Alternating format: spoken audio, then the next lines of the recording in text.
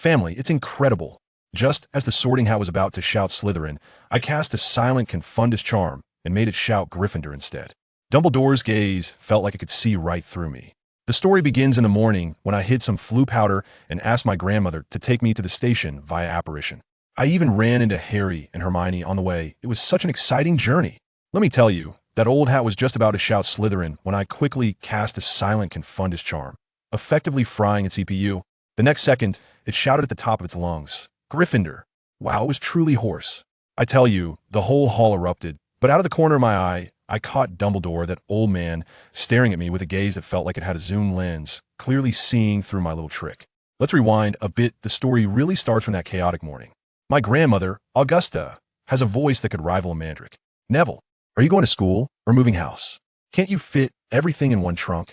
While I was tidying myself in front of the mirror, I obediently replied, Grandma, it's fine. Just take me to the platform using apparition, and I'll manage the rest myself. Who understand what I'm going through? To experience apparition, I had to hide all the flu powder at home and secretly brewed a pot of polyjuice potion to ensure my grandmother slept soundly, perfectly missing all the times to take the train to the station. My plan was absolutely brilliant. She was still worrying about me, saying, oh, apparition is so uncomfortable, why do you want to suffer?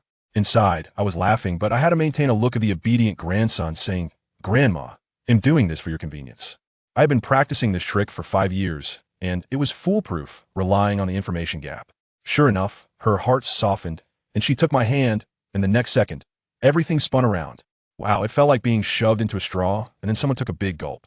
Just as I appeared at platform 9, my face went pale, and my stomach churned, but I managed to hold it back. I thought to myself, the revenge plan hasn't even started, yet I can't vomit in front of the savior. My grandmother was still mumbling nearby. I told you it's uncomfortable. I wonder where the flu powder went. When I heard that, I almost couldn't hold it together. What? You can go straight to Professor McGonagall's office using flu powder? What was the point of all this hassle then? But whatever, I reached my goal. When I said goodbye to my grandmother, my eyes were genuinely a bit wet. After all, she had been with me for these 5 years. But I couldn't look back. I was afraid my revenge persona would collapse right there. I got on the train without looking back, found the most secluded compartment, and pulled out my potions book, ready to dive in. I was studying the 6th year's polyjuice potion, a thing that could turn me into another person, simply a great tool for mischief. Suddenly, the door opened, and 2 heads popped in. One had black hair and glasses, and the other had red hair and freckles. Is anyone here? No, new student? I raised my eyelids. Yeah, I'm Harry Potter. The black-haired guy extended his hand. The red-haired one gasped, as if he had seen a living Merlin circling around Harry. You really are Harry Potter? I shook his hand symbolically and introduced myself, Neville Longbottom. I was a bit surprised inside, but I had trained myself to keep my emotions hidden. Then the 2 of them just started chatting away like they had opened a floodgate. My thoughts were completely disrupted, and it was incredibly annoying. I stood up and squeezed out a tired smile. Guys, I'm going to take a walk. Can you keep an eye on my seat? They nodded at lightning speed, and I could already hear them discussing Voldemort. The moment that name came up, a fire ignited inside me. I wandered aimlessly through the compartment, just wanting some peace. Then, as I reached the door of another compartment, I heard a particularly unpleasant voice shouting, Do you know how pathetic your bloodline is? Mudblood. I looked over, and there was a blonde kid with a platinum head, flanked by 2 lackeys, bullying a girl with a brown, frizzy hairstyle. The girl was so angry her face turned red, but her eyes were bright, and her front teeth were a bit large, like a squirrel that had been annoyed. My short temper, combined with my grandmother's daily reminders that the Malfoy family might be Death Eaters, led me to step right in. What's going on here? The blonde kid raised his chin. Malfoy. Draco Malfoy. What do you want? I pulled out my wand, stepped forward, and shielded the girl behind me, smiling coldly, Neville Longbottom. Mr. Malfoy, since you pride yourself on being a noble, you should act like one. It's not elegant to bully a girl and use foul language. Now, please take your friends and leave, okay? Malfoy's face turned green, probably caught by his family rules after a long pause. He couldn't say a word and left in a huff. Only then did the girl behind me recover, smiled at me, and showed her big front teeth. Hello. I'm Hermione Granger. Thank you. Neville Longbottom. I shook her hand and sat down across from her. At that moment, I realized what it meant to open the door to a new world.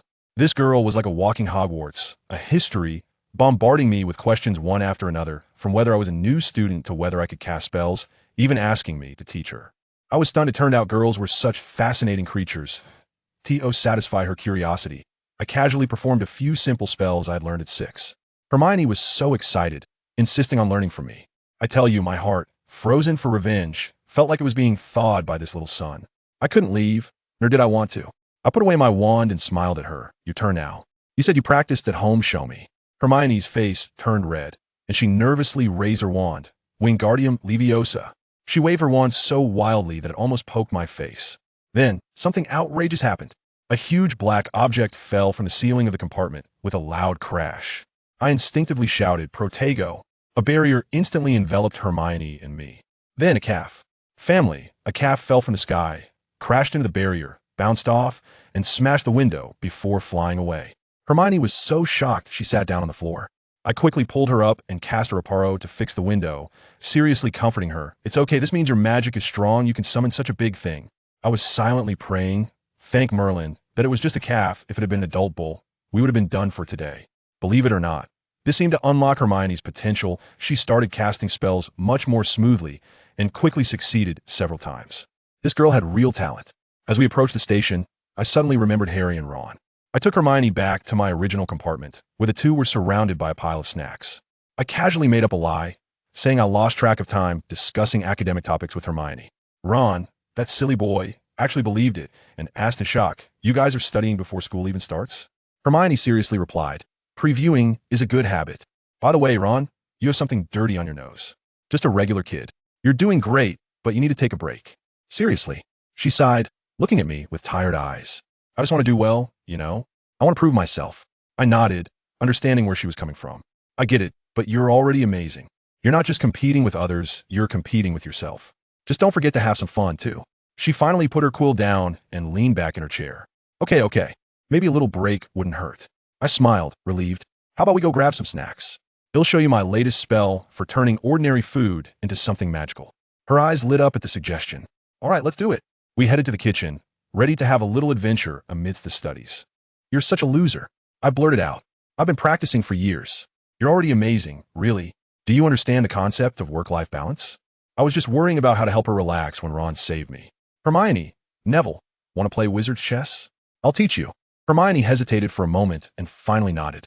As a result, she lost 3 games to Ron in a row, and then won 3 games against me. Ron shouted excitedly, I finally know your weakness. Looking at Hermione and Harry, Ron laughed heartily, the sunlight shining on her face, and I felt like my cold heart was. Like it had been melted by something. Is this the life Grandma wanted me to have? Before I could figure it out, I was infected by their laughter and started to smile foolishly as well. This feeling, hey, it's actually not bad. But I spoke too soon. The next second, I learned what not bad really meant.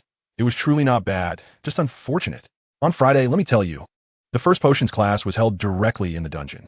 Wow, that classroom was darker than a KTV room in hell, with walls lined with glass jars containing various animal specimens, all in a Cthulhu theme. The teacher was Snape, and I could tell at first glance that he was definitely a tough character. Tall and thin, dressed in black robes, he walked with an air, like a giant bat that had come to life. I had previously asked Professor McGonagall about him, and when she mentioned Snape, her lips curled in a way that could hang an oil bottle. She said, Professor Snape's potion skills are top-notch, but his personal style. I won't comment. This piqued my curiosity. Plus, I've had an inexplicable love for potion brewing since childhood. So early in the morning, I dragged Harry and the others to secure the front row VIP observation seats. As soon as Snape entered, his gaze was like an X-ray, scanning us 4 back and forth. I tell you, every time he looked at Harry, Harry flinched, almost like his phone was on vibration mode. I wasn't too much better. His penetrating gaze instantly reminded me of the look on my grandmother's face when I blew up the basement last year. When the class bell rang, Snape began to take attendance. When he called Harry's name, his tone twisted around 18 corners. Aha! Harry Potter, our school's new celebrity. Harry visibly tensed up even more. After taking attendance, he started his opening speech, his voice not loud, but every word drilled into your ears like nails. I can teach you how to brew glory, even conquer death. Wow, what a pitch. It instantly stunned everyone. Even Hermione sat up straight, her eyes shining. But the next second, the atmosphere changed. Potter, Snape suddenly called out, what happens if you add daffodil bulb powder to wormwood juice? Huh? What the heck? Harry looked completely confused, sneaking a glance at Ron, who also wore an expression of who am I? Where am I? Hermione's hand shot up even higher. I was afraid she would take off at any moment. My heart sank. This question was definitely not something a first year could answer. I don't know, sir, Harry said quietly. Snape scoffed, his disdain clear. TSK, TSK. It seems fame doesn't help much. He completely ignored Hermione and continued. Find a piece of dungstone. Where would you look? Hermione's hand was raised even higher, almost dislocating. Harry still shook his head. I don't know, sir. Don't we prepare before class? Huh, Potter? I think I figured it out. This is not a class for Snape. This is purely him targeting Harry. He's just bullying our savior. In the end, Harry lost a point, and that was that. Then we started brewing acne potion. Now that's what a normal class should be like. On my side, my hands are moving so fast, I could almost spark fire. And in no time, I had processed the ingredients and put the potion on the stove. While I looked up, Hermione was still staring blankly at a pile of herbs. Before she could react, I had already finished perfectly and bottled it up. How are you so fast? Hermione stared at my finished product, looking stunned, while she had nothing in her pot. Then I remembered I had been playing with cauldrons since I was 8. Brewing this stuff was as easy as breathing. I practiced before. This is just familiar. I scratched my head and asked, do you need help? This sentence completely broke Hermione's defenses. She angrily turned her head and said, no, I don't know where I went wrong, so I had to show my potion to Snape. He took it, furrowing his brows in a way that suggested he was trying to find faults with it. But in the end, he couldn't find any. My potion was clear and bright, just like SK2's miracle water, and it was nothing short of perfect. Finally, he reluctantly wrote an E next to my name. Then he turned around and went over to Slytherin, giving Malfoy's muddy concoction a big O. Does anyone understand this? The favoritism is off the charts.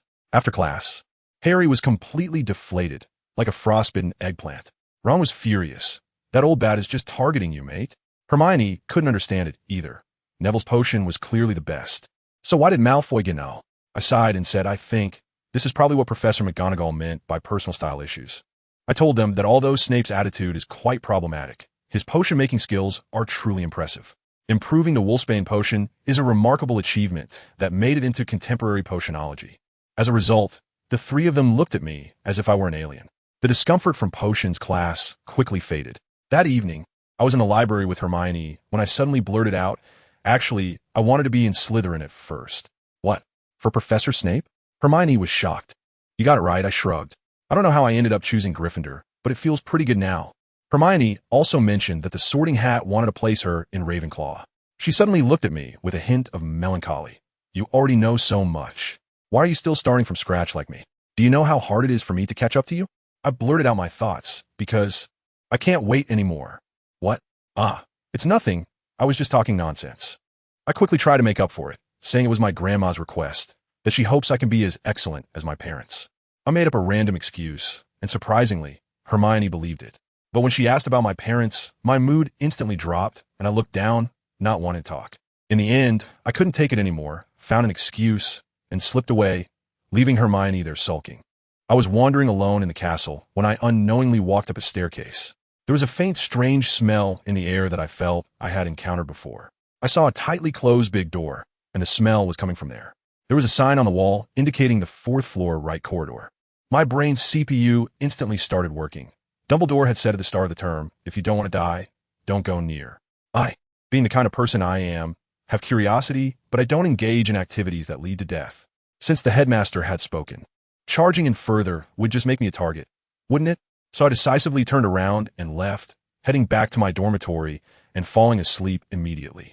The next day, I was awakened by Ron's loud voice as he was bragging to Harry about Quidditch. To be honest, I have no fondness for flying around on a broomstick. Without a seatbelt or windshield, after a flight, my eyes would be swollen. It wasn't until flying class that I saw Hermione again. She looked a bit out of it. I apologized for yesterday's incident, and she immediately perked up like she had been given a shot of adrenaline. It's okay. I am definitely going to surpass you in flying class. I was at a loss for words. Don't worry, I've never ridden one before. Madame Hooch, our flying instructor, was sharp with her short hair and looked like a veteran. She handed each of us a broomstick, which was older than my grandmother, and one was even shaking. Up. At Madame Hooch's command, Harry and Ron's brooms zoomed into their hands. Hermione's broom rolled on the ground, and mine? Even more ridiculous. It rolled around on the ground like a lazy donkey. I tried several times without success, and I got angry. I secretly used a levitation charm on it, and finally managed to grab it. Next was the hovering practice. Everyone else's brooms obeyed, but mine was like a little electric donkey, completely unmanageable. Seeing Hermione successfully take off made my unnamed anger flare up. Suddenly, the wretched broom shot straight up into the sky, nearly throwing me off. I clung tightly to the broomstick as I was tossed around in the air, screaming in shock. Just as I was about to pull out my wand to cast a levitation charm on myself, my wand slipped from my robes, and then everything went dark. When I opened my eyes again, I was in the hospital wing, and it was almost dawn outside. I moved a bit. My body didn't hurt anymore. So I got out of bed. Madame Pomfrey came over, and I quickly bowed and sweet-talked her, which made the old lady quite happy. After saying goodbye to her, I headed straight to the Great Hall. Hermione was indeed there, and as soon as she saw me, she bombarded me with questions. Are you okay? We were all so scared. By the way, yesterday Harry flew up to compete with Malfoy to get your wand back, and Professor McGonagall saw it. Surprisingly, she didn't punish him and even made him a seeker. I just realized how my wand came back. Harry and Ron stumbled in, looking very excited to see me. Thanks, Harry, for my wand, I said sincerely. It's nothing, we're friends, Harry replied. Ron lowered his voice, but the whole table could hear. Harry is now the seeker for Gryffindor. Thanks to Malfoy and Neville. Thanks for what? Almost breaking my neck? I made a rare joke. You're still laughing. Hermione glared at me in anger. You almost died? Yeah, I really don't want to experience that feeling again, I said with a playful smile. As we were chatting, we suddenly brought up Malfoy. Speaking of Malfoy, Harry suddenly spoke up. Ron chimed in. He challenged Harry to a midnight duel, right in the defense against the dark arts classroom. Neville, you know the most spells. Teach us a few, okay? A duel? I was shocked, and a scene of black and white magic clashing flashed through my mind. I instinctively began to calculate the spells I knew. Stunning spell. The Curse of the Unforgivable. And, sorry? What curse? Ron looked terrified. Oh, I'm sorry, slip of the tongue. I meant Disarm and Petrificus Totalis. I quickly corrected myself. I told them these spells could be learned in a day. So I might as well go with you. After all, this was partly my fault. Bang! Hermione slammed her book shut, startling the three of us. You're going out at night? To duel someone? You'll get caught. She looked like a cat that had just been startled. As long as you don't go snitching, we 1T get caught. Ron retorted defiantly. The two were about to start arguing, so I hurriedly stepped in between them, promising Hermione it would only be this once, and she reluctantly agreed not to tell. At midnight, the three of us tiptoed to the classroom. But where was Malfoy? He hadn't shown up at all. P.S. late. This guy must be a coward. Ron whispered. Just then, a voice suddenly came from the next room. It was Filch. Run, Harry shouted, and the three of us took off running, moving so fast we felt like our lungs were going to burst. In a panic, we ducked into a secret passage, finally bursting through a large door, leaning against it to catch our breath. I think we lost him, Harry said. But when I turned around, my pupils dilated in shock. Goodness, we had stumbled into the third-floor forbidden area. Standing in front of us was a massive three-headed dog. 3 heads, 6 eyes, staring straight at us, drool flowing like a waterfall. I finally understood the strange smell I had sensed earlier. It was the dog's saliva. In a life-or-death moment, it had to be me. I shouted with all my might, obstacle. The spell hit it right in the face. I had never cast such a spell so smoothly in my life. Run. Harry also reacted, grabbing one of us with each hand, and we scrambled out. We ran all the way back to the dormitory, all 3 of us shaking like we had just drunk bad liquor. I took a deep breath and forced a smile. At least we know that Malfoy is a coward, so it wasn't a total loss. The next morning, Ron had already told Hermione about the terrifying night. As soon as I arrived in the Great Hall, I heard her lecturing. You're really lucky to have come back alive. You must have been played by Malfoy. I hurried over to smooth things over and managed to calm Hermione down. We started discussing the dog, and I mentioned, I think I saw a trapdoor under its paws yesterday. Just then, Harry's owl delivered the newspaper, and the headline read, Gringotts robbery. Hermione quickly read, robbed, but nothing was taken. The items to be stolen have already been removed. Harry slapped his thigh. Hagrid. He took a small package from Gringotts. In an instant, all 4 of us connected the dots. I exclaimed, the forbidden area on the 3rd floor. Hermione added, the small package Hagrid took. Ron summed it up. So the dog is guarding that small package. We're all set. We 4 were like the Hogwarts version of the Conan team. After breakfast, I went to the library with Hermione. I found a book about animagi, but I discovered that the transformation process was incredibly complicated and took a full 6 months. So I gave up right away. When I came to my senses, Hermione had already disappeared. I was so hungry that my stomach was touching my back, and I missed lunch, so I had to head back to the dormitory. Passing by the entrance to the cellar, I saw 2 senior students walking along when they suddenly vanished. I rushed over and found that the place where they had been standing was a painting, depicting a table full of delicious food. My curiosity got the better of me, and I started to explore the painting. Let me tell you, Studying a food painting while starving is a new form of torture. Just when I was about to give up, the painting suddenly opened, and the two senior students walked out from inside. "Hey, isn't that Neville? What are you doing here?" I tell you, when I turn around, good gracious. There were two red-haired twins standing there like door gods, nearly scaring the soul out of me. It was Ron's pair of lively brothers, Fred and George. They were singing in harmony, like they were performing a comedy act. "Oh, Neville, it seems you've discovered the school's big secret, huh?" I was completely confused at the time. What secret? As a result, they both smiled mischievously, grabbed my hand, and placed it on a pear in a painting nearby, saying, "Scratch it a little." There's a surprise. I tell you, as soon as my hand touched it, that pair started to laugh, and then the whole painting popped open with a click. Inside was actually a passage. The two of them chuckled and pushed me right in, and I nearly stumbled and fell flat on my face. When I steadied myself and took a look, I was dumbfounded. This wasn't a secret passage. It was a giant kitchen. Dozens of house elves were bustling around. The scene was even more spectacular than our school's welcome dinner. I mustered my courage, patted the nearest house elf, and cautiously asked if I could have something to eat, saying I had missed mealtime. The house elf was so excited it almost knelt down to me, and with a snap of its fingers, the table in front of me was suddenly filled with food. At that moment, I had only one thought: Hogwarts. How many more surprises do you have in store for me that I don't know about? After eating my fill and returning to the common room, Ron was the first to notice me, asking where I had been, missing both lunch and dinner. I was just about to say I had discovered a new land when Fred and George popped up behind me, making faces that clearly said, "If you dare to tell anyone, you're dead." So I had to keep it to myself, and as a result, I faced the big eyes of Harry and the others. Later, I asked Hermione, saying I noticed she was gone after I finished reading. Hermione was shocked, saying she called my name twice, but I was so absorbed in the book that I didn't respond. I was so embarrassed I could have dug a hole to hide in, and could only laugh it off, saying next time she should just drag me away. You know, after getting familiar with this group, time really flies. But Ron and Hermione, those two are practically born enemies. Hermione, the top student, thinks Ron only knows how to play and is leading Harry astray. Ron, on the other hand, feels Hermione is too nosy, like a mother hen. I was stuck in the middle. It was driving me crazy. Eventually, we got the hang of it. Whenever they started arguing, we would each take a side and forcibly change the topic, practicing a kind of physical separation to avoid getting involved in their squabbles. I pulled Hermione along to do some scholarly research. Actually, I was trying to figure out alchemy, wanted to make some small gifts for my friends. I thought, I can't keep giving them potions. Even my grandma complains that my gifts are too straightforward. I focused on an alchemical array that could preserve scents. Wanted to make a button with an orchid fragrance for my grandmother. But shrinking a large array down to the size of a button was incredibly difficult. Hermione was very interested in this, and we spent every day studying together. When she read, she forgot everything else, even her arguments with Ron. But the good times didn't last long. On the morning of September 19th, something happened. We were having breakfast in the auditorium, and Hermione looked troubled.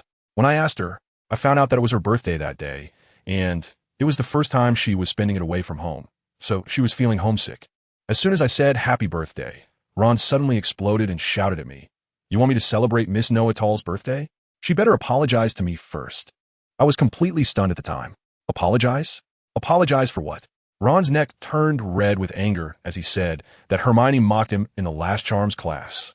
Hermione got upset too, saying that she was just telling him the correct pronunciation. Ron shot back, "Is that really for my good? You just want to show off that you know everything." Goodness, the two of them started arguing right there, and it got more and more intense. I quickly gave Harry a look, and we each grabbed one of them, forcing them apart. But Hermione was furious, shaking off my hand and running out of the hall. What can I do? I can only chase after her. I caught up with her at the corner of the corridor. As a result, her eyes were red and she shouted at me, "What are you here for? Are you here to criticize me too? Why are they different with you?" After saying that, she pushed me away and ran off. I looked at her back, feeling empty inside. Who in my family understands? I haven't done anything, so why do I feel like I'm not welcome anywhere? Just as I was lost in thought, I ran into Fred and George. I asked them, as if I had lost my mind, what to do for a friend's birthday. They guessed it was Hermione and were thrilled, saying that for a girl, it'd be fine to give her something nice to look at or something delicious that she likes. It sounds simple, but now she's angry with me. The research plan is ruined, and I can only run to the kitchen and ask the little elf for a birthday cake. In the end, I waited all day, and Hermione didn't show up at all. The cake ended up in Harry's stomach because he missed dinner due to Quidditch practice. From that day on, Hermione completely ignored us. For a whole month, she was locked up with her books, and she looked visibly thinner. I felt really bad inside. I wanted to speak up several times, but didn't know what to say. I was distracted in class, and was even criticized by Professor McGonagall. Finally, Halloween arrived. My alchemy button was finally finished. In the morning's charms class, we were learning the levitation charm. I was in a group with Harry, and Hermione was with Ron. Once I helped Harry out, I secretly watched the two of them. Ron was flailing his wand around like he was having a fit, while Hermione had a feather floating up and down in front of her, having a great time. Ron probably thought Hermione was provoking him, and his face turned red with anger. On the way to the Great Hall after class, Ron couldn't stop complaining about Hermione, calling her an arrogant nightmare. Just then, out of nowhere, a figure rushed past us and bumped into Harry. I looked and saw that messy brown hair. It was Hermione. She heard us. I could see clearly that her eyes were filled with tears. In a moment of impulse, I told Harry to hold my spot, as I needed to go apologize, and I turned to chase after her. I saw her rush into the women's restroom around the corner on the first floor, so I could only wait at the door. After waiting for a long time, she still hadn't come out, and my stomach was growling. I thought I might as well head to the auditorium to fill my stomach before coming back to talk to her. I returned to the Great Hall, where Harry and Ron were almost done eating. I had just sat down and taken a couple of bites of pumpkin pie when the unexpected happened. The doors of the Great Hall burst open with a bang, and Professor Quirrell rushed in as if he had seen a ghost, stammering troll. There's a troll in the dungeons. After saying this, he rolled his eyes and fainted. My mind went blank for a moment. The basement? Isn't that near the girls' bathroom where Hermione was? My blood ran cold, and I pushed my chair back, ready to rush out. Dumbledore quickly took control of the situation, instructing the prefects to lead everyone back to the dormitory. Percy was shouting at the top of his lungs, but I couldn't hear him at all. I grabbed Harry and Ron's hands and broke away from the group to run back. Hermione was still in that bathroom. I was surprisingly strong, and I squeezed Harry's hands so hard it hurt. Ron looked at me in disbelief and asked how I knew. I didn't have time to explain. I shouted, "You can't just stand by and do nothing," and charged ahead. As I turned the corner of the corridor, I saw a huge figure smash through the girls' bathroom door, followed by Hermione's scream. Oh no! I didn't think about anything else. I raised my hand and shot a spark over. "Hey, big guy, look over here." The giant completely ignored me, focused solely on the prey inside. The flames blazed. I finally reached the front and conjured a wall of fire to block the door. Only then did the giant turn around, swinging the wooden club in its hand and charging toward us, looking like a truck. I yelled at Harry and Ron to run. I quickly cast a Trip Jinx to knock it down and then swiftly bound it. I was just letting everything I knew spill out of my head. Harry and Ron stood there dumbfounded, unable to move. In the end, I transformed the scarf my grandmother gave me into a huge iron chain, wrapping it around the giant tightly. Finally, it was over. I leaned against the doorframe, panting heavily. Harry reminded me that the fire in the bathroom was still burning, so I rushed over to dispel the spell. Hermione walked out of the stall, her face pale with fear. Harry and Ron came over, and the two sincerely apologized to Hermione. Ron awkwardly added, "I was the one who dragged them to save you like a madman." We hadn't even exchanged a few words when hurried footsteps sounded outside the door. Professor McGonagall was the first to rush in, followed by Snape and Quirrell. McGonagall's face was so dark, I tell you, it was blacker than Snape's robes. The aura she exuded was 2 meters and 8. She came in with a soul-searching question. "You lot, do you have a death wish?" Hermione tried to take the blame, saying it was her who went to find the troll. As soon as I heard that, I thought no way, and quickly stepped in front of her to block her from saying anything further. "Professor McGonagall," I took a deep breath and looked her in the eye. "This is all my fault. I upset Hermione and got her trapped here. I heard there was a troll, so I rushed to fix my mistake. Harry and Ron only came to help me because they were worried I would get into trouble. It has nothing to do with them." As I spoke, I was frantically signaling them from behind not to say a word. Professor McGonagall's face went from black to a purplish hue, her voice shaking with anger. "Longbottom, bullying classmates? Almost getting her killed? I really misjudged you. I knew right then and there that it was all over. But since I'd already said it, I could only brace myself and carry on. I know I was wrong, Professor. I am willing to take full responsibility." Responsibility? 50 points from Gryffindor. A week's detention.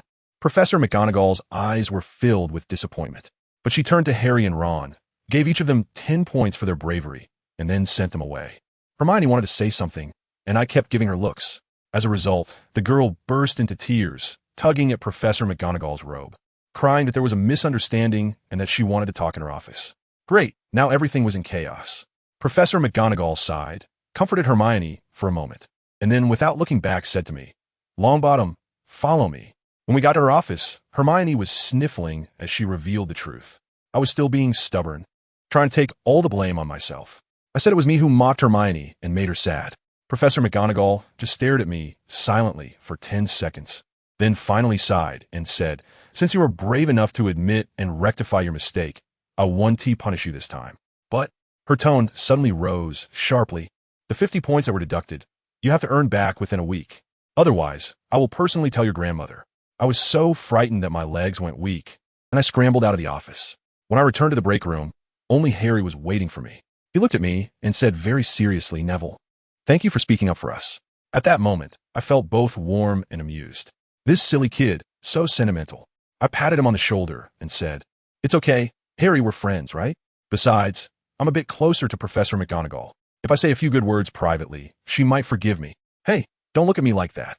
As a result, Harry exploded, grabbing me and saying that if he considered me a friend, I should share the burden with him. He also said that the whole situation with Hermione was mainly his fault. If it weren't for me, they almost got Hermione killed. Let me tell you, the more he spoke, the quieter he got, and his expression was something else. Just then, there was a mumble from the sofa. Ron turned over and sat up, rubbing his eyes and asking, "Huh? Who? What's wrong?" Goodness, Harry and I exchanged glances and nearly burst out laughing. Harry immediately put on a serious face and started lecturing Ron, telling him to think carefully about how to apologize to Hermione later. To be honest, even though Ron can be a bit of a chatterbox, he's not a bad guy at heart. As soon as he heard this, he immediately wilted, mumbling that he knew he was wrong and even thanked me for not making him take the blame. Now it was good. The three brothers had cleared the air and instantly felt like real brothers again. We were just waiting in the common room, Ron leaning against the sofa and nearly falling asleep, Harry yawning, while I flipped through a book but couldn't focus on a single word. My mind filled with the image of Hermione crying. When the big clock on the wall finally struck 2 in the morning, the door finally opened. I jumped up, shaking Harry and Ron awake. Sure enough, it was Hermione, her little face pale. When she saw the three of us standing there like a wall, her face turned bright red.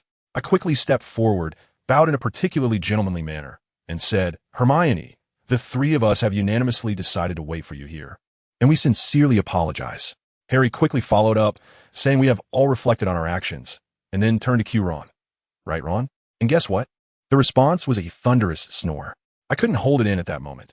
Harry's face was so awkward it could have been carved out of a 3-bedroom apartment. Hermione chuckled and said, "It's okay, I was wrong too." She looked at Harry, then averted her gaze from mine, and finally took a deep breath before turning to me and saying, "Neville, I know you feel like you did something wrong, but you really didn't. It was all a misunderstanding." Her face turned even redder as she turned away again. She quietly thanked us for saving her, saying that without us, the consequences were unimaginable. Finally, she mustered up the courage and asked softly, "You guys don't mind being friends with me, right?" Harry and I said in unison, "It's an honor. Of course we don't mind." Next to us, Ron humped. The three of us laughed. In the end, it was Harry who shook Ron awake, making him groggily apologize to Hermione. Then we dug out all the leftover candy and cakes from the party and threw a Halloween party for Hermione. She was so happy, I tell you. At that moment, I felt like the four of us had truly become a team. Hermione's joining was like dropping a top student tutor into our group of underachievers, mainly those two. I was finally free from their bizarre questions and even coordinated a study schedule with Hermione to take turns tutoring those two guys. At last, I had time to quietly write a long letter to my grandmother, properly telling her about my life here and sending back that lilac button. Guess what happened? That button had such a strong smell that the school's owl avoided it, and in the end, I had to find a spell to mask the scent before I could send a letter. After that, life settled down. I mostly went between the library and the common room, occasionally joining them for afternoon tea at Hagrid's. Hagrid snacks, my goodness. They were so hard they could break your teeth, even after soaking in water. Definitely heavyweight treats. Professor McGonagall, I don't know what she talked about with Hermione, but she returned to being that kind and approachable person with me, leaving me quite flattered. As for Hermione, she studied even harder, bringing back stacks of books taller than she was every day. Ron complained daily, saying that Hermione was so competitive that he felt he had to study too, or else he would seem out of place. But my alchemy wow hit a bottleneck. Hogwarts didn't offer this subject, so I had to rely on self-study. Finally, I had no choice but to grit my teeth and knock on Professor McGonagall's office door. I explained my problem, which was that I couldn't understand the inscription spell on the small magic circle on the button.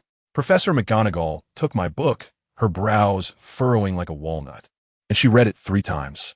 Then she waved her wand, and the books on the shelf flew over, hovering in midair and flipping pages automatically.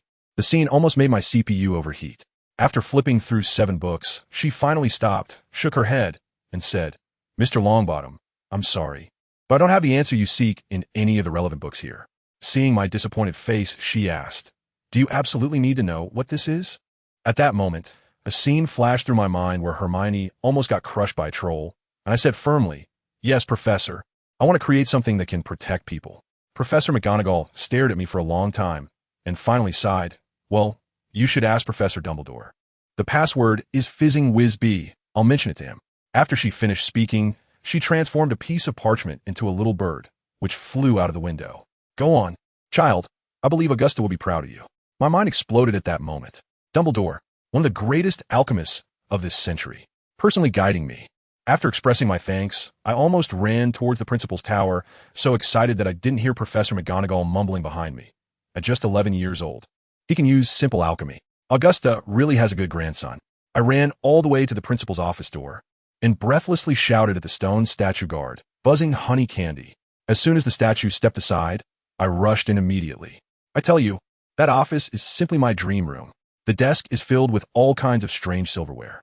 I dare say, I would bet Ron's rat that all of this is alchemical stuff. I was admiring it when a voice suddenly sounded. "I think Professor McGonagall didn't send you here just to broaden your horizons, did she?" As soon as I looked up, I saw Dumbledore. Goodness, the color of his clothes and hair perfectly blended into the background, almost staging a camouflage assassination on me. I quickly bowed and apologized, but he didn't mind at all, smiling and asking me to sit down, inquiring if I had any questions. I poured out all my confusion like beans from a bamboo tube. He explained a lot to me, but when it came to that incantation, he said it was a very malicious curse and advised me not to learn it. I understood that, of course. I couldn't expect a white wizard to teach me dark magic. After that, he told me many interesting stories that sounded like his personal experiences. As we chatted, it was almost dark. Dumbledore pointed to the clock on the wall and said, "It's getting late. Neville, you should go back." I quickly stood up to thank him, but he suddenly called me back. "Neville, may I ask you one last question?" "Of course, sir." His blue eyes looked at me through the half-moon-shaped glasses, and his tone was very gentle. "Hermione studies hard to avoid being left behind by her friends. What about you? Why do you study these spells that are far beyond your age so obsessively?" The smile on my face instantly froze, and I felt my blood run cold. He looked at me for a long time without saying anything, then asked, "What's wrong, kid?" I swallowed hard, stared at the floor, and finally made up my mind. I lifted my head and said, word by word, firmly, "I want to eliminate Voldemort." I didn't dare to look into his eyes, so I didn't see the look of utter astonishment on Dumbledore's face in that moment. The air in the entire office felt frozen. After a long while, he finally looked at me with an inscrutable gaze and asked, "Child, can you tell me why?" I said, "I think every normal person doesn't wish to live, do they? My grandmother said he just left and will come back. Sir, I really want to get rid of him and his minions." I was a bit emotional and sat back down in the chair. Who understands family? I realized I was different from others when I was 3 or 4 years old. Other kids fall down and their parents pick them up and comfort them. What about me? At most, I just got a few words of encouragement. My grandmother treats me very well, but I found it hard to continue, quickly controlling my emotions. "I'm sorry, Professor, I was rude." Dumbledore didn't interrupt me. He just gestured for me to continue. In short, I made this decision when I was 6 years old. I want to get rid of Voldemort, not to defeat him, but to eliminate him. That thought felt like a powerful magic, stabilizing my previously unstable magic and making my mind work faster. Whenever I thought about giving up, I would remember those hollow eyes in St. Mungo's hospital. "Professor, you should know, right?" I saw Dumbledore suddenly look like he aged 20 years. His eyes filled with exhaustion and guilt. "Yes, I know. That was my mistake. I'm sorry, child. Frank and Alice were both excellent aurors. That day, I should have been able to." "No, Professor, it wasn't your fault." I interrupted him, afraid that if he continued, I wouldn't be able to help but lash out at him. "As for those who made mistakes, I will correct them." I stood up, bowed, and said, "Professor, I should go back. I don't want to talk about these topics anymore, okay?" After saying that, I used all my strength to pull open the door and fled outside. I completely don't remember how I got back to the dormitory that night, only that I almost broke curfew. The common room was empty, just right. No one saw my lost soul appearance. The next day, I was completely distracted, almost mistaking Harry's quill for a licorice stick to eat. As soon as I returned to the dormitory, Harry asked me what was wrong, and Ron joked that I looked like a ghoul today. seeing their concerned expressions. A warm current suddenly flowed in my heart. Yes, what does it matter if I don't have my parents' love? I have such good friends. What more could I want? Ron patted my shoulder and said, "Cheer up, mate. Tomorrow is Harry's first Quidditch match. You being like this will affect him." Harry also smiled and said, "Yeah, if I fall off my broom, it'll all be your fault." Looking at the two of them, I laughed sincerely. "Thank you. I'm fine now, really." "Really?" Ron looked skeptical. "Really? More real than Ron Weasley being a wizard." The three of us laughed. However, the next day, I didn't get to see Harry's debut at all. Dumbledore had Percy bring me a piece of parchment, asking me to go to his office after breakfast. Ron and Hermione were extremely nervous, thinking I'd made a huge mistake and would be expelled. Harry was already anxious, and now he couldn't eat at all. I comforted him a few times and went alone to the headmaster's office. As soon as I entered, Dumbledore looked at me with a smile. "Ah, Neville. I was wondering if you would come today." I was a bit confused. "Professor, this can't be the reason you call me here today, right?" "You're right. I'm in a great mood today. I called you here to discuss alchemy." "What? Discuss?" My face flushed with excitement. I was completely taken aback. Dumbledore let me freely explore the little gadgets on his desk, and even mentioned giving this old man some inspiration. I was overjoyed and immediately took out my wand to study the nearest silver lighter using the observation spell I had learned by myself. Oh my, is this a teleportation array? And an absorption? Before long, I felt dizzy and quickly stopped. I told Dumbledore that maybe I was overestimating myself. But he just smiled and said that what I was looking at was one of his proud creations, and very few adult wizards could understand it at a glance. He even praised me for knowing the observation spell, saying he didn't know it when he was 17. I chuckled twice, trying hard to control my triumphant expression. I told him about the transmission and absorption functions I had seen, and he was overjoyed, immediately demonstrating it for me. He picked up the lighter and said it was called a light extinction device. He pressed it towards a lamp, and with a whoosh, the light was sucked in. Pressing it again, the light was released back out. Goodness, this operation left me stunned. For the entire day, I was like I had been injected with adrenaline, studying all the silverware on his desk that I could understand. There was a candy box that could automatically suck in nearby candies, a pen that never ran out of ink, and even a spyglass disguised as a button. I felt like kneeling before Dumbledore. He was truly a big shot. By dinner time, Dumbledore finally stopped me, saying that the Sorting Hat had always thought it had sorted me incorrectly, and perhaps Ravenclaw was more suitable for me. Upon hearing this, the secret that had been troubling me for so long could no longer be hidden. So I confessed. Actually, Professor, the Sorting Hat was originally going to place me in Slytherin. I used the Confundus charm that day. I just wanted to be in the same house as my friends. After hearing this, Dumbledore's expression didn't change at all. Instead, he comforted me, saying, "Child, Slytherin also has people who are no less brave than those in Gryffindor. I think it just saw your magical talent and your lofty ambitions. Honestly, I've always felt that our sorting is sometimes a bit hasty. The confusion that had troubled me for so long was finally resolved. I felt elated and rushed towards a great hall, happily thinking, it seems I won't become a dark wizard after all. My good mood seems to have brought me good luck." Gryffindor won the Quidditch match by a large margin. When I returned to the common room, they had already started a party. The entire common room was in an uproar, and Harry was surrounded in the middle, his face as red as a tomato. I quickly spotted Hermione in the corner, looking out of place. Although she was holding a book, her attention was completely elsewhere. I went over to chat with her about how Dumbledore taught me alchemy, and she was incredibly envious. After finally rescuing Harry from the clutches of the Weasley twins, we returned to the dormitory, and Ron suddenly dropped a bombshell. "Neville, did you know? During the match today, Snape was casting a spell on Harry's broom." I was stunned. "What? No way." Harry, blushing, said, "It's true, my broom was completely out of control at that time. Luckily, Hermione set his robe on fire, so nothing happened." Ron was grinding his teeth beside us, saying that Snape always made things difficult for Harry, and he must have wanted to harm him. Suddenly, Harry remembered something. "That's right. On Halloween, I saw blood all over his leg, as if he had been bitten by something." Wait, my mind raced, since we know that the three-headed dog is guarding something, and Hagrid said it was something that was almost stolen. Could it be that Snape was bitten by the dog while trying to steal something? What? When did you find out?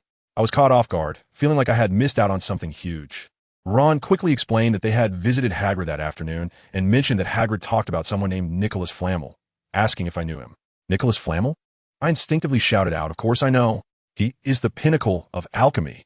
Harry and Ron's expressions instantly changed from surprise to ecstasy. "Really? Tell us." We know the three-headed dog is guarding something that belongs to Nicholas Flamel. You must know what it is. I dully recounted everything I knew about Nicholas Flamel to them, then pondered, I think, it must be a very clever alchemical item, but what could it be? As a result, this matter had Harry all worried. I tell you, the next day he showed up with 2 huge dark circles under his eyes, looking completely drained. I suggested, how about I make you a sleeping potion? But he and Ron shook their heads like a couple of rattles, saying they'd love to, but if it weren't for Snape the old bat teaching potions, we would have done it ourselves long ago. Well, if you can't rely on others, you have to rely on yourself. I simply borrowed a vacant classroom from Professor McGonagall, preparing to perform a little demonstration for them. I shook my robe, pulling out cauldrons and materials, making a clattering noise. And Harry and Ron were left dumbfounded, their eyes nearly popping out. Dude, is your robe a 4th-dimensional pocket? How'd you do that? I cleared my throat, pretending to be profound cough, the non-detectable extension charm, basic operation. Of course, Dumbledore also provided some small technical guidance. The envious looks from the 2 of them were practically going to burn a hole in my robe. I was at a loss and could only promise to make each of them one for Christmas. I tell you, I'm really skilled at being a teacher. One morning, I taught them step by step, and surprisingly, they didn't blow up the cauldron. They actually managed to brew a whole bottle of sleeping potion. Ron was amazed, dude. You're just like what the Muggles call a famous teacher from Hung Shui. Harry nodded along, realizing that as long as it wasn't Snape teaching, I seemed to be doing fine. Seeing their naive expressions, I felt quite pleased. I divided the potion and had them take a portion to Hermione. Ron even asked why I didn't go myself, and I casually made up an excuse, saying I needed to ask Dumbledore a question and quickly made my escape. But then, lo and behold, I arrived at the door of the headmaster's office and was met with a closed door. That gargoyle was like an AI customer service representative, coldly informing me that the password had changed. Fizzing Whizbee. No, wait, is the headmaster in there? No comment.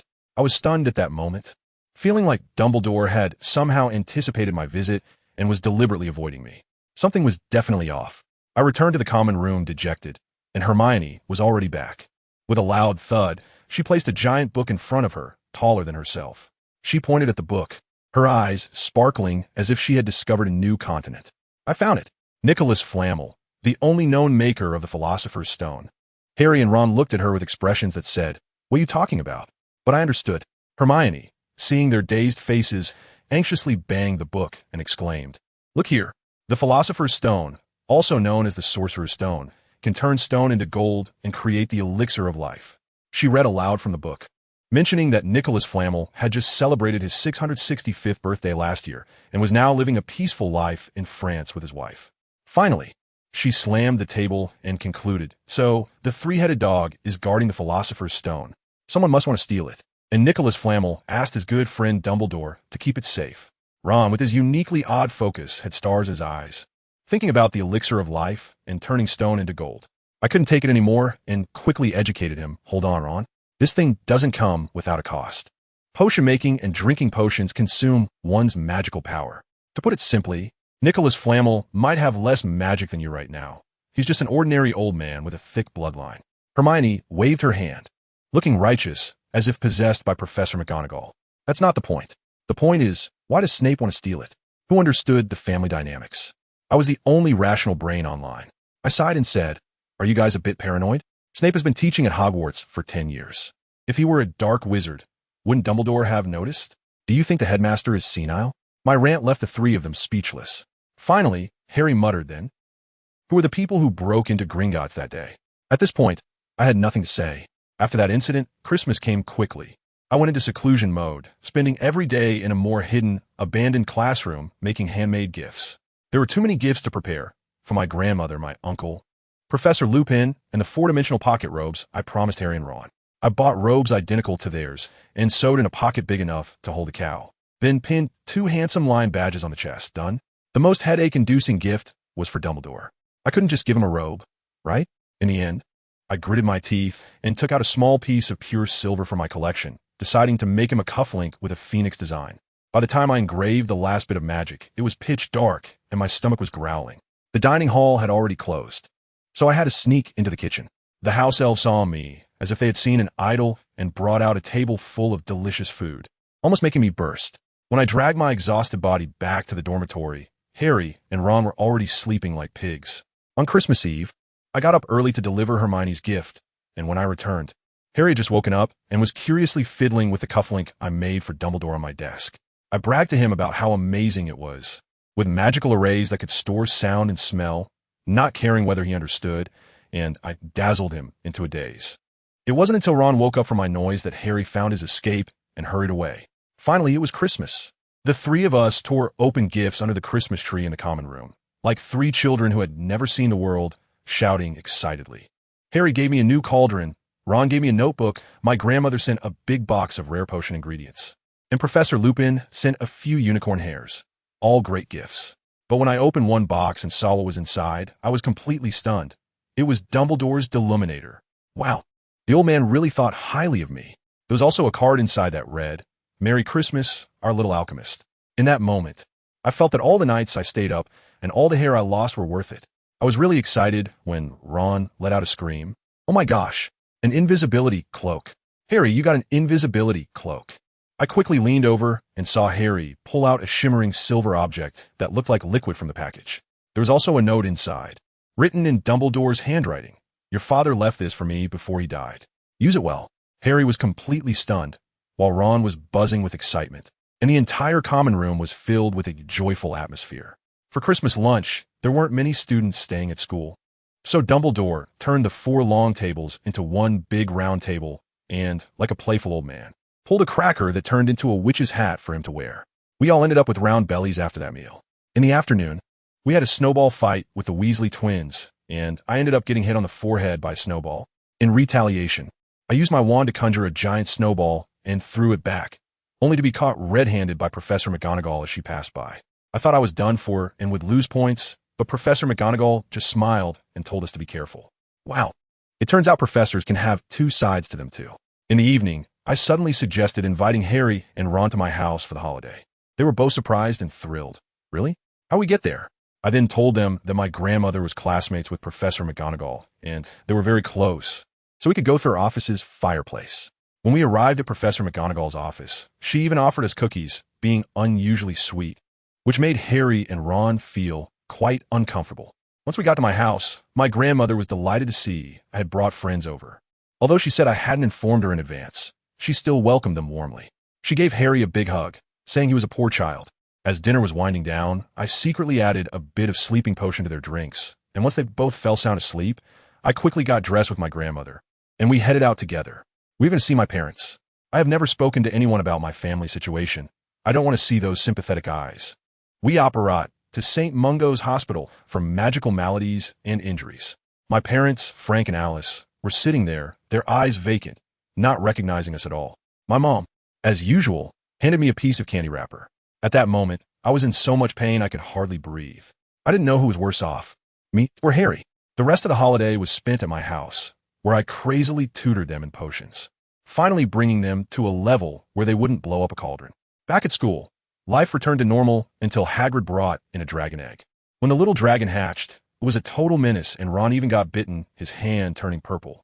To make matters worse, Malfoy found out about it. With the small hut nearly bursting at the seams, we decided to send the dragon to Romania. That night, Harry, Hermione, and I, cloaked in an invisibility cloak and carrying a box with a fire-breathing creature, faced a hellishly difficult stealth mission. After finally getting rid of the dragon, Harry almost forgot the invisibility cloak. Just as we put it back on and descended the stairs, we were nearly scared to death. Professor McGonagall and Filch. They were walking toward the astronomy tower, one in front and the other behind. We 3 froze against the wall, as if petrified, not even daring to breathe. And only after they passed did we scramble to the common room. As soon as we burst into the common room, what a scene it was, like a concert. Everyone was celebrating. I was confused, wondering what was going on. I grabbed Hermione, who was surprisingly not reading, her face flushed with excitement, and she said, "Neville, don't you know? We won the Quidditch match." I thought, wait, aren't you supposed to be the brainy one? Aren't you the one who looks down on this barbaric sport? What's going on, girl? Have you started watching the games too? But I didn't dare ask because of the atmosphere. I felt like I would be treated as an outsider if I did. Harry and Ron were still steadfastly suspicious of Snape. In their eyes, Snape's greasy hair, hooked nose, and his eternal black robes practically screamed, "I'm the villain." They actually had a soft spot for the stuttering Professor Quirrell. I told them that Quirrell's classes were useless, and they thought I was being too demanding. During that time, I was working hard on the Polyjuice potion, leaving early in the morning and coming back late at night. I was practically a ghost. Harry and the others couldn't find me for days until they finally caught me at another Quidditch victory celebration. When I told them I had brewed the polyjuice potion, Hermione was shocked, while Harry and Ron looked at me as if I had just spoken in another language. Privately, Harry hesitantly told me he had been having nightmares lately, dreaming of a green light. When I heard green light, my DNA instantly reacted, and I grabbed his hand, probably squeezing it hard enough to leave marks. My eyes turned red as I asked him, "Where did you see it?" He was so scared he stuttered in my dream. I finally relaxed, feeling like a deflated balloon. I told him, "Harry, that's the killing curse. A spell that can take a life in an instant. The reason you dream about it is that your parents died from that curse, and you're the only survivor." Harry was stunned by the weight of this information, completely frozen. I quickly dragged him back to the dormitory to let him calm down. A few days later, he dragged us out of bed at midnight, saying he had sleepwalked and found a magical mirror that showed him his parents. Ron and I were intrigued and followed him. The result? Ron saw himself as the president of the student council and the Quidditch captain, nearly drooling with happiness. As for me, who understands family? I saw my parents coherent and normal. In that moment, I almost lost it. Harry was especially excited, claiming the mirror could show the future, that his parents would surely come back to life. My heart broke, and I had to interrupt him. "Harry, wake up the dead. Cannot come back." Just as we were about to argue about it, an old voice emerged from the shadows. "Children." Oh my, it was Dumbledore. He appeared like a ghost at the door, scaring our souls out of us. He told us the mirror was called the Mirror of Arist, and it didn't show the future, but rather the deepest desires of our hearts. He specifically looked at me and said that even the best healer at St. Mungo's couldn't save my parents.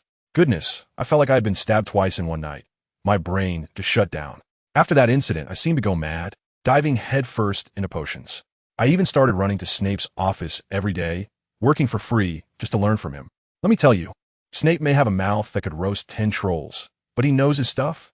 After all, he is a big shot who has received the Order of Merlin. Second class. I worked for him for 2 weeks, finally mustering the courage to ask if there was a potion that could heal mental trauma. At that moment, he stopped grading papers, stared at me with those penetrating eyes, and coldly said, "Longbottom, if St. Mungo's can't do anything, what makes you think I can?" That one sentence extinguished all my hope. After hitting a wall with Snape, I began studying an alchemy ancient book borrowed from Dumbledore, which described a spell called alchemical fire. This thing was quite peculiar. It didn't rely on magic, but rather on the caster's spirit or emotions. I tried happiness, anger, disgust. After 3 days, all I managed to conjure was a small flame. In the end, it was Professor McGonagall's words that enlightened me. "Neville, think about what your strongest emotion is." I closed my eyes, and images of my parents' vacant eyes and the Death Eater's sinister smiles flooded my mind. I waved my wand and boom, a jet of black flames erupted. The fire like a black hole, devouring even the water McGonagall threw at it. Later, Hermione quietly asked me what I was thinking at the time. I didn't dare tell her. My mind was filled with just 2 words, revenge. This incident caused Hermione to give me the cold shoulder for several days, until finals came, and she transformed into a drill sergeant, forcing us to study hard in the library. After the exams, we were just enjoying life by the lake when we stumbled upon Quirrell crying to Snape, as if he had been threatened. Harry exploded, convinced that Snape would make a move on the Philosopher's Stone that night. We rushed to report to Professor McGonagall, but she didn't believe us, saying Dumbledore had gone to the Ministry of Magic and wouldn't be back until tomorrow. Great, no help from the adults. Harry decisively said, "No waiting. We'll go ourselves and get the Philosopher's Stone first." When I heard this, I thought it was a great idea, and I immediately agreed. No need to wait until night. Let's go now. But first, we had to grab a hearty meal in the kitchen. I led the 3 of them, skillfully making our way into the kitchen, where we had the house elf prepare a feast for us. After eating and drinking to our heart's content, we put on Harry's invisibility cloak and sneaked up to the 3rd floor restricted area. Hermione cast an Alohomora, and the door opened. Harry played the little flute Hagrid gave him, and the 3-headed dog Fluffy fell asleep to the lullaby. We lifted the trapdoor, revealing a pitch-black space below. I told them to wait and first cast a levitation charm on myself, slowly descending to explore. Goodness, the bottom was covered with a devil's snare. I thought to myself, is this it? Is this the level of Hogwarts security system? I conjured a fierce fire, burning it to ashes. I had them jump down, and we moved forward along the only passage. At the end was a bright room filled with small birds that sparkled like gems flying around the ceiling. But the door on the opposite side just wouldn't budge. Harry and Ron pushed with all their might, and Hermione's unlocking charm failed as well. I told them to step back a bit, preparing to get a little hardcore. Hermione immediately got anxious and stopped me, saying, "What? Are you going to use that?" Professor McGonagall said. Said what? I interrupted. Look, Professor McGonagall was worried about us using it outside and attracting the Ministry of Magic. What time is it now? Saving our lives is the priority. Harry and Ron are on our side. Can we really afford to be arguing right now? I pushed Hermione behind me. Family. Sometimes you just need to get tough in critical moments. I only have one thing on my mind, that crazy face on Bellatrix's wanted poster. All the emotions, anger, frustration, turned into hatred. The fire of rage burns. Wow. As soon as the spell left my lips, that silky black flame shot out and burned through the thick wooden door in an instant. With a wave of my hand, the black fire licked the entire door clean, leaving not a speck of ash. I was out. I extinguished the flames without even looking at Harry's shocked expression and Ron's face of wow. I want that too. And stepped inside first. Once I entered, the originally dark room lit up as the torches on the walls automatically ignited, like some sort of welcome ceremony. But what do I find? A massive chessboard blocking our path, with pieces as tall as trolls, standing there like terracotta warriors, looking terrifying. There was an open door on the opposite side, which looked like an exit. Ron, the chess enthusiast, immediately got excited, saying we had to play a proper game of chess to get through. Hermione looked up with a face of I choose death, as her chess skills were terrible. And she could only beat someone like me who didn't play at all. I didn't have the time for that. The clock was ticking. I told them, I'll give it a try and see if I can brute force my way through. What happened? The shattering spell bounced off. The petrification spell was useless. The transfiguration spell? Well, it just scratched the surface of one of the pieces. I realized this was definitely Professor McGonagall's doing. She set up this challenge, emphasizing a lack of martial virtue. I even tried to fly over, but a pawn stabbed me with its spear, nearly making a hole in me. There was no choice but to use my ultimate move. The fire of rage burns. I desperately thought of Voldemort's snake-like face without nose. And the black fire shot out. And guess what? The fire reached the chess pieces and hit an invisible wall, unable to get through. My heart sank, and I shouted back to them, "Get back." But I was already out of time. The torches on the wall suddenly blazed brightly, shooting out 4 tongues of fire that instantly formed a fiery cage around me. I felt dizzy, my feet lifted, and I was slammed to the ground like a broken sack, leaving me dazed. When I finally got up, I was stunned. Where was the chessboard? Where were my friends? Everything was gone. I looked closely, and wasn't this Professor McGonagall's office? Wow, I was forcibly sent back. Later, I learned that my disappearance had terrified the trio. Hermione cried on the spot, saying she wanted to go back to find the professor. Ron, scared out of his wits, kept looking at Harry. But Harry, true to his role as the savior, despite being terrified, held his ground, insisting that the Philosopher's Stone must not be stolen, and they had to continue. Hearing this, Ron, out of nowhere, found the courage to stand beside Harry. When Hermione saw both of them being so brave, she wiped her tears and joined them. Family, who understands? This is the true Gryffindor spirit. Here I am, trapped in Professor McGonagall's office, anxious like an ant on a hot pan. This broken room is filled with defensive spells, and none of my powerful magic works. The unlocking charm and the shattering charm have both failed. I was going crazy when suddenly I heard Professor McGonagall's footsteps outside the door. My hair stood on end, and without thinking, I dove behind the curtains. The footsteps got closer, and I could even hear her drawing her wand. Terrified, I fumbled in my pocket, hoping to find something to save me. Just then, I touched something hard and hot. With the fastest speed I ever had, I pulled it out. Wow, a ball of light. The lamp that Dumbledore gave me. In the next second, I felt my feet leave the ground. Thud! I fell again, but this time, I returned to that huge chessboard room. I held the lamp tightly in my hand, feeling immensely grateful. I definitely owed Dumbledore a bow. The chess pieces on the board were shattered all over the place, leaving a path in the middle. I looked around and immediately spotted a red-haired figure in the corner.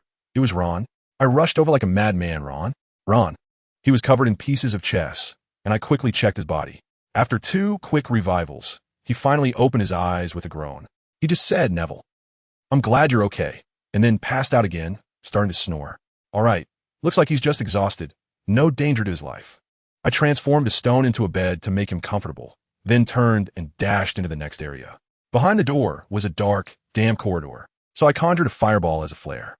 After passing through the corridor, I found another brightly lit room where a giant, ugly troll was sleeping soundly with its butt in the air, a small dagger stuck in it. I recognized it at a glance. That was the birthday gift I had given Ron, enchanted with a sleep spell. It seemed like the three of them had teamed up to take down this big guy. My mind went blank for a moment. Giant? The one that Kiro put in for Halloween? A clue instantly connected, and I realized who had stolen the Philosopher's Stone. I was so caught up in my thoughts that I wasn't watching where I was going and almost tripped over something soft under my feet. I quickly steadied myself and conjured a fireball to light the way, and in the next second, I froze. No, my mind went completely blank. Lying on the ground was Hermione, her messy brown hair, pale face, completely motionless. Hermione, Hermione. I shouted her name frantically, my hands shaking so much that my wand almost slipped. Thankfully, she still had a pulse. In a frenzy, I pulled out potions from my robes, not even noticing when I smashed an entire bottle of the polyjuice potion and clumsily pried open her mouth, pouring the potions down her throat one after another. Nah. Under my watch, Hermione finally opened her eyes, looking incredibly weak, clearly having been hit by a powerful stunning spell. Just as I let out a sigh of relief, she suddenly struggled to sit up, grabbing my arm and screaming, Harry is in danger. You have to go save him. She quickly explained Snape's potion logic to me, almost stumbling again in her urgency. I was clear-headed at that moment, and I thought, yes. Harry, I almost forgot the most important thing. I quickly tore off my wizard's robe and draped it over her, commanding her in an undeniable tone, stay here and don't go anywhere. After saying that, I rushed out without looking back, even casting a lightning charm on myself to move as fast as lightning. When I reached the final chamber, I saw Harry tied up by Quirrell, with the mirror of Eriste standing in the center of the room. I hurriedly put on Harry's invisibility cloak and hid in a corner. I understood it all. It wasn't Snape at all. It was that stuttering Quirrell all along. He was there boasting about himself, sounding so pleased with himself. Then the most explosive moment happened. He untied his turban, and on the back of his head, there was actually a face. It was Voldemort. Family, seeing Voldemort's face in person, I tell you, it really gives you nightmares. But at that moment, I was actually excited. I could kill him myself. I had been waiting for the opportunity, and the moment Quirrell reached out to grab Harry was now. All my hatred, all my anger erupted in an instant. The fire of alchemy, a flame darker and more intense than before, almost instantly engulfed Quirrell. He couldn't even let out a scream before collapsing to the ground in pain. And the Voldemort attached to him screamed and transformed into a cloud of black smoke, fleeing in an instant. Trying to run, I chased after it like a madman. But that cloud of smoke was too fast. All my spells missed, and I could only watch helplessly as it disappeared into the castle's secret passage. Damn, it got away. Quirrell had already been burned to a pile of ash. Harry sat dazed on the ground, his ropes long undone, but the scar on his forehead was hurting badly. And finally, his eyes rolled back, and he fainted. The events that followed became a bit chaotic. I was so furious that I almost roasted the three-headed dog Fluffy, but luckily Dumbledore arrived just in time. He brought Hermione and found me along with the unconscious Harry and Ron. With Dumbledore's gentle persuasion, I drank some sleeping potion and slept for a day in the hospital wing. But when I woke up, I didn't want to see anyone. The nausea of my first kill and the immense frustration of not being able to defeat Voldemort nearly crushed me. I felt that I was too weak and that I had caused my friends to get hurt. I took Harry's invisibility cloak and hid in an abandoned classroom in the castle, locking myself away to practice magic frantically. Ron and Hermione searched for me for several days, passing by my door every day, but I disguised the door as a wall so they couldn't find it. Until that day, when Dumbledore appeared behind me like a ghost. He saw through my thoughts, and I almost screamed at him, asking if there was a way to quickly become stronger. Dumbledore's smile vanished, and he told me that true strength does not come from dark magic, but from love. Who understands that in my family? I'm here struggling for my life, and he's talking to me about love and peace. But he gave the example of Harry, saying that his mother protected him with her life and love, rebounding Voldemort's killing curse. Then he looked at me and said that the reason I could unleash such powerful flames was also because of love. The love for my parents had transformed into a tremendous force of vengeance. I was stunned at the time, unable to say a word. Dumbledore patted my shoulder and said, "You have already possessed the greatest power, but you need friends to support it." He snapped his fingers, and the classroom door suddenly opened, revealing Harry, Ron, and Hermione standing outside, looking bewildered at us. The old man stepped back, leaving us staring at each other. Hermione was the first to break the silence, rushing over and bombarding me with questions, saying, "We've been looking for you for 3 days. Do you know how worried we were?" but her tone was filled with urgency and concern. Harry also came over and said, "Neville, thank you for saving me. But Dumbledore said you need our help." I lowered my head and said softly, "I'm sorry. I left you all behind to go after Voldemort. This is my biggest regret." Ron, that guy, threw his arm around my neck and casually said, "Bro, why say that? You took down a Death Eater. You chased that guy who must not be named until he was running scared. With that achievement, even Dumbledore would give you a thumbs up, but I still let him get away." My face turned bright red. "No buts." Harry interrupted me. "You've already done something amazing." "Neville," Hermione suddenly shouted, startling us all. "Do you know why I was mad at you before Halloween? I was jealous of you, because you are so outstanding. No matter how hard I try, I can't catch up to you." She yelled out her true feelings, her face flushed. I stared at her blankly, then looked at Ron and Harry. Harry suddenly gave me a big hug and said, "Come back, Neville, we're friends, right? Whatever happens, we face it together." Ron, that guy without saying a word, directly gave me a bear hug, patting my back and saying, "Exactly, if something's wrong, just tell your buddies. What's the point of keeping it to yourself?" I tell you, at that moment, really a warm current surged right to my head. Hermione came over too. She didn't say anything, just looked at me with red-rimmed eyes. And then she hugged me and quietly said that I needed to deal with the burn on my hand from the curse quickly, and that I must call her whenever I study magic in the future. In that instant, I suddenly felt that I understood just a little bit what Dumbledore meant by love. The four of us chatted in the common room for the entire afternoon, almost missing dinner. Ron kept going on about his glorious chess victories. I tell you, he repeated it at least 800 times, each time adding, "Neville, you should have listened to me back then." As we were talking, Harry asked, "Dude, where were you at that time? Did you just evaporate in a flash of fire?" Ron chimed in, "Yeah, Hermione was crying her eyes out, thinking you were blown to ashes." Upon hearing this, Hermione turned pale and shouted at Ron, "Ron Weasley, I can only honestly confess that I was sent directly with a bayou by a teleportation spell to Professor McGonagall's office. The trigger for that spell was simply the fire I'd set myself. This is social death, family, it's basically a public execution." Hermione was quite calm, saying that Professor McGonagall must have set up the safety measures because she was afraid something would happen to me. Then Ron started counting on his fingers to tally up how miserable the three of us were. One knocked out by a chess piece, one stunned by Quirrell, and one directly knocked out by Voldemort. Harry even added that he had a face dance with a troll, and luckily he had my little knife. I was about to say that it was Ron's, but Ron interrupted, saying, "You gave it to me." Well, that topic passed just like that. The next moment, Ron jumped up like he was on adrenaline, his eyes shining, asking me if I could teach him that ridiculously cool fire spell, saying that if he showed off in front of his brothers, he'd definitely be the best. Hermione immediately poured cold water on him, saying that thing was incredibly dangerous. And Professor McGonagall said its power was on par with fiend fire, and only I could control it. Ron, still clueless, asked what fiend fire was, but no one paid him any attention. Hermione, acting like a little housekeeper, turned to me and said, "Neville, you absolutely cannot teach them. They would definitely end up getting themselves killed." At that, Ron wasn't happy and said, "Wait a minute, them? What about you?" Hermione was instantly flustered, her face turning bright red, and finally shouted in exasperation, "Fine, including me. Happy now? I can only come out to smooth things over," saying that Dumbledore had already mentioned that their magical power was insufficient, and they had to wait until they were at least 14 to learn. Ron got excited upon hearing this, and Harry looked at me with anticipation, asking if we could learn after we turned 14. I nodded, and Ron let out a yell. Hermione, standing beside us, was so angry she was stamping her feet, saying we would end up burning ourselves one day. During dinner, I was in such a good mood that the roast chicken on my plate tasted better than usual. The Weasley twins even came over to tease me in unison, calling me a missing person, a night owl, and a prank genius, all of which I claimed for myself. Hermione, like a mother hen protecting her chicks, stood behind me, but unfortunately, her height didn't block much. I could see Professor McGonagall glaring at me, and Snape was looking at me oddly.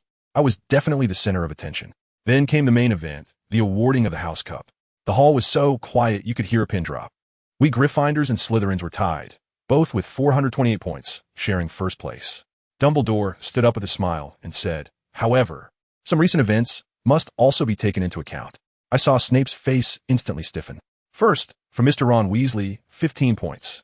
For the most brilliant game of chess in Hogwarts history. Boom! Gryffindor exploded with cheers. I'm telling you, the applause nearly lifted the ceiling. Ron's face turned as red as a boiled lobster, and his brothers looked like their jaws were about to drop to the floor. Second, for Miss Hermione Granger. Her calm logic in the face of fire, an additional 15 points. Hermione buried her face on the table, probably crying again. We erupted into celebration once more. Third, from Mr. Harry Potter, his fearless courage, an additional 20 points. Finally, Dumbledore looked at me, for our youngest alchemist, Mr. Neville Longbottom, for his wonderful creation, his calmness in a crisis, and his fearless courage. Gryffindor, an additional 30 points. At that moment, the entire hall went wild. The four of us were lifted and thrown into the air by our classmates, and gold and red banners rained down from above, with Professor McGonagall beaming radiantly. I had never been looked at with such admiration by so many people. I felt a bit awkward but also delighted inside. Thus, the summer vacation began. When the exam results came out, Hermione was first, I was second, and my score in History of Magic dragged me down. It couldn't be helped. On the train, we talked again about how I slipped out of Professor McGonagall's office that day. I took out the Deluminator Dumbledore had given me and demonstrated it to them. With a click, it absorbed the light from the oil lamp Ron had conjured, but the fire and heat remained.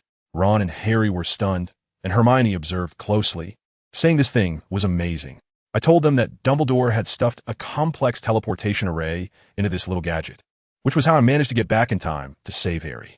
When I got home, my grandmother was concerned about me, but she didn't know how much trouble I'd gotten into at school. It seemed Dumbledore had kept it from her. I went with my grandmother to St. Mungo's, where my parents were still the same, their eyes vacant, unable to recognize me. Let me tell you, I didn't have a lazy summer vacation. The experimental materials were too expensive, so I had to find a way myself. After drinking the compound decoction, I transformed into a middle-aged, greasy uncle. Wearing a hood and not caring about anyone, I headed straight to the overturned alley to start my entrepreneurial journey. The restorative potion I brewed, there was practically hard currency. Aside from a couple of blind fools who tried to blackmail me and ended up getting dealt with, business was going smoothly, and I made quite a bit of galleons.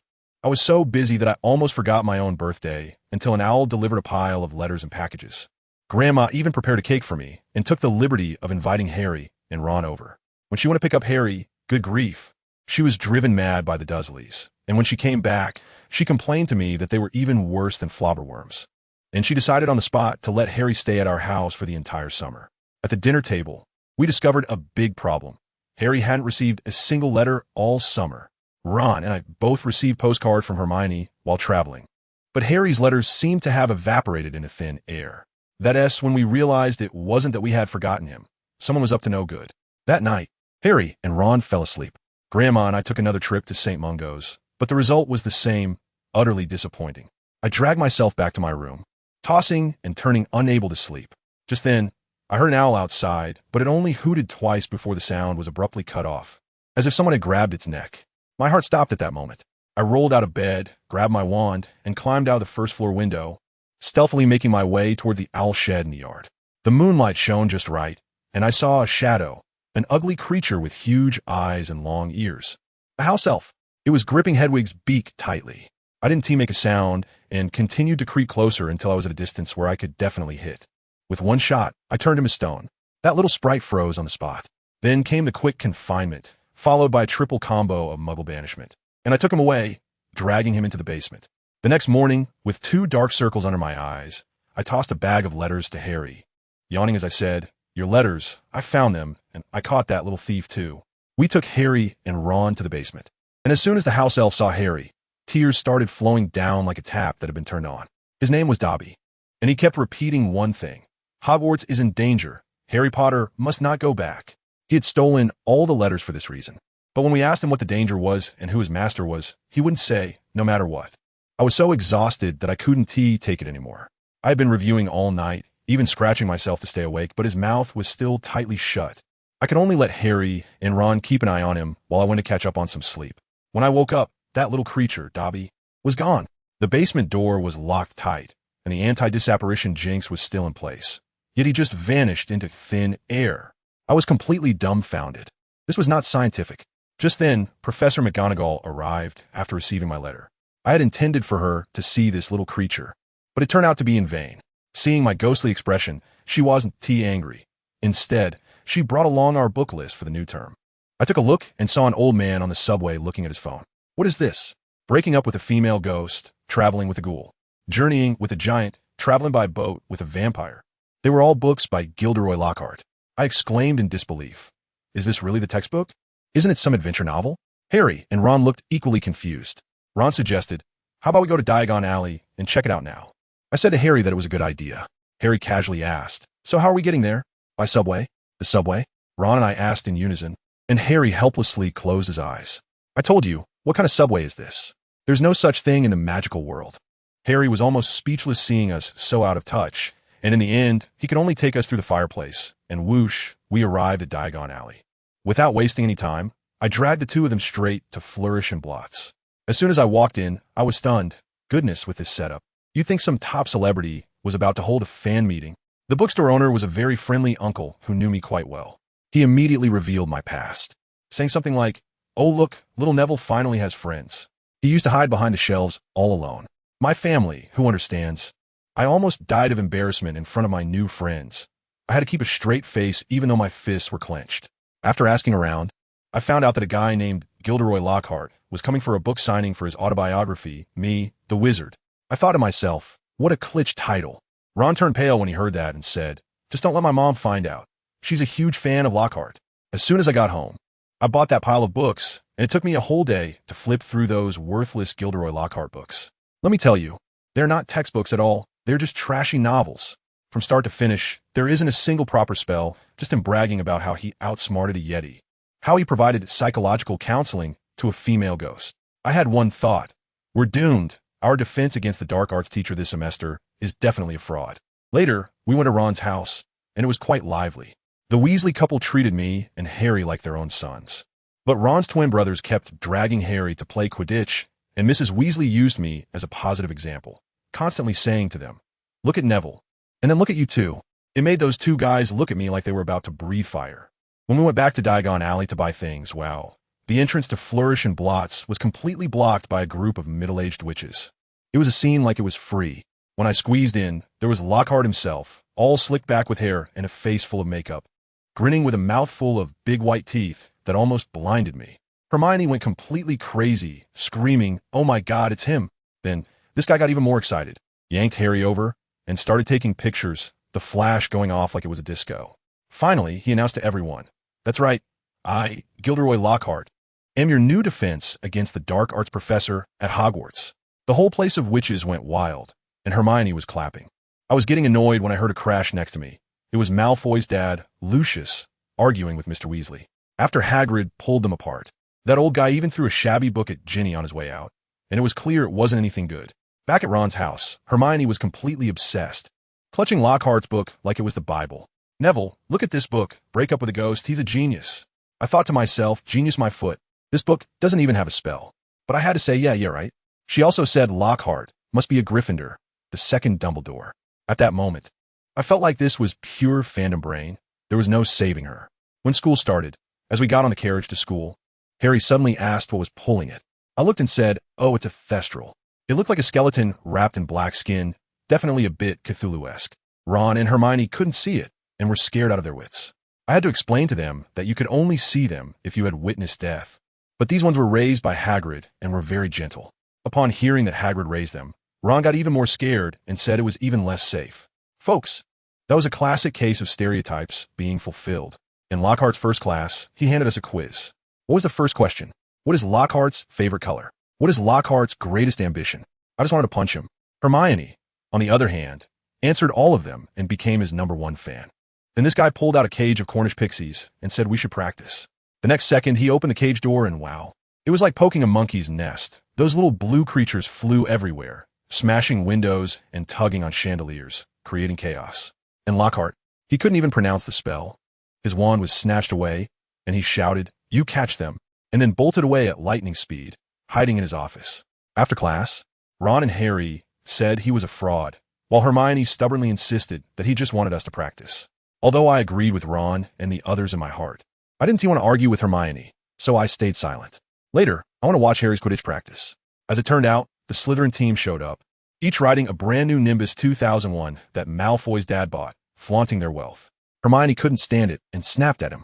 As a result, Malfoy completely lost it, pointing at Hermione and shouting, no one asked for your opinion, you filthy mudblood. I tell you, my mind just exploded at that moment. The term mudblood is too insulting. I didn't think at all, raised my wand, and cast a spell. Malfoy let out a scream and fell to the ground, unable to get up like a pile of mud. The Slytherins all pointed their wands at me, and we instantly stood in front of me to protect. Just as both sides were about to clash, Snape floated over like a ghost. When Snape saw Malfoy lying there, without saying a word, he announced, "Gryffindor loses 50 points. Ron and Harry protested, saying it was because Malfoy started it. And what did Snape say? Defying a professor. Weasley lose 10 points. Potter lose another 10 points. Damn, he's so biased it's outrageous. In the end, he got annoyed and told us to get lost. But the most outrageous part is that before leaving, he actually turned back and told Malfoy and his gang, from now on, no one is allowed to say that we're in front of me. The mood on the Gryffindor side wasn't great either. First, our training was interrupted, and then we lost points due to Snape's favoritism, with only George and Fred looking lively. Neville, that move of yours was awesome.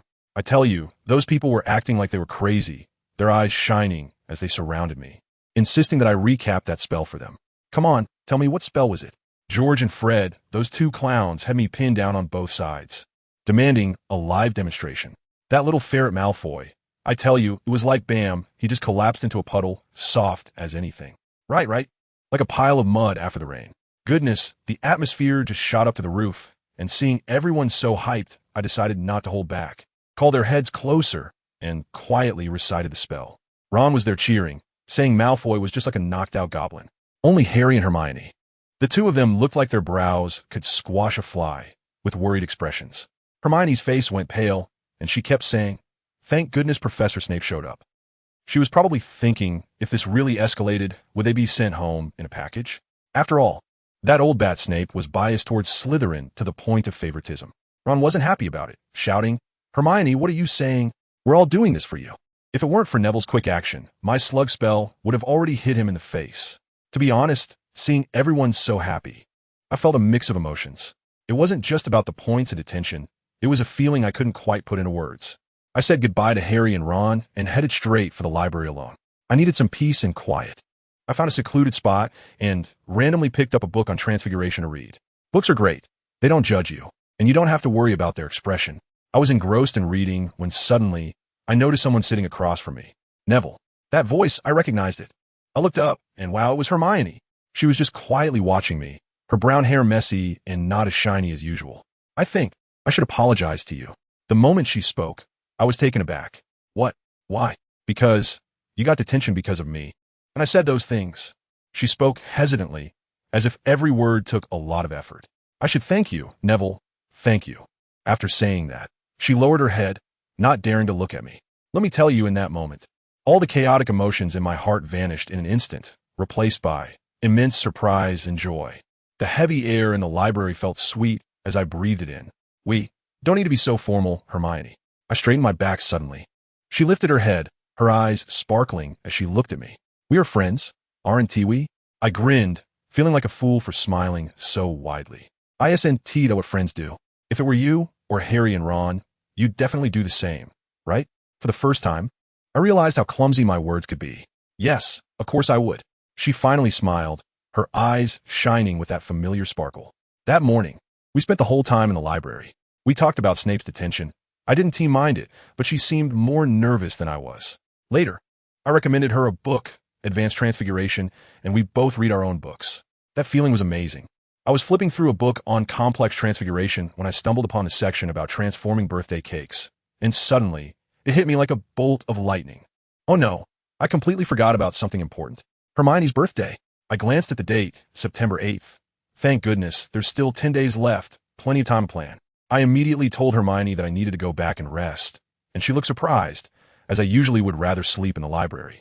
However, I spent the entire afternoon trying to figure out what to give her, but I just couldn't come up with anything. Suddenly, I remembered what the Weasley twins said last year. Flowers. Yes, flowers are always a safe choice. But would I dare to give them? I didn't even know why I was feeling so hesitant. Just then, Ron was bragging to Dean in the common room about how miserable Malfoy was that day, and an idea sparked in my mind. A brilliant idea was born. So, I immediately went into my hermit mode. I said hello to Harry and Ron, telling them I was going to work on a little invention, and then I completely disappeared. For a whole week, apart from attending classes and sleeping, no one could find me.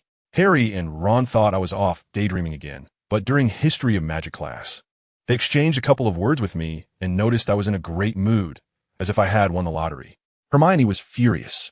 She felt I was ignoring her previous comments and was back to researching dangerous magic on her own. She wanted to confront me, but couldn't find me, which only made her angrier. As a result, Harry and Ron ended up having a rough time because of me. Hermione refused to let them copy her potions essay and would yell at them every day, making Ron curse me in circles in the dorm and begging me to come out of my self-imposed isolation. I secluded myself for 10 days and 5 nights. When I finally finished my work and happily packed it into a box, I started to worry that the ribbon looked bad, so I untied it and retied it. After that, I remembered I hadn't tea put in the letter, so I had to open it again. After all that fuss, I was completely exhausted and collapsed onto the floor of the empty classroom, falling asleep with a smile on my lips. Little did I know, after I fell asleep, Dumbledore appeared like a ghost, looking at me with a loving expression, and turned my bed into a proper one, covering me with a blanket before leaving. The next morning, as soon as I appeared in the common room, Harry and Ron buzzed around me like 2 flies, saying Hermione was about to explode with anger because of me, and they were about to be collateral damage. Is she really that angry? Hearing this, my heart sank. Really, guys, she's coming. No sooner had I thought this than the 2 of them slipped away without loyalty. I turned around and saw Hermione marching towards me, her brows furrowed so tightly that she could squash a mosquito. At that moment, I thought, it's over, I think I messed up again. Is it fun to disappear? Her voice was sharp enough to shatter glass. You even went out of your way to avoid us? Who was it that said we were friends? She didn't give me a chance to respond, her words coming out as fast as a machine gun. I didn't. Or did you forget that you promised not to research those dangerous things alone? Merlin, I swear what I was working on this time is not dangerous at all. But seeing her like this, I resigned myself. It was her birthday today, she was the boss, let her scold me, and it would be over after that. She scolded me for a full 20 minutes, starting from furious and slowly turning into worry. Suddenly, I understood. She wasn't really angry. She was worried about me. Who understands family? My eyes turned red all of a sudden. Hermione, I interrupted her. I'm sorry, I won't hide anything from you again. I took out my most sincere expression, looking at her with teary eyes. Really, Hermione, I'm sorry. I'm a jerk. I shouldn't have made you angry. This tactic worked, and she huffed, finally calling a truce, asking me what I've been doing these days. Although I assured her, I asked, but can I tell you tonight?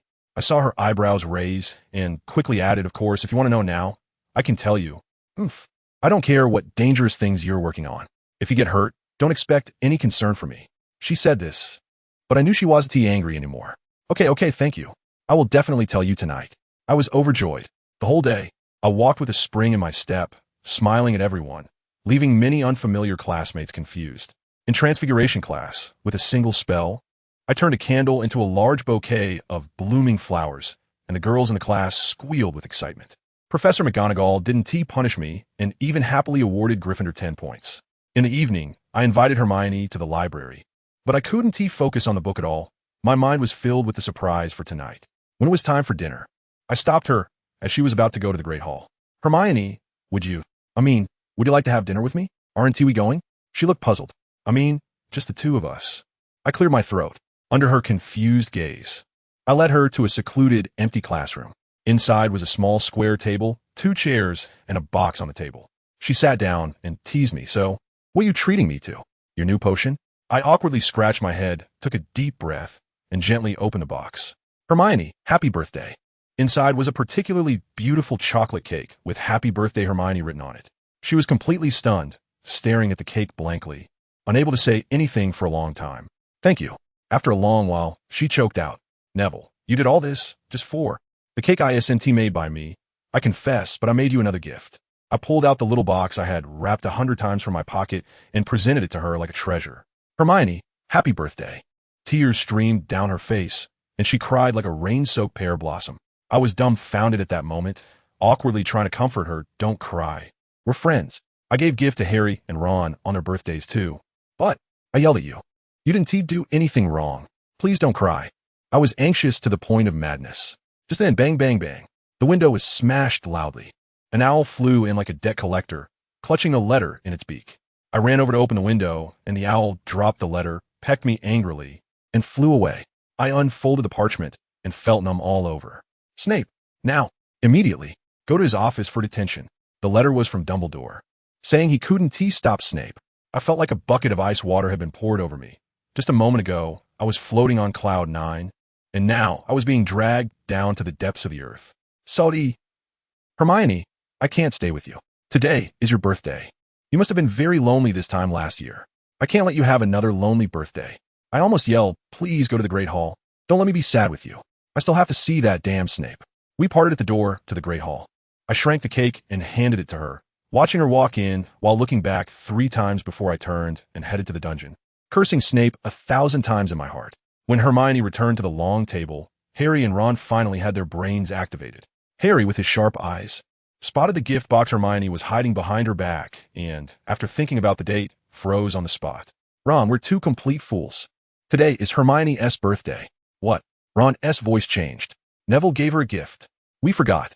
Without saying another word, the 2 of them put on the invisibility cloak and rushed to the kitchen like thieves, begging the house elf to quickly make them 2 birthday cakes. By the time Hermione sneaked back to the dormitory and opened my gift, touched beyond belief, Harry and Ron had already called her out through Ginny. Hermione, happy birthday. The 2 big boys held a cake each, their faces full of sincerity. As for me, it was a twist of fate. I pushed open the door to Snape's office, my legs feeling weak, and guess what? Dumbledore. Old Dumbledore was sitting there, grinning like a fox.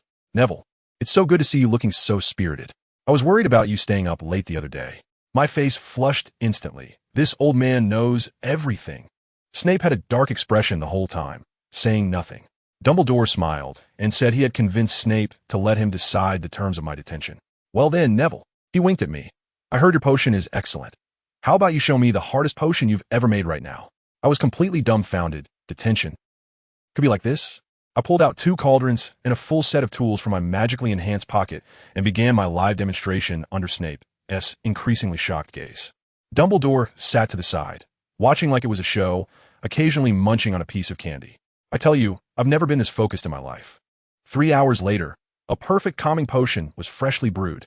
This operation was a direct hit. Dumbledore picked up the potion bottle, sniffed it, and praised, perfect color. Severus, I think his detention can end now. Snape huffed, but this time I saw him give a barely noticeable nod. Before I left those 3 vials of calming potion for him, just as if fine. On the way back to the common room, Dumbledore kept praising me, saying I'd opened his eyes. As soon as I walked in, I saw Harry, Ron, and Hermione all waiting for me. Neville, you're finally back. Snape didn't do anything to you, did he? Hermione rushed over eagerly, having eaten too much cake, with a bit of chocolate smeared on the corner of her mouth. Ron was definitely doing it on purpose. It was hilarious. And guess what Neville said? He had a nonchalant look on his face and deliberately elongated his words, saying, oh. Dumbledore was there too. He turned my detention into a potion exam. I tell you, as soon as those words came out, Harry and Ron's faces instantly turned green, their expressions more horrifying than seeing Voldemort. Snape's exam. What kind of hell mode is this for a preview? Only Hermione, our top student, relaxed her expression immediately. She quickly asked what they had to do for the exam, and Neville calmly said, oh, I just did a potion I'm good at, the calming potion. Goodness, Hermione exploded on the spot. Her eyes widened like saucers. The calming potion. Isn't that something for 5th year? You actually said you were good at it? She looked like she wanted to worship Neville as her teacher right then and there. When I saw Neville's expression, I knew he regretted it, pretending to know about something he shouldn't have. Ron mumbled beside us, you still haven't said how you did on the exam. Neville was so timid, mumbling, well, it was okay, I guess. Did he dare to say it? If he said Dumbledore rated him as excellent, I bet Hermione would immediately cut ties with him. That damned competitive spirit of a top student. Anyway, that was how it went. Lockhart's worthless class was becoming more unbearable. Ever since he got his mindset messed up by the Cornish pixies last time, he didn't dare bring anything to class. Just made us take turns acting out the ridiculous plots from his books. Harry was his favored male lead. It was ridiculous. In History of Magic class, Ron secretly whispered to Harry, suggesting they come up with a way to make Hermione see Lockhart's true colors. I was almost falling asleep. But as soon as I heard that, I perked up and said, I've got an idea. Their eyes immediately turned to me. I lowered my voice and enunciated each word, poisonous agent. You should see their astonished faces, their jaws nearly dropping to the floor. My little plan has begun. I couldn't hide this from Hermione, so I told her that we should team up to brew some truth serum and make some money to improve our lives. You wouldn't believe it, but she actually believed me. So we spent every day hiding in an empty classroom, staring at a cauldron. The atmosphere so awkward it could fill a 3-bedroom apartment. The first time we brewed, I didn't control the heat well, and it failed. I didn't mind, but Hermione was really frustrated. I, on the other hand, was in a great mood. After all, this potion takes at least a month and a half to brew, which meant more time with Hermione, focusing on companionship. To be honest, Hermione was a bit slow to start, but her memory was incredible. She remembered the complex steps and ratios better than anyone. I couldn't help but encourage her. Hermione, you're the real genius. I'm just a dumb bird trying to fly early. One sentence nearly made her tip over the cauldron. Ever since the detention, Snape has been looking at me like I'm not quite right, giving me an A in potions, which really ticked me off. Hermione scored better than me, but she wasn't happy at all and even came to stand up for me. During this time, Ron's little sister Ginny has been acting strange, often disappearing from the common room. When I asked her, she said it was nothing, and Ron, the clueless one, said she was lovesick. My truth serum hasn't made any progress either, and I've spent quite a bit of money. If it weren't for the money I made selling potions over the summer, I would have gone bankrupt by now. Halloween night came in the blink of an eye. The Great Hall was eerie and terrifying, with 100 floating jack-o'-lanterns, the ceiling pitch black, and accompanied by that strange music. I always felt like a dark wizard would jump out from behind a pillar to cast Avada Kedavra on me. Hermione was scared out of her wits, clutching on Harry and me with both hands. I squeezed her cold little hand and said, "Don't be afraid. I'm here." Ron jokingly added, "Yeah, we have the future white wizard, Mr. Longbottom." Believe it or not, that actually made Hermione laugh. We found a corner to sit down, and when I looked up at the staff table, my goodness, it almost blinded me. The professors were all in cosplay today. Professor Flitwick was dressed as a real fairy. Professor McGonagall surprisingly wore a Quidditch team robe, and Professor Sprout had turned herself into a giant plant. Hagrid was the most ridiculous. He tried to dress as a dragon, but ended up with his wings on backward, looking like an upside-down owl. Lockhart was still in his peacock style, with sequins all over making it dizzying to look at. The only ones who didn't dress up were Dumbledore and Snape. Then Dumbledore flicked his wand, and a Gryffindor lion suddenly appeared on his hat. I took a closer look and realized, hey, it looked exactly like the badge I gave Hermione. I turned my head to look at Hermione, feeling a bit disappointed. "Why aren't you wearing the medal I gave you?" And guess what? Her face turned red, and she pulled something out from her collar. It was my lion medal, which she had turned into a necklace and was wearing around her neck. Halfway through the banquet, the atmosphere was lively when suddenly Harry froze, eyes closed and face pale. We called him several times before he finally reacted. Hermione, being the most attentive, kept asking him what was wrong. After stammering for a while, Harry finally said, I heard a strange sound. Someone said, they want to kill. The three of us were stunned. What? Percy on the opposite side was taken aback and shouted at us, asking what was wrong. Ron's reaction was really quick. Without changing his expression, he blurted out, nothing. Harry said he got an O in potions. Surprisingly, Percy believed him and started lamenting about how unfair Snape was, casually asking if we had seen Ginny. Once Percy walked away, we dared to continue questioning Harry. He said the voice was very hoarse, and it seemed to be coming from beneath the floor in the Great Hall. As soon as I heard that, my face changed, and I immediately recalled Dobby's warning from the summer. I said, this is not right. Hermione is right. We need to report this, but we can't go to McGonagall. We have to go directly to the headmaster. We had no interest in the performance afterwards. Our minds were filled with thoughts of the murderer. As soon as the feast ended, we followed the crowd out. Just as we reached the corridor, it was completely blocked ahead, a chaotic mess. We squeezed to the front with Percy and were instantly dumbfounded. On the wall, in blood-red letters that looked freshly splattered, it read, "The Chamber of Secrets has been opened. Enemies of the air, beware." Next to the words, Filch's cat, Mrs. Norris, was hanging from a torch, her body stiff as a board, eyes wide open in terror. In the crowd, Malfoy's infuriating voice rang out, excitedly pointing at Hermione. "You're next, you mud." Before he could finish the word, his voice was suddenly cut off, like someone had turned off the power. I saw him angrily waving his fists, his mouth opening and closing, but no sound came out. At first, the crowd didn't notice. But when his anger turned to panic, everyone realized something was wrong.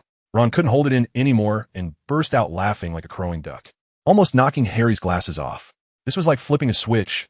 Everyone started laughing uncontrollably. Watching Malfoy get humiliated was practically a Gryffindor tradition. Malfoy's face alternated between green and white, and in the end, he looked at Hermione as if he had seen a ghost, pushing through the crowd and running away. Harry, holding his stomach from laughing so hard, asked me what was going on. Hermione, with a flushed face, pulled us into a corner and showed us the lion badge around her neck, looking smug. "It's this. Neville, your gift is so useful."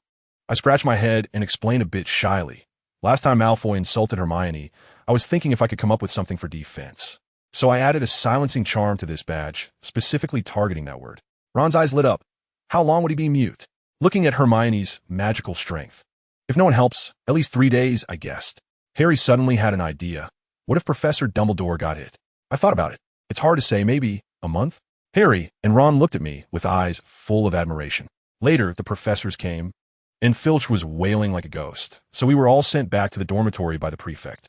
The Weasley twins spread the news about Malfoy throughout Gryffindor, and they thought Hermione was behind it, which boosted her popularity.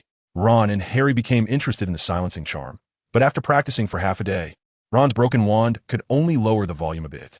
He even went to show off to Hermione, only to be hit with a silent silencing charm from her, sealing him up completely. The whole world became quiet. In the common room, everyone was discussing the Chamber of Secrets. Ron gestured and apologized to Hermione for a long time before the spell was lifted. He was very aggrieved, asking me why he learned so slowly. I looked at his wand, which was showing signs of unicorn hair, and said, maybe it has to do with the wand? Then I explained to him what my grandmother had said. Just before curfew, Ginny finally appeared, looking dirty and dazed, saying she had been trapped in an empty classroom. After that, the Chamber of Secrets became the #1 hot topic at Hogwarts. Hermione and I spent every day in the library, only to find that all copies of A Brief History of Hogwarts had been checked out. Hermione came up with a brilliant idea to directly ask Professor Binns during History of Magic class. You wouldn't believe it, but that old ghost actually talked about it. He said it was a legend about Slytherin falling out with the other 3 founders building a chamber and putting a monster inside to deal with those he deemed unworthy of learning magic. But he emphasized that this was all myth, so don't believe it. After class, as we walked down the corridor, Ron was still cursing Slytherin for being perverted. We reached the corridor where Mrs. Norris had the incident and stopped to observe. Suddenly, Ron gasped, pointing at the window. We followed his finger and saw a large mass of spiders on the glass, all desperately trying to crawl into the gap at the top of the window, as if trying to escape the castle. Hermione's voice trembled a bit. Have you ever seen spiders like this? Harry shook his head and then looked at me. I tell you, when we turned around, good grief. Ron was almost backed up against the wall, with 2 words on his face. Run? Harry was so stunned that he asked him what was going on. As a result, Ron seemed to be stuck, stammering out, I don't like living spiders. I was puzzled at the time and said, Ron, you can't be serious, right? Didn't you break that spider leg in potions class? He was almost in tears and said, that thing was dead. I can't handle live ones, especially with those 8 legs walking around. It would send me straight to the hospital. He mentioned that his childhood teddy bear had been turned into a giant spider by his brother, leaving him with a significant psychological scar. Harry noticed that the conversation was veering off track and quickly pulled me back, pointing at the water stains on the ground, saying, hey, look, the water has been cleaned up, but the source must be nearby. Ron then recovered and pointed to a door beside him, saying, right here, the water is flowing out from this crack in the door. Just as he was about to open it, his hand pulled back as if he had been electrocuted. We can't go in. It's the women's restroom, he said, his face turning green. The 3 of us boys fell silent, thinking, who understands this kind of family situation? The atmosphere was just awkward. Then Hermione rolled her eyes, walked over, and said, there's no one in there. This is the domain of the Weeping Myrtle. Without even acknowledging the men keep out sign, she shoved the door open.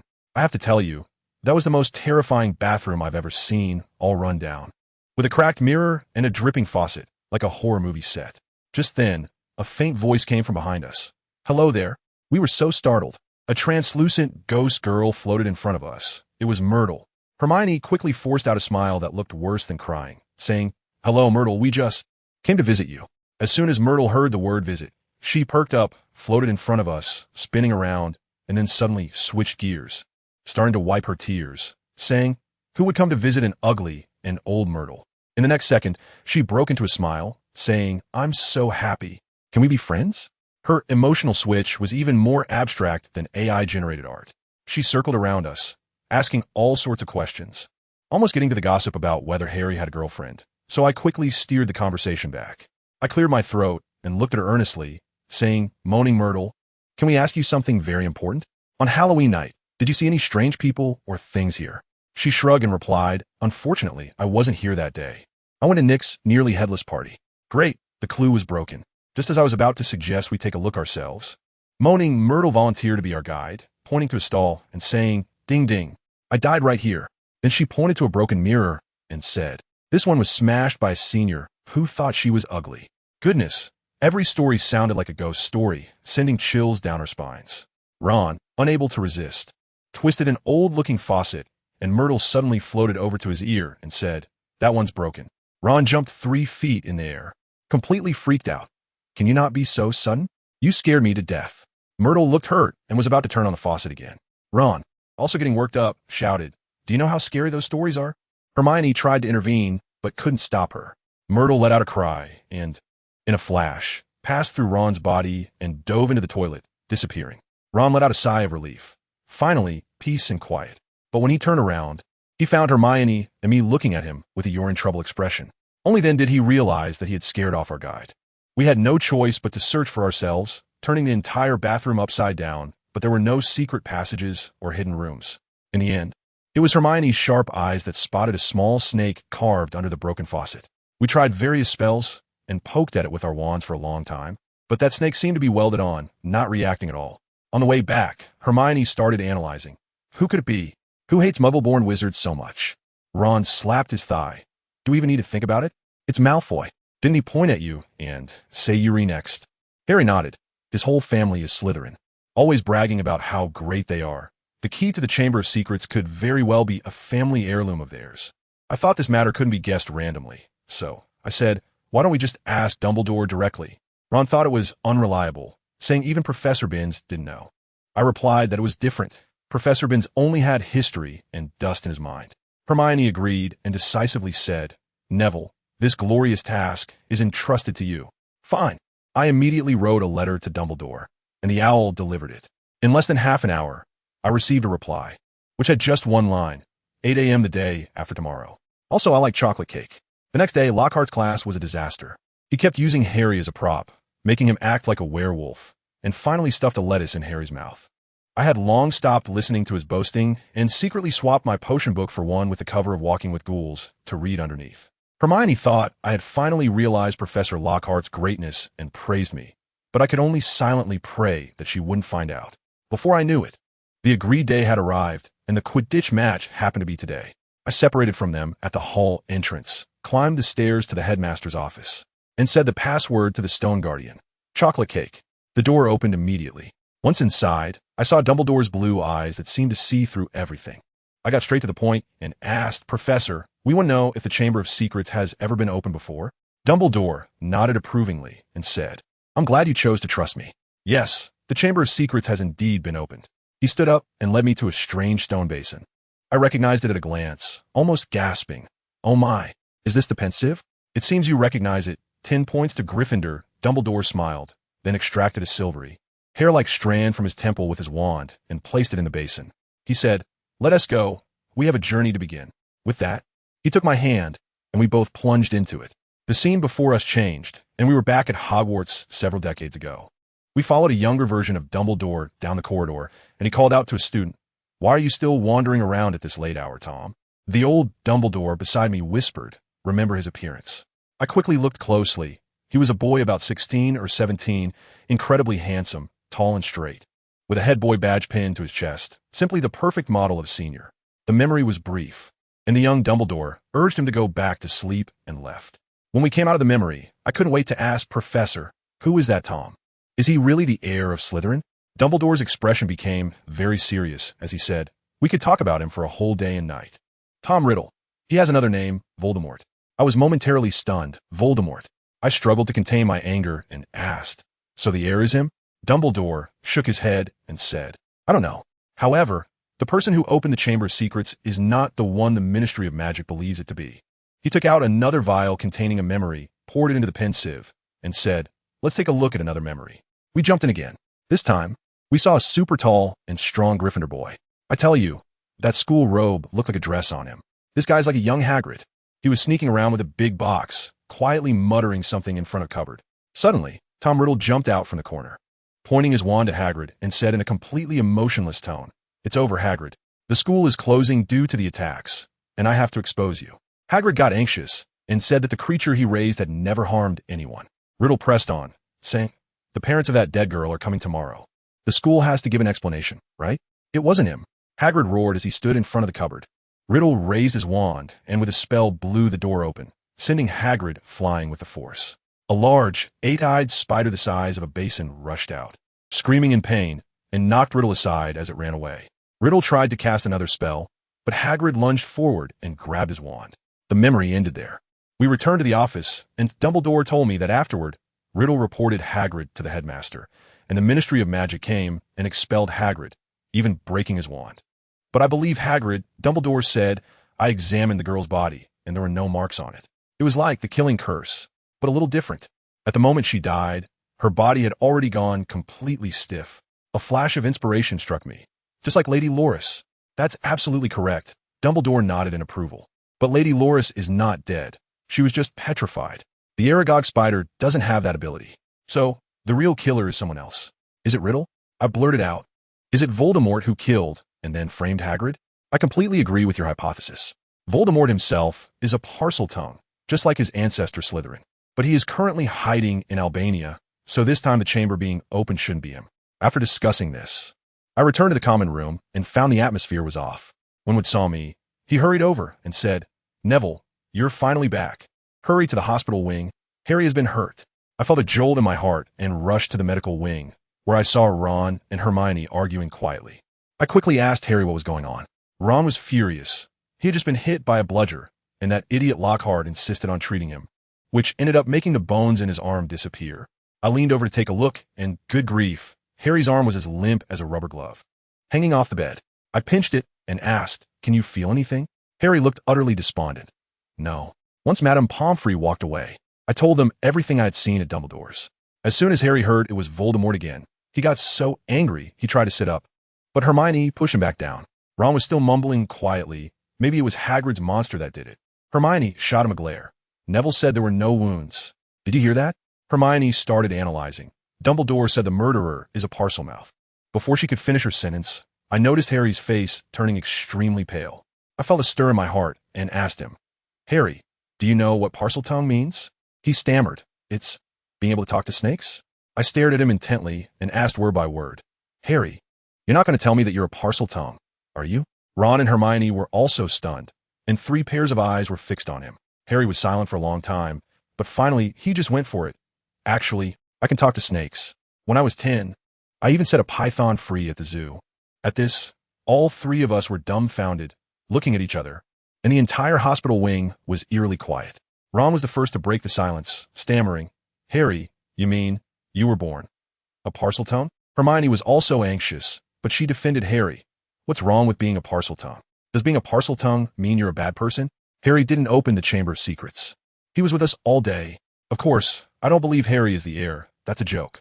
How could Voldemort's heir possibly be Harry? I'm just shocked. It means Harry might have Slytherin blood. I patted his rubbery hand and comforted him, saying, Don't think too much about it.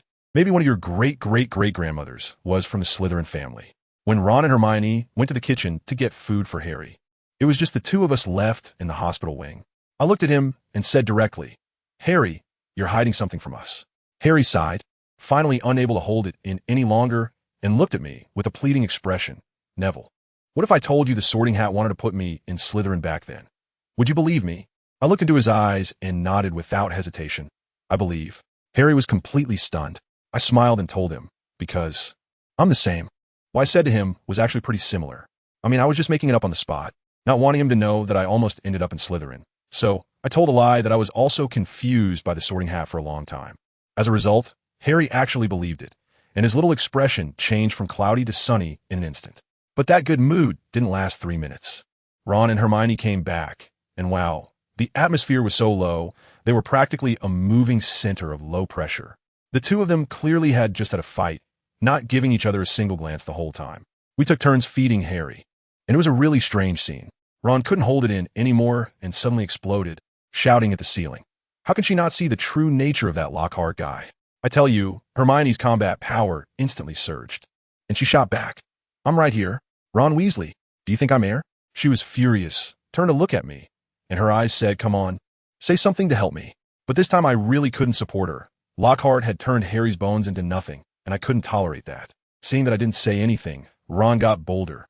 Hermione, give it up, it's 3 against 1. Lockhart is just a decorative pillow. I quietly said I disagree. Hermione's eyes instantly lit up, and I smiled wickedly before adding, I actually think he's quite skilled after all. Being able to completely extract the bones from a person's arm is not something just anyone can do. Hermione's face fell instantly. Harry burst out laughing, saying it felt like his arm didn't hurt as much anymore. Just then, Ron, I tell you, his brain suddenly connected to some strange circuit. His eyes wide as saucers. Wait. So, Lockhart is the heir of Slytherin. Family. Who understands? His expression was so serious, I almost believed him. He started counting on his fingers. Think about it. The Dark Lord wants to kill Harry. The Chamber of Secrets is his. Lockhart is also plotting against Harry. Doesn't this all connect?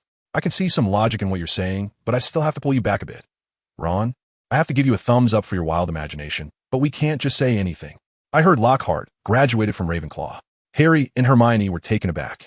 Hermione exploded on the spot, jumping up and screaming, "Impossible! Professor Lockhart is a member of the Society for the Protection of Dark Wizards. He has captured so many dark wizards." She started reciting Lockhart's glorious deeds from his books like a fanatic. Ron directly countered, "Hermione, wake up. You've circled Lockhart's classes with hearts on your schedule. Oh my gosh, seriously, if I were you, I'd rather like Malfoy than that blonde idiot." After saying that, he instinctively hid to the other side of the bed, afraid Hermione would hit him. Weasley. Hermione was really angry, wanted to rush over, but was stopped by Harry's uninjured hand. Ron continued, "And he's so old. You actually like someone who is 16 years older than you." This completely broke Hermione's defenses, and she screamed, unable to articulate, "Harry, let me go. He is not old. I don't like." I was standing right next to them, my expression quite subtle. I wanted to mediate, but I felt Ron was right. It was ridiculous. Just as I was praying for Merlin to make these two shut up, my wish was granted. But what came instead was a presence more terrifying than Merlin. "You lot, no talking in the hospital wing. Get out now. Madame Pomfrey, I tell you." Her volume could be heard from 2 corridors away. She rushed over, pointing at us and unleashing a tirade, and even Harry, lying on the bed, got caught in the crossfire.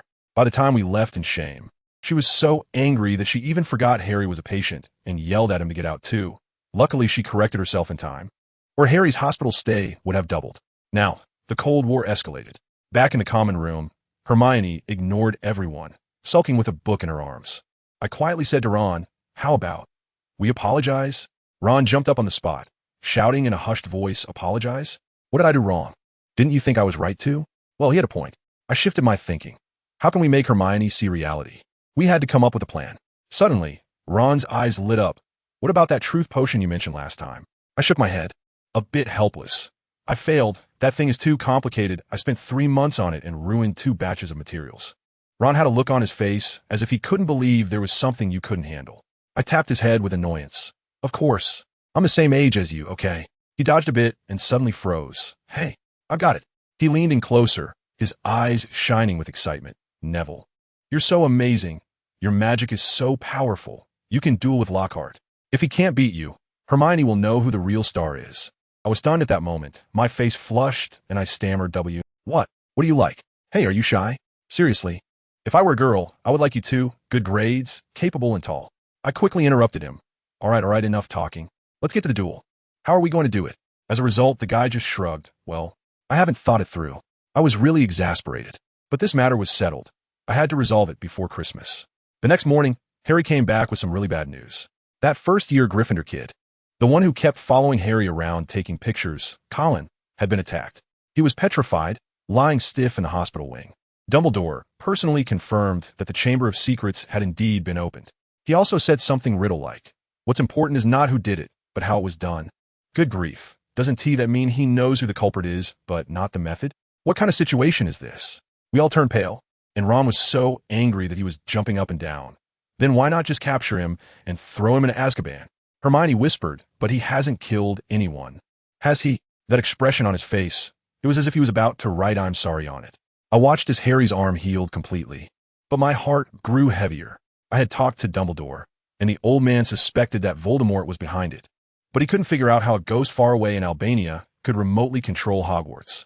I mentioned whether it could be that a Death Eater had infiltrated the school, like Lockhart, but Dumbledore dismissed me outright, reminding me before I left, "Don't easily suspect anyone, but also don't let your guard down." That advice was as good as saying nothing at all. Once this incident spread, the atmosphere in the entire school changed. Colin's petrification became common knowledge, and everywhere you could find people selling protective charms. Ginny had been looking increasingly haggard these past few days, and no matter how the twins tried to cheer her up, it was no use.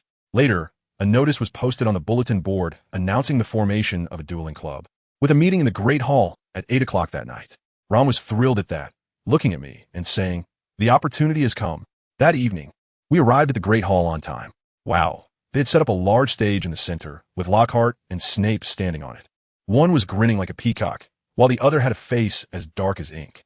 Lockhart flaunted for a while, claiming he would teach us self-defense, and even invited Snape to be his temporary assistant.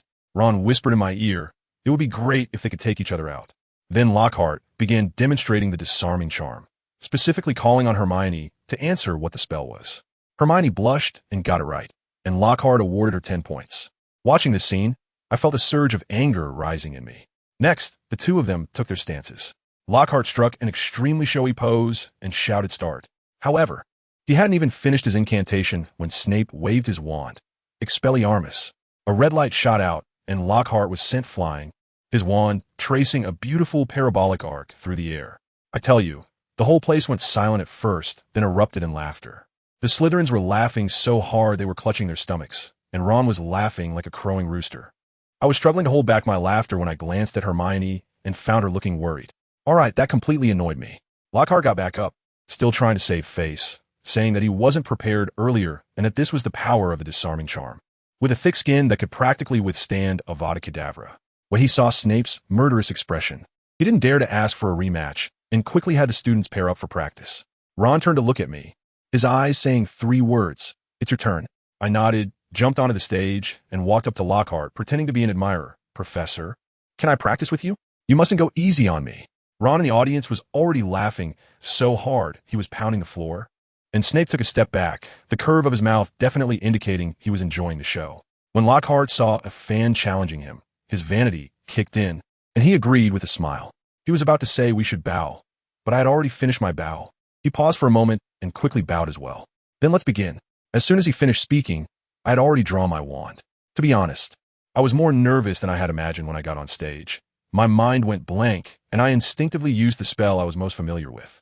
Expelliarmus. Another flash of red light, and Lockhart was sent flying once more. The laughter this time was even louder than before, and I was sure Snape was definitely laughing. I quickly put on a face of apology. "Oh, Professor, I'm sorry. I didn't mean to." In my heart, I added I did it on purpose. I thought this would break his defenses, but this guy's thick skin once again. He got up and said with a pained expression, "Mr. Longbottom, in order to prevent you from being discouraged after losing to me, I can only resort to this desperate measure." Wow, can this really be turned around? However, not many people believed him this time, and many students just walked away. I was pleasantly surprised to find that Hermione's gaze towards him was also filled with disappointment. Then Lockhart arranged for several pairs of students to come up and demonstrate, and he first called on Harry, wanting Ron to pair with him. But Snape, whom I would call the real troublemaker, interrupted him directly. "I think the dream team should be disbanded. Potter, pair with Mr. Malfoy. Weasley, you pair with Longbottom." Good heavens. What arrangement, pure mischief. Harry and Malfoy went up first. Before Harry went on stage, we all cheered him on. They stood still, drawing their wands like Western cowboys, neither bowing, just staring hard at each other. Guess what happened? That Malfoy really doesn't play fair. Lockhart counted 1, 2, and as soon as he got a 2, Malfoy attacked without hesitation. A spell shot straight at Harry's forehead. Goodness, I thought Harry was going to fall, but he held his ground like nothing happened.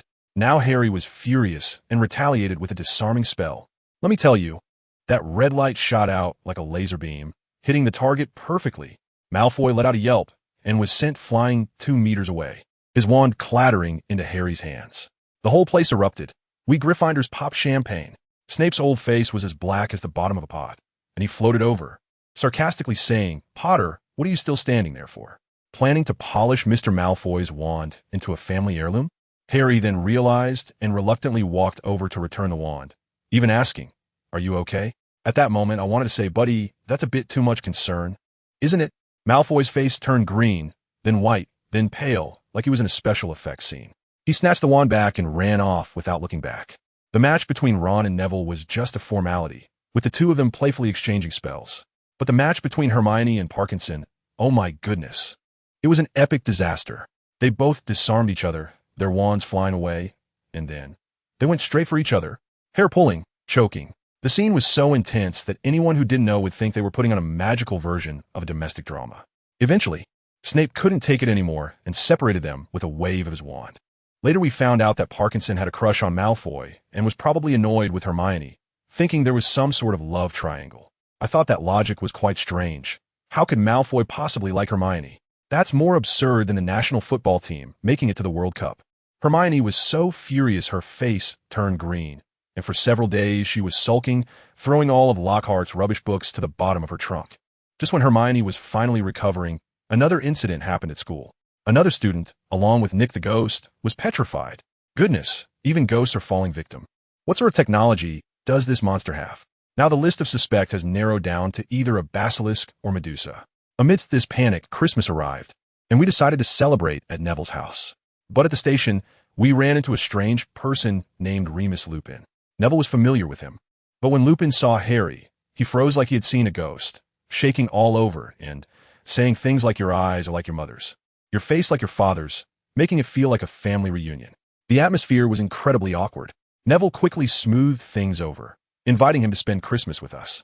When we got to Neville's house, I realized that this guy was a hidden big shot. His study was like a library, and there was an alchemy lab in the basement, making Hermione's eyes nearly pop out with envy. While chatting, Harry suddenly had an epiphany, slapped his thigh, and said that the house elf Dobby's master must be the heir of Slytherin. Think about it. Those who can afford to keep house elves are all those obnoxious and wealthy pureblood families, which is basically pointing a finger at Malfoy. The clue circled back around. At dinner, Neville's grandmother revealed a bunch of his embarrassing stories, which had me in stitches. But then something strange happened. In the middle of the night, I went downstairs for a drink, and guess what I saw? Neville's grandmother was awake, and so was Neville, dressed neatly, stepping into the fireplace and using flue powder to go to a place called St. Mungo's. I was completely stunned. What on earth was he doing at a magical hospital in the middle of the night? I waited for over an hour until he came back, looking like a wilted eggplant, utterly defeated. I accidentally made some noise, and he noticed. When I asked where he had been, he opened his mouth for a long time and finally said he couldn't say yet. I was like, great, now I can't sleep all night. Curiosity killed the cat. The next day, we went to Diagon Alley with dark circles under our eyes, claiming we were shopping, but Harry, Hermione, and I had already planned to give Ron a big surprise. We tricked him into Ollivander's wand shop, where the three of us, like a comedy duo, took turns telling him that we had pooled together to buy him a new wand. Let me tell you, Ron was completely stunned, his eyes turning red. The scene was almost like a brotherly, tearful reunion. With the new wand in hand, Ron was like he had been injected with adrenaline, grinning like a fool holding that wouldn't stick. When we got back home, Neville taught him a bug exploit. Since Ron's new wand hadn't been registered with the Ministry of Magic yet, as long as his grandmother, an adult witch, was present, he could use magic outside of school without the Ministry detecting it. Goodness, isn't that an official cheat? Ron was over the moon, while Harry watched with envy. It's not that easy. You need to have an adult witch around, like my grandmother. Neville shrugged, saying he was also exploiting this loophole, which is why he had been using his dad's wand, although it worked quite well for him, even if it wasn't as responsive as his grandmother described. Harry was eyeing it greedily, and seeing that look in his eyes, Neville quickly said, Harry, you can use it too. Just use our wands, my grandmother won Team Mind. I have to tell you, that Ron kid is something else. As soon as he got his new wand, he acted like a different person, showing off like there's no tomorrow. He pointed at Neville and shouted, Expelliarmus. Well, Neville's wand flew out in an instant, with a force that was many times stronger than what he could do with his old wand. Before, he could only make someone's wand tremble a bit, but now he knocked it right out of their hand. Surprisingly, Neville wasn't even angry. He was cheering like a cheerleader, saying, well done, Ron. See, you just needed a good wand. Ron was stunned himself, and 2 seconds later, he jumped up and yelled so loud that we almost went deaf. As a result, Hermione poked her head out from the kitchen and shouted like a lion. Can you all be a bit quieter? We three instantly shut up like quails. Later, we took turns trying it out, and Harry found that, whether it was Neville's or Ron's wand, he felt awkward using both and could only manage some first-year spells. But hey, it was better than just staring blankly. That evening's Christmas Eve dinner was something else. Mrs. Longbottom and Hermione had been busy in the kitchen all afternoon, and when they brought out a huge platter of roast lamb, crispy on the outside and tender on the inside, the three of us guys were eating with grease all over our mouths. Ron was especially wild, devouring it like there was no tomorrow. The ladies were much more elegant. Hermione always remembered that they were at someone else's home and ate very politely. Mrs. Longbottom even served us butterbeer, but only 1 cup each, saying we had to get up early the next day. Meanwhile, she poured herself a generous amount of fire whiskey. After a few drinks, she raised her glass and shouted, "Cheers to the boy who lived." Harry's face turned bright red, and he nearly threw his cup. Then the atmosphere picked up. Ron burped and shouted, "To friendship." Harry shouted, "To Gryffindor." Hermione shouted, "To Hogwarts." But when it came to Neville, the mood changed. He said seriously, "To capturing the murderer." I tell you, the scene instantly froze, and the only sound left in the air was Ron's crunching. Hermione shot him a glare, and he quickly swallowed, only to choke and turn red in the face. Fortunately, Madame Pomfrey was quick and cured him with a simple spell. The dessert hadn't even been served yet. Hermione suddenly shouted, breaking the awkwardness. She brought something out from the kitchen, and all 3 of us boys were wide-eyed. Who understands family matters? It was a golden Gryffindor lion made of cake. So lifelike, it was as if an AI-generated concept had come to life. We couldn't even bring ourselves to eat it. Neville suddenly remembered and slapped his thigh. "It's from that book, Transfiguration for Beginners, right?" Hermione's smile froze for a moment. Pouting as she said, "How do you know everything?" It turned out she had taken advantage of the situation, borrowing Neville's grandmother's wand and practicing on the cake all afternoon, transforming it into a work of art. In the end, it was Madame Pomfrey who solved the century-old problem of how to eat it. With a wave of her wand, the lion instantly melted into 5 neatly sliced pieces of cake, each adorned with a lion design. The taste was absolutely incredible. After dinner, Ron started his usual antics, trying to magically wear slippers, only for them to grow a row of sharp teeth and chase him around the house, making him scream. By 9:30, as I passed by Harry's room on my way back, I could already hear loud snores from inside. But Neville was different. He put his coat back on, seemingly preparing to go out. Just as he reached the door, Hermione's voice floated over from behind. "You're going to St. Mungo's again, aren't you?" Neville sighed, knowing he couldn't hide it from her. He dressed warmly. It was cold outside. To my surprise, he actually agreed to take Hermione with him. I was shocked. When did these 2 become so close? Hermione got dressed in 3 minutes, and Neville even handed her his scarf. They grabbed some Floo powder, went into the fireplace one after the other, called out St. Mungo's, and disappeared.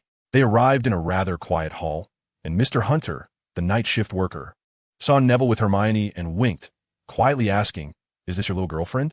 Neville's face turned as red as a monkey's backside, and he quickly denied it, pulling Hermione away. He originally wanted to hold her hand, but in his nervousness, it turned into a push on her back. Neville led Hermione through twists and turns, finally stopping in front of a ward labeled psychic trauma.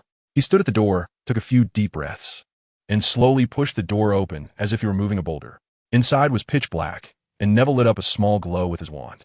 He gently pulled back the curtains of 2 beds, and Hermione saw 2 people sitting on the beds, a man and a woman, their eyes hollow like 2 black holes, devoid of any spirit.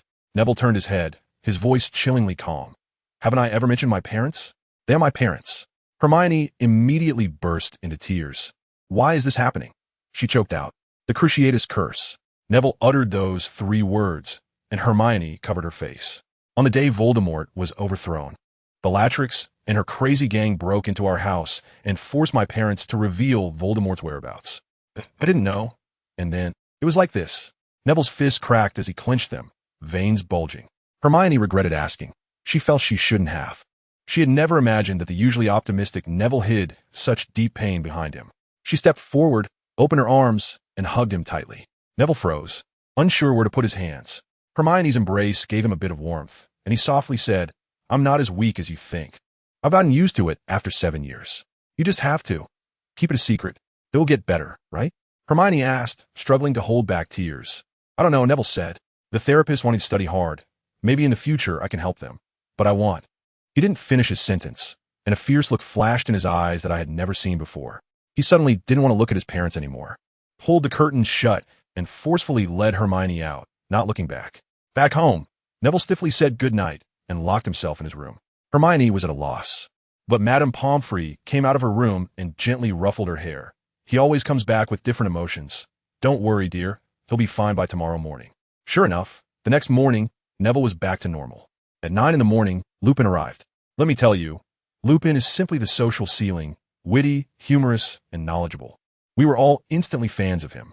We talked about the events in the hidden room with Lupin, keeping it from Mrs. Longbottom. When we mentioned Dobby, Lupin suddenly stood up. Dobby? He's the house elf from the Malfoy family. I knew it was the Malfoys. Ron jumped up excitedly, but Harry said, I don't think it's him. If it were me, I would definitely attack myself first. Harry made a good point. Lupin agreed. Neville suddenly suggested, then let's sneak into Slytherin and ask him. Lupin, can you teach me how to brew Polyjuice Potion? Sorry, that's too difficult. Lupin shook his head, but I can teach you something else. He smiled mysteriously and then took Neville aside, leaving the three of us envious and jealous. They stayed in the room until lunch, and when Neville came out, he looked full of life. Hermione quietly asked him what he had learned, and Neville teased her on purpose, a spell that allows you to see your dream lover. Hermione's face turned bright red. In the afternoon, Lupin officially began teaching Neville. He first let Neville experience the feeling of being enchanted, and Neville said it felt like his mind was being forcefully fast-forwarded through several movies, making him dizzy. Then it was Neville's turn to counter. Legilimens. Neville succeeded. He broke into Lupin's memory and saw a strange scene. 4 boys walking arm in arm down the corridors of Hogwarts. One of them wearing glasses and looking exactly like Harry. Was that Harry's father? Neville asked curiously after he pulled out. Yes. Lupin's expression became somewhat stiff. The other 2 are Peter Pettigrew and Sirius Black. Neville was stunned. He had certainly heard of Black, the Death Eater who was imprisoned in Azkaban. He quickly apologized, but Lupin just waved his hand, saying it was all in the past. Then why don't you come back to Hogwarts as a teacher? Neville suddenly brightened. Lupin's eyes flickered for a moment, but he eventually shook his head helplessly. I can't go back. Is it because of your identity? Neville suddenly locked the door and cast a silencing charm. Do you think I really didn't know? Remus? Do you think I would distance myself from you just because you're a werewolf? Lupin froze, his face filled with disbelief. I knew when I was 9. Neville almost shouted. That book about werewolves was given to me by you. Why do I always give you warm things? Because I know you'll be cold after the full moon. I desperately tried to get close to Snape just to learn about Wolfsbane Potion, because it was you who brought me out of the first shadow. Lupin lowered his head, his voice trembling. Why? Do you trust me so much? Because my grandma is also in the Order of the Phoenix, Neville smiled. Lupin was completely stunned, and then a complex expression of shock and emotion crossed his face. So that was it. Can you promise me now? Neville looked at him expectantly. Teach us defense against the dark arts. We're going crazy from that idiot Lockhart. The mention of Lockhart made Lupin laugh as well, and the atmosphere instantly relaxed. Neville began to rant about Lockhart's various foolish acts, and Lupin shared some funny stories from Lockhart school days, and the two laughed until they were doubled over. Just then, a loud knocking suddenly interrupted them. I told you, that knocking sounded like thunder. Lupin and I were so scared that we shivered, our souls almost flying away. Outside the door came my grandmother's roar. Neville Longbottom, if you don't get out here soon, dinner will be fed to the dog. Good heavens, I looked at the clock. It was 6:30. We had actually been chatting since noon. I quickly opened the door and struck a standard apologetic pose for my grandmother. Grandma, I'm sorry, you know. The ocean of knowledge is so fascinating that I accidentally sank to the bottom. My grandmother shot me a glare, threatening to confiscate my dad's wand. But I knew she was just being tough on the outside. Lupin quickly followed suit and apologized, saying it was all his fault. Only then did my grandmother give Lupin a few more glances, raising an eyebrow and saying, Remus, you seem to be having a good chat.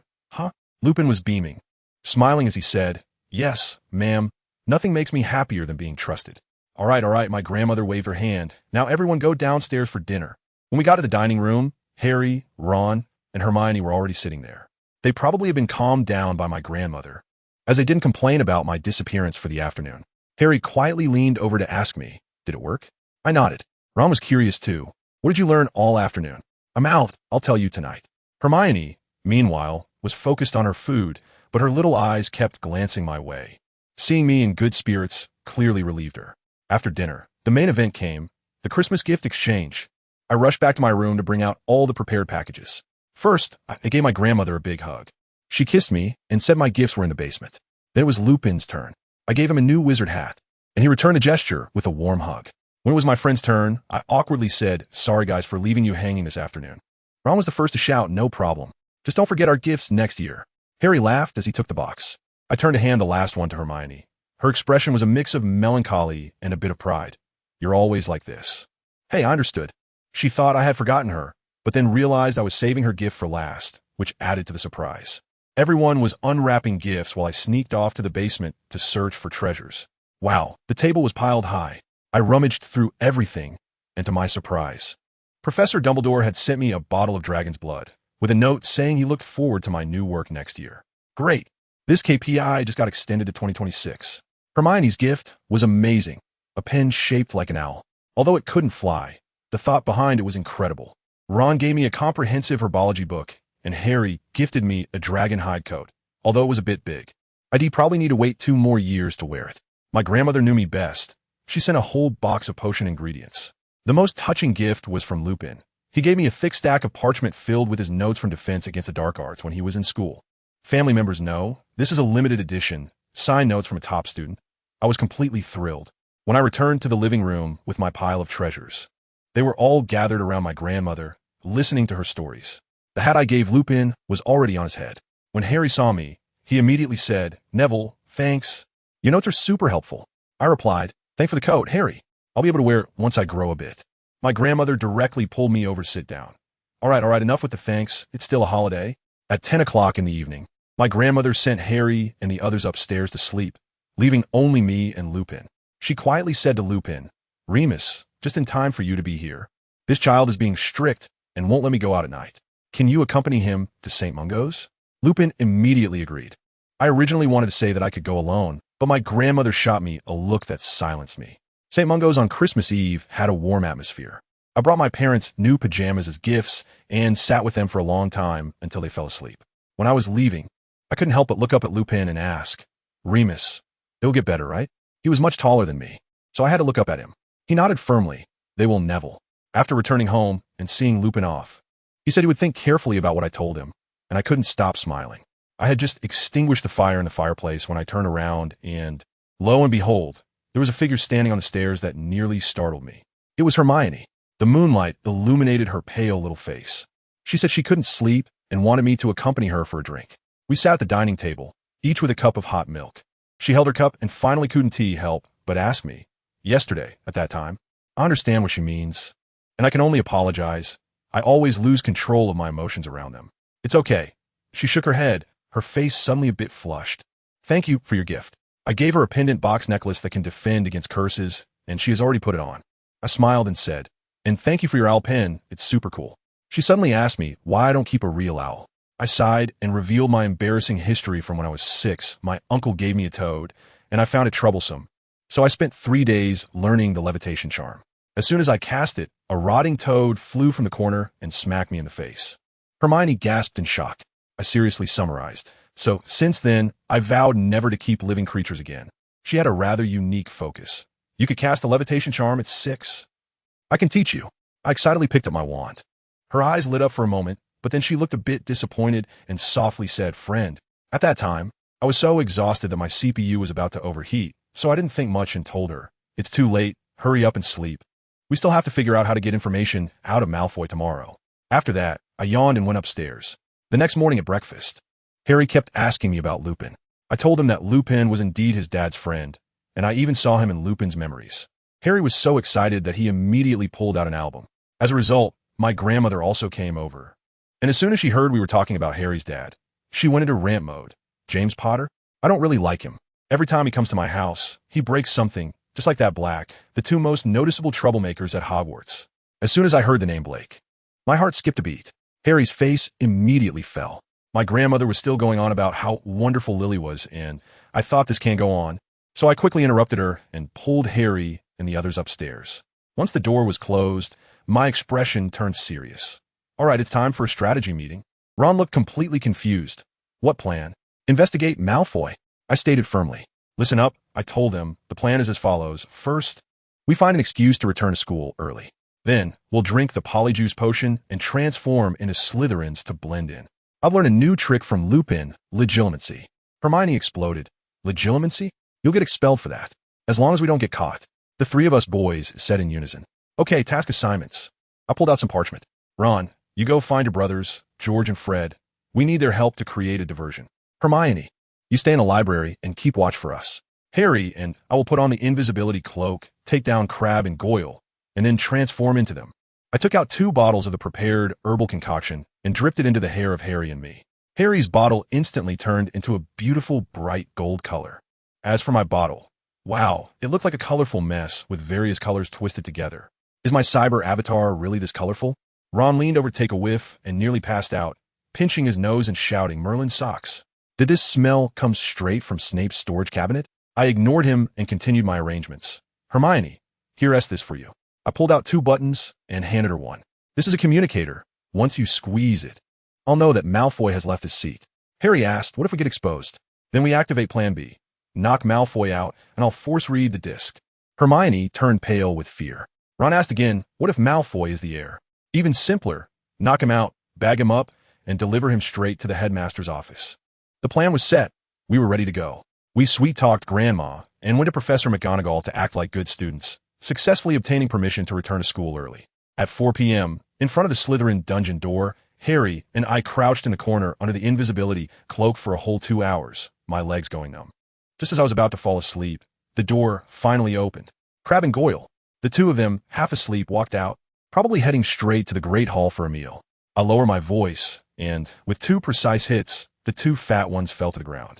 Just as we rushed over to drag them, that stone door opened again. It was Malfoy.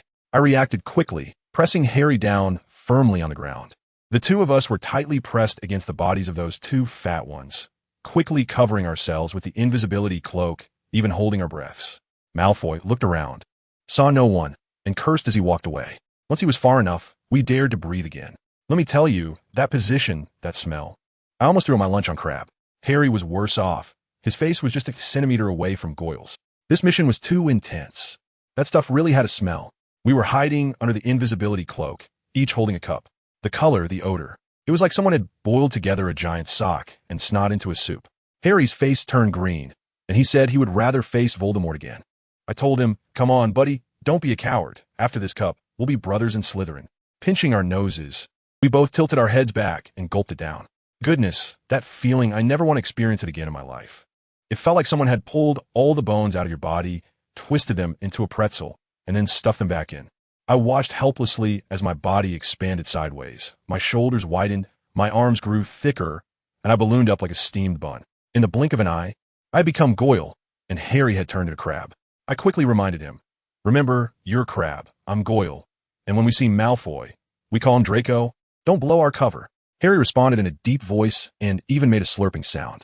Let me tell you, that silly look. Even the real one would be stunned for a moment. As soon as we put away the invisibility cloak, we stood like 2 wooden posts at the entrance of the basement. It wasn't long before Malfoy showed up, looking sour, striding in as if he were in a hurry, clearly having had a rough time in the dining hall. When he saw us, his eyebrows knitted together. Crabbe? Goyle? What are you 2 doing standing here like sentinels? Were you during dinner? Harry put on an impressive act, stammering, D.D. Draco. We got lost. Lost. Malfoy was so angry he was practically jumping up and down. Have your brains been eaten by slugs? There's only one way to the Great Hall in the whole castle. Forget it, dinner's over anyway, so you can starve. He looked at us with disdain and added, why aren't you going in? Forgot the password? We both nodded frantically, putting on a face as if we were about to cry. Moral verbo, pure blood. The large stone door opened with a sound. I tell you, the Slytherin common room is really gloomy. The entire hall is covered in a green hue, like it's soaked in formaldehyde. The ceiling is actually transparent, allowing you to see directly into the Black Lake, and occasionally the shadow of a giant squid floats by. It's unbelievable. Malfoy slumped onto the sofa and began his personal stand-up comedy show, berating us from head to toe for 10 minutes, with the main idea being that we are pigs. After tiring of the insults, he changed the subject. Guess who I saw tonight? The Savior and his bunch of poor friends. How did they come back? Oh, so that's why he's angry. And that Granger, that damn mudblood, he said through gritted teeth. My hands clenched tightly under my robes, and Harry quickly tugged at me from below. Malfoy continued to talk to himself. Speaking of which, Professor Snape actually doesn't let us say that word anymore. How strange. Harry must have been just as confused at that moment. Snape? Protecting wizards of Muggle descent? Is the sun rising in the west? I saw that the timing was right and quickly steered the conversation to the main topic. Draco, about the chamber, I'm a bit scared. Scared? Malfoy looked like he had just heard the funniest joke of the year. Have you gone stupid, Goyle? You're a pureblood. It's clearly written on the wall. Monsters don't attack purebloods, you illiterate. Harry jumped in. So, do you know who the heir is? How many times do I have to say it? I don't know. Malfoy shouted impatiently. If I knew, I would have gone to help him already. You don't know how much I hate those mudbloods. Who understands family? Harry and I exchanged a glance, and our CPUs were overheating at that moment. After all this time, We suspected the number one suspect of the entire semester. And it turned out, it wasn't him. I quickly squeezed Harry's hand. This was the retreat signal. The next second, we both started rolling on the ground, clutching our stomachs and howling. Our stomachs hurt. Draco, our stomachs hurt. Malfoy was completely taken aback by our sudden act, looking flustered. We took the opportunity to roll and crawl out, shouting, "We're going to hospital wing." Just as we stepped out of the common room, Harry couldn't hold back. It really isn't him. I quickly pulled out the invisibility cloak to cover us both and said, "We'll talk about it later." But just as we passed the kitchen door, my stomach growled. "I am hungry." We hadn't eaten all night. We exchanged glances, and without saying a word, we slipped into the kitchen and had the house elf whip us up a little meal. We devoured the food like hungry wolves, feeling like we could swallow a whole cow. When we finally returned to the common room, the potion's effects had worn off. Hermione, Ron, and the Weasley twins were all there. As soon as George and Fred saw us, they applauded like we were heroes. "Welcome, our fearless warriors." Hermione eagerly asked for the results, and Harry announced directly, "Malfoy is not the heir."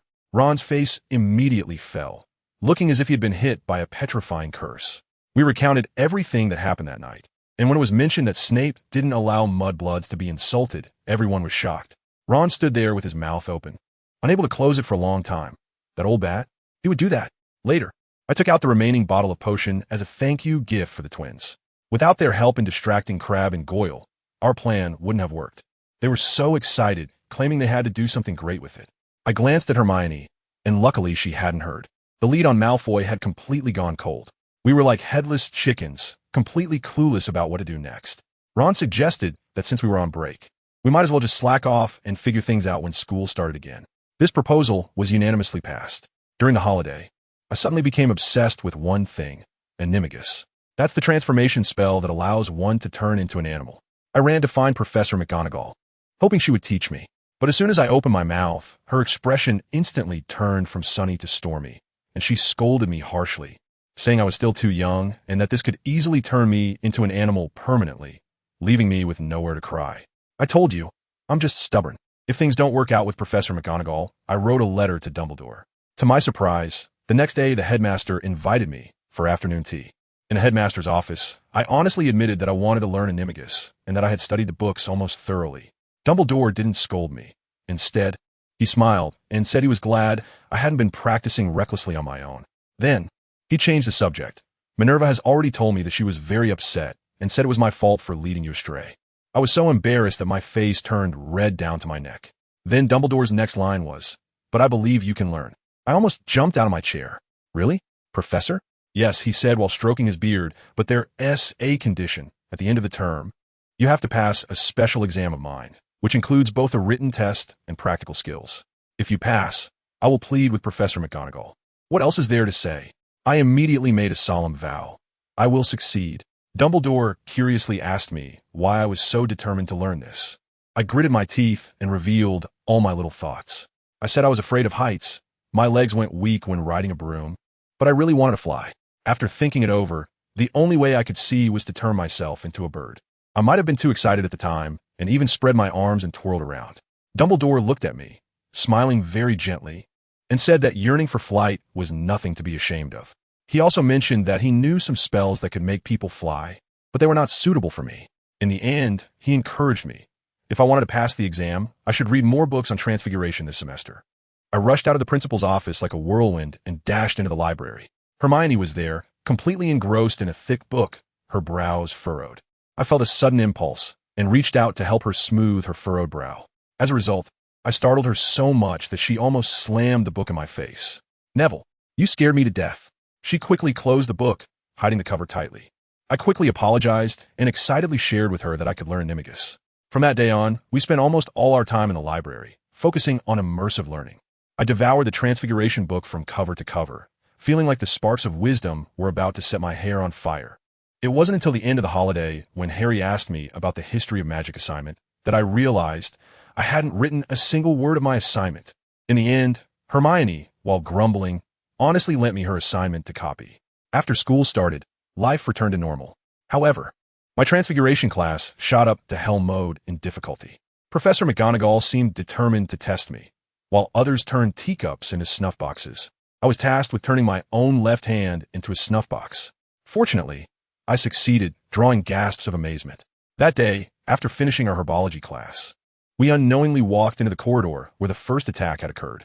Suddenly, a furious roar came from the direction of the abandoned bathroom. I've had enough.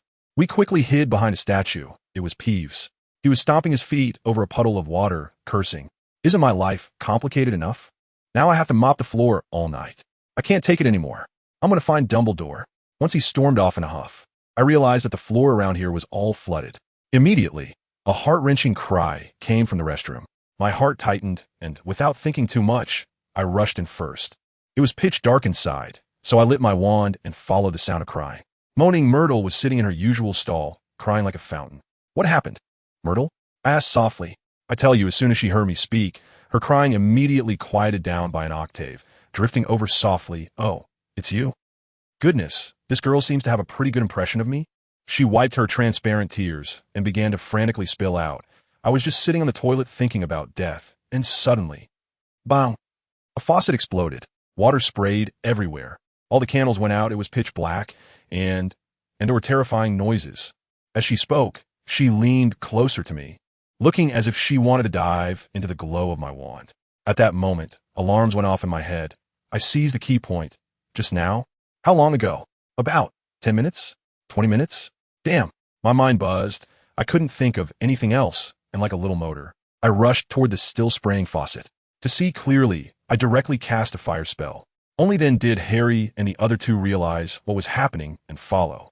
I turned my head, my expression probably as serious as Snape's when he takes attendance in class. Go, find Dumbledore, right now. Immediately, my hands were shaking. It wasn't excitement. It was fear of the unknown. That monster, did it really come out from here? Harry still looked a bit confused. I shouted while running out. It doesn't matter if it came from here. The important thing is that thing might already be wandering around. The four of us were practically putting on a Hogwarts version of Fast and Furious, sprinting all the way to the headmaster's office. When we reached the stone creature, we were all panting like dogs, and Hermione's face had gone pale. Fizzing Whizbee, I shouted the password, and as the stone creature moved aside, we bolted in like 4 cannonballs. Professor Dumbledore. And guess what? Old Dumbledore was sitting there reading a piece of parchment, his expression as grave as ours, serious enough to wring water out of. Professor, the Chamber of Secrets. The chamber has been opened again. I rushed to speak before anyone else could. Dumbledore took off his glasses and rubbed his temples, that gesture looking incredibly tired. I understand, Neville. In fact, a student has already been petrified. What? We all exclaimed in unison, our voices cracking. It's the Ravenclaw prefect Penelope Clearwater, a Muggle-born wizard. My heart sank at that moment. Dumbledore said he would send us back to the dormitory. But how could I leave? In a moment of inspiration, I shouted, Professor, we might know where the entrance to the chamber is. I saw Dumbledore's eyebrows jump slightly. It seems you have surprised me once again, he said, looking at us with a hint of relief in his eyes. Then let's hurry. He stood up, and I was about to take the lead, but he raised a hand to stop my 3 friends. Only Neville could come with me. Harry, you all go back to the dormitory. Professor McGonagall will come to get you. Families, who understands? Isn't this just the treatment of the chosen one soloing a dungeon? Ron immediately protested, complaining, while Hermione, though displeased, said it was because he was good enough. Harry didn't say a word, just looked at me, and in his eyes, I understood that he wanted to get stronger too. On the way to the restroom, I rapidly shared all my analyses about the basilisk with Dumbledore. When I mentioned the word basilisk, I could clearly feel Dumbledore's footsteps pause for a moment. When we reached the door, I was about to rush in, but Dumbledore grabbed me. Wait, Neville, you just mentioned the basilisk. He fixed his gaze on me, his wand already in hand. I instantly understood. You mean, to watch where I'm stepping? You are indeed very clever. He nodded. At the first sign of any noise, look down and be ready to defend yourself. Do you also think it's a basilisk? The symbol of Slytherin is a snake, isn't it? After saying that, he tapped his wand on both himself and me. I instantly felt as if I was wearing a layer of tight protective gear, an overwhelming sense of safety. But Professor, isn't looking a basilisk in the eye just asking for death? Perhaps this one is special, who knows? Old Dumbledore's operation was all about that sense of guess. But don't guess everything mystery. He led the way, slightly bowing his head as he walked in, and I followed behind him like a little quail. The restroom was pitch black, and with a gentle wave of Dumbledore's wand, all the candles lit up instantly. I quickly pointed at the faucet with the snake-shaped emblem. Professor, it's this one. Dumbledore leaned in to examine it closely, his expression growing more serious. Your guess is correct, Neville. There are traces of very ancient magic here. At that moment, our breathing echoed in the empty restroom like drums. However, finding the entrance was only the first step. Let me tell you, that night, Dumbledore and I stayed in the restroom until dark, trying every spell we could think of, but that darn faucet didn't respond at all. If anything, it just became a bit shinier from spells. Finally, I got anxious and, taking a deep breath, said, "Professor, I want to try my fire." Your magical fire is worth a try." Dumbledore immediately got serious. I took a deep breath and aimed a transmutation fire at the faucet. The result was astonishing. The black flame hit the faucet and bounced back like it hit a bouncy wall, zooming straight back at me. Fortunately, Dumbledore was quick, casting a powerful spell to block it, or I would have ended up setting myself on fire. It seemed that a strong attack wouldn't work. Dumbledore steadied me, who was startled and had stepped back, looking equally helpless. This was probably the work of Slytherin himself. Well, now we were completely out of ideas. Dumbledore sent me back to the common room, saying he would seal the restroom and repeatedly reminding me to be careful. Well, I told Harry and the others about this. The castle was completely on high alert. Ron was quite optimistic, thinking Dumbledore would definitely have a way, but Hermione was worried. After all, she was also Muggle-born. With this incident, panic spread throughout the school. Everyone had to go to the restroom in groups. At this crucial moment, we ran into Hagrid, who was carrying 2 dead roosters, looking quite unlucky. When I heard that all the school's roosters were dead, a string in my mind snapped. Basilisks are most afraid of the sound of a rooster. The person who killed the roosters must be the heir of the chamber. We had a clue, but when we checked the chicken coop, there was nothing. Hagrid's big footprints made the scene a complete mess. We couldn't see anything. A couple of days later, Dumbledore posted a notice at the entrance of the Great Hall, and the wording was astonishing. From today on, anyone who does not wish to die a violent death should not approach the girls' restroom on the 3rd floor. I knew right away that he hadn't figured out that entrance either. Even more outrageous was that the Quidditch match was still going to proceed as usual. Hermione and I were ranting about how audacious that was. To give myself a bit of a trump card, I decided to seek advice from Snape in potions class, hoping he would teach me a powerful potion. However, I ended up performing like a top student in class, finishing the potion first and gathering the courage to ask him. He, however, couldn't even be bothered to lift his eyelids, dismissing me in front of the whole class, saying if I talked nonsense again, he would deduct point from Gryffindor.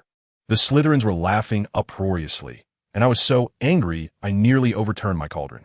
Saturday, the day of the Quidditch match, Harry and the others went to watch the game, and I had arranged to meet Dumbledore in his office to discuss things further.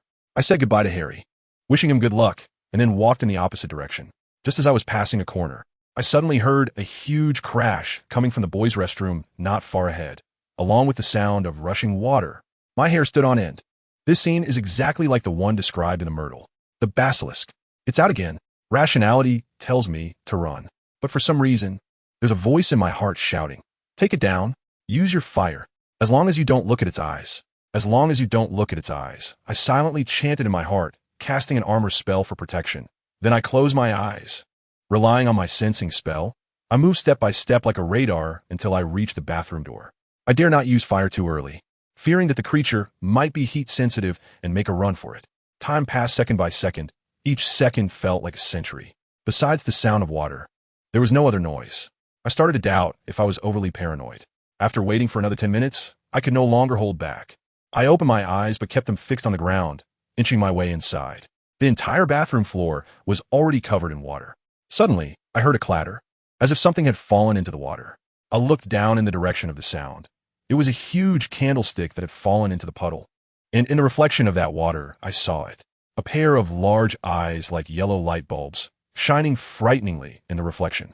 The next second, I felt as if I was being encased in cement, unable to move. Immediately after, my consciousness began to blur. I was like a person being punished to stand still in place, the kind of permanent VIP member. Just before I lost consciousness completely, I seemed to hear a crisp and clear phoenix cry. When I regained consciousness, I found myself in endless darkness. Was I petrified? I tried to move, but my body felt like a cage, trapping my soul inside. My eyes could move. I saw the familiar ceiling of the medical wing. I survived. I suddenly remembered that what I saw was a reflection, so I was just petrified I didn't die on spot. I desperately tried to look around, but my neck couldn't move at all. I could feel my heartbeat. I could breathe, but besides that, the other parts of my body felt like someone else's. I don't know how long it took, but dawn broke. I heard footsteps. It was Madame Pomfrey. When she walked past my bedside, I blinked with all my might, frantically signaling her in Morse code. She finally noticed. Merlin, Longbottom, you're awake? I blinked even faster, my eyelids almost cramping. Wait, I'll go find Dumbledore, she said, and then dashed off like the wind. Soon, Dumbledore arrived. He checked my condition and even nodded in satisfaction. I was full of question marks. Neville. He looked at me. Let's do AQA. Yes, just blink once, no, blink twice. Do you understand? I blinked once. Very good. Did you see the attacker? I blinked twice. And the monster? Was it the basilisk? I blinked once. He asked a dozen questions and my eyelids were almost too heavy to lift. He noticed and stopped, starting to tell me what happened after I fell unconscious. It turned out 3 days had passed. That day he was waiting for me in his office, and when I didn't show up, he knew something was wrong and sent his phoenix, Fawkes, to find me. Fawkes raised the alarm, and by the time Dumbledore arrived at the scene, it was already too late. Only I remained petrified. You are different from the other petrified students. He explained, I guess it's because you cast a protective spell on yourself. I blinked with difficulty. I want to see what happened at that time. Would you let me use the memory retrieval spell? I blinked again. He raised his wand, and I felt that memory of the attack instantly become incredibly clear. Soon, Dumbledore withdrew the spell and shook his head. I still can't see the air. He told me that my friends had all come to see me, and he would inform them of the good news that I had woken up. Before he left, he apologized to me again, saying he came late. After Dumbledore left, Madame Pomfrey returned. She locked the medical wing's door, then used the levitation spell to lift me entirely and submerged me in a large wooden basin filled with a light blue liquid. Don't be afraid, Longbottom. She noticed my tension. This is what Professor Dumbledore instructed, to help you soak in it once a day. I was submerged with only my head sticking out, trying hard to smell what this magical liquid was, but I found that my sense of smell had also failed me, and I couldn't smell anything. I tell you, I was lying there, so anxious that I felt like my insides were on fire. My mind had already dug up all of Voldemort's secrets, but what happened? My mouth felt like it was glued shut with super glue, and I couldn't utter a single word. I could only blink furiously, and my mind was racing with barrage comments that almost blew the ceiling off. Just when I thought I was about to hurt myself from holding it in. Guess what? Hermione came in. The moment she walked in, I swear, it felt like a beam of light suddenly pierced through the gloomy hospital wing. She saw that I could move my mouth a little, and she got so excited that the book in her hands fell to the ground with a thud. Her little face all flushed and adorable. I thought to myself, once I recover, I must give her a big hug to thank her for being there for me all this time. Then she started telling me all the gossip from school, like how Harry got punished by Snape again, and Ron almost had a real duel with Malfoy in potions class. I was getting really into it when, suddenly, a key piece of information slipped into my ear. Ginny went to watch Harry's at Quidditch practice. My head just exploded. Ginny is controlled by the Soul Bond curse, and she goes to see Harry train? Who is the target? Isn't it Harry? Who wants to kill Harry the most? Does anyone understand? Besides that person whose name cannot be mentioned, King? My expression management completely broke down at that moment. My mouth was twitching like crazy, wanting to shout, but unable to. Hermione thought I was trying to exercise my facial muscles and joked with me not to practice too hard. I was so anxious inside. What does it matter if I mess up? My life is at stake. The next day, Hermione didn't come. The third day, still not here. Harry and Ron did come, but they looked like wilted eggplants, all droopy. I asked where Hermione was, and they stammered that she was unwell and resting in the dorm. I felt something was off right away. Why wouldn't she come to the hospital wing if she was unwell? What kind of ridiculous situation is this? Then one day, 2 days, a week went by. Hermione seemed to have evaporated from the face of the earth. I have to tell you, during that time I was really about to break down. I started to overthink, wondering if I was too boring. Did she find me annoying? In my head, 2 little voices were fighting wildly. One saying she wouldn't abandon you, and the other saying who would pay attention to a useless person like you who can't even move. That feeling was just unbearable, even worse than being petrified. Just when I was about to give up on myself, in the middle of the night, I heard some noise. I squinted and looked over, and lo and behold, it was Harry. He was sitting on the empty bed next to me, wearing an invisibility cloak, sighing at the air. My heart skipped a beat. That bed was empty before. A terrifying thought popped into my mind. From that day on, I had a new goal. I had to, immediately, see who was actually on that bed. I fought tooth and nail with my neck, and let me tell you, the effort was such that it felt like my cervical spine was about to develop a patina. Finally, after a tremendous struggle, I managed to turn my head, only to be blocked completely by a stupid screen. At that moment, my anger surged up instantly, all the frustration rage, and the worst assumptions exploded. Then a miracle happened. I felt the magic inside me burst forth like a flood that had been unleashed, and with a snap, the petrification curse was broken. I rushed over, tumbling and rolling, and crashed into the screen. Then I saw. It was Hermione. She lay there, eyes wide open, holding a small mirror, motionless like a delicate doll, but I knew she had been petrified. "No!"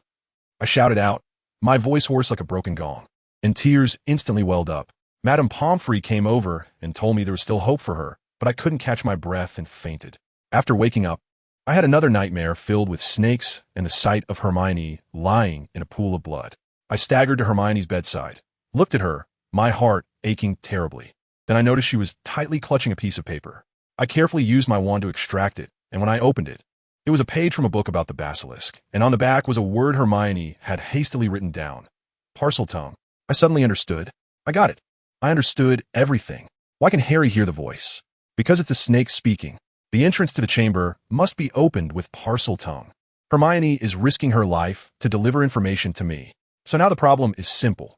Find Ginny, who is being controlled, cast a spell to stun her, and Voldemort's plan will be ruined. I was like I had been injected with adrenaline. I had to find Dumbledore immediately. I ran all the way to the headmaster's office, shouted the password at the gargoyle, and rushed inside. And what happened? The portraits in the headmaster's office all started talking at once, telling me that Dumbledore had been suspended by the Ministry of Magic. It was all Lucius Malfoy's doing. I was dumbfounded. Wasn't he this just handing our heads to the enemy? Just when I was about to lose hope, Dumbledore's Phoenix Fox flew directly onto my shoulder. Good buddy. That's generous. With the buff from a magical creature, I felt much more reassured. I immediately turned around, planning to head to the Gryffindor common room to confront Ginny. But as I passed the corridor where the incident happened, I caught a glimpse out of the corner of my eye, and my scalp went numb. On the wall, there was a new blood message, glowing with an eerie red light, that read, "The bones of this girl will remain forever in the Chamber of Secrets." I realized it at that moment. In this short time of my recovery, someone else had been taken away, and it's most likely Ginny. The Nyo Hulu Nawai within me has completely awakened, and let me tell you, my eyes turned red at that time. Voldemort, don't you like to play? All right, I'll play with you to the end today. I finally made it back to the Gryffindor Tower before dawn, forcing myself to suppress the urge to rush to the bathroom to investigate. I knew it wasn't the right time yet, but I had no idea what the new password was. There was nothing I could do but crouch outside the fat lady's portrait, casting a half-baked disillusionment charm on myself, sticking to a wall like a gecko, and playing dead. Let me tell you, my mind was a storm, replaying everything crazily. Last time I got caught off guard without a plan. This time, I had to account for all possible emergencies. I stood there for what felt like half an hour, watching my classmates stream out in waves, and I dared not move, afraid my half-hearted disillusionment charm would give me away. Even the fox on my shoulder was steadier than I was, a model of stealth. But no matter how long I waited, I didn't see Ginny, and my heart was getting more and more uneasy. It wasn't until most of the people had left that I finally spotted Harry and Ron. These two looked like they had just been dragged out of bed, their eyes bleary, and Ron's buttons were all misaligned. It was quite a sight. I dashed over and blocked their path. Neville. They were so startled they almost fell over. Harry was the first to react, his face lighting up with surprise. Wow, you're back. It wasn't the time for nostalgia. I cut straight to the chase, my expression serious. No time for chit-chat. I have some urgent questions to ask you right now. How's Ginny been these past few days?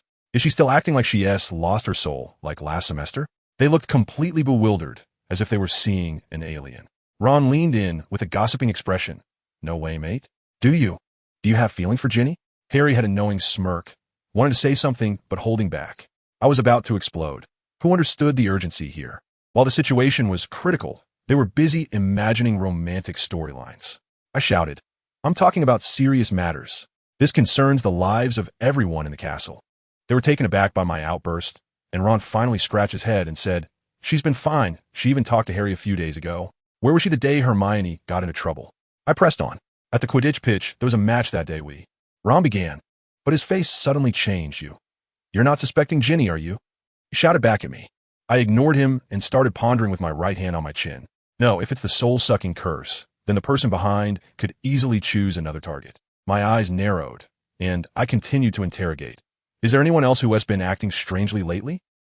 Doing things completely out of character? Does Percy count?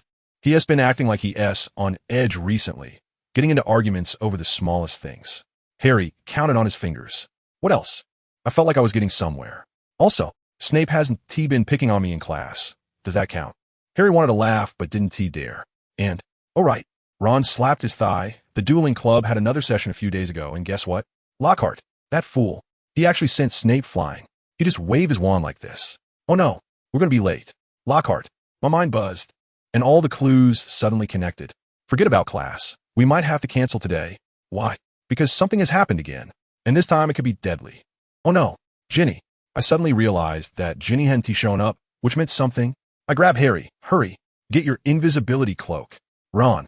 You rush into the dormitory and ask any girl you find if Ginny is there. Ron's face turned pale instantly, his lips trembling. She's not here. She didn't come back last night. Harry swallowed hard and added, we were late because we were looking for her all night. Percy said he couldn't find her when he took attendance. Ron was already speechless, gasping for breath, his eyes red. I'm going to get the invisibility cloak. Without a second thought, Harry turned and rushed back to the dormitory. I'll tell you, this guy has absolute trust in me right now. I quickly supported the swaying Ron. Calm down, Ron. Ginny, is she also petrified like Hermione? No, she is probably the next target, or even worse. But I have a good idea of where she is. Take me there quickly. Ron's eyes instantly ignited with fire. No, I'm holding you back. It's safer with fewer people. Ron, you have to stay. But she is my sister. He roared at me. She is my sister too. I shouted back, my voice loud enough to startle the fat lady.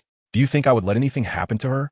Listen, Dumbledore is gone, and I don't trust the professors. We need someone outside to back us up. If I don't come back, you go tell Professor McGonagall. As I shouted, my voice grew softer, nearly inaudible by the end. And by the way, tell my grandmother that I love her. Ron froze, tears streaming down his face. I patted his shoulder and then touched Fawkes, who had been quietly resting on my shoulder. Don't worry, I have him, Dumbledore's Phoenix, very reliable. I pulled the dumb bomb from my pocket and handed it to him. And if we're not back by noon, just say my name, say it a few times. Just as Ron left, Harry came back holding the invisibility cloak. Without a word, we slipped underneath it. This time it was just the two of us. Having more people would just get in the way, right? Right? Harry suddenly said quietly, I'm sorry. We didn't protect Hermione well. I was taken aback, thinking, what are you apologizing to me for? She acted alone because of the Quidditch match. Let's not talk about that. I stopped, lifted the cloak, and looked him in the eyes. Harry, this time it will be very dangerous, a life or death situation. Are you still willing to go with me? I am. He answered without a hint of hesitation, his green eyes shining brilliantly. Good. I nodded. You still remember the disarming charm, right? Of course. And parcel tongue? Can you still speak it? Parcel tongue? He looked confused. I pointed to Hermione's note. The entrance to the Chamber of Secrets is likely to be opened with parcel tongue. So that is why you brought me. Harry looked at me, his expression complex, but he quickly became resolute. If we're going to take risks, remember to always take me with you. All right. Thanks, brother. Let us go. We crept into that familiar washroom. The blood letters on the wall had darkened, and there were new inscriptions. I tightened my grip on the wand and pushed the door, but it didn't budge. Alohomora. No use. Dumbledore had set up a barrier. I lifted the invisibility cloak and stepped forward. Fiendfire. I tell you, this is the spell I'm most confident in. The roaring flames crashed against the door, and instead of catching fire, the door warped and twisted, eventually transforming into a rectangular box. The box opened with a pop, and Harry and I leaned in to take a look. Goodness. Inside lay a shimmering silver sword, with a ruby the size of a pigeon egg embedded in the hilt, and a line of text engraved on the blade. Godric Gryffindor. I was dumbfounded at that moment. This was the legendary holy relic. But then that kid Harry didn't recognize it and just walked over and grabbed it with such ease. My shoulders Fawkes let out an excited cry. To be honest, my heart sank a little, and I felt envious. I admit I felt that way. But I quickly realized that Dumbledore must have had his reasons for leaving the sword here. Take it. Harry, I said, try to sound calm. Don't let Gryffindor down. Use it to protect yourself. We entered the washroom, and I pointed at the faucet with the snake-like markings. Harry, it's your turn, say open to it. As a result, this guy shouted in Chinese at the faucet for a long time, open the door. The scene was simply a public execution. Dude, that's not parcel tongue. I couldn't help but laugh and cry at the same time. I don't know how to say it. When was the last time you said it? I think it was at the zoo when I was talking to a python. Got it.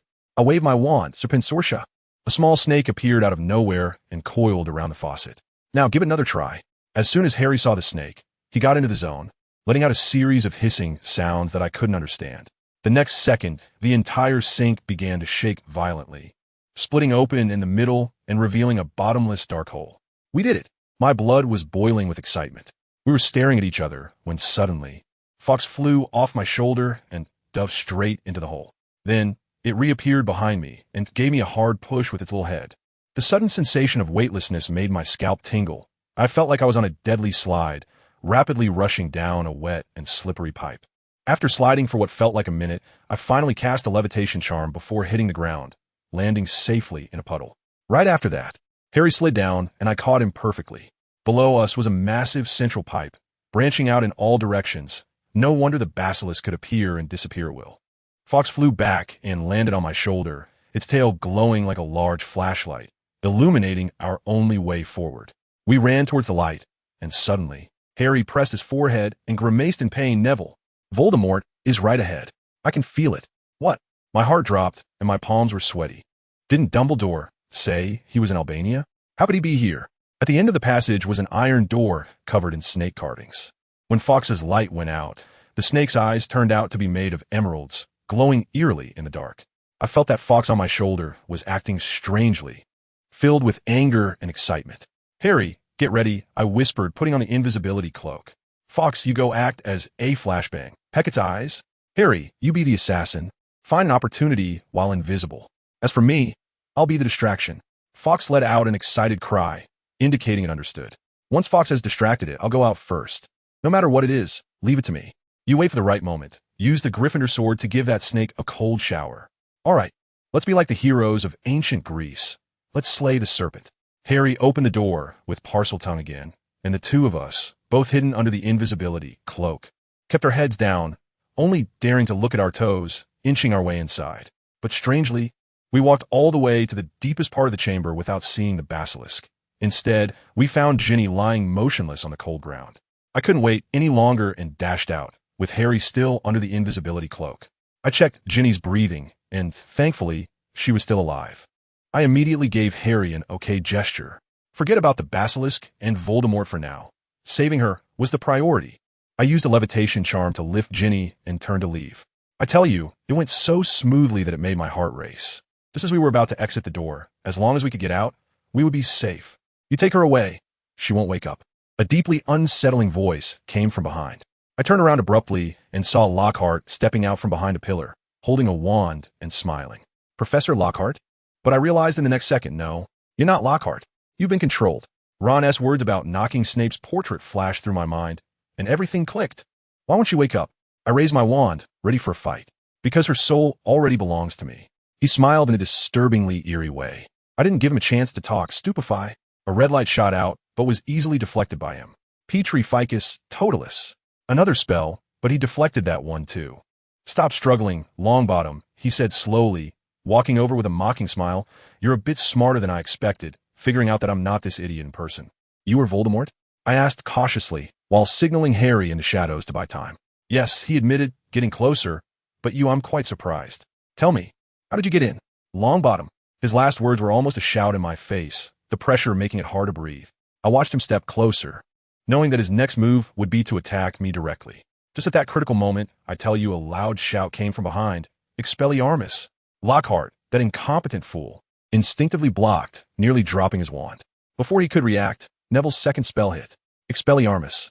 This time it was accurate, and Lockhart flew 2 meters away like a kite with a broken string, his wand, and that old book flying into the corner. Let me tell you, that kid Harry is really quick on the uptake. Lockhart was still in midair when he lifted his invisibility cloak, and with one wave, he petrified him completely. With a thud, Lockhart was frozen in a position as if he was trying to get up but couldn't, turned into a statue. Well done.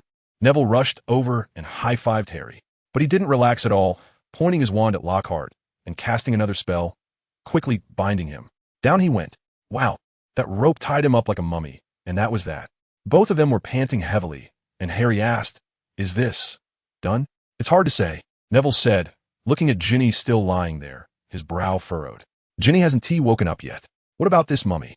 Harry pointed at Lockhart. "I doubt it. He was controlled by the Dementor's curse. What can we ask him?"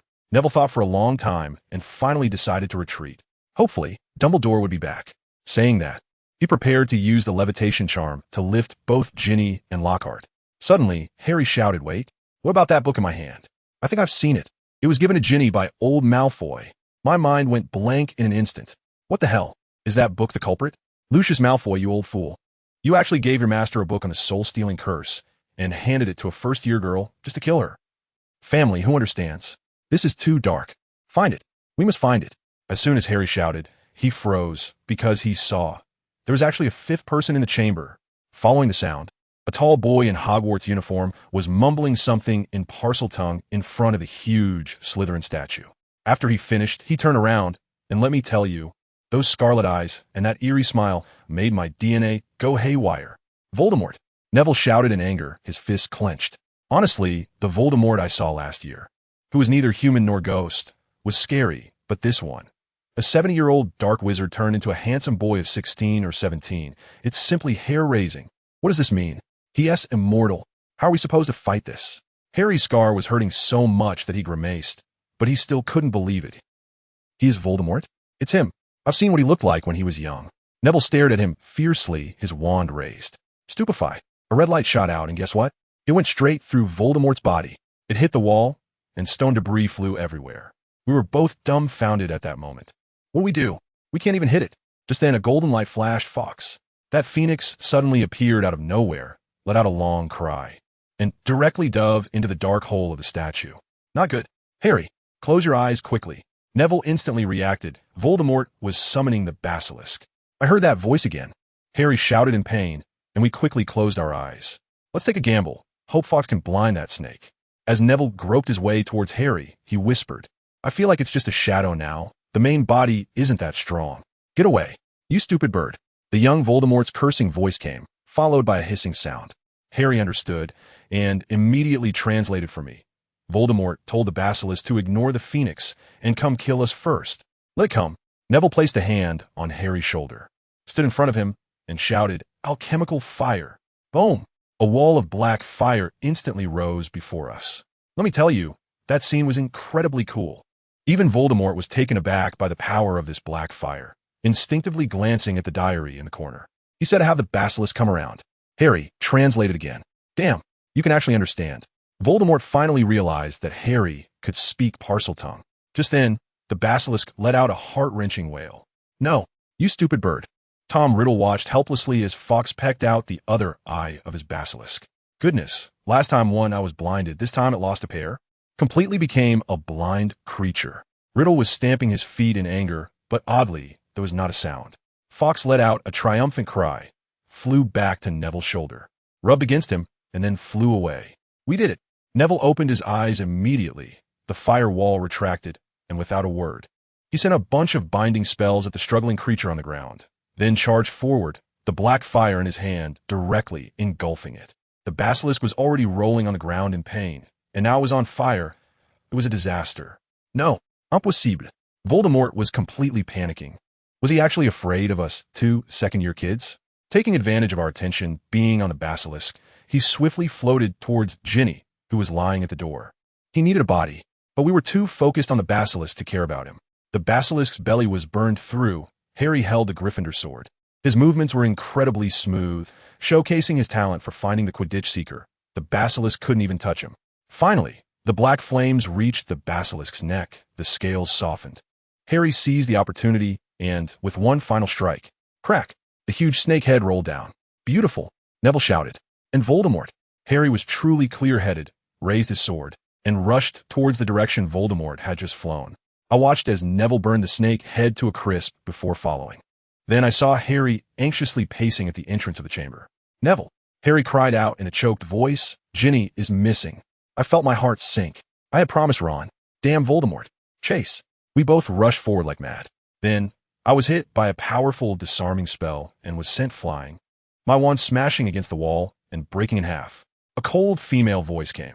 It seems you two little bugs still don't know how terrifying Lord Voldemort is. Ginny Weasley emerged from the shadows, lifting the invisibility cloak, her face full of mockery and disdain. Expelliarmus, Harry shouted, waving his wand. Protego. Voldemort controlled Ginny's body, expertly deflecting Harry's spell. He glanced at my unconscious form and then at my broken wand and laughed. Harry Potter, come on, let us duel. Prove that you're not just lucky. I tell you, the scene was as bizarre as it could get.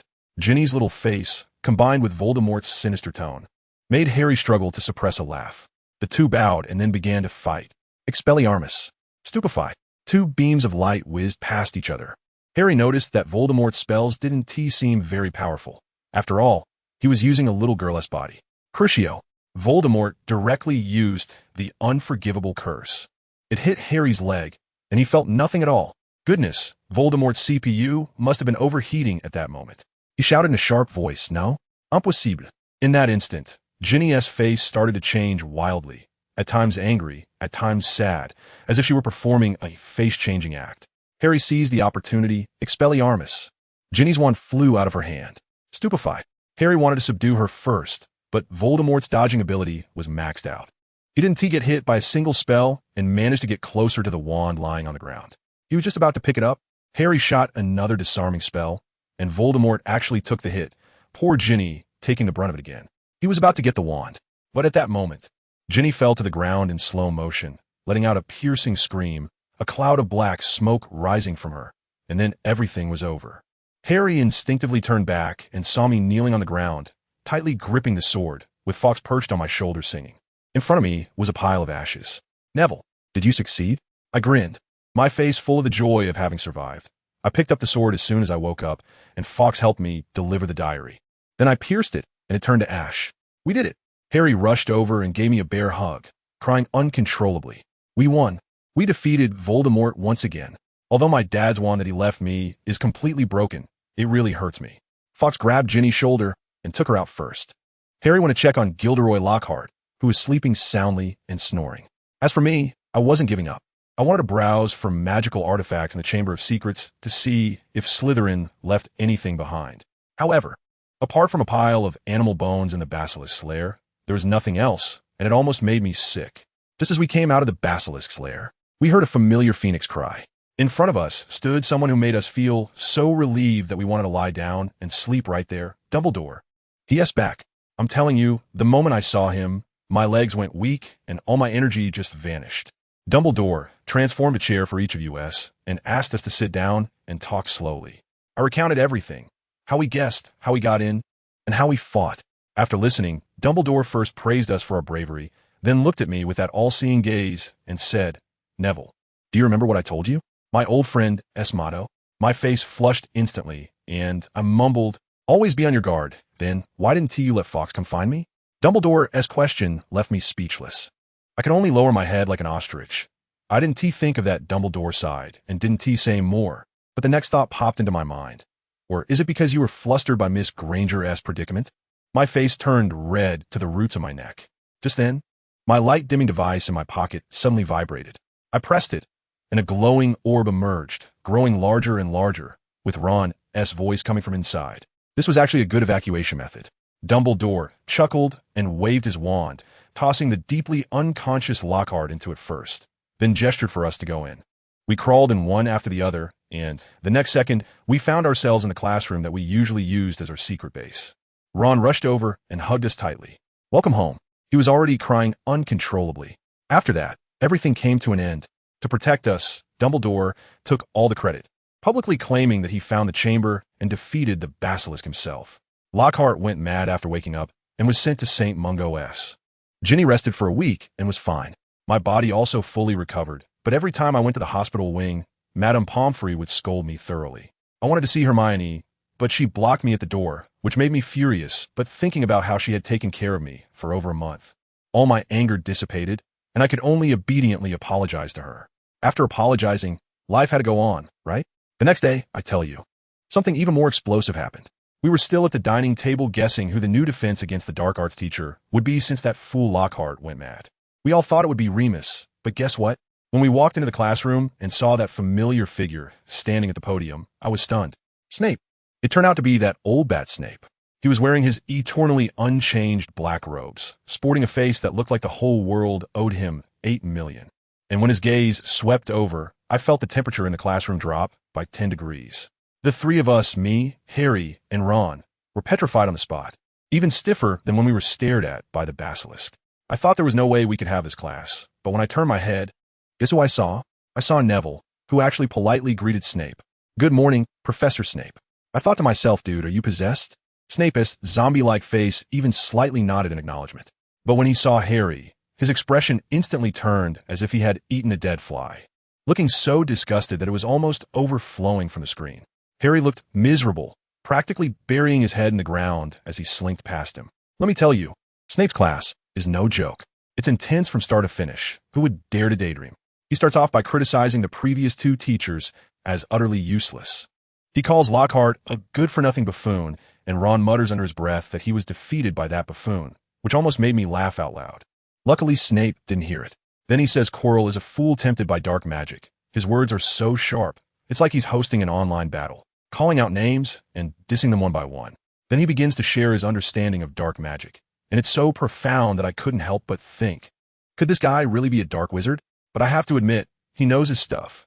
Even Harry, the #1 Snape hater, was left stunned. This class was about disarming, and Snape probably thought we were all trained by Lockhart's uselessness, so he just had us practice against each other. Of course, dreaming about getting points for Gryffindor from him? No way. No matter how well we performed, it was like he didn't even see it. Instead, he unleashed his fury on those who didn't do well. Don't you have a brain? Or is your giant troll-like brain incapable of remembering my previous movements? Finnegan, relax. Otherwise, I can't guarantee your opponent won't end up in the hospital wing. Miss Patil, you're holding your one the wrong way. I really doubt you're a second year. Family. Who understands? The pressure was immense. Even Parvati's hands were shaking. Even I, having to use Harry's wand because mine was broken, faced his sarcastic remarks. A wand is a wizard's lifeline. How can you not even take care of your lifeline? By the end of the class, we all looked pale, as if we had just come out of fierce battle. In the afternoon, it was still his class, teaching the petrifying charm. He stood at the podium. His deep voice sounded like an incantation. You are progressing too slowly. In order for you to pass the exam, I have to patiently give this bunch of little trolls remedial lessons. 2 or 3 spells in one class. If you can't learn it in class, you'll be assigned extra homework. Goodness, once those words were out, who would dare to slack off? At that moment, I was as calm as a rock, just focusing on my studies despite his insults. During dinner, the Weasley twins came over, and Ron quickly asked them what they thought of the new teacher. George replied, "Professor Flitwick? He teaches pretty well." We were all stunned. What was that? Flitwick? Later, Percy came over and clarified for us. It turned out the 3 professors were taking turns teaching. Professor McGonagall taught the upper years, Flitwick taught the middle years, and poor Snape was responsible for us lower years. Percy even secretly pulled me and Harry aside, awkwardly thanking us, saying Ginny told him we saved her. Harry turned bright red at that. Just then, Dumbledore suddenly appeared at the head table, cleared his throat, and announced some fantastic news. The Mandrakes are ready. I was the first to jump up from my chair. What does this mean? It means Hermione is coming back. I have to tell you, the moment Hermione appeared at the door of the hall, I felt like the whole world lit up. She was a bit thinner, but still the familiar figure, running towards us with a smile. My mind went blank at that moment, and I was the first to rush over with 1,000 words condensed into one. Welcome back. She was taken aback for a moment, then gave me a big hug, and then hugged Harry and Ron. She excitedly screamed. You guessed it. You figured out my clues, right?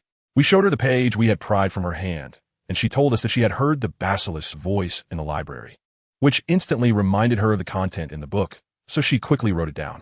However, when she ran away, she still saw the basilisk's eyes through the mirror. Harry leaned in and quietly told her that we had actually killed the basilisk.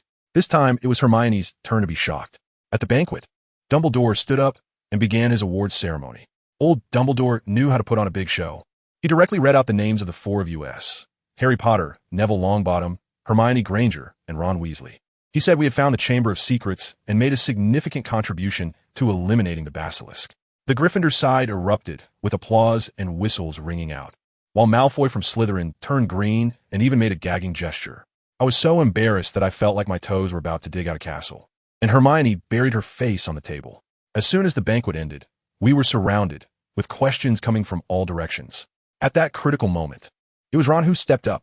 He started talking nonstop, launching into a storytelling mode, saying that the entrance to the chamber was destroyed at the bottom of the Black Lake, and that the basilisk's weakness was being tickled, leaving the crowd dumbfounded. The 3 of us quickly gave him a thumbs-up gesture and slipped away in the chaos.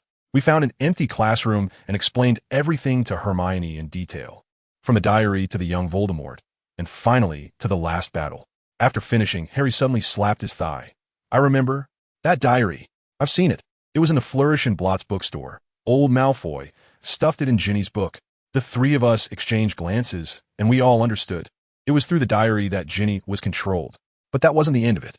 That night, Dumbledore called me to his office alone and began to review the hidden plot of the entire incident. He told me that Ginny was initially tempted by the diary, but later got scared and threw it away. Guess who picked it up? Lockhart. That poor guy found the diary and was then controlled by Tom Riddle. That's why his dueling skills suddenly skyrocketed, and he was the one who brought Ginny into the Chamber of Secrets.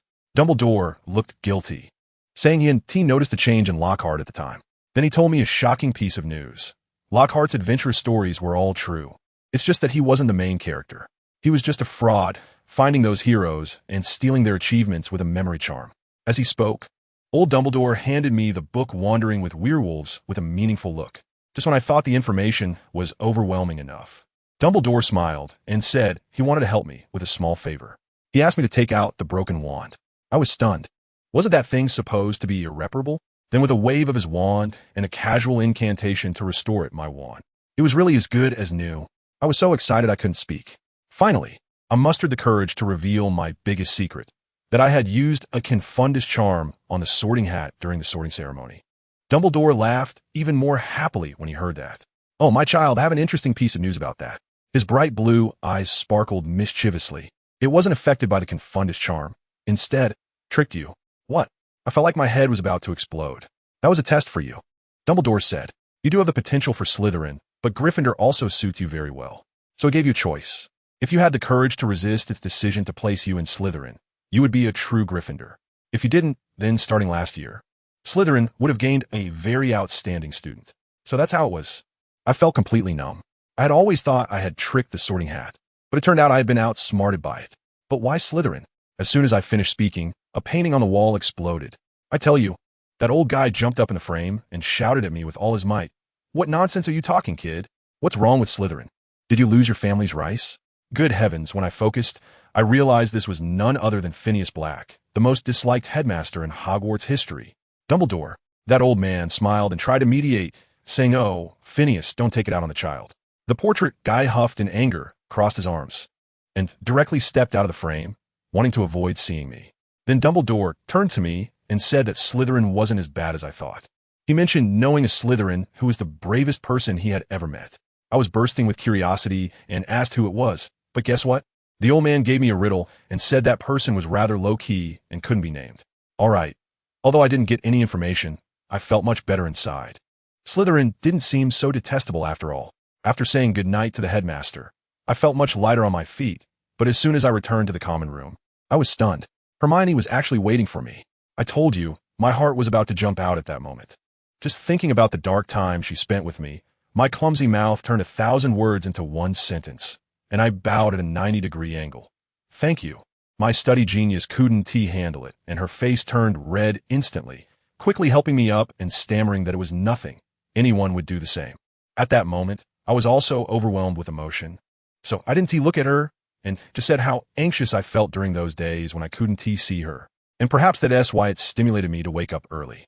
As a result, Hermione, after hearing this, not only didn't think I was being dramatic, but instead laughed brilliantly. I was a bit stunned. She was like a stone just a few hours ago. I curiously asked her what it felt like to be petrified.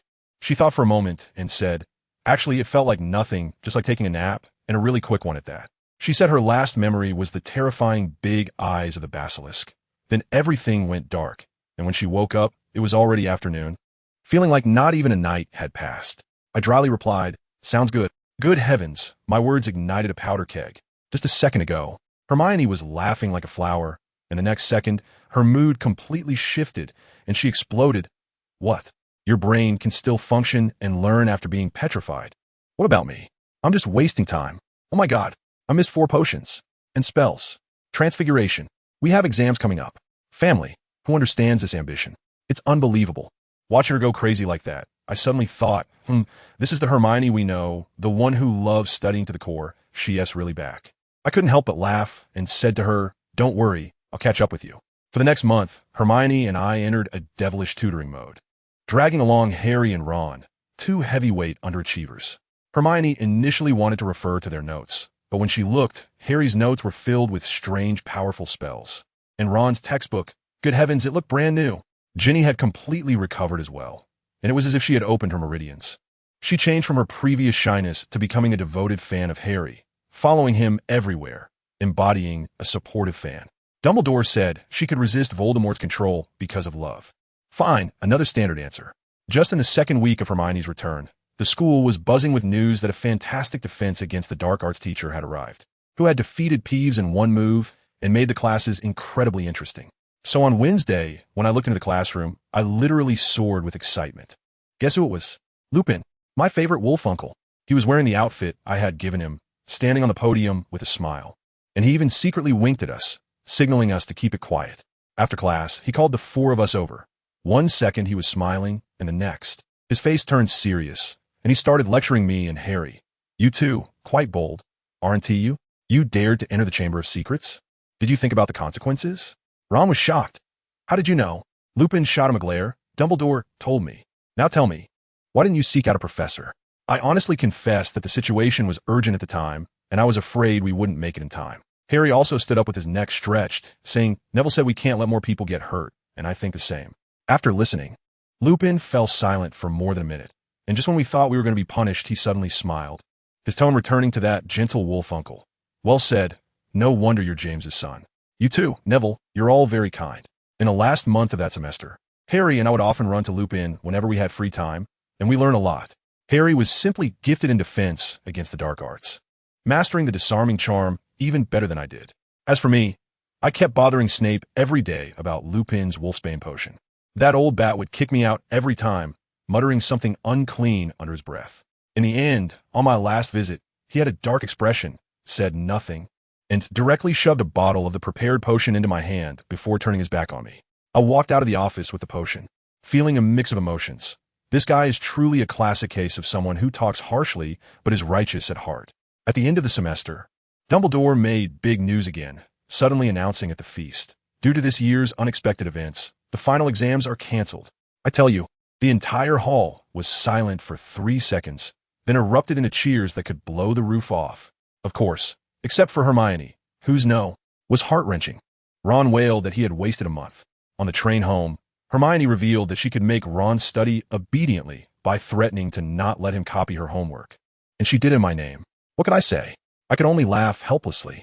Harry had it worse. Due to blood protection magic, he had to stay at his aunt's house for 2 weeks, just when we thought the compartment was going to fall into silence. The door opened, and Ginny poked her little head in, bouncing over to sit next to Harry. Well, it seems Harry won't be lonely this summer. I didn't have a lazy summer vacation. I originally wanted to find Professor McGonagall to continue my transfiguration tests, but she shot me down with a single comment. Why didn't you think of turning into a rooster to deal with the basilisk? Fine. You have a point. I was left speechless. So, I threw all my energy into practicing spells and brewing wolfsbane potion. Snape finally demonstrated it in front of me at the last moment, treating me like air the whole time. But I was glad for the peace and finally got my notes done. This stuff is really difficult to brew. I blew up 4 cauldrons before I managed to get the success rate to about 3 out of 10. After Harry moved in with me, the entire wizarding world went into a frenzy. Sirius Black had escaped from Azkaban, a guy who could blow up a dozen people with a single spell. My grandmother immediately went into high alert because she got the news that Black's target was Harry. To be honest, I didn't have much feeling about Black himself. I was more shocked that someone could escape from Azkaban. What about the people I hate the most? Could they also possibly escape? Because of this incident, our summer vacation went from being free range to being confined. Later, when I ran out of potion ingredients, I didn't want to worry my mom, and I definitely couldn't bring Harry, the target, with me. So I pulled out the polyjuice potion and transformed into a red-haired middle-aged man, sneaking off to Diagon Alley. There was a big iron cage in front of the bookstore filled with a bunch of books biting each other, with a sign that read, "The Monster's Monster Book." I felt a jolt in my heart. This can't be our new textbook, can it? I didn't buy it, thinking I would have an excuse to come back later. When I got home that evening, I compared course selection lists with Harry. He chose care of magical creatures and divination. I slapped my thigh and said, "Oh, right. I remember you got a biting book for your birthday, right? That thing is our textbook." Harry's expression at that moment was like he had been struck by lightning. I propose, how about we open it and take a look? I tell you, to open that book, we almost tore the house apart. First, we used the petrification spell, but ended up petrifying the rope as well. Later, Harry used the stunning spell, and with one spell, it flew away and smashed into the wall, almost giving my grandma a heart attack. After a lot of trouble, we finally got it open, and the content inside was quite interesting. Suddenly, I came up with a bold guess. You think, our teacher won't be Hagrid, right? When Harry heard this, his eyes lit up. That would be great. In the end, I chose arithmancy, and when my grandma heard that, she praised me a lot. Then she turned to Harry, who chose divination, and started criticizing. Divination? A bunch of frauds. Back in the day, Trelawney even predicted that McGonagall would die in her 7th year. Look at her now. Isn't she alive and well? In mid-August, we agreed to go to Diagon Alley together to buy things. I found that my grandma was fully armed, dressed like a killer, and her hand never left her wand. We met Ron and Hermione, whom we hadn't seen during the holidays, at the ice cream shop. Hermione had changed the most. She had tanned, grown taller, and cut her hair short, looking very lively. She immediately gave Harry and me a big hug. The four of us chattered excitedly about our holiday experiences. And after a while, my grandmother pulled us to meet the Weasleys. But do you know what was the strangest thing? I noticed that Mr. and Mrs. Weasley, along with my grandmother, kept sneaking glances at Harry, their expressions as if they were looking at some rare treasure, afraid it might be snatched away. It made me feel quite uneasy. I felt that the atmosphere was off at that moment. These adults were definitely hiding something from us. Taking advantage of the fact that Harry and the others ran off to look at some pets, I quickly pulled my grandmother into a nearby alley. I said, "Grandma, what's going on? The way you all look at him, it's as if you're about to label Harry as a protected individual." My grandmother sighed, a sigh heavy enough to crush someone. She said, "Sigh, let me tell you. Actually, this matter is related to that escaped convict, Blake." I felt a jolt in my heart, and sure enough, we all thought that Blake's target in this jailbreak was Harry. After saying that, she scoffed disdainfully and gritted her teeth, saying, "That traitor, if he dares to show up in front of me." Traitor? I immediately seized on the key word. Yes, traitor. My grandmother instantly exploded, her voice loud enough to sound like a firecracker going off in the alley. He was originally one of us. He was even the best friend of Harry's parents. Who understands family? I was so scared that I quickly cast a silencing charm, but it was too late. People passing by were looking at us like we were crazy. My grandmother, however, didn't care. She shot back a fierce glare, as if to say that anyone who dared to look at her again would get her wand in their face. Then she lowered her voice and said to me, "This matter must not be known to Harry. Do you hear me?" I quickly nodded. Only then did she continue. "Do you know how Harry's parents died? Voldemort killed them." I said this without any fear. I hated that name. "That's right. But have you ever thought about how Voldemort found them?" She asked me, "Have you heard of the Fidelius charm?" My mind buzzed, and everything clicked together. I said, "A super strong protective magic."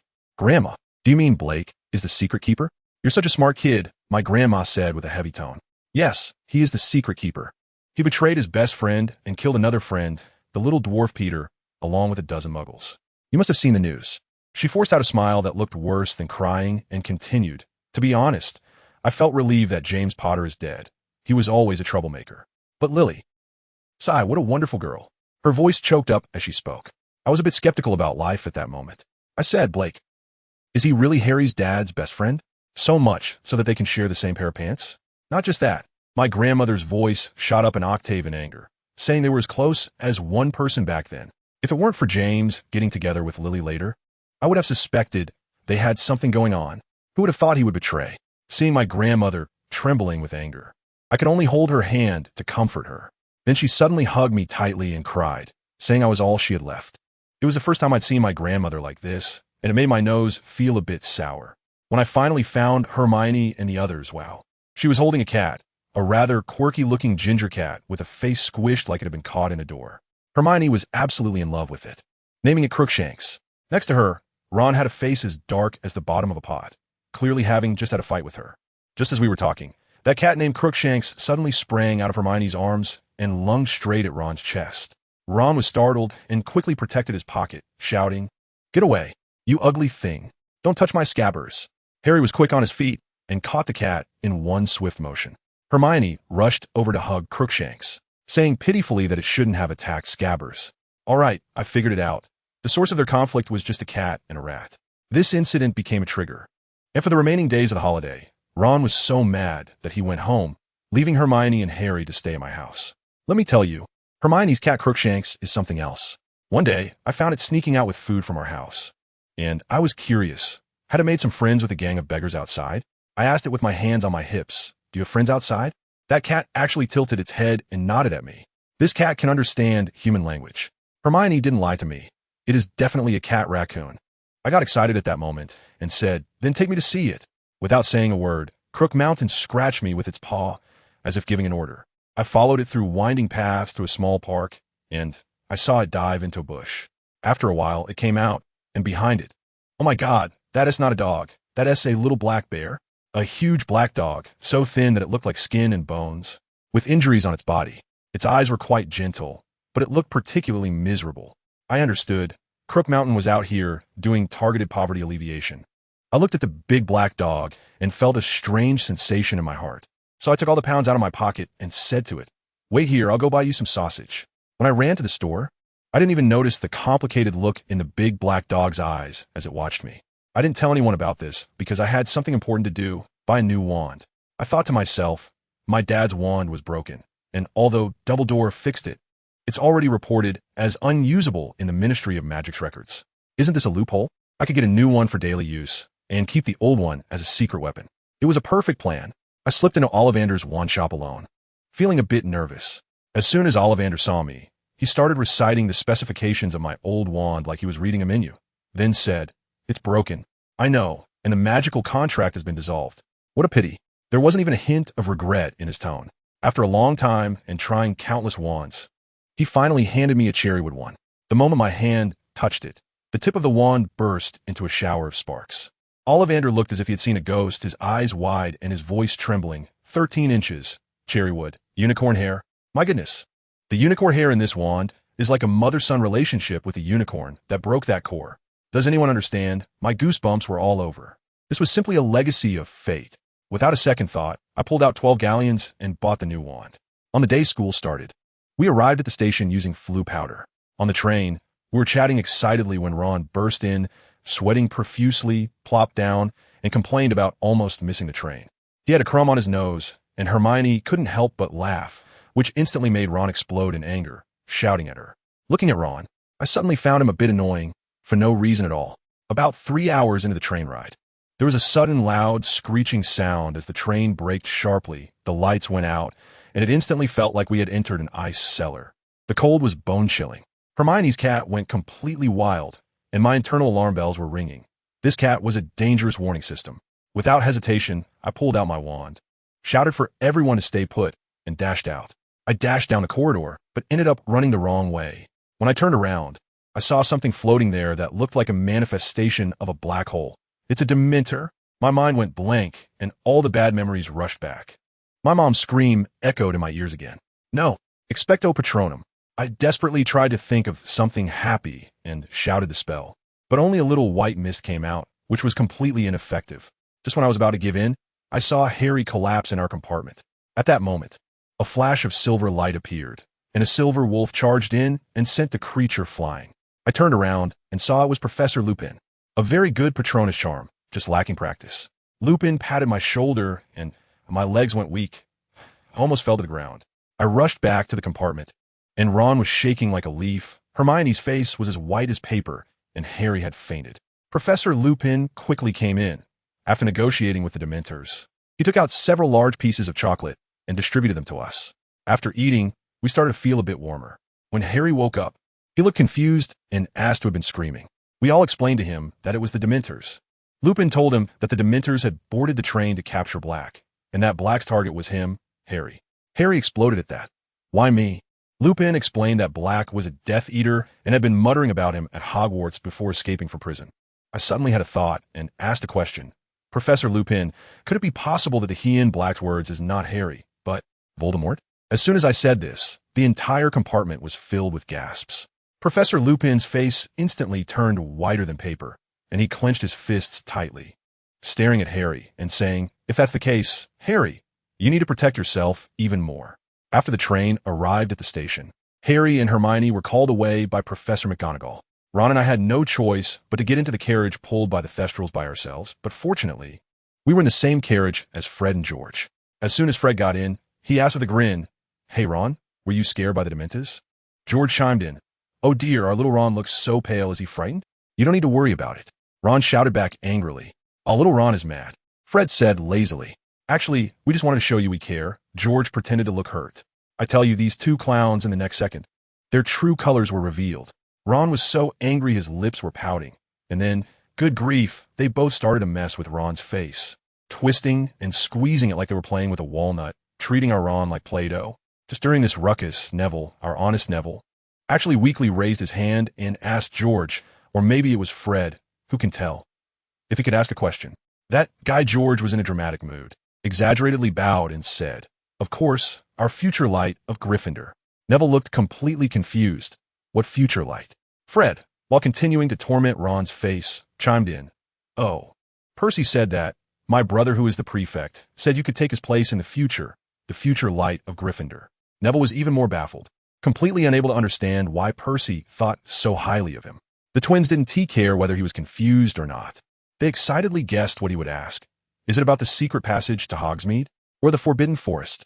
Or, the two echoed in unison, teasingly shouted, "How to make girls fall for you." Neville's face turned bright red, and in a mosquito-like voice, he said, "I want to ask. How can I take all 12 elective courses after third year?" Who understands, my friends? I was sitting right across from him, my jaw almost dislocated. 12 courses. He wants to take 12 courses. Ron's mouth was wide open, big enough to fit an egg. Yet, the twin brothers were not surprised at all. Instead, they exchanged glances and started to go wild. Oh, I knew it. Percy really has foresight. Yes, our silent gentleman is about to start competing. With 12 certificates, he'll enter the Ministry of Magic and become the Minister of Magic at a young age. No wonder Percy is trying to butter him up. This is going to be his future boss. They laughed so hard, and Ron looked at Neville in disbelief. Dude, what they said can't be true, right? Neville got anxious. His face flushed and protested. I don't want to be any Minister of Magic. I want to be an Auror. I tell you, the air instantly solidified. George suddenly blurted out, "Oh, just like your parents?" Goodness, this is like dancing in a minefield. Neville froze completely, and Fred quickly jabbed George with his elbow. George also realized and covered his mouth in shock. But Neville's expression was stiff, yet his gaze was very determined. And he simply said one word, exactly. Only Ron, the oblivious one, was still asking, "Dude, didn't you say your parents work abroad?" The next second, he was silenced by the twins, covering his mouth. Neville ignored him and stared blankly out the window at the night sky, his eyes filled with sadness. In the end, it was Fred who broke the awkwardness by giving Neville some constructive advice, saying their older brother Bill had fixed 12 doors back in the day and even wrote down Bill's address for him. As soon as the carriage stopped, Neville was the first to jump down, ignoring us completely, with only Ron panting behind him. After a while, Neville finally apologized to Ron, saying he was in a bad mood. Ron thought he was upset because of the twins and was indignantly rallying against them. "Sigh, that silly boy." We were almost the first ones to rush into the hall. And guess what? Hermione was already sitting there. Professor Lupin was in the spot that Gilderoy Lockhart occupied last year, smiling and waving at Neville. Professor Snape's expression was something else, as if someone owed him millions.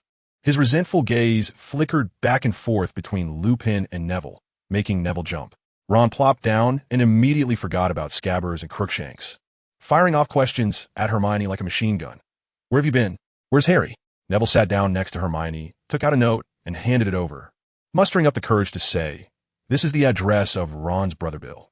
I heard he's taking all 12 subjects too. You could write to ask him." I watched Hermione's face turn bright red, even redder than a ripe tomato. I snatched the note from her hand, clutching it like a treasure, utterly adorable. Neville was staring, his eyes wide, nearly drooling. "Hermione," Ron shouted from across the table, unable to hold back, "you still haven't said where Harry went." Hermione snapped back to reality, quickly covering her face with a book, stammering, "Oh, Harry is fine. Madame Pomfrey just told him to rest a bit longer." Soon the feast began, and Harry returned, the four of us eating heartily. Dumbledore started to speak, first announcing that Lupin was our new defense against the dark arts teacher, with Harry clapping the hardest. Then came an even bigger surprise. Hagrid. Hagrid became our care of magical creatures teacher. Hermione muttered softly, "I told you, who would sell a book that bites?" Finally, Dumbledore explained the Dementors, saying it was all because Sirius Black had escaped from prison, and those creatures would be stationed outside the school. He glanced at Neville while saying this, and added that even the invisibility cloak wouldn't fool the Dementors, which made Harry tense up. After the feast, Harry and Ron went to find Hagrid, while Hermione and I headed back to the common room. Then, it was just the two of us sitting on the sofa, staring at each other awkwardly, The atmosphere's so uncomfortable it could fill a 3-bedroom apartment. Finally, Neville broke the silence, asking Hermione if she really planned to take 12 subjects. Hermione nodded, saying Professor McGonagall had already come up with a plan for her, but couldn't tell anyone else. Neville could only dryly remind her to take care of herself. I felt like I was going crazy, surely thinking in my mind, Merlin, someone come save me. Just when I thought I was about to suffocate, my savior arrived. Ron burst in like a cannonball, his face twisted like a bitter melon, letting out a mournful wail. No. The first class tomorrow is potions, and it's all day. In the first class of a new term, Snape came out firing on all cylinders. He originally intended to make things difficult for Harry, but ended up being surprised since Harry had caught up on a lot of potion knowledge during holidays with Neville. This was great for Snape, who spent the entire class acting like he had eaten gunpowder, wildly deducting points from Gryffindor. Ron became the main target. His shrinking solution, in Snape's words, was just a lump of cement. Snape, with a smile that didn't reach his eyes, held up Ron's dull concoction and displayed it to the Slytherin side. I believe Mr. Weasley may have invented a new poison. The Slytherins laughed like roosters. Ron was so red he could bleed, his whole body frozen. Snape sneered. Not paying attention in class has its consequences. Then, he reached into Ron's pocket. What was he doing? He was going to rummage through Ron's pocket. He was going to use scabbers for testing. No, you can't. Ron instantly came to life, tightly guarding the pocket on his chest. Neville also stood up, wanting to speak. But Snape barked back, sit down, or I'll give you detention. Just at that critical moment, Harry stood up. He took a deep breath and said, Professor Snape, Ron and I are a team. If it didn't turn out right, it's partly my fault too. Let me drink it. Snape's fury instantly shifted to Harry. Potter, I said I wouldn't let students drink potions of unknown effects. Were you not paying attention to what I said? Does a pet have no value as a living friend? Harry shot back defiantly. Animals are not people. Potter, 10 points from Gryffindor. Harry remained unfazed. They are friends, Professor. You can't do this. Detention. Potter, how dare you talk back to Professor? Just like your filthy father. Truly, you're just the same. I tell you, as soon as those words came out, Harry snapped. You can't talk about my father like that. He was trembling with rage, his fists clenched tightly. If it weren't for Neville holding him back, I reckon he would have charged at Snape. Fortunately, the class bell rang, and Snape, looking as if he had just swallowed a fly, squeezed out the words class dismissed through gritted teeth and left without looking back. Ron kept apologizing, but Harry said nothing, packed his things, and rushed out. Hermione wanted to persuade him to go see Professor McGonagall, but Harry threw back a thanks, but you can come next time, and he was gone. Neville looked at Harry's retreating figure and suddenly said, Ron, why not get a different animal? If it were an owl, there wouldn't have been a problem today. Ron sighed and said that Scabbers had been with him for 6 years, so he had some feelings for it. No, he corrected himself. It had been 12 years. This rat originally belonged to his older brother Charlie. Then it was given to Percy, and finally came to him. 12 years. A rat has lived for 12 years? Has it eaten some kind of magical food, or something? Neville leaned in to take a look and found that this big fat rat was nothing special except for missing a toe. I was just about to ask Hermione if she knew about these long-lived mice. And when I turned my head, Hermione was gone. Looking again, she had actually already stood at the classroom door. Ron also had a ghostly expression. Hey, how did you get over there? Weren't you just here? You saw it wrong. Hermione quickly interrupted him. I think the priority right now is not to stare at a fat mouse, but to go find your good friend. After saying that, she turned and left. Ron and I exchanged glances, our faces burning. She was right. We quickly packed our things and went to find Harry. We finally found him in the Great Hall, where he was wrestling with a chicken leg, eating it voraciously as if it were Snape. Ron approached and asked Harry, Are you all right? Harry looked puzzled. Me? I'm perfectly fine. But, didn't you just have an argument with that old bat?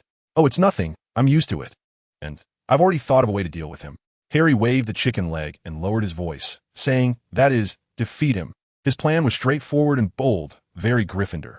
Master the dueling spell, and then wait for Snape to insult his dad again, and challenge him to a duel. We were all dumbfounded. Harry, still full of confidence, said, what's wrong? Didn't Neville defeat Lockhart last year? Neville awkwardly replied, that's different.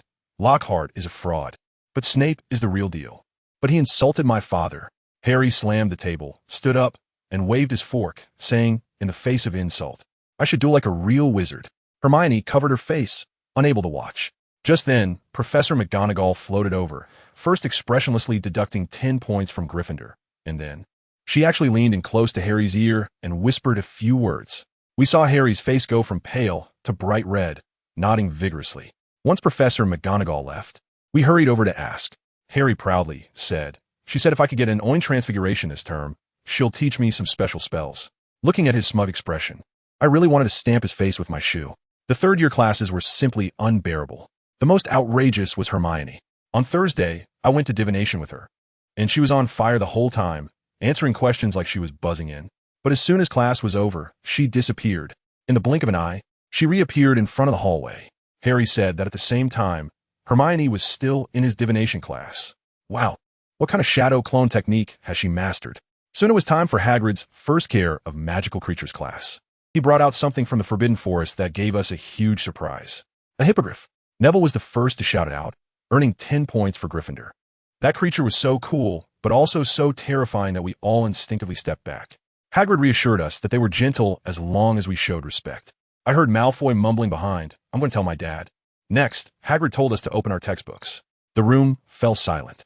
"Dude, have you ever seen a textbook bound with leather straps?" Malfoy directly threw his book out, angrily questioning how to open it. Hagrid was extremely awkward. Neville cleverly used a Petri ficus totalis on the book, flipping through the pages one by one. Hagrid then took the book from Ron's hands and gently stroked the spine like petting a cat, and the still restless book immediately calmed down. Neville's face turned bright red in an instant. He quickly lifted the spell and, mimicking Hagrid, patted the book before swiftly hiding behind Ron. I heard Malfoy mocking from over there. This big oaf is still somewhat useful. Hagrid finally steered the conversation back, talking about the habits of the hippogriff, and then said to wait for him as he walked deep into the Forbidden Forest. I looked at Harry and Ron, and both of them looked a bit pale, clearly recalling some unpleasant memories. Harry shook his head and said, "If you had encountered a spider the size of a car in the Forbidden Forest, you would feel the same way." A car-sized spider? 8-eyed spider? I was a bit excited. After all, I had never been to the Forbidden Forest. As a result, when Harry heard me say this, his face went pale immediately, and he quietly told me that he and Ron had almost lost their lives to that cursed spider in the Forbidden Forest last school year, which made Hermione furrow her brows in concern. I hadn't had the chance to ask in detail when Hagrid returned. Goodness, what are those things following him? A body like a horse, a head like an eagle, claws sharp as blades, and the feathers are quite beautiful. But that look in their eyes is enough to say stay away, or you'll regret it. The leader of the pack is the fiercest, staring at anyone like they're going to get pregnant. Hagrid was there, all pleased with himself. "So what do you think? Aren't they beautiful?" He waved his big hand toward the lead creature, and my heart jumped to my throat. And guess what? That fierce beast actually rubbed its head against Hagrid's chin. No one understood. We little wizards were petrified, our expressions like we'd seen a ghost. The place fell silent, and Hagrid, feeling a bit awkward, cleared his throat and asked if we remembered the habits of the hippogriff. Of course, we gave him face and elongated our response, shouting, "Remember." Hagrid immediately got excited. "Great. Who wants to try first?" As soon as he finished speaking, I watched all my classmates step back in unison, moving as neatly as if they were in a military parade. I was the only one left standing, along with Harry, who clearly hadn't reacted and was lost in thought. Hagrid, that big smart guy, didn't notice at all and cheerfully walked over. "Oh, Harry, Neville, you both want to give it a try, right? Come on, who goes first?" I'm still in a daze, while Harry has already moved forward, probably thinking that since he's going to duel with Snape anyway, he might as well be a bit braver. Let me tell you, that scene was like walking to the execution ground, Harry taking one step at a time, and the whole place was so quiet you could hear a pin drop. Lavender even shouted out, "Harry, don't go. Think about your tea leaves."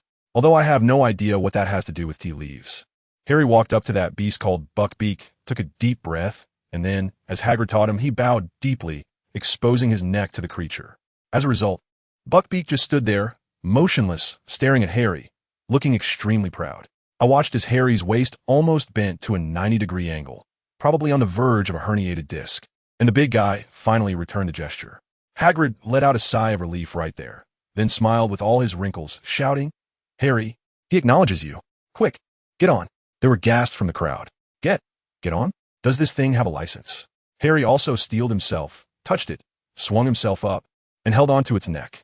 Then Hagrid, that old chap, slapped Buckbeak on the rear.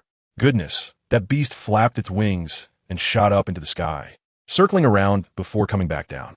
As soon as Harry landed, Hagrid led the applause, and all the classmates followed suit, cheering, each with flushed faces, as if they weren't the ones who had been too scared to breathe just moments ago. Next, we split into groups for practice, for people per beast. I was lucky to be assigned to the smallest one. I bowed, and it returned the gesture, which felt quite nice.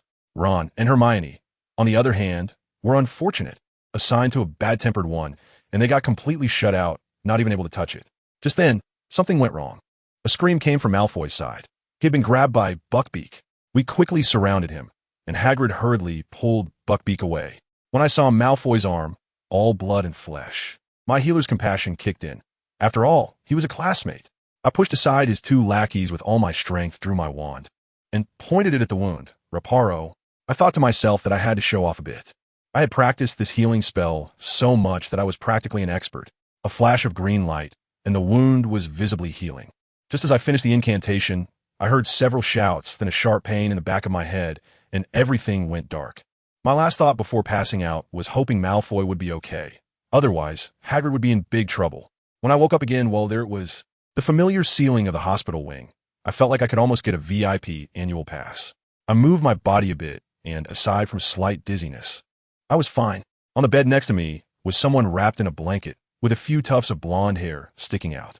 No need to ask. It had to be Malfoy. I went to see Madame Pomfrey.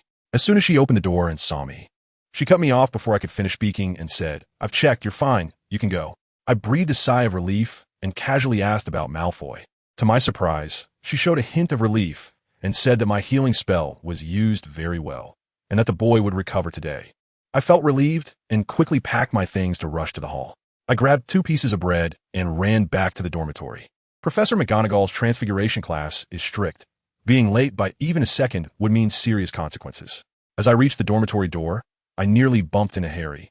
When they saw I was back, their surprise was evident. The 3 of us raced to the classroom, bursting in just as the class bell rang. Professor McGonagall shot a glare at Harry and Ron, and looked at me with a hint of surprise, probably knowing about what happened yesterday. After finally getting through the class, the 4 of us gathered together, and I found out that the hit to the back of my head yesterday was from those idiots Crabbe and Goyle. They thought I was going to take action against Malfoy. Ron was bragging about how he and Harry had kicked one of them away each, while Harry nodded along. Hermione tried to intervene, but held back, which was hilarious. Ron also said it was unfair for me to save that little Malfoy, claiming he had brought it upon himself. I asked them what would have happened if I hadn't saved him. Ron thought for a long time before realizing that if Malfoy had really gotten into serious trouble, his dad, Lucius, would have been the first to go after Hagrid. Just then, we arrived at the entrance to the hall, and what do you know? We ran into Malfoy. He tried to pretend he didn't see us, but with the 4 of us standing there, he couldn't play blind. I hesitated for a moment and asked, Malfoy, are you all right? To my surprise, Malfoy completely froze, turning as red as a cooked shrimp, muttering I'm fine before bolting away in a panic. Ron was laughing so hard behind him that he could barely contain himself, not even bothering to glare back. Once Malfoy was far enough away, I told him, see? Yes, just a spoiled child. Yes, not fundamentally bad. With that, we moved on, and soon it was time for Professor Lupin's first defense against the dark arts class. Let me tell you, Lupin is an engaging teacher. The classroom was spacious, clearly set up for practical work. There was a cabinet in the corner that kept shaking, almost like it was dancing. Professor Lupin cheerfully walked down from the podium and patted the cabinet, saying that today we would be dealing with a boggart. Hermione immediately raised her hand high, reciting the definition of a boggart perfectly. Lupin chuckled and gave her extra points. He then asked what advantages we had in dealing with a boggart today. Harry uncertainly raised his hand and said it was because there were so many of us, and the boggart wouldn't know whose fear to take on. Another 10 points. Next, we practiced the spell, which was amusing and quite simple.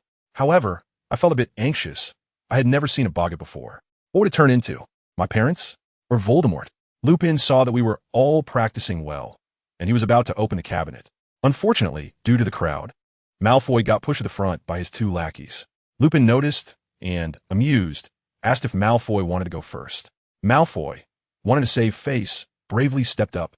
When the cabinet door opened, a hippogriff burst out, only it was so big that it got stuck in the door frame, which was incredibly funny. The whole class erupted in laughter. Malfoy waved his wand, and the creature transformed into a small dragon that breathed sparks, bouncing around on the ground, which was even more hilarious. The next few students had some luck too. A mummy tripped over its own bandages, and as for the ghost, well, Seamus really lived up to his reputation. He blew the ghost to pieces. Everyone decided to keep their distance from Seamus from then on. When it was Ron's turn, with a loud pop, a spider the size of a car appeared. Ron turned pale, but still shouted out the spell, and the spider lost all its legs, rolling into a meatball that landed at my feet. I raised my wand, about to cast a spell. The next second, the fluffy creature in front of me disappeared, replaced by Hermione, lying on the ground covered in blood, her legs broken, a long wound on her face, completely motionless. In that moment, I swear, my CPU was about to fry. My mind went blank, my whole body trembled, my legs turned to jelly. I heard someone screaming and saw Lupin and Harry rushing towards me. No, a voice in my head was shouting, "This is all fake. It's a nightmare. Neville Longbottom, get a grip. Hermione is fine." Absurd. Almost instinctively, I shouted out the spell, using all my magical power, with only one thought in my mind. Make this scene disappear. Hermione's body instantly turned into a fireball, struggled a couple of times, and turned to ashes. Now all the girls in the class looked at me differently, as if they were looking at some freak. Professor Lupin was quite understanding, saying no one can help but fear their own nightmares. But Hermione herself, as soon as the class bell rang, covered her face and ran away without a trace, leaving me feeling utterly frustrated. I had no choice but to confess to Harry and Ron that, during the time I was petrified, Hermione suddenly stopped coming to see me, and I kept having nightmares about her being attacked by the basilisk. Sigh. Only then did they understand. I had no choice but to ask Harry to explain things to Hermione. That night, in the common room, I used my wand to fold a piece of parchment into a paper airplane and quietly flew it in front of Hermione. It simply said, "Sorry." After a while, the airplane flew back, and there was Hermione's neat handwriting. "You did nothing wrong. I was just being a bit foolish," followed by a smiley face. The next day, everything returned to normal. Those rumors faded away as we went back to being our old selves, and eventually, no one brought them up anymore. Professor Lupin's class became everyone's favorite. He always managed to bring in various magical creatures for us to practice with, and everyone's skills improved significantly. However, I still couldn't figure out how Hermione managed to attend 2 classes at once. It wasn't until one day when I saw her pull out a golden hourglass necklace, turn it, and become a bit blurry that I realized, time Turner. I didn't say anything, but on her birthday, I gave her a bunch of energy-restoring potions. I sent the potions, but my own schoolwork was nearly overwhelming me. I'm telling you, the school has been a complete mess lately. First, let's talk about my Transfiguration class. Professor McGonagall seemed to have switched to hell mode. Her expectations of me were getting higher and higher. At first, I could keep up, but now I struggle for half a day just to make one transformation that satisfies her. Hermione was watching beside me, nearly dying of anxiety. She insisted on matching my level of difficulty, and ended up feeling discouraged every time. However, Professor McGonagall was quite biased towards her. Whenever she looked sad, she either encouraged her or added points to Gryffindor, which was unfair. Potions class was even worse. Snape's face was darker than the dungeons. Who knows what rumors he heard? But now he was determined to make Harry's life miserable. Every time Harry's work was unsatisfactory, Snape's mouth curved into a grin that reached his ears. Ron was also having a tough time. His rat scabbers had been in danger several times of becoming Snape's potion ingredient. If I hadn't been quick to stop it, scabbers would have been brewed into a soup long ago. As a result, my own potions grades were plummeting too. The only class where I could relax a bit was care of magical creatures, but even that was losing its charm.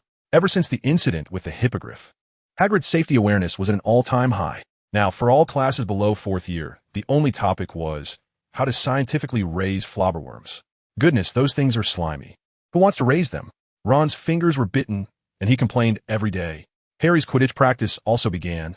Their Captain Wood, who was graduating this year, was determined to win the championship and doubled the training intensity. Fred and George came back every day, saying they felt like their behinds weren't their own anymore. With all these problems, I still had to play mediator in the common room. Ron and Hermione were fighting again. This time it was about that cat, Crookshanks, who seemed to have taken a liking to Scabbers and was always looking for opportunities to pounce. It got worse this time. Scabbers nearly met his end, and Ron exploded.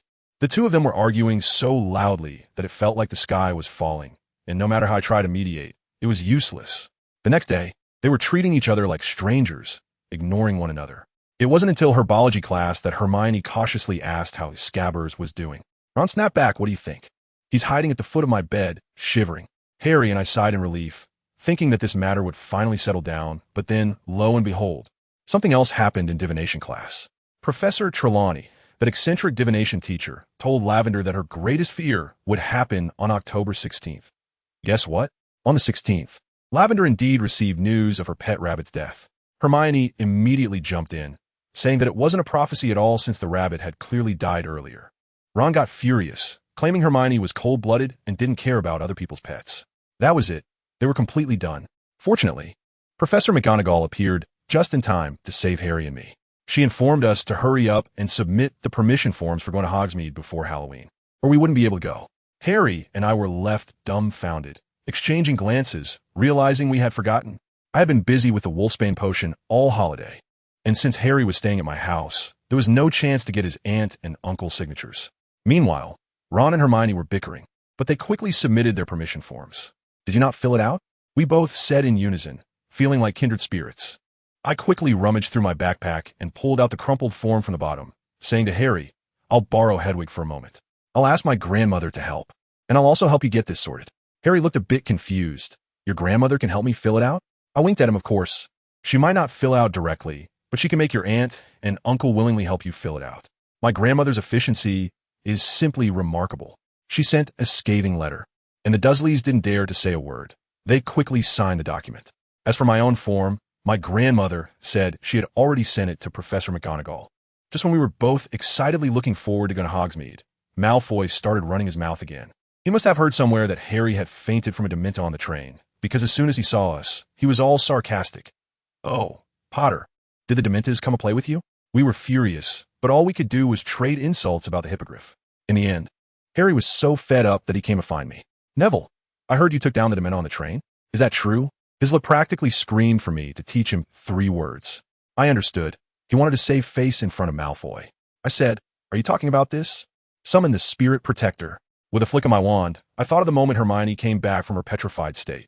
With a bang, a cloud of silver mist burst from the tip of my wand, and I actually shaped it into a pretty decent shield. Harry looked stunned. Is that it? Just a shield?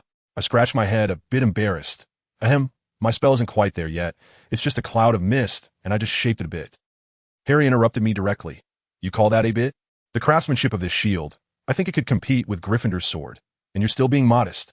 I chuckled twice and quickly changed the subject. If you really want to learn, why not go find Professor Lupin? He asked the expert. Harry slapped his thigh. Yeah. So, in Professor Lupin's office, there were suddenly 2 unfortunate souls practicing the Patronus charm every day. Halloween finally arrived, and the food at the feast was simply intoxicating. George and Fred even made their own candy to give to the younger students, and they casually handed one to their older brother Percy. As a result, as soon as Percy ate it, his tongue swelled up like a pig's tongue, and the 2 of them took off running, with Percy chasing after them yelling. Ron stuffed his mouth with candy and mumbled to Harry, How's your spell practice going? Harry beamed with pride. Professor Lupin said, I have exceptional talent. Yesterday, my Patronus surpassed Neville's. I wasn't jealous. I was genuinely happy for him. As for me, my Patronus still showed no progress. Professor Lupin said I hadn't found my happiest memory, but after practicing for more than 10 days, my transfiguration had made remarkable progress, and I could create all sorts of shapes. Then Hermione floated over and said, You 2 are secretly learning new spells behind my back. What do our families understand? She is like a walking powder keg right now. She chose all the classes and is exhausted every day, looking pale and ready to explode. The 3 of us now walk on eggshells around her. I couldn't help much either.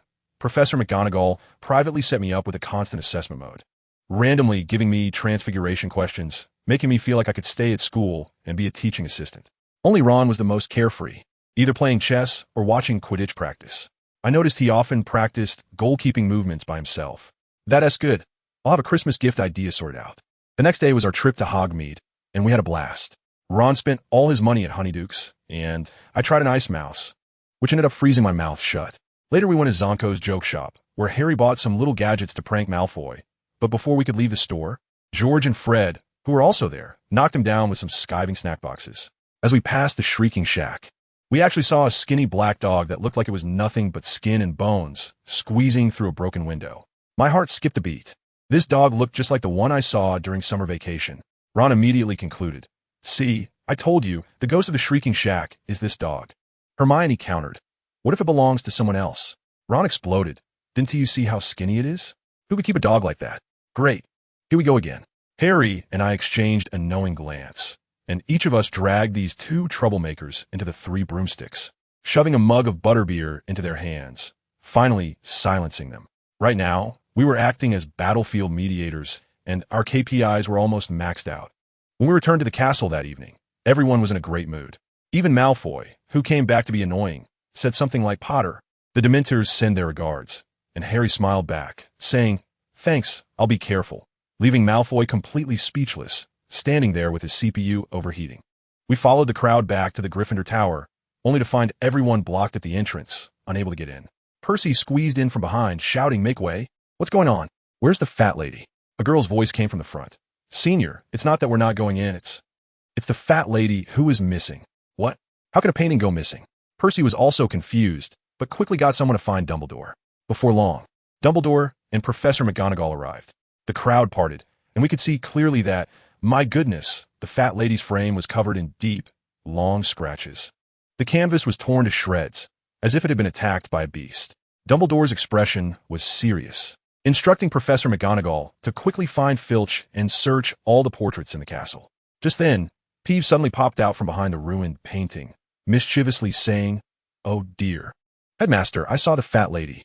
She's hiding the landscape painting on the 4th floor, crying. It's so sad." Dumbledore glared at him, his gaze sharp as a knife. "Who did this?" Peeves spun in the air, laughing even more. "Oh," she said, "that person wouldn't let her in, and she got really mad. That person's temper is really bad. It's Sirius Black." The entire corridor fell silent in an instant. That night, all the Gryffindor students were arranged to sleep in the Great Hall. Dumbledore conjured a pile of sleeping bags, and Ron, being slow, grabbed the purple one he hated the most. He lay next to me and quietly asked, "What do you think? How did Black get in?" I lower my voice.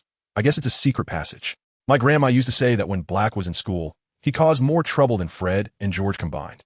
Ron looked incredulous. I hesitated for a moment, but then added, "My voice is quiet as a mosquito, and he was best friends with your dad and Professor Lupin back in the day." Harry gasped, and his voice got a bit louder, just enough to attract the attention of Professor Lupin, who was patrolling. Lupin told him to get some rest, and once he walked away, Harry couldn't sleep at all. The fat lady's portrait had been replaced by a nervous knight who demanded a password every day and often provoked us. Now, besides us Gryffindors, no other portraits dared to guard the entrance. Professor McGonagall even called Harry to her office to warn him that Black was after him and then outright banned him for going to Hogsmeade. This made Ron furious, while Hermione insisted that the professor was looking out for Harry, and the two almost got into an argument. Harry was also incredibly frustrated, focusing all his energy on Quidditch. To make matters worse, on the first full moon after school started, Professor Lupin fell ill, and guess who was substituting? Snape. As soon as he entered the classroom, he started teaching us how to deal with werewolves, and I knew perfectly well that the old bat was deliberately trying to annoy Professor Lupin. After class, he assigned us 2 large sheets of parchment worth of homework, and the whole class was groaning. On the way back, Ron was fuming, shouting, "Why doesn't T. Black go to Snape's office? I really wish he would take care of Snape." I smiled mysteriously. That might be possible. I heard that Snape and Black were arch enemies when they were in school. Ron's eyes lit up upon hearing this. However, Hermione got angry and said that Snape had saved Harry after all. Ron immediately retorted, "Why are you defending that old bat?" The two of them started arguing again, and Hermione's eyes turned red, almost in tears. I quickly had Harry pull Ron away and took Hermione with me. I didn't know what to say along the way, so I just comforted her a few times. We walked awkwardly in silence until we reached the dormitory, where we finally said goodbye. Harry's luck this year was probably all used up during last year's battle with the Basilisk. In the first Quidditch match against Slytherin, it started pouring rain. I also went to watch the match for the first time. The rain was so heavy that you could hardly see anyone. Hermione beside me was getting anxious. In this heavy rain, can Harry see the golden snitch? I could only comfort her. Don't worry, Harry's eyes are effective.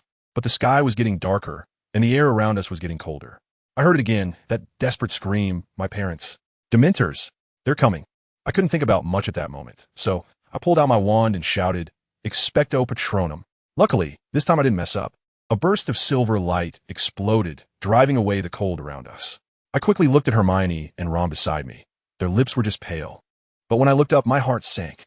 Harry was falling straight down from his broomstick, and below him were over 100 Dementors. Fortunately, Dumbledore arrived just in time. His Phoenix Patronus, I tell you, was blinding. It drove all the Dementors away in an instant. Professor Lupin also saved Harry at the last moment. He was fine, but his Firebolt 2000 was blown into the Whomping Willow by the wind and smashed to pieces by that furious tree. We picked up the pieces of the broom and showed them to Harry, who looked completely stunned. First, he lost a Malfoy, and now he had lost his beloved broom as well. He looked at me pitifully and said, "Neville, you can fix it, right?" I could only shake my head and tell him that the pieces were incomplete and no one could fix it. After hearing this, Harry lay back down on his bed, feeling hopeless. However, he quickly cheered up, and the next day he left the hospital wing, starting to train with the school's broken broom. He even doubled his practice of the Patronus charm with Professor Lupin, wearing the professor out to the point where he was almost losing his hair. One evening after dinner, Hermione was looking for her cat again. She hurriedly asked me if I'd seen Crookshanks. I said I hadn't seen him. She was fuming and was about to run outside, holding a few muffins in her hand. I couldn't concentrate on my homework either, so I said, "I'll help you look." We searched for half a day in the castle, but didn't find anything. I casually said, "Do you think it might have run outside?" Hermione was startled, and just then, a flash of lightning struck. She suddenly pointed out the window and screamed, "Neville, look! Over there!" I followed the direction she pointed, and just in time, saw a shadow of a yellow cat darting into the forbidden forest. I quickly opened the window and whispered spell, "Come here, Crookshanks." In the next second, Crookshanks seemed to be grabbed by an invisible hand and zoomed back from the forest, landing right in my arms, which I then stuffed back into Hermione's embrace. "Thank you so much, Neville." She looked overjoyed, her eyes red, holding Crookshanks tightly. She was so strong. It was as if she was trying to merge Crookshanks into her body, probably really scared that this little troublemaker would run away again. At that time, I was still being polite, saying that it's what friends should do. But who understands in the family? I know very well in my heart that this matter is definitely not that simple. Crookshanks, that is not an ordinary cat. That is a cat thing. Very intelligent. You say it got lost and ran into the forbidden forest? I bet Ron's fat rat on it. That is absolutely impossible. This little creature definitely has its own little thoughts. Sure enough, that night, I couldn't sleep and directly borrowed Crookshank from Hermione, quietly cast a tracking spell on it. Goodness, this little ancestor sneaked out of the girls' dormitory in the middle of the night, heading straight for the forbidden forest. I cast an illusion spell on myself, and like a ghost, I hung back at a distance. I wanted to see what you, little kitty, were up to. As a result, I followed you all the way to the hidden willow, and I saw the tracking spell's mark stop under the tree, and then it vanished, disappeared into thin air. I was dumbfounded at that moment. This place was so empty that not even a ghostly shadow lingered. The only possibility is that there's a tunnel. I was just there analyzing when suddenly, bam, someone hit me on the shoulder. Let me tell you, in that moment, my hair stood on end, and I almost cast an Avada. My soul nearly flew away from fright. I whipped around, and my wand was practically in their face. But there was nothing. Then I heard two cheeky voices echoing in my ears. "Don't make a move. Don't make a move. We're on your side. We're just curious. Why is our Gryffindor Star of Tomorrow out here in the middle of the night instead of sleeping? And where is our great savior? And Miss Know-It-All? And our silly little brother?" I was so angry at the time that I directly conjured up a shadow. And Fred and George's big faces suddenly appeared out of nowhere. "Goodness, it turns out to be you two clowns. You scare me out of my wits." But in Jahi, I asked the two of them how they discovered me, and they mysteriously pulled me into a small grove, pulling out a plain-looking piece of parchment. At first, I was puzzled, but then George pointed his wand at it and uttered a spell, and I immediately knelt down. That wasn't just parchment. It was a real-time map of Hogwarts. The Marauder's map. It was filled with moving dots, clearly showing where everyone was. I immediately thought, cool. This thing is basically the graduation gift for night owls. The twins were generous too, saying this map was a favor for me, returning the polyjuice potion I had given them, and they outright lent it to me, insisting that I must bring Harry along to cause some mischief. I agreed verbally, but in my heart, I was still thinking about that cat.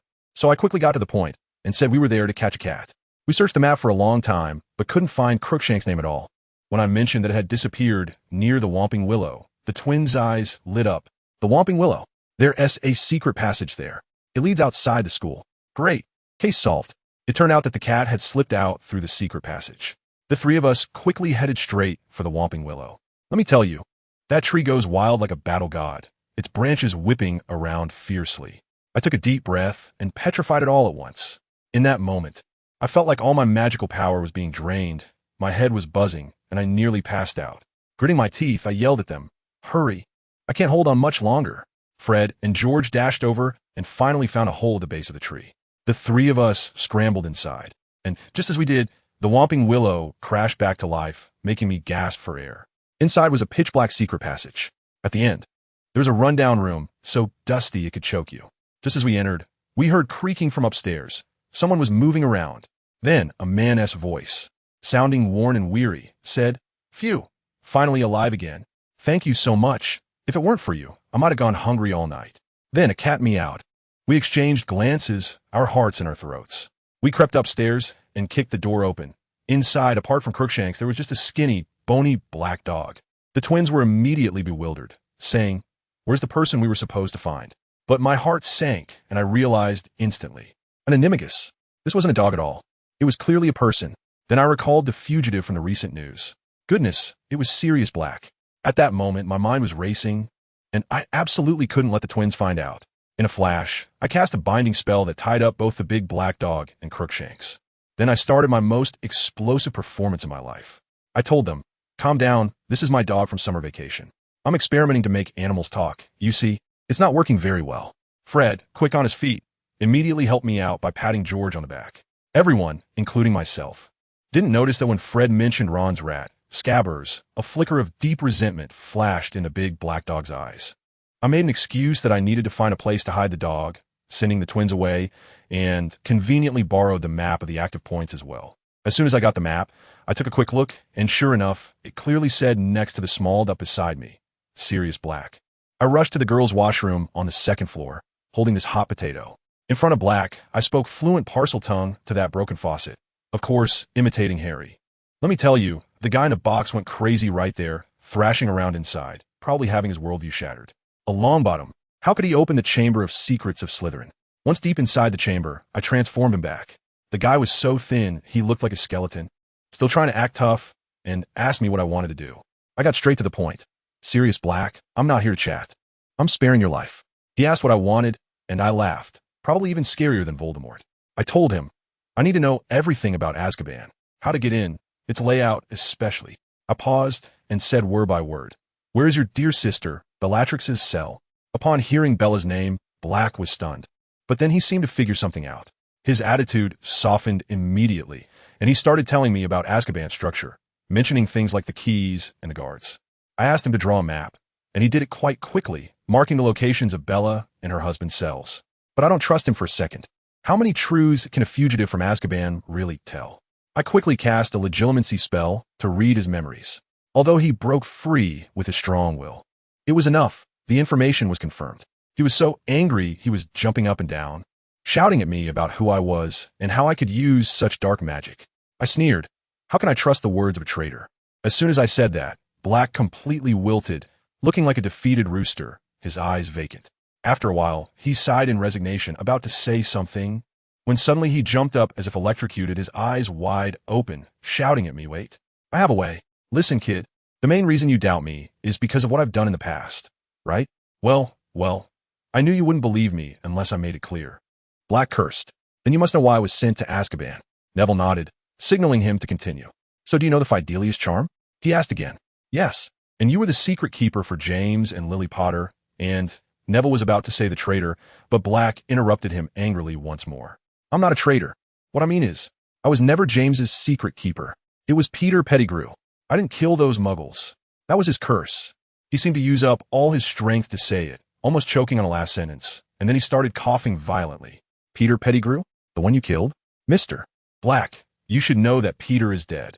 He can't come back from the grave to confront you. I've even heard that only a finger remains of his body." On the surface, Neville appeared calm, but he had begun to doubt the events of that year. "That's exactly what I wanted to say. Peter Pettigrew." Cough, cough, cough. Cough, cough. He could hardly speak, and Neville, unable to bear it, conjured a cup and transferred a large jar of water from his clothes. "Don't get excited, Mr. Black. I have plenty of time to listen to your story." Neville placed the cup on the table, indicating for him to drink. Black gratefully drank the water, coughed for a while, and finally calmed down. "It's not a story, it's a fact. What I'm saying is, Peter Pettigrew is still alive." He wasn't as agitated this time. He seemed to have adjusted his mindset, but Neville noticed that his hands were clenched into fists. Alive? Although Neville had already guessed some things, hearing it from the person involved still surprised him. "Yes, and he's at Hogwarts. That's why I risked breaking out of prison to return to Hogwarts," Black said through gritted teeth, clearly filled with hatred for Peter.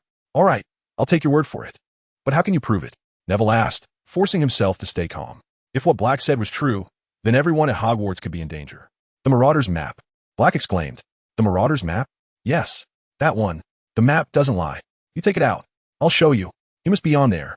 After a moment of thought, Neville took out the map and handed it to him. Looks like you know this thing, Neville said, watching Black grow more excited. Of course. I was involved in making it. Black said somewhat proudly. You made it? That can't be taken as proof. No. It won't lie. The map doesn't lie. Black seemed a bit frightened. This boy was much more difficult than most people he had encountered before. Quick, help me activate it. He was so frantic that he forgot the map needed a wand to activate it. I solemnly swear that I'm up to no good. Neville recited the incantation to the map, and the blank parchment returned to its original form. Neville noticed a few lines of text appearing on the map, something he hadn't noticed before. Moony, Wormtail, Padfoot, and Prongs, together with the help of their fellow pranksters, proudly present. The Marauder's map. Black looked at the lines of text, and suddenly his eyes became a bit misty. Neville was somewhat surprised to see this, and then had a thought. Mr. Black, the real names behind the other nicknames should be Remus Lupin, Peter Pettigrew, you, and James Potter, right? Neville asked. Yes, it's just us, Black said quickly, blinking rapidly and then looking up at the ceiling, as if he didn't want his tears to fall. After a while, he finally returned to normal, started searching, and quickly narrowed his target down to Gryffindor's dormitory. You know that Weasley kid, right? Black suddenly asked. If you're talking about Ron Weasley, he's my roommate, Neville replied truthfully. By the way, I'm Neville Longbottom. Longbottom. I should have known. He suddenly became very excited, but didn't say much more.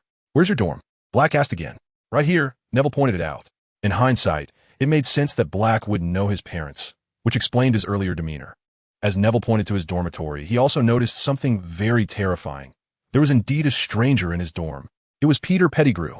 Black immediately saw Peter's name and shouted. See, this is proof. He's definitely not dead and is hiding at Hogwarts. Neville's face suddenly turned extremely pale, and then, as if he realized something, he nodded. Mr. Black, please tell me all about those old events in detail, okay? Neville slowly said as he undid the bindings on Black's feet. Chapter 87. Sirius Black's story was not very long. He simply detailed how he had switched secret keepers with Peter Pettigrew.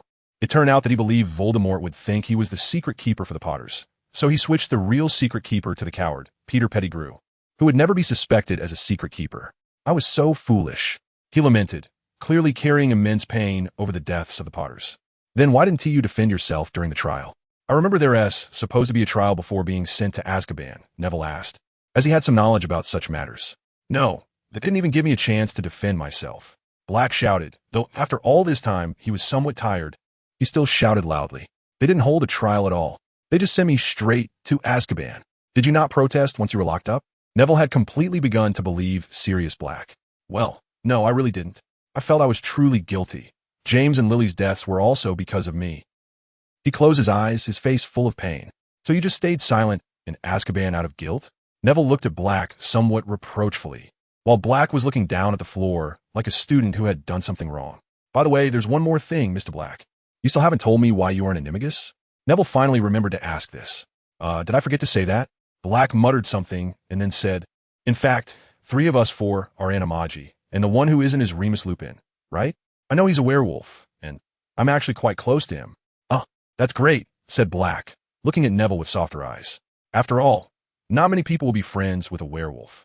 As for your earlier question, we learned it in our 4th year, Black said proudly. Let me guess, the Bigfoot is a big black dog, and that pointy fork, could it be a deer? Neville guessed, and Black nodded affirmatively. The rat tail. Neville suddenly remembered a lot of things, and some previous doubts were cleared at that moment. He's a mouse. His expression stiffened. Before this, if someone had told him that a wizard would turn into a mouse to escape persecution, 12 years, he would have said that person was out of their mind. Yes, it seems you've already seen him. Black's expression turned fierce again, revealing how much he hated Peter.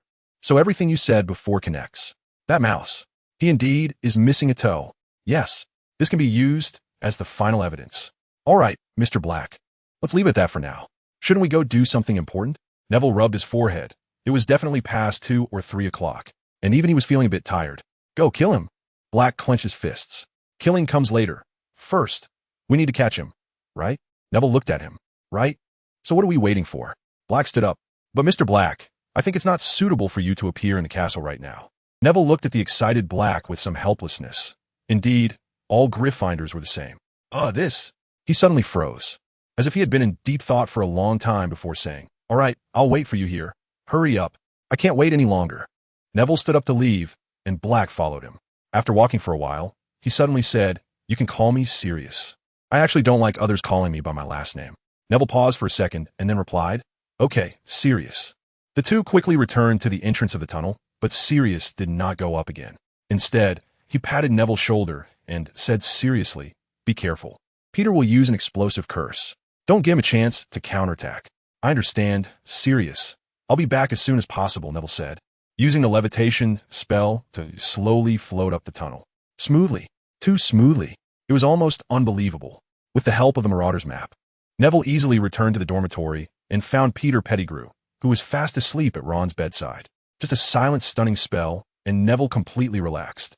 He felt a bit disgusted as he lifted the little rat, suddenly wanting to cast a killing curse on him. Ron and Harry were sleeping soundly, and Neville glanced at the alarm clock by the bedside. It was 3:30. He needed to move quickly. He carried Peter Pettigrew for a while, feeling increasingly nauseated by the fact that a dirty traitor had stayed so long among them. Then he used the same method he had used to catch Black, first tying him up securely and then making a sturdy cage to throw him into. Neville moved quickly. With the help of the Marauder's map, he avoided Peeves and the Bloody Baron, and even Snape, who appeared in the corridor for some unknown reason, did not notice him. Finally, he arrived at the entrance of the chamber and suddenly wondered if he had been a bit reckless. Black's actions and those words were indeed believable, but what if? He suddenly had a thought. If he could get that person's help, everything would be revealed. Then he stood at the door of the headmaster's office, spending a few minutes guessing the new password, Ice Mouse. He passed by a drowsy collection of portraits, went around the office area, and came to the headmaster's bedroom door, knocking. "Professor Dumbledore? Professor Dumbledore? Are you there?" He actually knew very well that Dumbledore was there. After all, he had the Marauder's map. He felt a bit nervous. Although it was a serious matter, what if Dumbledore was in a bad mood? Wouldn't he get scolded? Dumbledore did not make him wait long. Soon, the sound of shoes scraping against the floor came from inside. Neville stepped back a few steps, and the door suddenly opened, revealing Dumbledore in a purple robe, who took off his glasses and rubbed his eyes. "Neville, I don't think it's a good thing to disturb an old man's rest. I hope you have some good news to tell me." He smiled wearily and adjusted his robe to make it look a bit neater. "Well, Professor Dumbledore, I indeed have good news to tell you. But first, I have a question to ask you." "Oh, what is it?" Dumbledore smiled, the last bit of annoyance from being woken up disappearing. "You should know that I've been studying animagia-related topics recently, right? However, I don't know if there's a spell that can force an animagus to turn back from animal form to human." Neville smiled mysteriously, already looking forward to Dumbledore's expression when he learned the so-called truth. "Oh, is that so?" Dumbledore, as expected, noticed the cage Neville was holding and the mouse trapped inside. "As far as I know, there are indeed a few spells that can do this. At least I know two." He nodded, his eyes gleaming with wisdom as if he could see through everything. "Thank you, Professor Dumbledore. I'll ask you for the details later. For now, I want to introduce you to someone, Sirius Black." As Neville spoke, he observed Dumbledore's expression, seemingly hoping to see some surprise or shock, but there was none. Dumbledore simply smiled and nodded, making a gesture for him to lead the way. "Neville, I think this mouse should belong to Ron Weasley, right?" Dumbledore suddenly asked as they walked. "Yes, sir, it's indeed my friend Ron's." Dumbledore noticed that Neville used he instead of it, seemingly proving his guess, but he said nothing, just continued to follow Neville with a smile. This time, they moved a bit faster. After all, if Neville wanted to roam at night, he would at least have to use the disillusionment charm and avoid anyone who might see him, but with the headmaster along, it was different. They arrived at the entrance of the chamber, and Dumbledore smiled. What a familiar scene. Neville also smiled, recalling the last time he researched the chamber's entrance with Dumbledore. "Open." Neville once again mimicked Harry's incantation, and the door to the chamber opened in response. He floated down using the levitation spell, glancing back at Dumbledore to find he was coming down the same way, but clearly using the spell much more skillfully. The arrival of the two people left Sirius, who was waiting below, somewhat stunned. Then he saw the cage in Neville's hand and instantly jumped up in excitement, almost snatching the cage away. Dumbledore stopped him. "Sirius, it's been a long time. I still hope you can change your impulsive temperament. It seems that tonight, it can't be that early in the morning, I will have a rather unexpected story to listen to." Chapter 88. The end of the adventure at Dumbledore's request. Sirius had to patiently recount some things he had told Neville once again. Dumbledore quickly believed him. Neville noticed that he was clearly using legilimency to assess the truth of some of Sirius's words, which made him secretly envious. If his own legilimency could do that, he wouldn't need Veritaserum anymore.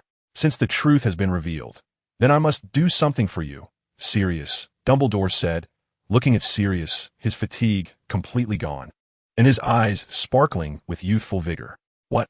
Sirius felt a bit guilty.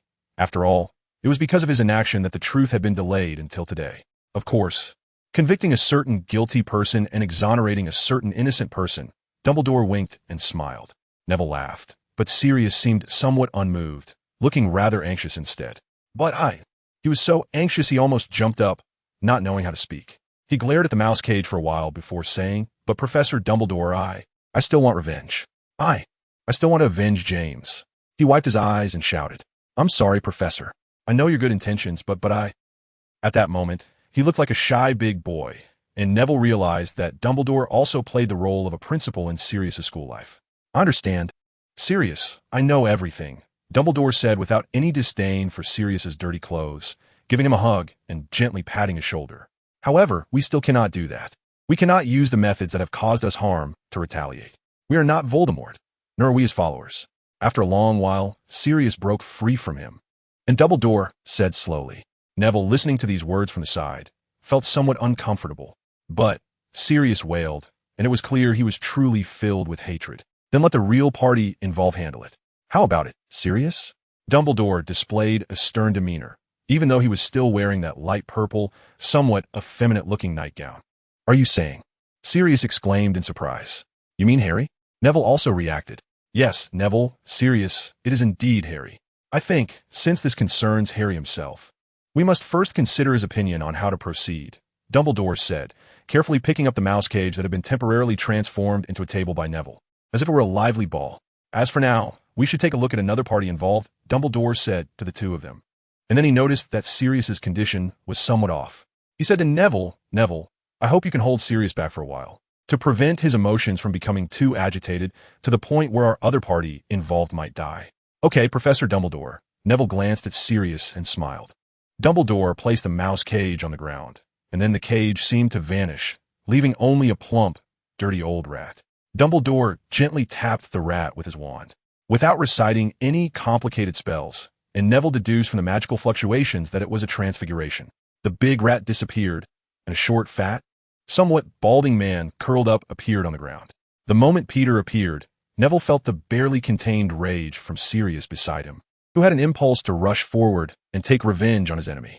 He had to step in front of him to block him. It seems, Neville, your stunning spell still has some power.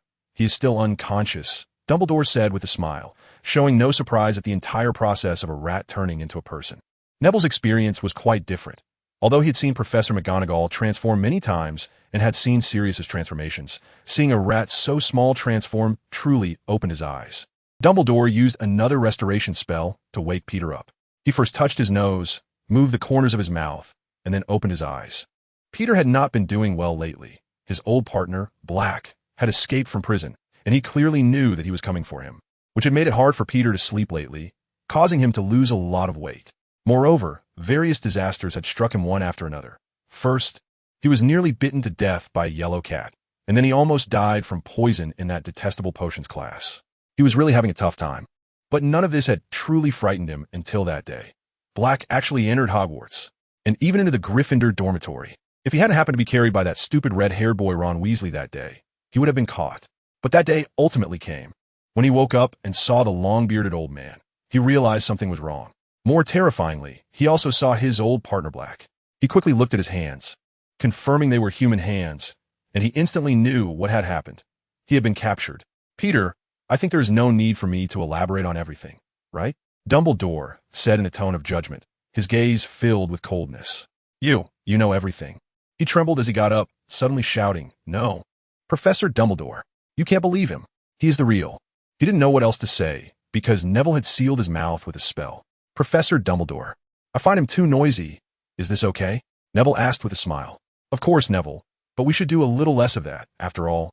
Our party involved is not here yet," Dumbledore replied with a smile. Then Dumbledore used magic to turn Peter back into a rat, while also transforming the cage back, reinforcing it significantly before throwing Peter inside. Then let it be like this. Dumbledore turned to the two of them. At this point, Sirius finally calmed down a bit, no longer looking like he was about to kill someone.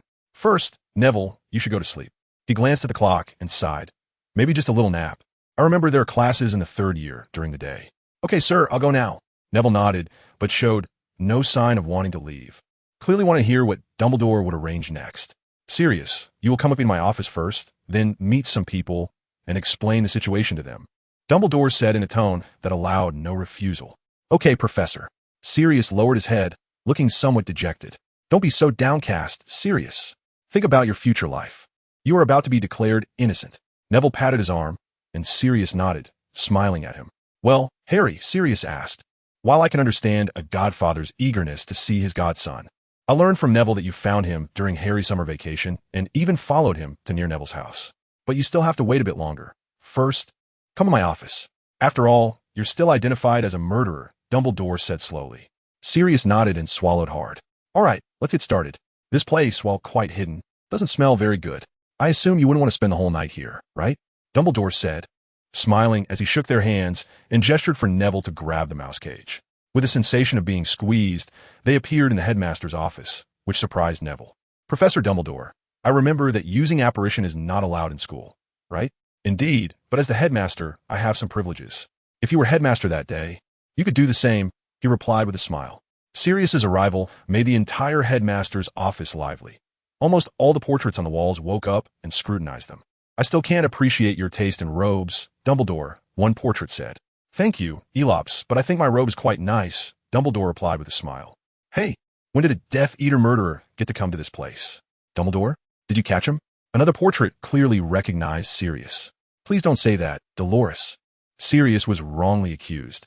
I've confirmed that he's still the enthusiastic and upright wizard he was back then, but still a mischievous, reckless spendthrift. Phineas Black exclaimed, touching his nose. Hey, I'm not a spendthrift. Sirius protested, clearly recognizing this was his elder, though he didn't treat him as such at all. Oomph. You haven't seen the state of the ancestral home, covered in dust, full of cobwebs, and vermin. It looks like a haunted house. And you say you're not a spendthrift. Phineas shouted. All right, Phineas. Your descendant has had 12 years wasted. It's normal for his home to be a bit run down, another portrait advised.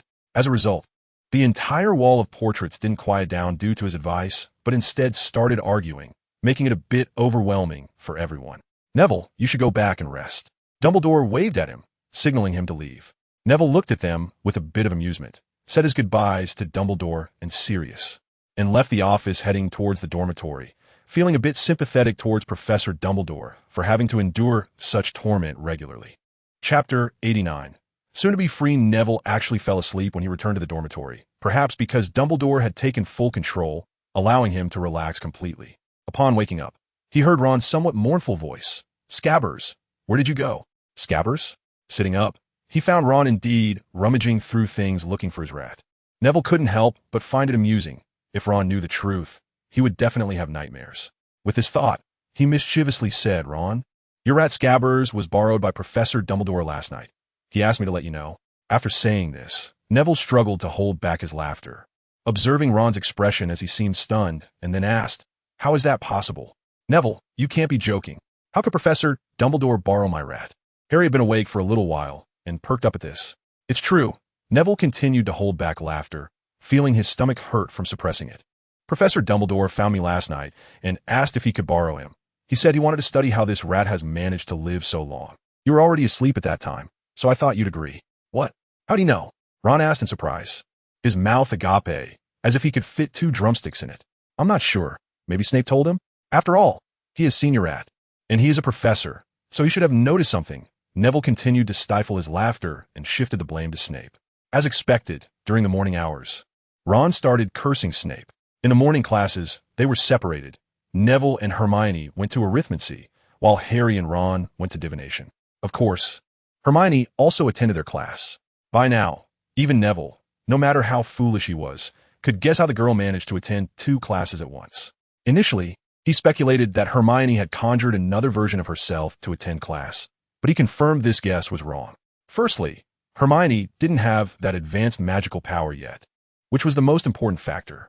Moreover, he heard from Harry and Ron about Hermione's status in that class. Without a doubt, it was her in person. So there was only one possibility left: time turner. He had seen it in Bill's letter. He had also wanted to apply for one, but it ultimately fell through due to the turbulent situation. Therefore, Neville always kept some potions for restoring energy and stamina on him. He would need some, and Hermione surely would too. Dumbledore acted quickly. In the afternoon, while they were in the library finishing their assignments, his messenger arrived. It was actually Malfoy. Neville guessed this was definitely Dumbledore telling Snape, who then entrusted it to Malfoy. After a tense standoff of glaring at each other, Harry nervously took Dumbledore's letter, while Malfoy left in the opposite direction, looking like a punching bag. They had just argued about the last Quidditch match, with Ron saying Harry lost because of Dementors, while Malfoy insisted he wasn't afraid of them. Their conversation made Harry uncomfortable, so he snatched the letter away, not even saying goodbye to them. "Do you know something?" Hermione asked Neville with a strange look. "You'll find out soon." Neville smiled and said no more. Hermione sulked and turned her head away, pretending not to pay attention to him. At dinner, just as Neville and the others arrived in the Great Hall, Harry finally returned, looking great. Although it was clear he was trying hard to calm himself, the smile on his face was undeniable. "I found my godfather," he exclaimed as soon as he came back, excitedly giving Neville a hug, leaving Ron and Hermione stunned. "Now you know, right?" Neville said somewhat helplessly as he gently pushed Harry away, addressing Hermione. "Wait, Harry? Your godfather isn't that Sirius Black, is he?" Hermione asked in surprise, frowning again. "Yes, that's him," Harry replied with a smile. "So does that mean they caught him?" Ron asked, bewildered. "You could say that," Harry said, glancing at Neville, who gave him a slight smile. "We'll talk about it later." Harry whispered to them as he noticed the crowd gathering out of curiosity. After dinner, Neville suggested they go to his third potion classroom to talk, as it was near the divination classroom and relatively quiet. They arrived at the somewhat shabby classroom, which was surprisingly clean, indicating that the house elf had tidied it up after it was put back into use. They each took a seat and gathered around, and Harry began to recount what he had experienced. It turned out that after Neville left, Dumbledore had serious rest for a while in the headmaster's office, and then called Professor McGonagall, Professor Lupin, Professor Flitwick, Professor Sprout, and Professor Snape to come over. Everyone was surprised to see Sirius. Snape almost cast a curse at him, but fortunately, Dumbledore stopped him. Once everyone had arrived, Dumbledore shared what he had seen and even released Peter Pettigrew. As expected, Peter was once again subjected to a mental assault, with nearly every professor berating him as if he were a flobberworm, and Snape almost impulsively cast a killing curse at him again. Then Dumbledore invited Minister of Magic Cornelius Fudge, who appeared very reluctant and somewhat drowsy, along with two Aurors. Their first reaction upon seeing Sirius was to capture him and have the Dementor give him a kiss. However, Dumbledore forcefully stopped them and explained the true situation at that time in detail.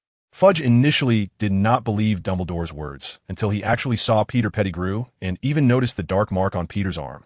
That was enough to convince him. At least, there was no dark mark on Sirius's arm.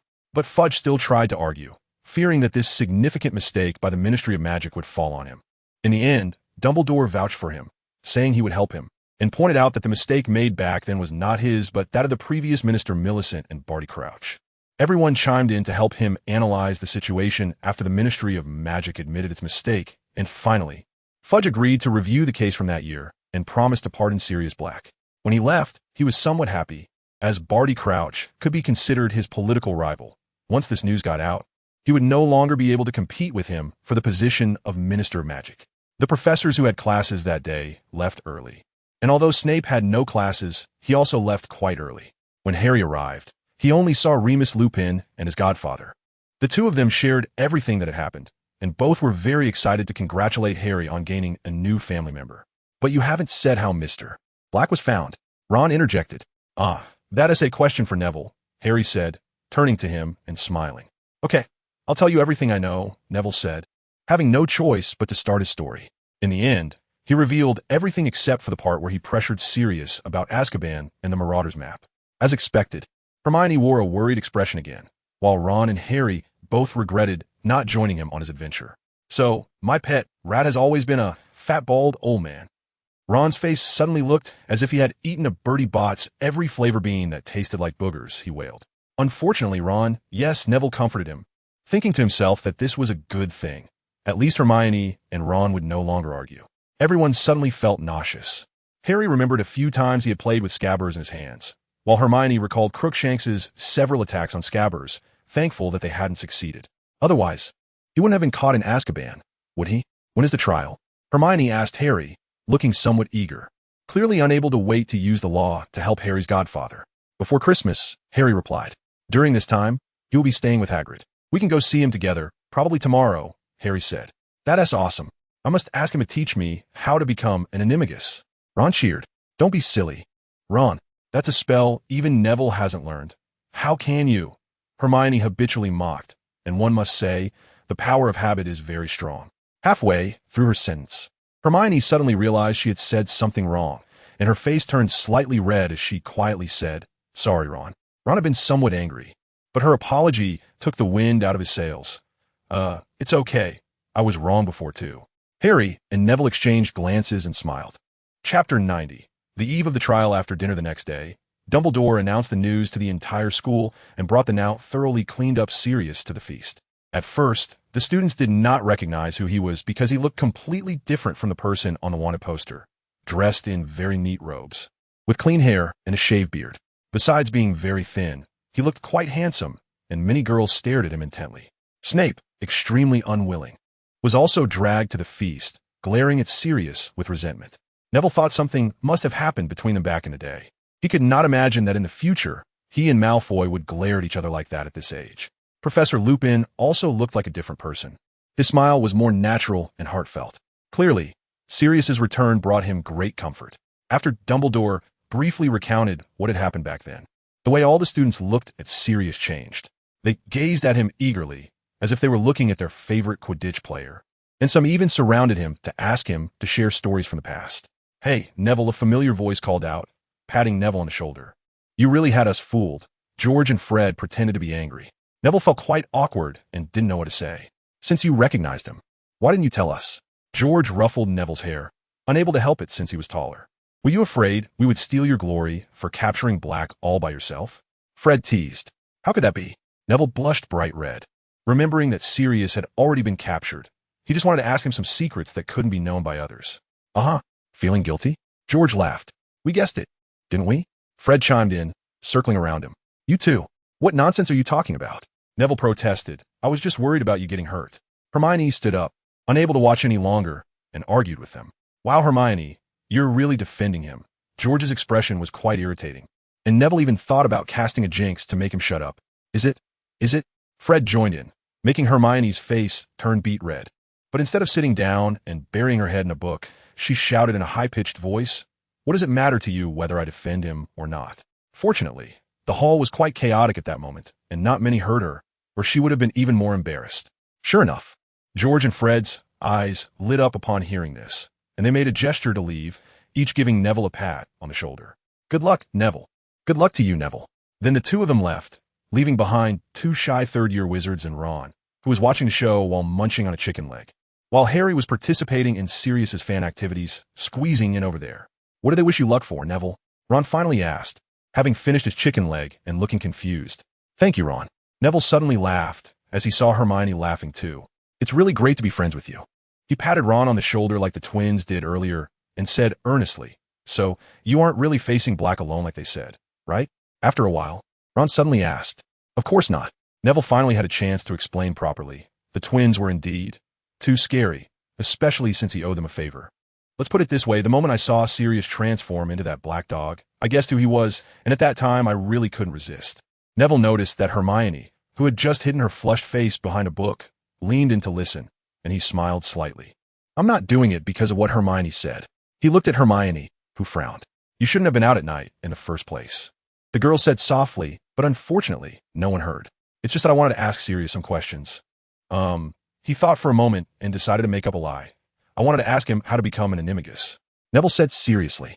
So that's it. Ron realized, while Hermione shot him a skeptical glance, probably not believing his explanation. Well, that's true. You all know Professor McGonagall has never allowed me to practice. He smiled helplessly, as if it really was that way. Professor McGonagall is only doing it for your own good. Hermione exclaimed. Come on, Hermione. You know how advanced Neville's transfiguration is. You even secretly said you envied him last time. Ron once again opposed her. Professor McGonagall is afraid he'll get hurt. You know that being an animagus is very easy. Ron shook his head and completed her sentence, and Hermione shot him a fierce glare. All right. Now that everything is over, I'll go explain to your brothers in a bit. As for now, shouldn't we head back? Neville pointed to the crowd over there, which had already started to disperse, and Harry was also on his way back. The next afternoon, they finally saw Sirius Black again in Hagrid's hut. He looked great, like a cool uncle relaxing on the beach. Neville couldn't help but wonder if he had owed a lot of love debts when he was young. Hagrid was teaching the fourth-year students and wasn't there, and Sirius was also unreserved, tidying up the place as if it were his own home. He made them tea and attempted to make toffee, but failed. Thinking back, I feel like I'm dreaming. He said to them, I can't believe I can appear at Hogwarts openly. It's just fantastic. He laughed. Then you could apply to be a teacher at Hogwarts? Ron suggested. Sure. That actually sounds like a good choice, doesn't it? What do you think I should teach? He laughed heartily, clearly in a wonderful mood. Transfiguration? Neville suggested, knowing that someone who could learn to become an animagus on their own would definitely be very skilled in transfiguration. Oh, that's impossible. Sirius laughed and patted his shoulder, as if he had completely forgotten about Neville's persecution of him at that time, and was very warm towards him. You know, Professor McGonagall is much better than I am. He scratched his head, still smiling. How about defense against the dark arts? Hermione suggested. Isn't that subject supposed to change teachers every year? So Professor Lupin probably won't be around next year. She noticed the strange expressions on the boys' faces and hurried to explain. That's actually a good idea. I might give it a try next year. Ah, poor Remus has to change jobs again. Sirius nodded in agreement, then teased his old friend. Of course, Sirius had the best relationship with Harry. It seemed he wanted to make up for all the Godfather love he had missed in the past. He often told Harry stories in private and taught him some spells that Lupin didn't teach them, which Neville thought was normal and smiled mysteriously. Sirius also heard that Snape would give Harry special treatment in class. At first, he planned to confront Snape, but was stopped by the four of them. Heaven knows what kind of trouble he would cause if he really went. The result was that he began to rack his brains to help Harry deal with Snape's difficulties, trying to ensure that his big nose wouldn't sniff out. This made Harry's potion-making skills improve tremendously, even catching up with Hermione in practice, though of course, he couldn't compare in theoretical knowledge. Sirius's arrival brought a bit of joy to the entire castle. Some mischievous students seemed to have found a backbone and often ran to him.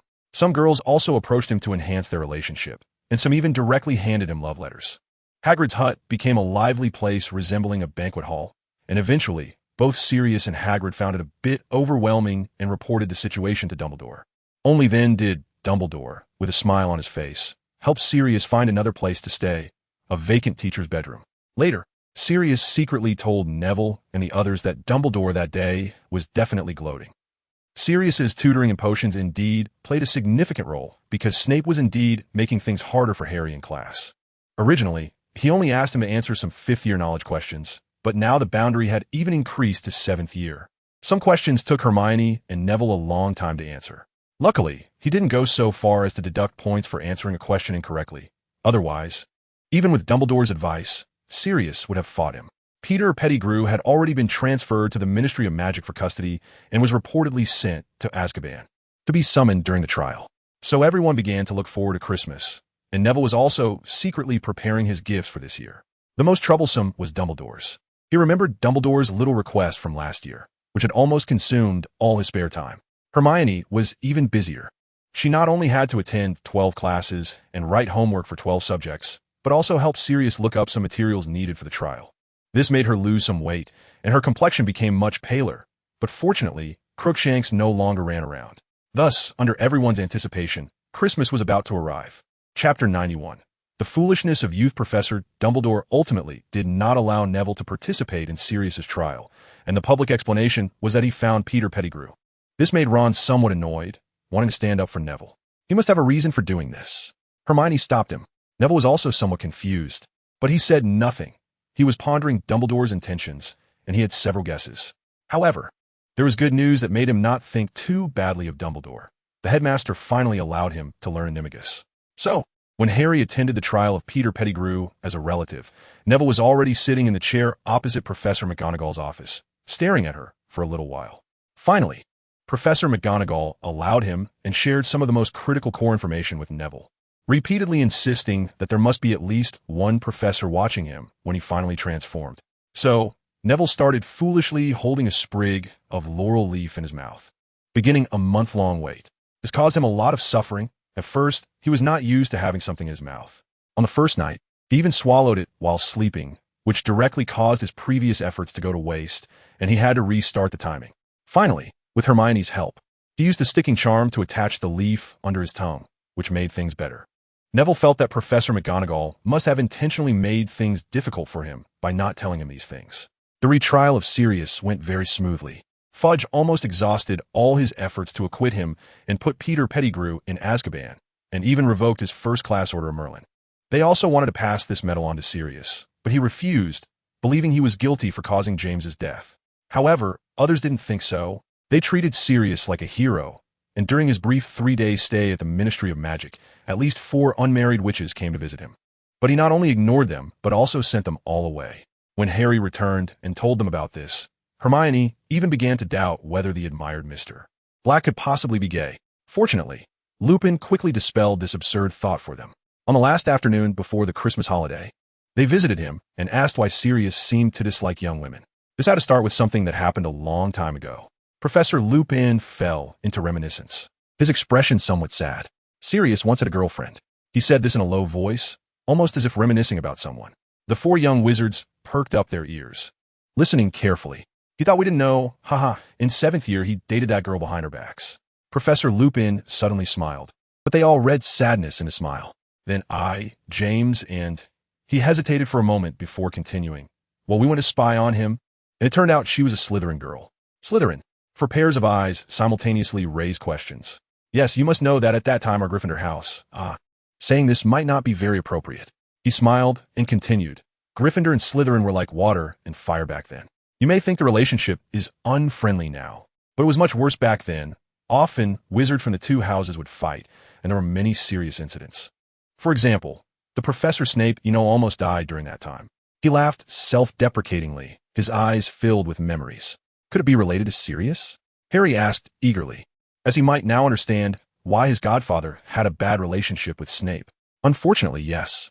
Lupin nodded. He didn't want to expose his old friend's past. But he had to teach these young people how to act and how not to act, as Sirius was not a good example. What did he do? Almost killed that old bat. Oh no, I mean Professor Snape. Ron curiously asked, as he would rather see Snape dead. Professor Lupin's expression instantly became complicated. He thought for a while and said, he tricked the young Snape into a room with a fierce beast. Neville noticed that his expression was very dim when he said this. Later, James found out, and he ran desperately to pull Snape back, just a little bit, and he would have been bitten to death. He said somewhat lifelessly. Harry's expression instantly became very strange. He had heard Dumbledore say that his father saved Snape, but the truth turned out to be this. He even began to doubt whether his father and godfather were good people. Harry, don't think too badly of Sirius. Lupin noticed Harry's discomfort and quickly said, he just hoped Harry wouldn't turn out like Sirius did back then, rather than wanting to worsen their relationship. He was just a bit too mischievous back then, full of prankster genes. He pressed his lips together, suddenly feeling that what he said might be a bit idealistic.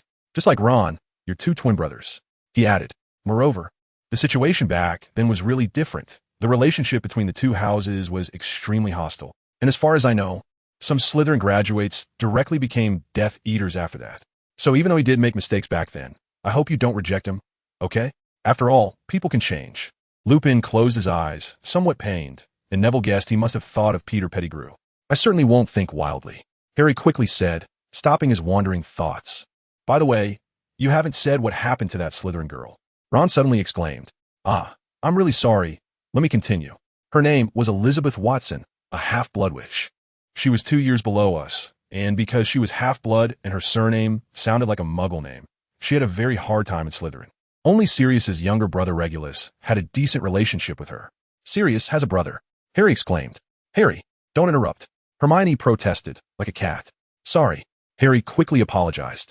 Yes, he has a younger brother who is 2 years younger than him, but he is in Slytherin. Lupin recalled sadly. Slytherin. Harry. This time, Harry really dare not speak. He sealed his mouth like Malfoy. Yes, in fact, Sirius's whole family is Slytherin. Lupin smiled helplessly. In a sense, Sirius was the odd one out in his family.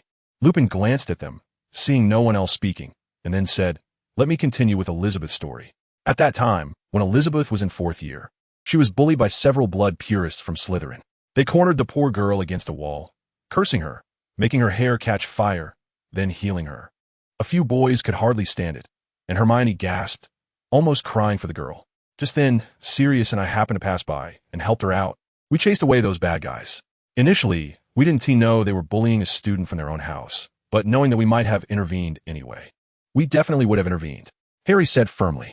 Thank you, Harry. Lupin smiled at him. After we drove them away, we realized that she was a Slytherin girl. Sirius walked away looking very disappointed, while I stayed behind to help her stop the curse. But why was she with Sirius? Hermione couldn't hold back any longer and asked gossipingly. Yeah, I was wondering why he didn't choose me back then, Remus joked, making them all laugh. But the fact is, Elizabeth was actually fond of the Sirius who ignored her, while I was just a casual friend to her. Remus said somewhat sadly. Who knows if he was being genuine or just pretending. Then she dragged Sirius's brother, Regulus, to write him letters. At first, Sirius didn't accept them. He was angry with his family at that time. He laughed and said Neville and the others laughed too. The Sirius in Remus's mouth was like a child who hadn't grown up. He even ran away from home. During his last school year, he stayed at your grandfather's house. Harry. Remus looked at Harry. My grandfather. Yes, your grandfather was a really good man. Even took me in. Remus shook his head as he spoke. So what happened next? Neville asked. It was actually James who found out first. He noticed that Sirius had started writing things behind his back and would zone out from time to time. Then he followed him. And that is how he discovered that he was sending letters to that girl. And we all found out. So you all kept it from him? Neville asked. His expression somewhat awkward. Yes, Remus said slyly. They got together in their 7th year, often sneaking off to date. And he even made things for Elizabeth behind our backs. When he said this, Neville's face turned red all of a sudden. Luckily, no one noticed him. After graduation, they kept in touch until Regulus joined the Death Eaters. All 4 of them had faces full of disbelief. Elizabeth was friends with Regulus at the time. She found out about this and went to find him. Remus's voice grew lower, and Neville began to realize what happened next. As a result, she encountered Voldemort. Remus's emotions suddenly became a bit agitated, and he seemed to struggle to control his voice. Hermione covered her mouth. She refused to join the Death Eaters and was killed by the Dark Lord. Remus adjusted his breathing and continued. Later, Regulus also went missing. I don't know why. I suspect it was because he resisted Voldemort because of this incident. The news of Elizabeth's death was relayed back to us by Regulus. He wrote us a letter explaining everything and ended with, I realize my mistakes, and I must correct them. Suddenly, an extremely impatient voice came from the office door. Moony, don't you think you're saying too much? They all looked over and saw a furious Sirius. Chapter 92. Remus's worries. I'm really sorry, old chap. Remus said with a face full of regret. He initially just wanted to prevent the young ones from being impulsive like Sirius, but he had unknowingly said too much. I'm sorry, Mr. Black. It was our request for Professor Remus to do this. Neville quickly said.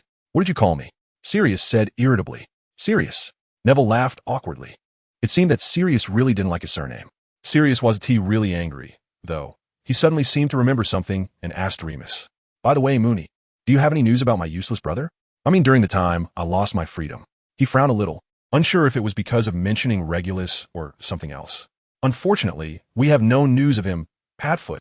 Maybe you'll find it in your hometown. Remus shook his head, expressing regret.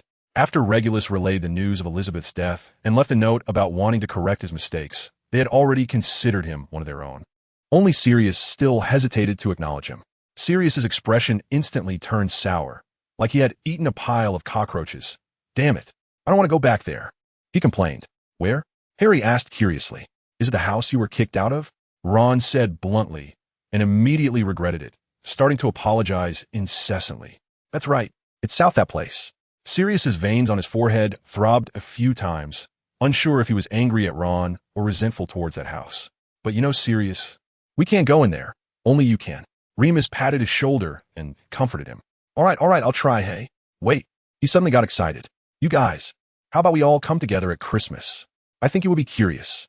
He said to Harry and the others. That would be great. Ron was quicker to agree than Harry. Is it your family's old house?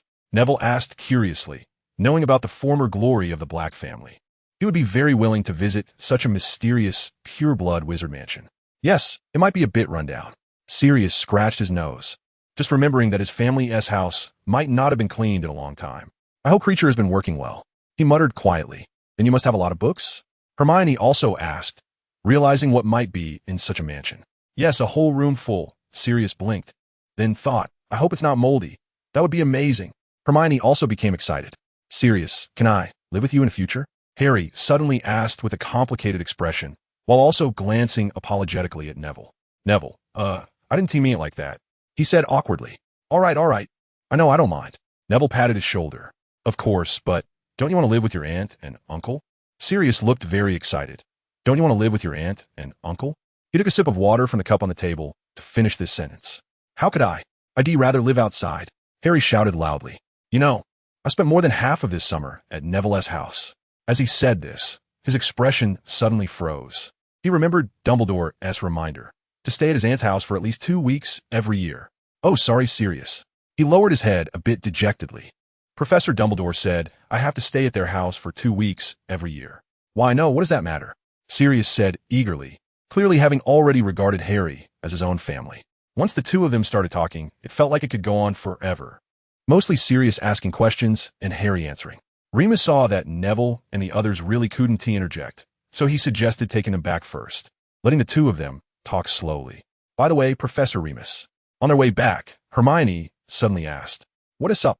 Since Elizabeth died because of the mysterious person, then you, who know the truth, should not believe that Sirius is a traitor, right? She asked, scrutinizing him. Of course, I don't believe it. Lupin waved his hand helplessly and continued, but no one believes me, except for Dumbledore. Moreover, even I thought he was the secret keeper at that time. His voice was somewhat low, as if he had recalled something. All right, don't think about sad things anymore, Neville. Ron gave him a hug. It's all in the past. Isn't it? Yes, it's all in the past. Lupin smiled and nodded.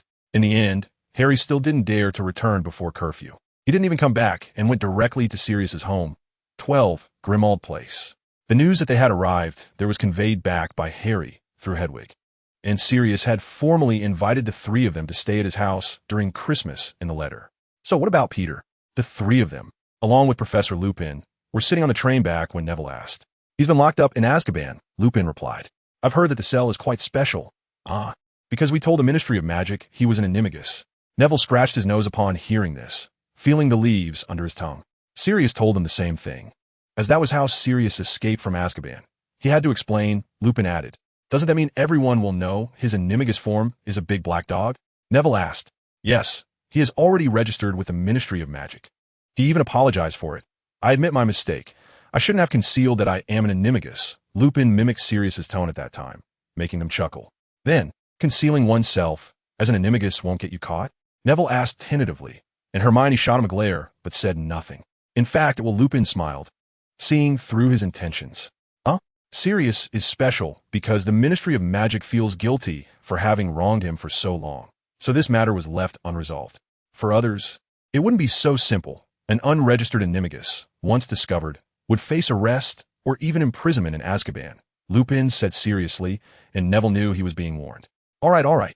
Neville laughed sheepishly, leaning his head against the window. How long has it been? Lupin curiously asked Hermione. 9 days, Hermione said quietly.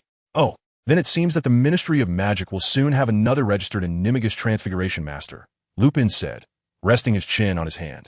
Those people at the Ministry will surely be shocked by his age. Of course, Neville defeated the Dark Lord's wizard in first year, Ron said proudly, as if it were his own achievement.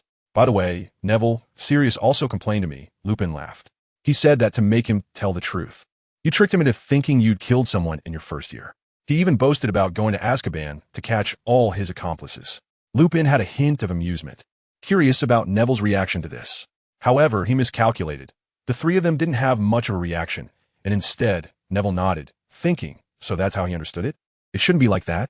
He must have concealed something from them. Seeing their tacit understanding, Lupin was taken aback and quickly asked, Neville, you didn't actually kill someone in your first year, did you? Yes, Neville nodded. He felt there was no need to hide it from Remus. After all, he owed much of who he was today to his teaching. You must have heard about Professor Quirrell? Neville asked. So that's how it is. Lupin finally understood how Quirrell, who was publicly declared to have died from a magical accident, actually died. He was a Death Eater, right? He instantly realized that only a Death Eater or their master could make Neville hate them enough to directly kill them. They then began to recount the events of that time, and after hearing it, Lupin couldn't help but feel a bit worried. Neville, I hope you can keep some things in your heart, all right? Neville suddenly felt like a lonely and pitiful child in Hermione's eyes. Her gaze told him so. I will. Professor Lupin, Neville nodded seriously, as he always took Lupin's words to heart, except for those. When they got off the train, Lupin deliberately stayed behind and gestured for Neville to walk behind as well. They created some distance, and only then did Lupin lean slightly towards him. "I'll accompany you this Christmas," he whispered. "Thank you, Professor Lupin." Neville nodded gratefully.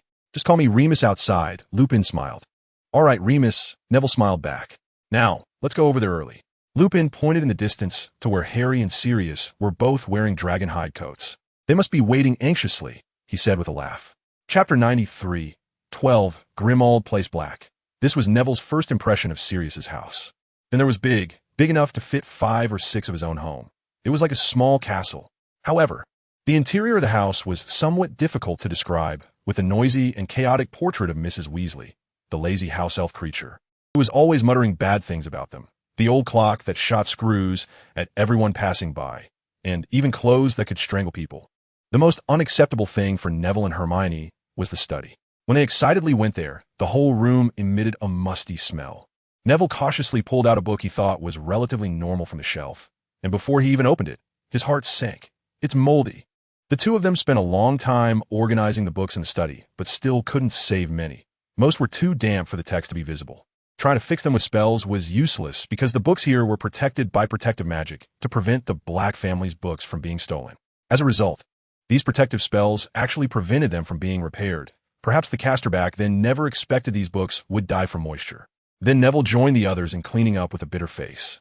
It was not easy at all, although there were quite a few of them, and they could all use magic. The house was just too big. Hermione was still trying to save those books. The girl originally sympathized with Kreacher, but after dealing with those books, her perception of him plummeted, and she finally stopped defending him. They spent the entire day cleaning to make the house livable. Lupin was in charge of the kitchen, and he even cooked lunch and dinner, with everyone praising his cooking. Sirius was responsible for tidying up the entire hall and the bathroom, believing that the dirtiest places had to be cleaned by him, the master. Harry, Ron, and Neville were in charge of cleaning the bedrooms, trying to make them habitable. After a whole day, their efforts paid off. The entire house looked brand new, and everyone's mood improved. Even Kreacher's complaints didn't sound so bad anymore. They also discovered many interesting things, such as a silver cup that could store spells. Possibly due to years of neglect, it could now only store dirty water.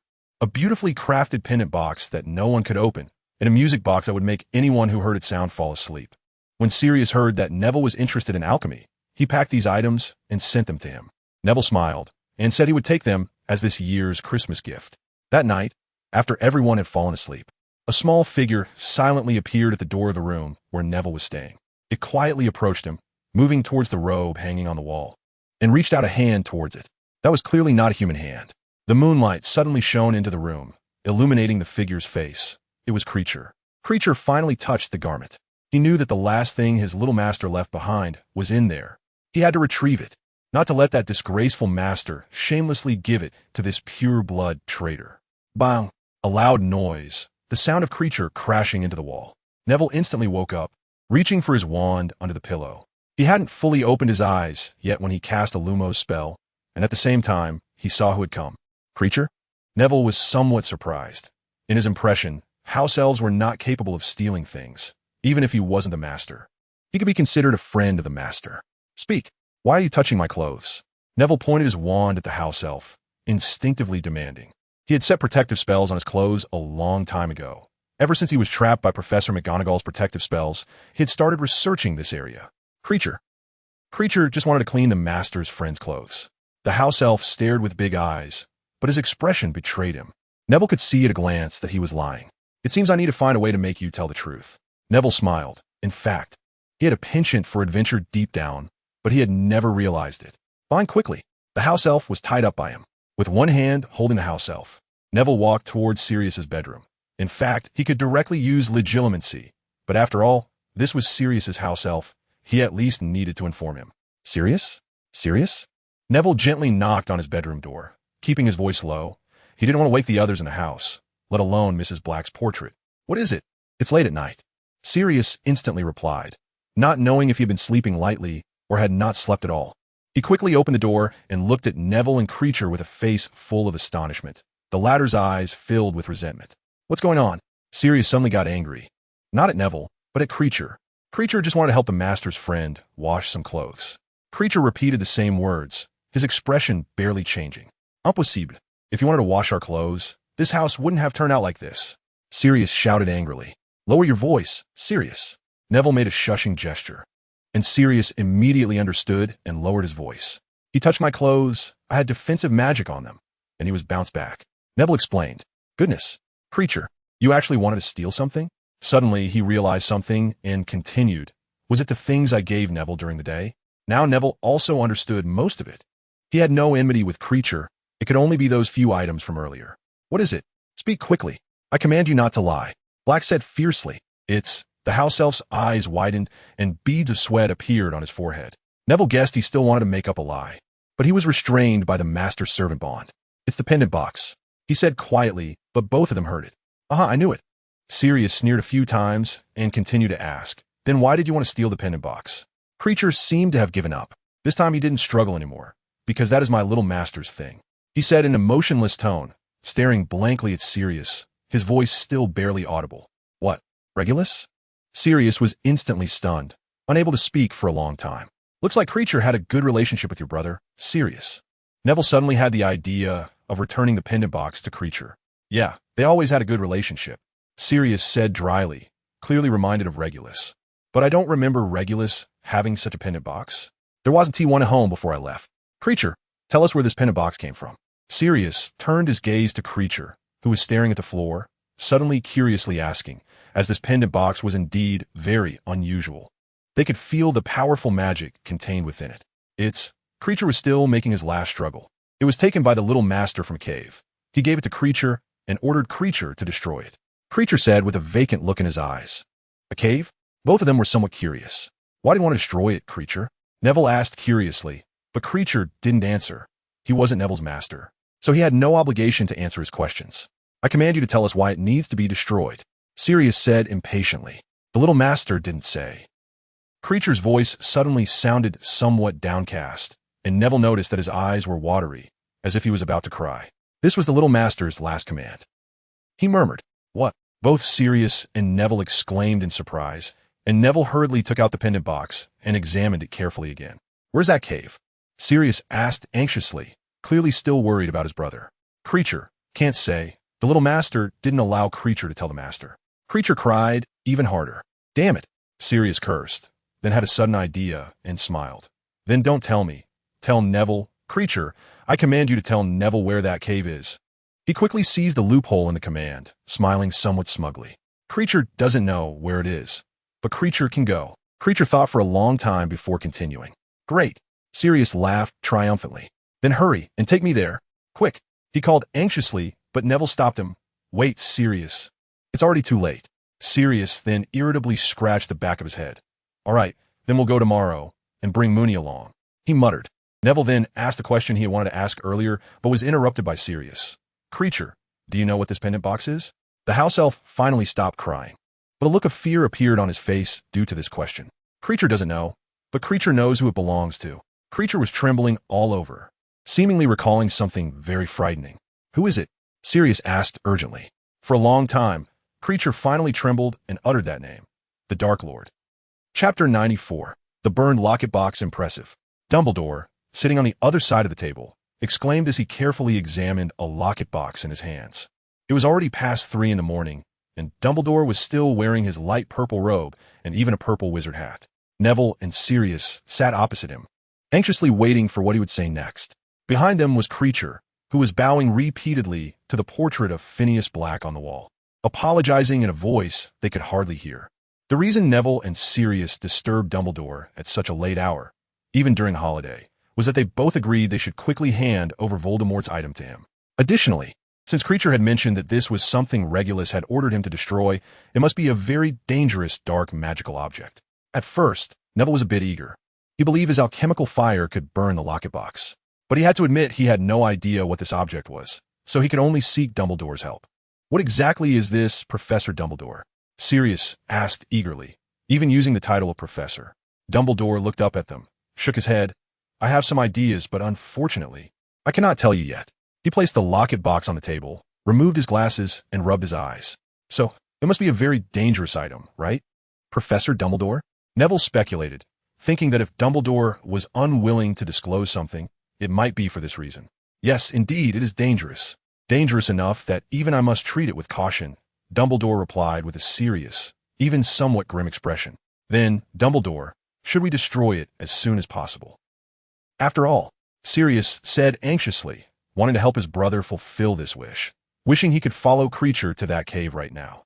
Yes, I believe we should destroy it, Dumbledore said expressionlessly, still serious. Neville was surprised to find that Dumbledore was referring to it as him. Professor Dumbledore. There isn't a creature trapped inside, is there? Neville asked tentatively. What? Dumbledore seemed startled by his question, but then regained his composure. Neville had never seen him like this before. No, there is no creature inside, Neville, he said with unusual certainty, while silently thinking. Just a fractured soul. Then Sirius was eager to draw his wand and take action, but Neville stopped him. Sirius, when not outdoors. Only then did Sirius awkwardly put away his wand and turn away, facing the portrait of Phineas Black, who was mocking his recklessness. Thank you, Neville. Dumbledore smiled, then stood up, signaling Sirius to hold the locket box. He took one of their hands in each of his. In the next moment, they found themselves at the edge of the Forbidden Forest. This will do, Dumbledore said, clearly not fond of the chamber that Neville had visited last time. Thunderbolt explosion. Sirius could no longer wait. He threw the locket box 10 feet away with a motion like a Quidditch chaser and cast a spell on it before it hit the ground. Strangely, nothing happened.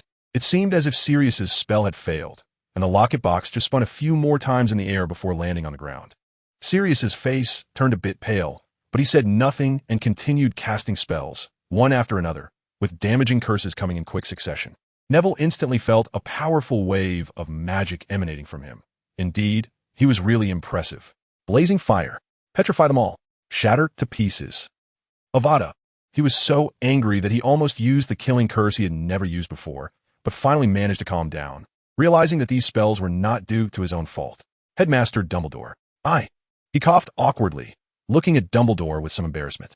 Dumbledore chuckled lightly and shook his head, indicating he didn't mind. Avada Kedavra. He really used it. Neville facepalmed. What more could be said about Sirius? In the end, the killing curse had no effect. The green light was deflected before it could touch the locket box.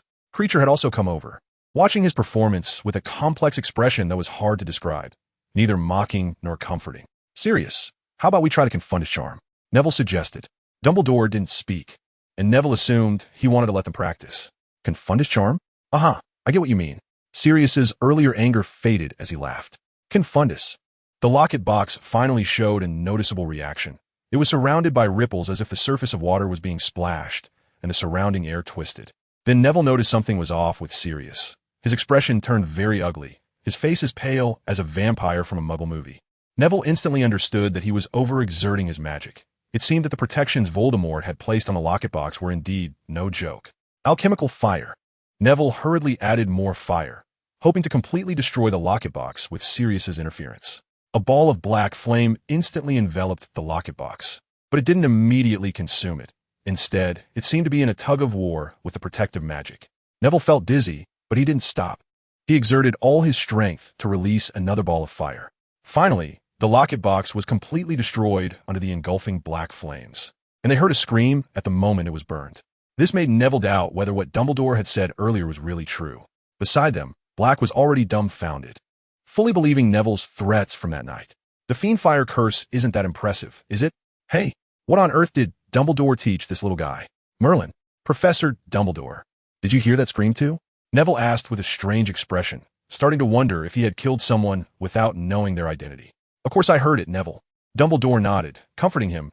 You need not worry. That voice was undoubtedly Voldemort's. Dumbledore smiled at Neville. Voldemort? Neville asked suspiciously. Yes. Now I can confidently tell you that the locket box should be something similar to that diary. Dumbledore looked into Neville's eyes, his smile full of encouragement, but unfortunately, it was too dark for Neville to see clearly. What? Is that so? Then just as Neville was about to ask why Voldemort didn't come out to control anyone, Dumbledore seemed to anticipate his question. Because this thing is locked up, and Voldemort himself has locked the locket box. Locked away. Locked up. Neville's mind instantly became overwhelmed. Separate his own memories? Then lock them in a small container? Yes, I'm afraid, Neville. That's all I can tell you for now. Dumbledore waved his hand apologetically, and Neville quickly said it was fine. It's all right, Neville, as long as I know. Sirius seemed to take it in stride, clearly understanding Dumbledore's habit. The three of them arrived at the spot where the locket box had just been burned, and Creature followed them. his expression becoming more complicated as he continuously bowed to Neville, mumbling something that none of them could hear clearly. The black flames had already been retracted by Neville when the locket box was completely destroyed, but the grass and soil had suffered irreparable damage. Sirius couldn't help but marvel at the power of Neville's spell again, reminding himself never to provoke him in the future. There's nothing left. Sirius stared blankly at the locket box, which was reduced to a small pile of ashes, and exclaimed, "Incredible." Dumbledore echoed, "I thought I would need to help." The old man chuckled. "It seems I can retire soon," he said to Neville, who reddened again. "So, Professor Dumbledore, will you be joining us in that cave tomorrow?" "No, today?" Neville asked. With Dumbledore's presence, this adventure would surely be safe. "Of course, I'd be happy to," he nodded, smiling with great satisfaction. "Then let's set off now," Sirius exclaimed eagerly. "It's too early, Sirius." Neville helplessly held him back. "And don't you think we should go back and get some more sleep first?" Dumbledore said softly, genuinely looking a bit tired. "Oh, fine." Sirius stomped the ground in frustration, cursing, "Then let's go back and sleep this damn sleep. Creature, let's go." He tightened his cloak, and under Dumbledore's amused gaze, took hold of Neville and Creature's hands. They just separated. Chapter 95. The vanished hero Neville had a pretty good sleep in the early morning. He drank the elixir of life he had brewed himself and also gave some to Sirius. This made him look completely normal when he woke up in the morning, but breakfast was definitely out of the question. "Neville, you actually overslept. That's rare," Ron yawned as he greeted him when Neville arrived at the table for breakfast. "Yeah, after all, I did change beds. There should be some adjustment." Neville yawned as well. Then he widened his eyes in surprise as he watched Creature come out with a plate of what looked like pretty good pies, bowing so deeply that his head almost touched the ground. "Creature is here to serve breakfast to the esteemed guest," he said in a very respectful tone, startling everyone present. "Hey, Creature, why didn't you prepare one for me too?" Sirius's voice came from the entrance of the dining room, pretending to be angry. "Creature also prepared beef pies for the master," Creature replied expressionlessly, looking up at Sirius. "I'm your master." "Okay." The obvious differential treatment made Sirius uncomfortable, but Creature's change was still a good thing overall. Neville nervously picked up a fork and took a bite of the pie, and to his surprise, it was quite delicious, much better than he had imagined. "Thank you, Creature. This is a great breakfast." Neville nodded at him, having completely forgotten about the unpleasantness from last night. The guest actually thanked Creature. Neville facepalmed. He should have known. House elves are like this. "Hey, brother, I didn't know you two were so close," Ron said, completely puzzled, as he was still making his own breakfast. Remus had gone out early, apparently called back by Dumbledore, and Harry had gone with him, supposedly, to Hogwarts. Hermione should have already been in the study by now, and hearing the commotion, she curiously came over. As soon as Neville saw Hermione enter, Creature's mouth twitched a few times, and then he couldn't speak anymore. "It seems my charm is still effective." Neville nodded slightly, casting the counter-charm on Creature, who instantly returned to normal. "Creature, I forbid you from calling my friends that anymore." Neville tried to command, and Creature nodded reluctantly, as if it were a matter of life and death. "Wow, now Neville speaks better than I do," Sirius muttered sourly from the side. Hermione, Ron, Sirius, and I are going out today. And Creature too." Neville quickly finished his pie and said, "Where are you going?" Ron asked. "Hogwarts." Neville glanced at Sirius, who had already begun to roll up his sleeves, and continued, "Dumbledore has some things for us to help with." "Oh, really? When will you be back?" Hermione asked. "Not sure, at least by the afternoon." Neville stood up, taking his plate to the sink to wash, but Creature snatched it away. "Creature is willing to help the guest," Creature said proudly, and Sirius became even more sour, quickly finishing his pie. He had gotten it himself. When did Creature become so helpful? Hermione was momentarily confused, as he hadn't come to help when they had eaten before. "Hermione, don't you notice? Creature only acts like that towards Neville," Ron said somewhat enviously. "Huh." Hermione finally realized that Creature had been similar with everyone before yesterday. "Neville, did you do something to him?" she asked instinctively. "Could you not say it so strangely, Hermione?" Neville was drinking water and almost choked. "Also, I didn't do anything to him. I just helped him a bit," Neville explained. "Oh, I see. Was it last night?" Ron thought for a moment, concluding that it could only have been last night. "Yes, it was quite an interesting thing." Neville rubbed his throat and stood up to change clothes. "Interesting? You saying that makes me have to hear this story." Ron adjusted his posture, adopting a listening stance. "Sorry." "Ron, Hermione," Neville waved his hand. "I'll tell you when I come back." He smiled at them, left the dining room, and Sirius quickly followed him out. Why is he being so mysterious again? Hermione said unhappily. You've known him for more than a day or two, Ron chuckled. Neville and Sirius quickly followed Creature back to Hogwarts, and in the headmaster's office, not only was Dumbledore there, but Harry and Remus were also present. Remus? You're not coming along too, are you?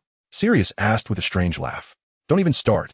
I Haven T scolded you for planning to go on an adventure without telling me yet, Remus said, patting him with annoyance. Actually, I was just about to ask you for a favor, Sirius said with a smile. Harry was looking at Neville, his eyes seemingly asking if he knew where they were going. Neville shook his head to indicate that he didn't know either. It seemed that everyone was here. After looking around, Dumbledore said, at least he is no longer in his pajamas. He looked at Creature. Please, take us there, Dumbledore said to him, while Harry was completely confused, and Neville began to explain to him. All right, Headmaster. Creature bowed to Dumbledore, looking as though he still held respect for the powerful wizards. But I can only take 2 people at a time, he said apologetically. That's fine. Then we'll just have to trouble you a few more times. Dumbledore nodded at him. The house elf seemed extremely pleased with Dumbledore's attitude, bowed again, and then said, So who goes first? Of course it should be me. Sirius rushed forward first, having been unable to wait any longer. And me. Harry followed closely behind his godfather.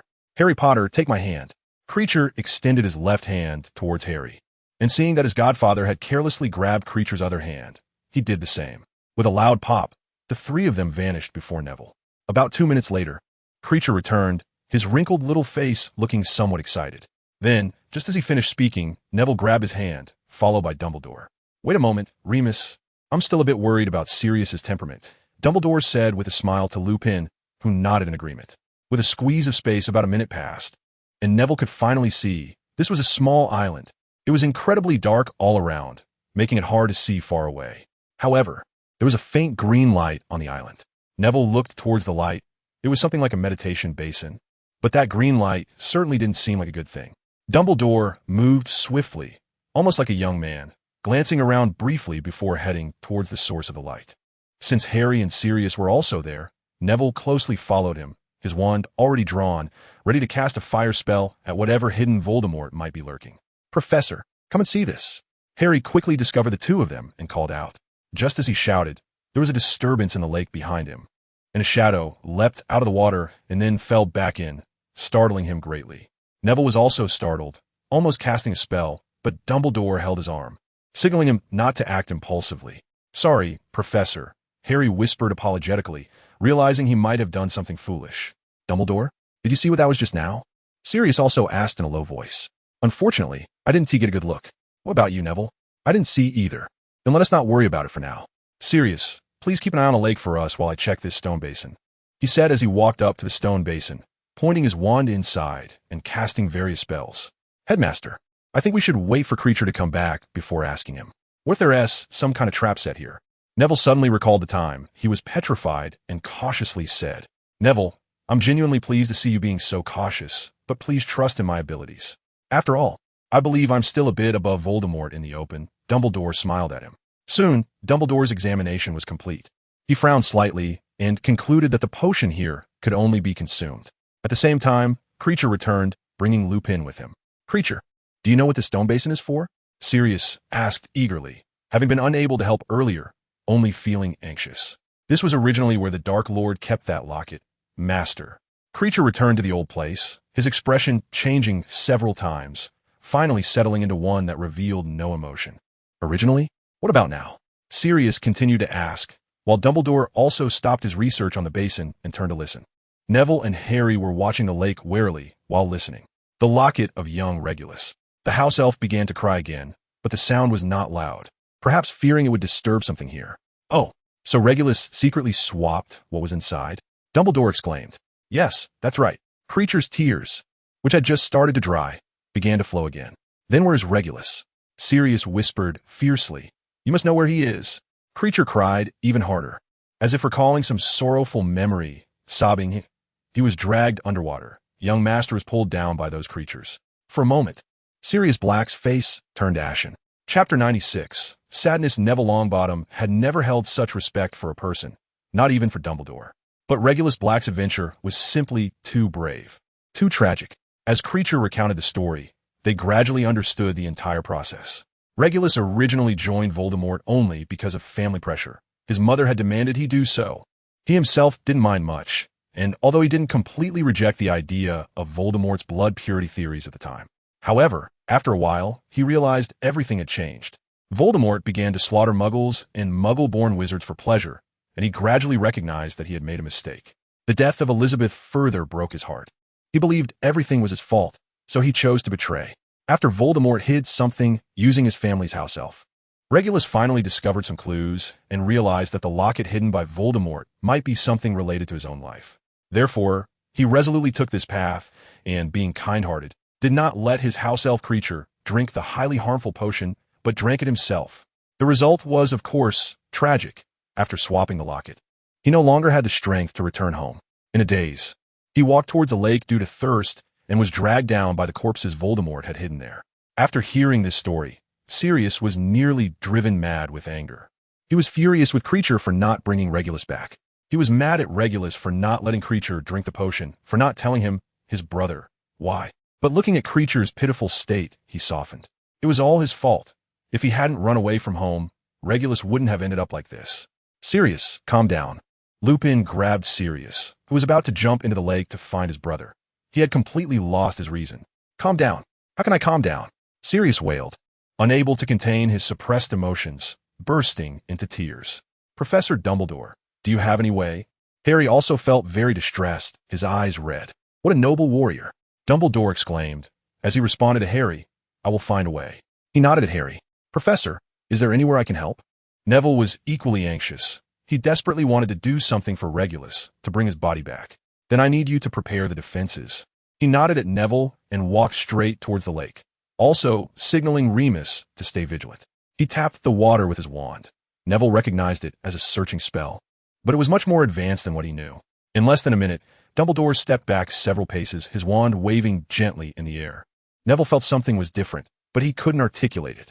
Dumbledore continued to wave his wand slowly, silently casting spells, beads of sweat falling from his forehead, looking very strained. Suddenly, the water began to ripple, and Neville realized something had changed. It was the water level. The water level was rising. The small island that had been at least 50 feet wide was now visibly much smaller, the water lapping at Dumbledore's ankles.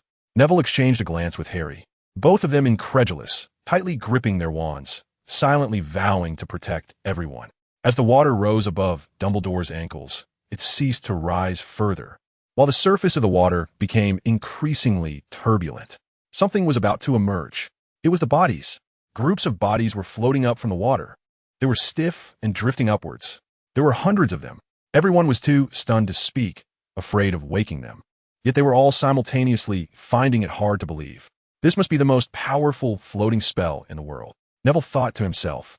Sirius was initially shocked by the scene, but he quickly regained his composure, pulling Creature to his side and quietly instructing him to find Regulus among the bodies. After giving the command, he gritted his teeth and joined Remus in the search for Regulus. Neville and Harry, not knowing Regulus, could only stand guard, ready to use magic against anything that might attack.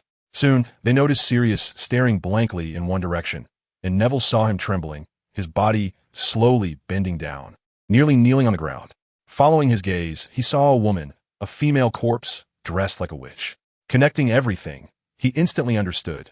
This must be Elizabeth, the one killed by Voldemort. On the other side of the island, Creature suddenly began to cry, collapsing into the water. If it weren't for Remus pulling him back, he would have nearly drowned, and Regulus was found. With a target in sight, Dumbledore sprang into action. Under his spell, two bodies gently floated over and landed on the ground, and he used another spell to return the other corpses to their original places. Soon, there was no sign that anything had happened here, except for the water stains on the ground and those two bodies. After everything was done, Dumbledore finally sighed in relief. Maintaining a floating spell that didn't disturb the triggering mechanism was more exhausting than he had anticipated. But if he didn't bring them all up, it would be even more tiring, which was why he didn't use the searching spell to find them one by one. Sirius wanted to rush over, but Remus held him back tightly. Creature also tried to approach his young master, but in his extreme sorrow, he could no longer do so, only sitting far away, watching his young master weep. Sirius, let me handle this. I have some experience with this. Dumbledore slowly walked over, looking very tired, but it was clear that he was still needed here. Dumbledore, you're not planning to burn them? Sirius exclaimed urgently. No, I have another method. Dumbledore said sadly as he looked at the two bodies, their appearances suddenly flashing before his eyes. He was already a very old man, and if it were up to him, he really didn't want to see these young lives vanish before him. Even though these two had been dead for a long time, all curses eventually end. Dumbledore lifted Voldemort's curse. They were no longer corpses. Sirius rushed over to their bodies and began to cry out loud again. Neville suddenly glanced at the stone basin beside him and remembered the locket box. Whatever was inside that box couldn't be Voldemort's memories. Otherwise, Regulus wouldn't have gone to such lengths to retrieve it. So what could it be? Could it be a soul? He couldn't think of any other answer. The thought of a soul reminded him of the Chamber of Secrets incident in his second year. That diary. It was simply abnormal. He destroyed the diary, and young Voldemort died, just like that locket box. Was there really a way to split a soul? To divide a soul? As long as a part was alive, Voldemort wouldn't die? That made a lot of sense. Voldemort had been hit by the killing curse rebounded by Harry's mother. He should have died. Neville slowly approached Dumbledore and quietly asked him, "Professor, I have a question." "Oh, go ahead, Neville." Dumbledore's voice no longer sounded as tired as before. He had only rested for a moment and had recovered. Hard to imagine he was already a 100-year-old man. "The locket box contains Voldemort's soul, right?" Neville asked very softly, afraid that others would hear.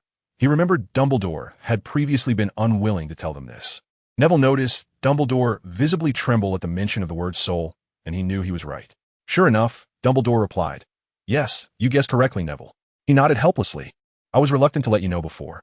Do you know why? To prevent us from knowing this evil method?" Neville guessed. "No, ha." The old man laughed. "It's not that I don't trust you. You are all upright wizards and wouldn't do such things. It's just that this matter is truly significant. For every person I tell, there is an additional risk. I'm sorry, Professor, I even doubted you." Neville hurriedly apologized, and Dumbledore gestured for him not to worry.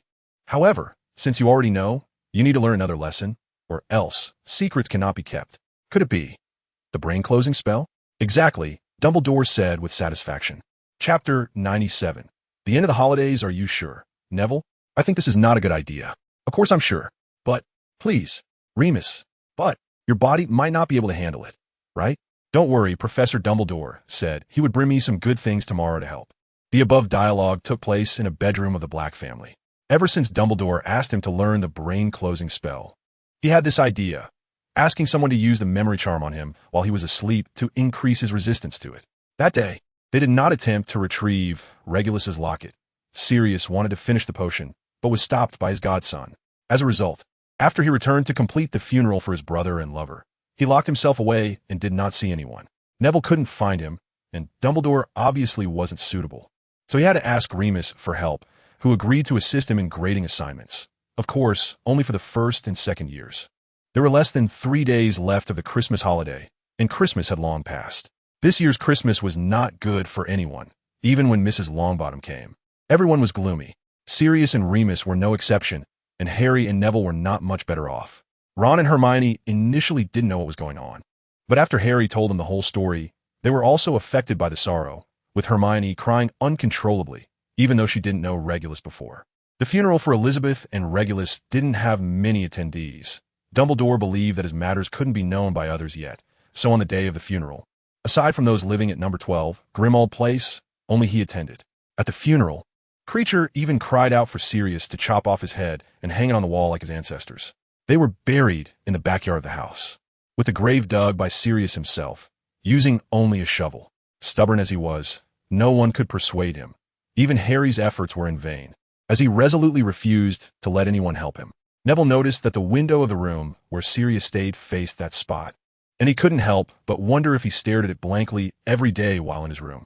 In fact, he had always believed that his brother was still alive, though it was merely hope, just as wishful thinking. However, the day the bad news arrived was still hard for him to accept, as if he had returned to the day James died.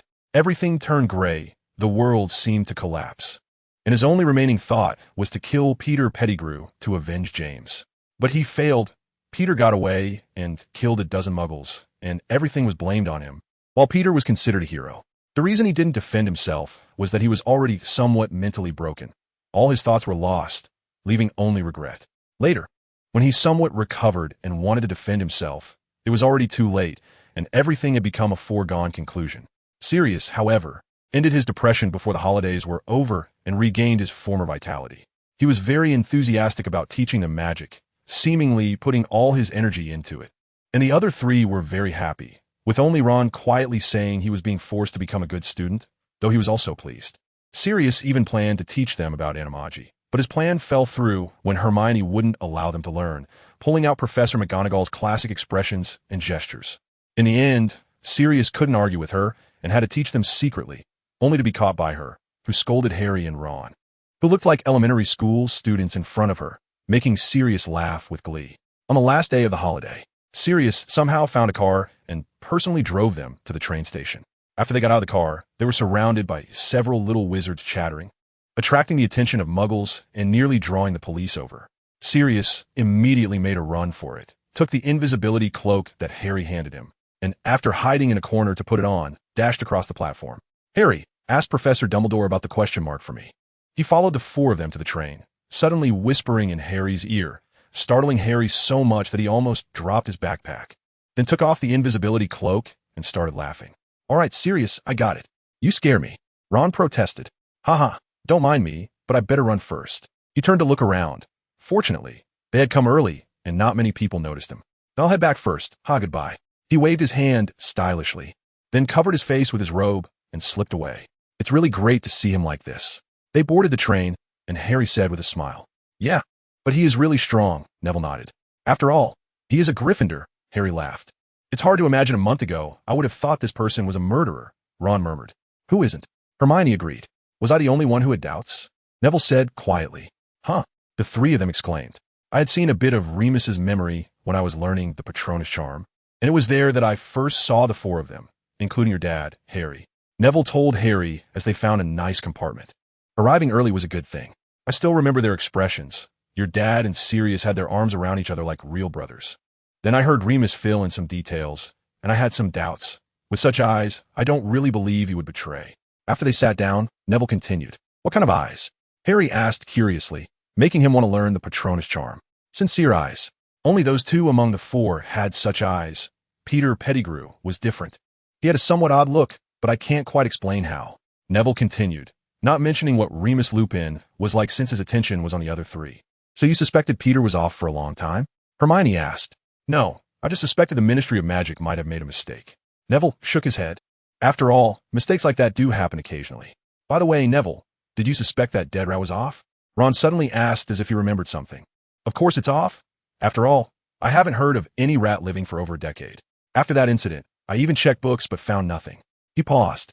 Suddenly his eyes lit up, confidently saying, if I had waited a bit longer until my animagus was complete, I could have recognized it directly. That would be great. Ron envied. Then my poor godfather will have to wait a few more months to regain his legal status, Harry said with a smile. Neville, do you know what you'll turn into? Ron pushed Neville's shoulder, who was looking out the window. Not sure. They say an animagus's form varies from person to person.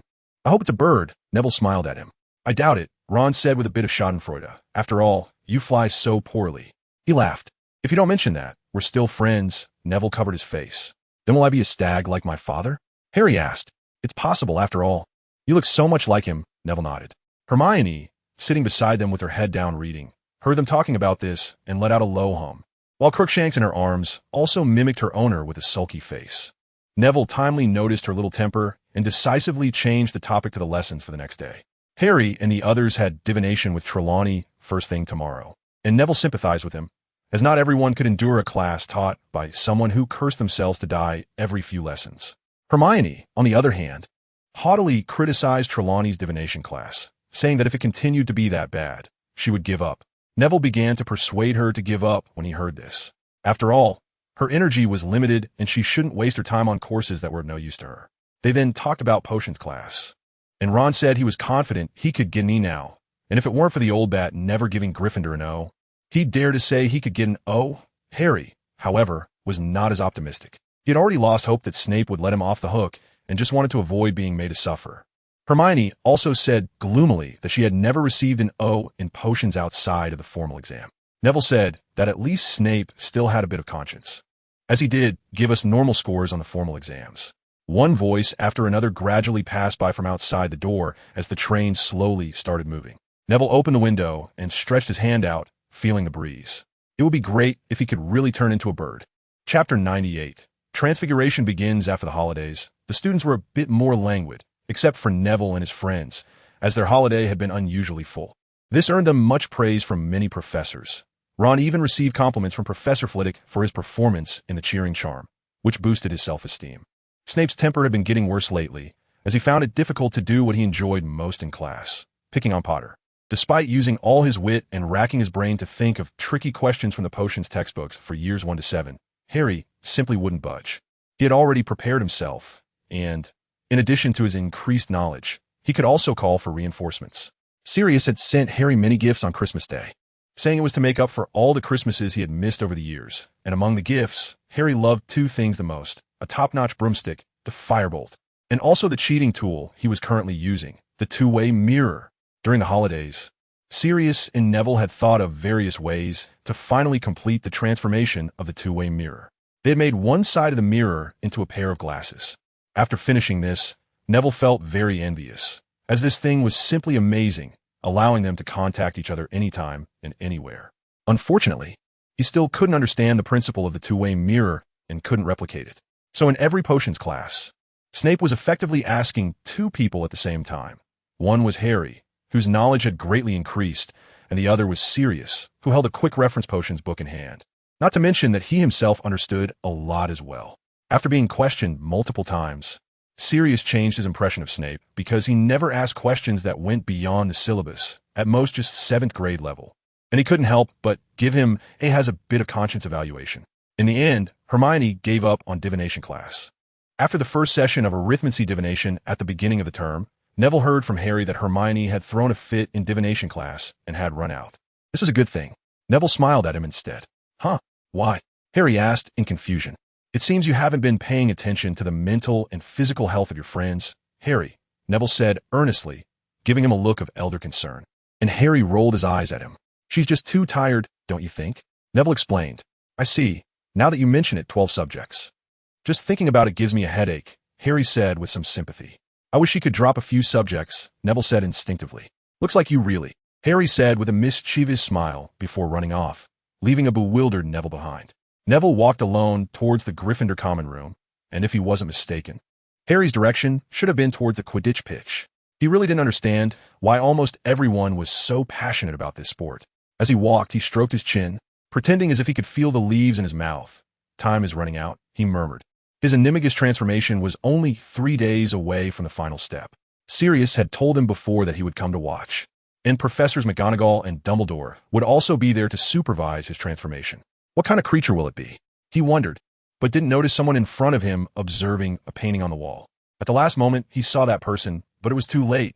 He bumped into them, causing that person to stagger, but fortunately, he wasn't moving quickly.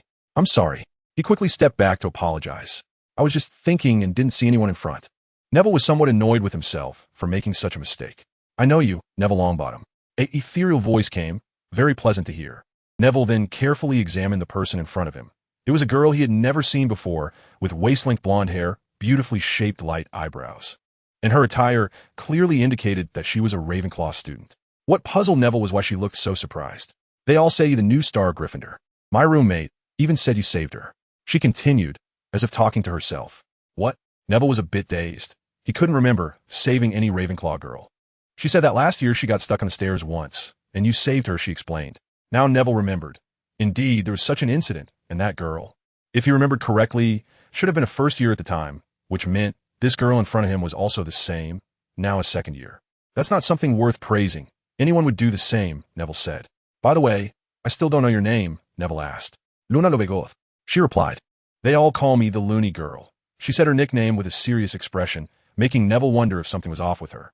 All right, Miss Lovegood, I apologize again, Neville said with a slight bow. He wanted to leave quickly. Hermione should still be in the common room, and he wanted to check on her first. How strange. She seemed not to hear him, continuing, I feel like I see a raven on you. She said something astonishing, as if she were talking to no one. What? Neville was taken aback and hurriedly searched his body to see if there was a raven, but soon realized there was no sign of a raven on him at all. I'm not saying it's on you. I'm saying, why do you give me the feeling that you are a raven? Luna tilted her head and said. Neville was baffled by the question and suddenly felt that the nickname people gave her was indeed quite fitting. He quickly bid her farewell and fled. As a result, The Gryffindor common room didn't provide him much warmth either. The Weasley twins had made a big news. They had replaced Madame Pomfrey's milk with Polyjuice Potion, turning it into Professor Snape. On the same day, rumors of Professor Snape's mental breakdown emerged as he used Snape's body to do various things that cats do. Climbing up and down, on all fours, squatting in corners. Even more frightening was that Snape happened to pass by that corridor. And at that moment, Mrs. Loris was squatting on the ground looking at him. Just think about it. When a master of potions, master of dark arts, sees another version of himself, what would he do? Poor Mrs. Loris is still lying in the infirmary. So the question arises, why would Neville feel a headache and even annoyance over what the Weasley brothers did? Because the culprit was him. Those Polyjuice potions were his Christmas gift to them. Now, he had to endure Hermione's scolding, as she knew the source of those potions. By the end of the day, as Neville lay in bed reflecting, he gradually understood. Why should she scold me? I didn't do anything wrong. It was the Weasley brothers' fault. Besides, they only did this because Filch punished them so severely. No, why should I be scolded by her? She's not anything to me. But why can't I get angry? Could it be I'm a masochist? Thinking of this, Neville felt a chill run down his spine, quickly shook his head, tightened his grip on the cup, and changed his sleeping position. I must have caught the madness from that crazy girl. I would never have such crazy thoughts before. He thought firmly, and soon fell asleep. 3 days passed quickly, and Sirius arrived at the school as promised. He was now standing next to Professor Dumbledore and Professor McGonagall at a cleared area in the Forbidden Forest. Neville stood in the middle of the clearing, gripping his wand tightly, nervously reciting the steps. Harry and the others had also wanted to come secretly and had even prepared an invisibility cloak. But Professor McGonagall had been on guard and gave them a particularly time-consuming task, helping Madame Pants organize books. So they could only offer him various blessings, and then went to the library with resentment. On the ground was a magic circle drawn by Dumbledore, which would shorten the transformation that originally took 12 hours to 1 hour, and would also lessen his pain somewhat. After Neville prepared everything, he nodded towards them, signaling that they could start. Professor McGonagall elegantly drew her wand, pointing it at the sky. A sudden storm. Sirius beside her mimicked her, but the spell was different. Thunder and lightning. The sky above Neville was suddenly filled with thunder and rain. He wasn't sure if it was due to Sirius's spell being too powerful, but a bolt of lightning struck a nearby tree, knocking it down and crashing into the ground beside Neville. The culprit scratched his head in embarrassment and smiled at the angry Professor McGonagall. Dumbledore, however, said nothing, just looked at Neville with a smile, waiting for everything to unfold. Neville began to recite a series of lengthy spells, said to be ancient incantations, long enough to drive modern wizards crazy. He didn't misread a single character, and Professor McGonagall finally breathed a sigh of relief. The first dangerous moment had passed. Neville pointed his wand at himself, trying hard to think about flying, as he had heard Sirius say that a person's thoughts could determine their animagus form.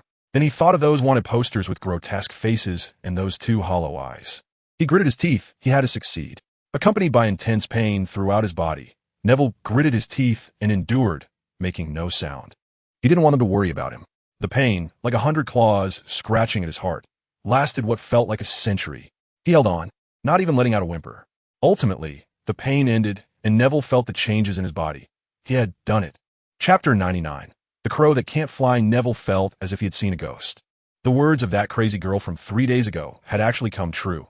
He had really turned into a crow, just not one that could fly. Maybe that crazy girl was not crazy at all, but had a pair of insightful eyes? Regardless, Neville decided he must never provoke Luna again.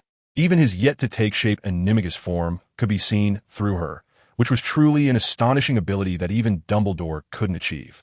Neville realized what he had transformed into from Sirius's exclamation, which made him very happy, and he quickly tried to fly, only to flap his wings and fall flat on the ground. He should have thought of this. No bird is born knowing how to fly. Even if he had really turned into a bird, he still had to learn how to fly.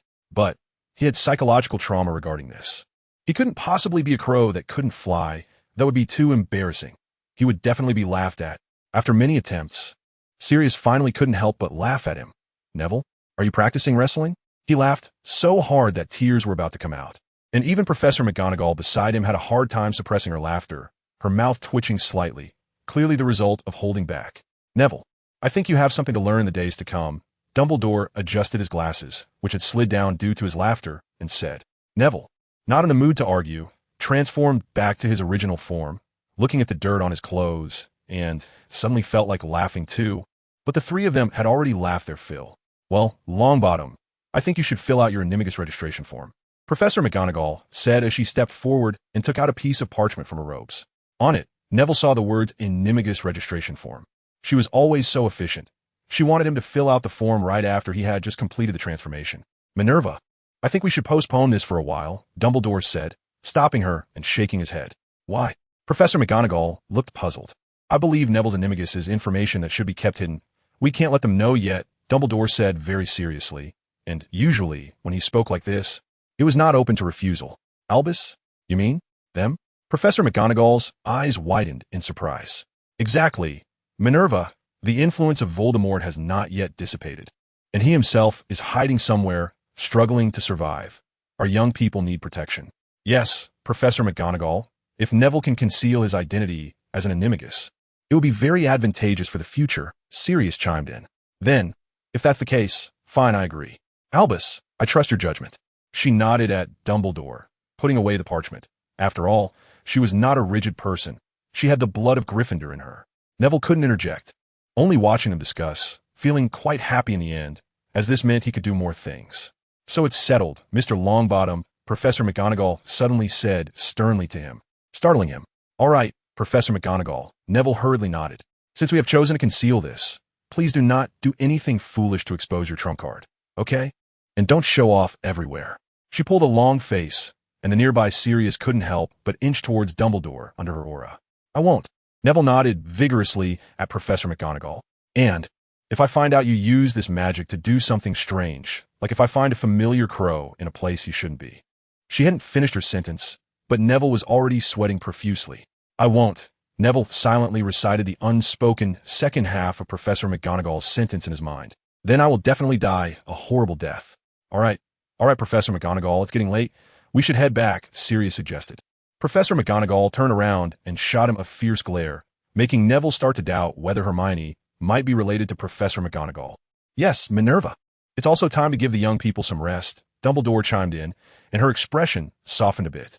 Neville, I suggest you hurry up and take a shower and change your clothes, Dumbledore advised, then turned first towards the castle. Hurry up, Neville, it's getting dark. If you don't hurry, you'll miss dinner. Sirius came over and patted Neville on the shoulder, looking at him with a very comforting gaze. Okay. Neville fell into step with them. As night fell, Neville finally saw his friends in the Great Hall. They all looked a bit tired, but were excitedly running over to ask him if he had succeeded.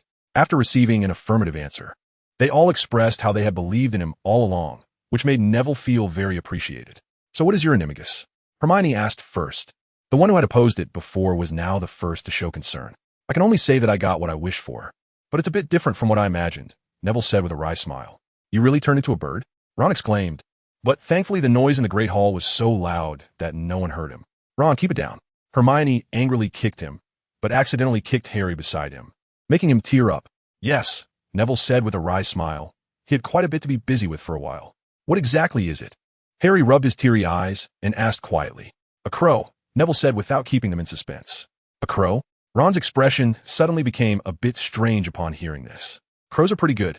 Hermione wanted to say some comforting words to Neville, but didn't know how to phrase it. Yeah, pretty good, Harry nodded. And only he and Neville thought that there was nothing wrong with being a crow. Thank you. Neville nodded and then helplessly said, but my Animagus has a very fatal flaw now. What is it? Hermione asked anxiously. I can't fly yet. Neville held his forehead. So that means you still have to learn to fly, right? Ron's expression became even stranger, looking like he wanted to laugh but didn't dare to. Do you need my help? Harry asked with concern. I can help you with a broomstick. I'll look for some books on flying. Hermione was the first to think of the library and had already gotten up to run off, but Neville hurriedly held her back, suggesting they talk about it tomorrow. How about I try to catch a few birds for you? Or find Harry's owl? Ron quickly suggested. Good idea. Thank you. Neville was very grateful. They didn't laugh at him like Sirius did, and he was already very satisfied. But soon he wasn't so grateful anymore, as his attempts to practice flying were still so clumsy that it was really hard for others not to laugh. Only Hermione was still trying to hold it in, but her flushed cheeks gave her away. However, they quickly became serious. Hermione helped Neville look up information and analyze shortcomings. Harry explained the feeling of flying to him. Ron corrected him by comparing the movements of owls, but the results were still unsatisfactory. Perhaps the difference in body structure between owls and crows was too great, and Neville couldn't seem to fly properly. He could only practice gliding with Harry's help. and Harry used his broomstick to let him experience the feeling of flying in the air. To be honest, it was terrible. After several practices, Neville felt like he was going to throw up, which made his face pale recently. Soon, everyone discovered that the great savior Harry Potter had a crow that couldn't fly, and he often taught it to fly. Many girls praised Harry for his kindness, while some who disliked him cursed him for raising a useless pet, with Malfoy being the most vocal. After Neville and the others found out, they were furious, and Neville even vowed that he would get back at him whenever he had the chance. The biggest benefit of turning into a crow for Neville was probably being able to understand bird language now. But this was also a big trouble, as it made him afraid to go to the Ollery, afraid of being driven mad.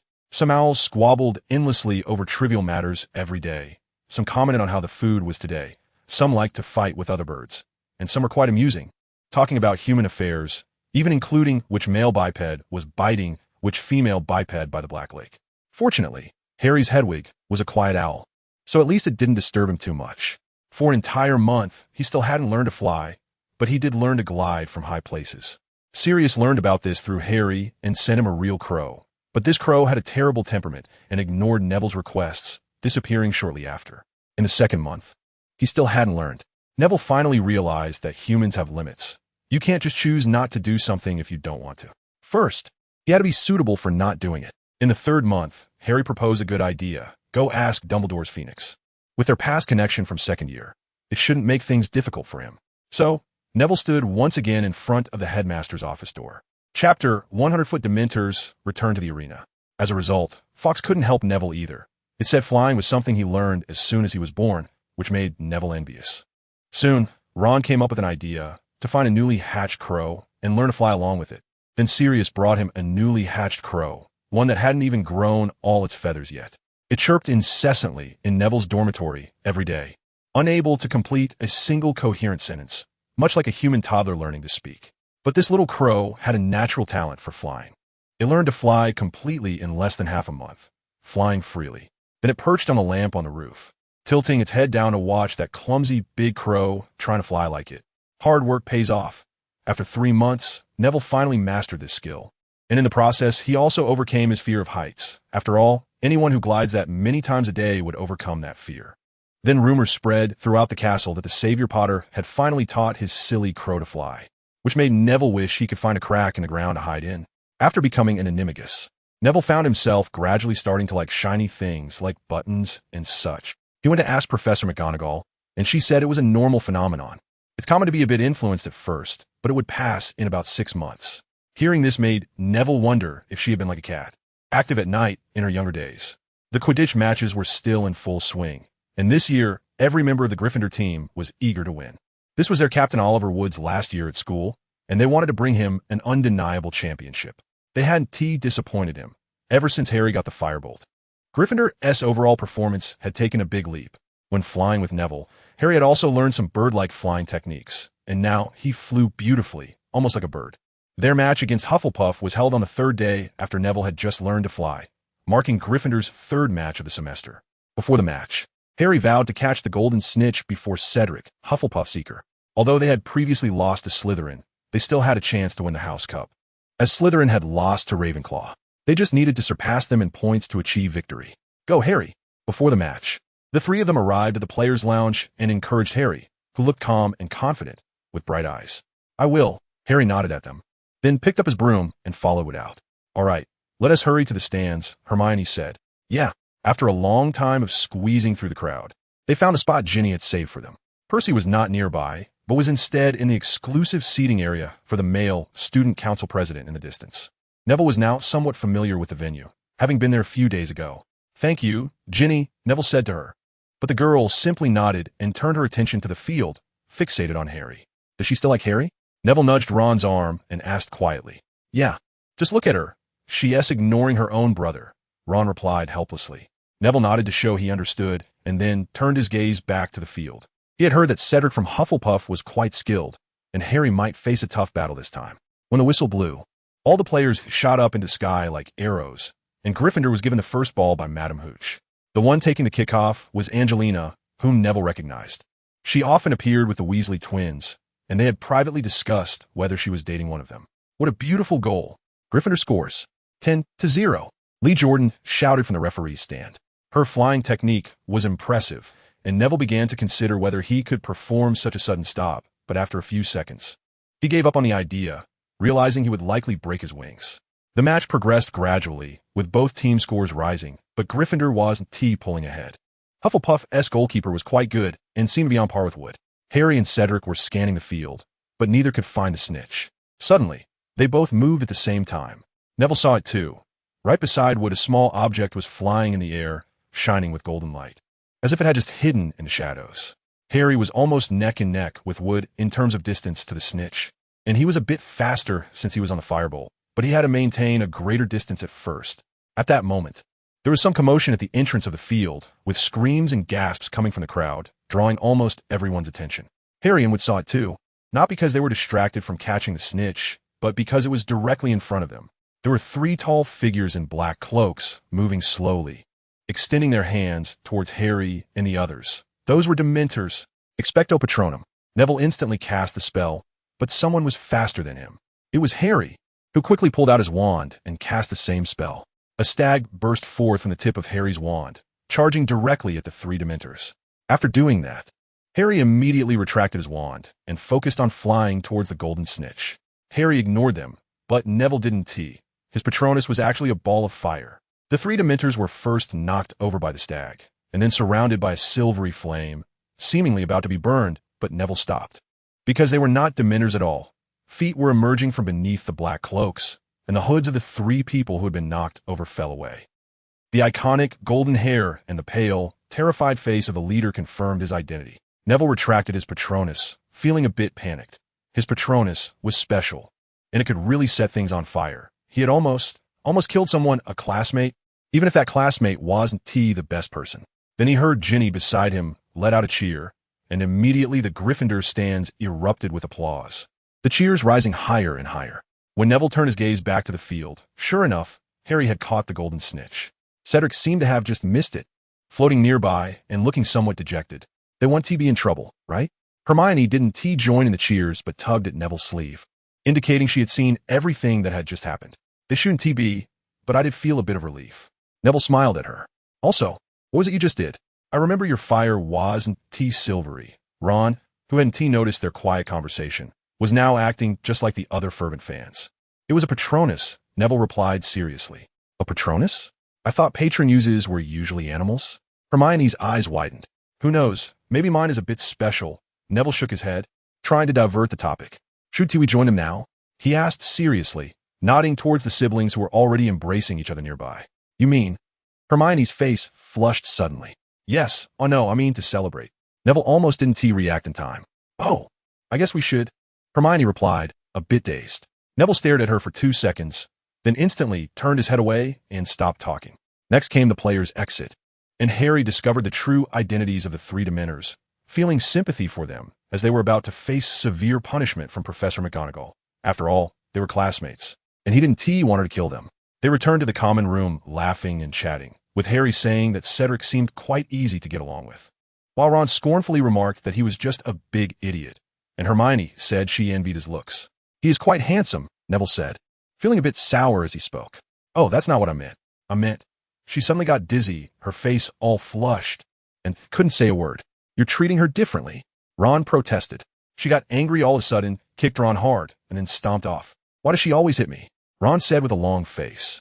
Maybe it's because you always go against her, Harry commented. But I don't think Cedric is more handsome than you. Harry, Ron said seriously. Oh, thanks. Harry paused for a moment, then nodded and said shyly, actually, you're pretty handsome too, more handsome than Cedric. Harry nodded firmly, saying something insincere. Thanks, I think so too, Ron said, feeling good about himself. And then he looked at Neville. Buddy, you're great too, way better looking than Cedric. Ron nodded vigorously and patted the still somewhat dejected Neville. Thanks, you too. Neville replied weakly. Believe in yourself, Neville, you're handsome too. Cedric isn't as handsome as you. Harry came over to comfort him. Thanks, you too. Neville felt a bit better and nodded gratefully at him.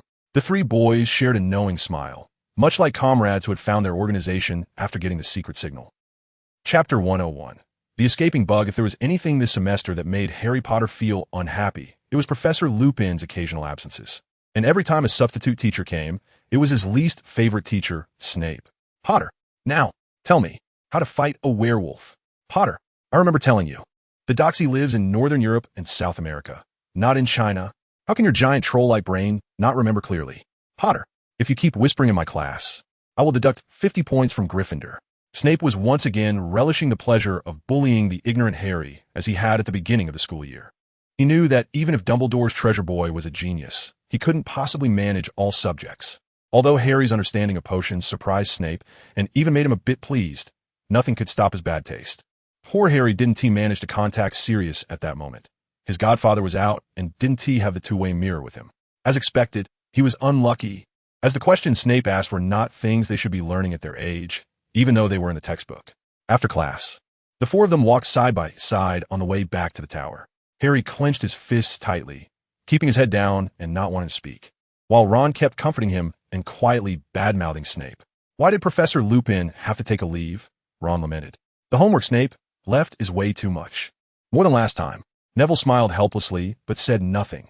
Today was the full moon, so of course, Professor Lupin would take a leave. It's really strange, though. I can never find him at this time of the month, Harry said, scratching his head in confusion. That's something you can't help, Hermione suddenly commented. Today she didn't have extra classes, so her mood was also good. What can't you help? Ron asked. Hermione glanced at Neville, who shook his head slightly, then nodded and continued, because Professor Lupin has a little trouble. She smiled slyly, looking like she was about to tease them. What little trouble? Harry asked. That you have to guess for yourselves. Neville shrugged and shook his head at them. Since when did you start being so secretive? Ron looked at Neville with a grievance, hoping to get an answer from him. This isn't me being secretive. What the problem is, you can ask him yourself, but it's best not to do it today. Neville said seriously. Oh, fine. Ron said dejectedly, lowering his head. Harry also stopped asking. He realized this was Lupin's private matter, and since it was private, he shouldn't meddle. Once back in the dormitory, the little raven flew onto Neville's shoulder, calling out to him. Neville, I'm hungry. I saw an owl outside, carrying a piece of bread. I want to eat too, it said. Okay, no problem, little Jack. Neville affectionately stroked its feathers and got up, preparing to head to the kitchen. The little raven eventually became his second pet. The first was Trevor, who died of starvation. Neville was glad that the raven could find food on its own, so he didn't have to worry about it, and now that he could understand its words, it was even more convenient. He decided to name it Jack, after a raven he had read about in a book. Jack was very well behaved. He treated Neville like an older brother, and Neville didn't keep it as a pet, but as a friend. All right, stop clinging to me. I'll go find you some bread. He gently pushed little Jack away. Ravens were still quite rare at Hogwarts. He was probably the first one to raise a raven in recent years. Or maybe the second, as Harry had one too. Neville made his way to the kitchen with ease. As soon as he entered, he bumped into Lee Jordan and the Weasley brothers, who were sitting around a table, munching on some food. Nabilla. George was the first to see him and greeted him. George, Fred, Jordan. Neville greeted each of them, and they responded. What's up? Not accompanying Miss Sirius to the library today? Fred teased. I don't go every day. Neville's face turned slightly red as he spoke softly. Besides, what do you mean by going? We're studying, okay? The more he explained, the worse it sounded, and the other three's eyes lit up even more. Oh, Neville, my poor little Neville, you really are a bit of a blockhead. George put his hand on his arm and lamented in a very pitying tone. Oh, poor girl, heartbroken by him.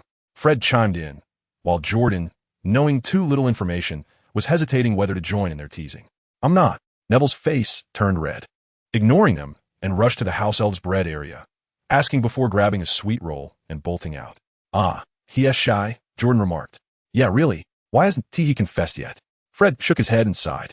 If I were him, I would have succeeded last semester, George said with a look of disappointment. The other two looked at him simultaneously as if saying, just you. What's wrong? George asked. Nothing. The other two elongated their voices and continued eating. Logically speaking, if someone teased him like this, he should be angry, Neville thought as he walked. But why was he not only not angry, but a little happy? Do I really like her? Neville thought of Hermione's face and suddenly felt she was simply beautiful. With that thought, he suppressed the urge to run to the Gryffindor common room to find her and instead turned back toward the kitchen. He and T even entered when they came out, and Neville almost bumped into George. Hi, Neville. You haven't gone back yet? George asked curiously. Ah, I see. I have some questions I would like to ask. His face was flushed, and his voice was wavering.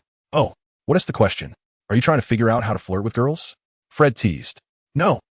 I want to ask how to judge if I like someone. Neville stammered.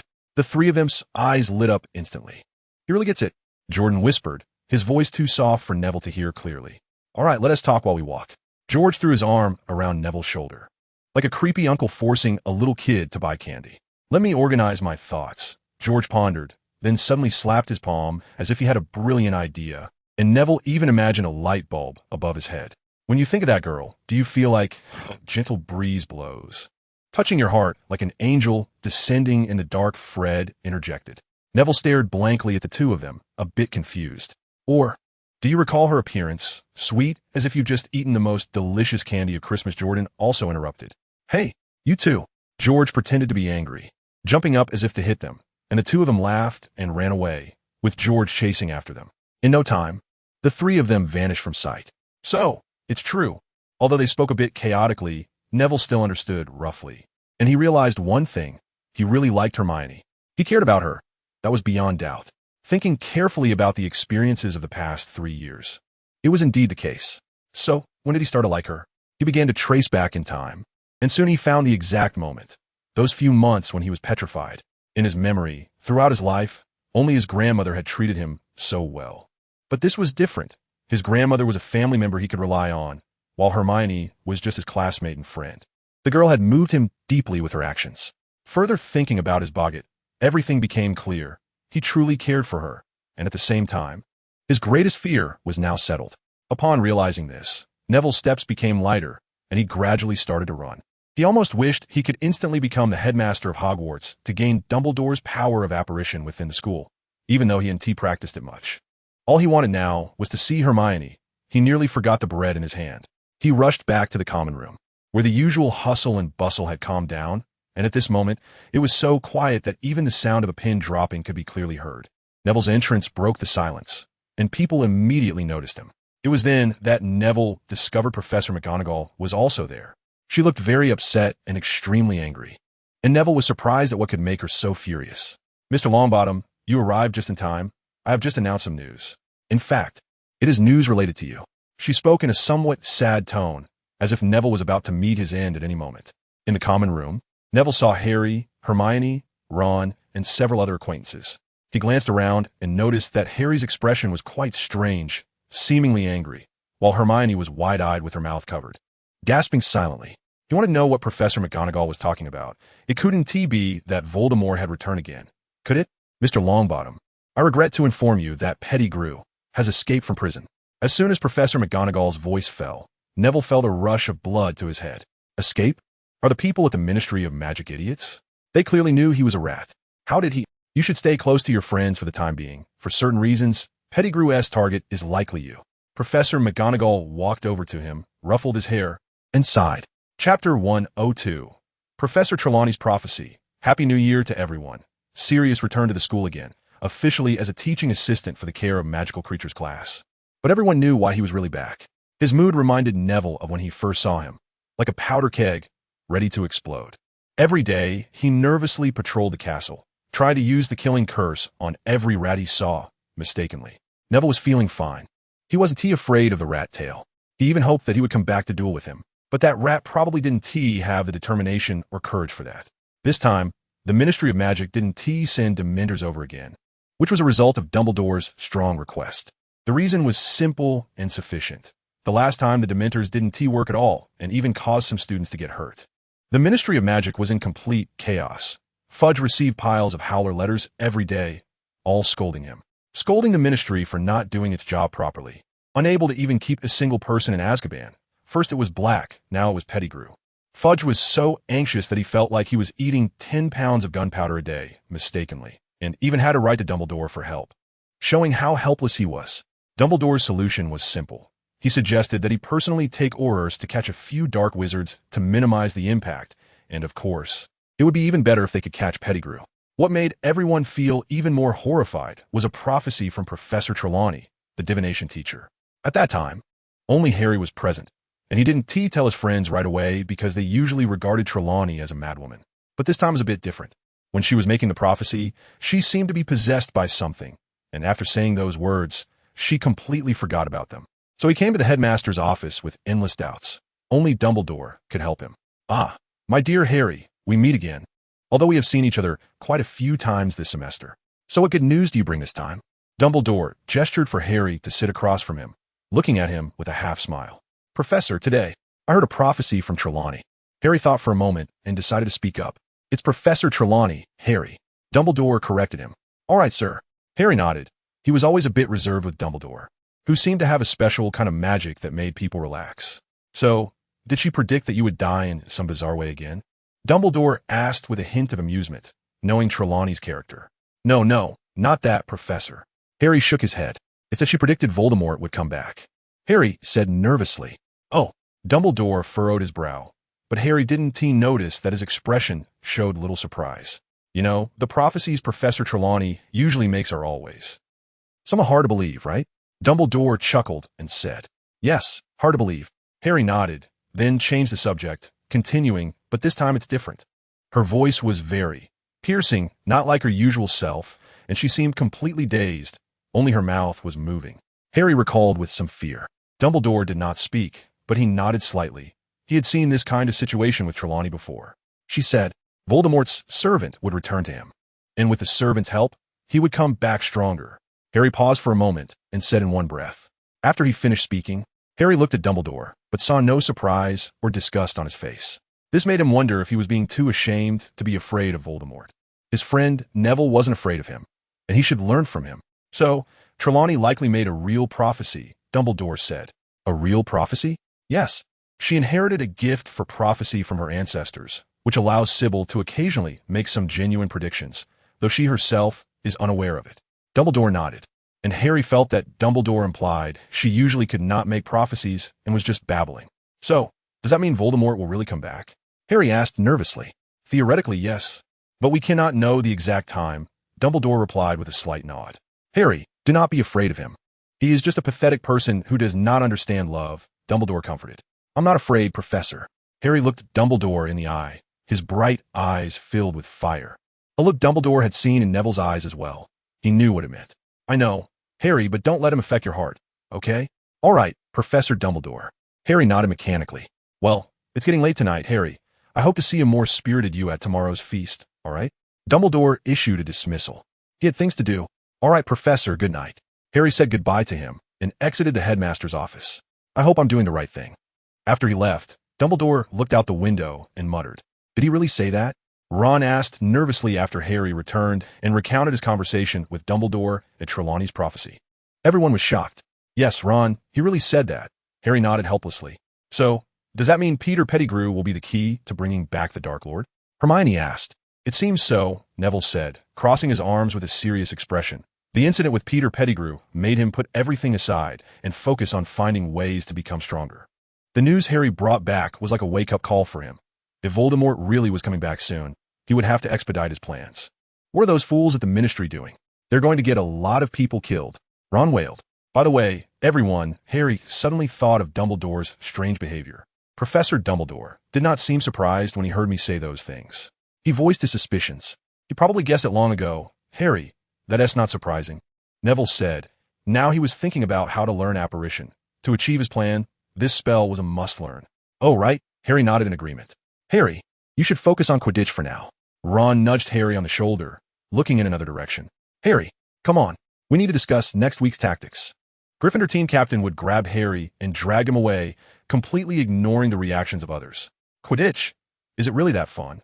Neville stared blankly at the direction Harry was taken away, asking Ron. Of course it's fun. You have no idea. Blah, blah, blah. Once he started talking, he couldn't stop. Neville face-bombed. He knew he shouldn't have asked Ron. He was a Quidditch fanatic. But he also didn't want to ask Hermione. Recently, he felt a bit hesitant to talk to her. He didn't know why, but every time he opened his mouth, his throat felt dry and his mind went blank, unable to say anything. But he didn't care about that anymore. Voldemort was about to return, and he didn't have much time left. He really hoped that his greatest fear wouldn't come true. I'm going out for a bit, Neville said to them, standing up and leaving the common room. It was still not yet 8 o'clock, and he had time to review the spells he knew. Do you think Neville has been a lot quieter lately? Ron asked as he watched Neville's back, speaking to Hermione. He must be under a lot of pressure. Hermione replied off-topic, feeling a bit sorry for him. But she knew she couldn't stop him. I'm going to the library. She left that sentence and ran off without looking back. Hey, how? Am I the only one left? Ron complained, finally pulling out his potion essay, sighing as he wrote. Hermione knew why Neville was silent. The Dark Lord did not bring her much sense of urgency, but it was definitely different for Neville.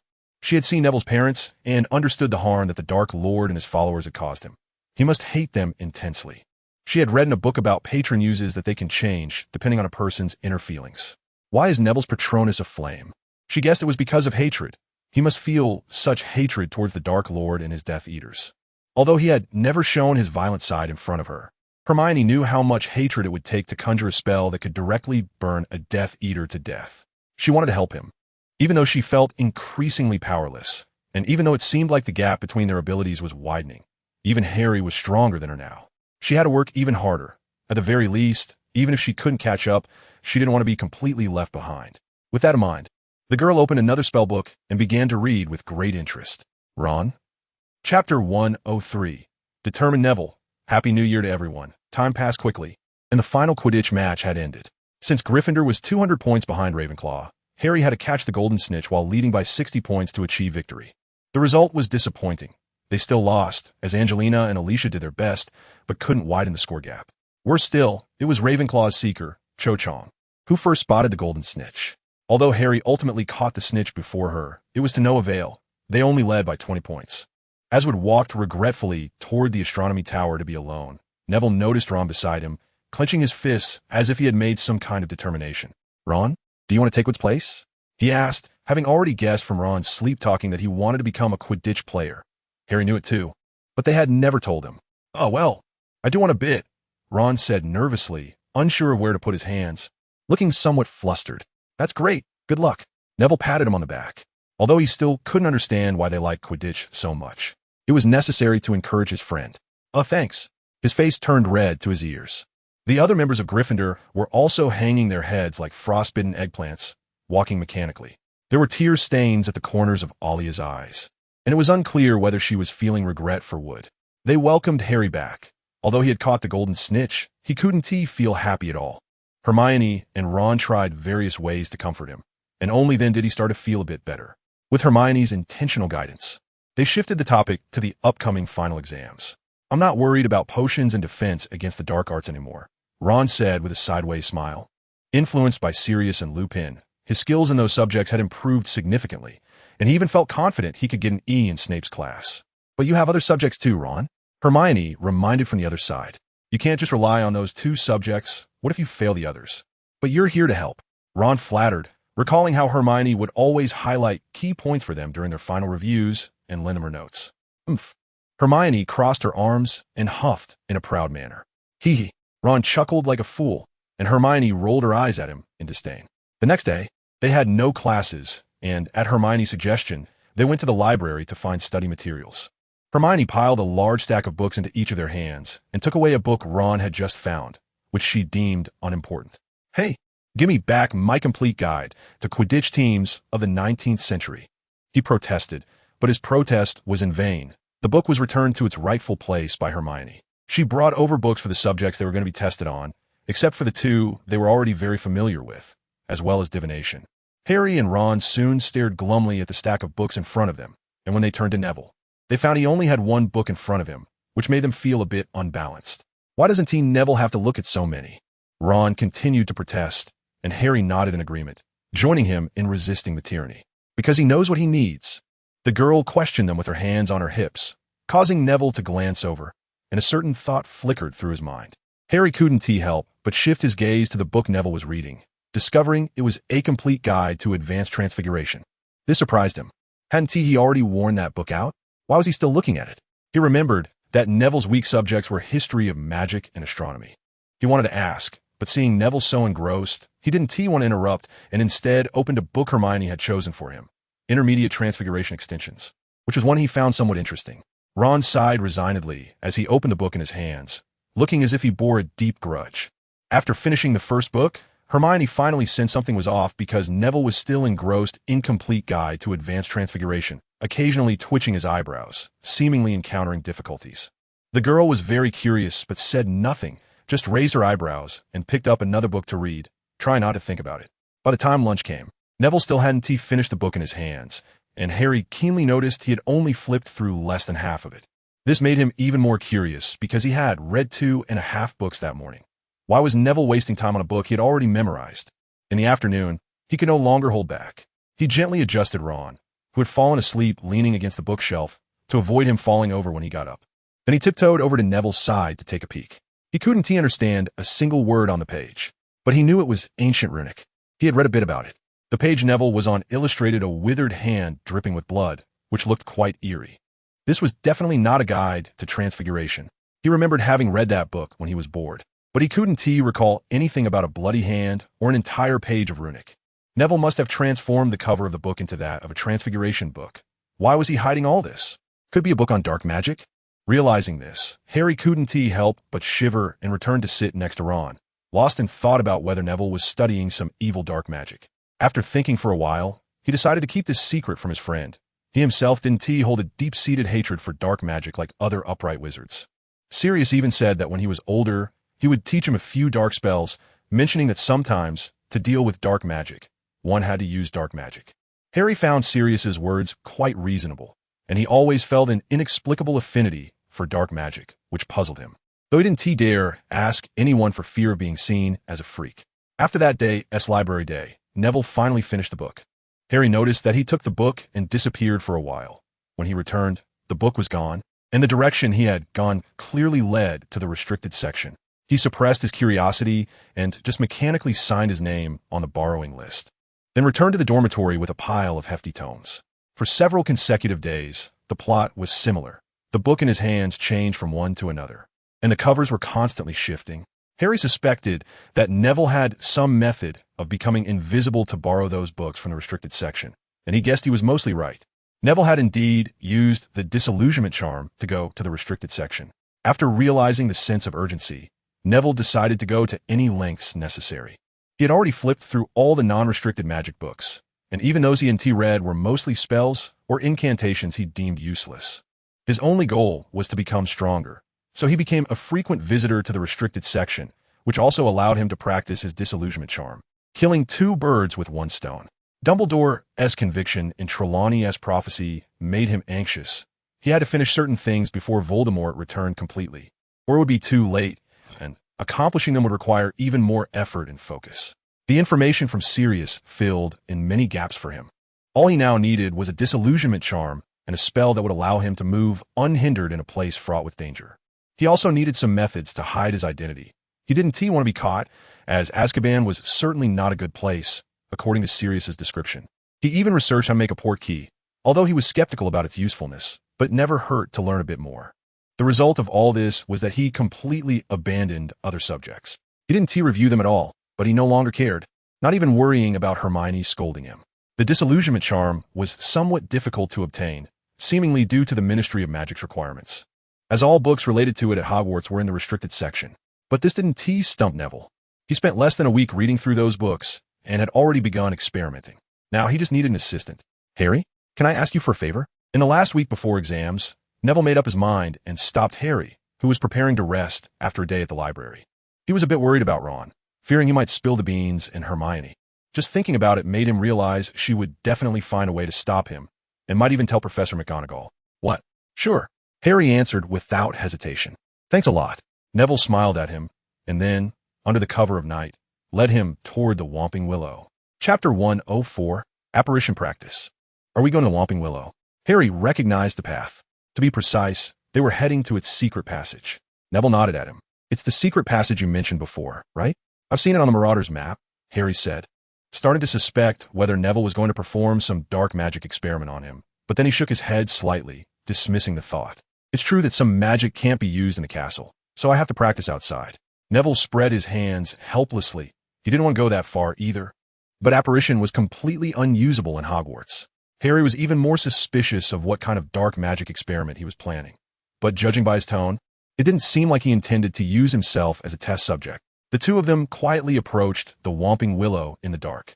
Neville was planning to petrify it again, but unexpectedly, Harry poked a knot with a long branch, and the Whomping Willow froze.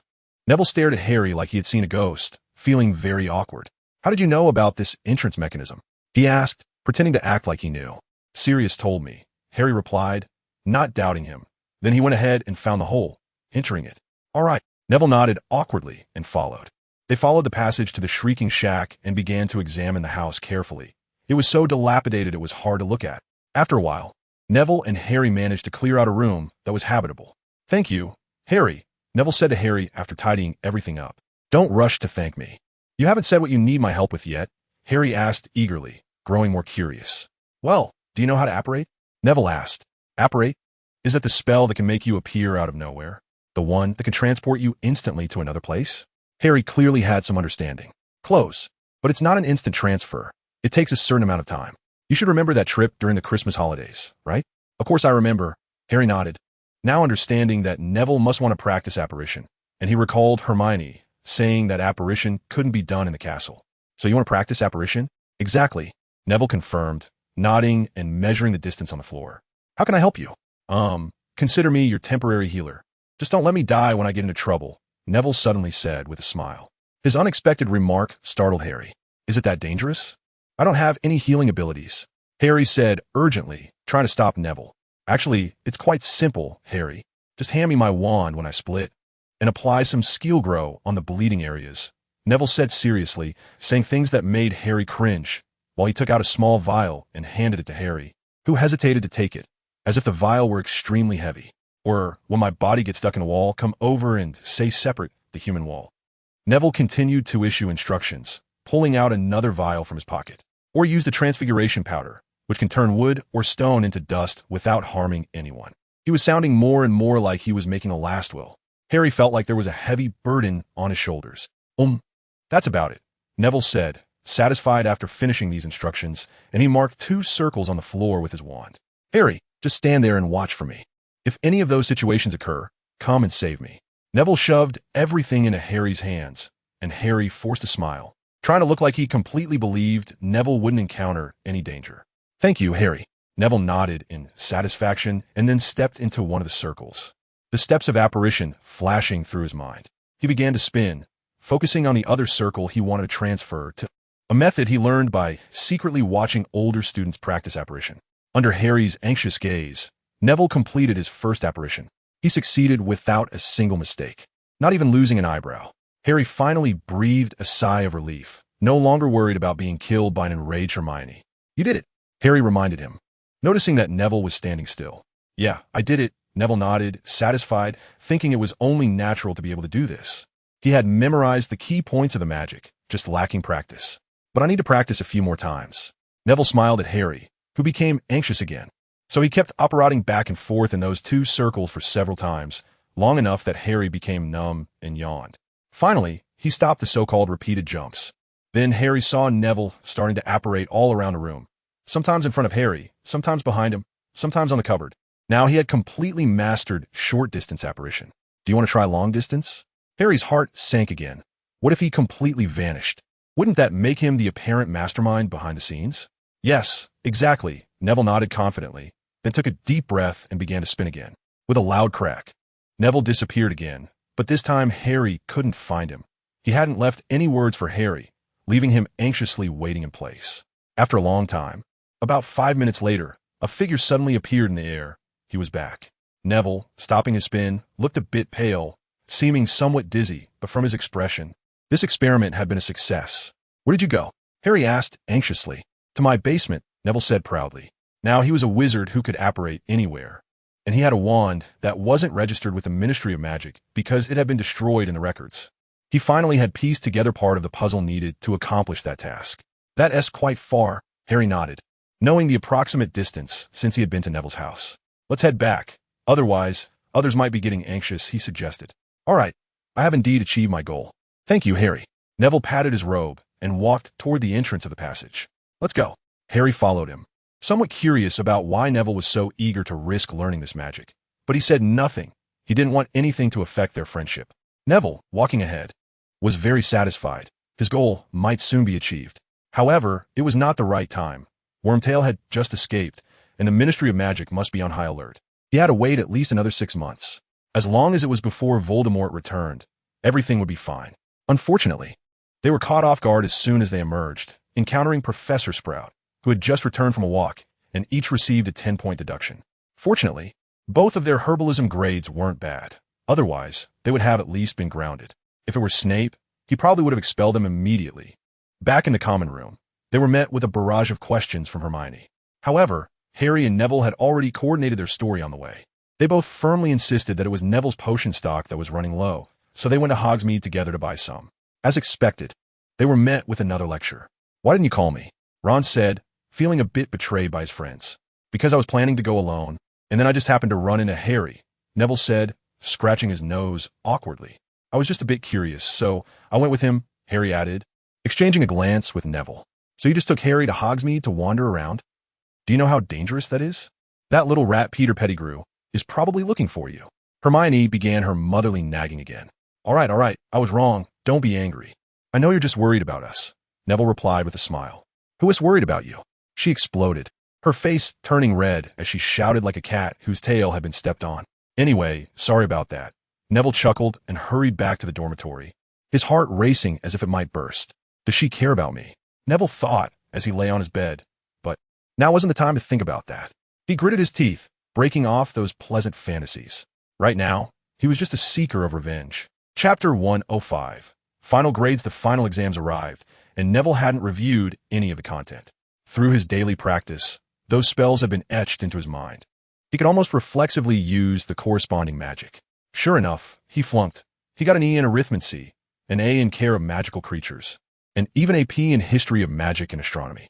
Looking at the report card handed to him, he carelessly tucked it away, avoiding Professor McGonagall's murderous gaze. Fortunately, he had full marks in his other subjects, and the extra credit question in Transfiguration even impressed Professor McGonagall enough that she didn't take any extreme measures, like tying him up and throwing him in front of his grandmother. Harry and Ron both did pretty well. Harry only got an A in astronomy, but the rest were all E's, and he even earned an O in charms. Defense against the dark arts and potions. Ron also had a great harvest. He didn't score below an E in any subject, but he also didn't get any O's. He was happily telling Harry that his mom would be very pleased when she found out. Hermione, as expected, got all full marks. Well, except for defense against the dark arts. She had a major mishap in Professor Lupin's exam, mistaking the boggart that had turned into Professor McGonagall, which told her all her subjects had failed as real and had become a laughingstock for a long time. After all the report cards were distributed, Professor McGonagall began announcing the top 3 scores, which was usually Hermione's favorite part. But this time she was very nervous due to some mistakes. First place, Hermione Granger. Professor McGonagall smiled at the girl to encourage her, and she finally relaxed. Second place, Harry Potter. She paused before continuing and nodded to Harry. For a moment, Harry felt like all the blood in his body was boiling with excitement. He had never been famous for his exam results before. Hearing this, Hermione suddenly looked at Neville, her eyes full of confusion as if asking what was going on. Third place, unfortunately not from our house, Draco Malfoy. She shot a subtle glare at Neville, who lowered his head, feeling a bit guilty and not daring to look at her. At this point, Ron and Harry both realized something was off and turned their gaze to Neville. All right, I've said everything I needed to say. Dismissed. Professor Dumbledore will announce the vacation arrangements for this term at dinner, and everyone must attend. After saying this, Professor McGonagall walked away with a stack of parchment, casting another glare in Neville's direction before leaving. The 3 of them gathered around Neville, but no one spoke. I flunked this time, Neville replied dismissively, then picked up his bag and was the first to leave the classroom. Hermione wanted to stop him to say something, reached out 3 times, but then withdrew her hand, not knowing what to say. I guess he did it on purpose, Ron suddenly analyzed. Why? Harry asked, not understanding, and Hermione leaned in closer. He must be afraid of scoring higher than you, so he intentionally held back, Ron said, looking at Hermione with a smile. But he misjudged the balance and went too far. He had an expression that suggested he had seen through everything, saying it smugly. You. Hermione pointed at him in anger, but didn't know what to say. If she said he wouldn't hold back, it would mean she didn't trust Neville. And if she said he did hold back, it would mean she was being petty. Unable to argue with Ron, she angrily stepped on his foot and walked away quickly. Hey, why didn't that hurt? Ron muttered to himself. Because she stepped on my foot, Harry grinned, showing his teeth. How many times has it been? Every time Hermione gets physical with Ron, she always accidentally hits me. What did I do to deserve this? Oh, all right. I'm really sorry, Harry. You had to suffer, Ron said, trying to change the subject. But that Malfoy really is something. He actually studies well. Ron attempted to divert the topic. Yeah, But fortunately, I surpassed him this time, Harry said, feeling a bit proud as he followed Ron out of the classroom. Neville. You must feel a bit down, Ron lamented for him. Maybe, Harry nodded, but deep down, he thought it wasn't because of any intentional holding back that Neville did poorly. He probably knew what Neville had been doing before the exam. Hearing Ron's speculation, Hermione felt somewhat convinced. She wanted to find Neville, say a few comforting words to him, and assure him that he didn't need to hold back and could compete fairly with her. But she couldn't find him anywhere. Neville always liked to hide and never let them know what he was up to. Just then, she happened to pass by Lupin's office and saw him packing up. She was curious because it looked like Professor Lupin was moving everything, which didn't seem like he would continue teaching next semester. Professor Lupin, are you leaving? Hermione walked in and shut the half-open door behind her. Oh, Hermione? Lupin paused his actions when he saw her. Yeah, I'm leaving, he smiled at her. But we all really like your class. You're one of the best teachers. She hesitated before saying. But there's nothing I can do. Professor Snape said some, bad things about me over in Slytherin today, and soon everyone at Hogwarts will know. So I have to leave, he replied somewhat helplessly. He told him you're a werewolf. Hermione gasped, her mouth dropping open in surprise. After saying that, she felt embarrassed and covered her mouth, looking down, not daring to meet his eyes. Lupin was a bit taken aback and awkwardly smiled. Looks like you know, he said shyly. Yes, I found out when Professor Snape assigned that paper. Hermione still kept her head down, not daring to look at him. Severus will be pleased, Lupin murmured. But aren't you afraid of me? He suddenly asked with curiosity. Not afraid, because you are a friend of Neville, Hermione replied, feeling a bit more cheerful as she looked up at him. Oh, Lupin seemed a bit surprised, then smiled as if he had thought of something amusing. I see, he said, nodding at her. By the way, the Wolfsbane potion I've been using this year was made by him, he said somewhat boastfully. Hermione fell silent again. So, you know why I have to leave, right? He concluded. I know, Hermione said reluctantly, nodding weakly. She had read many books and was aware of the extent of wizards' hatred for werewolves. She knew that if Lupin's identity were exposed, leaving would be inevitable, and even Dumbledore's intervention wouldn't help. Don't say that. It's not like we won't see each other again. Lupin looked at her slightly reddened eyes and quickly handed her a tissue. Maybe we will meet often in the future. He suddenly left her with a suspenseful thought. All right, it's noon. You should go have lunch. He stood up, preparing to see her off. But Hermione wanted to say that Harry and the others didn't know yet. It's not necessary. I've already said we'll have plenty of opportunities to meet in the future. I originally intended to leave quietly and accidentally got discovered by you. He laughed again, seeming not to care at all about being forced to resign. Besides, this class has a curse, and the fact that I've managed to last a whole year without getting hurt is already lucky. It's better for me to leave early to avoid getting tangled up by that curse, he said optimistically, and Hermione felt less sad all of a sudden. So goodbye, and say hi to Harry for me. Lupin saw her to the door and waved at her. I will, Professor Lupin, Hermione said as she bid him farewell. With mixed feelings, she walked towards the Great Hall when suddenly a crow flew in through a window in the corridor, one she was very familiar with. The crow transformed back into human form in front of her, and for a moment, they both felt a bit awkward. Are you going to have lunch? Neville broke the silence first. Yeah, then let's go together. He nodded at her and headed towards the Great Hall without looking back. Hermione hurriedly followed him, wanting to ask where he had been, but she couldn't bring herself to say it, so she ended up telling him about Professor Lupin. I already knew, Neville said. Not surprised. Remus told me he would only teach for a year, and Dumbledore planned it that way too. Professor Snape. Maybe he's even helping him find an excuse. He spoke as if he could see through everything. No way. If he reveals Professor Lupin's identity, won't that make him unable to find a job? Neville picked up on this, feeling a bit tired. He hadn't just gone out for a simple walk. That goes back to the grudges from their school days. I'm not too clear on the details. You can ask Sirius. Neville walked quickly, soon finding a seat in the Great Hall to eat. Hi, Neville, Harry, and Ron greeted him. Neville raised his cup in their direction, his mouth full of food. He was exhausted, as the Forbidden Forest was not a good place for flying. We were just talking about the World Cup, Ron said to him. Ron is asking if I want to go see the World Cup, Harry added. World Cup? Hermione paused for a moment. Her impression of the World Cup was football. Yeah, the Quidditch World Cup, Ron said, swallowing hard. All right. Hermione put on an expression of I knew it and started to eat. Sounds interesting. Neville suddenly became interested, and Ron, having an audience, began to elaborate. He couldn't stop talking, and Hermione forgot to tell them about Professor Lupin. Harry listened with great interest, while Neville thought of something. During the World Cup, the Ministry of Magic's defenses would definitely be relatively weak. Chapter 106, Mr. Lombard's most anticipated holiday, the holiday schedule, was the same as last year, and Dumbledore didn't announce much at the dinner, only symbolically reminding everyone to take care of themselves during the break. When it was time to go home, the carriage was a bit chaotic. Sirius's little owl, which he had given to Ron, was pecked by little Jack on its tail, and it couldn't take it anymore, resulting in a fight. Hermione's Crookshanks was also watching with its big, sly eyes, ready to join the fray, creating a scene of extreme chaos for a moment. Finally, with the efforts of both owners, they calmed down. One was put in Harry's cage, and the other was transformed into a little black cat by Neville. The black cat that little Jack turned into was tightly held in Neville's arms, unable to move, but it still tried hard to look towards the cage, meowing meaninglessly, which Crookshanks couldn't understand. Harry and Ron decided to go see the World Cup. Sirius had bought several tickets, and Ron's father had also gotten some. Hermione also decided to go see the final match. However, every time they invited her, she received a refusal. Neville decided to use this World Cup opportunity to accomplish something big, to complete his first goal, so he naturally couldn't agree to them. What are you going to do during the holiday, Neville? Can't you spare even a single day? Ron sighed as if he felt sorry for him. I'm sorry, but I really can't. I need to brew some potions that will take about a month of continuous boiling. Neville refused them with an excuse he had prepared long ago. At the same time, he really was preparing to brew a potion that would take a month to make and could be used as needed. Sigh. You really don't like Quidditch? Ron sighed. Yeah. Neville smiled apologetically at him and picked up a potion book.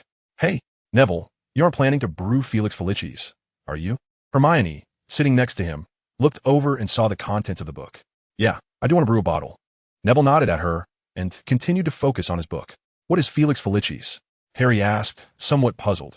Even though his potion skills had improved significantly by now, he had never heard of this obscure potion.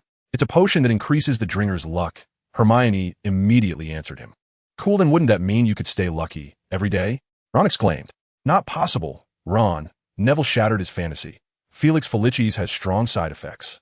Excessive consumption can make a person arrogant or even drive them insane. Oh no, he wailed, as if he had an endless supply of Felix Felicis in his hands. But it's very expensive, and I'm short on money. I might consider trying it, Neville explained, which was an excuse to avoid using Felix Felicis in the future. It must be very difficult, Harry asked. Of course, it's very difficult. Before Neville could speak, Hermione exclaimed, Harry, do you remember the polyjuice potion you drank last time? Of course, Harry nodded. The taste was unforgettable to him. If the difficulty of brewing the polyjuice potion is first-year material, then Felix Felicis is seventh-year material, she said, looking at Neville in surprise. Well, it's indeed quite difficult, but I still want to give it a try. Neville smiled at her. Can I come watch you do it? Hermione suggested, feeling a stir of excitement in her heart. Neville's mind was filled with 1,000 voices urging him to agree, but he gritted his teeth and said, the process is quite boring. Then can I come when you're almost done? She seemed unwilling to give up and continued to ask. Well, okay. Neville felt as if he would lose something if he rejected her again, so he had no choice but to agree. I'll write to you when it's time, and we can meet in Diagon Alley, Neville added. It's a promise then. The girl laughed happily. It's a promise. Neville felt genuinely happy deep down. Harry and Ron beside them both felt a strange sensation, as if they were being betrayed by the two of them. Harry quickly took out a book to read, while Ron turned his head to look out the window and started whistling softly. The train soon arrived at the station, and Neville spotted his grandmother in the crowd at a glance. She was talking to Sirius, who was disguised but still recognized by him at first sight. From their expressions, it seemed like his grandmother was lecturing him, while Sirius awkwardly accompanied her with a smile, looking as if he was saying, it's all my fault. They parted ways, and Hermione's parents were on the other side. They only knew Ron's parents, and they were chatting together. When it was time to say goodbye, Hermione pretended to be angry and told Neville to write to her. Otherwise, saying this, she waved her little fists, which made Neville laugh a lot. Okay, I will definitely do that. Neville nodded seriously in agreement. Sirius felt relieved after seeing them. After greeting Neville, he hurriedly took Harry away. He originally wanted to give Harry a surprise, as Harry usually went home with his aunt and uncle. So he had gone to tell them that he was there to pick up Harry. But unfortunately, he couldn't take him back to his own home. Harry still had to stay at his aunt and uncle's for another 2 weeks. However, he ran into Mrs. Longbottom, with whom he had plenty of dealings in his childhood. Many of them involved being lectured. She recognized him at a glance and began to scold him for his past mistakes. But he didn't notice the flash of excitement in her eyes and the barely visible tears when she first saw him. Neville used apparition to return home with his grandmother and curiously asked her what she and Sirius had talked about. His grandmother just smiled and replied that it was all old stories.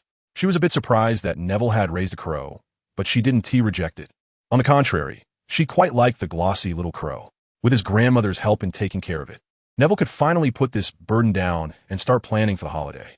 He set a timetable for himself, including the procurement of materials and the expected potion brewing times. He also scheduled a few outings with excuses all prepared, such as going to Diagon Alley or to the Leaky Cauldron. He hadn't set a specific time for the final plan's implementation yet, as it was still early. After all, the last match of the World Cup was still over a month away, giving him enough time to brew the Felix Felicis. The next day, after telling his grandmother that he was going to Diagon Alley to buy some ingredients, he set off through the fireplace. He drank a potion at the corner of Diagon Alley to transform into Sirius's appearance. In fact, he had prepared hair from all the people around him, even including Dumbledore's. Then he put on a hood and went to a potion shop, selling off a good amount of stock he had brewed at the end of the semester, and successfully bought everything he needed. The shopkeeper was very enthusiastic, but a bit too much so, constantly pestering him to tell how he caught the traitor Peter. Fortunately, Neville was very familiar with Sirius and mimicked everything very well, which helped him to escape this situation. With these items, he returned to his familiar basement, tidied up a bit, and then set up several cauldrons to start brewing. He didn't plan to start with Felix Felicis right away. Instead, he decided to try making some smaller things first. After confirming that the cauldrons and other equipment were fine, he finally began brewing the Felix Felicis. Day after day, most of Neville's holiday time was spent brewing potions. Occasionally, he would go out to scout. He had visited the guest entrance of the Ministry of Magic several times, and through eavesdropping, he learned where their employee entrance was. Each time, he transformed into a different person. Sometimes he became a ministry employee, and other times he disguised himself as a guest. Once, he even went in without any disguise, entering through the guest passage claiming he was visiting an aura he knew. Through this back and forth, he memorized the layout of the ministry, even sketching a rough map at home. His preparations became more and more sufficient, and Fred and George even sent him some fun gadgets, smoke bombs they had made themselves. Neville was very interested in these, thinking they would come in handy, so he carried them with him. A month passed quickly, and the Felix Felicis was almost ready. Finally, after careful consideration, Neville wrote a letter and entrusted it to the old owl at home to deliver to Hermione's house. His first big goal was just around the corner. Third part complete. The fourth part starts tomorrow. Recently, I feel like I'm writing with increasing difficulty, perhaps because I don't have time to brainstorm. Here, I'll wish everyone a happy new year, though it's a bit late. Happy New Year to everyone. Chapter 107. Felix Felicis. Neville's grandmother felt very pleased with Hermione's arrival. She thought her grandson would finally stop locking himself in the basement to brew potions. However, it turned out to be quite the opposite, as Hermione had come under the pretense of watching Neville brew potions. Neville had no secrets, aside from hiding those maps or plans. He didn't hide anything else from her, whether it was Felix Felicis or smoke bombs. Hermione was a bit reserved at first, but then she loosened up a little and started chatting with Neville about everyday things friends would talk about. She later realized that she had been a bit impulsive. Normally, she wouldn't go to a male classmate's house alone unless her mind were truly burnt out. In the past few occasions, Harry had been there, but this time he wasn't. Ron had already gone to Sirius a few days ago to watch more matches. However, the girl's curiosity and Neville's knowledge made her feel completely at ease. Neville initially tried to find topics to discuss, and, eventually, they both ended up talking about potions. Finally, they had endless things to discuss, avoiding the awkwardness of staring at the cauldron all day. Although Neville thought that wouldn't be too bad, Neville gently stirred the potion in the cauldron. This was the last stir. It had turned the golden color described in the book, which meant he was about to succeed. Both of them were focused on the potion, their eyes fixed on it, afraid of making any mistakes. The difficulty with Felix Felicis lay in the timing of the final step. Too much would turn it into a potion for arrogance, while too little would lose its effectiveness. After another hour of stirring, when Neville felt his eyelids were too heavy to lift, the potion finally began to shimmer as it did in the book. Neville steeled himself, held his breath, and, after silently counting to 10, he extinguished the flame and sealed it in one go. After finishing all this, Neville held the golden potion in his hands, feeling extremely excited. This was quite an achievement. If someone knowledgeable learned of it, they would surely be surprised by his young age. You did it. You succeeded. With a sigh of relief, Hermione happily exclaimed, as if it was her own accomplishment. Yes, it really is great that it went so smoothly. Neville wiped the cold sweat that had just formed from his nervousness and smiled sincerely. I can't imagine someone accomplishing this feat at 14. Even Professor Snape would be shocked, Hermione said excitedly. I'd really like to see his expression when he finds out I made the Felix Felicis. Neville laughed. Unfortunately, Harry and the others didn't come, Hermione lamented, as that moment was truly beautiful. The dazzling light that flickered when the potion was about to be completed was deeply etched in her memory. You coming is the best part, Neville suddenly said out of the blue. Hermione's face turned bright red, and then she quietly murmured, "Thank you." Neville immediately realized how ambiguous his words were and quickly explained, I meant to say that I don't care if anyone else comes to see me. He blurted out, unable to keep his mouth from running ahead of his brain. Huh. Hermione's expression changed instantly, her brows knitting together. Oh no, I misspoke. I meant to say it's fine whether they come or not, as long as you're here. The inexplicable desire to survive made Neville decisively abandon his two male companions and choose Hermione instead. The girl smiled again, looking very happy. Neville, I was just joking. How could I be angry? Haha. Neville awkwardly laughed a few times. The Felix Felicis is finished. Do you want to come see the World Cup together? Hermione suddenly asked. Huh? Neville was caught off guard by the question. Didn't T.I. say? He wanted to say he had no time because he was brewing the potion, but then he suddenly remembered he had already completed it, and he didn't know how to respond. Looking at the girl's eager expression, Neville knew that if he rejected her again, she would definitely be disappointed. Sure, I'll go. They both said at the same time and then looked at each other in surprise. All right, I'll go, but I don't know if Sirius has any tickets left. Neville smiled helplessly. Now his schedule would have to be scrapped and redone. That's great. We should join in on the fun. Hermione suddenly showed a look of triumph. Neville wanted to say he usually went to Diagon Alley. Then he remembered he was just going to scout the place and couldn't help but close his mouth. Ginny told me that if I invited him alone, he would come. It seems that's true, Hermione thought, and she became even happier realizing the reason for this outcome. So when are we leaving? Neville asked. Now is fine. I communicated with them through a letter before I left, and they will all be at Sirius as today. I suddenly feel like you had this planned all along, Neville thought to say, but didn't dare. I'll go tell my grandmother. Neville sighed lightly, first packing the Felix Felicis and putting in his pocket. Then he started tidying up the basement, with Hermione helping him. His grandmother quickly learned the good news and was genuinely happy.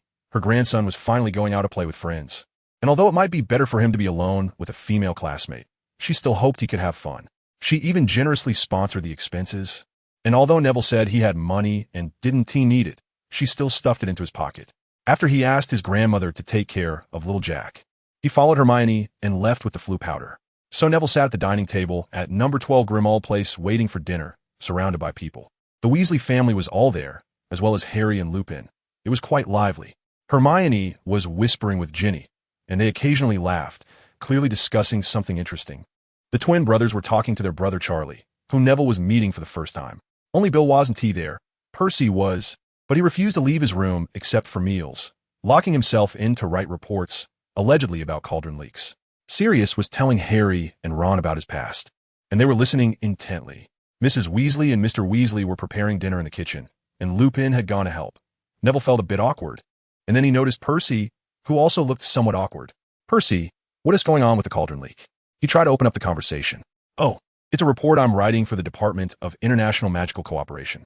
It seems someone was willing to listen to him, and he became a bit excited and started to chatter away. We are preparing to check the thickness of cauldrons according to standards. Recently, some imported products have had bottoms that are too thin. The permeability is increasing at a rate of nearly 3% each year. That's indeed quite serious. Neville replied with a serious face, already imagining how angry he would be if his cauldron leaked while brewing potions in the future. Right? Percy immediately sat down next to Neville, giving him an approving look of great minds think alike.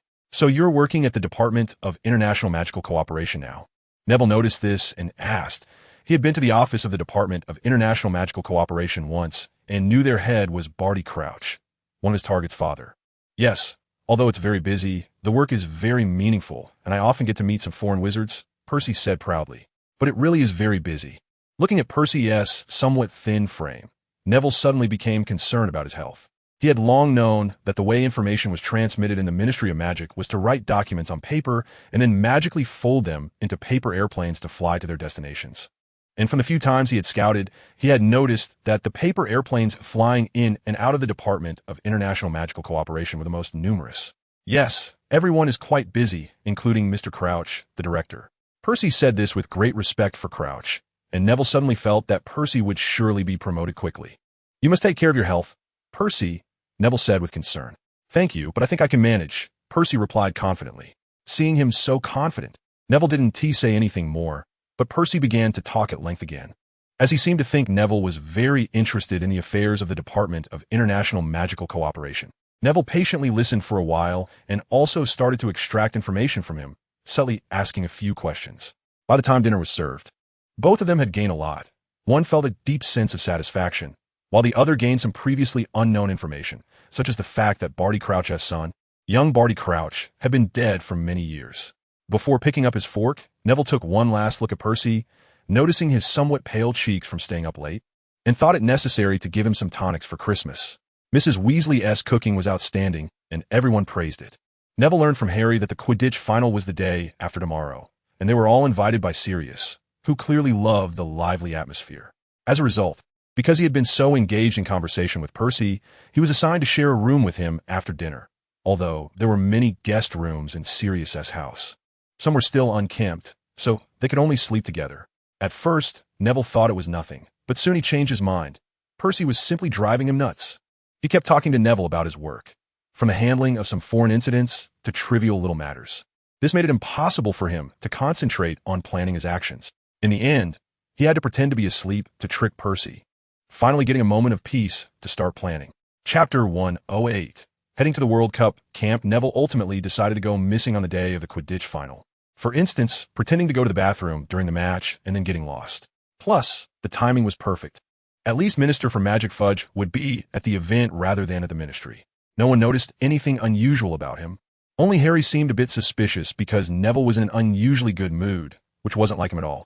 But even Harry didn't think too much of it. He just thought it was great that Neville was so interested in the Quidditch match. The whole day passed in Neville's anticipation. And that night, they went to bed early because they needed to leave very early for the match. Neville went to sleep right after dinner. He needed to conserve energy, and being too excited to sleep, had drunk enough Felix Felicis. Before dawn, everyone was awakened by Sirius, who was clearly very excited, seemingly happy because of the crowd. Neville woke up even earlier. He had checked all his belongings, as his wand, which had once been broken and not registered, was now tucked away in the pocket where he usually kept another wand. His father's wand had never felt so comfortable, as if it knew what he was going to do today. Neville reached into his pocket to hold it, feeling incredible, as if he could do anything. He was confident he could easily perform several spells he had never tried before. Good morning. He was the second one to arrive in the dining room. The first was Sirius, quickly eating breakfast while greeting everyone who walked in. He could no longer hide it. His excitement was written all over his face, overflowing. Luckily, the others thought he was just excited about the Quidditch match, so no one asked him about it.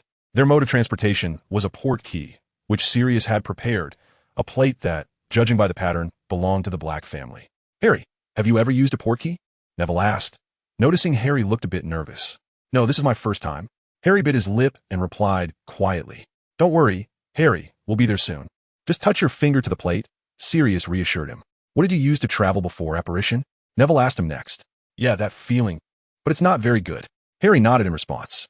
"This time at 1T work, we have too many people, and some are too young." Sirius glanced at Ginny and explained, to which the little girl stuck her tongue out at him and made a face. "Kids, time is running out. Pay attention, Mr. Weasley suddenly called out, as the plate began to emit a faint blue glow. Hermione looked like she wanted to say something, but it was too late. Suddenly, they felt the ground disappear beneath their feet, as if hooked by a hook, and they were all propelled forward, unable to see anything, as if traveling through a tunnel. At first, Harry was worried that just resting one finger on the plate would make him fall off, but he found himself gripping it tightly. He couldn't even pull away if he tried.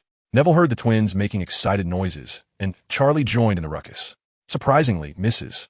Weasley didn't scold them, but tightly hugged her husband, looking pale. Before long, they landed.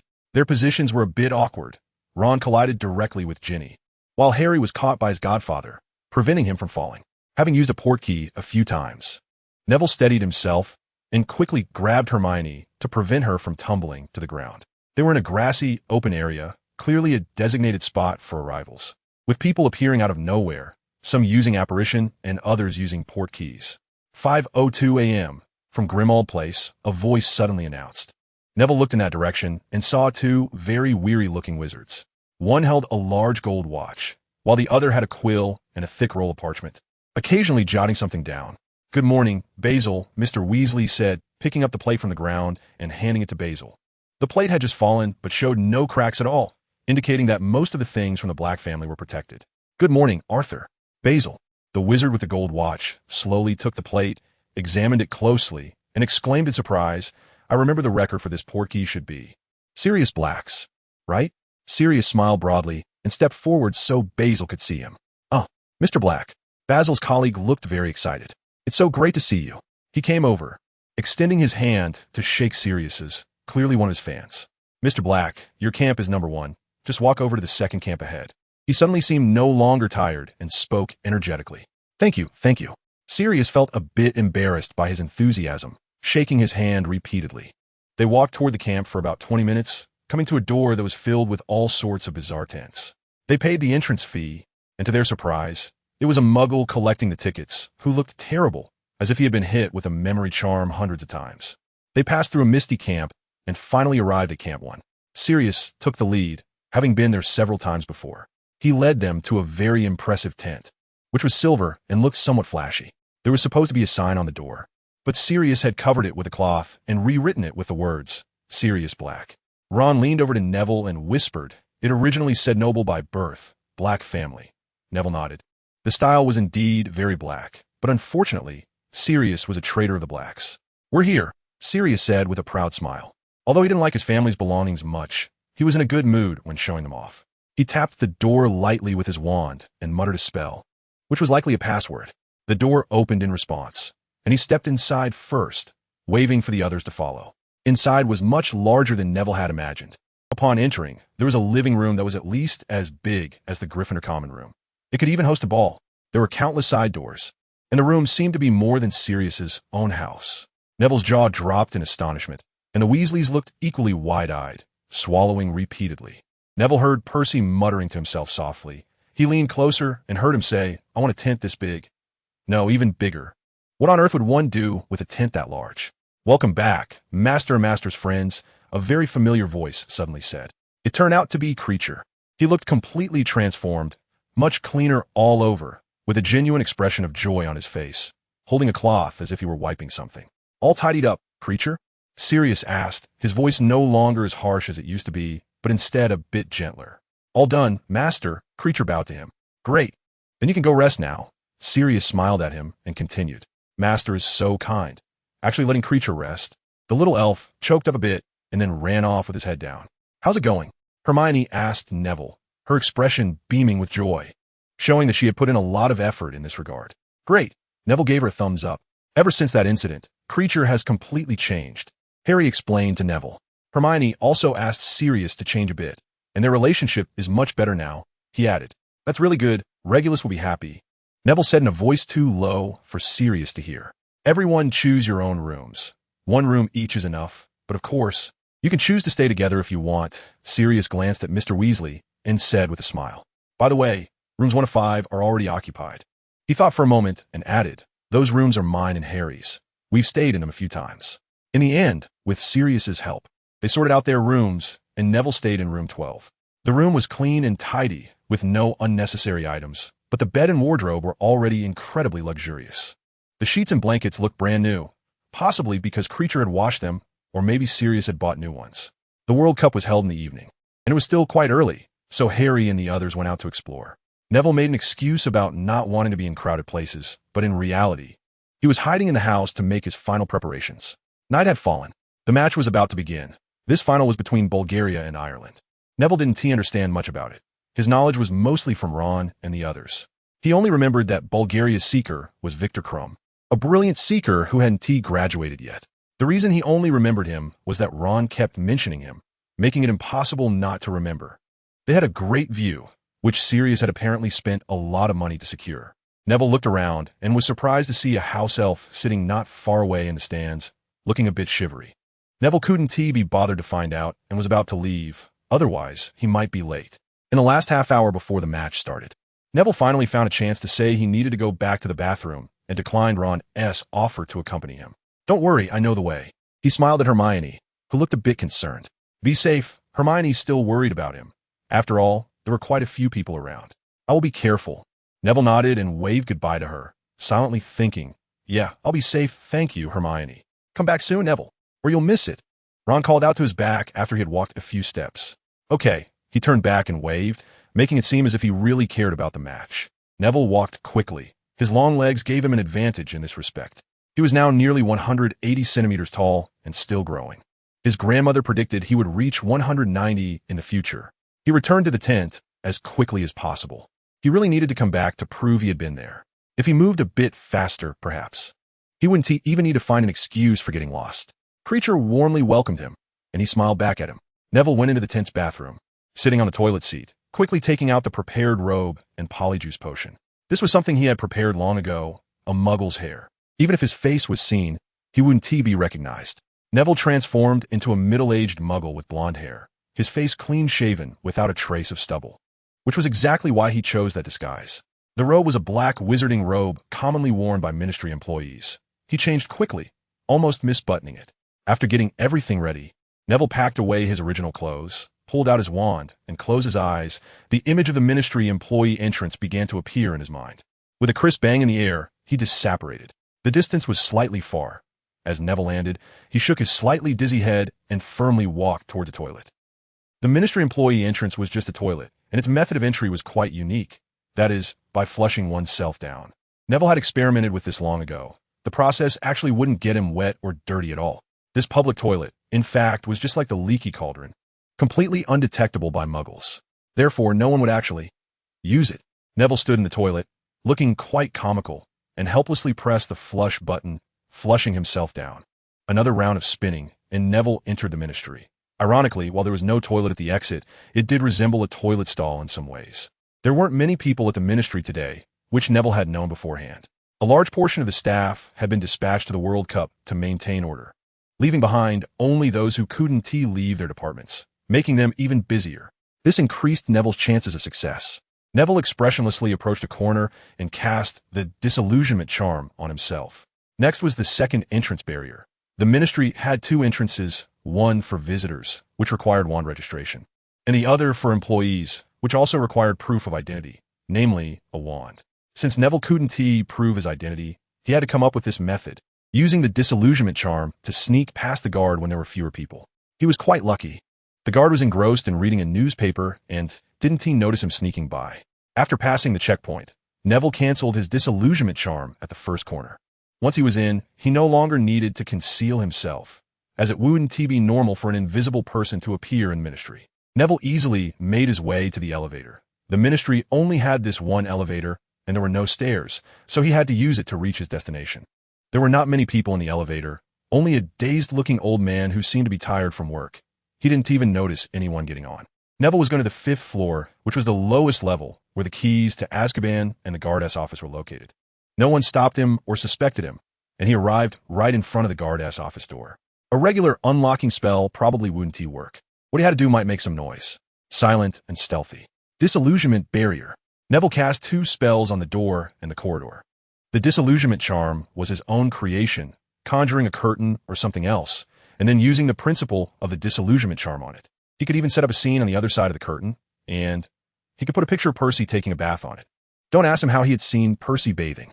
On the other side of the curtain, everything was as usual. The corridor was still empty, silent as a grave. And unless someone got close, it would be absolutely undetectable. A human figure materialized. Neville scanned the other side of the door and found that there was not a single person there. Had the guards gone to watch Quidditch? Alohomora. Even though he figured it might not work, he still tried it, just in case. The door really opened. The Ministry of Magic's defenses were far lower than he had imagined. With a head full of black lines, Neville walked in, dismissed the curtain and soundproofing charm outside, and finally left a monitoring charm at the door.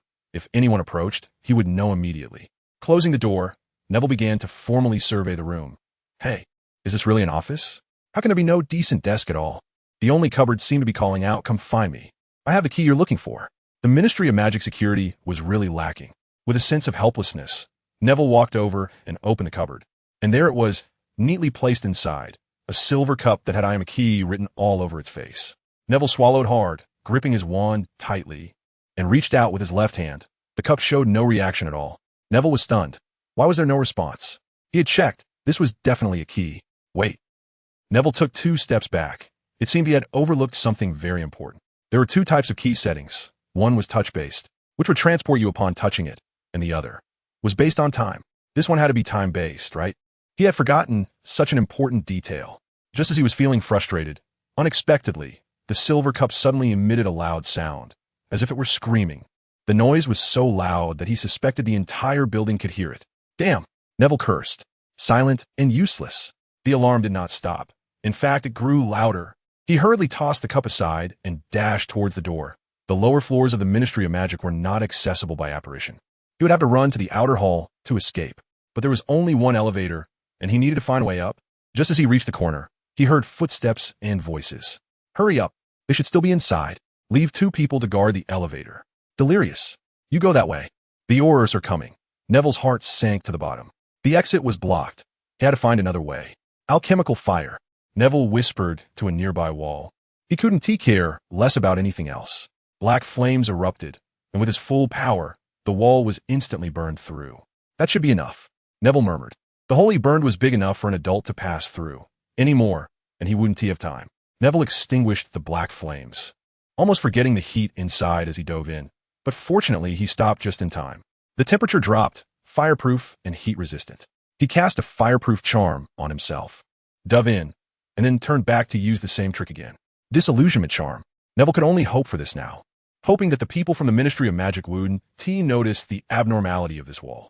This was a strategy he had set long ago. Generally, people wouldn't think of looking here, and now, for the last part, Neville took off one of his boots and pointed his wand at it.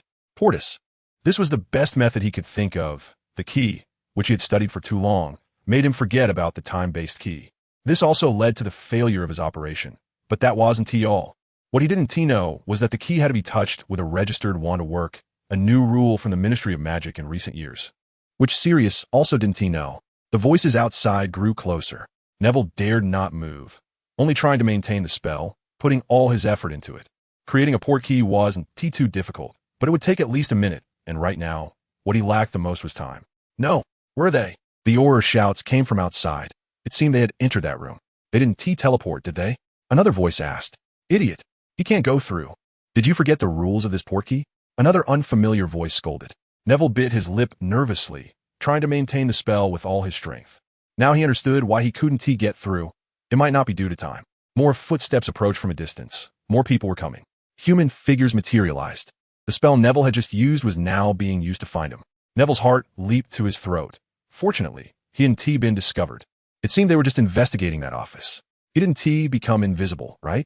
Another unfamiliar voice came from not far away. More and more people were coming. Invisibility, cloak flying in. Human figures materialized. Neville tried hard not to imagine what would happen if he were caught, but instead poured all his magical power into the portkey. His boot finally emitted a faint blue light. He succeeded. Human figures materialized. He here. No, he disappeared. This was the last sound Neville heard during his trip to the Ministry of Magic. He was transported away. The landing point was right in the forbidden forest of Hogwarts. The first place he could think of where he could run away if chased.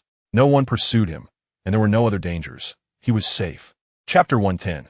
The match ends. Neville finally returned safely to the tent, collapsing onto the bed. His magical power had been overly depleted. At the last moment, he had been too anxious and hadn't controlled the output of his magic well, resulting in overexertion of magic. Fortunately, he was well prepared. He had several potions to help alleviate the current crisis. After a while, a rosy-cheeked Neville returned to the Quidditch stands, completely unrecognizable from someone who had just experienced a crisis. Where on earth have you been?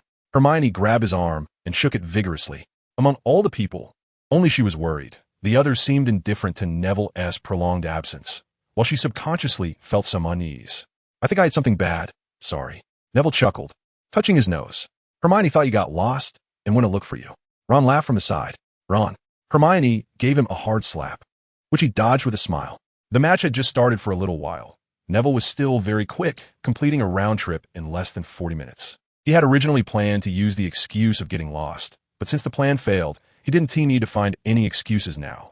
Ireland was leading overall, but their seeker was not very happy. The Irish seeker, Lynch, looked a bit battered, and it was unclear what he had just gone through. The Bulgarian team seemed destined to lose, having not scored a single point. The other 5 Irish players were simply too strong. They couldn't manage to get even a point from them. Neville didn't understand Quidditch much and couldn't feel the so-called passion. He just thought, those players really flew fast. The thought of flying made Neville a bit excited. Perhaps he should try another method. He might be able to fly to his destination from the sea, provided that he knew the way. With that thought, Neville's mind wandered again, his gaze becoming somewhat inscrutable as he stared at the field, not thinking about Quidditch at all. Neville, do you want this? Harry patted him and handed him something. Neville's thoughts were interrupted. He turned to see a telescope-like object, which he recognized as something Harry and the others had bought to watch the match. No, thanks. Neville smiled and declined. He didn't really want to watch the game. All right, Harry said, a bit disappointed, settling back and looking at the field again. He probably understood now. Neville really didn't like Quidditch. He was only here because they all came. Neville began to plan again. He needed a guide or a coordinate. So, who could possibly help? Maybe he could try to do something like capture a dark wizard and send him to Azkaban, and leave a mark on him. That way he would find the place. Or leave this coordinate on a key figure at the Ministry of Magic, on someone who would definitely go to Azkaban. For example, the Minister of Magic? He remembered from Sirius's account that Fudge went to Azkaban for inspections once a month. That gave him some ideas, like giving him something, preferably something he could carry, like a wizard's hat or a wand bag. But what excuse could he use to give it to him? This was so frustrating. Neville held his head back, thinking he couldn't come up with a way to get this coordinate. Of course, there were simpler ways. He could just ask Dumbledore, and he would surely tell him. But what excuse could he use? Plus, with the headmaster's almost unbeatable legitimacy, could he really hide it from him? If something was too confusing, it was better not to think about it. Maybe he would figure it out someday. Neville ultimately gave up on the plan. This time, he had made quite a commotion, and the ministry's precautions might increase. So he shouldn't think about these things for a while. In the end, Ireland won the match, even though Victor Crumb finally caught the golden snitch. It was of no use. They only lost by 10 points, but all their points were due to the golden snitch. The other players didn't score any points against the Irish team. Even Neville, who didn't understand Quidditch, could see why Crumb didn't catch the snitch when their score was below 150, because they simply couldn't do it. The other Bulgarian players are just too far behind the Irish. Neville remarked, yeah, but their seeker, Victor Crumb, is a true star with real skills, Ron said regretfully. If only the other Bulgarian players were stronger. Harry expressed sympathy for Crumb, as he himself was a seeker and felt a bit more resonance. As the match ended and the crowd began to disperse, they followed the throng towards the camp area. Ron was still lamenting that Crumb didn't win the championship, while the twin brothers were in high spirits, whispering to each other. Are you fans of Ireland? Neville leaned over and asked quietly. Unfortunately, we are not. George shook his head. But we have to say we quite like them, Fred laughed. Yeah, because of them, we managed to win a lot of money. You gambled? Neville immediately understood. Yeah, Fred said in a lowered voice. Don't tell my mom. George practically leaned his mouth against Neville's ear, clearly afraid of their mother, glancing over there from time to time to ensure she didn't find out. That sounds pretty good. Neville nodded. He was a bit interested and felt confident about his luck. How did you bet? He whispered, following the twin brothers away from Mr. and Mrs. Weasley. Ireland wins, but Crumb catches the golden snitch. Fred laughed. That S really. Too accurate, Neville marveled. You must have won quite a bit. Yeah, quite a bit. We're going to find Bagman to collect it soon. Want to come along? George asked. No, I think I'll just go back and sleep. Today has been tiring enough. Neville said dejectedly, still feeling a bit perturbed by his failures that day. Then we'll head off, they laughed. Good luck. Neville waved to them. Mum, Fred and I are going to buy something. We'll be back soon. George called to his mother, then pulled Fred away. George, Fred, Mrs. Weasley called, seeming to want them to come back. Mum, we'll be back soon. Don't worry, we know the way. Fred replied. I'll go with them, Lupin said to Mrs. Weasley, signaling her to rest easy. Then thank you, Remus, she agreed. Back in his room, Neville lay down early. He was truly exhausted. Today's adventure had drained him significantly, and restorative potions had their limits. Lying in bed, he began to reflect on everything that had happened today. He was still too far behind. Little tricks could not compensate for his own lack of ability. If only he could have Professor Dumbledore's powerful magic, then why bother with so much? He could waltz into Azkaban without a problem. Moreover, his mindset was still lacking during the time when he was about to be found. He had used a massive amount of magic to cast the Portkey spell, almost exhausting himself. That was also due to his impatience. Ordinarily, a regular Portkey wouldn't use that much. If he had been caught after using the Portkey, then with the amount of magic he had expended, there was no way he could defeat the pursuing Aurors. He might have been captured. Neville lay in bed, staring at the ceiling in a daze, when suddenly a commotion erupted outside. It seemed that due to some disturbance, the Ministry of Magic had called Mr. Weasley to help, and the eager Sirius was also involved. What's going on? Neville couldn't lie still any longer. The noise outside the tent was getting louder, and he couldn't sleep. There seemed to be some hooded people causing trouble outside. Sirius and Mr. Weasley went to help. Hermione explained to him. Hooded? What kind of hood? Neville was instantly wide awake. Just now, the Ministry people said it was black. Before she could finish, Neville grabbed his clothes and dashed outside. Neville, where are you going? She called out, and others noticed too. Lupin came over to ask what was happening. Nothing, just going to take a look, he replied. Neville turned around with a smile, but he didn't realize how fierce his smile looked. Chapter 111. The caught Death Eater. Neville walked too fast for the others to stop him, but Harry and the others were different. Mrs. Weasley was here. None of them could leave. Why does Neville get to go out? We can't, Mom. Fred protested. Yeah, we're only a few months away from being adults. George chimed in. No, unless you're as good as he is, she shouted, clearly having heard Ron or others talk about Neville's deeds over the years. Remus. She looked to the smiling Lupin for help. Please, she pleaded, not wanting Neville to be in danger. It sounded chaotic outside, and if something happened to Neville, she wouldn't be able to explain it to Mrs. Longbottom. All right, don't worry. Lupin smiled at her, got up, put on his coat, and walked out. Mom, the twins whined in unison.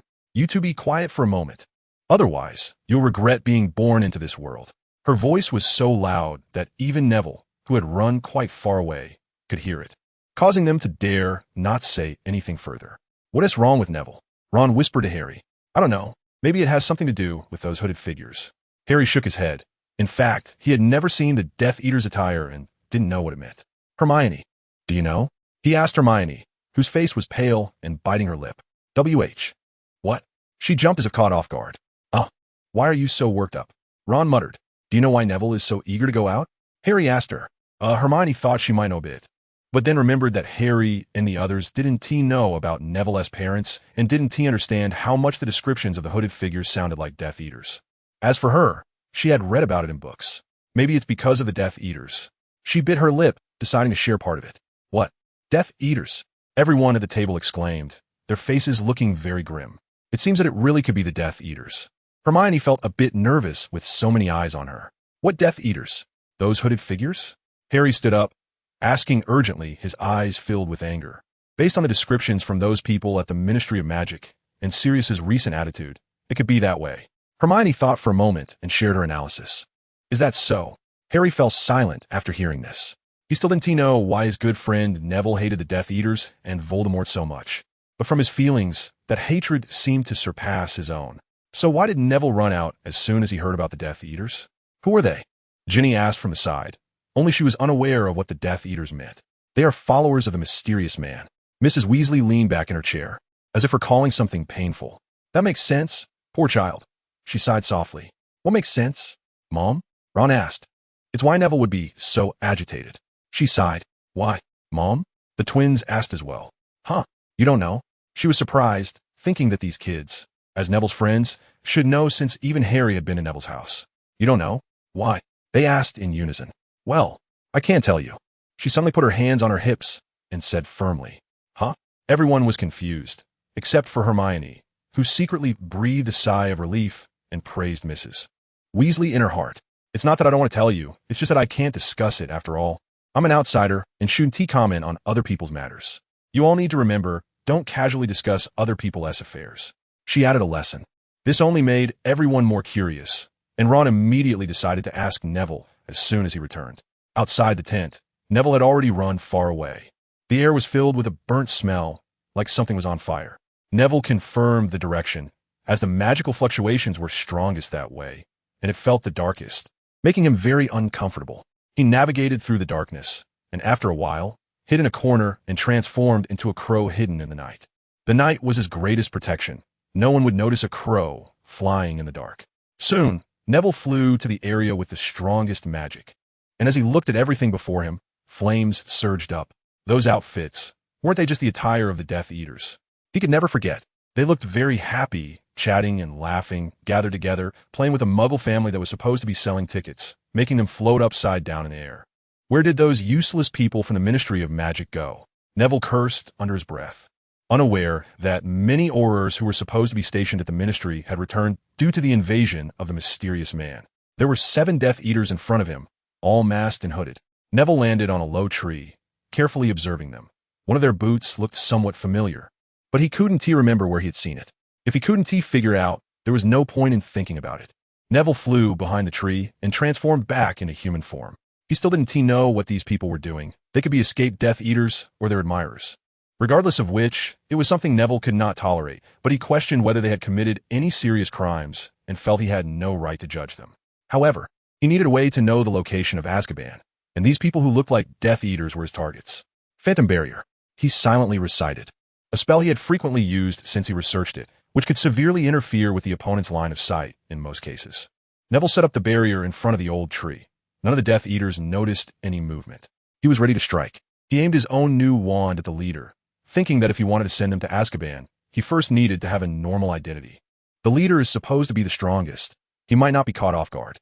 With that in mind, he aimed at the third person behind the leader, who was a tall, strong man, but that was also his weakness, making him easier to hit with a spell.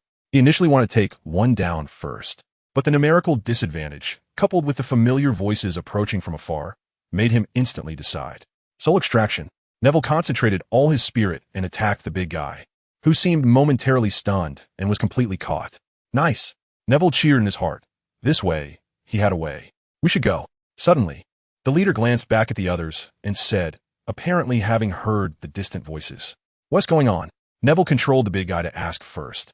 "Someone is coming. Let us disperse." He glanced in that direction, and the first apparition shifted. TCH, this isn't even fun yet. The people around also began to shift into apparitions one by one, leaving only the big guy. Neville smiled, a rather eerie smile. His goal was easily achieved. He rushed a few steps to the big guy, quickly rolled up on his pant legs, and used his wand to mark a coordinate. This mark could last until next summer. He had plenty of time to work. After marking, Neville hid behind a tree and then controlled the big guy to cast the Cruciatus Curse on one of the muggles, while the others were levitated. He had long since made up his mind. For this, merely levitating a few muggles, he wouldn't care at all. Moreover, considering the result he was about to achieve, everything was worth it. Although he was a bit curious about the identity of this Death Eater, there was no time to dwell on it, as Sirius's voice was already close by. "Stop!" That was Mr. Weasley's shout. Stupefy. Sirius was even more direct, launching a curse right away. He hated Death Eaters. The big guy was hit by a red light and fell backward under Neville's control. Mr. Weasley hurriedly caught the few muggles still levitating, then rushed toward the direction where the big guy had fallen, as Sirius was already removing his mask. "Uh-huh. Is this the crab who once claimed to be under the Cruciatus Curse?" Sirius said with a laugh, quickly pulling off Crab's sleeve, and indeed, a horrifying mark was stamped on it. A real Death Eater. Mr. Weasley's expression suddenly became very serious. "I'm firing a signal," he said to Sirius, who nodded and bound Crab tightly with a binding curse. Neville didn't expect that the Death Eater he had secretly plotted against was actually the father of a schoolmate. Thus, the leader was likely Malfoy. However, none of this mattered to him anymore. He was in a good mood and casually lifted the Cruciatus Curse from Crab, as he didn't want to be found out. Although there were traces, they could only trace it back to a young wizard using magic nearby. Moreover, he had just controlled Crab to use the Cruciatus Curse, so the inquiry could only fall on him. He regretted not using his father's wand, as it might have led to him being summoned by the Ministry of Magic, but none of that mattered now. He was about to get the coordinates of Azkaban. Chapter 112. Sirius's speculation after seeing the signal, the Ministry of Magic's main force began to apparate one after another. Neville shrank back, lifted his spell, and transformed back into a crow. What happened? Leading the group was a tall, thin, middle-aged wizard who looked very capable. Neville recognized him. It was Barty Crouch, Percy's direct superior, who was mainly responsible for the World Cup this time. "Crouch, we caught a Death Eater," Mr. Weasley announced loudly. "What? A Death Eater?" There was an uproar in the crowd. "Let me see, Weatherby." Crouch strode over, ignoring Sirius, who was giving him a dirty look, and walked straight to the fallen Crab. "Sir, look, he has the dark mark," Mr. Weasley said excitedly, not caring that Crouch misremembered his name. "I see." Crouch's face darkened as he immediately spotted the dark mark on Crab's left arm. The crowd gathered around. Some greeted Mr. Weasley, while others rushed over to look at the Death Eater. What was the situation? After checking everything, Crouch stood up and asked the two. "When we arrived, he was torturing those muggles, and Mr. Black hit him with a stupefy. Then he fell down, and we discovered he was a Death Eater. Mr. Weasley explained. Noticing that Sirius seemed reluctant to speak, he even turned his back to Crouch. So simple? Crouch frowned and asked. Yes, so simple, Mr. Crouch. His attention must have been entirely on those muggles, completely unguarded. Mr. Weasley said excitedly, clearly pleased to have caught a Death Eater. Betty, you and Archer take him to the Auror office first. I'll have him sent to the temporary prison for interrogation when I return. Crouch ordered decisively. Okay, Mr. Crouch. A man and a woman said in unison. Then they grabbed Crabbe's arms and operated away. After everything was said, Crouch turned his gaze to Sirius, seemingly wanting to say something, but he didn't speak. Continue patrolling. He commanded, then operated away. Neville watched everything come to an end, feeling quite pleased. He initially thought he would be discovered, but nothing happened. Those wizards who usually monitored traces didn't jump out to warn him. Little did he know, this was all a problem he had caused. The Ministry of Magic was already in chaos due to mysterious intruders, and they had no time to concern themselves with what spells underage wizards were using. Satisfied, Neville flew to a corner, transformed back into human form, and slowly walked toward the tent, even humming a little tune he had heard from Muggles. After returning to the tent, when faced with his companion's questions, he didn't find it troublesome at all. Instead, he enthusiastically told them that he had seen Sirius and the others catch a Death Eater and then returned. Really? Harry exclaimed happily. Of course it's true. Harry, I didn't see the entire process, but when I got there, the Ministry of Magic people were already taking him away. Neville replied with a smile. By the way, Neville, why do you hate Death Eaters so much? Ron suddenly remembered this matter and asked. Who doesn't hate Death Eaters? I might just be a bit extreme. He paused, flustered as he spoke. But Ron was about to ask something, but Hermione stepped on his foot hard under the table, this time without missing, quickly covering his mouth.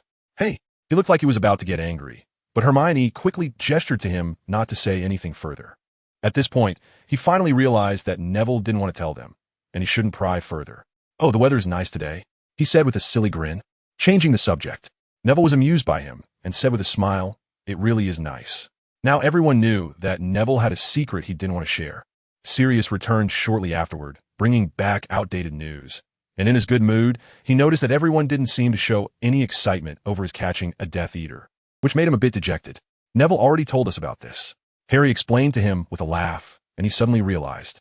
Good lad, we didn't even notice you. Sirius smiled at Neville. Of course, after all, you know my colors. Neville replied, and the two shared a knowing laugh. Sirius? Where's Arthur? Didn't he come back with you? Mrs. Weasley asked him. Oh, Arthur went on duty. I heard something happened at the Ministry of Magic, and they had another Death Eater incident, so he was called back. He explained. By the way, why haven't I seen Remus? He asked, having looked around, but not found his good friend. He just went out to find Neville. Hermione said shyly. Looking for me? Neville was confused. He had walked too fast and hadn't noticed anyone behind him. Yes, I'll go look for him again, Sirius said as he stood up to leave. I'll go too, after all, it's about me. Neville found an excuse and quickly ran out before Mrs. Weasley could get angry. Where were you hiding just now? Sirius asked as they walked side by side. Behind that dead tree. I knew it. That direction is close. I think Mr. Crouch seems to want to say something to you. Neville revealed his discovery. What? That Crouch? Sirius's face instantly fell. I don't like him, he said childishly. I don't like him either. After all, he didn't raise a good son. Neville nodded in agreement. His son. Sirius also recalled the past. I heard he's already dead, he continued. I already knew, Neville replied expressionlessly, and the two walked slower. Since that incident, we haven't really talked much. I've had things I wanted to ask you, Sirius said. What is it? What exactly did you want when you asked me those things back then? Sirius looked at Neville. Nothing, just asking casually. Casual questions don't get that detailed, and I know what those few people have done. So, Neville remained expressionless. So I hope you don't make a big mistake. You're still young, and there's plenty of time ahead, Sirius earnestly advised. Thanks, I understand, Neville stiffly nodded. It seems you still want to do it, Sirius sighed. Is it necessary? Some things are unavoidable. Neville finally stopped avoiding the topic and accepted Sirius's words. When are you planning to take action? Sirius knew he couldn't stop him. If he were in Neville's position, he wouldn't listen to advice either. In fact, I plan to go today, no, yesterday. Neville glanced at his watch. It was already past midnight, and he corrected himself. What? Sirius exclaimed, quickly recalling Neville's recent disappearance and the rumors of an intruder at the Ministry of Magic. You've already gone? He asked eagerly. Unfortunately, it was a fruitless trip. The information you gave me wasn't complete. Neville looked at him, smiling provocatively. No one saw you, right? No, I hid well. When are you planning your next move? Sirius clenched his fists. He could watch the Quidditch match openly thanks in large part to Neville. And if this boy needed help, he would assist. I don't know, but I already have a better plan. Neville felt a bit smug, almost revealing too much. Can you tell me? It wouldn't help. You can't fly. You aren't planning to fly there, are you? Unfortunately, that's exactly what I was thinking. But you don't have the coordinates for Azkaban. I will have them in a few days, Neville said mysteriously. Coordinates? Crab is your coordinate. Sirius quickly guessed. He had always felt something was off. How could the Death Eaters be completely unguarded? Aha, Neville nodded. In an instant, Sirius felt incredibly frustrated. Even the Death Eater he caught was set up for him to catch. You really are. Sirius didn't know what to say. Let me know when you're ready to act. I'll help cover for you. Ever since Neville had caught him, he had never viewed this young man as just a boy. Thanks, I'll let you know. Neville found a supportive ally and felt better. What cover? A familiar voice interrupted them. Remus. Ah, it's me. Looks like you're done, Lupin said with a smile. Yes, it was quite an experience, Sirius said, looking at Neville with a sigh. Can you tell me? Let's go back first. Sirius shook his head, and the three of them headed toward the tent. Chapter 113. The Triwizard Tournament. Neville was not surprised that Sirius was willing to help him with his revenge, because he himself was someone who wanted revenge very much. Wormtail's escape only strengthened this thought, and he had already resolved to give him an unexpected surprise the next time they met. Mr. Weasley was now completely unable to return because his Patronus had come, bringing the news that he would have to work overtime until tomorrow. Everyone else returned to the tent, including Percy and Bill, who had gone out to help. Under Mrs. Weasley's authority, everyone was coaxed to sleep, leaving only Sirius alone in the living room. Staring blankly out the window, he had a persistent thought urging him to tell Dumbledore about Neville's decision, but he undoubtedly supported Neville in doing so. However, once he told Dumbledore, it would be all over. The old headmaster would never allow his student to kill. The door to bedroom 3 opened gently, and Lupin came out, sitting down next to Sirius. What's wrong? Did Neville do something? Lupin asked, having already sensed that something was off. Sirius gave a bitter smile and decided to share today's embarrassing incident. Do you remember the Death Eater I caught? Of course, what about it? He was actually caught by Neville. After catching him, he used some spell to leave him there for me to pick up. Do you understand? Sirius laughed helplessly. What? But he clearly went out after you. Lupin was surprised.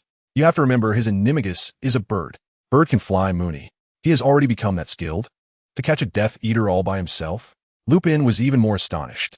Yeah, who knows? But it was pretty smart of him not to reveal that he caught it himself. Otherwise, he would have been exposed to their sight early on. I think he was already exposed. Remember what he did in his first year? Lupin also smiled bitterly. Fine, forget I said anything. Sirius rubbed the back of his head and lay back against the sofa. Do you think he will be the one to defeat the Dark Lord? Sirius suddenly asked after thinking for a while. I don't know, but at this rate, Neville might be better than us in a few years, Lupin said seriously. No, maybe it won't even take a few years. He might already be better than us, Remus. Although I really don't want to admit it. He's indeed much more capable than I am. Sirius closed his eyes, shook his head, and sighed. Maybe. The next day, they returned to number 12, Grimmauld Place. Mrs. Weasley and the other family members had left, leaving only Ron, who said he wanted to spend the holiday there, and she agreed. At breakfast, Neville saw what he wanted in the newspaper. Clabb was arrested for attacking Muggles and participating in terrorist activities. He is still a member of the mysterious man's followers who were active over a decade ago. He himself denies any such actions. But after relentless investigation by the Ministry of Magic officials, it was finally discovered that he had used the killing curse during the World Cup. Sirius, you're in the headlines? Harry said with a smile to his godfather, pointing to the part about the captured individuals. Sirius let out a stiff laugh. Now there is definitely no one who will suspect you of working for the mysterious man. Right, Sirius? Remus said while eating his porridge. I wasn't he in the first place. Sirius turned his face away to avoid looking at him. Satisfied, Neville began to pack his school supplies.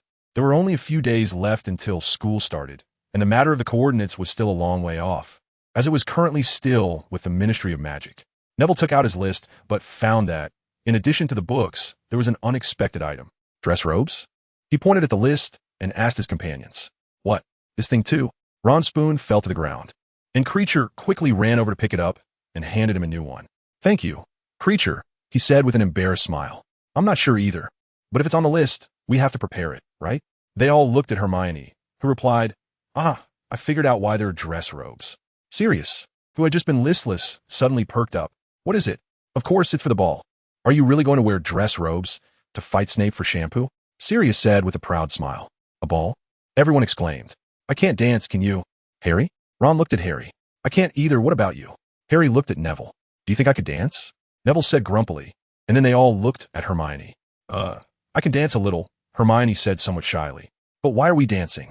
I don't remember there being such a rule at school, Neville asked, as he was utterly uninterested in dancing. That's because this year there will be an additional event. The ball is set up because of this event. What event? The Triwizard Tournament, Sirius said excitedly. It's a pity I can't participate, but I will go to watch. Suddenly he looked dejected again, as if he genuinely cared about the Triwizard Tournament. Huh? What is that? Harry and Ron were completely confused. It's a competition held by 3 wizarding schools. Each school selects a champion to compete. And I didn't expect it to be held this year, Neville briefly explained. His interest piqued as it was a good opportunity to prove his strength. Neville, I think you should try to enter, right? I've heard the prize is quite substantial, Sirius encouraged. With your strength, you're definitely good enough, Remus chimed in. Thanks. I'll give it a try, but whether they choose me or not is another matter, he said modestly. How do they select the champions? Ron, having listened to the introduction, was also eager to try. Don't even think about it. Dumbledore wouldn't choose you with a sane mind, Hermione interjected, undermining him. Maybe they choose based on wizard chess skills, Ron said sulkily. Ha ha, that's impossible. Sirius suddenly burst into hysterical laughter. They always choose based on strength. Well, okay. Ron lowered his head. Then no one can compete with Neville. Thanks, Neville smiled at him. So let us wish our champion good luck in the Triwizard Tournament. Sirius cheerfully raised a glass of milk. I'm not a champion yet, Neville pushed him down. Dumbledore would have to be on drugs to choose anyone else as champion. Sirius muttered to himself. No, Dumbledore doesn't even know that Neville has single-handedly taken down a Death Eater. I need to tell him, if he knows this. He will definitely choose him. He thought for a moment, and then came up with a way to increase Neville's chances of being chosen. So he ran off to write a letter. What exactly will the Triwizard Tournament entail? Only Harry was still completely in the dark, feeling lost. It's always different. It could be getting past a fierce beast, or defeating something, or crossing a swamp. Remus patiently explained. Sounds quite interesting. As long as it doesn't involve me fighting Snape for shampoo, I'd like to give it a try, Harry joked. Haha, is there anything else? Ron laughed so hard he nearly choked. Fighting Filch for Mrs. Norris? Neville suggested. That won't work, too easy. How about fighting Hagrid for a baby dragon? He added. Dragons are too dangerous, Ron shuddered, recalling some bad memories. That 8-eyed spider, Harry smiled at him.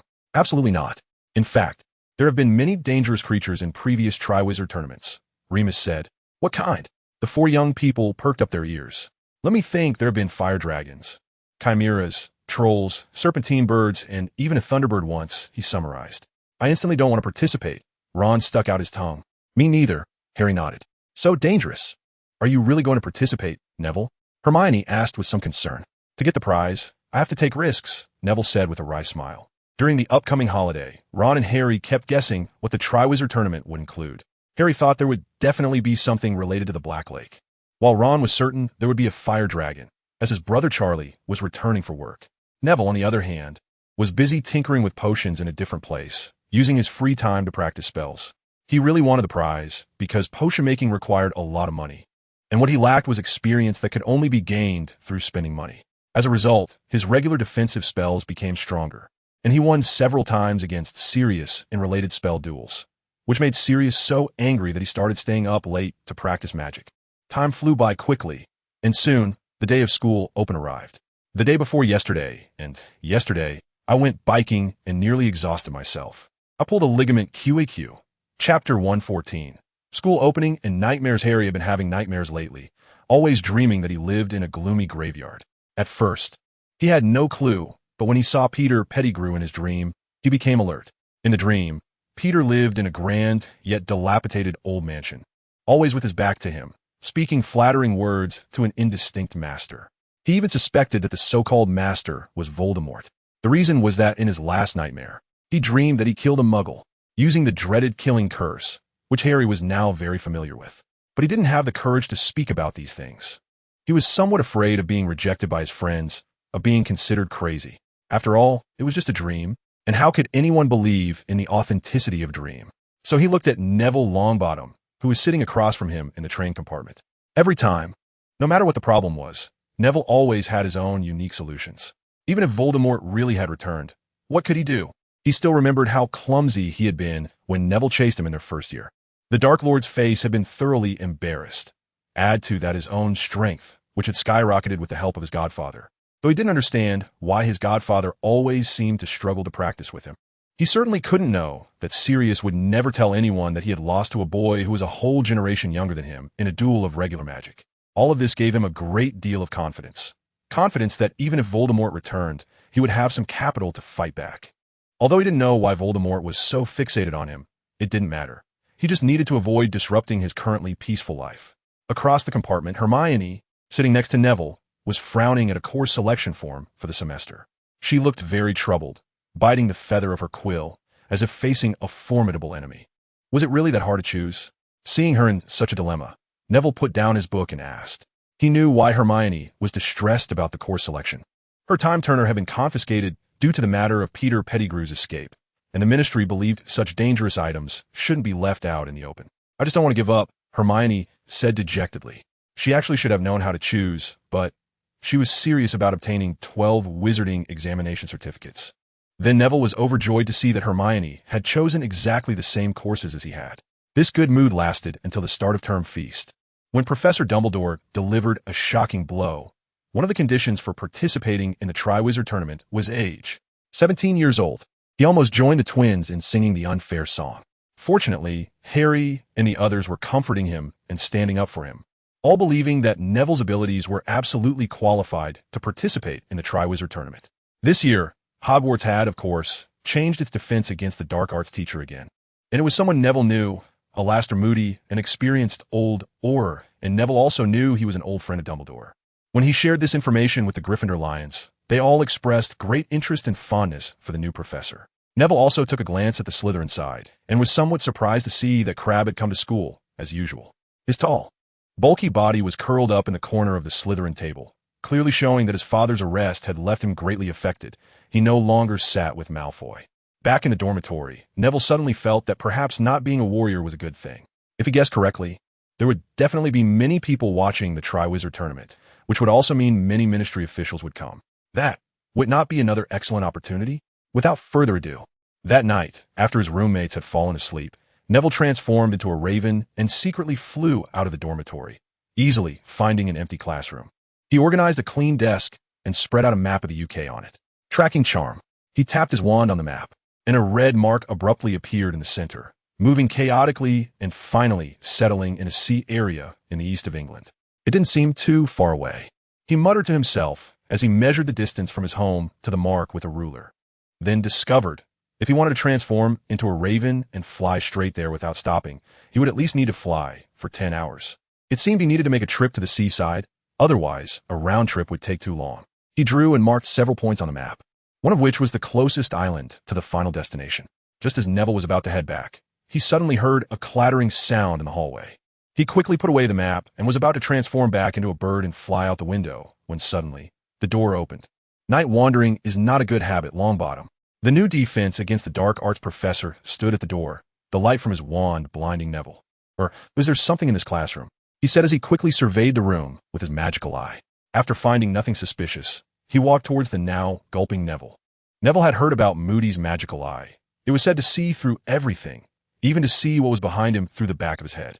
If it weren't too ugly, Neville would have wanted to install one somewhere. But now the owner of the magical eye was standing in front of him, ready to teach him a lesson. He just hoped his secrets wouldn't be exposed. I was practicing spells, Professor, Neville said, waving his wand and forcing himself to speak. Practicing spells? I don't believe a student would come to an empty classroom in the middle of the night to practice spells. At least there were no such students in my time. Professor Moody scoffed, as if he had heard a joke. As a professor, I think I must make you remember something. He smiled. Just when Neville thought he would be punished or confined, he instead said, Gryffindor loses 40 points. His magical eye spun rapidly, turning to face Neville, the eerie pupil focusing on him, making Neville swallow hard. He hadn't expected Moody to come so quickly. But thinking about it, his magical eye must have seen him long ago, from the fact that he didn't demand Neville hand over the map. It seemed he hadn't discovered what Neville was doing. Now, go back to your dormitory. If I catch you wandering around the castle again, I'll throw you out of Hogwarts. Moody threatened fiercely, his appearance and tone truly frightening Neville into taking several steps back. Yes, Professor Moody, Neville dared not say anything more and quickly ran away. Just after Neville left, Moody checked the classroom again and found that there really was nothing suspicious before preparing to leave. Is this the student I need to pay attention to? Not much to it, Moody thought as he headed back. He was just patrolling at night, hoping to catch some students wandering the halls and establish some authority. It seemed he had gained quite a bit. Meanwhile, Neville was already drenched in cold sweat. He really didn't want to be expelled. This Professor Moody was truly terrifying. Now that he thought about it, from the sounds he had heard earlier, Moody theoretically couldn't have entered before he transformed back into a bird and left the classroom. But he had caught him red-handed. Why? Had he used silencing spells to conceal his footsteps? That was truly terrifying. Neville was determined that next time he went out, he would definitely go to the Shrieking Shack. There Moody would definitely not find him. He hurriedly ran, nearly bumping into Filch, but fortunately managed to dodge this time. Now Gryffindor started off with 40 points less than the other houses. He had to take his classes seriously. Otherwise, Hermione would surely drive him crazy. Unable to find peace back in bed, Ron and Harry began to talk in their sleep. I am the champion. This is Ron. Give me some more milk.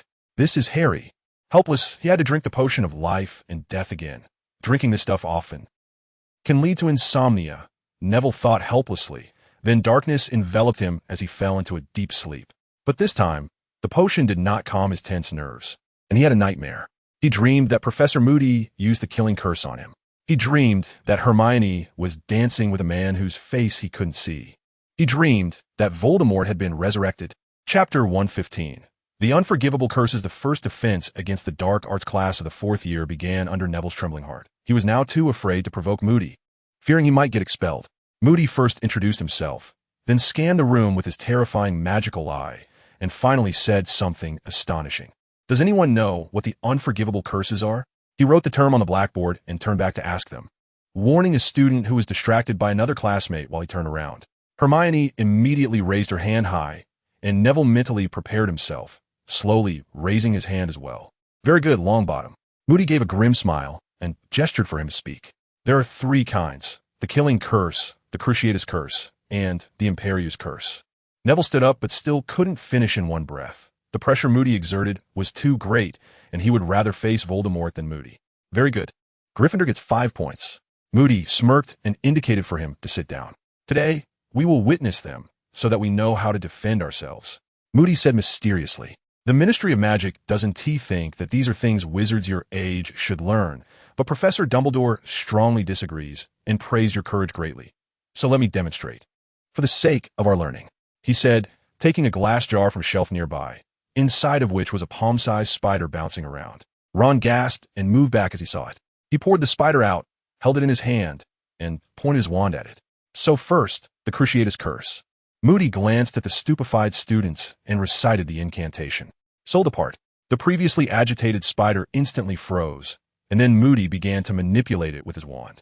Neville was very familiar with this curse. He had secretly practiced it on small animals, the last subject being the unfortunate Death Eater crab, who had been caught and sent to Azkaban. Under Moody's control, the spider jumped rapidly onto the podium. Make a dance a tap dance, Moody said, indeed making the spider dance a tap dance, causing a burst of laughter in the room.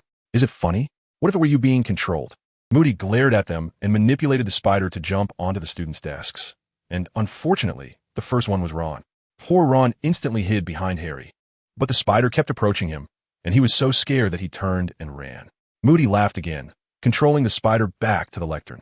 Weasley, I think you need to strengthen your resistance to spiders, he said teasingly. Your father just helped me out recently, so I have to help teach you well, so you won't be helpless when you face a giant spider alone in the future. Okay, thanks, Professor Moody, Ron replied, trembling, and dashed back to his seat. Complete obedience. It will act according to your will. We've seen the Cruciatus curse, so next. Moody became serious again, looking at the spider.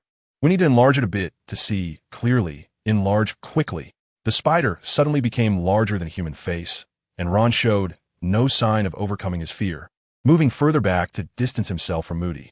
Imperius curse. The previously motionless spider suddenly began to convulse, gradually foaming at the mouth. Neville clenched his fists. This was the only unforgivable curse he had never tried because he couldn't bring himself to do it. Whenever he thought about trying to use it, he would remember his parents and those chaotic memories. Did you see that? Extreme pain. Almost no one can resist this curse. Prolonged suffering from the Cruciatus Curse can even lead to madness, Moody said, glancing subtly at Neville. All right, we've covered the first two. Now it's time for the last one. The Killing Curse. Shrink quickly. Moody changed the spider back to its original size, having noticed that one of the students in the audience was almost shaking uncontrollably. The Killing Curse requires sufficient magical power to sustain it and the manifestation of psychological intent. Only a wizard with enough power can use it to completely kill someone. If it were you, casting the Killing Curse on me might only make me bleed a little. He smiled, suddenly pointing his wand at the spider. Avada Kedavra! A green light instantly struck the spider, which flipped over and lay still. Did you see that? Instant death. This is also the favorite curse of dark wizards. As far as I know, very few people can resist it, and the only exception is in our classroom, he said, looking at Harry Potter, and instantly all eyes turned to him. All right, that's all for today. Why don't you take some notes? The students suddenly realized and pulled out their notebooks to write. After class, they all walked toward the Great Hall, discussing Moody's lesson, while Neville remained silent. Are you okay? Hermione asked with concern. Knowing about Neville's parents, she was a bit worried. It's nothing. Maybe I just didn't sleep well last night, Neville replied with a smile. And she stopped asking. Then Neville felt his hand being held. He turned to look at Hermione, who smiled at him, causing his mind to go blank as he foolishly smiled back at her. Suddenly, Neville remembered the dream that scared him greatly. Just thinking about Hermione dancing with others made him feel uneasy. He hoped she wouldn't reject his invitation at that time. The other classes this semester had not changed much, except for defense against the dark arts and care of magical creatures. Hagrid had brought in some strange creatures from somewhere, which he called blast-ended scruts, reportedly bred by Hagrid himself. Their task was to watch these creatures and prevent them from fighting. This was very difficult because they were too aggressive, fighting fiercely at the slightest provocation, even breathing fire, and could explode at any moment. Neville felt that these creatures would be classified as XXXX danger level when they grew up, on par with trolls. The defense against the dark arts class was even stranger. Moody had them try to resist the Cruciatus Curse. So the class format was, he cast the Cruciatus Curse on each student one by one, making them perform strange actions, like dancing and so on. If you don't want to embarrass yourself, you can only resist with all your strength, but it's too difficult. Only Neville and Harry, who have magical abilities above the average person, have succeeded a few times. In Potions class, it was Ron's turn to suffer. Snape seemed to have realized he couldn't target Harry, so he turned his attention to his friend. Now, it was poor Ron's turn to stay up late flipping through books to find those tricky questions. Unless he wanted to be killed by Professor McGonagall's glare for losing all the Gryffindor points. Neville managed to earn back the 40 points he lost in less than a week, and even had some spare. Even Snape awarded him an extra point for his flawless potion. However, this wasn't a good thing, because after giving him the point, he threatened that if he found any of Neville's potions did not meet his standards, he would deduct points directly. Time passed quickly, and soon the students from the other two schools, Beauxbatons and Durmstrang, would arrive. On that day, all the students gathered in the Great Hall, waiting for their arrival. The entire castle had been cleaned spotless, and all the professors had changed into new clothes, except for Professor Snape, whose greasy hair looked like it hadn't been washed in ages. The others looked almost brand new. What do you think they're like? Ron asked excitedly. What else can they be? They all have 2 eyes and a mouth, right? Harry laughed. I mean the style of their school. I know a bit about Durmstrang. I heard they teach dark magic, Neville replied, saying he had even considered attending there back in the day for that reason. What? How can they do that? Hermione exclaimed in surprise. It's normal. Different schools have different styles. Neville chuckled. Have you heard about the magic school in the East? They say they don't use flying broomsticks, but flying swords. He smiled mysteriously. Flying swords? Yes, they say you fly while sitting on the sword. I don't know how they do it. Neville recounted the rumors he had heard in Knockturn Alley, leaving them all in stunned silence. Harry imagined himself flying on that sword that was once used to slay a snake and couldn't help but worry about the Easterners' behinds. Suddenly, there was a gasp from the window. What is that? Everyone looked over and saw huge winged horses flying through the air, pulling an exceptionally large carriage. It seems they have arrived, Dumbledore said with a smile from the head table. Then let's go out and welcome them, he said as he stood up and walked towards the door. Chapter 116. The Goblet of Fire. If Beauxbaton's mode of travel surprised everyone, their members were even more eye-catching. First, their headmistress, Madame Maxime, was impressive. She was almost as tall as Hagrid, while Dumbledore hugged her. Neville mentally compared their heights and noticed she was a good 3 heads taller. Their students, dressed in bright light blue robes, added a touch of warmth to the otherwise somewhat cold Hogwarts. The dozen or so students at the front were all stunningly beautiful witches, and Neville stole a few glances at them, completely unaware that Hermione was glaring at him. The girls for both batons are really nice. Ron sighed. Hogwarts girls are also nice. Harry's gaze, however, drifted over to Ravenclaw. I prefer some of the Hogwarts ones, Neville commented, and Hermione's expression improved significantly behind them. Oh, of course, we all know that, Harry and Ron smiled at him. Keep it down. Neville sneaked a look behind him and found Hermione was holding a book, although she was holding it upside down, making her look a bit awkward. At that moment, another gasp came from the crowd outside. Look in the lake. Something is coming out of the lake. Everyone turned their attention there, and they saw a large ship breaking through the surface of the water, emerging from below. Is it a submarine? A Muggle-born student exclaimed. No, it's not. That's Durmstrang's ship. I saw their crest. So Durmstrang came from underwater? Don't they fear the cold? Neville muttered to himself. I think only someone with a hole in their head would choose to come from the bottom of the lake, Ron said seriously. Then he was left dumbfounded as he saw his favorite Quidditch player, Victor Crumb, stepping off that ship. Oh my God, it's Crumb. Crumb is still a student. Crumb must be their champion. The crowd erupted into whispers. After everyone finally found a place to sit, Dumbledore announced the start of the feast, and the variety of food on the tables left them a bit overwhelmed. There's never been this many kinds before, Ron mumbled, stuffing a fried chicken leg into his mouth. Well, customs are different, Neville smiled at him, picking up a salad he had never seen before. Does anyone recognize what this is? Ron pointed at a large plate next to the steak that looked like a seafood medley. That's bouillabaisse, Hermione said. It's French cuisine. I had it during summer vacation 2 years ago, and it was delicious, she continued. I'll take your word for it.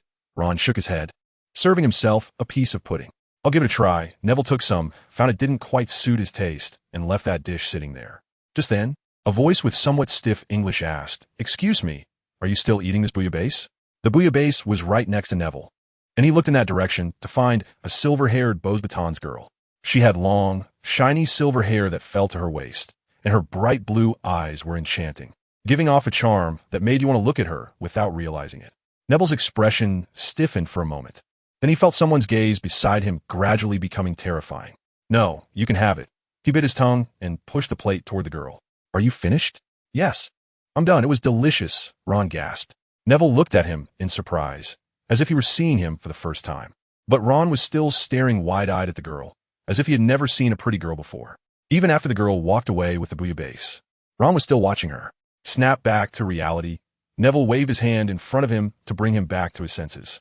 She's a siren, he said in a hoarse voice. No way. I didn't see anyone else staring at her like an idiot. Hermione harshly commented.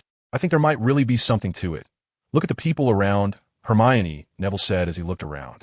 They quickly glanced around, and sure enough, many boys were turning their heads to look at the girl, some of them looking just like Ron did a moment ago. She must be a siren, Ron declared confidently. Maybe she has siren blood. I heard that in France, some people marry sirens. Hermione began to analyze rationally. After they all finished eating, the plates instantly disappeared. Dumbledore stood up again, ready to say something.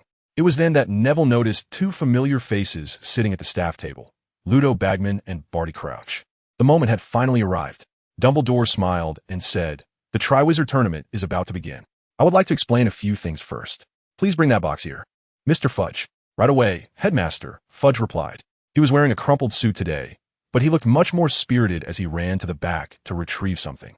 Dumbledore then introduced a few guests present to the students, with the loudest applause reserved for Ludo Bagman. This year, Mr. Crouch and Mr.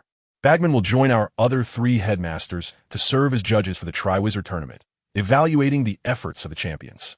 At the mention of the word champion, everyone widened their eyes. Dumbledore smiled slightly and said to the side, Mr. Fudge, please bring it up. People then noticed that Fudge had returned, holding a large, jewel-encrusted box that looked somewhat worn.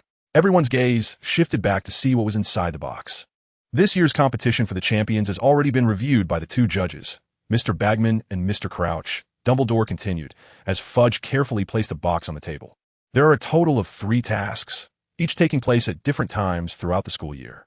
They will test our champions in various ways, testing their magical abilities, their courage and reasoning skills, and, of course, how to overcome danger. At the mention of danger, the hall fell silent, as if everyone had stopped breathing. There will be 3 champions, with each house selecting their representative to participate in the tournament. The judges will score them based on their performance in each task. And in the end, the champion with the highest score will win the Triwizard Cup. As he said this, he smiled mysteriously, drew his wand, and tapped the box 3 times. The box creaked open. Dumbledore reached inside and pulled out a rough wooden goblet, which appeared unremarkable but contained flickering blue and white flames. This is the Goblet of Fire, which will be our method for selecting the champions. Every student wishing to compete must write their school and name on a piece of parchment and throw it into this goblet, Dumbledore explained. The registration period will last from now until tomorrow night, Halloween night. At that time, the Goblet of Fire will select the champions representing the 3 schools. Tonight, the goblet will be placed in the entrance hall, and any student wishing to register can approach it. Furthermore, to prevent underage students from being tempted, I will set up an age boundary in the entrance hall. Any student under the age of 17 will not be able to cross this line. As he spoke, he glanced in Neville's direction. Is he hinting it away for me to cross the age line? Neville wondered. Of course, if any underage student does manage to cross the age line and their name is selected by the Goblet of Fire, we will not reselect. Indeed, Dumbledore provided the answer Neville wanted, and he began to feel eager again. As Dumbledore finished speaking, a wave of cheers erupted from the crowd. The twin brothers even shouted, "Long live the headmaster." Of course, I must remind everyone that anyone attempting to deceive their way across the age line will receive a little gift. Dumbledore smiled slyly, and people certainly did not believe he would actually give gifts. "You're going too far, Dumbledore," Crouch said with a frown. All right, I apologize," he quickly responded. "Now, we will disperse. Those who wish to register can go to the entrance hall." "Good luck to you all," he said, grasping the goblet and leaving first. "Neville, you're not really going to try, are you?" Hermione asked, having noticed Neville's eagerness from the audience. "Yeah, after all, they say there's a big prize." Neville replied with a smile. "Then can I try too?" Ron said absently, looking at the boy.Iven's girl. "You can dream," Hermione snapped. Chapter 117. Champion Selection. Although Neville felt that Dumbledore was hinting at him to participate in the champion selection, he also felt it was inappropriate to openly try to figure out how to bypass the age line set by the headmaster. Hermione thought they should observe how other students approached it before deciding how Neville would register. One by one, older students passed in front of them, successfully and undamaged, crossing the age line to toss their names into the Goblet of Fire. Soon, students from boy.Iven's and Durmstrang arrived, each throwing their names into the goblet. Neville was certainly not the first underage student wanting to try to cross the age line. Under their watchful eyes, adventurers attempted various methods to cross the age line, only to be flung back with long white beards. Among them were some clever ones who tried aging potions or turned their parchment into paper airplanes to fly in, but all failed. Those who tried to cross the age line were sent to the hospital wing, and those who attempted to make their parchment fly and didn't face severe punishment. But their paper airplanes were all turned to ash the moment they touched the age line and were warned by the professors present, being sent to write lines. "Neville, have you thought of any methods?" Ron asked eagerly. "I just thought of a couple. I can give them a try," Neville said, staring at the Goblet of Fire. "Then hurry and try." Professor Moody just left the goblet. He continued to encourage. "Okay, then I'll give it a shot now." Under the expectant gazes of Ron and Harry, he decided to take action, even though Hermione looked somewhat displeased. He took out a small piece of parchment, wrote, "Hogwarts Neville Longbottom," and placed it on the ground. In the curious eyes of the crowd, Neville pulled out his wand and used transfiguration on it. The parchment transformed into a crow. Under Neville's control, it flew straight toward the age line. The other people around looked at him as if he were a monster, as this kind of transfiguration was not something just anyone could do. Someone his age should still be learning to turn mice into teacups. Unsurprisingly, the crow flew over the age line and, under Neville's control, transformed back into parchment above the Goblet of Fire, falling into the goblet. Everyone present who knew him began to applaud his success. The twin brothers, sporting long beards, said with long faces, "If we had known, we wouldn't have needed aging potions." They were among the first to experiment, and after growing beards, chose not to leave but to stay and study how others did it. More and more people began to try Neville's method to throw their names into the Goblet of Fire, but it was clearly not an easy task. Not everyone's transfiguration can flawlessly turn parchment into animals, and the age line set by Dumbledore clearly has a recognition function. Any transfiguration with even the slightest flaw will not be accepted, like a mouse with paper ears. However, many people succeeded, including several slightly younger wizards who met the standards, such as the twin brothers, who then happily bounced off to the hospital wing as they wished. "Let's go." Having achieved his goal, Neville decided to leave. It no longer made sense for him to stay here. Isn't it a bit unfair that you told everyone your method? Ron asked, worried that someone might take Neville's spot. There's nothing to be afraid of. I have confidence in being chosen. Neville smiled at him. Just showing off. Hermione pouted unhappily. She really didn't want Neville to take the risk of participating in the tournament. She had read many books on the subject during this time, and was now quite aware of the risks of the Triwizard Tournament. Don't worry, Hermione, I'll succeed, Neville said confidently. Of course, he was confident, ever since he successfully escaped from the Ministry of Magic and caught a Death Eater. He believed his strength was comparable to that of an adult wizard, especially since he had won against Sirius in direct confrontations a few times. Although this was due to Sirius's long imprisonment and the torment of Dementors, his strength was indeed comparable to that of an adult wizard. Moreover, if someone who had trained hard since childhood couldn't stand out among a group of students, what revenge could he seek? He might as well choke on a Bertie Bott's every flavor bean. He was fully confident he would be chosen. All he needed to do was wait. A short day quickly passed, and after the banquet, all the students gathered in the Great Hall of Hogwarts, waiting for the champions to appear. Everyone sat up straight, with those in the back even leaning forward. Everyone wanted to know who the champions would be. Finally, Mr. Filch brought the goblet of fire to the teacher's table and carefully placed it on the table. I believe everyone is eager to know, so I'll be straightforward. Dumbledore smiled at the students below, then gently tapped the goblet of fire with his wand. The originally blue and white flames suddenly blazed fiercely, as if something were about to be spewed out. Accompanied by gasps from the crowd, the first piece of parchment was ejected from the flames. Dumbledore caught it with his hand, smiled, and read the inscription aloud. The champion of Hogwarts is Mr. Neville Longbottom. He may be young, but everyone present heard it clearly. The Gryffindor table erupted into chaos, with people cheering and clapping, while applause from Ravenclaw and Hufflepuff followed soon after. The applause from Slytherin came last. The chosen champion is asked to wait at the back. Mr. Crouch and Mr. Bagman will explain some matters to you there, Dumbledore said to Neville with a smile, pointing to a corridor behind him. Go on, Neville. Hermione now seemed very happy, giving him a push. I knew you would be chosen, Ron said, smiling widely. We'll be waiting to celebrate you in the common room. Harry also nudged him. Wait for me to come back. Neville smiled at them and walked toward the corridor. As he passed by Dumbledore, Neville exchanged a glance with the old headmaster, who nodded, looking quite satisfied. He then got busy again as the second piece of parchment was ejected from the goblet of fire. The champion of boys.Batons is Miss Fleur Delacour. He announced the second name. And this time, it was somewhat polarized. The nearly all-male audience from boys.Batons immediately erupted into applause, indicating that she might not have a great reputation among the boys there. It's that pretty girl, Ron whispered to his companions, realizing that the chosen one was that beautiful girl with silver hair. No wonder the boys were so excited. Fleur stood up with a bright smile and gracefully walked toward the corridor. The champion of Durmstrang is Victor Krum. Dumbledore's voice rang out again, and the hall became even more lively, as Krum was no unknown person. On the contrary, very few present didn't know him. Oh my God, it's Krum. Neville is going to have a tough time now, Ron exclaimed. No way, Ron. Neville will definitely surpass Krum. Hermione immediately countered him. I also think Neville will win if there isn't a Quidditch event in the Triwizard Tournament. Harry chuckled wryly. He actually had quite a favorable impression of the Bulgarian Seeker, having learned the Wronski feint from him recently, but he still believed that Neville was stronger than Krum because he had never let them down. Krum stood up expressionlessly and strode toward the corridor, his body incredibly strong. If it were a battle, he would definitely come out on top. All right, the champions have been selected. Let us. Dumbledore was about to announce the end of the banquet, but before he could finish, he was astonished to see another piece of parchment ejected from the goblet of fire. He instinctively caught the parchment and slowly read it. Harry Potter. Everyone present was stunned. How could there be a fourth champion? Harry Potter. Dumbledore repeated the name, this time his voice loud enough for everyone to hear clearly. The hall fell silent, then erupted into chaos. People began to whisper, clearly aware of how famous Harry Potter was. But what was this abnormal fourth champion situation? Harry? You actually put your name in without telling me, Ron said with a stiff expression. No, I didn't.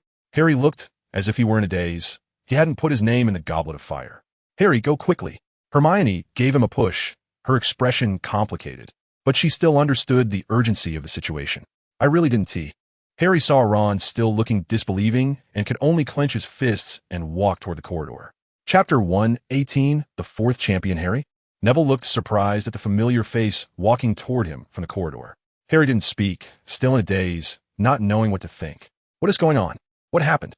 Fleur asked, thinking Harry had come to deliver a message. At that moment, a commotion was heard from behind, and Ludo Bagman entered the room. He grabbed Harry's arm and pulled him over to stand beside the other 3 champions. Unbelievable. He squeezed Harry's arm tightly, causing him pain, murmuring, "This is just unbelievable." He stepped in front of the 3 and said to them, "No matter how many times you think about it, it feels unbelievable. But I still want to introduce to you all the 4th champion of this Triwizard Tournament, Mr. Harry Potter."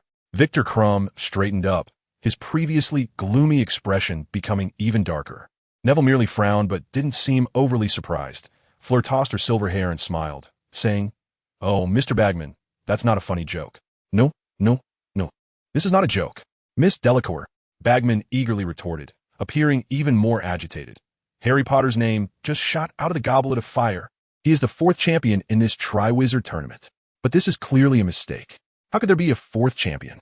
While I admit some people can indeed break the age line," she glanced back at Neville as she said this, "I would never believe it could be such a little guy. He is too small."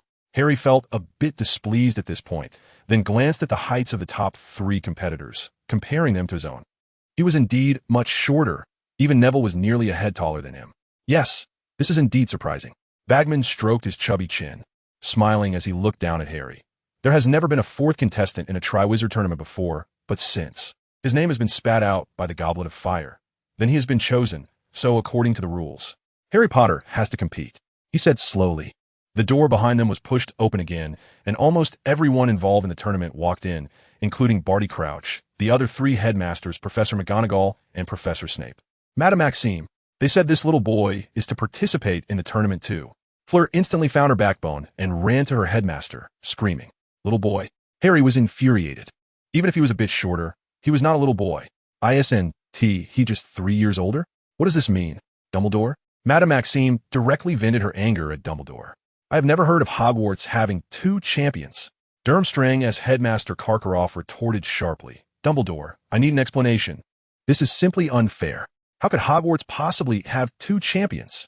Madame Maxime shouted angrily. "Not to mention this. Dumbledore, your age line has crossed more than one person, right? I've heard that this Longbottom's age isn't enough either." Karkaroff turned his gaze toward Neville. "I mentioned this at the time. If someone is indeed chosen but doesn't meet the age requirement, they can still participate in the tournament." Dumbledore calmly responded, his bright blue eyes fixed on Harry, as if he wanted to see right through him. "Oof. When did the quality of Hogwarts adult students become so poor?" Madame Maxime laughed nervously, her voice terribly unpleasant. "Perhaps it's just that I and Harry are too good, Madame Maxime." Neville stepped forward, trying to ease some pressure off the headmaster. "Too good? Nonsense. You must still be half asleep. Even trolls know that the older a wizard is, the stronger their magic. What right do you have at your age to compare with those adults?" Madame Maxime laughed derisively. "But what if that is the case?" Neville was a bit angry, pulling out his wand to do something. "All right, Neville, thank you." Dumbledore interrupted him. "We all believe you." Behind him, Professor McGonagall nodded slightly, while Snape pursed his lips, looking very disdainful. All right. So even if this little guy is your secret weapon, what about this one?" Madame Maxime pointed at Harry, speaking angrily. "Madam, I believe you've heard the story of Harry Potter. Haven't you? Harry has his own unique power." Neville continued. Harry looked at him gratefully, feeling a warmth in his heart. All right, Neville." Dumbledore interrupted him again, and Neville promptly closed his mouth. "Harry, then let me ask you, did you put your name into the Goblet of Fire?" Dumbledore walked in front of Harry, looking him in the eye. "No, Professor, absolutely not." Harry eagerly protested. "Then did you ask any other students to help you put your name into the Goblet of Fire?" Dumbledore continued to ask. "No," Harry said excitedly. "He must be lying." Madame Maxime screamed. "I am not lying." Harry finally erupted, shouting at her.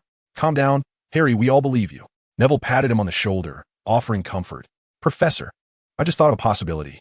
He then said to Dumbledore, "Oh, let us hear it. Is it possible someone is framing Harry?"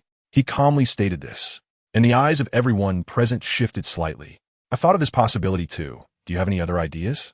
Dumbledore nodded and asked, "First, let me ask you a question.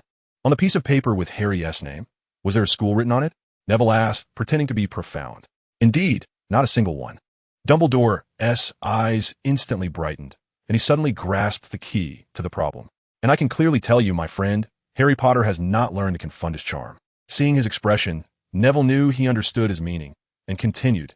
Now Professor McGonagall and Professor Snape also understood what he meant, both frowning. Although Harry didn't understand Neville's meaning, he suddenly felt relieved for never having learned the Confundus charm. What is going on? Can someone explain? Madame Maxime screamed again, appearing even more agitated, as Harry's earlier shout had made her very angry. Longbottom means someone used the Confundus charm to deceive the Goblet of Fire, causing it to mistakenly believe that Potter was a student from the fourth school. And the student from the fourth school was only him, so he would naturally be chosen. Snape explained with a sneer. Now Harry understood, but he was still confused about why someone would frame him. Who was it? Was it Voldemort's people? Since we all understand what is going on, then Mr. Crouch, Mr. Bagman, you two are the more, objective judges among us. Do you think Harry Potter should participate in this Triwizard Tournament, or not? Karkaroff asked slickly, and it was then that Harry realized Crouch was also in the room. We must adhere to the regulations. The regulations clearly state that any student whose name comes out of the Goblet of Fire must participate in the tournament. Crouch said in a monotone that could put someone to sleep, his expression looking very stiff, as if he had aged 10 years. Hey, Barty knows the regulations by heart, Bagman said with a smile, glancing back at the other two headmasters who were still angry, thinking the issue was resolved. Then we must reselect. Our school must also have 2 champions. Karkaroff's voice changed, becoming very hoarse, his expression extremely ugly. But that might not be possible. The Goblet of Fire has just extinguished, and the next competition can only ignite again. Bagman said softly, the next Triwizard Tournament. Durmstrang will definitely not participate. Karkaroff exploded. We've held so many meetings, made so many negotiations, and now it's turned out like this. Empty threats. Karkaroff. At that moment, another person burst through the door, roaring, you and your students cannot leave. The chosen one is bound by a magical contract. You must complete the tournament. It was Moody who limped in and shouted at Karkaroff. When he came in, Neville clearly saw Karkaroff and Snape's hands tremble unnaturally at the same time. Chapter 119. The wand test. As soon as Moody entered, he got into a heated argument with Karkaroff. Although Karkaroff was in the right from the start, he was clearly at a disadvantage. Moody was simply too dominating. Moody immediately got to the crux of the matter. This incident was an attempt to frame Harry, rather than Hogwarts wanting to have 2 champions. By the end, both sides were red in the face and on the verge of physical confrontation when Dumbledore finally stepped in to stop them. I think we should listen to Barty's suggestion. After all, his fairness is well known. People turned to the shadowy figure of Barty, who still showed no expression, looking almost like a zombie. Mr. Crouch suddenly seemed to wake up at this remark and said, we must adhere to the rules. No one can withdraw from the Triwizard Tournament. His voice was deep and harsh, even more dreary than Professor Binns. Bagman jumped in again, looking pleased. See, I told you we have no choice. Harry Potter must compete as a champion in the Triwizard Tournament. At this, Madame Maxime and Karkaroff finally stopped arguing and looked at them angrily, waiting for the next step. Well then, Barty, why don't you explain the tasks? Bagman said with a smile, as if Harry becoming a champion made him very happy. The tasks. He slowly stepped out of the shadows and walked up to the 4 champions. The first task will test your courage. So we're not going to tell you what you'll face next, since facing the unknown is part of courage. He said mechanically, like a robot. The first task will take place on November 24th, and all students and teachers will be able to watch. During the competition, professors cannot assist or provide help in any form. No one can, and you must complete the tasks independently. Only 1 wand is allowed. No other magical items are permitted in the arena. The second task will be announced to all champions after the first task is completed. And due to the high difficulty of the competition, all champions will be exempt from all exams this academic year. I think that is all, Dumbledore. He asked Dumbledore beside him. Yes, that is all, Barty. Thank you. Dumbledore nodded with a smile. Then we will disperse. I think Mr. Longbottom and Mr. Potter will have a celebration banquet tonight, he said to everyone, and Professor McGonagall nodded with a smile. The others, except for Moody and Bagman, wore unpleasant expressions. And of course, Barty still had a zombie-like face. Karkaroff said with a final harsh remark, Crumb will show you that even one person can easily win. He dragged Crumb away. I hope you realize your mistake, Dumbledore, Madame Maxime said to Dumbledore, then also pulled Fleur away. Professors, we'll head back now. Neville bowed to them and pulled Harry back. Don't go running around anymore. Moody chuckled threateningly. I'll be careful, Neville said awkwardly, laughing as he pulled Harry away. Do you trust me, Neville? You believe I didn't put my name in the Goblet of Fire, right? Not long after they went out, Harry asked him eagerly, Harry, your memory is fading. Just remember that the idea of someone framing you as mine, Neville said, looking at him amusingly. All right, I forgot, sorry. Harry quickly apologized for his doubts and mistrust. I believe everyone can understand you. But now we've become rivals. I want to go easy on you. Neville smiled at him. Of course not. To be honest, I did want to participate a bit, Harry said, blushing. But reality cruelly slapped Harry in the face. One of his best friends, Ron, didn't he believe that he hadn't put his name in the goblet of fire and kept complaining about why he hadn't been invited. Neville had no way to handle this. He didn't know what to say, as Ron was just like that and wouldn't listen to anyone during this time. From that day on, Harry's miserable life began. Many people thought he was chosen by cheating, which led to him facing countless glares every day. Even with Neville and Hermione trying to explain, it was useless. In desperation, he had to tell everything to Sirius, who became furious upon hearing it and immediately wanted to use flu powder to go to the school. Harry managed to talk him out of it. Neville's situation was quite different. Everyone in his grade knew he was powerful, and almost everyone in Gryffindor knew as well. The news spread gradually as Neville was chosen as a champion, and it even became more exaggerated. From Neville being able to take on an adult wizard alone to being able to defeat an entire team of Aurors and even slay a dragon. The more Neville heard, the more he felt something was off, and he finally found the root of the problem, George and Fred. All the rumors originated from them. There were only about 20 days of preparation for the first task, and during this time, Neville underwent comprehensive training, whether it was transfiguration or defensive spells. He even came up with a new idea through his animagus form and mastered it completely, preparing to surprise everyone on the day of the competition. The day after the champion selection, during potions class, Neville and Harry were called out of the potions classroom, leaving under Professor Snape's murderous gaze, and went to an empty classroom for a so-called wand check with the other champions. When they arrived, the other two were already there. Krum still wore his stern expression, while Fleur turned her face away from them, as if they were something filthy. There were 3 other people present, familiar old friend Bagman, an unfamiliar witch, and a gloomy-looking wizard holding a camera. Seeing them arrive, Bagman immediately welcomed them enthusiastically. It seems all the champions are here.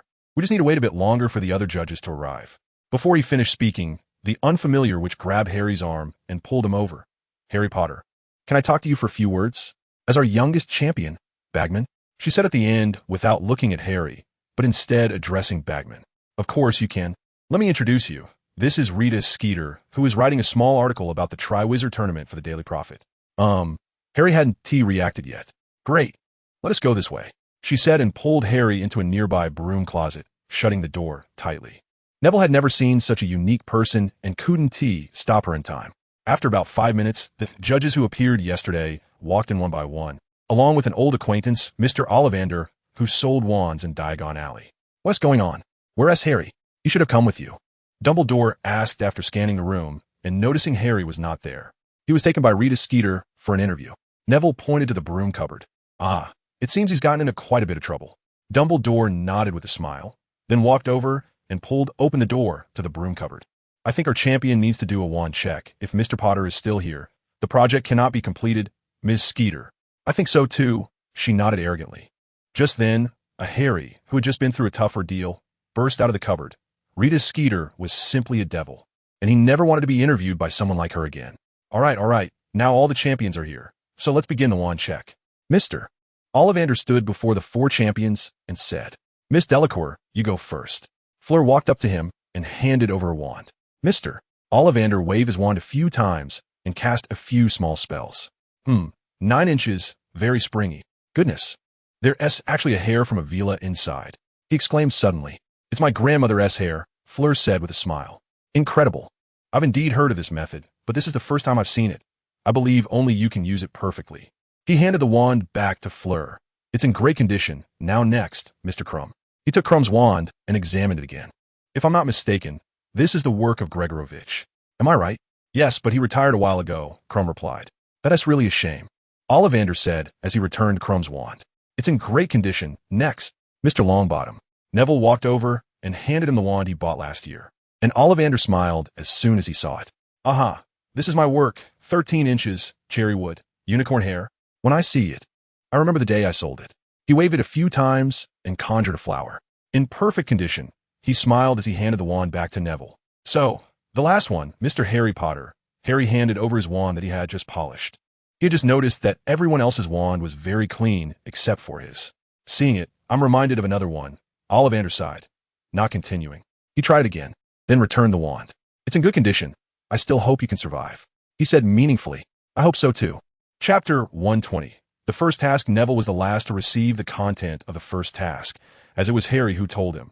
He personally went to see it. Hagrid took him to visit Charlie and his friend's camp, a place Hagrid was reluctant to leave. There were 4 vicious fire dragons kept here, all of them mother dragons in the egg-laying period. Harry felt chilled all over when he found out. He pondered all night, but couldn't think of a way to deal with the dragons, which caused him to be scolded by Professor McGonagall the next day for dozing off in class. Potter, even a champion cannot sleep in my class. Do you understand? Neville, on the other hand, thought of some ideas. He first got some dragon hide from his collection and then used various offensive spells on them. The results were mostly the same, and only a few actually worked. This was just dragon hide, and if it were a real fire dragon, it would probably be impossible to even trim its nails, even using the killing curse. Speaking of which, the killing curse doesn't seem to count as physical damage. Maybe a slicing spell would be better for trimming nails. Then he thought of the thing he was currently forced to be best at, transfiguration. It was impossible to bring out his animagus form, so he had to find a way to defeat the fire dragon using transfiguration. After all, his strongest weapon was sealed, and unless he wanted to be thrown into Azkaban, that flame that looked like dark magic would definitely not be usable. Hermione thought about helping him after getting the news, but he rejected her, feeling quite good about himself while doing so. As a result, that afternoon, an angry Hermione went to help Harry, even ignoring him. This backfired. Neville wanted to prove his strength even more, and instead, he didn't talk to Hermione, who seemed to want to reconcile with him. A cold war began, with Harry caught in the middle, feeling uncomfortable. Just days ago, he was in a cold war with Ron. Now, it was his turn. But he also received good news that the person who told him to find Hagrid was actually Ron, who wanted to pass the message to Harry, but was too shy to come forward. This was undoubtedly a huge encouragement for Harry, whose friendship had been strained. He became more diligent in searching for ways to defeat the fire dragon and even got the standard answer from Sirius, the disarming charm. The day of the competition quickly arrived. Harry fell asleep only after drinking Neville's potion of life and death, feeling extremely nervous, almost forgetting to bring his wand. But fortunately, Neville reminded him. They arrived at the original Quidditch pitch, which was already filled with spectators. The middle of the field had been transformed into a complex terrain, with many oddly shaped stones forming a circle, and in the center were several eggs larger than the Quidditch balls, 4 of which were golden. Harry and Neville went to the tent where the champions were. Fleur and Crumb were already inside, along with another familiar face, Ludo Bagman. "Oh, Harry, Neville, you're here. Our youngest champions." He jumped up like a spring upon seeing them and pulled Harry's hand to bring them to the other 2 champions. Crumb had a serious expression, showing no other emotion, while Fleur looked pale. It was clear she had learned about the competition's task early on. Very good, very good. Our champions are all here.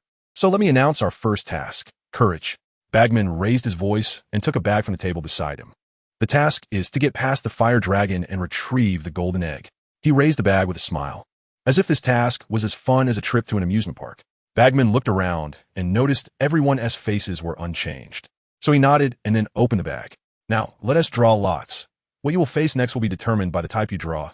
Come on, ladies first," he said as he held the bag up to Fleur, untying it. Fleur trembled as she reached into the bag and pulled out a small, exquisitely crafted dragon model. "It's a Welsh green," Bagman said with a smile. "Miss Delacour, you're second." He pointed to the model's neck, which had a tag that read, "Number 2. Next was Crumb, who didn't even look at the bag and boldly pulled out a bright red little dragon. "It's a Chinese fireball," Bagman explained again. At this moment, Harry was still a bit dazed. Neville nudged him, and he quickly reached into the bag. "Aha, it's a Swedish short snout. You're number 1, Harry," Bagman said with a smile, but Harry could no longer hear what he was saying, his mind filled with the methods Sirius had taught him. Neville reached out one last time and took out the final model. He knew what the last one would be because Harry had told him. It was a Hungarian horntail, which would be tougher to deal with compared to the other dragons, as its tail was covered in spikes, and even a casual touch could land someone in ST. Mungos for days. "Great, we all have ours. Next, when you hear the whistle, you go out, okay? You're first, Harry," Bagman said with a smile, pulling Harry to the tent entrance, then quietly asked, "Harry, how are you feeling?" His expression was like that of a caring father. "What?" Harry didn't quite catch on and shivered slightly. "I mean, do you have a plan in your head? Can you handle it?" I should be able to, Harry replied. It's good to see a young man with confidence, but you're clearly at a disadvantage right now. I think you'll need a little help. Want to you? No. No, I don't need it, Harry said hurriedly.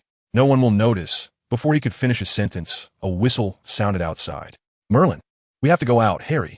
Bagman ruffled his hair and dashed out with Harry. Good luck, Harry, Neville whispered. But the people inside the tent might need encouragement even more, as they could hear the commentary outside and the gasps from the audience. Each heart raced with those sounds, fearing something might go wrong. Neville could only hope that Sirius's method would be effective. Oh my, this is working brilliantly. The commentary suddenly rose several decibels, and Neville could picture Bagman's animated round face. What a pity, he almost succeeded. Bagman sighed again. Neville felt annoyed listening, so he plugged his ears and focused intently on the Hungarian horntail model in front of him, as the little dragon bared its large mouth and flapped its wings. Minutes passed, and even blocking his ears didn't help as the cheers soared to the sky.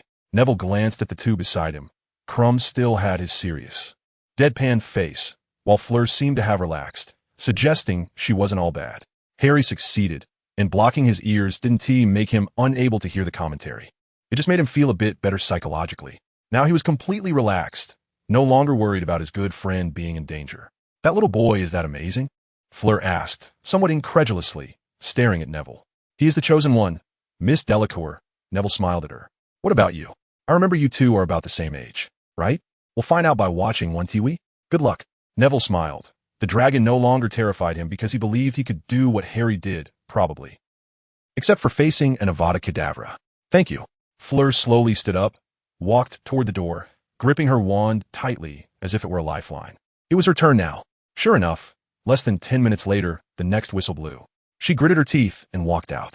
Now, only two people were left in the tent. Crumb stared at the floor, deep in thought, while Neville smiled, even preparing to give that dragon a big surprise. After another 10 minutes, the third whistle sounded. Crumb shook his arms and walked out. Now entering the arena is Mr. Crumb. Bagman's voice announced. Inside the tent, only Neville remained.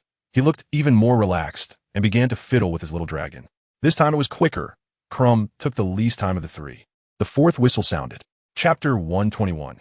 Mr. Longbottom's performance. Neville felt at ease. He was in great spirits because the script had long been written, and he had practiced countless times. Even if the plan failed, it didn't matter as he had plenty of backups. He walked out of the tent lightly, heading toward the arena, where a fierce dragon was coiled in the center, baring its teeth at the audience. If it weren't for the need to protect the dragon eggs nearby, it would surely charge and tear those people apart. Now it's time for our final warrior from Hogwarts, Neville Longbottom, Bagman exclaimed excitedly, as if he were a fan of Neville's. He is 14 years old and is in the same class as another warrior from Hogwarts, Bagman announced, putting on a feigned, shocked expression. Sure enough, the crowd erupted in murmurs. Those who didn't know Neville looked puzzled. Harry Potter was one thing, being the chosen one, but what about this one? Mr. Longbottom will face the Hungarian horntail. This is the fiercest dragon in this competition. Obviously, Mr. Longbottom's luck was somewhat lacking. So let us see how he deals with this big guy. He continued with animated commentary. Good. We see Mr. Longbottom is very calm. He isn't approaching the dragon. But goodness, he cast the disillusionment charm.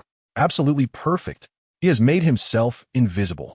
Even I, a former Quidditch player, can't see where he is. The disillusionment charm was not Neville's trump card. It was merely a precaution. The real show was about to begin as he transformed the scattered stones around him into little sheep. He made them walk slowly toward the dragon. Merlin, what am I seeing? Is Mr. Longbottom trying to use these sheep to lure the dragon?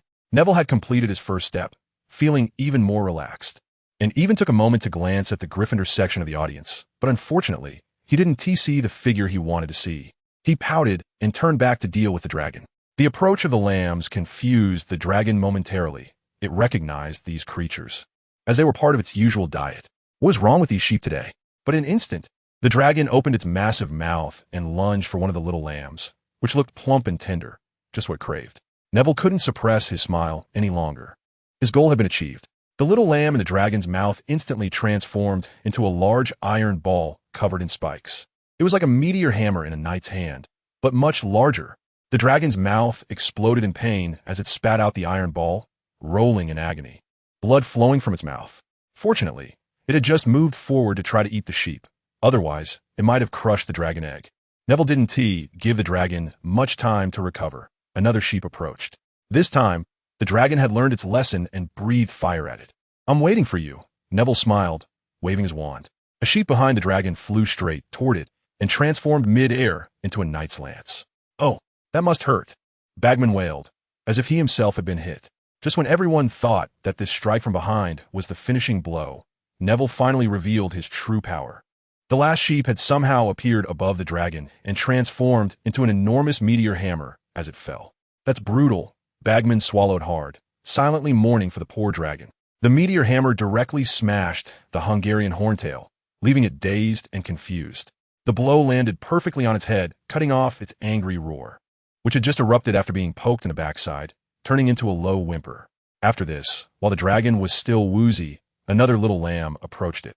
It no longer dared to touch such a terrifying creature, let out another whimper, and weakly flapped its wings, flying clumsily into the sky, and ran away. No one expected the outcome to be like this, nor did anyone think that Neville would resort to such a violent method. But Neville knew that the dragon's departure was only temporary, and he didn't have much time left, so he had already set off and was now touching the golden egg. He dispelled the disillusionment charm and held the golden egg above his head. He succeeded. The 14-year-old warrior, although not the fastest, he was undoubtedly the most powerful. He succeeded. Bagman's voice echoed through the sky, genuinely admiring this warrior. "Did you see that? Did you see that, McGonagall?" A lady in the teacher's audience was tugging at another lady's sleeve, excitedly calling out. I saw it, but you have to remember, his transfiguration was taught by me." Professor McGonagall managed to break free from her grip, almost dizzy from Mrs. Longbottom's shaking, but she couldn't help but feel happy for Neville. The cheers from Hogwarts grew even stronger, drowning out Bagman's loud commentary. The poor Hungarian horntail did not return to the arena, but was completely controlled by Charlie and the others outside the venue, and due to its own state, they subdued it without much effort. Neville walked out of the arena a bit nervously because he did not find the figure he wanted to see in the audience. He felt a bit lost. Although his grandmother was there, he felt somewhat empty inside, until, "Great job, Neville. I knew you would make it. You were the best performer." A girl ran over from the entrance, wanting to give him a hug, but abruptly stopped with her arms half open. "Thank you, but I told you not to help. After all, I'm a bit stronger than Harry." Neville smiled, genuinely happy, filling the emptiness in his heart. "Sorry about that, Mr. Stronger." Harry playfully slapped him, and then the two high-fived. Harry had passed using several combination spells. He first made the dragon charge at him, then used a stunning spell and tripped it. Ron suddenly chimed in, "Unfortunately, that dragon kept whipping its tail near the dragon egg. I waited for quite a while to grab the golden egg. Almost got hit." Harry continued. "Oh." Neville looked at Ron in surprise. "Good method," he told Harry. "I really didn't think of the stunning spell. That method was actually taught to me by Sirius." Harry said bashfully. "So you practiced the stunning spell with Hermione for a long time?" Neville asked, his voice dry, suddenly feeling a bit envious. "Yeah, and also the obstacle charm and the concussion charm. Hermione found a lot of things for me to experiment with." Harry noticed Neville's increasingly strange expression and stopped talking. "That Beauxbatons girl used a kind of hypnosis spell. She almost succeeded at first, but the dragon woke up at the last moment and nearly tore her apart." Hermione spoke up in time. "Hypnosis spell? I've thought about it, but considering the audience and the commentary." Neville said he indeed had considered it and had practiced the kind of hypnosis spell. Crumb also used the stunning spell. Harry continued. "But he was faster than you?" "Harry," Ron exclaimed. "Indeed. He charged at the dragon egg immediately after using the stunning spell. Unfortunately, the dragon egg got broken a bit, which might cost points," Hermione said to Neville. "No wonder he was so fast," Neville muttered. "But no one has your flair, Mr. Stronger," Harry laughed. "Yeah, you scared off the dragon. They will definitely give you the highest score." Hermione chuckled as well. But the result was shocking. Neville's score was actually the same as Harry's, tied for first place. Dumbledore gave him 10 points, but Bagman only gave him 9, even though he clearly had given me 10. "This is unfair," Harry nearly protested. Crouch, however, helped him correct the score, giving him a 10, while Madame Maxime gave everyone 9 points, and Karkaroff was the worst, giving Harry and Neville each a 5. Ron was ready to roll up his sleeves and protest right then. "Looks like Mr. Bagman likes you more, Harry," Hermione suddenly blurted out, regretting it as soon as she said it. Luckily, Neville helped her out. "It's okay, Hermione. Maybe Mr. Bagman thinks Harry's performance better demonstrates courage. After all, I used the disillusionment charm," Neville said, a bit frustrated. He initially wanted to achieve the best score, but now, looks like our Mr. Stronger is lacking confidence? Do you think the second task will tie with me again? Harry patted him on the back. How could that be? I'm not just stronger, Neville said with a very cocky smile. Chapter 222. The mysterious golden egg. The Gryffindor common room became lively again. The twin brothers launched and hosted a feast once more, bringing back countless foods from the kitchen, making one wonder if they had done something to the house elves. How can they do this? The house elves are already working so hard. Hermione protested alone in a corner. Neville seized the opportunity to slip out and sat next to her. What's wrong? So angry? I mean George and Fred. They must have forced the house elves to make all this food. It's so unfair to them. The girl didn't vent her anger on him this time, and her tone even had a hint of shyness. Neville looked at Hermione's slightly flushed face, momentarily stunned. I just heard them say that they originally only planned to take some bread and butterbeer, and the other food was prepared by the house elves after hearing about Hogwarts' victory in the first task. He turned his face away, not daring to look at her. Is that so? Hermione also turned her face to the other side. Yes, maybe the house elves were preparing to congratulate us, Neville said very awkwardly, as if reading from a script. I see. Hermione lowered her head, seemingly interested in the pattern of the carpet beneath her feet. For a moment, Neville didn't know what to say, so he just sat there blankly, looking at the carpet too. The content of the second task. Do you have any clues about what's in that golden egg? After a while, the girl spoke first. I haven't looked. I put it in my pocket. Do you want to see it?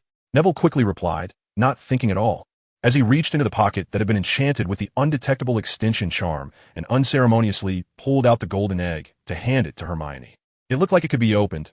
Hermione took the golden egg and examined it carefully, then discovered a crack that could split the egg in half, along with a groove above it that seemed to beckon her to pry it open. Do you want to give it a try? With a topic to discuss. Neville finally relaxed and became less stiff. Sure, Hermione smiled and reached for the groove, applying little effort to pry it open. The golden egg opened, and inside there was nothing except a horrifying scream that was enough to make someone drop their wand in fright. The lively party was instantly interrupted, and everyone covered their ears, turning their gaze towards the source of the noise. The creator of the noise was already at a loss. She even shivered and nearly dropped the golden egg. Neville quickly caught it, which silenced the noise. What happened? Ron shouted over. Hey, when did you record Percy singing? George came over, looking quite interested. Harry also rushed over and immediately spotted the golden egg that Neville was holding. I didn't mean to. Hermione looked flustered. I didn't know it would do this when opened. It's not your fault, Hermione. I was the one who wanted to open it. Neville stood up, holding the golden egg in both hands, trying to shield Hermione, but stumbled over the carpet and nearly fell. Hey. That can't be a hint for the next task, right? Fred immediately understood upon seeing the golden egg. If Bagman is right, then it might be. Neville looked serious. He hoped he wouldn't have to face something terrifying, like a ghost. No way. Ron also ran over, exchanging a surprised glance with Harry, both recognizing the shock in each other's eyes. Should we listen to it again? Neville asked Harry. Can we? Harry looked at the circle of curious onlookers, all wearing eager expressions. Let's listen to it again, Neville. Maybe we can figure something out, George encouraged from the side. Then, I'll open it again, Neville said, and he reopened the noisemaker. This time, it was different. The scream indeed had a mysterious quality to it. Neville could clearly hear changes in the syllables, indicating that it was a language. Everyone set aside their complaints about the noise and actively helped the champions analyze the scream-like sounds. However, by the time the entire thing played out, no one had a clear answer, and they began to speculate eagerly. It must be a ghost, Dean declared confidently. You guys must have to pass by Ghost. He held a pipe he had somehow acquired, and his hat had been transformed into a deer hunting cap. If it weren't for his dark skin, one might think he was cosplaying Sherlock Holmes. Yeah, I think so too. Dean's good friend Seamus immediately chimed in. Could it be the screams of someone being tortured? Harry asked. Impossible, Harry. I haven't heard of the Triwizard Tournament intentionally harming anyone. Hermione was back to her usual knowledgeable self. Could it be some sort of password? I feel like those sounds are trying to say something, Neville speculated. Oh, a password. The twins exclaimed in unison. That is unlikely. Would anyone really scream just to set a password? Hermione shot a sharp look at Neville, making him instinctively shrink back. What do you think, Hermione? Neville asked. It could be a language of some creature? Maybe it really is a ghost, Hermione said, and she suddenly pulled out a book titled Walking with Ghosts and began flipping through it rapidly. I've never seen a ghost, Neville pouted. If this ghost has brown hair, then I'm doomed, he thought to himself, carrying the golden egg towards the common room door. Neville, are you going out this late? Harry saw him and asked quietly, "Yeah, I want to go to the library and see if I can find something relevant before curfew. Then I'll go with you," he said, quickly following behind. The two walked toward the library, with only Ron knowing where they were headed, while Hermione was still engrossed in her book. "Neville." They hadn't walked long when Harry spoke up. "What is up? Do you remember, before school started, Sirius said there would be a dance during Christmas?" "Ah, if you hadn't reminded me, I would have forgotten." Neville stopped suddenly, feeling an impulse. "I asked Professor McGonagall, and she said as champions, we have to attend the dance and dance." Harry's face turned slightly red, as if he was thinking of someone. "You're on such good terms with Hermione. You'll definitely invite her, right?" Harry suddenly asked, nearly choking Neville. "Cough, cough." "Of course," Neville replied stiffly. "Do you have any tips on inviting a girl?" Harry's face reddened even more, but Neville didn't notice at all. "What else? Just ask her out. Invite her privately." "Oh, but what about those girls who are always together?" Harry asked. "Just use magic to separate them, right?" "Harry, I remember you have an invisibility cloak," Neville said. "Harry, is that really okay?" He hesitated. "It should be fine. I mean, Hermione usually doesn't hang out with those girls anyway." "Harry, wait, Harry. Do you have a target now?" Neville suddenly realized and asked, catching on late. "Cough, cough. Don't tell anyone." Harry choked again. "When you invite her, remember to call me. I'll help." Neville suddenly became very excited again. His spirits lifted as he strode toward the library. "Thanks in advance," Harry said with a bit of helpless laughter. "No problem. We're friends, right?" The library soon came into view. Madame Pants seemed to be in a good mood, even cheering for the two champions.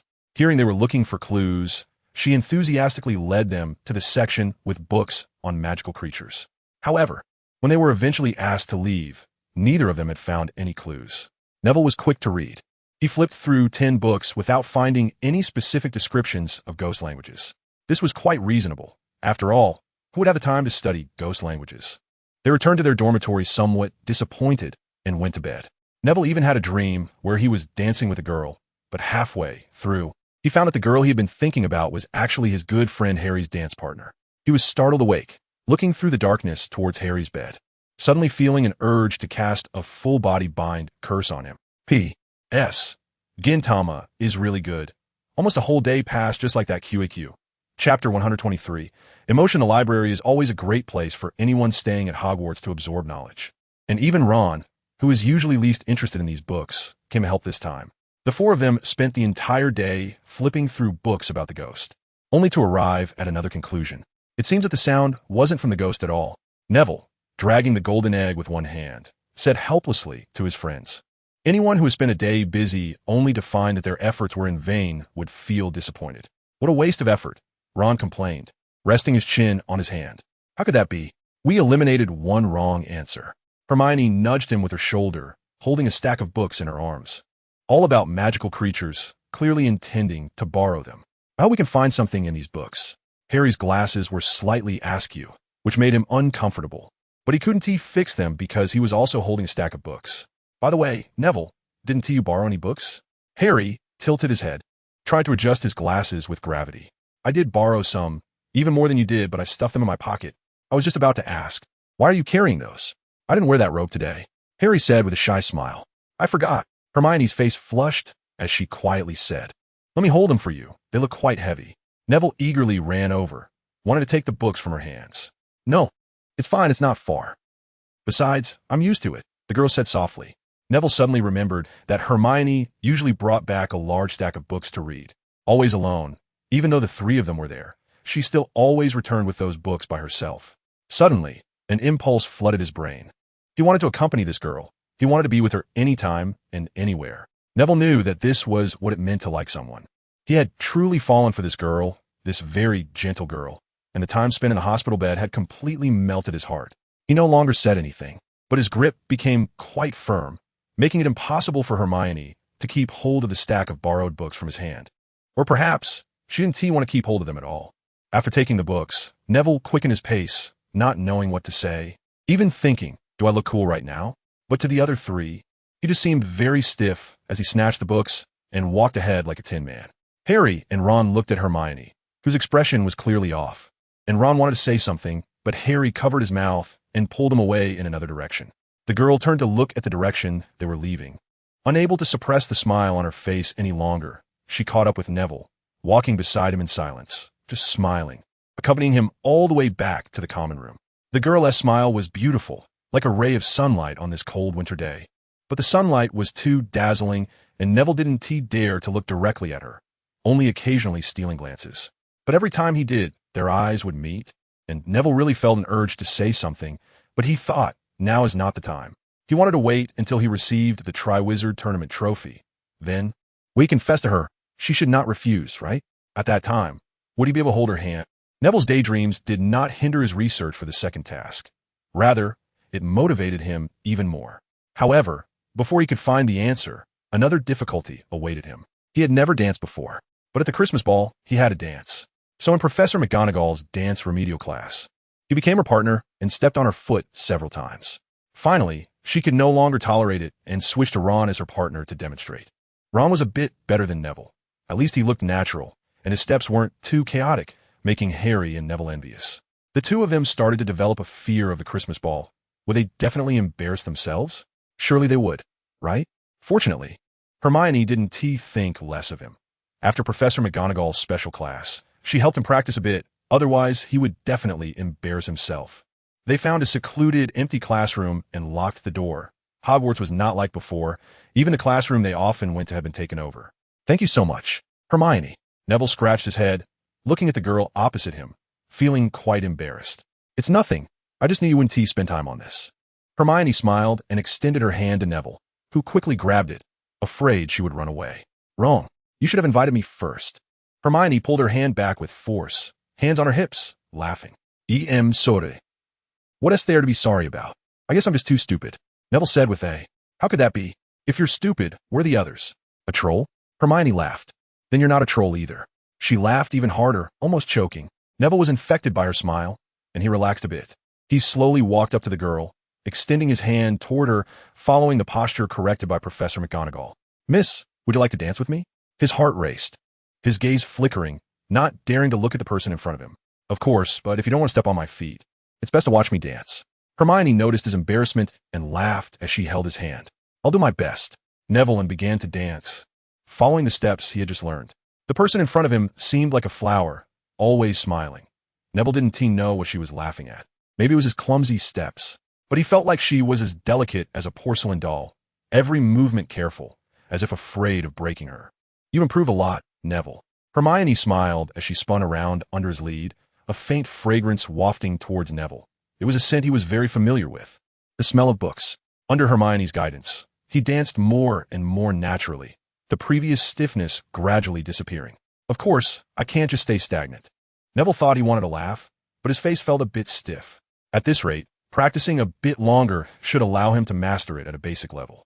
Looking at the happy girl in front of him, Neville suddenly noticed that her eyes were slightly darkened, and her eyes were a bit red and swollen. She must have stayed up late. He should have noticed it earlier. She must have stayed up late researching for the second task. Thinking of this, Neville couldn't help but feel the heaviness of his body and the lightness of the girl in front of him. She was so light, like a flower, that a gentle breeze could make her disappear. Neville shook his head, erasing this ridiculous thought from his mind. Hermione was not weak at all. How could she be like he just imagined? You're distracted. Hermione spoke up, saying that Neville had stepped on her foot. I'm sorry. I'm sorry. Neville realized he had been a bit distracted. Should we continue? Hermione asked, noticing that Neville's mind was completely off dancing. But call it a night. We should head back. You need to get some rest. Neville reluctantly let go of her hand, feeling that Hermione's hand was like a piece of cotton, soft and warm. Are you tired? Hermione asked. No, but you are, Neville instinctively replied. Then there was a moment of silence. Hermione felt a bit at a loss and didn't know where to look. Seeing her like this, Neville felt he should say something. He thought hard for a long time and finally came up with something to say. He walked over to her and slowly began to speak. Hermione became even more flustered at his demeanor, her face flushing slightly. You should rest early. I heard Fred say that staying up late is a beauty enemy. Hermione's expression changed in an instant, and then she helplessly shook her head. All right, I got it. Chapter 124.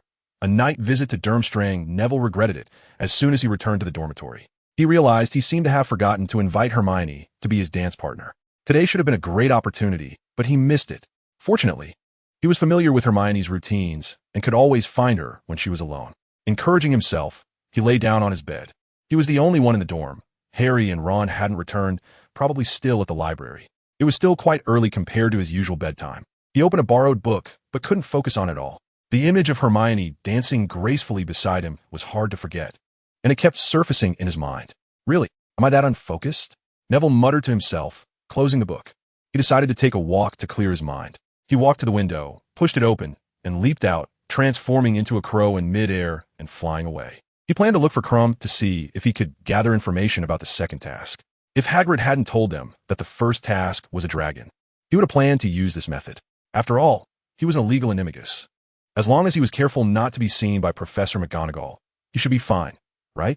Hopefully, maybe he should also be wary of Professor Moody. Who knows if that magical eye of his can see through animagus transformations. He glided through the night sky and soon arrived at the place where Durmstrang was located, their large ship. Neville carefully observed his surroundings. There weren't many people nearby, and the few he saw looked like Durmstrang students, none of whom he recognized. He landed lightly on a nearby tree, finding a good angle to observe.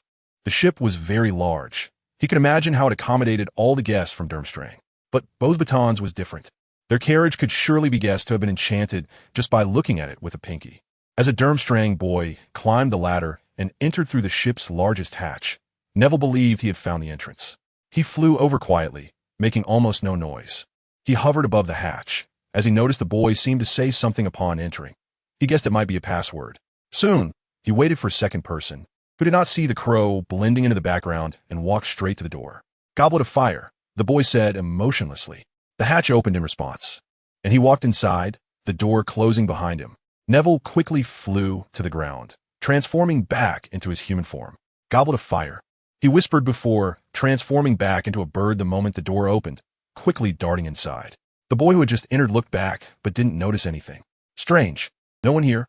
He wondered, peering outside the door, and upon confirming it was indeed empty, he turned back into the room. He certainly wouldn't notice the little crow that darted into a corner at lightning speed. The ship's main color was black, providing the perfect camouflage for Neville. He believed that as long as he found a corner to hide in, no one would be able to find him. Inside the hatch was a not very long corridor, with 3 doors on each side. Neville followed the boy all the way to the end of the corridor. At the corner, there was a staircase leading down. It seemed their living quarters were below. The boy walked down at a leisurely pace, and Neville followed him down where there was another corridor. However, it was significantly longer. With more than 10 doors on each side, this corridor was clearly much longer than the ship itself. It seemed to have been enchanted as well. He wondered if it was the same extension charm he was familiar with. The boy barely took a few steps before opening a door and entering. In an instant, Neville caught a glimpse of the room's layout. Each room had 4 beds, making it clear that finding Crumb would take some time.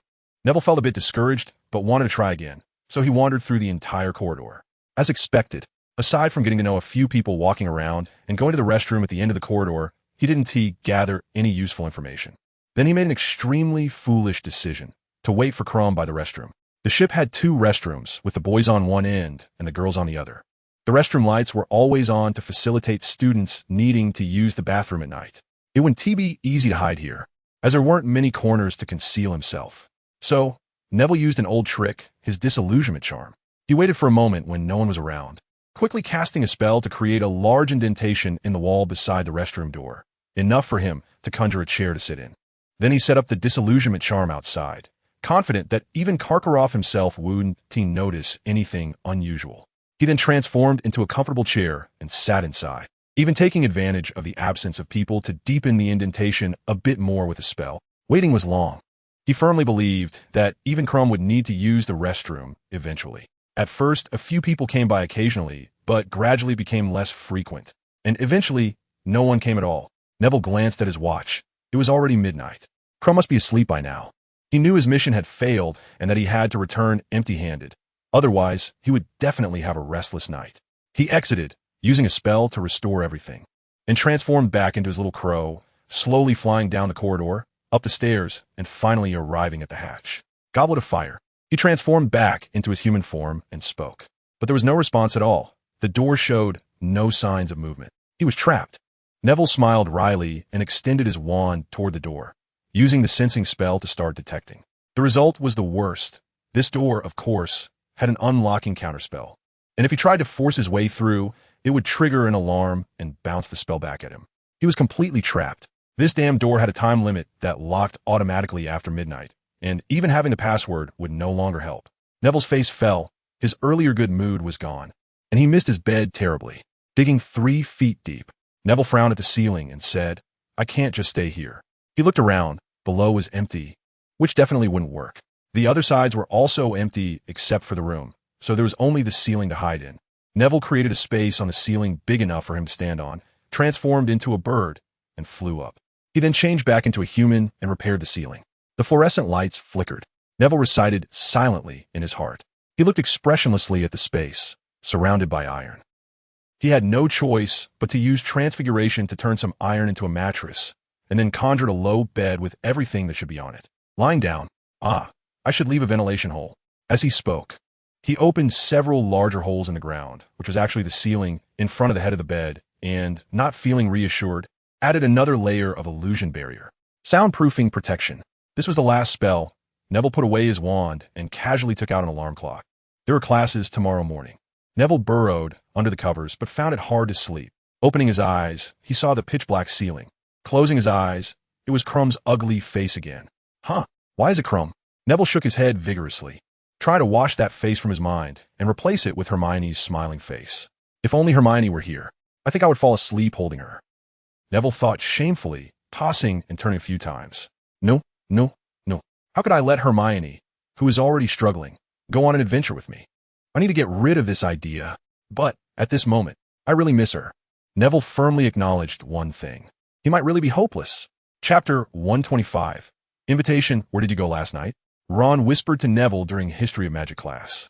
He had almost stepped in just as the class bell rang, nearly being late. It's hard to explain. Neville rubbed his eyes, the dark circles around them clearly indicating his sleep situation from last night. Did you not sleep at all? Harry leaned over to ask. I did sleep a little. At this moment, Neville regretted not bringing a sleeping potion when he went out yesterday. He had been stuck on the ceiling almost all night and only passed out due to the thin air. Fortunately, he rolled over in his sleep to a position very close to the ventilation hole. Otherwise, he feared he would have perished there. Hogwarts warrior mysteriously disappears. Found on the ceiling of the Durmstrang ship. Just thinking about that news headline made his head spin. Dumbledore would probably have to fight Karkaroff. No, maybe Dumbledore wouldn't, but Professor McGonagall definitely would. The alarm clock didn't wake him. It was the sound from his ship that finally roused him. Upon waking, he rushed to the classroom and thankfully wasn't late. Hermione was sitting not far from the three of them, looking at them with a very unfriendly gaze. Neville smiled at her sheepishly, but the girl huffed and turned her head to look at the blackboard. I went to gather information last night, Neville quietly told the two. Gather information? Yeah, you know about my thing. He waved a hand, and the other two instantly understood. So, I wanted to see if I could get news about the second task from the other champions. So, did you succeed? Ron asked excitedly in a low voice. And Hermione quickly moved to sit beside Ron to hear what they were saying. Only in History of Magic class did they dare to be this reckless. As the professor was an old ghost with poor eyesight and hearing. I failed and got stuck on their ship, which is why I came back late, Neville explained. You weren't hurt, right? Hermione's voice came from beside him, startling Neville. He quickly turned his head. The girl had forcibly switched seats with Ron, who was now glaring in protest. No, of course not. Neville chuckled awkwardly. Really, you should have told us about such dangerous things beforehand. What if you got caught? The girl said haughtily. I'm sorry. I'll tell you next time. Next time? No, I won't dare. Do you know how angry we were when you suddenly disappeared? The girl said at last, forcibly changing her wording. I used to do that all the time too.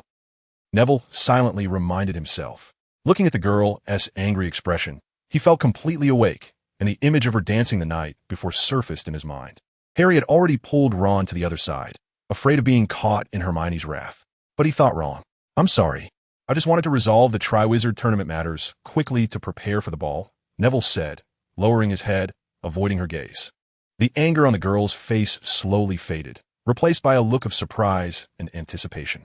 Hermione, will you go to the ball with me? After a long time of mental preparation and solitude, Neville finally made his advance.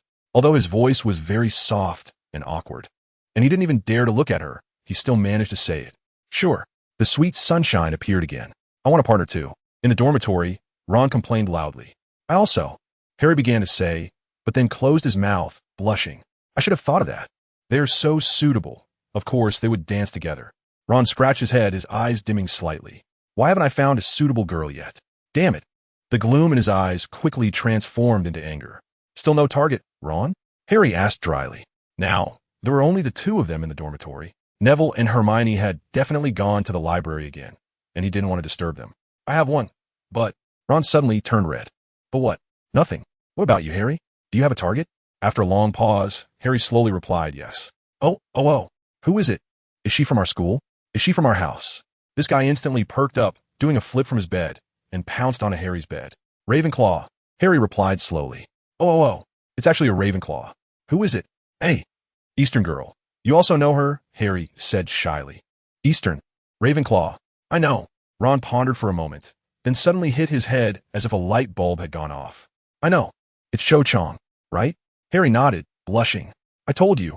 Don't hide it. Harry grumbled a few sentences in dissatisfaction. Aye, okay.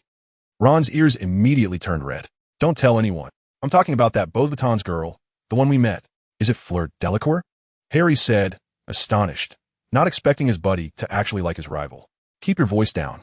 Ron's face turned beet red as he covered Harry's mouth. I just think she is pretty. Is that wrong? He muttered quietly, a strange whimper escaping his throat. Of course. Sure. Harry nodded and began to recall whether he liked Xiao Zhang because she was pretty, and found that it was indeed the case. So, let's set off now. Let's invite the girls to the ball. Even Neville, that silly goose, succeeded. Why can't we find a partner? He suddenly stood up passionately, tightly clenching his right fist. WH. What do we do? Harry also stood up, looking at him excitedly. Of course, we help each other. You and Parvati are both brave, so you can help me invite her out. But you have no connection with Chio. Harry said worriedly. It doesn't matter. I'll trick her into thinking Professor Snape is looking for her. Ron gave Harry a thumbs up. She'll be scared, right? Harry was a bit concerned. Then how about Professor McGonagall, since she's our head of house? Ron extended a fist. It's settled then. Harry also extended his fist and bumped it with his. In the library, Neville was sitting side by side with Hermione, each holding a book about magical creatures.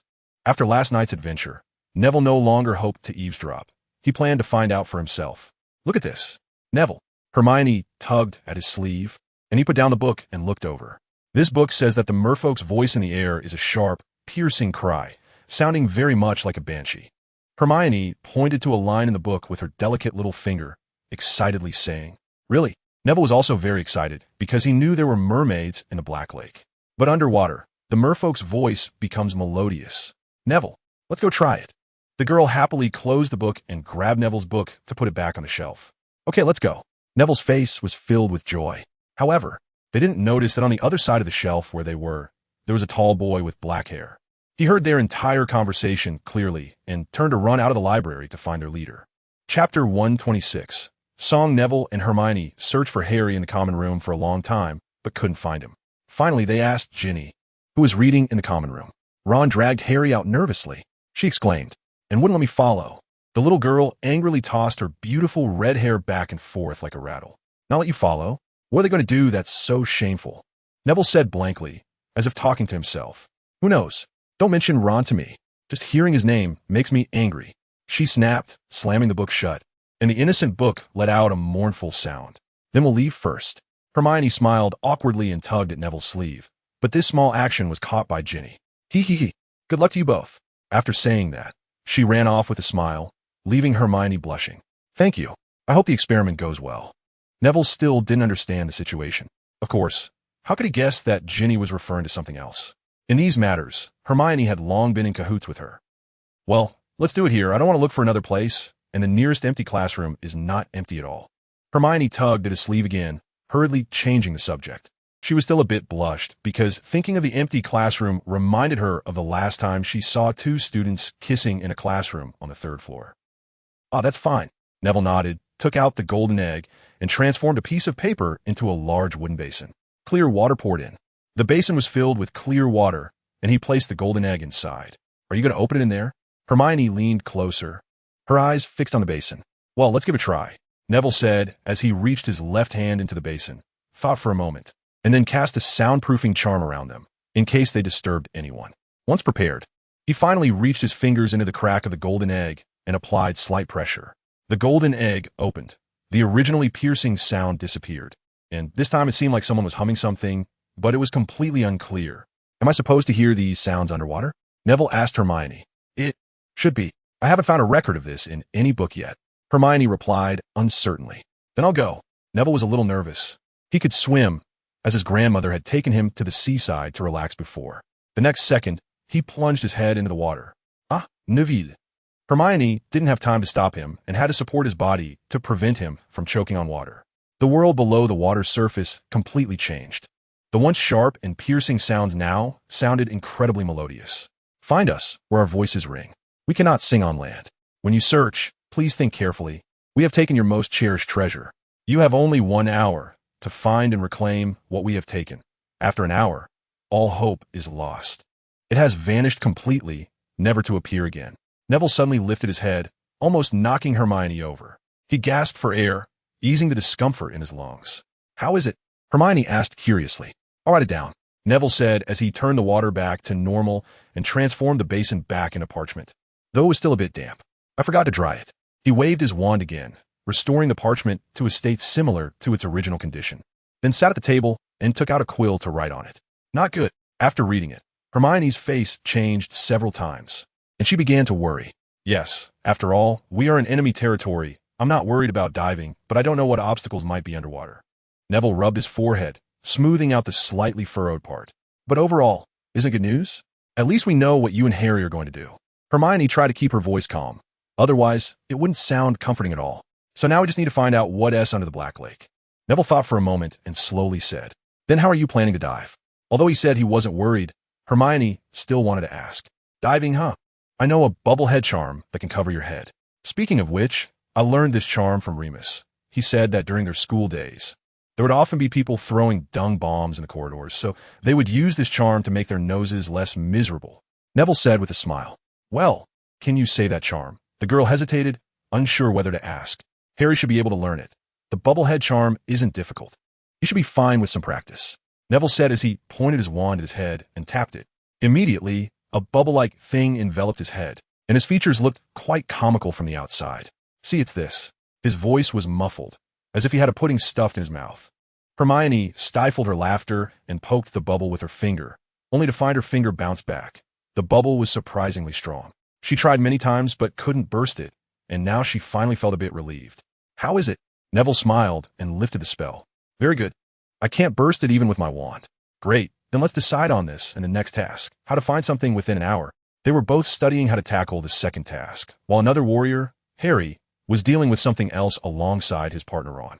At that moment, they were in the Great Hall, and Harry had already figured out that Cho always came to the hall early with her friends before lunch, so he had a good opportunity. However, her friends were also there, which made him hesitate and not dare to approach. Ron, please. Harry slapped his good brother's shoulder vigorously, looking as if he were ready to face death. Oh, fine, I got it. Ron also had a determined look. Then how about the third classroom to the right of Professor McGonagall's office? There should be no one there now, Ron suggested. Okay, let's do that. Harry nodded nervously and then ran like the wind toward the agreed classroom. And indeed, there was no one inside. Harry hurriedly slipped in, afraid of being seen. Ron had also approached a few girls by then. He first cleared his throat pretentiously and then looked at Harry's target. You're Cho Chang, right? His voice was extremely unnatural, and his heart was racing. It's me? Is there something? Cho stared wide-eyed at the red-haired boy, somewhat confused, remembering he was the friend of the Chosen One. Professor McGonagall asked me to find you. Seems like there's something urgent she needs you for. Ron said awkwardly, almost biting his tongue, feeling like all the girls in front of him were staring at him, which made him extremely frightened. What? No way. Do you know what it's about? Cho asked in surprise, standing up and suddenly realizing how tall Ron was. I don't know either, but I should take you there. Can't keep Professor McGonagall waiting too long. With that, he turned to run, almost tripping. Okay, I'll go with you. Where is it? Cho followed up, asking. It's, just come with me. I can't describe it well. He didn't dare to look back because the gazes of those girls seemed to pierce right through him. I'll go first, Cho said to her friends. Come back soon. I hope so. After saying goodbye, Cho hurriedly followed the increasingly distant Ron, feeling he was acting strange, like a wound-up robot, looking very stiff. They quickly arrived at the agreed place, and just as Ron was about to open the door, he heard Cho speaking from behind. Professor McGonagall, why did you call for me? Ron turned around abruptly, really twisting his neck, and then he saw Professor McGonagall walking around the corner. Hello, Professor McGonagall. Ron tried to put on an innocent smile, saying dryly. Chapter 127. The introverted warrior poor Ron was honored to receive the first attention of the semester for a ridiculous reason. Professor McGonagall seemed to think he was trying to deceive Cho Chang into doing something strange, though no one really understood what that strange thing was. But Ron was tough. Even if he faced social death, even under Professor McGonagall's scolding, he said nothing and didn't betray Harry, even blocking the door to the classroom behind him, preventing Harry from coming out to explain. As a result, he underestimated the horror of social death. And he suddenly became a star in the castle, of the bad reputation kind. The girls in the castle ran away upon seeing him, like they had encountered a plague, fearing they would be taken away to do something. Harry, in order to save him, ran around explaining to various professors, explaining how he wanted to invite Cho Chang to be his dance partner, which led to this outcome, successfully making himself socially dead as well. He explained everything, and rumors spread quickly. Now almost everyone in the castle knew that the chosen one, Harry Potter, wanted to invite Cho Chang to the ball, and even inferred a deeper meaning. There was no need to infer. It was written all over their faces. The result was tragic. The girl Harry had been thinking about, Cho Chang, already had a dance partner, Cedric Diggory from Hufflepuff, a very handsome, sunny boy. If he scored a 10, Harry would probably be a 5. Thus, the introverted social death group gained another member. You too. I really don't know how to say good things about you, Hermione said, suppressing a smile as she looked at the two who were curled up in a corner of the common room, feeling frustrated. No talking from those with dance partners. Having a dance partner is such a big deal. Ron responded defiantly, puffing out his chest. If you don't want to talk, then don't. Hermione quickly shot a glance at Neville's face and said without blushing or skipping a heartbeat, "Actually, we came to share our research results. We've cracked the secret of the golden egg," Neville said expressionlessly. If he didn't restrain himself, he might be dancing with joy right now because he was really grateful he could invite Hermione. "Oh," Ron replied, drooping his head again. Harry showed no reaction at all, staring blankly at the floor, his eyes vacant like a dead person. "Harry?" Neville waved his hand in front of his eyes, and his eyeballs finally moved in response to his hand. "Sorry, what were we just talking about?" Harry said dejectedly, unable to escape from the double whirlpool of heartbreak and social death. Neville said, "We know the secret of the golden egg." "Another brave man," Hermione said slowly, feeling a bit sorry for him, but not knowing what else to say. "Oh." His initial reaction was the same as Ron's, but then his eyes widened. "What? You figured it out?" Harry exclaimed, finally regaining some of his former spirit. "Yes, if nothing goes wrong. We should be diving underwater to find a treasure stolen by mermaids." Neville said softly, "The time limit is 1 hour." He took out a piece of parchment. "Look, I've written everything down on it." He handed the parchment filled with lyrics to Harry, who took it with a serious face and began to read, frowning deeper as he read. "But I can't swim," he suddenly lamented with a troubled expression. "Neville knows the bubblehead charm. Let him teach you." "By the way, where's Sirius?" Hermione asked. "He recently got a job and seems quite busy." Harry shook his head. "Then I'll try the bubblehead charm." Finally, he looked at Neville, swallowing hard. Ron still remained motionless, like a corpse. The bubblehead charm was not friendly to Harry. It required advanced transfiguration skills. Harry always fell just short. The bubbles would always burst, which made him a bit afraid. Afraid that he might drown at the bottom of the water during the competition. Moreover, his magical power was not as abundant as Neville's, so the bubbles were either not strong enough or didn't last long enough. Christmas is approaching, and Harry has to try to invite a dance partner. Otherwise, he will only be left with Ron. That would certainly be something. But with his mindset already shattered, he no longer has the courage to approach the girls, until Hermione points him in the right direction. "I heard Ginny doesn't have a partner yet. She likes you so much. She surely won't refuse your invitation." At that moment, Hermione seems like an angel to Harry, like a savior sent by Merlin. Oh no, he almost forgot that he no longer believes in God. And then the young girl happily becomes Harry's dance partner, even helping her poor brother find one, Luna, who is in her year. Although Ron has heard that Luna is a bit of a crazy girl, it's better than having no one at all, after all he's been through. He can't dare to invite Fleur anymore. Finally, the Warriors no longer worry about dance partners and turn their attention back to the Triwizard Tournament. With their mindset improving, Harry's bubblehead charm is becoming more and more proficient. They even borrowed a private washroom from Professor McGonagall to practice diving. At first, they used warm water, but as they became more skilled underwater, Neville turned the water cooler, getting closer to the Black Lake. Luckily, Harry's health has improved a lot over the years. Otherwise, he would definitely catch a cold. They started discussing what the most important treasure might be. Harry guessed it could be his invisibility cloak, while Ron was convinced it was his firebolt. By the time they were skilled enough to duel underwater using spells, Christmas had arrived. The castle was decorated beautifully, with silver-white ornaments everywhere and silver ribbons covering the ceiling, making the castle look white. The Great Hall had undergone a complete transformation, divided into a dance area and a dining area, looking much more magnificent than before. Neville was waiting at the entrance of the girls' dormitory, anxiously waiting for his girl. Today he dressed up for a rare occasion, combing his hair back into a slick style. He didn't wear the outfit his grandmother sent. It looked too vintage, like a flamingo, but instead chose to trust his transfiguration skills, transforming other clothes into a suit style, slightly stiff, with a Gryffindor badge pinned on his chest. He had been waiting for a long time. Harry and Ron had already taken Ginny to the Great Hall to meet Luna, and there were hardly any people left in the entire dormitory. He leaned against the wall, one hand propped behind him, his eyes fixed on the door, as if trying to see through it. Finally, the door opened again, and a princess, straight out of a fairy tale, walked out, leaving Neville dumbfounded. Chapter 128. The Advancing Ginny. What's wrong? Don't you recognize me? The princess smiled, extending her smooth, slender hand towards the stunned Neville. You. Neville opened his mouth wide, but couldn't utter a word, feeling something stuck in his throat. Did you forget? Hermione laughed as she looked at the boy, rarely seeing him so embarrassed. Neville suddenly recalled the dance from that day and the etiquette of the invitation. He wanted to elegantly extend the invitation and then take her hand, but the words changed at the tip of his tongue. Hermione, would you like to dance with me? Not willing to, no. Neville's face turned red with anxiety. I would. Before he could finish, the girl took his hand, leading him away. Her hand was warm, and Neville felt his heart melting. Have you been waiting long? Hermione asked softly. Not long. Neville turned his head, finally taking a good look at the girl's outfit. She had completely transformed. The messy hair she usually found troublesome was now smooth and shiny, elegantly styled into a bun at the back of her head. A flowing long robe in light purple and blue made her look like a fairy. Her demeanor had completely changed. She had shed everything from her usual self, put down her books, and now she looked like a little princess stepping into Hogwarts.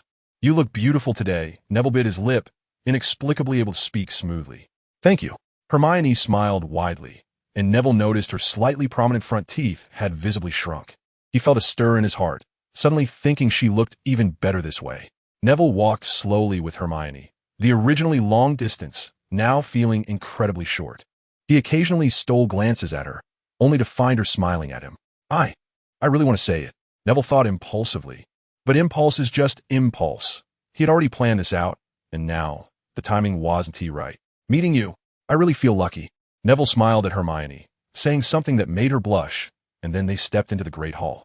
The walls of the Great Hall were covered in sparkling silver frost, with countless stars adorning the entire venue, and hundreds of wreaths made of mistletoe and ivy hanging. The long tables of the houses were gone, replaced by 100 small tables lit with lanterns, all filled with people. Neville dared not focus on the girl beside him anymore. There were too many people here, and he was a bit afraid of tripping. He carefully led Hermione toward the main guest table, where he, as a champion, was to lead the dance. Everyone they passed looked at them with disbelief. No, it was Hermione. She was simply too radiant today, and everyone was drawn to her. She really is beautiful. Ginny, standing beside Harry, praised without restraint. Yeah. Ron muttered a few words, looking somewhat dry. You're jealous. A silver-haired girl across from Ron read aloud in an ethereal voice, almost choking Harry. He coughed a few times before turning his gaze back to Hermione, then looked at Ginny beside him. Actually, Ginny is great too, he suddenly thought, then remembered Cho Chang, and couldn't help but look longingly in a direction of the crowd. Completely blocked, only able to see Cedric's annoying head. I'm not. Ron protested, then looked slightly disdainfully at the girl in front of him, Luna Lovegood. She wasn't unattractive. Ginny had helped her friend dress up nicely today. But Ron still found it hard to accept her. She was just too strange. How about this? Hermione walked up to them, turning elegantly, facing Ginny. Awesome, Hermione. That blockhead must be enchanted by you, she exclaimed without holding back. Shoo, Hermione scolded, covering her mouth. Glancing back nervously, Neville had been called by Professor McGonagall and was now in conversation. How nice. Harry stared at her blankly, enviously saying, if only Cho liked him like that. What do you mean, how nice? Ginny looked over alertly, like a little cat with its fur raised. No, nothing. I just meant their relationship. Harry hurriedly explained. You two are together now? Ron suddenly blurted out at an opportune moment.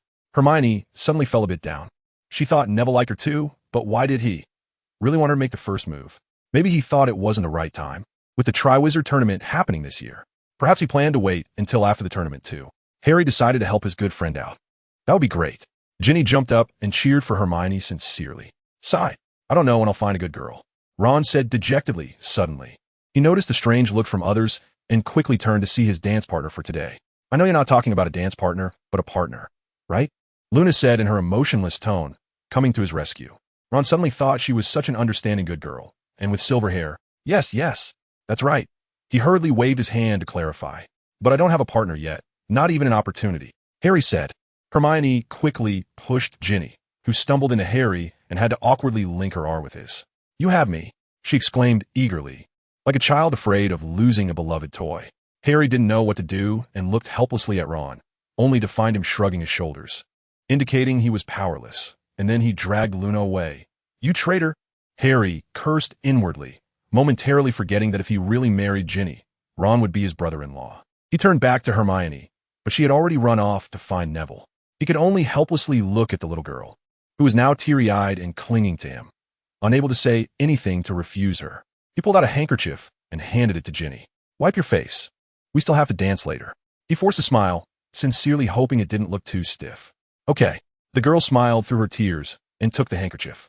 Professor McGonagall stopped Neville to ask him about his transfiguration, subtly reminding him not to use animagus during the competition.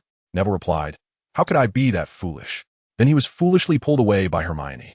Youth is wonderful, Professor McGonagall whispered. Yes.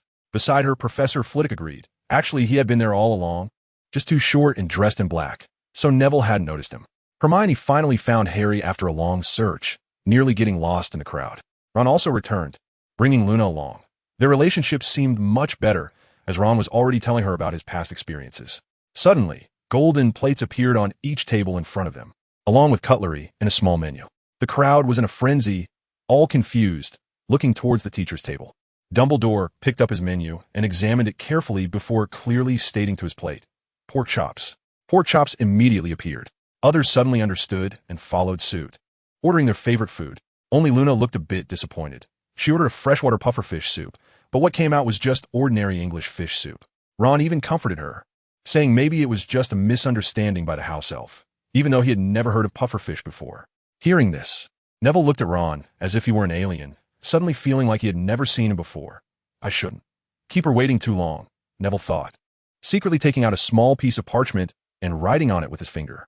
His magic was enough to leave a mark on the paper, and after finishing, he suddenly felt grand, as if he were a great wizard. He bit his tongue, made up his mind, and swiftly stuffed the note into Hermione's hand, startling her. She turned away from their friends to read the note. It simply read, Wait for me to win the Triwizard Cup. Chapter 129. The Christmas ball dinner time quickly came to an end, and all the cutlery vanished without a trace, as if it had never appeared. The Weird Sisters took the stage, playing a lively tune that filled the hall with excitement. Now, let us invite our champions to lead the dance. Dumbledore stood up, gesturing towards the dance floor with his right hand, and Neville immediately sat up straight. Let's go. Hermione tugged at his sleeve, and he instantly stood up, taking her hand as they walked towards the dance floor. They were at the front, followed by Harry, as they had the highest scores. And it was then that they saw Krum and Fleur. Krum looked somewhat gloomy, seemingly annoyed, accompanied by a girl from his own house, who looked to be in her 6th year. Fleur's partner was the Ravenclaw Quidditch captain, whom Neville had seen a few times. He was also handsome, but he seemed a bit weak in front of the assertive Fleur. Nervously, Neville stepped forward and saw Professor Flitwick at the conductor's podium, directing the entire band. Forgotten how to dance? Hermione whispered with a laugh. Of course not. Neville took her hand and initiated the dance, and she naturally followed his lead. Everything looked so perfect. As the music started, the 4 pairs of lead dancers began, and Neville's steps felt slightly awkward. He was afraid of messing everything up, feeling highly tense. Harry, on the other hand, was much better. He could even comfort a nervous Ginny about her dancing. During a spin, Neville noticed Krum occasionally glancing his way. He didn't think much of it, turned around, and continued to immerse himself in the dance. Hermione kept smiling, her smile carrying a hint of elegance and joy. This made Neville feel butterflies in his stomach, even having the impulse to kiss her. He suddenly thought he might not last until after the Triwizard Cup. Every smile and movement from the girl was drawing him in, not to mention that she was dancing with him now, and she was happy. What did that mean? If he just said that one sentence, he could have the girlfriend he liked. The music gradually changed, and the lead dance was coming to an end. Neville suddenly noticed that the girl was wearing light blue high-heeled shoes, and he was amazed at how Hermione could dance so well in those shoes. Let's take a break, Neville asked with concern, thinking Hermione's feet must be hurting. What? Are you tired? Hermione asked in confusion. As she hadn't noticed how much sweat was on Neville's forehead, she was the one feeling a bit tired. Yes, I'm a bit tired. Neville led her out of the dance floor. Distant applause could be heard. He took her hand to a quiet spot, not wanting to be disturbed by others. I'll get some drinks. What do you want? Neville asked as he sat beside Hermione. You can choose. Hermione replied with a smile. Then I'll go take a look. Wait for me. Neville wanted to touch Hermione's cheek, but as soon as he reached out a bit, he chickened out, coughing twice and turning to get the drinks. Hermione stared at his back, unable to suppress her smile, and didn't even notice that someone had sat down at the table beside her. Is he your boyfriend? A somewhat gloomy voice asked, causing Hermione to shiver. It was a voice she had never heard before. Who are you? Hermione turned her head towards the direction of the voice and was surprised to find Viktor Krum sitting across from her, talking to her. I thought you would recognize me, Krum said, a momentary look of disappointment flashing in his eyes before quickly disappearing. I definitely know you, Viktor Krum. You're great at Quidditch, Hermione said awkwardly, feeling confused about why Krum was here talking to her. Thank you, but you still haven't answered my question, Krum said, a slight smile appearing at the corner of his mouth. Hermione suddenly remembered that he had come to gossip about her and felt a bit shy. It's coming soon, she said, her face turning red. Seeing her like this, Krum guessed most of the situation and felt incredibly dejected. This girl was his type, but she had always been surrounded by people in the library, and now he knew she had someone she liked. Well, good luck then, he said politely, bowing slightly before saying goodbye and leaving. Hermione was even more confused now. Neville soon returned with 2 cups of pumpkin juice and saw Hermione's puzzled expression. What's wrong? Nothing. Hermione quickly shook her head. She didn't want Neville to know that Krum had come to talk to her. She had some emotional intelligence in that regard. Before Neville could say anything else, they heard a whimper and saw a red figure pass by. Their attention was drawn to it, but they didn't see who it was. Excuse me? Have you seen Ginny? At that moment, a very familiar and urgent voice came from behind them. Harry? Neville turned around, and sure enough, it was him. Harry Potter was panting as he made his way through the crowd towards their table. Harry? Was that just now? Hermione's expression suddenly turned very ugly. I think so. Harry's face looked just as bad as if he had eaten something disgusting. What happened? What's going on? Neville was confused about what was happening between the two of them. We were dancing, and then suddenly, Ginny started crying, and then she ran away. Harry said, looking down at his feet. His perfectly fitting suit now looked crumpled, as if it had just been pulled out of the water. Harry? You weren't looking somewhere else while dancing, were you? Hermione asked, frowning. I just thought Cho looked really good in that dress. Harry stammered, like a student caught making a mistake. Well, no wonder Ginny is upset. Hermione suddenly got angry, feeling that Ginny was being wronged. All right, Hermione, you know who Harry likes. Letting Ginny be his partner was just too rushed. Neville finally understood and tried to smooth things over. Harry, don't make her sad anymore, okay? Hermione said forcefully. But Harry wanted to say that he didn't like Ginny anyway, and it had nothing to do with him, but seeing Hermione like that, he didn't dare to say it. Neville had now turned against him. To be honest, he was definitely on Hermione's side, even if she was being unreasonable. Okay, I was wrong. I was planning to go apologize to her. He tried to brush it off and then ran back to find Ginny. He really couldn't stand to see her looking like a little tear bag. What's going on? Another familiar voice came, and Ron's red hair popped up from the crowd, followed by Luna. Harry made Ginny cry. Hermione said angrily. What? You actually made my sister cry. Harry, how could you do that? Ron was immediately furious, striding over to question him. Ahem. While dancing, Harry looked at Cho for a bit, so Ginny got upset. Ahem. Neville stopped him and explained. Looked at Cho for a bit, and she cried? You really didn't do anything else? Ron was stunned, frozen in place. Neville noticed that Luna behind him had a smirk on her face. Ahem. Hermione had originally wanted to say something, but was suddenly caught off guard, and Neville hurried over to pat her on the back. I'm sorry, Ron, FM. I really don't know what to say to you. She was amused by him. In any case, let's go find Ginny, Neville suggested, as he really didn't want to see their friendship crack. Chapter 130. Underwater Ginny was much stronger than they had imagined. Before they could find her, she had already come to many realizations. However, she still didn't want to face them. The young girl had her heart broken by the one she liked today and locked herself in her room, refusing to come out. The four of them had no choice but to ask Hermione to help talk to her. Their dance party ended abruptly, with Harry taking the largest share of the blame. So when Neville returned to the dormitory, he looked at him with a bit of resentment. Harry felt a bit wronged. He liked Cho. Was it wrong to look at her? Why did everyone think he was the bad guy? As of now, he really had no feelings for Ginny, and even thought of her like a little sister, if he had one. Thinking of this, Harry felt a bit bitter. If only his parents were still alive. Would he have a little sister? Would he have many brothers? He felt so wronged. Why did Cho choose Cedric? Clearly, he was the one who was the champion. Why? If only his parents were still alive. If only. Harry cried for the first time in a long time, his tears soaking the pillow. He covered his head with the blanket, curling up and silently sobbing. Nearby, Neville wasn't sleeping at all. His mind was filled with memories of the dance, wishing that tomorrow would still be the ball. After thinking for a while, he still couldn't sleep, and suddenly thought of the upcoming second task. Although he had prepared somewhat, he started to feel anxious. He couldn't think of what his precious treasure could be.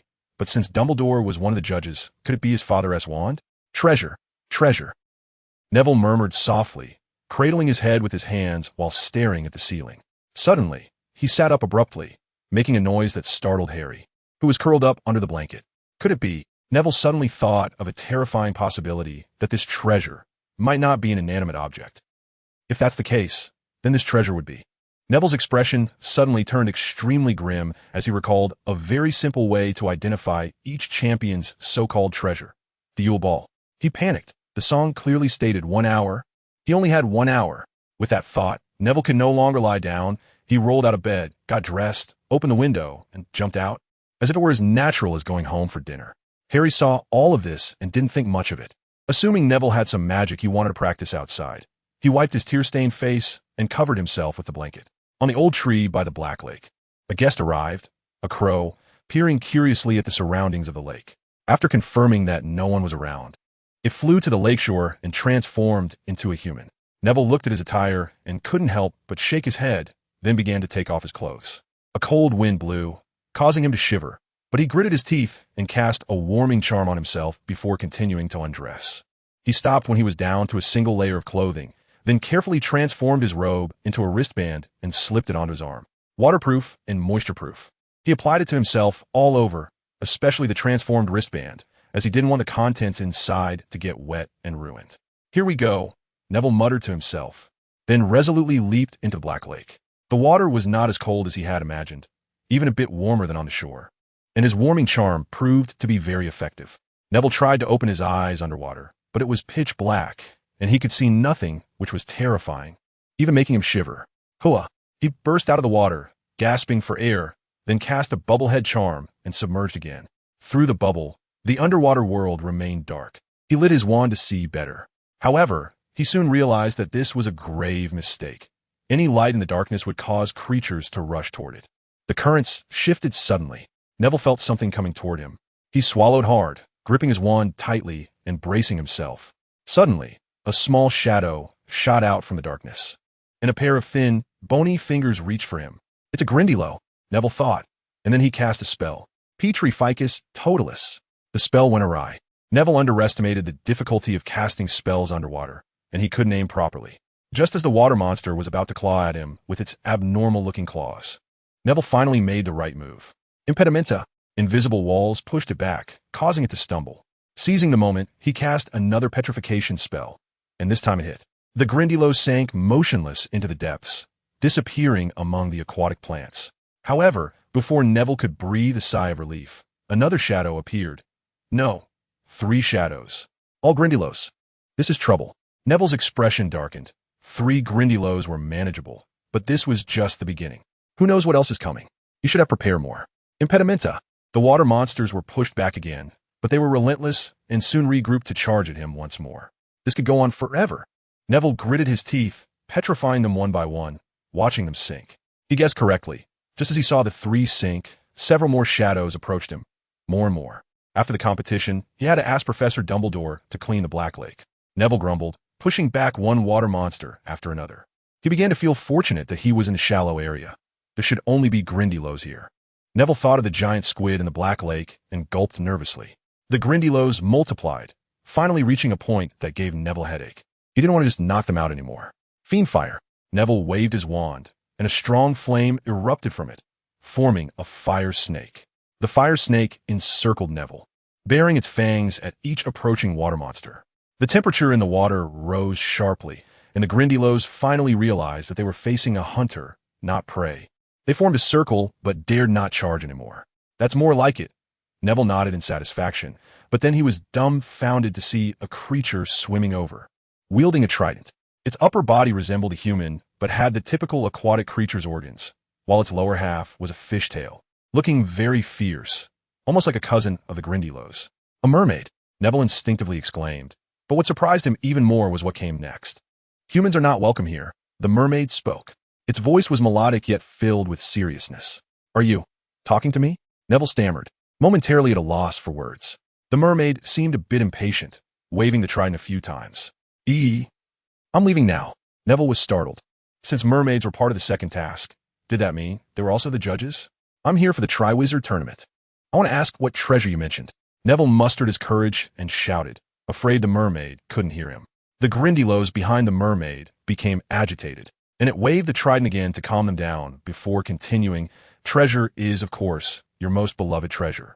Neville felt a bit confused and continued to ask, can you tell me what type it is? I'll leave now. It's a human. The mermaid's answer left Neville speechless. His guess was confirmed, and he clenched his fist. But in the water, he couldn't grip tightly. I understand. Thank you. Neville suppressed his discomfort and bowed to the mermaid, swimming upwards.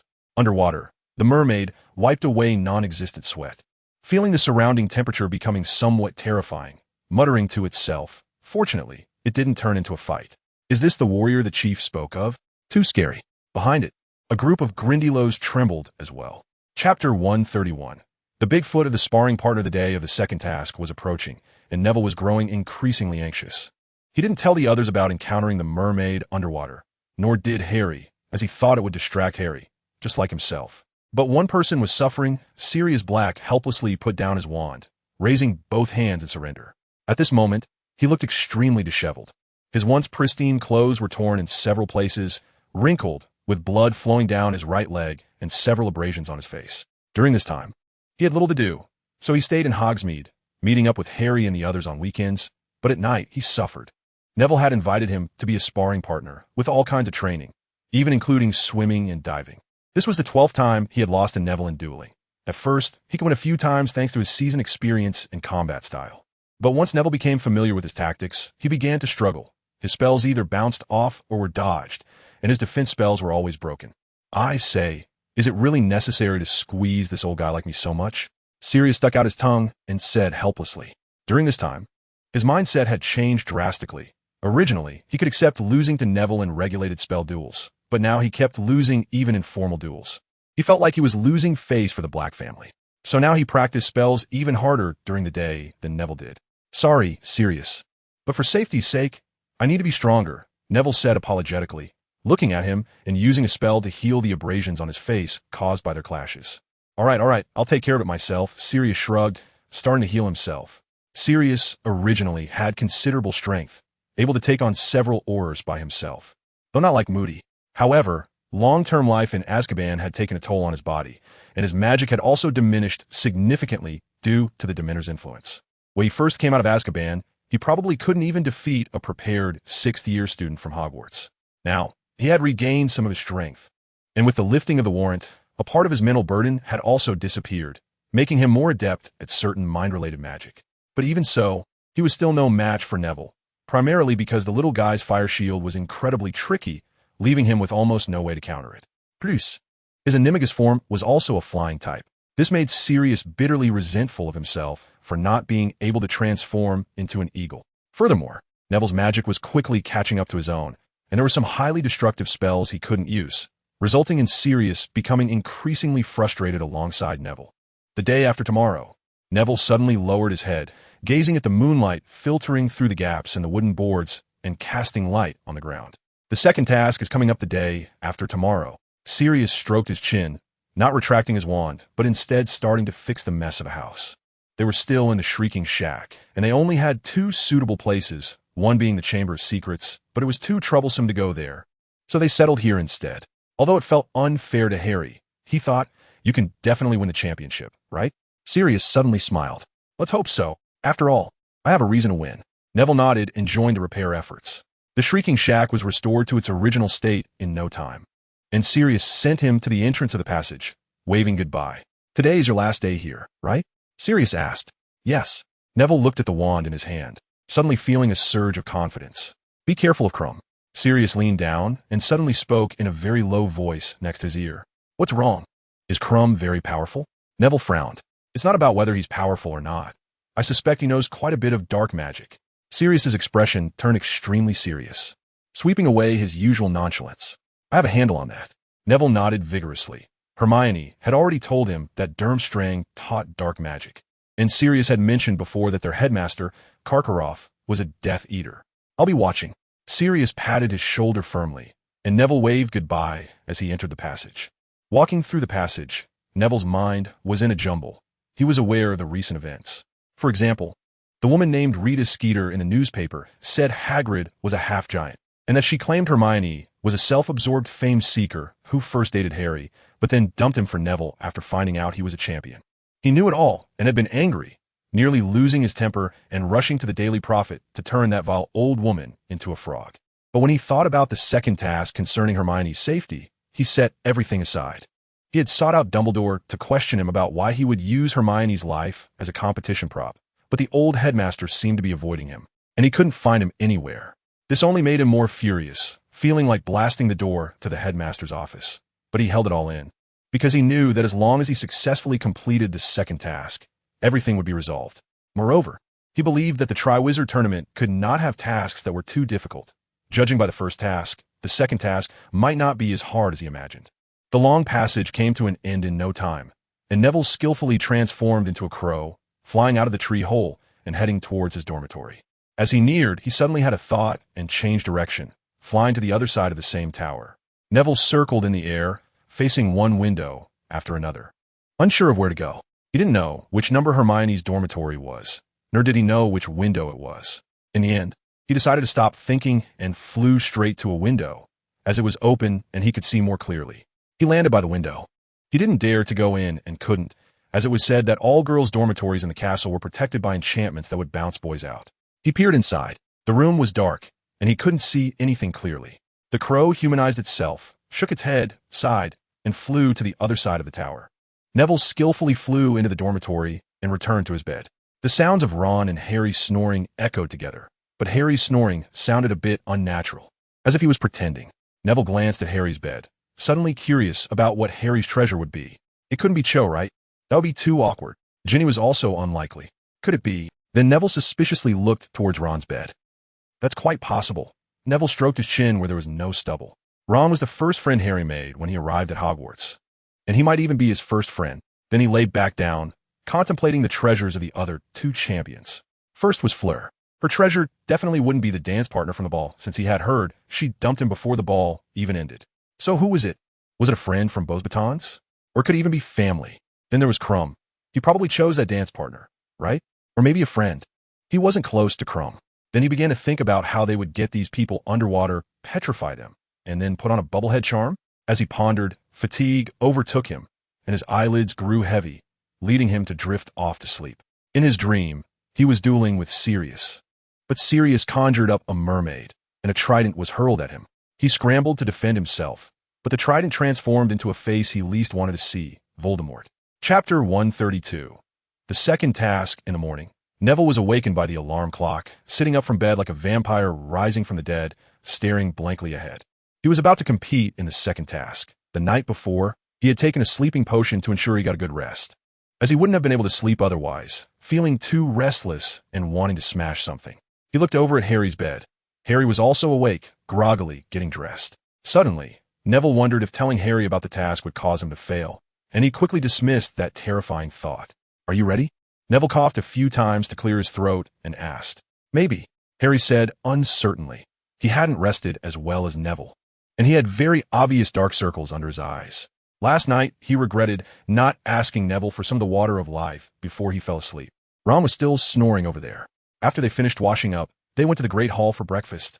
They arrived early that day, and there weren't many people in the hall yet, just a few students from Beauxbatons and a couple from Hufflepuff. Harry was eating pumpkin pasties, which tasted like cardboard. What used to be delicious pastries now felt as hard to swallow as black bread. Neville felt similar, even worse, because he knew the inside story. I say, Neville, what has been going on with you lately? You seem to have a much bigger temper. Harry took a sip of milk and asked. He still remembers how Neville almost turned the dorm upside down just a few days ago because he couldn't find a magic book. He looked terrifying at that moment. And Harry didn't dare to ask him. Really? Neville lowered his head and took small sips of milk. So, what happened? After thinking for a while, Harry mustered up the courage to ask again. It's nothing, just that I'm feeling a bit emotional. Neville squeezed out this sentence after holding it in for a long time. His mind was filled with the image of the pitch-black underwater scene. The unknown beneath the water was too much, and he felt some fear. Seeing that Neville didn't want to talk, Harry stopped asking and focused on finishing his breakfast. Not long after, Hermione arrived, and she spotted the two of them in the crowd, running over with a big smile. Good morning, she said cheerfully, trying to encourage the two who looked so lifeless. Morning. Morning, both answered weakly. Cheer up, you two. You have things to do later. You can't go on like this. She put her hands on her hips and pouted. Neville instantly perked up, sitting up straight with his old face turning red. That's why I want to relax a bit now. Harry, on the other hand, didn't care much. He just wanted to finish the competition quickly and go back to sleep. She also sat down to eat breakfast, and just as she was finishing, Ron slowly made his way into the Great Hall, still looking half asleep. Morning, he yawned, grabbing a piece of bread. Honestly, everyone is like this, Hermione complained, not saying anything more. She could tell how much pressure Harry and Neville were under, especially Neville, even though she didn't know why he was so nervous. He had been avoiding her a bit these past few days. If it weren't for the promise he made at the ball, Hermione would have definitely lost her temper. By this time, the Great Hall was already full, buzzing like 1,000 bees. Miss Granger and Mr. Weasley. Professor McGonagall's voice came from behind Ron, and Neville, facing her, just caught the expression on her face when she mentioned Ron's surname, as if she had seen some trash. Professor McGonagall. The two turned around, and Ron nearly slipped off the bench in fright. After you finish breakfast, come to my office. I have something to discuss with you. She frowned slightly, looking very reluctant. All right, Professor McGonagall. I understand, Professor McGonagall. The two hurriedly replied. Sitting across from them, Neville felt more energized. He could now confirm that the second task was to rescue someone. Professor McGonagall, he called out, and she paused after taking a couple steps, turning back to look at him. What's the matter, Longbottom? Is there danger? He asked out of the blue. Professor McGonagall was taken aback for a moment, then laughed. No. Dumbledore will personally take care of it. Then I'm relieved. Neville smiled with satisfaction. This was the best news he had received in a while. He should have asked Professor McGonagall earlier. If he had, he wouldn't have been so anxious during this time. After Professor McGonagall left, the other three looked at him in confusion, not understanding. What riddle are you talking about? Ron mumbled, swallowing the last piece of bread. A secret. Neville smiled. His previously tense nerves relaxed considerably. He now had enough confidence to aim for first place. Time flew by, and soon it was time for the competition. After Ron and Hermione left, there was no news from them, and only Harry and Neville arrived at the competition venue. By the Black Lake, both Neville and Harry took off their loose wizard robes and changed into swimsuits, pinning a Gryffindor badge on their swimsuits. The badge, which looked decorative, actually provided warmth. Neville, who had spent a long time in the basement, looked somewhat pale. Without the robe, he appeared tall and thin, but his muscles were well-defined from long-term training.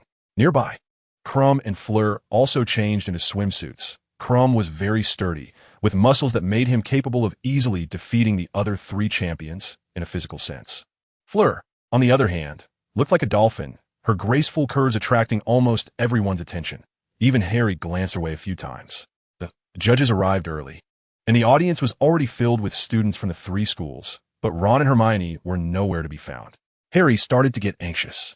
He didn't believe they would miss his competition, especially Hermione, who couldn't possibly not come to see Neville. He looked at Neville, who was checking his swimsuit, and was surprised to find him incredibly calm, even as calm as if he were going to class. Harry couldn't help but feel suspicious if he were Neville.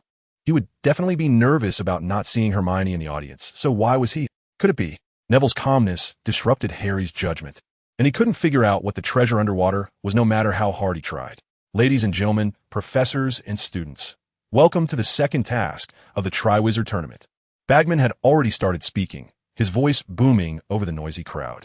The second task requires our champions to retrieve their beloved treasures taken by the Mere People from underwater within an hour.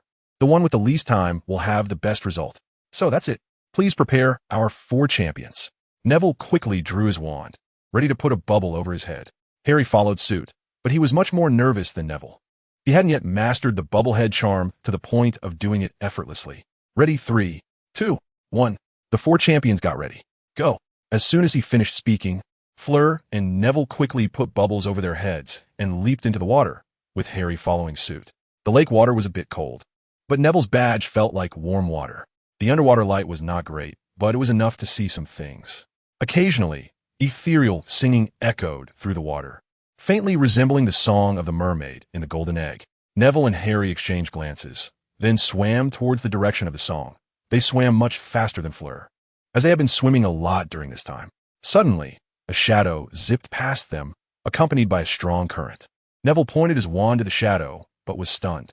Not just him, the other 2 were also dumbfounded. It was a person. No, a merman, with a human body and a shark head. But from his attire, it was clear that this merman was transformed by Crumb. If he can do it, then I should be able to as well, Neville thought, instinctively pointing his wand at himself. No, better swim first. He dismissed this unreliable idea and continued to swim forward. Chapter 133. There's always a last-minute revelation. Setting aside Crumb, who was at the front, Neville and Harry had already left Fleur behind. The 2 swam side by side, casting spells at every Grindylow that charged at them. Gradually, Neville felt something was off. Why are there only Grindylows? He complained inwardly that the method to deal with Grindylows had been taught to them by Lupin in their 3rd year, and the difficulty was like child's play compared to facing a fire dragon. However, the mermaid song was coming from deep underwater, and he suspected there might be other creatures attacking. After all, Grindylows only lived in shallow waters. When they could no longer see the underwater plants clearly, they finally arrived at the deep water area, where the mermaid song grew clearer, as if it was just nearby. Neville patted Harry's shoulder, pointed at the water plants, and shook his head, signaling him not to approach them. Harry nodded to show he understood. In fact, even if Neville hadn't said anything, he wouldn't have gone near those plants. Who knows what might be lurking there? After entering the deep water area, Grindylows vanished from sight, and they couldn't see a single one. However, there were many strange fish with tusks swimming near the plants, but they showed no signs of aggression. Neville glanced at his waterproof watch on his wrist. 20 minutes had already passed. The Black Lake was indeed very large. No wonder the second task had given him an hour. His limbs were already feeling a bit sore, and he figured Harry wasn't doing much better. He swam a bit harder, positioning himself in front of Harry, and they stopped. Harry looked puzzled, then saw Neville transform a floating piece of water plant into a large fish, which had 2 extremely mismatched handles on its side. Harry stared in astonishment as Neville grabbed the left handle and gave him a thumbs up. Harry quickly grabbed the other handle tightly, afraid of being thrown off later. Sure enough, the fish, under Neville's control, swam quickly, almost making them lose the bubbles above their heads. As Neville became more skilled, he adjusted the speed to a level that wouldn't affect the bubblehead charm, then focused on their surroundings. They swam through the underwater forest and arrived at a very open area where the song was coming from. Neville looked over and saw a tower-like structure standing there, with 4 people tied to it. They were too far away to see their faces clearly, but that brown long hair was unmistakable. He glanced at Harry and saw the eagerness in his eyes. He clearly cared about those people too. If it weren't for Neville having received Professor McGonagall's assurance, he would have been furious and set fire to the Black Lake right then and there. With the help of the fish, they quickly reached the center of the tower, where only a few mermaids stood, holding tridents but showing no intention of attacking. Harry raised his wand, but Neville quickly pressed down on his hand and shook his head. Neville released the handle and swam over first. The mermaids still didn't react, just watching them as if they were watching a play. Harry followed and swam towards the 4 people. As they got closer, it turned out to be Hermione and Ron, and the other 2 were a silver-haired little girl who looked only about 10 years old and was extremely pretty, and a boy from Durmstrang whom Neville had seen a few times. He seemed to be a friend of Crumb. The hostages were not tied very tightly. Neville and Harry easily untied the ropes. At this point, Neville recognized the spell on them, a freezing charm that had a similar effect to the petrification by the basilisk. Those affected would be completely frozen at the moment the spell was cast, and until the spell ended, they would remain entirely frozen. The way to break the spell was likely to bring the people to the surface. Neville looked at Harry, who had also released Ron and was pulling his arm to swim, but his gaze was directed towards the other 2 people, as if he wanted to take them along too. Suddenly, Neville had an idea. If they took all these people away, wouldn't the other 2 champions lose directly? However, this thought only flitted through his mind, and he had no intention of acting on it, because those mermaids were clearly protecting the hostages. They might even be the judges. Neville swam over to Harry with Hermione and waved his hand in front of him, but Harry still looked hesitant, seemingly worried about the safety of the other people. Neville had no choice but to use his wand to write in the water, the glow from the tip leaving a message. They will be safe. Only then did Harry make up his mind not to worry about the others anymore and grab the handle of the fish, trusting Neville's judgment. The big fish swam up with the four of them, and soon they were approaching the surface. As the two originally immobile hostages made contact with the air above the water, the spell was lifted. They suddenly began to struggle, almost pulling Neville and Harry back into the water. They flailed about for a while before regaining their composure. Neville looked at Hermione's soaked wizard robe and her lips, which were turning pale from the cold, and quickly cast a warming charm on her. "Give me one too," Ron said, his teeth chattering. The two of them had no idea what had happened underwater. Just moments ago, they had been comfortably warming themselves by the fire in the castle, and now they had suddenly found themselves in the bone-chilling Black Lake. Anyone would find it unbearable. Harry quickly gave Ron a warming charm, and he finally calmed down. "You did it." Hermione finally understood and exclaimed excitedly. "Not yet. It's not over yet," Neville said, holding her hand and blushing as he looked towards the audience. "That's Neville Longbottom and Harry Potter." Bagman's unique voice came through, and he spotted the four on the lake's surface at a glance. "They have rescued their most precious treasures." His tone was slightly strange, and the audience erupted in laughter. Some people were teasing, gossiping about him and Hermione. Neville quickly blushed and raised his wand, conjuring a small boat, which drew gasps from the crowd as he got everyone on board. It would have been better if he hadn't fumbled and almost dropped his wand into the water due to accidentally touching Hermione. He didn't even need to row. His transfiguration was sufficient to turn something into a fish capable of pulling the boat, and if one wasn't enough, he could always transform more, right? And so, amidst the cheers of the crowd, they returned to the starting point. Harry saw his godfather in the distance, beaming and clapping. Neville also saw his grandmother, who had dressed up nicely today and was wearing that strange hat with a vulture on top. When she saw him coming, she excitedly applauded and seemed to be boasting about something to Professor McGonagall beside her. "Welcome back. You're tied for first place," Bagman said with a grin, raising the timepiece in his hand. 40 minutes and 9 seconds. He laughed happily, as if they had already won the championship. They cheated. They collaborated. At that moment, an unpleasant voice shouted. It was Karkaroff, who was clearly very upset about the two Hogwarts champions working together on this task. Before they arrived, he had already complained to Dumbledore like a scorned woman. "Dumbledore, this is really not fair. Two champions, and they still collaborate." Madame Maxime also put on a sour face. "How about this? They could be counted as finishing in 60 minutes, and the other champions will be scored normally." Dumbledore was also clapping, squinting his eyes and looking at the four children, his face full of smiles.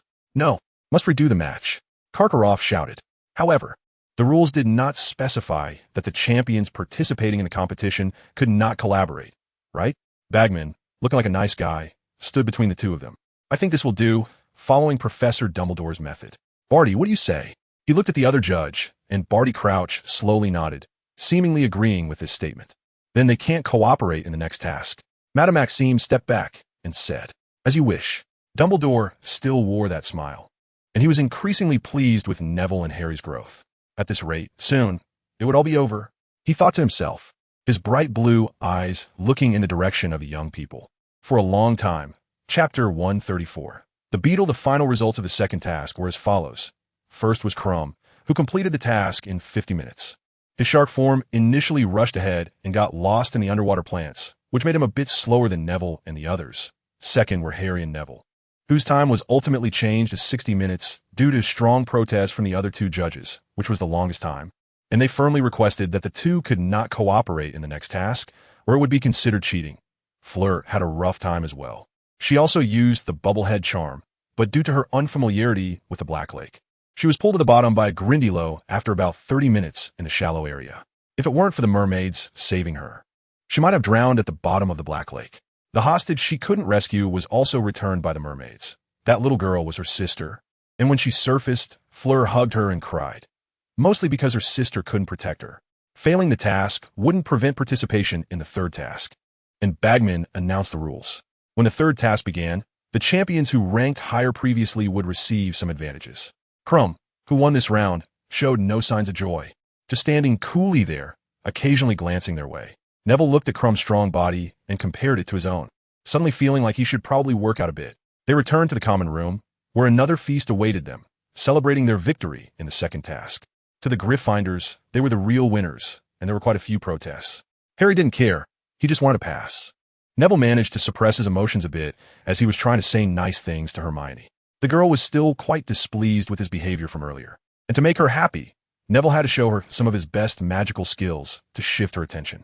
After everything ended, Neville finally realized he had been a bit too nervous. The Triwizard Tournament might actually be quite simple for him. He regained his initial confidence. As someone whose magical power and spell reserves had reached that of an adult wizard, this competition felt manageable. Now that he thought about it, even if he hadn't practiced underwater dueling or casting spells underwater, it probably wouldn't be too bad. Neville opened the window of the dormitory, wrapped in a blanket, sitting on the edge of the bed. Since he was the only one in the dorm, otherwise the others would definitely protest, especially since it was winter. He looked out the window, his thoughts drifting to a certain room in the other dormitory, his expression becoming a bit strange when he suddenly heard a strange buzzing sound. Neville instantly became alert, searching for the source of the sound. It had sounded like some bug flying just a moment ago, but it was winter. How could there be bugs flying around the tower? He cast a levitation charm on himself and jumped into the air outside the window, so he could see what was under the window sill, a beetle, shiny and black, clinging motionless to the bottom of the sill. But it was clear that the earlier sound had come from it. Neville curiously raised an eyebrow. A beetle flew over. The black beetle flew straight towards him and was caught between his fingers, struggling to escape. But Neville's grip was firm. Years of potion making and crafting various tools had given him considerable finger strength.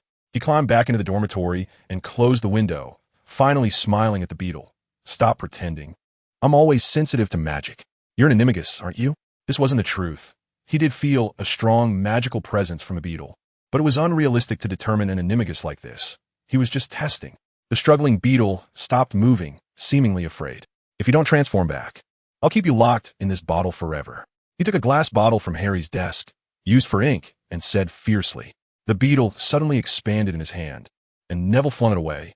The beetle landed on the ground and completely transformed into a person Neville had seen a few times but didn't know very well. Rita Skeeter. Aha, I finally understand why your articles always have something to write about, Neville said, initially surprised but then realizing, pointing his wand at Rita, his eyes fixed on her. Rita said nothing, just looked at him, seemingly waiting to see what he would say. She appeared calm, even fixing her hair. Is this your attitude after writing so many articles about us? Neville was a bit annoyed. Rita's demeanor made it seem as if she was saying he couldn't do anything to her, but while he was angry about everything she did, he didn't take it to heart. What else can I do? Do you want me to apologize? Sorry? She casually brushed off, which made Neville even angrier. Do you think I can't do anything to you? Neville took 2 steps forward, his wand now less than an inch away from her. Are you implying that I'm an illegal animagus? And then report me to the Ministry of Magic? Rita stepped back 2 steps, then laughed mockingly. Isn't that clear? Neville also smiled, but his smile looked somewhat menacing. But you're the same, an illegal animagus. Rita finally revealed her trump card. She must have seen or heard something related. Otherwise, she wouldn't know about it. Neville's smile froze, twitching slightly. He had exposed himself. If he intended to use this to threaten Rita, he would also be in danger. So what are you here for today? To continue prying into my gossip? Neville spoke quickly, his tone somewhat fierce. Yes, otherwise what? I'm very curious about your friendship with the boy who lived. Who knows? You might even be closer than that. The readers would love it, wouldn't they? Stop it. At least don't disturb our lives anymore. We don't want to be watched like giant pandas in the East every day. What if I say no? Rito smiled, still looking confident. Then it would be a deadlock, though the net might not even break. Neville smiled back. What? What do you want to do? Rita's tone suddenly became urgent. My animagus was completed under the supervision of professors. The reason I didn't register was to protect myself, so I have a guarantor, and you don't. Neville even put down his wand, mocking her. You. Then, Miss Rita Skeeter, I think you know what to do, right? I understand. Rita finally nodded, as if resigned. I won't write any more articles about you, she said reluctantly. And my friends. Neville thought for a moment, afraid she might play word games, and reiterated the names. You really don't act like a 14-year-old boy. Rita pondered for a while, seemingly looking for a loophole in his words, but in the end, she gave up and said sulkily, Thanks, many people say that. So the deal is set. I won't tell anyone you are an animagus. And you, I won't tell anyone about you. And I can't write any more articles about you and those people you mentioned earlier, right? That's right. Neville nodded. Then can I leave? I won't say goodbye. Neville opened the window. In the corner of Rita's, I twitched violently before she finally transformed into a beetle and flew out.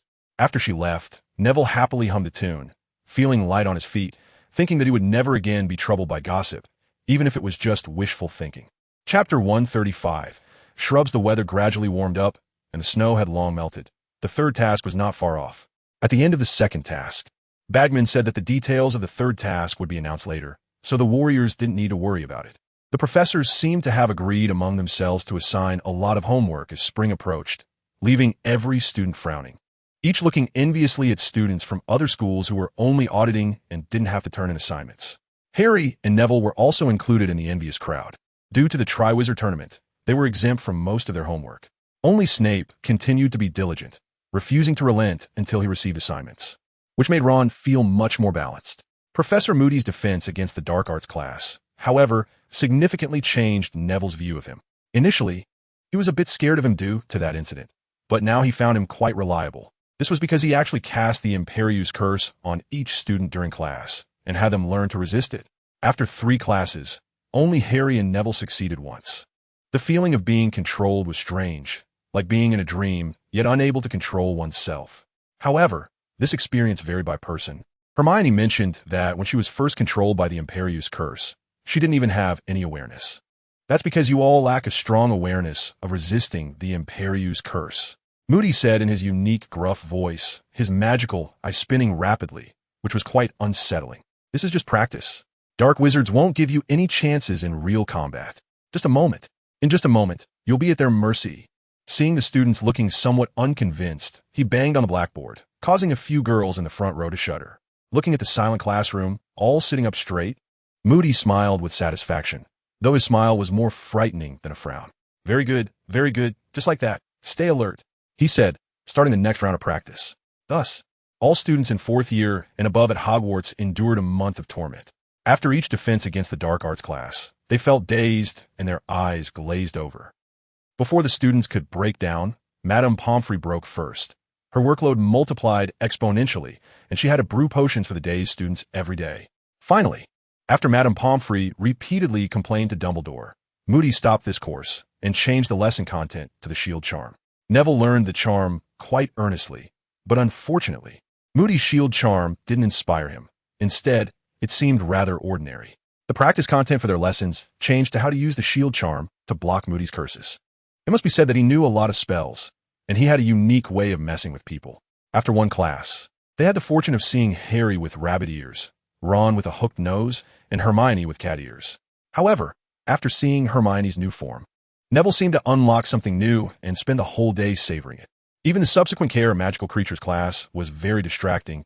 He ended up getting burned by the blast-ended screw that Hagrid was raising. It was a weekend, and Ron and Harry went to the Quidditch pitch to play for a while. They were unexpectedly stopped outside by a man who claimed to be a staff member of the Triwizard Tournament. The man looked to be in his 30s and appeared quite capable. "I'm sorry, but your Quidditch pitch has been temporarily requisitioned by us." He thought for a moment, leaned forward, and whispered into Harry's ear, "It's the venue for the third task. Don't come during the day. That's all I'll say." With that, he turned and left with a flourish, leaving behind a figure. Harry wanted to ask something, but he left too quickly and disappeared in no time. "Is he telling us to come at night?" Ron looked at Harry, his face full of excitement. "I think you're right. He might mean that." Harry was also happy, not expecting to get such news, just from wanting to play Quidditch for a bit. So, they ran to the library to find people, and sure enough, Neville and Hermione were there. Neville was engrossed in a book titled The Complete Guide to Human Transfiguration, possibly influenced by Moody's spell that day. Hermione was looking up information about giants. Ever since the news about Hagrid being a half-giant came out, she had been researching this topic. After Harry and Ron explained the situation, both of them were stunned. "So, that person is helping us?" Hermione said, resting her chin on her hand, somewhat incredulous. "Maybe.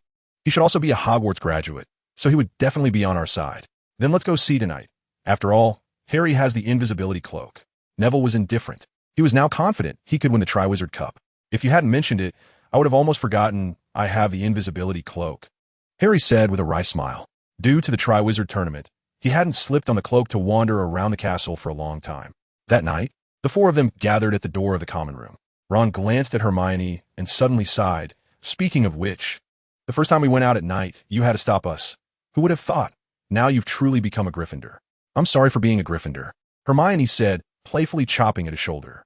By the way, how do we get out? Harry looked at the other three, then gestured to his invisibility cloak, which was clearly not enough to cover 4 people. It was even a tight squeeze for 3. Of course, you all take me with you.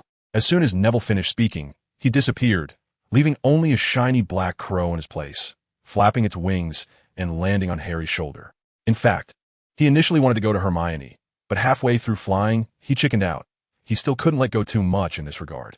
Harry smoothed his feathers for him, then draped the invisibility cloak over the 3 of them, leaving only their shoes exposed. Oh, Ron, you've grown taller again, Hermione complained, looking at Ron's shoes. Sorry, I'm much taller than you, Ron said cheekily but bent down to finally cover his feet. They invisibly made their way to a secluded window on the 2nd floor of the castle, and then, familiar with the routine, each used the levitation charm to descend. Donning their invisibility cloaks again, there were 4 entrances to the Quidditch pitch, all of which were now sealed off. So they had to carefully fly in using the levitation charm, and only then did the venue for the 3rd task present itself to them. The original hoops on the pitch had been dismantled and replaced with a whole patch of small bushes. Neville was the first to approach and the first to reach the bushes. He examined the plant closely and pinched one of its leaves. He didn't recognize it at all. Perhaps it wasn't a magical plant, but just an ordinary bush. The leaves of this bush were quite large and dense, making it hard to see any gaps. Neville plucked a leaf, planning to check it out in the library tomorrow. What are we supposed to do here? The other 3 came over. I can't tell. Harry shook his head. Then let's guess. Neville looked at Ron. Guessing is tough. Who knows what a whole patch of bushes could be for? Are we supposed to compete to find something in this large patch of bushes? Ron rested his chin on his hand, looking like a detective, a pose he had taken a liking to since Hermione recommended the complete works of Sherlock Holmes to him. No way, right? Finding something in a place like this? Is it a race to see who finds it first? Hermione said incredulously, as the bushes had hardly any gaps. It was an astonishingly solid mass, likely achieved through some kind of magic. So, are we competing to see who can burn it faster? Neville said with a somewhat chaotic grin, looking like some sort of villain. Definitely not. The 3 of them waved their hands in unison, shaking their heads. We can't tell anything right now. Let's come back in a week, Neville finally suggested, seeing that they had no new discoveries. That's all we can do. Chapter 136. The transformed Quidditch pitch. The next day, Neville found out the species of those bushes in the library. They were indeed just ordinary plants, common in England. This made them completely abandon the idea of researching the secrets of these bushes and instead turn to speculating about the task's content, among which the most plausible was Ron's suggestion of finding something in the bushes. So Harry went to find his godfather to study the spells for finding things, while Neville was dragged by Hermione to review what she thought would be useful and to look for books related to locating items. Their efforts paid off, and before long, a notice came down calling the 4 champions to gather at the entrance of the Quidditch pitch. Neville walked over with Harry, noticing that the other 2 champions had already been waiting for a while, and, as the official to introduce the 3rd task to them, it was indeed Bagman. Everyone is here. Very good. Bagman beamed upon seeing the 2 of them, bounding over and throwing an arm around Harry's shoulder, looking overly enthusiastic. Now I will officially announce the content of the 3rd task. Please follow me, he said as he walked towards the sealed entrance of the Quidditch pitch, moving aside the sign that read no entry, and stepped inside, with the other 4 following him into the venue. The bushes inside the venue hadn't changed much. They had just grown taller. When Neville last came, they only reached his knees, but now they had grown to waist height. Crumb and Fleur looked around, both appearing puzzled. So they turned to Bagman, hoping he would say something. Very good. Everyone can see these bushes, Bagman said enthusiastically. In a month, they will grow to a height of a whole floor, and then we will make some modifications to them, such as creating some pathways in the middle, or placing some small animals inside. Bagman smiled while pointing at the bushes, his face full of anticipation. So that means? Fleur was the first to react. A maze, Crumb added. Neville and Harry exchanged a glance, both seeing excitement in each other's eyes, realizing that their research direction hadn't been wrong, and their efforts over the past few days weren't in vain. That's right, it's a maze, Bagman nodded in satisfaction. At that time, we will place the Triwizard Cup in the maze for you to find, with the order of entry based on the scores from the previous tasks. So that means Mr. Crumb will go first, followed by Mr. Longbottom and Harry together, and lastly, Miss Delacour. Any questions? Neville raised his hand first. Very good, Mr. Longbottom. Bagman gestured for him to speak. Mr. Bagman, I want to ask if we can fly above the maze to complete the task. Neville decided it was best to clarify the question to avoid any issues during the competition. Ah, that's a good question. I was just about to mention that. Unfortunately, no. All champions must not exceed the top of these bushes. Exceeding that will be considered cheating. Can we destroy the maze? He asked next, and the other three also looked over, clearly concerned. That is allowed, but I suggest you not do so. We will cast a little magic on the maze walls to make them less fragile, he said as he pulled a large leaf from the bushes, smiling as he continued. If you choose to destroy them and go through with it, you will receive some little surprises. He still smiled, but it sent a chill down their spines. Neville had no further questions. Crumb and Fleur asked a few more questions before Bagman, somewhat impatiently, mentioned that it was getting late and urged them to leave. As Neville and Harry prepared to head back, they were called over by Crumb, who spoke in somewhat stiff English. Can we talk privately? He pointed at Neville, looking rather displeased. Neville was taken aback for a moment, suddenly suspecting this might be about the incident on the Durmstrang ship, but he wasn't afraid of Crumb, so he agreed. Harry didn't pay much attention, saying goodbye to Neville before heading back, as he wasn't feeling well today. He had a nightmare last night, and his scar had hurt for a long time. He dreamt of a familiar, terrifying voice yelling at Wormtail, if you could call it yelling. The rat, whom he detested, was cowering in a corner, crying pitifully to the point that it was heartbreaking for anyone who heard or saw it. Neville followed Crumb to the edge of the Forbidden Forest, still confused about what he wanted to do, but it was always wise to be cautious. So he had hidden his wand in his sleeve, ready to slip it out at any moment. Neville Longbottom, Crumb started. I want to ask you. He suddenly seemed a bit awkward, leaving Neville puzzled. What is your relationship with Hermione? He looked into Neville's eyes and asked. Despite his strange pronunciation, Neville still understood who he was referring to, and his prepared words of defense were utterly useless. Crumb was here to ask about his relationship with Hermione. Friends. Possibly more at any time. He thought for a moment and finally said. At this point, he finally understood some of Crumb's odd behavior before. He might also like Hermione. Crumb looked somewhat disappointed, but he still pressed on with his questions. Will it go further? Yes, Neville replied firmly, suddenly feeling a bit annoyed and wanted to give the big guy a piece of his mind. Crumb looked extremely frustrated, but he didn't say anything Neville had imagined, like challenging him to a duel with the winner getting Hermione or advising him to give up. He simply nodded slowly and said stiffly, Congratulations, she is a good girl. Thank you, Neville replied awkwardly. At that moment, a sound of footsteps came from deep within the Forbidden Forest behind Crumb, and he quickly turned to look. Neville also shifted his gaze in that direction to see who it was. It was a figure moving through the trees, unsteady and trembling, seemingly muttering to himself. As he got closer, Neville finally saw his face, which was gaunt and corpse-like. It was Barty Crouch, one of the judges for the Triwizard Tournament. Crouch, sir? Neville was surprised at how he had appeared in this place. Crouch heard the voice and saw the two of them, his sunken eyes widening as he stared intently at them, his steps quickening as he stumbled toward them. I need to see Dumbledore. His expression turned terrifyingly fearful, his thin body swaying as if he might collapse at any moment. Mr. Crouch, what is wrong? Neville felt something was off and extended his wand from his sleeve by an inch. I made a mistake. He suddenly stared blankly, stopped twitching, and became completely still. But then he spoke again. Wesley, thank you for your tea. What is wrong with him? Crumb looked at Barty with a puzzled expression.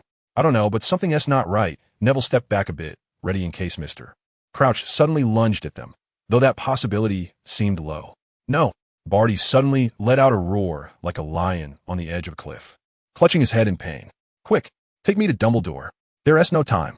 The old man half-kneeled, roaring ferociously, his brow twisted like a mythical beast from Eastern folklore. After saying that, he became expressionless again and began mumbling about how to instruct Wesley about 100 daily tasks. Neville suddenly realized the seriousness of the situation.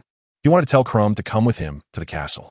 But just as he managed to say he saw Crumb fall straight down, face first into the ground. Due to recent work commitments, time has become very limited. Sorry for the less frequent updates.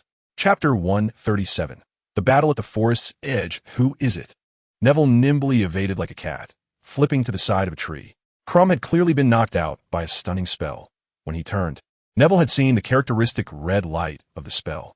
Someone must have attacked them, but there was nothing behind them. No one, not even a mouse. Crouch was still kneeling there, mumbling something related to work. Wesley, send this letter to the Minister of Magic Abuse in Bulgaria. Remember to stamp this letter.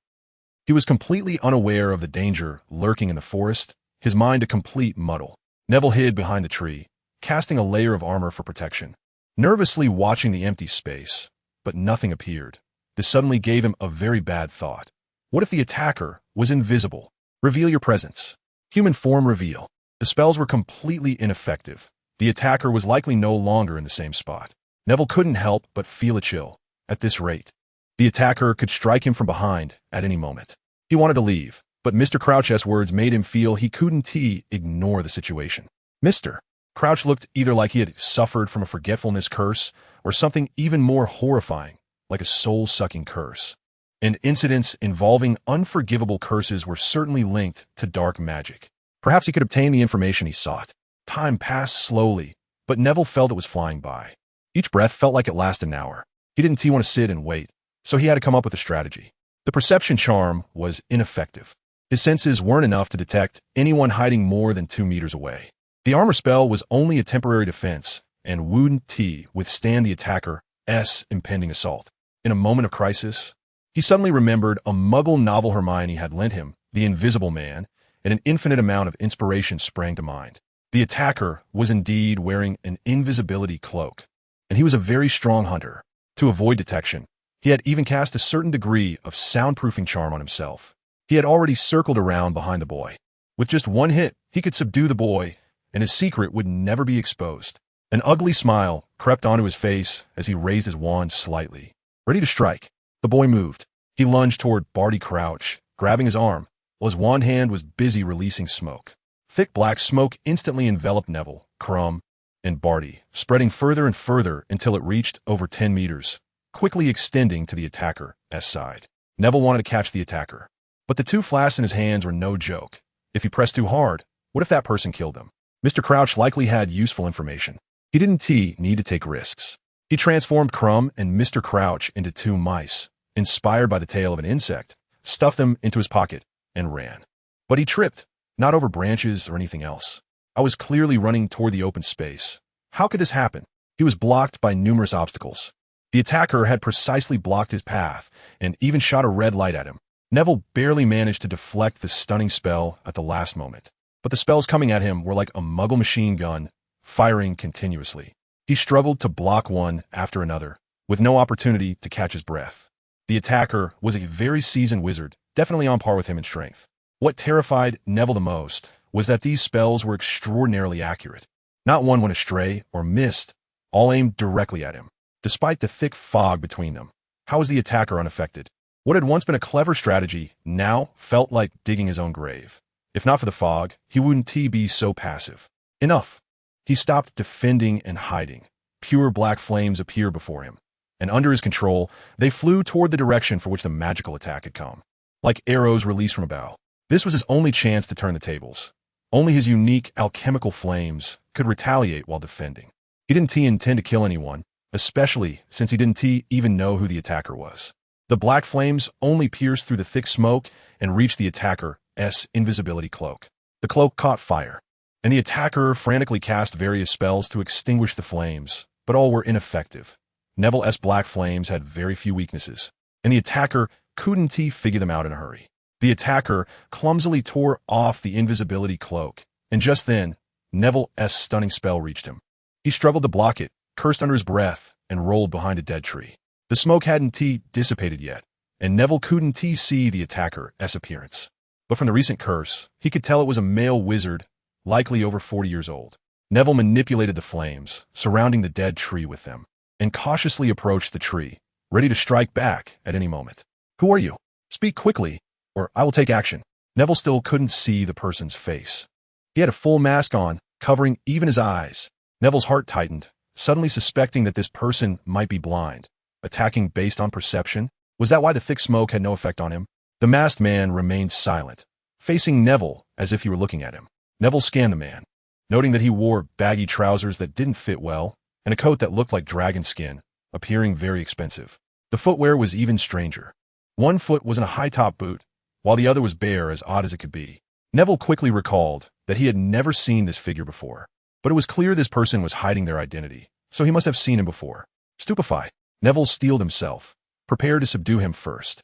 This time, The masked man did not resist or dodge, seemingly defeated by the flames surrounding him, and he had no intention of fighting back. The stunning spell struck the masked man straight on, causing him to fall backward, almost landing in Neville's fire ring. Startled, Neville quickly retracted the black flames, afraid he might accidentally kill the man. But in that split second, the man moved. He hadn't actually been stunned. He was waiting for the right moment.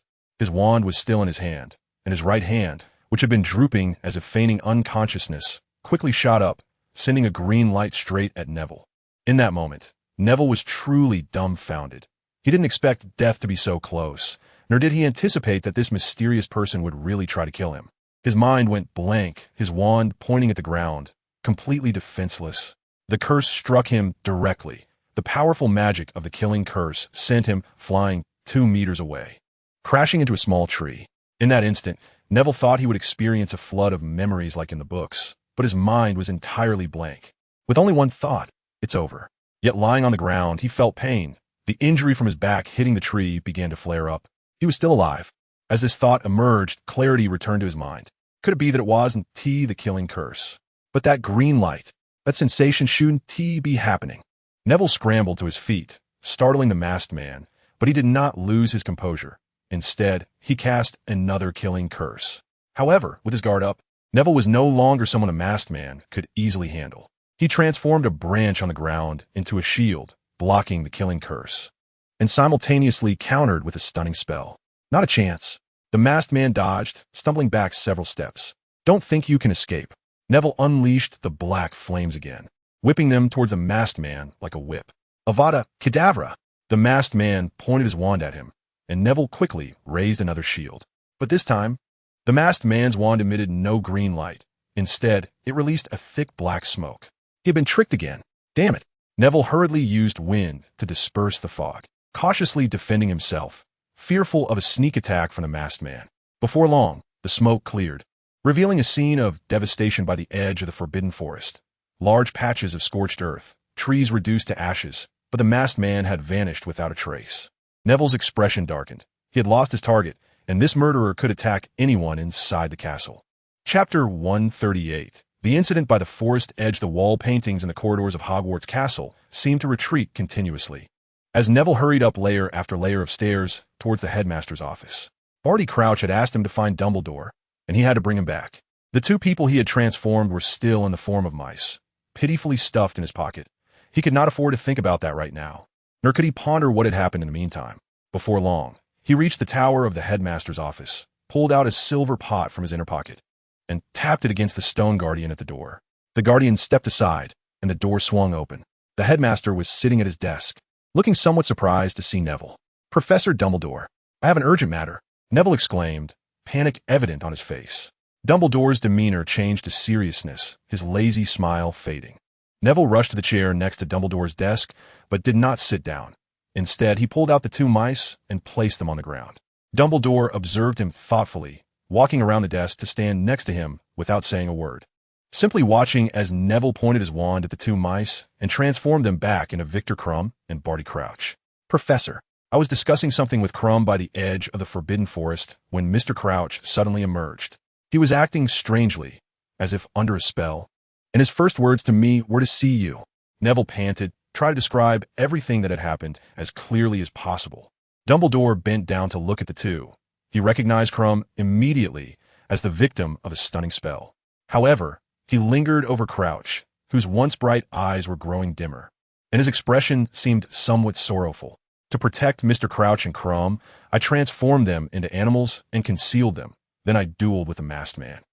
In the end, he obscured my view with smoke and escape." Neville continued recounting the events, and Dumbledore listened quietly without interrupting. When he heard that Neville had survived the killing curse, he showed no surprise. "Professor, that's how it happened. Please restore Mr. Crouch quickly. He must have something very important to say." Neville finally finished recounting his ordeal and eagerly urged Dumbledore. "Thank you, Neville, for everything you've done."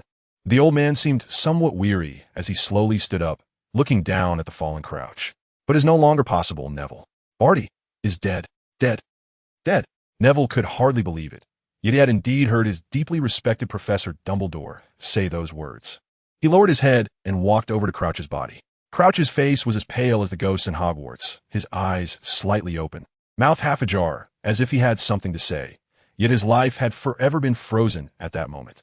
Neville checked for his breath, then, in disbelief, pressed his ear to Crouch's chest. But no matter how he listened, a dead man's heart could not be beating.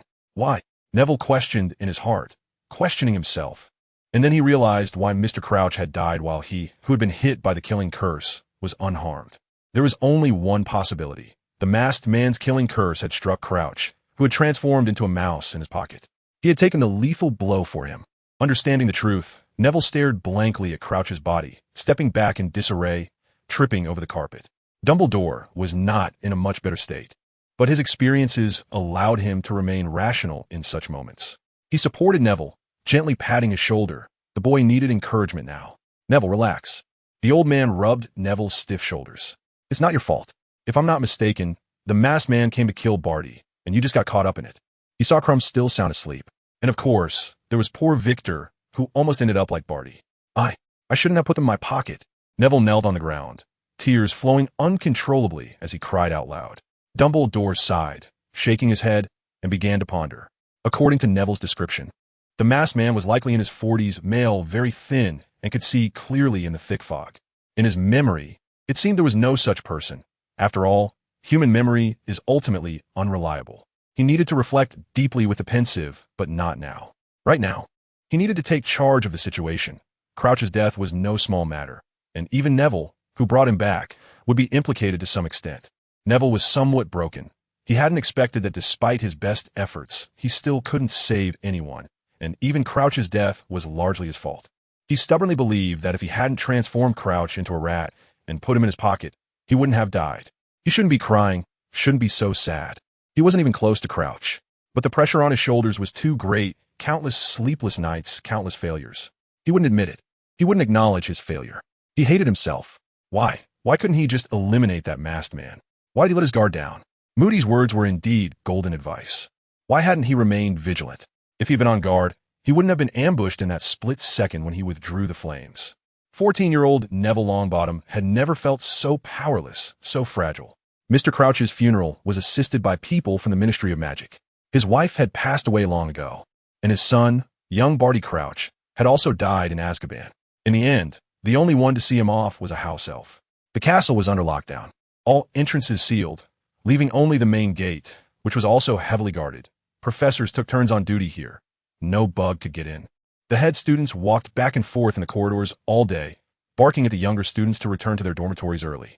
Everyone seemed to have returned to the summer of their third year, when they were wary of Sirius Black. But this time, the situation was even more severe. A high-ranking official from the Ministry of Magic had been murdered near Hogwarts. The killer had escaped, and the only one who knew anything was Neville Longbottom, a fourth-year student who claimed to have fought with the attacker. At first, no one from the Ministry believed him. No one thought a fourth-year child could duel a murderer and drive the killer away. It wasn't until he verified his wand with Professor Moody, using the recollection spell, that it was confirmed he hadn't used the killing curse and had possibly been fighting someone. What surprised Neville was that his strange alchemical flames weren't detected by the recollection spell. He felt immensely relieved. Otherwise, he wouldn't know how to explain it. Neville's ordeal ended there, but another person present, Krum, lost face because of it. According to Neville's account, Krum was taken down by one blow, and later transformed into an animal to protect him. This infuriated him. Those who only knew part of the story began to question him, doubting his strength, while Neville, 3 years younger, could fight the attacker, yet he was taken down in one blow. Neville was troubled by this. He spoke highly of Krum, but it was of no use. Even if they knew Krum was ambushed, it didn't help much. They only knew Krum was knocked out by one blow, while Neville was not. On the contrary, Krum himself, because of this incident, began to see the true nature of some people and became increasingly familiar with Neville and the others. Of course, Neville suspected his motives were not pure. Chapter 139. The shadow from Little Hangleton on a rainy night. It was as dark as if a curtain had been drawn across the sky, with no light penetrating. The downpour was torrential. No one would want to be outside in such weather. Yet a figure in a black cloak was walking towards the Riddle house in the outskirts of Little Hangleton. He wore a hood, obscuring his face, and the heavy rain didn't touch him at all. It seemed to flee from him, for there were hardly any droplets on him. He appeared very familiar with the terrain of Little Hangleton, and when he reached a fork in the road, he hesitated not at all. He walked straight to the Riddle house, effortlessly pushed open the dilapidated front door, and arrived at the main entrance, knocking loudly. Before long, there came the sound of stumbling footsteps and the creaking of old floorboards, and the door opened. A short, round-faced man peeked through the gap, his expression 7 parts fear, 3 parts lewdness. It's you. Why have you returned?" Upon seeing the face of the cloaked figure, he exclaimed in terror. "Your task is complete." He suddenly thought of another possibility and hurriedly looked behind the cloaked figure, but saw nothing, and he couldn't help but breathe a sigh of relief. There were some problems. "Wormtail, I returned to consult the master." The cloaked figure was very impatient, stamping his foot, and pulled the door open, walking inside without a care for Peter. "Hey, you! You can't!" The little rat wanted to argue, but ultimately didn't speak out. He looked at his long, sharp fingernails, closed the door behind him, and followed the man. The cloaked figure went upstairs, his previous arrogance completely gone, replaced by a demeanor of utmost respect. He quietly walked to the master bedroom on the 2nd floor. The door was open, and he entered, then knelt beside a bed. "Master." He lowered his head, not daring to speak. "It seems your plan has encountered some issues, Barty." A thin, sharp voice came from the bed, chilling to the bone. "I'm very sorry, my master." Young Barty Crouch pulled down his hood, bowing his head in anticipation of Voldemort's reprimand. He had a very handsome face, but it looked worn and haggard, as if he had experienced countless hardships. He was indeed young Barty Crouch, who had been presumed dead in prison. "Previously, you instructed me to intercept my filthy father. I nearly failed. That boy, he has very powerful allies, that detestable Longbottom." Young Barty sneered, his left hand touching the right side of his chest, the spot where he had been struck by Neville's stunning spell. If he hadn't been ruthless enough to use the Cruciatus curse on himself to wake up at that moment, everything would have ended. "Oh, that Longbottom from the Order of the Phoenix came out too?" The voice from the bed sounded somewhat hesitant. "No. Old Longbottom was driven mad by us long ago. This is his son. He has a very strange fire spell, which I have no way to deal with." Young Barty lowered his head even more in shame, feeling some doubt about his own strength after being defeated by a child even younger than himself. It is he, the figure on the bed, somewhat silent, suddenly recalled some painful memories, such as being chased around the room by a child no older than 10 using spells. "Master, with this obstacle present, the likelihood of my original plan failing is very high. That Longbottom is difficult to deal with. He will probably win. And our side's combat power." Young Barty glanced at Wormtail, who was trembling behind him, and spat at his feet. "Have you really grown to this extent, that even you cannot deal with it, Barty?" The voice suddenly became soft, as if someone was whispering in his ear. "Yes, I'm sorry, my master. I try to find other opportunities, but the defenses at Hogwarts are just too strict, especially recently. After my filthy father died, all the defensive magic was strengthened, and my invisibility cloak was destroyed, making it hard to find chances." Little Barty bent down, pressing his forehead to the ground. To his surprise, his master did not get angry, but spoke in a low tone, slowly saying, "That spell is indeed something you cannot deal with directly. So, my most loyal servant, I allow you to use some means that I disdain to use." The voice grew colder and colder, but little Barty Crouch's eyes became brighter. "It's my honor, master." Little Barty laughed, a twisted smile on his face, clearly showing I am a bad person. He left his steps light but accidentally stepped into a puddle, splashing mud all over his pants. Due to the impact of Barty Crouch's death, all extracurricular activities at Hogwarts, except for the Triwizard Tournament, were halted, and Harry was no exception. Now he had to consult Sirius every day through the two-way mirror, but the mirror had a significant side effect. His eyesight was deteriorating. Faces that used to be clear at close range became blurry, and he could not see anything in the distance. This made him somewhat panicked, fearing he might go blind. "No, you won't go blind, Potter. At least I won't let you," Madame Pomfrey said sternly in the hospital wing, forcefully taking away Harry's modified two-way mirror and replacing it with a normal pair. At this moment, Harry's eyes were wrapped in a circle of cotton cloth, the smell of the potion making him feel quite nauseous, but he had to endure it because this would help restore some of his vision. "You cannot use such a terrible thing until your vision recovers," she shouted in her sharp voice. Confiscating the glasses she deemed a terrible thing that harmed vision and sealing them in her office. Harry felt very wronged, but had no way out. Madame Pomfrey was not to be trifled with, and she wouldn't even give him a good face when she was angry. He could only ask Ron to help him write a letter for Hedwig to deliver to his godfather. Sirius expressed great regret upon learning this, and wrote back saying that he would take Harry to the beach during the holidays. "That sounds great, going to the beach," Ron said. sitting beside Harry's bed with a smile after reading the reply. You can come along too, Harry said a bit shyly, as he had already started fantasizing about how he would play with Sirius at the beach this summer. He had never been to the beach, having only seen it in books and on television. The last time he heard about going to the beach was from Hermione. Great, then you can help me find a pretty girl, Ron said with a laugh. Okay, Harry said shyly, his mind filled with the image of some Eastern girl in a swimsuit. Just imagining it almost made him nosebleed. Thanks a lot. Ron gently patted his shoulder, laughing. What about Neville? Has he not figured it out yet? Harry changed the subject, his tone becoming somber as the rain outside continued to pour, as if crying about something. Not yet. You know his temperament. He is extremely stubborn. Ron shrugged. Right. Can't even Hermione talk him out of it? We've all tried, but he stubbornly believes that Mr. Crouch was killed because of him. Well, after all, it was Mr. Crouch who took that hit for him. It's strange if he doesn't blame himself. Now he hides away every day except for classes and meals, either in the library or coming back looking utterly exhausted every night. Even I can see he is suffering from magical exhaustion. Ron sighed, picking up a small knife from the bedside to peel an apple for Harry. I asked Professor McGonagall. She said being in a constant state of magical exhaustion can cause great harm to one's body. I told Neville, but he said it has its advantages, making magical growth faster. Ron said while cutting, accidentally slicing into his own nail and yelping in pain. With a red-eyed Ron biting down on his teeth. He finished peeling the apple and handed it to Harry. Thanks. Harry took it and bit into it, juice almost splattering onto Ron. Also, he is kind of avoiding Hermione. Ron rummaged around in Harry's bedside cabinet for a while, finding a roll of bandage to wrap around his injured finger to ease the pain. Avoiding, that is so like him. He must be afraid of Hermione saying something. So, wouldn't it be better if we just tied him up and brought him in front of Hermione? How easy do you think that is? Try tying up a wizard who could defeat a dragon. Believe it or not, we'd be tied up in the next second, Ron said with a frown, raising his injured finger and blowing on it. True, Sirius even told me last time that he can't beat Neville now. They've been practicing together. Harry finished the apple and fumbled to put the core on the bedside. Anyway, we probably can't handle this, Ron said helplessly. We can't handle it, but we can find someone to handle it. Harry suddenly thought a good idea, leaning forward excitedly, and ended up bumping into Ron's injured hand, causing him to wince in pain. Chapter 140.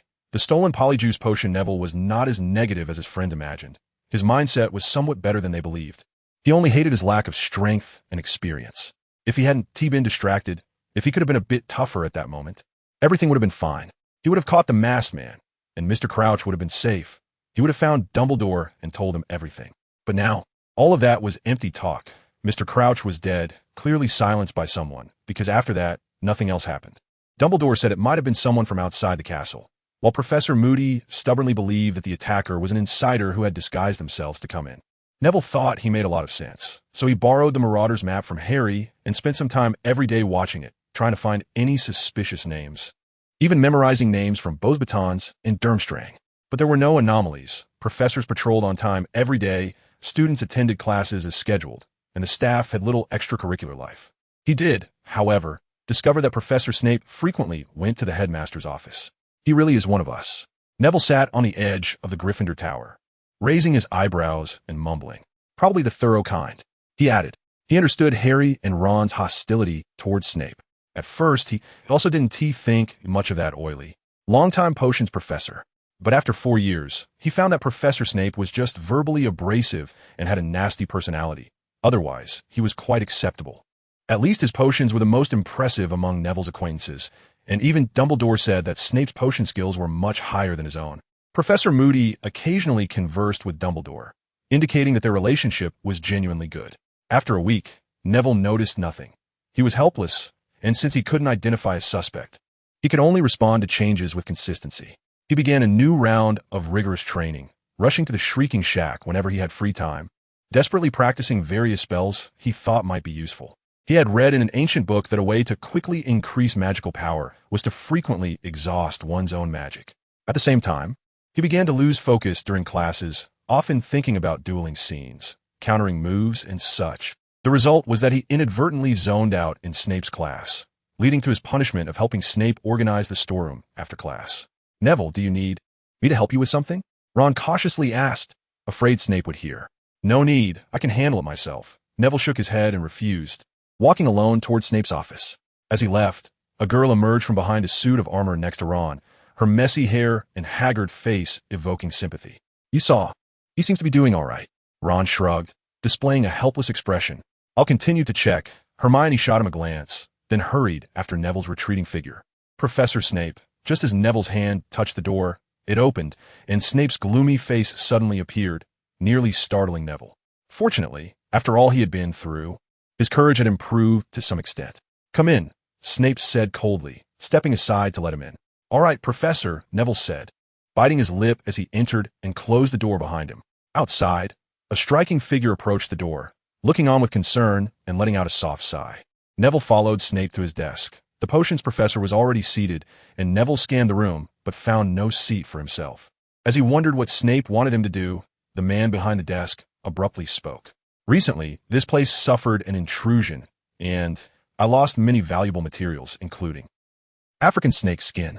Snape glared at him menacingly, creating an oppressive atmosphere that made Neville swallow hard. "Do you have anything to say?" Seemingly feeling that the pressure on Neville wasn't strong enough, he added, "African snake skin is usually used to make polyjuice potion. Professor, I suspect it might have been a mischievous student wanting to steal some for a prank." Neville casually analyzed, secretly sweating for the Weasley twins and desperately hoping they weren't the culprits. "It seems your potions class hasn't been in vain," Snape mocked coldly. "Additionally, I've also lost some polyjuice potion." His tone suddenly shifted from cold to serious. "Polyjuice potion?" Neville exclaimed, realizing this was no trivial prank but a potion with many uses. If it fell into the wrong hands, it would be a disaster. "I've already spoken to Dumbledore about it, but he doesn't seem to care." Still playing his games, Snape sniffed disdainfully. Confused, Neville wondered why Snape was telling him all this. "Perhaps Professor Dumbledore has his own thoughts," Neville said cautiously. "Enough irrelevant nonsense ends here. Now, I will announce your punishment." Snape's face turned stern again, as if nothing had just happened. "You must write a paper on polyjuice potion and submit it to me before tomorrow night." Neville nodded. A paper was something he was quite confident about. And find the thief. He suddenly stood up, leaning forward, causing Neville to step back in fear. Indeed, Professor Snape's intimidation was still too strong. "Catch him and bring him here. Although I don't want to say this, your ability should be enough to defeat every student at Hogwarts, right?" "Yes, Professor," Neville nodded vigorously. "If you don't complete this before the end of the term, a mountain of summer homework and countless detentions await you. I believe you will make the right choice." Snape's lips curled slightly, and Neville's mouth twitched as he silently cursed Old Bat. After saying this, Snape sat back down, ignoring Neville as he resumed grading papers. Having visited a few times, Neville understood the implication and quickly made his escape, reluctantly saying goodbye before being shooed away like a fly. As soon as he stepped outside, he caught a familiar scent. Hermione always liked using that shampoo. He looked around but didn't see the girl. Shaking his head and laughing at himself, he headed back to the dormitory. He still had things to do. Around the corner, a girl leaned against the wall, holding her breath, her heart racing. That evening, Harry finally returned from the hospital wing, but his glasses were still gone. Madame Pomfrey said they would only be returned at graduation. Ron sighed for Harry and expressed his sympathy. To their surprise, Neville was actually present in the common room, writing something. They hurried over to look, discovering it was a paper on polyjuice potion. "What's going on?" "I don't remember the potions assignment being a paper on polyjuice potion." Ron interrupted him, causing Neville to stop writing and stretch his stiff shoulders. "Oh, this is a punishment from Professor Snape. But we haven't even learned about polyjuice potion." Harry also found it strange. Could it be that time we got caught? It shouldn't be. Professor Snape's polyjuice potion was stolen, and he asked me to help find the thief while also assigning me this paper, Neville replied, staring into Harry's eyes for a moment. The green eyes were incredibly clear, unlike a few days ago when they were bloodshot. "Huh, the old bat stuff was stolen? It couldn't have been George and Fred, could it?" Ron's face suddenly showed panic. Harry also started to worry about the twins. If they were caught by Snape, who knew what kind of torture they would face? "It wasn't them, I just asked." And they were surprised someone could break through Snape's protective charms to get into his storeroom. Neville glanced at the clock by the fireplace. It was just 9 o'clock. "It seems they must have tried," Ron said, his forehead covered in sweat. "Yeah, they said they would keep an eye out for me." "Then they must be interested in that person's methods." Ron understood them all too well. "But there's nothing I can do. I've already promised Professor Snape. And if I can't find it, what's waiting for me will be worse." Neville pouted and continued writing his paper. "I actually hope the thief is a Slytherin," Harry remarked. "That would definitely make the old bat's expression very entertaining." Ron laughed heartily. Chapter 141. Speculation. The next day, when Neville came to submit his paper in the evening, Snape looked at him with a questioning expression. Fortunately, Neville was somewhat perceptive and quickly said he hadn't found anything. I have used quite a few protective spells in my office, so those who can break in are not foolish little lions. Just before he left, Snape said this unexpectedly. Professor, may I ask who has recently visited your office? Neville bravely asked, thinking it might be someone familiar with the layout of Snape's office. The potions master behind the desk pursed his lips, a gesture he seemed to enjoy. Do you remember how many slices of bread you've eaten? I'm sorry, Professor. Except for the regulars. Has anyone new come recently? Neville forced a stiff smile. After thinking for a moment, the potions master listed a few names. Roger Davies, Cedric Diggory, Igor Karkaroff. He rattled off a long list of names as Neville fumbled to pull out a notebook and quickly wrote them down. Suddenly, Snape's expression darkened, and he struggled to remain calm. He thought of someone and connected it to the troublemaker Longbottom's testimony. A bold guess appeared in his mind. In Alastair Moody. He stood up, unable to wait to find Dumbledore. Are you waiting for me to double your homework? He yelled at Neville, who hurriedly opened the door and ran away. Snape didn't waste any time either, striding towards the headmaster's office. As soon as Neville returned to the common room, Harry and Ron surrounded him, and Hermione came over a little while later. Neville shared the names Snape had mentioned and asked everyone to help analyze them. Among them, Ron and Harry looked quite pleased, while Hermione appeared somewhat resentful. I think it's Karkaroff. Sirius said he used to be a Death Eater. Harry speculated, looking quite certain. That's unlikely, Harry. Karkaroff is still a headmaster. Do you think a headmaster would need to steal from Professor Snape's stores? Hermione disagreed, believing that the thief might be a student, with seventh-year Gryffindors and Slytherins being more likely. I also don't think so, because when he mentioned Karkaroff's name, his tone was unusually calm.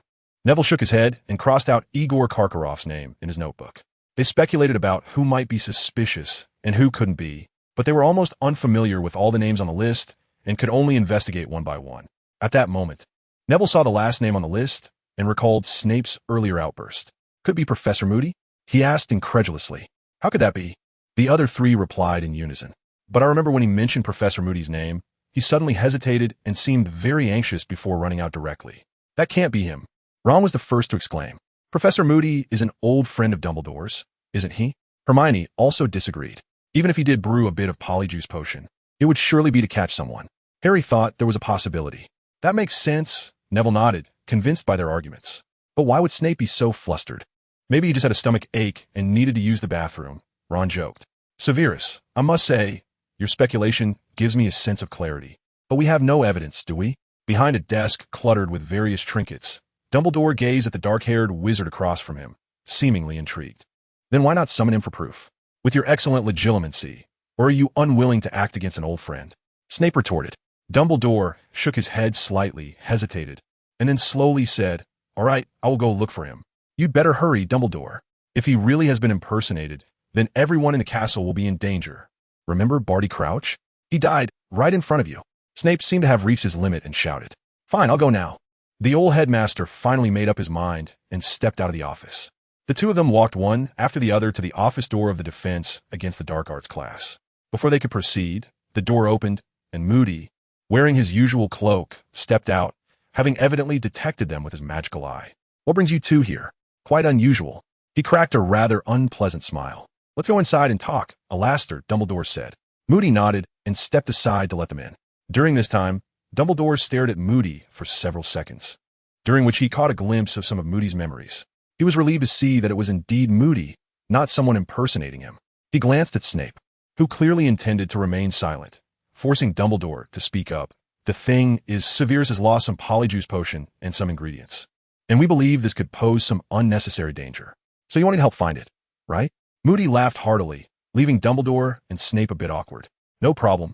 I'll help look. After all, I have this. He pointed to his magical eye, and Dumbledore nodded slightly.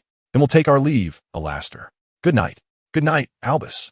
They returned to the headmaster's office, and all the way, Snape's expression was so dark it seemed water could drip from it, yet he remained silent. How'd it go? As soon as they entered, Snape impatiently asked. Nothing unusual. At least, I haven't found anything out of the ordinary, Dumbledore replied. Snape's earlier speculation had given him chills, but now he felt relieved. He hadn't found anything wrong with Moody. There was not even a hint of hostility, which even the most skilled mind blocker couldn't achieve. This meant it was indeed Moody himself. "You're overthinking it, Severus. It could just be some prankster student," Dumbledore said kindly. "I heard you found a student to help. Maybe tomorrow we'll hear some good news from him." The potion's master's expression darkened further as he pursed his lips, snorted, and turned to leave. After he left, Dumbledore murmured to himself, "Thank you for the reminder, Severus." After ruling out several impossible answers, Neville decided to start with the Marauder's map. He magically marked several suspicious individuals, so he could see wherever they went. Now, he spent some time each day watching the map. Harry occasionally joined him, but Ron couldn't keep his eyes open for long. The first discovery was Roger Davies, the captain of the Ravenclaw Quidditch team, which Harry noticed first. He saw Roger sneaking over to Beauxbatons by himself. They suspected he was up to no good with Polyjuice Potion, so they rushed out only to find him just standing outside the door, looking a bit silly, holding a piece of paper and seeming to hesitate about whether to deliver it. They huddled together for a discussion, and then Neville transformed into a crow and flew to his head, where he saw the contents of the paper. It was a love letter addressed to Fleur Delacour. The three of them returned to the dormitory with their tails between their legs, with Neville unable to help but think of Hermione, while Harry thought of Cho-Chang. They had noticed that Karkaroff had gone to Snape's office many times, but almost every time Snape was there, and if he wasn't, Karkaroff wouldn't go in. After many days without any results, Hermione was the first to lose patience. She resolutely snatched the Marauder's map away and put a stop to this work. "Neville, you're about to compete in the third task. You can't get distracted by these things. You need to practice." She said a lot as she practiced, and Neville felt a bit embarrassed. Harry chuckled to himself, but she shot him a glare. "What are you laughing at? Aren't you also a champion? You don't need to practice?" So they could only continue practicing some commonly used spells. Professor McGonagall kindly lent them a classroom, as she sincerely hoped Hogwarts could achieve the honor of winning the Triwizard Cup. Neville could only pray that he would catch that little thief before the end of the term, or hope that Snape would show mercy and give a lighter punishment. Chapter 142, Pre-competition surprise. The time for the third task quickly arrived, and during this period, Neville spent all his time with Hermione, reviewing what might be useful. Harry had gone to find his godfather, and Sirius Black, after all, was on Harry's side, calling him to the Shrieking Shack every night for practice. Ron was lonely, not saying what he was doing each day, but from his demeanor, he seemed quite fulfilled.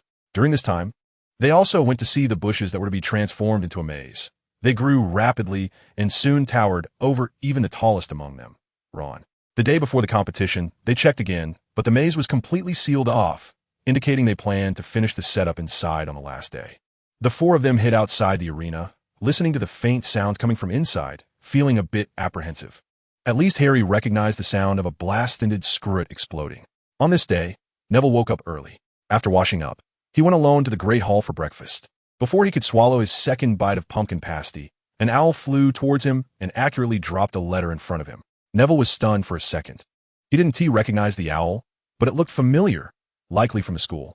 He picked up the letter, first checking with his hands to confirm there was nothing unusual. Ever since Hermione got caught opening a letter, he had been cautious about such things.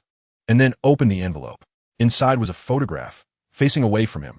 There were words on the back, written in a very stiff handwriting, as if the writer was afraid of being recognized. "If you don't want them to die because of you, come alone to the Shrieking Shack this morning." Neville was caught off guard and didn't understand the meaning of this line. He even thought it was some sort of prank. He flipped the photo over, and in an instant, Neville was frozen in shock. The photo showed his parents, Frank Longbottom and Alice Longbottom, tied up and leaning against the old sofa on the second floor of the Shrieking Shack, their mouths gagged, with only their eyes visible. Moreover, his mother Alice's round face bore many bruises, as if she had been beaten. Anger surged through Neville like blood. His brain froze, leaving only one voice: kill him. His magical power erupted rapidly with his emotional fluctuations, causing every cup around him to crack, and the utensils in front of him began to bend at different degrees. Colin's brother, Dennis Creevey, was suddenly blown back several meters when he passed by Neville, caught off guard by the explosive magic. The scattered people at the table turned their gazes towards him, wanting to see what had happened. It was only after Dennis cried out that Neville realized what he had done unintentionally. He bit his tongue to regain some focus, calming the raging magic. He had no time to check if Dennis was hurt. His parents were still waiting for him, and he had to act immediately. Fortunately, it was still early, and there were no professors in the Great Hall. Otherwise, the commotion he caused would certainly have led to a discussion. His departure only allowed some bystanders to catch a glimpse of his hurried figure. Neville made up his mind. He was not just going to save someone. He was going to kill. He understood that the person who had kidnapped his parents must be the masked man who had killed Mr. Crouch, who fled in a hurry back then and was now back for revenge, holding his parents as leverage. Neville didn't prepare anything else, thanks to the Triwizard Tournament. He already had what he needed on him. He held his father's wand, which had been confirmed destroyed by the Ministry of Magic, and with this, he could cast spells freely. The other wand was hidden in his sleeve, where he had designed a groove just a few days earlier to hold it. His pocket also contained smoke bombs sponsored by the Weasley brothers, which they said were high-end items imported from Peru. They sponsored them because they had bet 10 galleons on Neville, and this was their last bit of money. He cast a disillusionment charm on himself and slowly made his way to the Whomping Willow. It was still relatively early, so as long as he was careful, he wouldn't be seen. As for his Animagus form, he planned to keep that as a trump card. He entered the Whomping Willow's hole with ease, not going deep, but taking out the Marauder's map to check. The map showed this passage, and there was no one inside. But the Shrieking Shack on the other side of the passage was not visible on the map. Neville's face turned pale as he raced through the tunnel, fearing that something might happen if he arrived too late. The Longbottom family could not face any more troubles, or his grandmother would break down. As he got closer, he slowed down to catch his breath. The thin air in the tunnel didn't allow for vigorous movement, and Neville's head was pounding, his chest aching painfully. Silently, Neville maintained his calm. Past experiences told him that letting his hot blood take over would only lead to a worse defeat. At this moment, he regretted not bringing Harry's invisibility cloak. Although his disillusionment charm still had some effect, it was, after all, flawed and could only achieve a chameleon-like effect. He glanced at his watch. It was almost time for the third task. An absurd thought suddenly crossed his mind. Could the mysterious kidnapper of his parents be a gambler? Perhaps he intended to distract him with the potential of winning the championship to gamble everything? Neville thought of the 10 galleons from the Weasley brothers. Most of that money was likely to be lost to them. Unlikely. There probably wasn't such a mad gambler. Neville looked at his hands as the disillusionment charm began to take effect, his body gradually becoming transparent. As he neared the end of the passage, Neville's heart raced. He bent low, ready to strike anyone who appeared. If it was that mysterious man from last time, he would certainly use alchemical fire directly. A cold wind occasionally swept through the end of the tunnel, making Neville shiver as if pricked by needles. He slowly approached the tunnel's exit. The trapdoor was still closed, which relieved him slightly. It seemed the guy didn't know about this passage. The silent spell this time was truly a complete silence charm. He managed to make the sounds near the trapdoor disappear. He slowly pushed the door open and slipped out, the silence charm still in effect, and he made not a single sound. Neville was very familiar with the layout of the Shrieking Shack. He remembered the room in the photo, which was right next door, so he just needed to feel his way over. He first scanned his surroundings. There was nothing unusual in this room. It was a very overcast day, and hardly any light could penetrate through the gaps in the wooden house to illuminate the interior, making visibility in the Shrieking Shack quite poor. Fortunately, he had been in darkness on his way there, and the faint light was just barely enough. Neville used the same trick again, silently pushing open the door and stepping into the hallway. He pointed his wand around to survey the area before making his way toward the room in the photo. "I hope you're okay," Neville thought pessimistically, his eyes slightly reddening. His hand holding the wand trembled a bit, fearing that upon opening the door, he would see the scene he dreaded the most. "Neville, has anyone seen Neville? Excuse me, has anyone seen Neville? That Gryffindor warrior." Among the crowd, the Gryffindor students were searching everywhere. Hermione and Ron were nearly hoarse from shouting. Their warrior was missing, and the competition was about to begin. Yet Neville was nowhere to be found. "Since Mr. Longbottom has not appeared, should we?" Bagman pouted, giving a few ugly laughs, wondering if they could postpone the competition to tomorrow. "Disqualify him. It's his own fault for not showing up." Karkaroff shouted excitedly beside him. Crum's tall figure showed a hint of regret at that moment. "Potter, when was the last time you saw him?" Professor McGonagall, still unwilling to give up, asked, hoping to find the boy she had high hopes for. It was last night, Professor." Harry was as anxious as an ant on a hot pan. Although he was eager to win, he certainly didn't want it to end this way. Chapter 143. Barty Crouch, in the end. They couldn't find Neville before the third task began, and they couldn't have found him anyway, as he had been very careful to avoid some lines of sight on his way to the Shrieking Shack. Neville's grandmother had also come. She had already had a big fight with Bagman over Neville's matter, but they ultimately decided to let the competition continue. The votes in favor were 3, Bagman, Karkaroff, and Madame Maxime, while the other 2 headmasters were quite satisfied with the result, believing that Hogwarts should not have a second champion. Professor McGonagall quickly left the scene to look for Neville. Her student was missing. This was no small matter. After throwing another tantrum, Madame Longbottom followed Professor McGonagall out, as she too had to find her grandson. Dumbledore's expression was very grim. He suspected that Neville's disappearance might be related to the attacker from some time ago, and that boy might now be. Anger brewed in the old man's blue eyes as he suddenly felt that many things were slipping out of his control. While people were searching for Neville, Harry had no choice but to walk into the maze with a complex mood. At that moment, he would rather just give up and join the search for Neville, but others would certainly not agree to that. Professor McGonagall would be the first to kill him. Mr. Potter has entered the maze. Now then, Miss Delacour, please prepare. At the judge's stand, Bagman laughed heartlessly, drawing furious glares from all the Gryffindor students. Do you think Neville might be trapped somewhere? Not likely. After all, he was able to get into the Slytherin chamber. If only we had the Marauder's map. George sighed in frustration, glancing one last time at the arena before he and Fred resolutely joined the search for Neville. In the abandoned girls' restroom on the second floor, Ron was howling at a faucet, but the damn faucet just wouldn't turn on. Beside him, Hermione's eyes were getting redder, with tears welling up.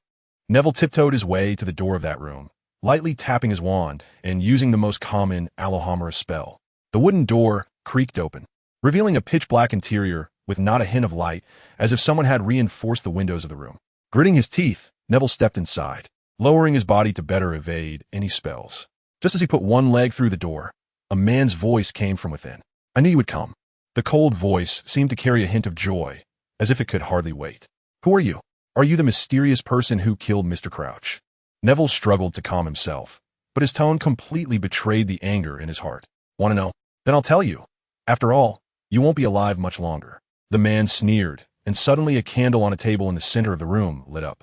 The weak light was just enough for two people who had been in darkness for a long time. Neville clearly saw the man's face and his parents. His poor parents were tightly bound, motionless at the man's feet, their mouths gagged, even their eyes covered, but nothing could stop a child from recognizing his parents. His anger intensified, wanting to do something, but the man's wand was pointed directly at the two helpless individuals, and he laughed cruelly, even licking his lips. It's you. Neville recognized the man. He had seen him too many times in photos, one of the villains he had dreamt of eliminating. Little Barty Crouch. You're not dead, Neville exclaimed in terror. He had thought this enemy had long perished in Azkaban, yet here he was escaped. And even Neville's mouth dropped open as he suddenly realized the connection between this man and the person who had died at his hand some time ago. Yes, thanks to my poor mother, I'm still alive, or rather, barely surviving under my father's watch. Little Barty's face twisted grotesquely, and when he mentioned his father, the cracking of the knuckles on his fingers could be heard. That's another sad story, but as for now, you don't think you should be on your knees, licking my shoes and begging for mercy, do you? Little Barty grinned, the candlelight illuminating his rows of large yellow teeth, making him look quite creepy. Neville could no longer remain calm. He raised his hand, ready to do something. But little Barty merely pointed his wand at his defenseless mother. He had no way to instantly defeat little Barty and had to give up. What do you want? Neville still pointed his wand at him, but he dared not take another step forward. Don't point that thing at me, you fool. If you don't want them to die a horrible death, drop your wand now. Little Barty pressed, his wand poking Frank's face. Frank struggled weakly, seemingly wanting to break free, but he simply couldn't escape. Neville gritted his teeth, his mind racing. He was almost ready to drop his wand, but his last shred of reason told him that doing so would only endanger himself as well. Do you think I'm a 3-year-old child? Without a wand, I would have been captured immediately. Neville shouted at the top of his lungs, hoping someone outside would hear the commotion. He regretted not bringing help. If he had brought Professor Dumbledore, little Barty wouldn't have had the chance to threaten him at all. But it's too late for regrets now. He had to pay the price for his moment of recklessness. Neville's thoughts grew more pessimistic. Since the mastermind behind this was little Barty, a Death Eater, did that mean he could only... Oh, quite talkative, aren't you? Then bring it on. Little Barty laughed loudly, grabbing Alice and holding her in front of him as a shield. Cruciatus. His wand was aimed at Frank's head, casting the curse that left the biggest shadow over Neville. Neville could only stare blankly at his father, who was writhing on the ground in pain. While little Barty's tactic was too cruel, he knew what Neville feared the most because at that time, he was one of the perpetrators. As expected, Neville began to tremble all over, the screams from that dream echoing in his head along with those cruel laughs. It felt as if countless phantoms emerged in the real world, his most hated enemies appearing one by one in front of him, overlapping with little Barty's figure. The combination of reality and illusion was overwhelming, with countless terrifying screams ringing in his ears, and he felt like his head was about to explode. No! Neville screamed madly, instinctively using magic. Little Barty, along with Alice, was hit and crashed into the old cabinet behind them, smashing it to pieces. Neville broke down, hurling spells randomly towards his enemy. Little Barty couldn't dodge in time and was struck by a red light, nearly fainting. Cruciatus. Little Barty almost bit his own tongue in frustration, using the Cruciatus curse on himself to break the feeling of the stunning spell while rolling sideways to dodge a Petrificus Totalis. Avada Kedavra! He could no longer afford to underestimate this boy. His spells were so powerful, they reminded him of his old colleague from years ago who used to torment others with him. The killing curse went awry, shattering a door panel next to Neville, but it also served as a reminder. Neville jolted awake and quickly used the table to block the second killing curse. Little Barty was furious, having missed his best opportunity. He cast a shield charm on himself to block Neville's disarming spell. He returned to the spot he had just left, grabbing Alice as a shield, and everything seemed to reset. Suddenly, Little Barty disappeared, along with Alice, using apparition. Neville recognized his previous movement, but he couldn't stop him, nor did he dare to. His mother was so fragile now. He had just unintentionally hurt her, and if she took a few more curses, he would have to find a grave for her. Neville let out a long sigh of helplessness. He was still too weak. If only Dumbledore were here. Just as he was regretting, a sudden sharp explosion sounded behind him. Neville's eyes widened, but before he could turn around, a green light shot towards his back. Moments later, there were 3 sounds of bodies hitting the ground. Chapter 144. The boy seeking revenge. The boy stood motionless in the dim room, the only candlelight illuminating his pale face, like a zombie. He stared blankly at the fallen figures before him. Closest to him was his father Frank, lying motionless in front of him, limbs twisted unnaturally, as if his neck had been broken. Neville felt dizzy, his hands and feet cold, and looked back. His mother Alice lay on the ground, her hair disheveled, facing him with her arms outstretched. He suddenly burst into tears, unable to stop the flood of tears, like a water pipe that had been turned on. Neville knelt on the ground, rolling and crawling to embrace his father's lifeless body, crying out loud. Why? Why? Why? Why? Neville shouted, his hoarse cries shaking the dilapidated room. Why did you go crazy and still try to save me? Why wasn't it me who died? Why?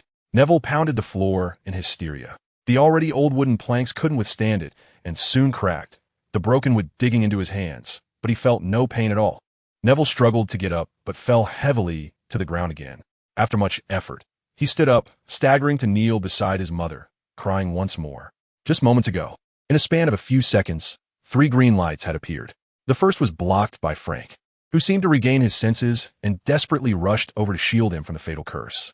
Then came Alice, who, like a moth to a flame, blocked the killing curse from the evil Death Eater, collapsing onto the ground with a satisfied smile. Ultimately, the evil Death Eater was ended by the Just Avenger. Neville used Avada Kedavra, wanting nothing more than to kill his enemy. The successive deaths of his parents brought him immense pain. He had come to kill, and he did. But at what cost? Exhausted from crying, Neville lay beside his mother, her body growing cold. He held her hand tightly, feeling his own heart growing cold as well. Even if they had gone mad, even if they couldn't remember him, as long as they were alive, there was still a connection, but now, all hope was shattered. He desperately dragged Frank's body to his mother's side, holding their hands together, not daring to look at their faces. Suddenly, as if he had been electrocuted, he pulled his hand back, afraid to touch them, as if touching would cause something even worse than now. Neville exerted great effort to stand up again. He no longer looked at his parents, but stepped closer to the Death Eater. Little Barty's last expression was one of shock. In fact, it wasn't just him. Even Neville found it hard to believe that his parents could block the killing curse for him. But the magical world is truly wondrous. The bond between parents and children runs deeper than they can see. Neville had to exert tremendous effort to resist the urge to rush over and beat little Barty's lifeless body. He lowered his head and recited a spell that could burn everything to ashes. At Hogwarts, the Quidditch match was nearing its end, and Harry was getting closer to victory. Along the way, he had fought off Hagrid's spiders, Hagrid's blast-ended screwits, Hagrid's tree guardians. Did he also solve the Sphinx's riddle? He even exchanged spells with Crumb, though the latter seemed a bit off. His aim was horrendously inaccurate, and Harry easily defeated the Durmstrang champion with his best disarming spell. Victory was right before him. He could already see the Triwizard Cup shining ahead. As long as he reached it, he would win. Harry felt like 1,000 galleons were beckoning to him, but at that moment, he thought of the warrior who hadn't participated in the final match. If Neville were here, he would definitely reach it before him. To avoid any further complications, Harry charged straight towards the Triwizard Cup. Years of Quidditch practice had made him exceptionally nimble, allowing him to easily dodge all obstacles. The Triwizard Cup was right in front of him. He just needed to stretch out his hand to grasp it.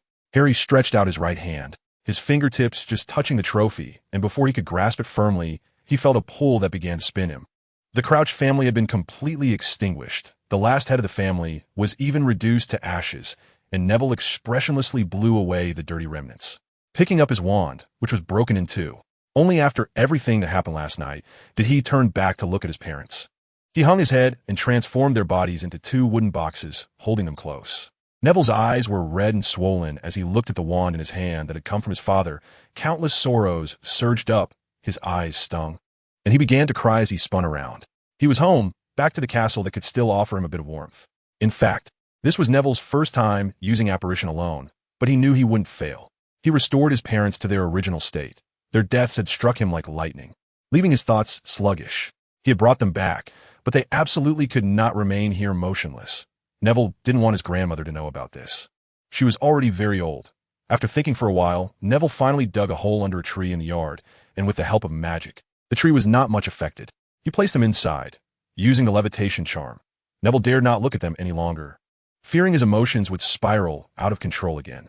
After everything was done, Neville knelt before that tree like a defeated dog, his tears long dried up, and he had to set off.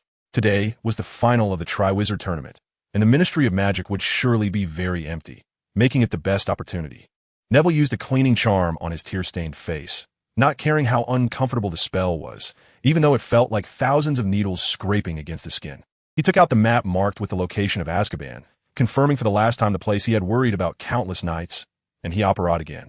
The key he had made was not enough to take him that far, but apparition was different. It didn't require much preparation time.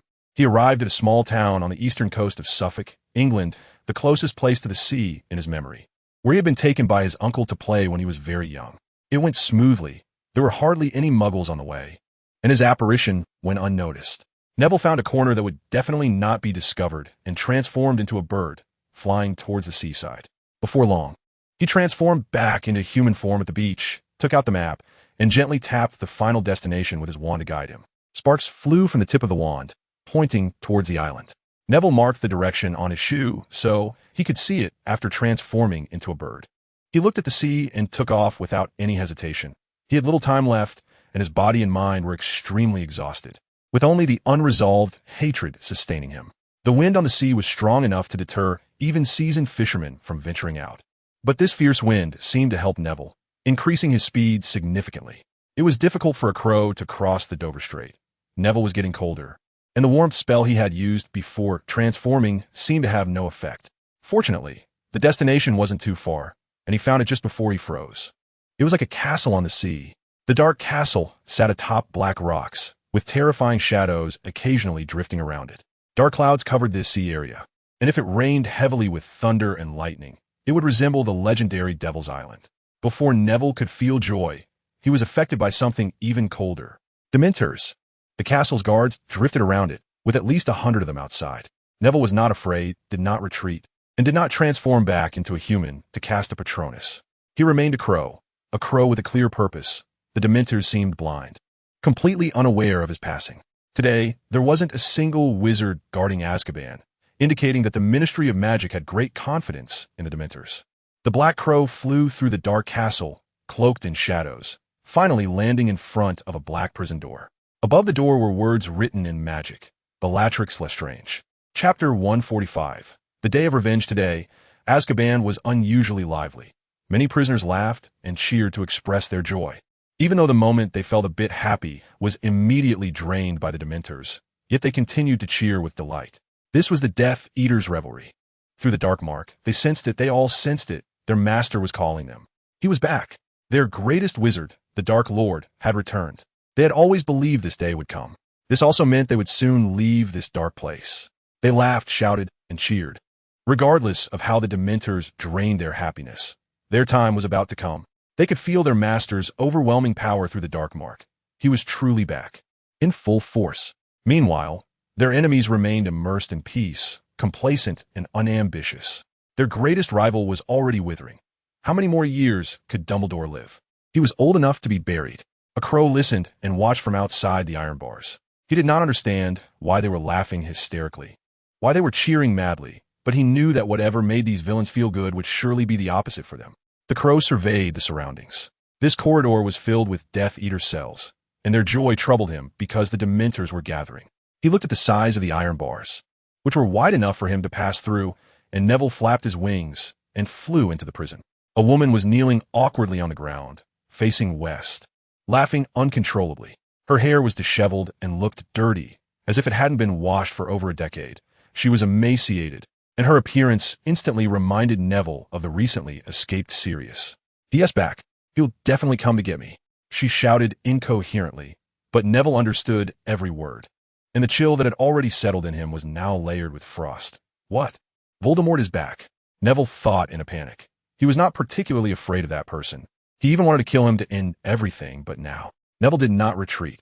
His determination to kill these Death Eaters became even stronger after Voldemort's resurrection.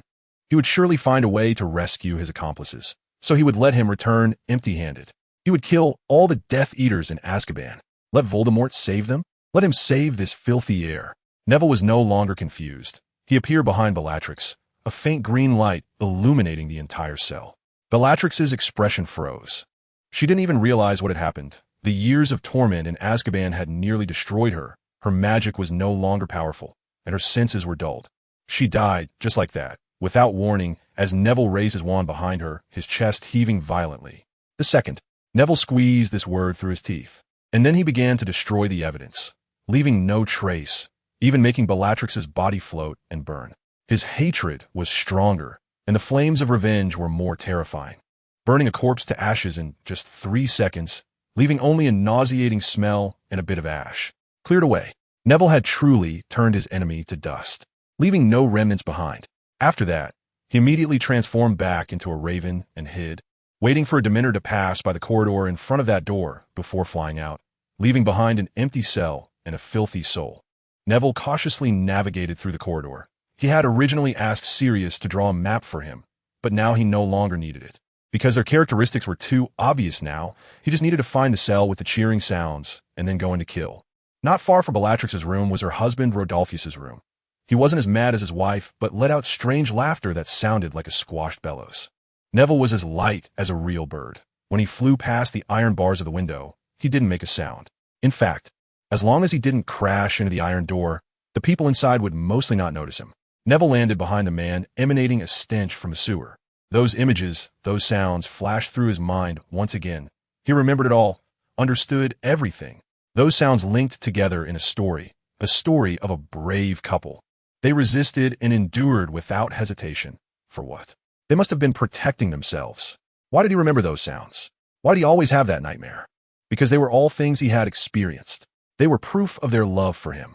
Avada Kedavra! A strong green light filled the entire cell. Rodolphus seemed to realize something and wanted to turn around, but it was already too late. Neville seemed to cry, to weep bitterly.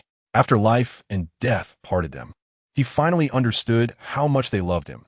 Even when they were insane, they stood up to protect him, but they were ultimately gone.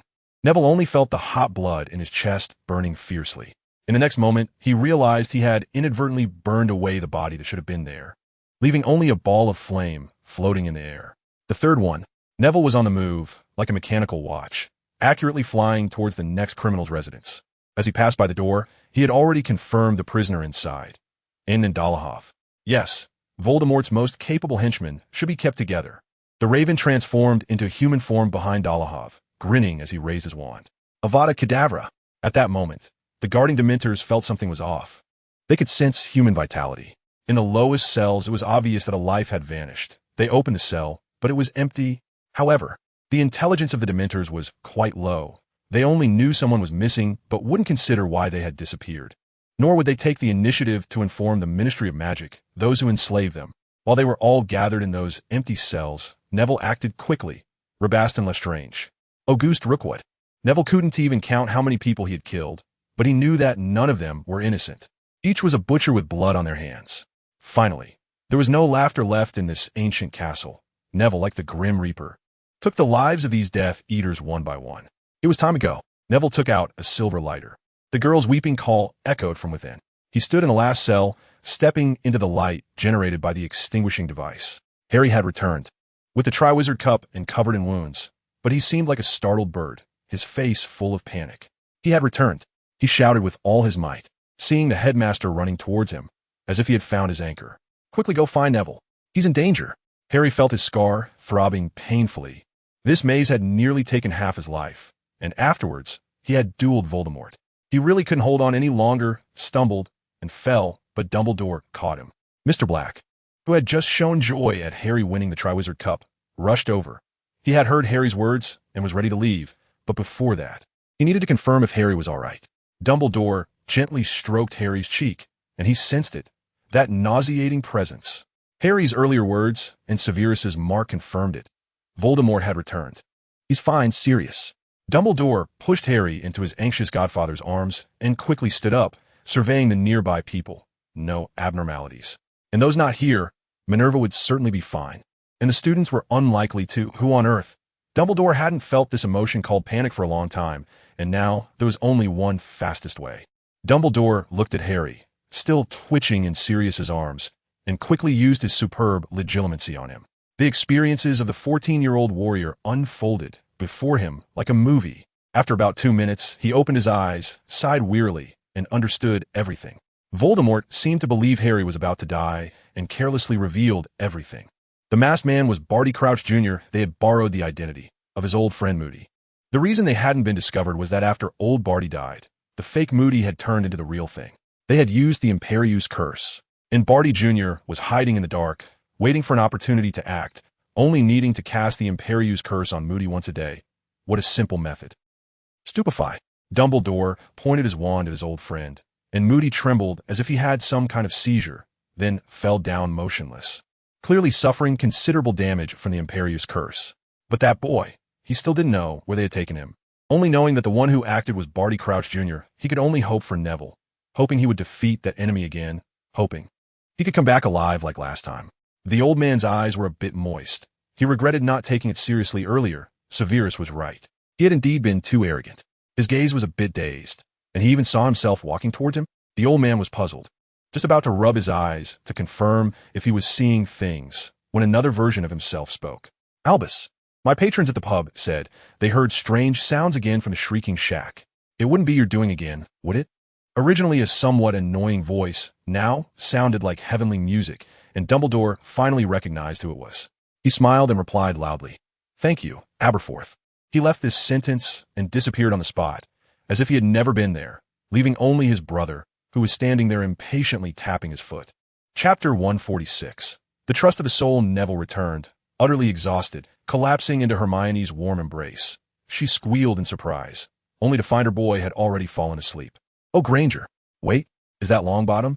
Professor McGonagall screamed as she rushed over from the other end of the corridor. Hermione realized how ambiguous their actions were at that moment. It looked like lovers embracing. Tears welled up in her eyes as she looked pitifully at Professor McGonagall. This diligent old professor was furious and wanted to give this guy, who looked down on her, a lesson, but it was Hermione, who seemed to be forced, who spoke up. "Professor McGonagall, come quickly, Neville. Neville has fainted." Hermione cried, her voice breaking. She had just been calling Neville's name in the corridor on the second floor when a ball of orange light suddenly appeared beside her, and the person she was calling stumbled out of it. When Neville saw the girl, he smiled contentedly, wanting to say something, but he was too exhausted to speak.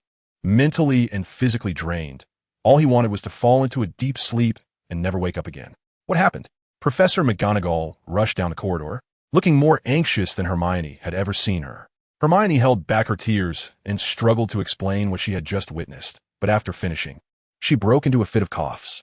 Professor McGonagall quickly pointed her wand at Hermione, which made her feel much better. McGonagall laid Neville down on the ground and used her wand to scan his body. Her mouth fell open in shock, and her breathing quickened. Neville's condition was dire. The magical traces on him were so heavy that even Hermione could see them, making it hard to imagine what he had gone through during this time. His appearance was even worse. with at least 7 or 8 scratches on his face, though they weren't very noticeable, and there were bloodstains on his hands, which might have been his own or someone else's. Professor McGonagall carefully examined his brain, and it was terrible, absolutely terrible. It couldn't be worse, even if he had been hit by 10 cruciatus curses. She used a spell to levitate Neville and ran towards the hospital wing, telling Hermione, "Go find Dumbledore. Tell him about Mr. Longbottom. He must know." Without looking back, she rushed towards the hospital wing with Neville. When Hermione arrived at the Quidditch pitch, her eyes red, she found it in complete chaos. Dumbledore was not there, nor was Harry. Instead, she received the news that Harry had successfully won the Triwizard Tournament. This was the greatest consolation she had received that day. Hermione pouted, trying to force a smile, but it looked quite ugly.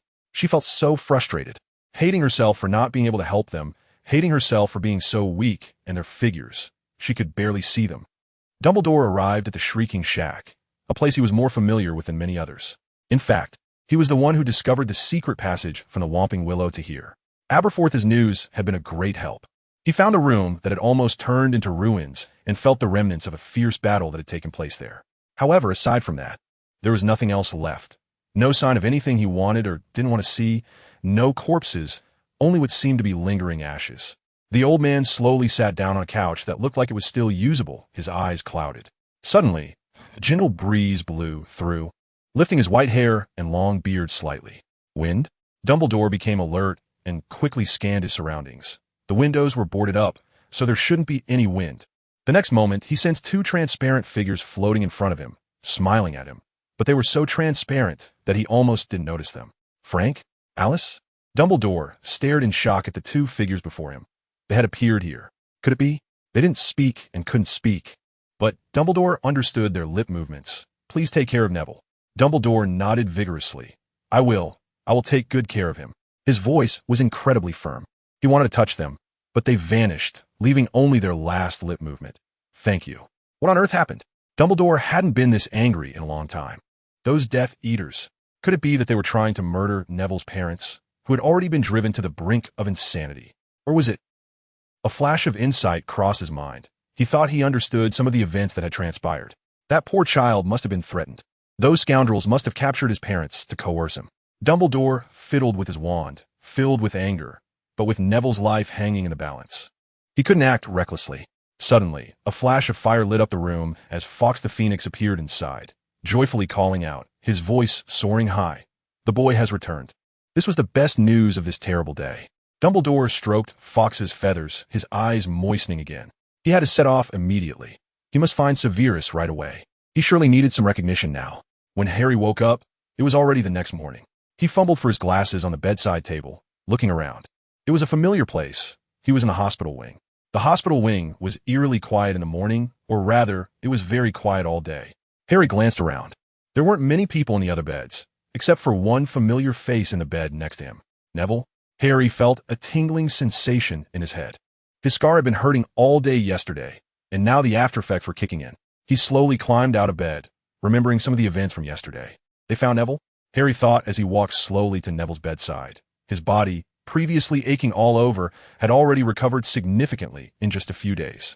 Neville was still asleep, showing no signs of waking up.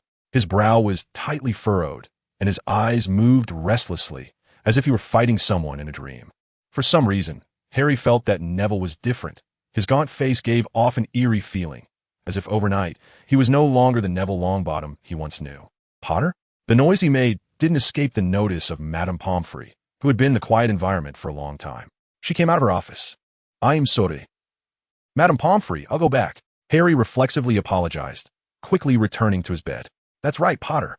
You still need to stay in the hospital wing for 2 full days. You can't skip resting in bed."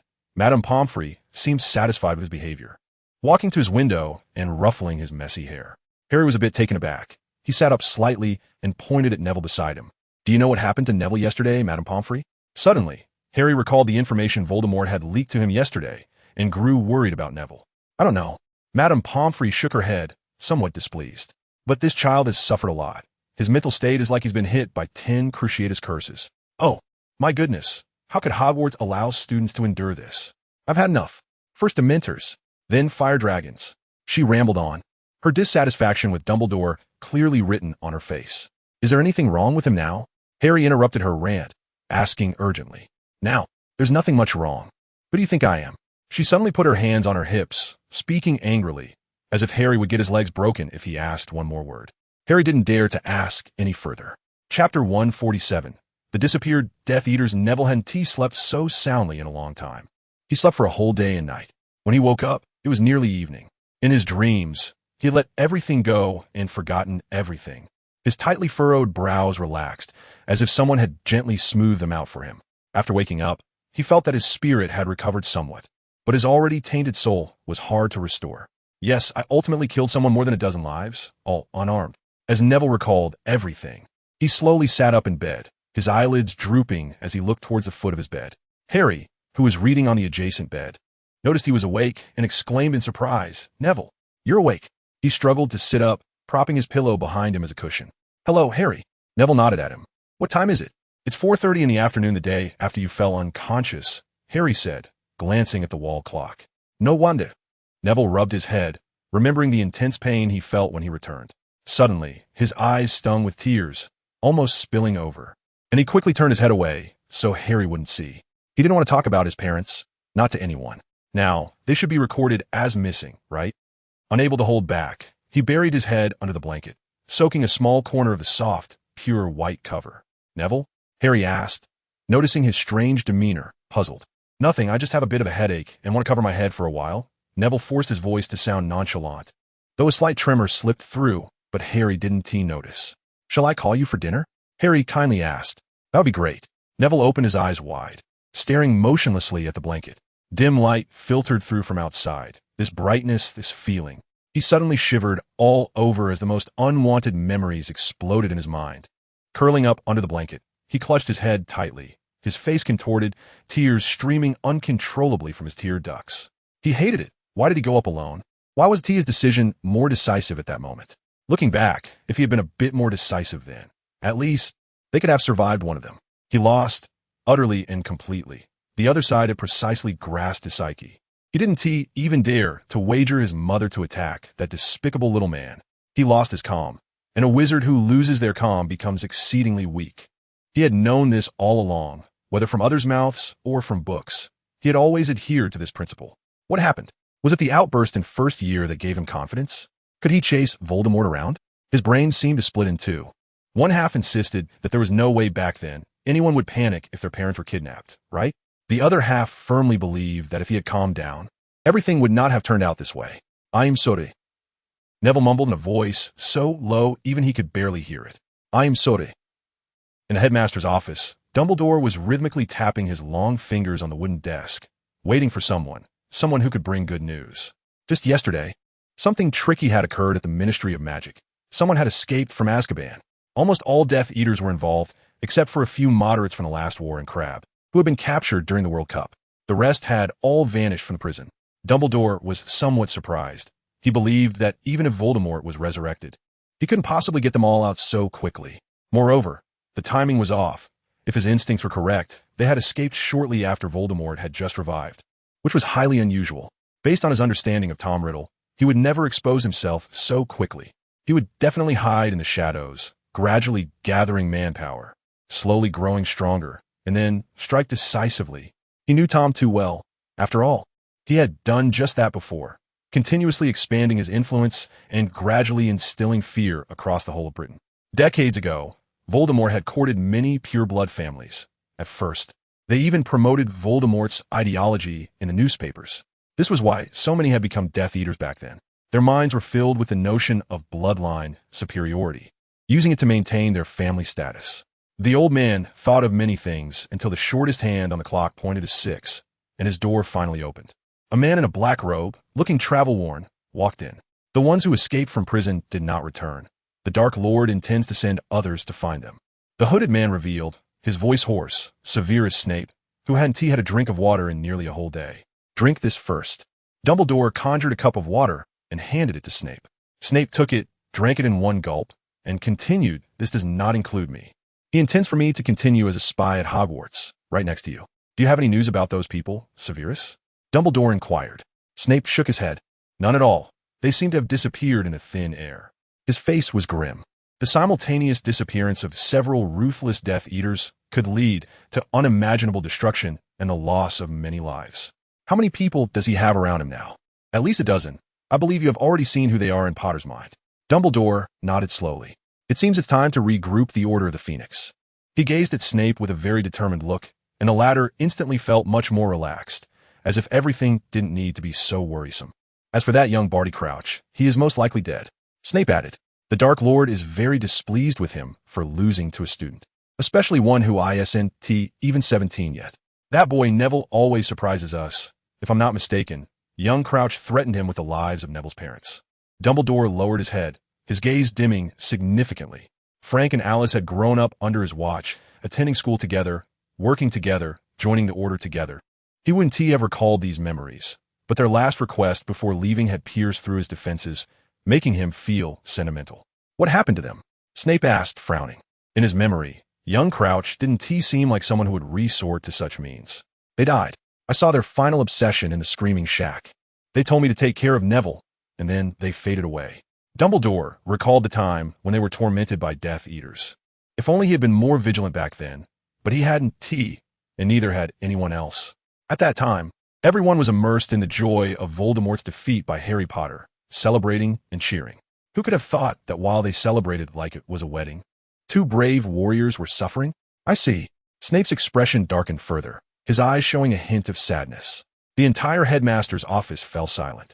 As if someone had turned off the sound switch, everyone was silent. Even the portraits on the walls seemed to close their mouths. At least, Longbottom has returned, which is a good thing. After a long while, Snape broke the silence. Yes, it's a good thing. Dumbledore nodded slowly. He could no longer remember the last time he spoke to that boy. Neville Longbottom had finally grown like a warrior, but it was uncertain how far he could go or if he could become the third person in the prophecy. I'm leaving. Madame Pomfrey asked me to prepare some calming potions. I hope you can get the team back together soon, rather than being at the mercy of others. Snape flicked his black cloak and left without looking back. I will. Dumbledore watched his retreating figure, his eyes hollow. Chapter 148. Telling Neville's first awakening did not last until Hermione and the others came to see him. An inexplicable sense of pain constantly assaulted his mind, causing him to faint from the headache. The world in his dreams terrified him even more, with dark scenes and endless land, resembling the legendary hell. He killed those people, and one by one they appeared in his dreams, screaming and cursing, wishing to devour his flesh. But Neville felt no fear. Even in dreams, he didn't. He once again defeated them, using his wand to shatter them one by one, dissipating them in the dream. When he opened his eyes again and saw the ceiling, Neville knew he was no longer the naive boy he once was. The deaths of those people seemed to have nothing to do with him anymore, and his pitiful parents were subconsciously forgotten by him. His eyes showed no confusion. They were so firm that one could feel a sense of security from them. Neville got out of bed, glanced at the clock. It was 6 a.m. Harry was still sound asleep in the bed next to him, curled up in the blanket, looking extremely insecure. Neville quietly got out of bed, slowly dressed, trying not to wake Harry. There was a place he had to go now. He pushed open the door and walked up the stairs to the 8th floor. Neville stood before the door of the headmaster's office. The stone guardian was sleeping, but upon hearing his footsteps, it instantly awoke. Is Professor Dumbledore in? Neville asked, taking out his wand and holding it in his palm. If he hasn't left, then I believe he is here, the stone guardian replied ambiguously, looking helpless. Neville scrutinized the stone guardian, pondering how he could blow it open. Cockroach clusters, Bertie Bott's every flavor beans, butterbeer, acid pops, exploding bonbons, licorice wands, ice-cold lemonade, fizzy honeydukes. He impatiently speculated various possibilities, but every single guess was incorrect, which made him increasingly irritated, and his tone grew harsher. Neville spoke for a full 5 minutes, guessing every food he could think of, but none were correct. Finally, he lost patience, blocked his ears with his wand, and pointed at the ground not far in front of the stone guardian. A terrifying scream instantly filled the entire castle, waking many people in the nearby Gryffindor dormitory. The door to the headmaster's office finally opened, and Dumbledore walked out, bleary-eyed, not even using his wand, just waving his hand, silencing Neville's howling spell. Good morning, Professor Dumbledore. I apologize for having to use such special methods to find you, Neville said, pouting, speaking calmly as if the howling spell wasn't his doing. Neville, I'm glad to see you so spirited, but this behavior is obviously not advisable. I hope you could try some better methods next time, Dumbledore said, looking at him with a mix of amusement and concern, then stepped aside and gestured for him to enter. "I will." Neville walked in and confidently took a seat in the chair across from the desk where he often sat. "Speak, since you are so eager to see me. It is clear you have something very important to tell me, right?" Dumbledore said, shaking off his drowsiness. Although he felt immense sympathy for Neville's plight, his odd behavior this morning was still somewhat strange. "First, Voldemort," Neville said seriously. The childishness of the 14-year-old seemingly vanished overnight. He now gave Dumbledore the impression of a man in his 20s or 30s. "He might have resurrected, do you know?" Neville extended a finger, his brow furrowed. "We are all aware of this. Harry brought back this news. He indeed resurrected." Dumbledore nodded, shaking off the last remnants of sleep. "But I'm still curious. How did you learn this news? Did you hear it from Harry?" "That's the third matter. Let me first address the second." Neville extended a second finger, his brow furrowing even tighter. "I know who the mysterious person who killed Mr. Crouch is. It is indeed his son, Barty Crouch Jr." Neville paused here, glanced at his wand, slowly returning it to the notch in his wrist, then continued. "He kidnapped my parents and then sent me a photo, forcing me to go to the Shrieking Shack." Dumbledore nodded slightly at this, but did not interrupt him. "I went and then—" Neville closed his eyes and sighed. "Then they all died, leaving me alone. I'm very sorry, child. Aren't you going to ask me about what happened during this time?" "No, child. I believe you wouldn't want to recall it again, but I have something to tell you too." Dumbledore looked into Neville's eyes. He finally realized what was off about Neville. He did not resemble someone who had just lost his parents at all. His demeanor even suggested he could participate in another Triwizard tournament. Neville remained silent, but nodded to indicate he was listening. "I saw them one last time." Dumbledore ultimately decided to share this, fearing the child would lose love. "What?" Neville exclaimed in shock. How could Dumbledore have seen them, whom he buried with his own hands? They were in a ghost-like state, waiting for me in the Shrieking Shack, telling me to take good care of you. "Is that so?" Neville turned his head away from him, but Dumbledore still noticed the change in the color around his eyes, which reassured him. "They still love you very much." "I'm sorry, Neville, for not being able to protect them," Dumbledore said in a deeply somber tone, his attitude akin to an apology. "No, it's not your fault, Professor Dumbledore. It's that I was too weak," Neville replied mechanically. They remained silent for a long time before he spoke again. "Let us set this aside for now. I'll mention the third matter. After dealing with those things, I went to Azkaban." Dumbledore suddenly stood up, his face filled with surprise. He found himself unable to comprehend this boy, who had used legilimency on him, but it was entirely useless. The boy's mind was as solid as Avalon, and he could see nothing. Neville looked at Dumbledore, seemingly unfazed by his reaction, and continued, "I found those Death Eaters, and then I killed them and turned their bodies to ash." He spoke calmly about something that could terrify anyone, and Dumbledore could no longer maintain his composure. His voice became somewhat uncontrolled. "How could you? How can you?" Dumbledore's eyes flashed with countless emotions in an instant. A mix of disappointment and perhaps a hint of panic. "They killed my family. Why shouldn't I seek revenge?" Neville stood up, staring into his eyes, retorting. "But you shouldn't do that. You'll ruin yourself. Child, do you know what killing means? Your soul will be tainted." Dumbledore's voice seemed tinged with sorrow and anger, as if Neville were his own grandson. "But I don't think I've done anything wrong, Professor Dumbledore." Neville continued to gaze at him, his eyes filled with determination. "Voldemort has been resurrected. He will definitely go to rescue his followers. If I don't eliminate them in Azkaban, they will bring greater harm to this world when they get out." Neville argued. "Do you know what I saw in Azkaban? They were cheering, they were singing. It was then that I realized Voldemort had returned, and I resolutely decided to eliminate them. I really don't want to see anyone suffering like me, or even worse."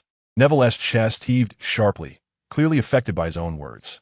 "Your thoughts may be right, but it shouldn't be you who takes action. You're just a child." Dumbledore's voice grew weaker, his eyes clouded. "No, Professor, I'm no longer a child.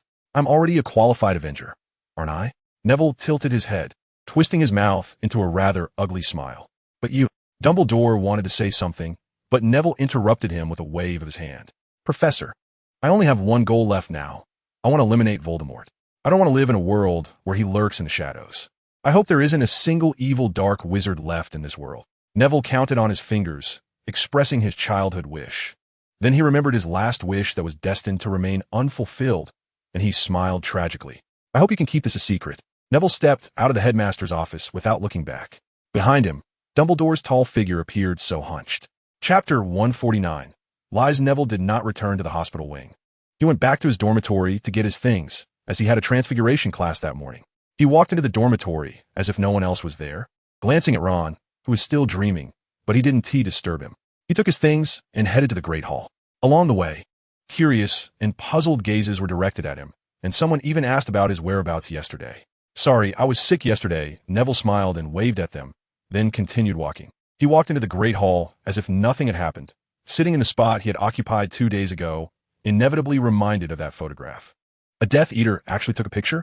Neville raised the corners of his mouth and drank the milk from his cup in one go. Suddenly, an incredulous voice broke his already somewhat uneasy morning.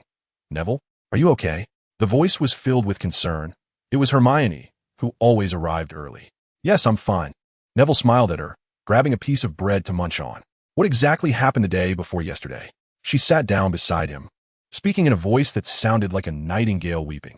Neville felt a stir in his heart, wanting to pat her head, but his hand returned halfway. "I accidentally got stuck in a vanishing cabinet. It took a lot of effort to get out," Neville said innocently. He had long prepared a lie. His previous vague explanations were just because he was too lazy to elaborate. It was in the boys' bathroom on the 2nd floor. "Oh, it's fine now. I broke that cabinet. You know I'm quite capable." "Is that so?" The girl looked surprised, as if she had been dumped by a jerk. "That's really too bad." "Yes. It's such a pity. I could have won 1,000 galleons," Neville said with genuine regret. 1,000 galleons would last him a long time. What did the vanishing cabinet look like? Hermione continued to press with skepticism. "I can't remember clearly. It seemed to be disguised as an ordinary wardrobe. I accidentally got sucked in. What a mistake. Professor Moody always told us to stay alert." Neville looked at the bread in his palm, speaking nonchalantly. "But how did you get hurt?" "Madame Pomfrey said your mind suffered a lot of damage. It was all that vanishing cabinet's fault. You must have heard of such cabinets, right? There are 2 of them, and if they work properly, they can transport you from one side to the other. But I wasn't lucky. Both of them were faulty, so I couldn't get back from this side or get out from that side." Neville spread his hands helplessly, as if what he said were true. "But we heard Harry say that a Death Eater wanted to kill you." Hermione finally recalled the key point, ignoring Neville's nonsense and throwing the question back at him. "I guess that vanishing cabinet was the thing he used to harm me. After all, it really took a lot of effort for me to get out. Using apparition, really, my magic was completely drained." He continued to spin his tale without a hint of embarrassment, having become much more composed after experiencing these events, able to tell lies with a straight face. "In the end, it's thanks to you. Remember the dumb bomb?" Neville smiled as he took out the silver lighter. "If I hadn't heard your call, I might not have come back." His gentle smile made Hermione's cheeks flush. She turned her face away and whispered, "And no, that wasn't it." They stayed in the Great Hall until breakfast ended, and Ron finally stumbled in, having slept in much longer than usual without Harry waking him up. During this time, Hermione had been telling Neville about the events that happened after he left, including Harry winning the Triwizard Cup and Harry saying that Voldemort had returned. Neville hadn't really engaged much. He just smiled at Hermione, watching the girl he liked, and his heart, which had been willing to remain silent, came alive again. "Good morning, oh. Neville, you're back." Ron only realized Neville was there after he handed him a piece of bread he had saved for him. Under the barrage of Ron's questions, Neville had to repeat his story again, this time speaking much more smoothly, without a single flaw, even convincing himself that his disappearance the day before had been due to a faulty vanishing cabinet. When they went to class, Professor McGonagall looked at him with a ghostly expression. "Longbottom, you've been discharged?" "I think I'm fine, Professor." Neville politely nodded to her, then sat in his usual spot, sitting upright, just like Hermione. The 4th-year Transfiguration class indeed could not meet his needs anymore, but some techniques from Professor McGonagall, as a master of Transfiguration, were still worth learning. The lesson involved turning a table into a pig, just like how Professor McGonagall first demonstrated Transfiguration to them. Neville transformed the table into a pig that could stand up and dance, causing the whole class to burst into laughter. Hermione's pig was perfect, without a single flaw, while Ron's table had a pig's head. As expected, Professor McGonagall awarded points to both him and Hermione. The Academy Cup for this year has basically been determined, and there are less than 2 weeks left until the exam. Gryffindor is leading the way, more than 100 points ahead of second-place Slytherin, with 150 of those points attributed to Harry winning the Triwizard Cup. Harry returned the day after Neville was discharged from the hospital, and the Gryffindor Common Room celebrated his victory with the highest honors. The entire room was in an uproar, and even Professor McGonagall was invited by the Weasley twins. Only Neville, after saying a few words of congratulations, left alone. He needed time. Voldemort had returned, and according to Sirius's description, Voldemort's power was probably 3 or 4 times greater than his, and his methods were extremely sophisticated. After all, he was a formidable character who could wrestle with Dumbledore. Voldemort's power had been accumulated over decades. He was simply not a match for him. Even without mentioning Voldemort, his followers, the Death Eaters, were enough for Neville to handle. He believed he was probably stronger than an average Death Eater now, and if he used all his means, perhaps even Voldemort's most capable follower, Bellatrix, would fall slightly short of him. However, she was already dead, and his enemies were down to the last source. He just needed to cut it off, and the world would be a lot safer. Neville was sitting on top of Gryffindor Tower, gazing at the sky. It was a rare day with little fog, and he could see every star clearly. Neville sighed, turned, and jumped down. He needed to practice magic now, and this time he left a very obvious note on the desk in the dormitory. In the headmaster's office, Dumbledore was writing a letter. A neat stack of folded letters was already arranged on the desk in front of him, with the recipient of the top letter being Remus Lupin. He wrote quickly, and another letter was ready. The envelope automatically flew to the top of the stack, and the recipient on it was Sirius Black. He gently pointed at the sealed letters, and they ignited like struck matches, turning into a ball of fire. Fawkes, the phoenix nearby, was already prepared and leaped up, flying over to swallow the flame, letting out a crisp burp. "Thank you, Fawkes." Dumbledore stroked the phoenix's head with his long fingers, and Fawkes enjoyed it, looking very comfortable. Suddenly, it seemed Dumbledore remembered something and began writing again. The envelope beside him opened automatically, wrapped around the parchment, and turned into a ball of fire. In the flames, the recipient at the beginning was Neville Longbottom. Chapter 150. Decision. The highly anticipated summer vacation was finally approaching, and all the students gathered in the Great Hall, speculating about what Dumbledore would say at the end of the term. The students from Beauxbatons and Durmstrang were also there, but one person was missing, Igor Karkaroff, the headmaster of Durmstrang. Ever since Voldemort's return, he had disappeared without a trace. Harry guessed he had run back to continue being a Death Eater. But his godfather, Sirius, thought otherwise, as Karkaroff had revealed the names of several other Death Eaters to save himself back in the day. So, did he run away? Harry asked Sirius, who was sitting with them at the Gryffindor table. "He probably did," Sirius said, glancing at Snape sitting at the staff table. "Dumbledore said his spies haven't seen him with Voldemort." "Hogwarts will continue, right?" Harry asked, a bit worried. However, even if he couldn't return to Hogwarts, he now had 12 Grimmauld Place as a home. Hey, how could it possibly close?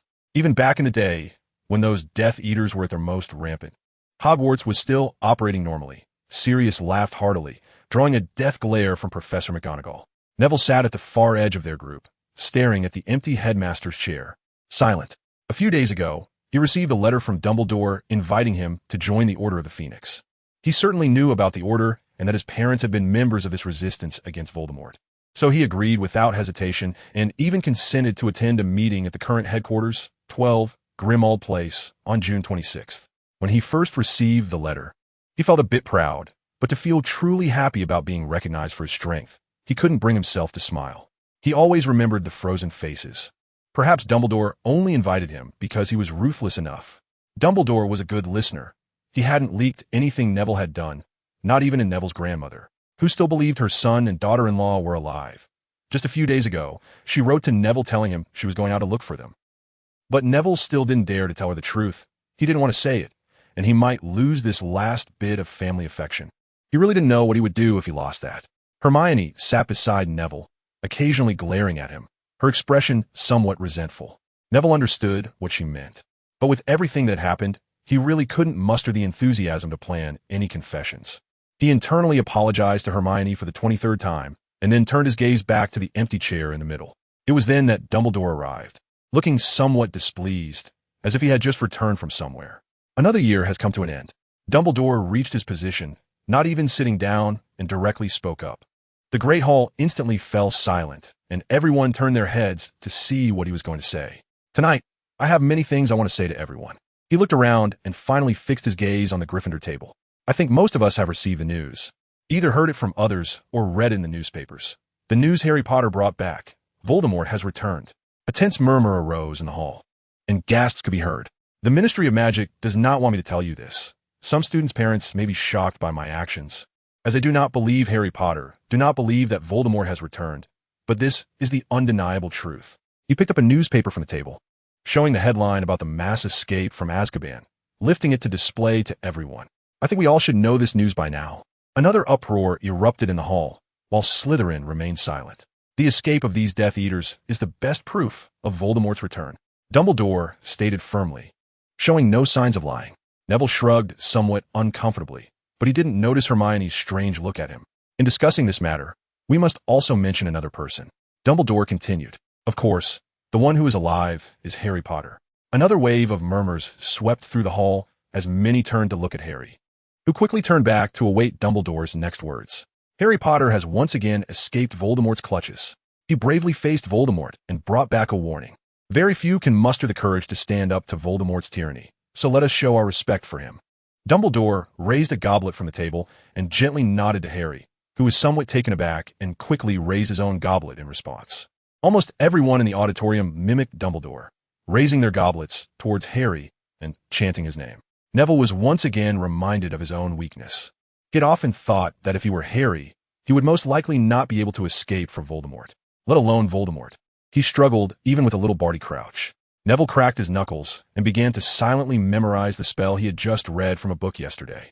After everyone sat down again, Dumbledore continued.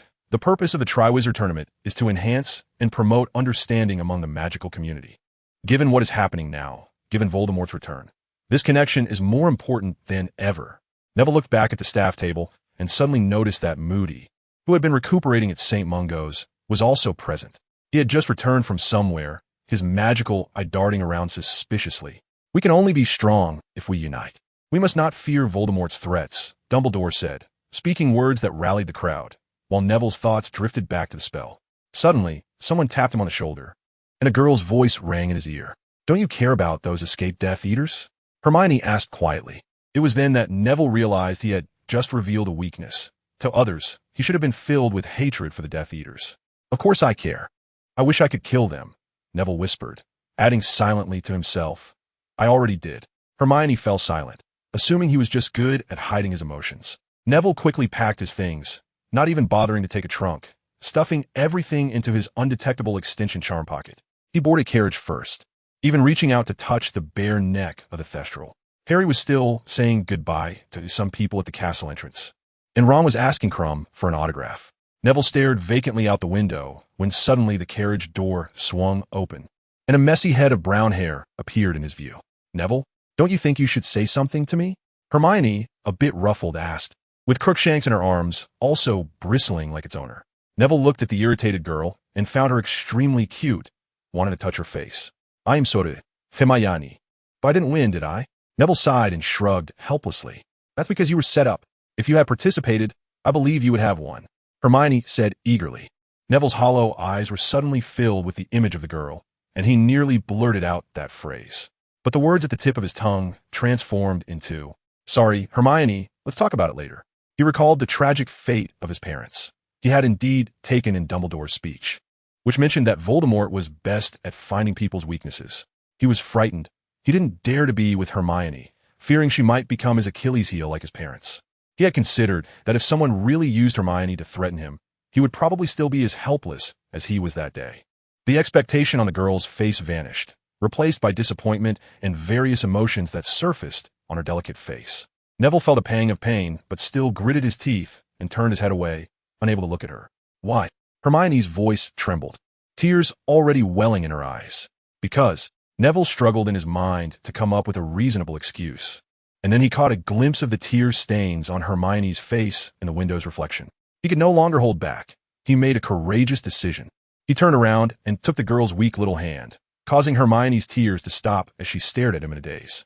Neville's expression was very serious. Serious enough as if he were about to attend a wedding. "Do you like me, Hermione?" he asked, trying to keep his voice steady. The girl widened her eyes, seemingly not expecting him to ask that question, but she quickly reacted, nodding adorably like a little squirrel as her throat was choked up, making it nearly impossible for her to speak.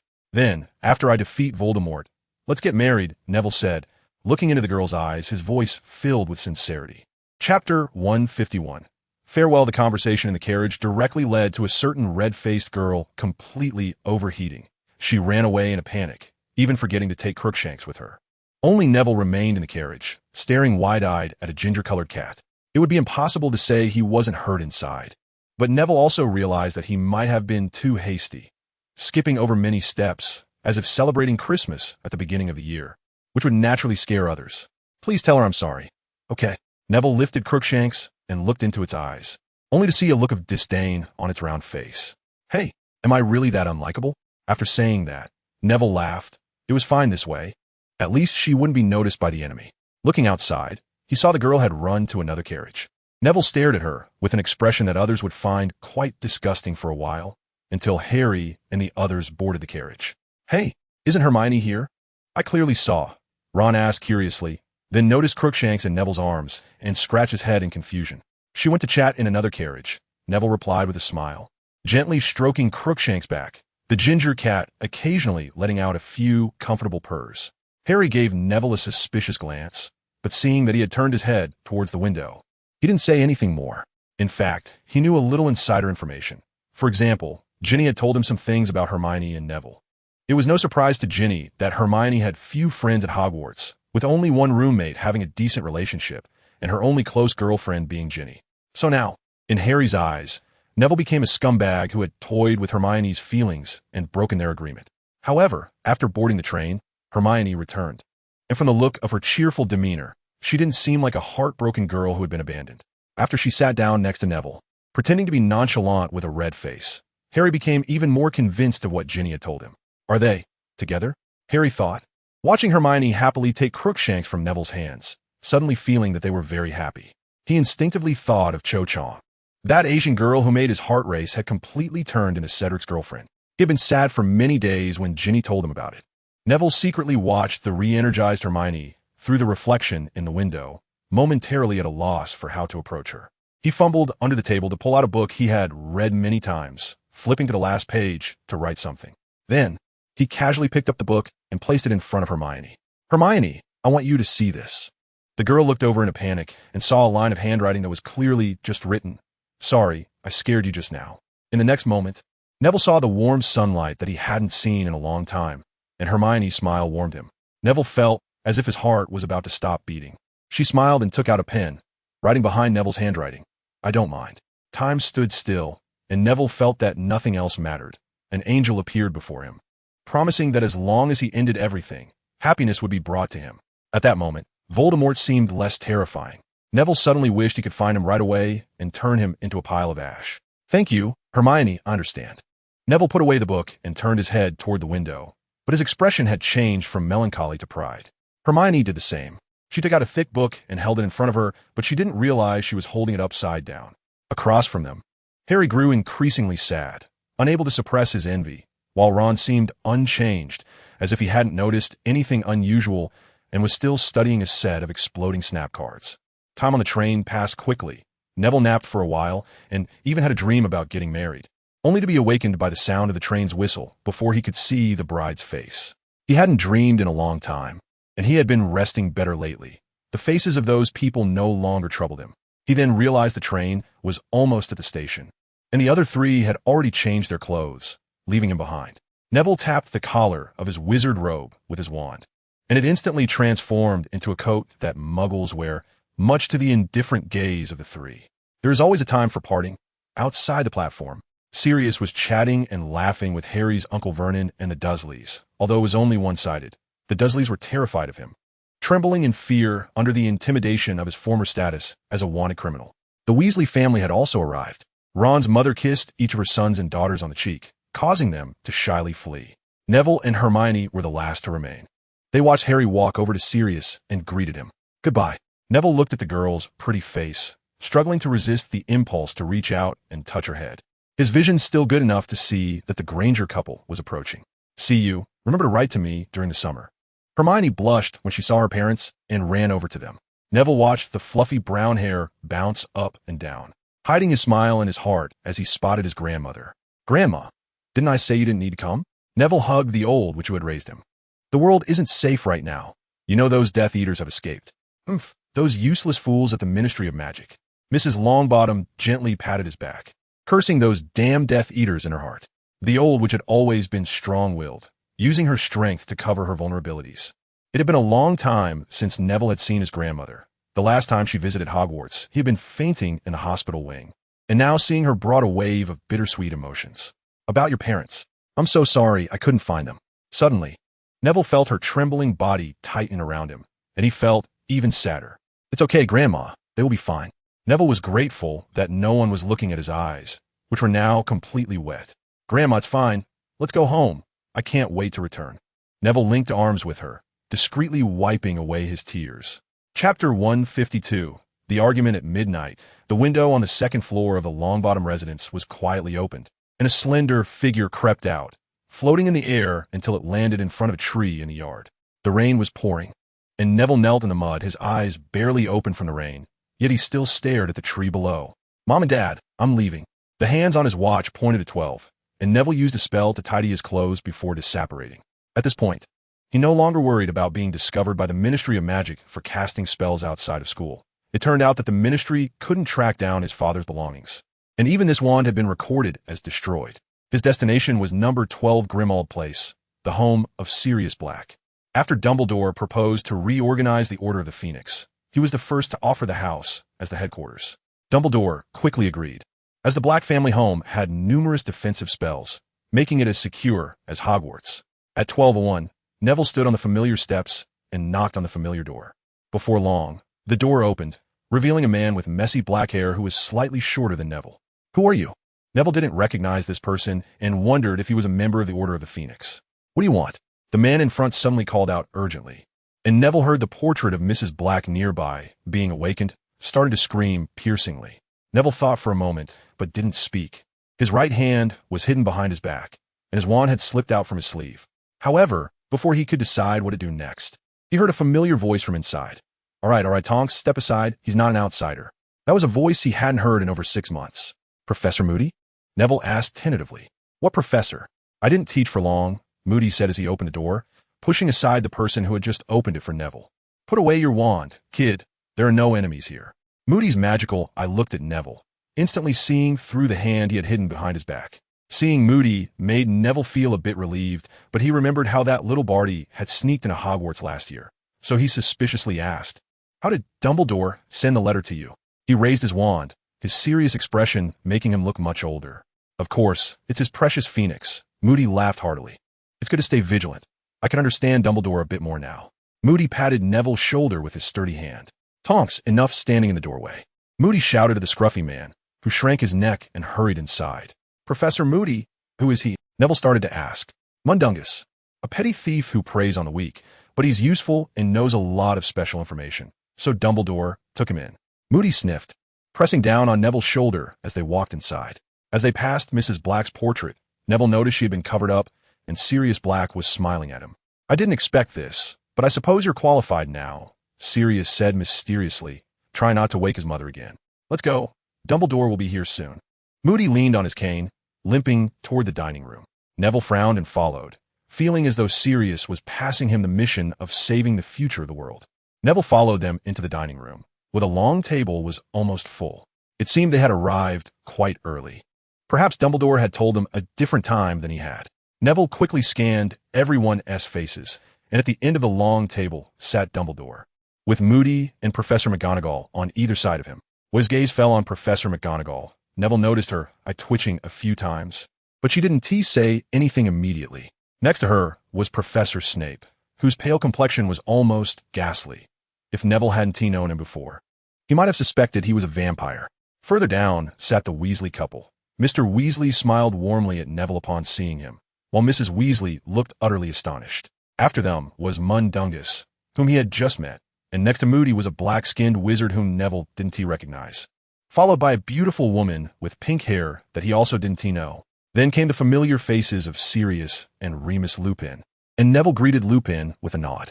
Hagrid sat directly opposite Dumbledore, which was unavoidable given his size. Sitting on either side of the long table would take up quite a bit of space. The big man hadn't yet realized what Neville's presence meant, and was still grinning as he waved at him. To sit down, Lupin said, standing up and pulling Neville to sit next to him. His expression was complex, hard to read as either happiness or concern. Okay. Neville nodded and took a seat beside him. What's going on? Dumbledore, you didn't say anything about allowing minors to join. He is only 14. He doesn't understand how dangerous this is. Mrs. Weasley could no longer hold back, standing up to yell at Dumbledore. Neville felt a mix of emotions. He suddenly thought that if his parents were in this position, they would also strongly oppose his joining the Order of the Phoenix. But he had already lost them, and he had to step up as their successor. Before Dumbledore could respond, Neville spoke first. "Thank you, Mrs. Weasley.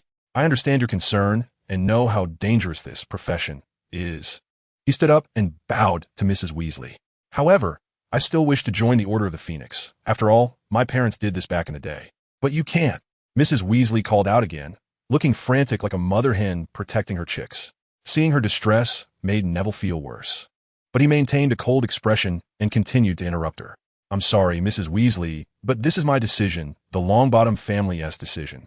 And I believe my grandmother would agree." He thought of his strong-willed grandmother and said it with conviction. "But you're only 14. You're just a kid. Who can you handle?" Mrs. Weasley exclaimed, and at that moment, Sirius and Lupin exchanged looks that were quite expressive. "Molly, you may not know, but this kid took down a Death Eater all by himself not long ago," Moody suddenly interjected, his rough voice tinged with sarcasm. Neville glanced at the mad-eyed man, and since he had said that, Dumbledore must have informed everyone about this incident. He continued, "Yes, Mrs. Weasley, on the day of the Triwizard Tournament final, that Death Eater Barty Crouch Jr. sent me a letter asking me to meet him at the Shrieking Shack. He said he was the one who dueled me in the Forbidden Forest, and if I didn't T-go, he would kill a few people in Hogsmeade." Neville spoke half-truths, his fist clenched behind his back. As soon as he said this, everyone's expressions changed. Clearly Dumbledore hadn't mentioned this incident. He glanced at Dumbledore, who seemed to be looking at the candelabra in front of him, as if indifferent to everything, and continued, "So I went. We didn't get along, and we ended up fighting, and in the end, I accidentally killed him. Until the end, I only knew he was one of the enemies who persecuted my parents. Now that I know about the Death Eaters breaking out, I have to do something." Neville lied with wide eyes, believing Dumbledore would expose him. And indeed, the old wizard didn't. He merely frowned slightly. Mrs. Weasley's mouth fell open, momentarily speechless, and taking this opportunity, Neville quickly continued, "As for my abilities, I isn't enough that I can defeat an adult Death Eater one-on-one." At that moment, Neville sat up straight, as if he could bear the weight of 1,000 burdens. But no one knew the torment he felt inside after claiming he had defeated a Death Eater one-on-one. Chapter 153. Voldemort's purpose. For a moment, the room fell silent, and apart from Moody, sitting next to Dumbledore and Snape on the other side, everyone wore expressions of disbelief. No one could have imagined Neville would directly take down a Death Eater, of course. If they knew that Neville had killed all those Death Eaters in Azkaban, they would be even more astonished. But, after a while, Mrs. Weasley opened her mouth again to say something, but this time Dumbledore didn't give her the chance.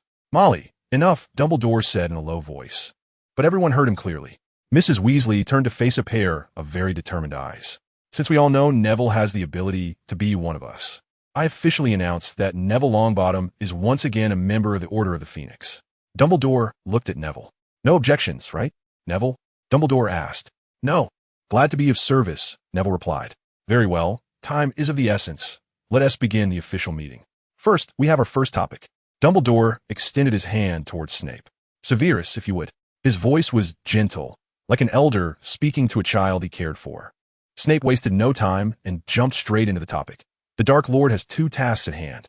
The first is to find those Death Eaters who have escaped but are now missing. Moreover, the Dark Lord is not very optimistic about finding them. He hasn't been able to locate them through the Dark Mark. These people are either dead or have been hidden away. Snape is our spy," Lupin whispered to Neville. Neville nodded slightly, realizing that Snape was also a Death Eater, but on their side. He recalled Snape's previous actions. No wonder his personality was so peculiar after being around those lunatics for so long. "Do we need to find these people first?" Sirius interrupted Snape. The latter looked furious and sarcastically replied, "If you think you can find people the Dark Lord can't, then go ahead." Sirius refused to back down, standing up to confront Snape, but Lupin held him back, signaling him not to act impulsively. Suddenly, Dumbledore spoke up abruptly. "About this matter, I think I need to explain something to everyone." Neville looked at him in confusion. Could it be that Dumbledore was going to reveal what he had done? In the next moment, he felt relieved again as the old headmaster discreetly shook his finger at him and then uttered words that shocked everyone who had already been astonished several times tonight. "Those people, I dealt with them." Dumbledore rested his chin on his crossed hands, speaking in a very calm voice, as if he were casually discussing what he had eaten for breakfast. "What? This is impossible." Professor McGonagall was the first to stand up. Having always been a supporter of Dumbledore, making it hard for her to believe that he would say such a thing so nonchalantly. Albus, don't joke around. You dealt with them? How? Moody was also dumbfounded, looking at him with a gaze that seemed to suggest he didn't note Dumbledore at all. Neville stared blankly at everything, unable to say a word. He wanted to speak up, to say that it was he who had done this, not Professor Dumbledore. But he couldn't find the words. His throat felt choked, as if something was stuck in his throat, yet it wasn't painful. It was Dumbledore. Only Dumbledore had such superb magic to catch him off guard in an instant. Neville stared hard at the headmaster, his heart a mix of emotions, feeling as if he had opened a spice shop. Yes, it was me. Since Voldemort has returned. Neville heard some movement from the next room and turned to see Mundungus sliding under a chair. Since Voldemort has returned, we cannot sit idly by and must take some necessary measures. We all know that those Death Eaters locked up in Azkaban are all vicious murderers with blood on their hands. To make everyone's lives a bit more peaceful, I am willing to be this executioner. Dumbledore continued, and Neville's throat was finally healed by Dumbledore's discreet use of his wand. He struggled to stand up and argue, but Dumbledore didn't give him a chance, not even allowing him to move. Dumbledore took on everything for him. Neville stood still, tears streaming down his face. He thought he cried all he could, but unexpectedly, he fixed his gaze on Dumbledore, wanting to stop him from placing blame on him, but he felt powerless. He could only watch and listen as Dumbledore continued speaking. I support you, Albus. Moody was the first to stand up, knocking over his chair. What you did was right. I've had this thought before. You just put it into action for me. Moody laughed and placed his hand on Dumbledore's shoulder. Dumbledore, I believe you are right. Hagrid also stood up, pushing the table toward Dumbledore and nearly knocking over Moody, who was holding onto his cane. I support you too. Well done. I wanted to get rid of my detestable cousin for a long time. Sirius was the third to stand up, followed by Lupin, and then a dark-skinned stranger. Snape also stood up, though his expression was somewhat strange. For the first time, Neville saw a complex expression on Snape's face, a mix of resentment and relief. The Weasley couple stood up simultaneously to express their support for Dumbledore. They had both experienced the last war and knew the horrors of those Death Eaters. Finally, Neville could move. He wiped his tears and stood up, realizing Dumbledore's intention. He was protecting him. If that matter were to be exposed, Voldemort would be the first to come after him, and now Dumbledore had become the best shield standing in front of him. In the end, the seemingly cowardly Mundungus also stood up, and at this point, everyone expressed their support for Dumbledore's actions against those villains. Dumbledore nodded in satisfaction, signaling everyone to sit down, and then continued. Well, that's it for now. Severus, please continue, and also, please do not disclose this matter to Voldemort, to avoid him indiscriminately killing the innocent in his rage. Snape nodded slightly, and then continued to explain Voldemort's second objective. He wanted to find the prophecy ball to confirm the prophecy. Prophecy ball? Neville was taken aback. He had never heard of such a thing. Lacking patience for divination, he only knew that crystal balls were used for fortune-telling and could show some so-called shadows. For instance, Sybil Trelawney, the divination professor at Hogwarts, often claimed to see dark shadows approaching in Harry Potter's crystal ball to scare him into thinking he was in danger. Furthermore, according to an informant within the Ministry, the prophecy ball was located in the Department of Mysteries. So Voldemort's followers were now split into two teams, one to find the dead, and the other to find a way to retrieve this prophecy ball for him. Snape spoke in his emotionless tone, and the term Department of Mysteries flashed quickly through Neville's mind. He had seen it several times while studying the layout of the Ministry, and knew that this place was located at the very bottom of the Ministry. I plan to use this information to draw Voldemort out into the open, which means we need to lure him into the Ministry of Magic and expose his true face. Dumbledore spoke again, sharing his thoughts. Now, I'm sure everyone understands the Ministry's attitude toward us. Everyone nodded. The Ministry's oppression was not insignificant. Minister Fudge dismissed Voldemort's return as Dumbledore and Harry Potter's nonsense, and foolishly believed that Dumbledore was trying to use this to organize the Order of the Phoenix to topple the Ministry. Therefore, we must expose Voldemort to everyone's gaze. We must warn them that he has returned. Dumbledore's gaze swept across the table, and he spoke earnestly. Chapter 154, The Meeting. What should we do, Dumbledore? Hagrid was the first to bang the table and ask. Calm down, Hagrid. This is not something that can be accomplished in a short term, and I have a task to assign to you as well. Dumbledore smiled kindly at Hagrid. Hagrid nodded in satisfaction, his face crinkling with a smile. I have an idea. First, we need to send people to take turns watching and guarding the entrance to the Department of Mysteries to prevent Voldemort from easily letting his followers obtain that prophecy ball. Dumbledore's voice echoed in the dining hall, and everyone focused on him, waiting for his next words. In the meantime, our guards will need at least one invisibility cloak. Dumbledore looked at Moody, who nodded with a smile. I only have 2 left. Use them sparingly. For this plan, we will all have to work a little harder. We will take turns. I plan to ask 7 of us to do this, each watching for 24 hours to avoid any mistakes. Meanwhile, to prevent our guards from dozing off, Severus is willing to provide them with ample invigorating potions. Those in need can ask him. Neville glanced at Snape and found him looking at him with a fierce expression, as if to say that anyone who dared to ask him for potions would be poisoned. Now, then, who is willing to take on this troublesome task? Oh, right, our old friend Sturgis has already agreed to this hard job, so we only need 6 more. As soon as Dumbledore finished speaking, Sirius jumped up first. Me, he said with a smile, as if the task were a great reward. And me. Lupin also stood up, smiling. How could I not be included? Mad-Eye couldn't stand up, as his false leg fell off. Count me in. The dark-skinned wizard raised his hand and said, Add me. At that moment, the pink-haired woman next to him had her raised hand pressed down by the wizard. You will definitely be exposed. He helplessly urged her to give up. All right. The witch seemed quite dejected, and, suddenly, her pink hair changed. It turned into an unremarkable black. Neville was stunned for a moment, then suddenly remembered a very rare talent. She was most likely a polyjuice user. I'm most familiar with the Ministry of Magic. Count me in. Arthur Weasley also raised his hand. Now there was only one person left. Neville hesitated for a moment and raised his right hand. I can too. I have some experience in lurking. Neville suddenly felt like an adult, but it was just a feeling. Everyone opposed his plan. Even Dumbledore did not support him. I know your abilities, Neville, but this job is not something that can be done in a day, and you still have to go to school. Personally, I hope you prioritize your studies. All right. Neville somewhat dejectedly lowered his hand, wondering who the last person would be. Only McGonagall, Snape, Mundungus, Mrs. Weasley, and Hagrid were left in the room, and the previous polyjuice user had been rejected. The 2 professors should be excluded.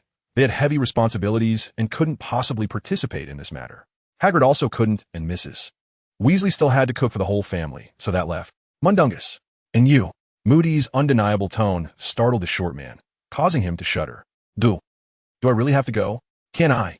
Mundungus's voice trembled, his hands covering his face to hide from others. No. Moody's voice was loud enough to wake the portrait of Mrs. Black in the hallway, completely silencing Mundungus. He shrank back and muttered some absurd and nonsensical words. Good. Now we have our team assembled. So, Severus, it's up to you to take care of Voldemort. If he intends to go to the Ministry of Magic in person, please notify me immediately. Dumbledore looked at Snape, who nodded slightly, his expression very grim. Next, let's discuss the next topic, regarding Harry Potter being under close surveillance by the Ministry of Magic. Dumbledore's tone was very heavy, and it was clear he was in a bad mood when talking about this matter. Neville sat up straight. He clearly couldn't miss anything related to his good friend Harry. Everyone here must know that since the Triwizard Tournament, Harry publicly stated that Voldemort has returned, and this is indeed the case. I have also publicly declared this.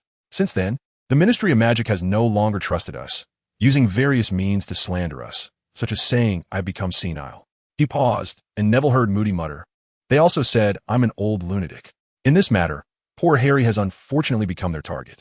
The Ministry of Magic plans to use Harry Potter as a breakthrough to prove their absurd conjecture that I am trying to overthrow the Ministry. Clearly, Harry's days ahead will not be easy, as some people in the Ministry may use various means to achieve their goals, so we must protect Harry during this time. Moreover, we cannot let him know where we are. After Dumbledore finished the last sentence, Neville was somewhat confused. Professor, why can't we let Harry know? Neville asked. Clearly Sirius had the same intention. Good question, but please forgive me for not being able to answer you right now. Dumbledore smiled wryly and continued, so, we also need to send someone to protect Harry like how they guard the Department of Mysteries, providing 24-hour protection. I have a feeling that some people in the Ministry will definitely not be able to resist taking action. They won't directly attack Harry, will they? This time it was Sirius who spoke up, clearly worried about his godson's safety. It's possible. We must prepare for the worst. Also, not just the Ministry. You haven't forgotten about another person who wants Harry dead, right? Of course not. Sirius cracked his knuckles, wishing he could punch Voldemort right now, preferably punch him to death, to relieve the hatred in his heart. Then Professor Dumbledore, why don't we just bring Harry back? Is that protective magic you mentioned really that important? Neville asked again, knowing Dumbledore's reasons for having Harry stay with his aunt. It's indeed very important. That magic can block Voldemort and a whole year's worth of Death Eaters at Hogwarts. To ensure Harry's safety in the future, he must stay there for at least 2 weeks each year until he turns 17, Dumbledore explained. So, does that mean we only need to protect him secretly for 2 weeks? The dark-haired witch perked up again, changing her hair back to gold. In theory, yes, but the Ministry is likely to seize on this point. If Harry breaks free from their control, they will likely take the opportunity to cause trouble. Professor McGonagall spoke up to explain for Dumbledore. I have an idea. Professor, can we publicly announce that Sirius took Harry away for a vacation? After all, he is Harry's godfather, isn't he? Neville thought for a moment and decided to do something for Harry, who had been trapped on Privet Drive. It must have been tough for him. Imagining Harry glaring at the Dursleys every day, Neville couldn't help but feel the utmost sympathy for him. Dumbledore thought for a moment and finally agreed. That's a good approach. Let's set it for 15 days from now to avoid any mishaps, and Moody will organize the operation at that time. I hope our savior can keep his composure. Moody grinned widely, his voice sounding terrible. So what about Harry Potter's protection work? Are we the ones still doing it? Sirius asked eagerly. I can. Neville was the first to raise his hand. This time Dumbledore did not oppose him. For a crow, tailing someone was too easy. Me too. Me too. The witch with golden hair jumped up, acting like a little girl. I also. Hagrid was eager to try, but his size made him too easy to be spotted, so Dumbledore still rejected him. If it's only 15 days, I have no problem. Professor McGonagall spoke up. Her animagus was a cat, particularly suited for tailing. I have no objections. Snape squeezed out this sentence through clenched teeth, and then closed his eyes to rest, but his expression looked as if he had eaten a dead rat. Then it settled pleasantly. As for the order of you four, please discuss among yourselves. Besides, there's another person on Privet Drive willing to help us. But she cannot perform magic very well. Later, I will inform Minerva about her information, and at that time, the person tailing Harry can meet her. So, meeting adjourned. Dumbledore snapped his fingers, and silver, shining goblets appeared on the table. Neville glanced at the goblet in front of him. The liquid inside seemed to be the butterbeer he had drunk before. To all of you. Dumbledore raised his goblet first, and the others followed suit. May you all have a prosperous future. Dumbledore raised his goblet and drank it all in one go. Chapter 155, The Guard on Yezhin Road. A crow had been perched here all day, dirty and covered in scars. During this time, a few children spotted it and attempted to shoot it down with toy guns, but the crow pecked at their fingers, causing them to cry and flee, shouting that they would call someone to eliminate the evil bird. Neville was helpless. He didn't want to do this, but the children were relentless. If he just avoided them, they wouldn't leave, but would only get more excited. This severely interfered with his guard duties, and in the end, he was forced to take this desperate measure, hoping the children would learn a lesson. But he was wrong, very wrong. Before long, the children returned, banding together and bringing a large group of kids, averaging around 7 or 8 years old, each armed with either toy guns or stones. Neville was defeated. He fled in panic, chased by the children, finding it difficult to escape. Finally, he found a chimney to hide in, transformed back into human form, and disapparated away. After making a large detour, he returned to his post, this time learning to be clever and hiding in a tree, using leaves to shield himself. The only downside being that there were quite a few bugs. He watched Harry's day unfold. He got up in the morning to cook, spent the morning doing summer homework, read for a while in the afternoon, and then sat at the table staring blankly, as Neville watched him gaze out the window until dinner. He felt as if he was about to join him in daydreaming. What was he thinking, Jan? Neville wiped his beak with his wing and suddenly realized that it was difficult for him to cover his mouth while yawning now. What a calm night it is. Neville looked at his messy feathers, shook himself vigorously to try and tidy them up, but lost a few shiny black feathers in the process. He had been on guard for over 18 hours now. It was the second day of Harry's guard plan. Yesterday, Professor McGonagall had personally taken charge. When Neville took over, he only saw a calico cat sitting stiffly by the Dursleys' fence. Poor her for working so hard. Neville hurriedly took over the post, and even reluctantly handed over a bottle of potion he had gotten from a reluctant Professor Snape. His meals, breakfast, lunch, and dinner, were all beef pies made by Creature, the elderly house elf who had completely transformed since that time at the seaside cave. His cooking skills had improved, and as Sirius put it, eating Creature's food felt like returning to his childhood. As for his home, he had already informed his grandmother that he would be staying at the Black House for a while, and she agreed, although she complained that he was leaving right after returning home. Neville had no choice. He wanted to participate in the Order of the Phoenix's work and eliminate Voldemort, which required sacrifices. He originally planned to tell his grandmother that he had joined the Order after a while, but Dumbledore suggested that he keep his identity hidden for now, or he would have a hard time in the near future. The final decision was that, apart from the current members, he could not reveal his identity to anyone else, including Harry and the others. Neville understood Dumbledore's intention. Those boys were not the type to stay put. If they found out that Neville could join the Order, they would surely find ways to join too, especially Harry. As the night deepened, Neville tucked his wings in. He was feeling a bit cold. Harry was still comfortably inside the house, having only stepped out briefly in the afternoon to water the flowers. Neville was utterly bored. He just hoped to go back, get a good night's sleep, and have a match with Sirius, who wasn't on duty. After an unknown amount of time, just as Neville was about to fall asleep, the distant church bells rang out. He perked up, flew around the house, and still found nothing unusual. The whole street was eerily quiet, as if everyone were asleep. He landed at the Dursleys' front door, transformed back into human form, and waited for his replacement. Almost as soon as he landed, someone approached, and Neville quickly found a tree to hide behind and watch. The newcomer was cloaked in black robes and wore a hood. Neville almost thought he was a Death Eater.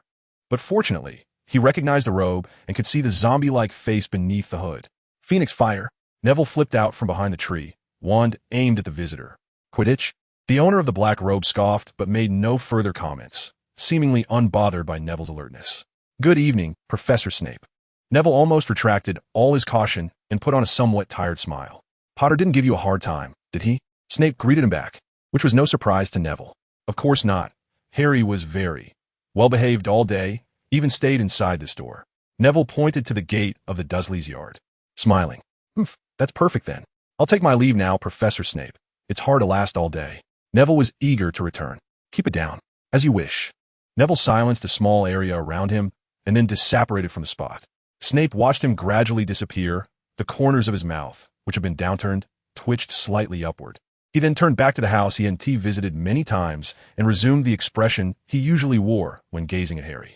Back. Not easy, huh? Neville knocked on the Black House's door, answered by Lupin, whose expression was a mix of schadenfreude and relief. I'm back. It's indeed not easy. Neville yawned and walked past him straight toward his room. Lupin caught his yawn too and gently closed the door, afraid of waking up Mrs. Black. They only dared to speak normally once they reached the living room. I'm going to sleep now. Neville pointed to his room. Yeah, good night. I still have to wait for Sirius to return. Is he not back yet? The moment Neville asked, he realized. All right. He is indeed very busy there. Neville recalled the hall he passed while scouting. It seemed like they couldn't disapparate there. He wasn't sure. Yeah, and not just that. Mundungus, who was supposed to replace him, was late. Lupin shrugged helplessly. He just messaged me to say he would be at least an hour late. Sirius is going to be furious. I will be angry too. Neville shook his head, dissatisfied.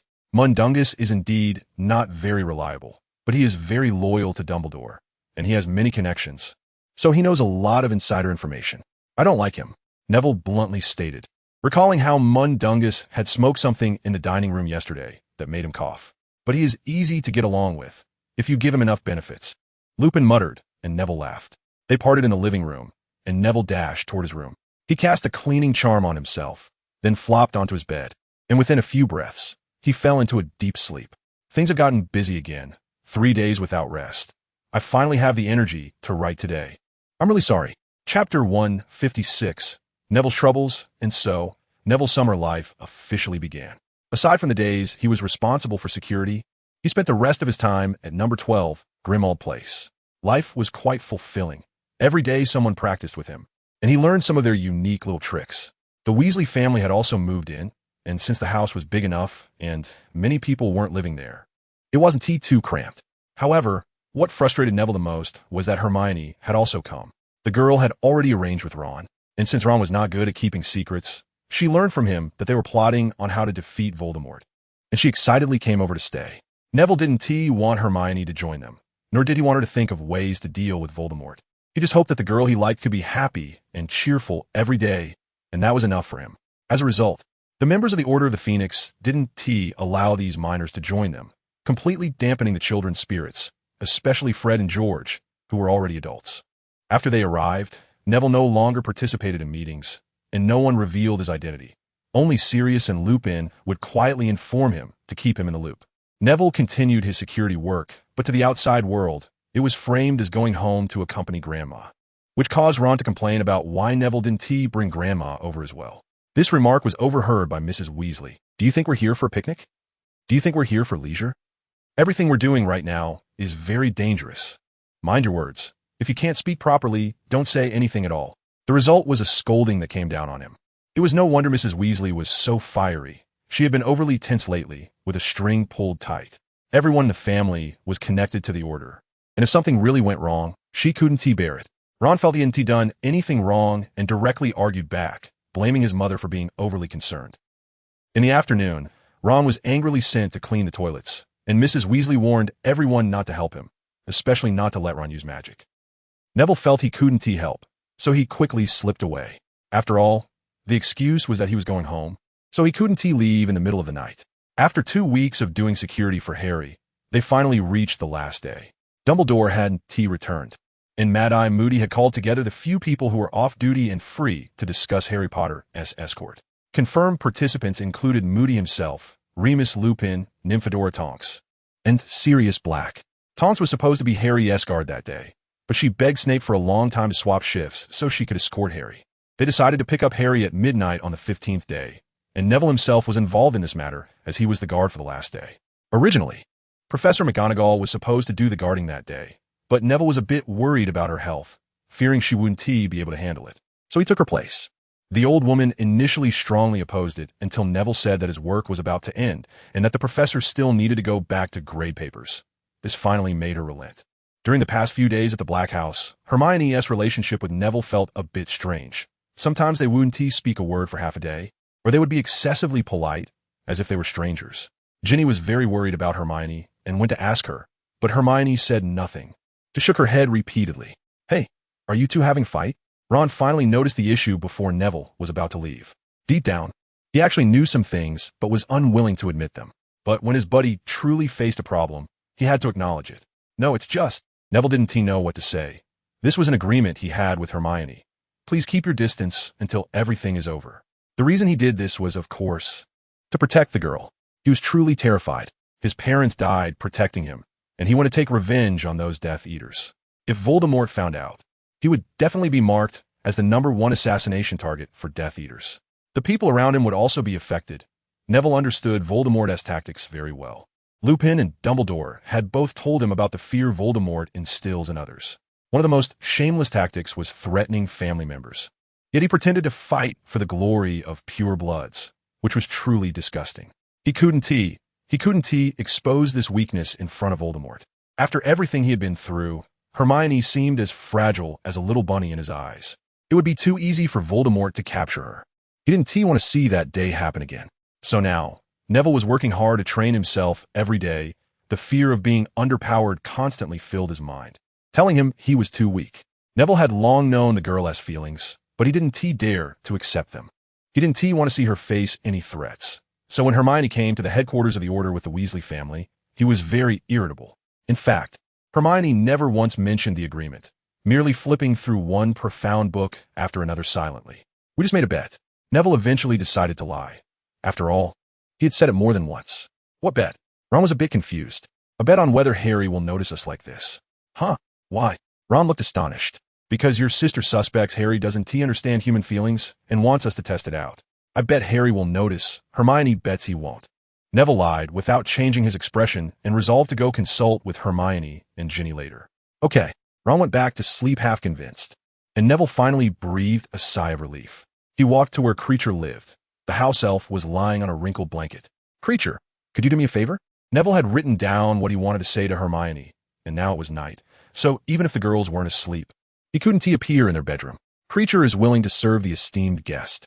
Creature stood up, excitedly bowing to Neville. Since Regulus's body had been brought back, his attitude towards everyone had changed a lot. "In the morning tomorrow, please give this to Hermione when she comes out of her bedroom." Neville handed over the letter and added, "The one with brown hair who often comes to that girl."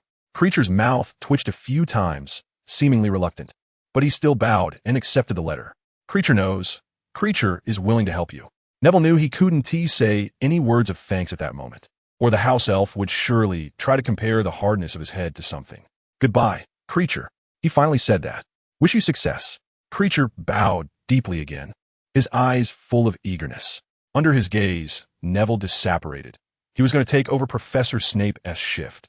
"I'm really sorry."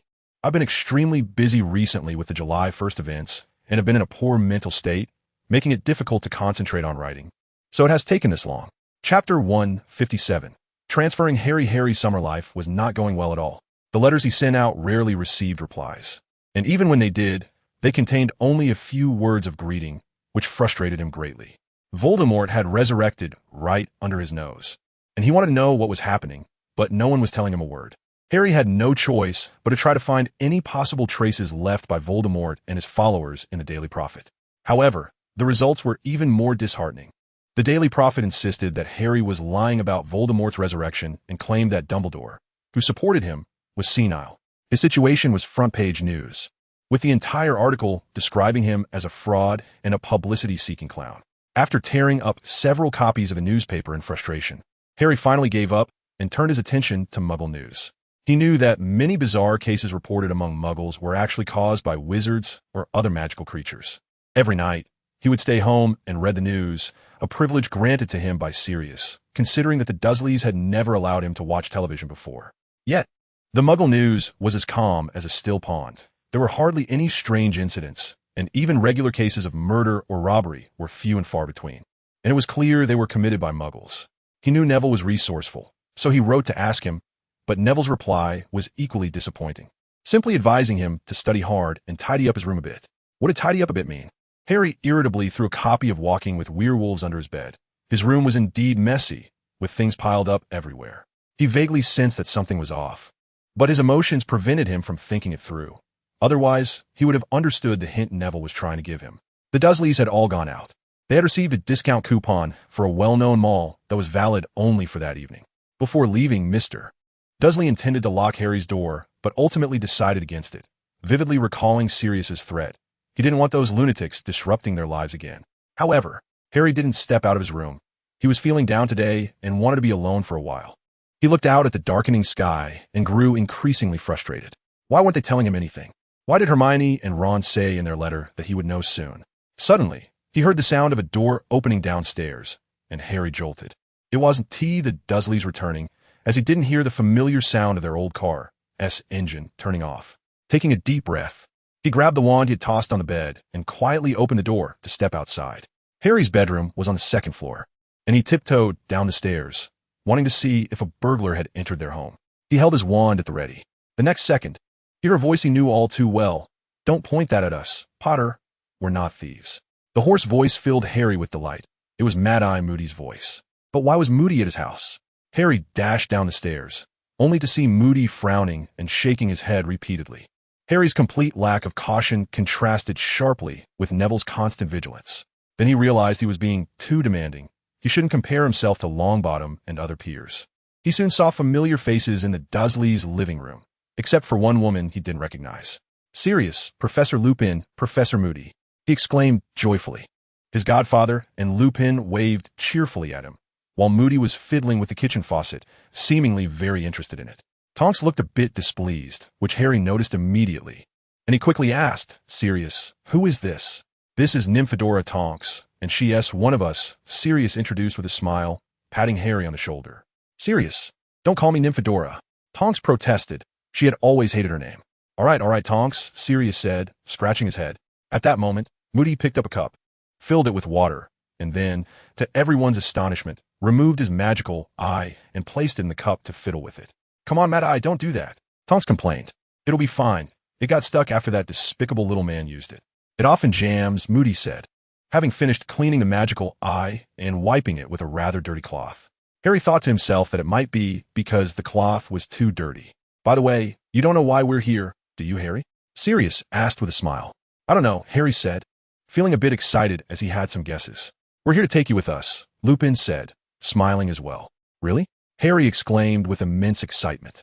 His guess was confirmed, and the feeling of not being forgotten was wonderful, wiping away his earlier disappointment. "Of course. Have you packed your things, Harry?" Sirius asked deliberately, knowing Harry hadn't tidied up, as Neville had informed them about everything outside.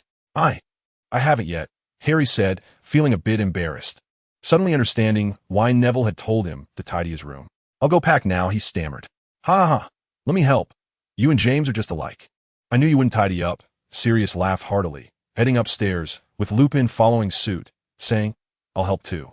Harry felt his face turn as red as Ron's when he was infatuated with Fleur. They quickly packed Harry's things, putting everything that needed to be taken into a suitcase. "Do you know why we didn't tell you anything?" Sirius suddenly said as they went downstairs. "Is it because you were afraid of leaking information?" A calmer Harry guessed. "That's right. Many times we are under the watch of the Ministry of Magic. Fudge thinks we want to overthrow him, believing Dumbledore is effectively the Minister of Magic." Sirius spat, then remembered they weren't at his house, and quickly cleaned up with magic. "So that's why you didn't answer questions in the letter," Harry realized, suddenly feeling a bit foolish for not thinking of that sooner and even being angry. "Exactly. Just like James's son, you understand immediately." Sirius ruffled Harry's hair. As they reached the bottom of the stairs, Moody glanced at Harry's suitcase, using his magical eye to check for any dangerous items inside. Suddenly, he spotted Harry's wand sticking out of the back pocket of his jeans and gruffly said, "Aren't you afraid of setting your backside on fire by sticking your wand there?" Tonks giggled from the side, and Sirius quickly asked, "Has anyone ever set their backside on fire before?" "Not sure, but it's best to be cautious. Always stay alert." The last part of his sentence was completed by the other two, while only Lupin remained silent. Harry felt extremely embarrassed and quickly tucked his wand into his jacket pocket. He wasn't at school, and wearing a wizard's robe would seem odd, and the only piece of clothing he had that could conceal his wand was a wizard's robe. Harry carried the firebolt in one hand and held Hedwig's cage in the other, while Lupin handled the suitcase. "So how are we going to leave? By Floo powder or apparition?" Harry asked. "No, it's a special time now. Dumbledore believes you are being closely monitored by the Ministry, and taking you by apparition would expose us, so we'll fly there," Moody said, revealing a surprising plan. Flying over. Harry roughly knew how far it was from the Dursleys' house to number 12, Grimmauld Place. It would take more than half an hour on a broomstick. And the London night was not very warm. If they flew over, it would definitely be cold. "That's right, flying over. I heard from Remus that you fly very well." Moody patted his shoulder. "He flies incredibly well." Sirius shouted. "That's great then." Moody nodded, then without further ado tapped Harry's head with his wand. Harry felt a cool sensation flowing from his head to his feet, as if a block of ice had melted on his head. "What is this?" "I used the disillusionment charm on you. It'll be safer that way." Moody nodded as he looked at Harry, seemingly very pleased with his disillusionment charm. He opened the door and stepped outside, looking at a crow perched on a tree in the yard. The crow flapped its wings, pretending to fly, and Moody nodded, turning back inside. "All right, let us go now, no problem." He pulled 4 brooms out of his coat pocket and tossed them to the other 3. Harry was already used to it. "Let Hedwig out. She can fly with us," Tonks suggested. "You know her name is Hedwig?" "Of course. Remus has told me a lot about you." Under the night sky, the group flew into the night. Chapter 158. Return. Even though Harry had stayed at number 12, Grimmauld Place many times, this was the first time he felt such a sense of familiarity with the house. Following Moody and the others, they took a winding route to their destination. The cold wind at high altitude on the broomstick had nearly frozen him, and the warmth inside the house was indeed comforting.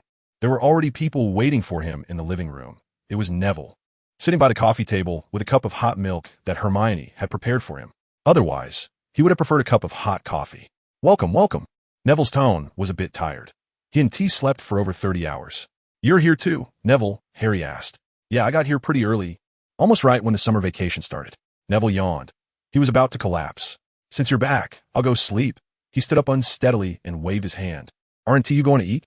"Neville." A figure appeared at the door to the dining room, and Harry looked over at the voice, silently praising Hermione's new look. Hermione had tied her previously messy hair up into a single ponytail, making her look much more energetic. Coupled with her growing age, her cheeks had become more elongated, giving her a spirited appearance. Neville felt a surge of energy as if spring had come again, and he instinctively replied, "I'll eat then." He then wobbled towards the dining room. It was already past mealtime, and Hermione had just been cooking. She had learned a bit from her mother, and today she finally got to use it. The excuse for cooking was that most of the people who came to pick Harry up hadn't eaten, and Mrs. Weasley was also absent, so she took it upon herself. For this, she had begged a tearful creature for a long time to finally get this position.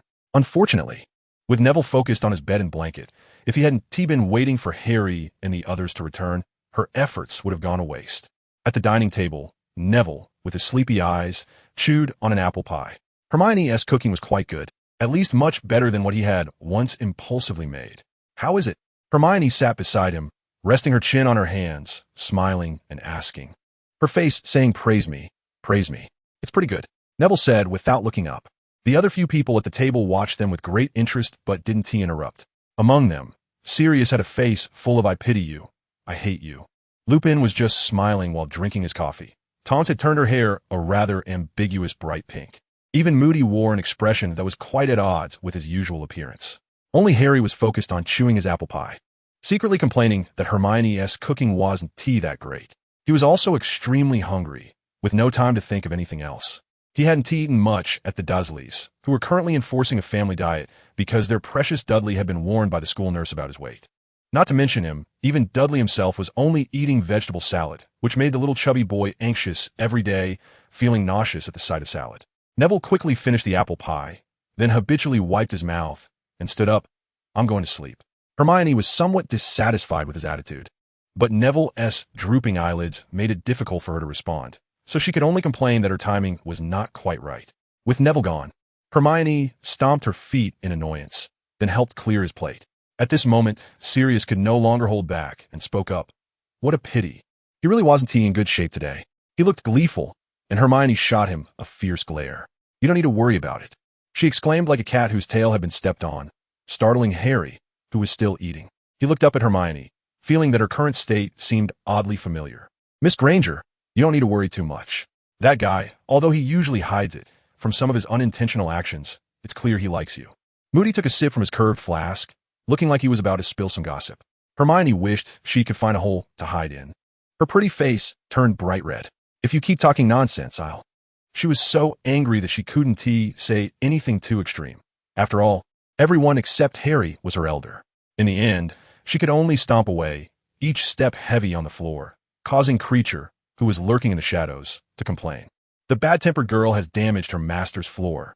Creature had no way to punish her. After she left, Sirius turned to Harry, who had just finished his apple pie, and asked curiously, "Harry, did you notice what was going on between Hermione and Neville before?" Harry was caught off guard by the question and instinctively replied, "Aren't they dating?" The other four people at the table all laughed. Sirius said with relief, "Looks like Harry hasn't disappointed us. Speaking of which, the last time you wrote to me about that person..." He pretended to forget Cho Chang's name, and sure enough, Harry panicked and said in a flustered manner, "No one." Another burst of hearty laughter erupted in the dining room, and now it was Harry's turn to run away with a flushed face. "Sirius, who asked that person? Can you say?"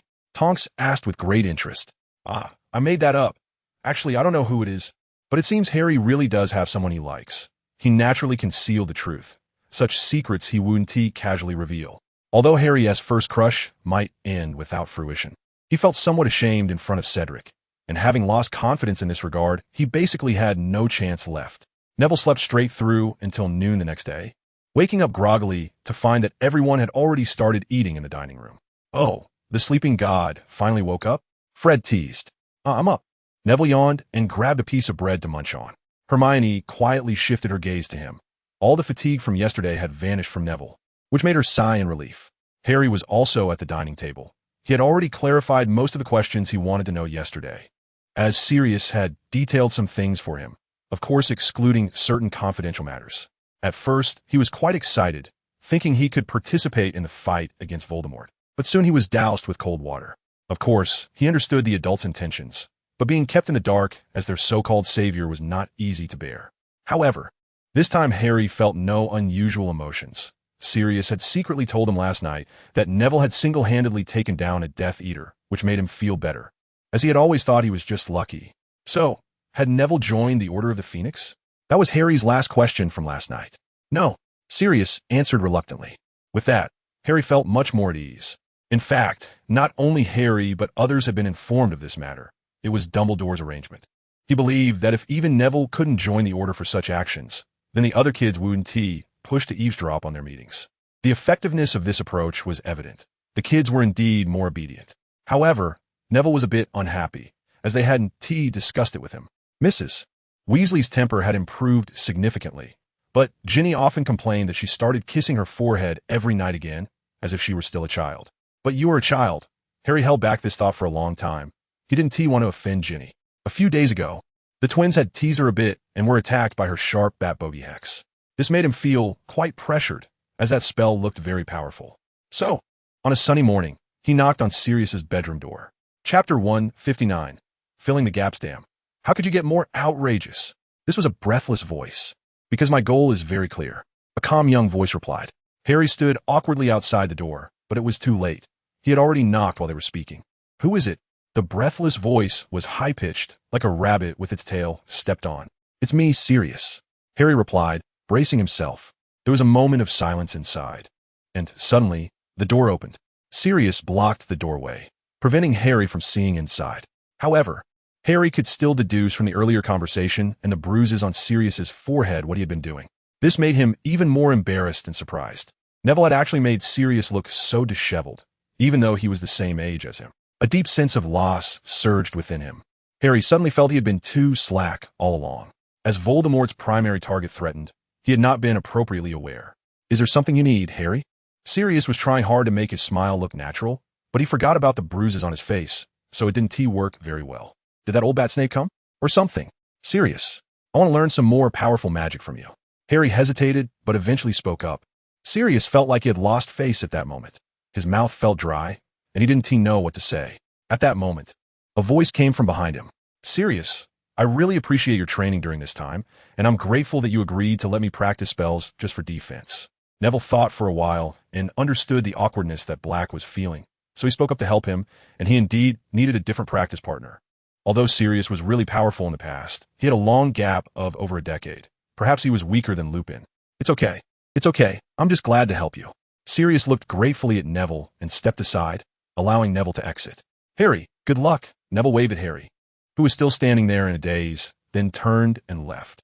The remaining godfather and godson felt a weight lifted off their shoulders, instantly returning to their usual demeanor.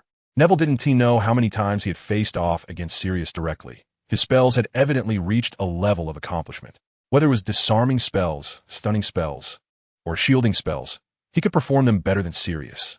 Even if he lost to him, it was due to surprise attacks. Practicing with him again wouldn't yield much more effect, but fortunately, Neville had already thought of another way out. He arrived at Mad-Eye Moody's door, which was the way Sirius had pointed out to him. In his description, Moody was simply an assassination master. Surprise attacks were child's play for him. Stealth, poisoning. He utilized every possible means. Ever since Neville had suffered a significant loss at the hands of Barty Crouch Jr., he had realized his shortcomings. So he decided to seek Moody to teach him how to assassinate and prevent assassination, or more simply, to learn surprise attacks and how to avoid them. Before Neville's hand even touched the door, it swung open. Moody also lived here. In fact, among the current members of the Order of the Phoenix. Only a few from school, and those two Aurors did not live here. What's the matter, kid? Moody's large face loomed in front of Neville, exuding a strong sense of pressure, which was one reason Neville hadn't come to find him.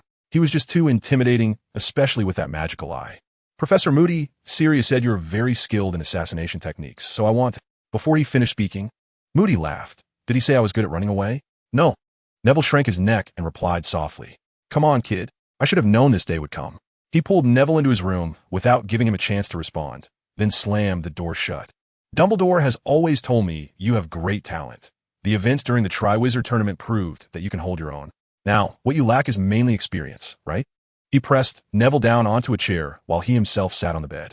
Yes, Professor Moody. Neville nodded. He indeed lacked experience, having all the power but unable to wield it properly. Don't call me professor. I don't think I've ever been a professor. Moody suddenly got angry, clearly still holding a grudge about last year. All right. Then, Mr. Moody. Haha, that is too formal. I haven't heard anyone call me that in a long time. Just call me Mad-Eye like everyone else. Moody laughed heartily. Okay, Mad-Eye, Neville replied, bracing himself. Very good, very good. Then let us get straight to the point. So soon, Neville thought, but didn't say it out loud. He immediately felt his spirits lift. First, relax.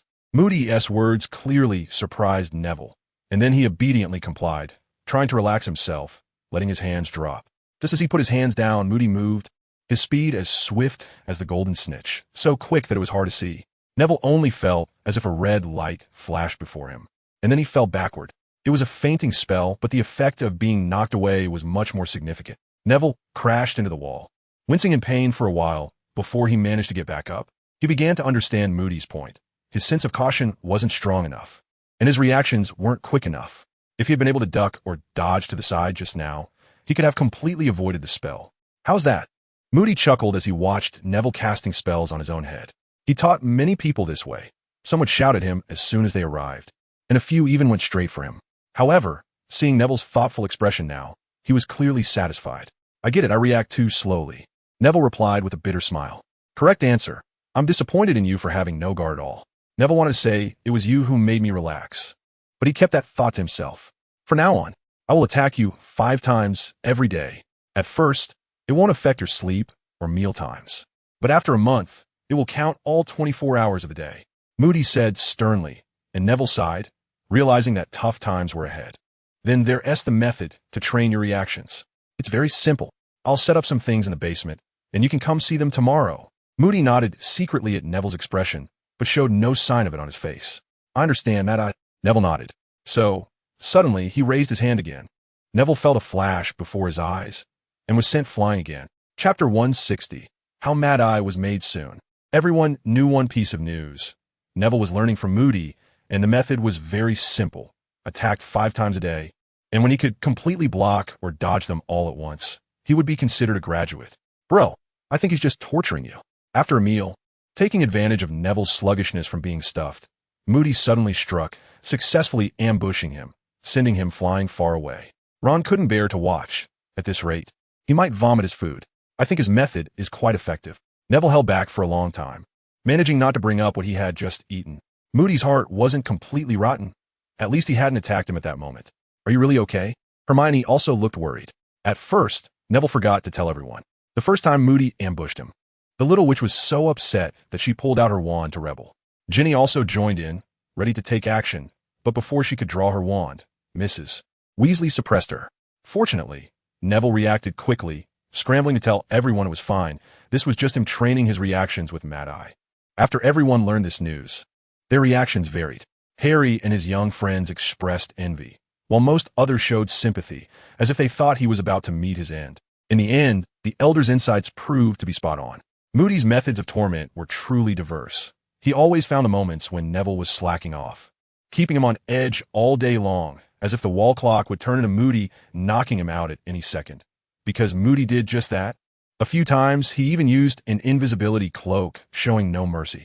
As for the training method Moody devised to enhance Neville's reaction speed, after a brief discussion with Sirius, he cleared out a large space in the basement, enchanted dozens of small hammers to fly up and take turns hitting people, and required Neville not to use spells to block, but only to rely on dodging. The night before, Neville was covered in bruises, but fortunately, Mad-Eye's healing methods were also quite effective. After waving his wand at Neville for a while, most of it was healed, and Neville could handle the rest himself. Hermione wanted to check on him a few times, but was blocked at the door by Neville. He really didn't want his crush to see him in such a sorry state. Fortunately, Hermione understood his little worries and kept silent, occasionally making some bruise healing potions for him with Lupin's help. Under Mad-Eye Moody's careful guidance, Neville grew rapidly. In just half a month, he achieved the small target Moody had set for him. Well done, Neville, you managed to block all the attacks today, right? Fred asked him cheerfully during dinner. On that day, Moody had ambushed him twice in the morning, and the other 3 times were at noon. Under the pressure that barely forced a reflex out of Neville, he blocked them all. Yes, Neville was quite pleased. This was visible growth, and Moody's teaching methods were indeed effective. Just as he was feeling a bit proud, Moody doused him with cold water. Longbottom, I think we can end the first phase early. Do you remember what I said about the second phase? Mad-Eye tried to pat Neville on the shoulder, but he dodged instantly, leaving Moody stunned, and then his smile grew even wider. Neville swallowed hard. He certainly remembered what Moody said about the second phase. Now his ambush time would turn into all day, even including meals and sleep. I remember. He nodded lightly, feeling a bit anxious. Good, just remember. Mad-Eye smiled broadly, placing his callous palm on Neville's shoulder. This time he got his wish. Then, let's start from midnight today. Moody grinned ominously, and Neville instantly felt a chill run down his spine. The other kids at the table looked at Neville with the utmost sympathy. Isn't that a bit excessive, Mad-Eye? Mrs. Weasley was the first to stand up for Neville. She had felt it was excessive for a while, but she also knew this was permitted by Dumbledore. Not at all. On the contrary, I want to intensify the training. Moody shot back at her, while Neville swallowed again, starting to doubt whether he could still sleep. But he's just a child, Mrs. Weasley exclaimed. Child. The child you speak of has taken down a Death Eater in a duel. If he has the ability, he should be trained even more rigorously. Moody raised his voice considerably. Mrs. Weasley, this is all voluntary on my part, and Mad-Eye hasn't really hurt me. He always knows his limits, Neville quickly interjected. Better be so. Mrs. Weasley saw that the person involved had no objections and immediately lost interest in saying more, especially since Moody was indeed very measured in this matter. And the few small injuries Neville had were instantly healed by him. Neville returned to his bedroom alone. He now had his own space, which was also Moody's requirement. He lay on the bed with his hands behind his head, contemplating strategies. Since Moody would launch night attacks, could he set up some kind of alarm? Otherwise, relying solely on instinct to dodge spells in his sleep. How could that be possible? The sensitivity charm and awareness charm were quite useful, but they had to be used while a person was awake, right? Using spells while sleeping? Just thinking about it seemed ridiculous. Suddenly, he thought of a terrifying possibility. He had heard of sleepwalking. What if he also sleepwalked? Would he dream of wielding a wand and wreaking havoc, casting spells everywhere? That would be too scary. The plan to use the perception charm while sleeping was completely abandoned by him, so the second option remained, setting an alarm. If Moody wanted to come in and attack him, he would most likely open the door and use a weakened version of a stunning spell on him. He wouldn't just attack right outside the door, would he? Deciding to take action, Neville set up a howler charm on the door and soundproofed it to avoid disturbing others. If someone broke in, the alarm would wake him up. Neville looked at the door with the alarm measures in place and nodded in satisfaction, then relaxed and lay down to sleep, hoping to get some rest before whatever might happen at night. Then he realized he had miscalculated. He couldn't sleep at all. For a long time, he had often relied on the draft of living death or other sleeping potions to help him sleep, but today, with something on his mind, he found it particularly hard to fall asleep. Neville took out a small vial of the draft of living death, hesitating as he looked at it. If he drank it, he would definitely fall asleep, but then the alarm wouldn't wake him up. Forget it. Neville gave up on the draft of living death and chose another sleeping potion, which was less potent but still effective. He drank a little, lay down in bed, and soon fell asleep. Just past midnight, Neville was still sleeping soundly when suddenly, an unexpected guest arrived outside his bedroom door. He looked at the door, which had been tampered with, and secretly found it amusing. He then took out his wand and pointed it at Neville, who was lying on his side in bed. Reversed the gravity. Neville instantly flew up into the air, head down, floating above. Startled by this sudden turn of events, Neville woke up immediately. He tried to reach under his pillow for his wand, but found nothing. Once he was more awake, he realized what was happening. He hadn't even given himself time to grab his wand. Looking again, the door was intact. He then remembered Moody's penetrating magical eye. Fortunately, Moody didn't intend to leave him hanging all night and quickly set him back down. Neville was very frustrated.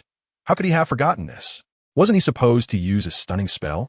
What was this gravity reversal? A voice from outside the door answered, "Longbottom, I think your sense of vigilance still needs improvement, so I decided not to just use the stunning spell." Listening to his words, Neville barely avoided losing consciousness. It was just too much. Recently, with the 1st of July approaching, work has been quite busy, and I've really had little energy to write. I'm very sorry. Next week should be better. Chapter 161. Prefect. The book list for the new term at Hogwarts arrived, along with 2 envelopes sent to Hermione and Ron. All of this coincided with Harry and Neville's birthdays. A few days ago, Mrs. Longbottom moved over to stay and proposed that Neville celebrate his birthday together with Harry. Everyone had no objections, and of course, Neville didn't oppose either. He just hoped that his cake wouldn't be poisoned, because Mad-Eye had already started doing so. As Neville gradually showed his resilience and decent magical ability, Moody became increasingly deranged. It goes without saying that he would ambush him in his sleep, and disguising his ambush became a daily occurrence, with his methods increasing, such as sending enchanted letters in a big circle via owl, putting little devices in his pie that could torment him, even tampering with the toilet seat before he went to the bathroom. During this time, the twin brothers helped Mad-Eye tremendously. Many of the things he used were provided by them, which made Moody praise them often, saying they would surely achieve great things in the future. As a result of his praise, the twins became even more enthusiastic, spending every day scheming pranks, even dreaming of how to trick Neville into eating their transforming toffee. Neville's days became increasingly difficult. He was driven to paranoia by Mad-Eye, and now everyone looked like Voldemort to him. He even developed the good habit of checking everything Mad-Eye wanted to eat beforehand and carried a water bottle with him, refusing to accept anything other than what Hermione and Mrs. Weasley handed him. This was because he had been ambushed by Moody several times. First, he cut his hand when accepting Ron's razor, and then he got his arm tightly tangled when accepting a towel from Harry. The older wizards wouldn't be exploited by Moody, but they would directly cooperate with him. For example, Sirius personally handed Neville a cake that could slap someone in the face, and Tonks was very cooperative with her old boss, handing him a piece of parchment that would smear someone's face. Even his grandmother supported Mad Eye in this, personally teasing her grandson. In short, Neville became the most miserable person in this mansion. The younger ones all looked at him with sympathy, while the older ones reveled in his misfortunes, every day laughing heartily at his various predicaments. With such treatment, it would be impossible for Neville not to feel some resentment. But he could see clearly that his abilities had indeed improved a lot. At first, he couldn't even dodge Moody's stunning spell, but now he could even counterattack occasionally, and he had developed a rare self-alertness. For instance, when Moody was about to hide behind a door and cast a spell on him, the hairs on his back would stand up, just like an alarm, allowing him to react immediately and block Moody's spell. Because of this, Moody's methods became more and more varied. This kid was becoming increasingly difficult to deal with.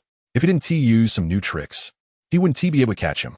In the living room, Neville was checking his envelope for the third time.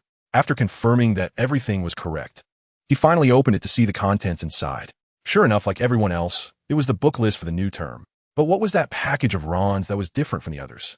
Then he heard a gasp that startled him, and he immediately raised his wand at Ron, fearing that Mad Eye was up to some tricks again. Merlin's beard, what is this? He saw Ron holding something that looked like a badge, gazing at it with reverence. What was going on? Could it be? Neville relaxed slightly, but he still gripped his wand tightly. He leaned closer to examine the badge in Ron's hand. At this moment, there were only the two of them in the living room. Tonks had gone home for the day, Lupin was on duty, and the others were either in their rooms or in the dining room. Congratulations, Ron. Neville recognized it.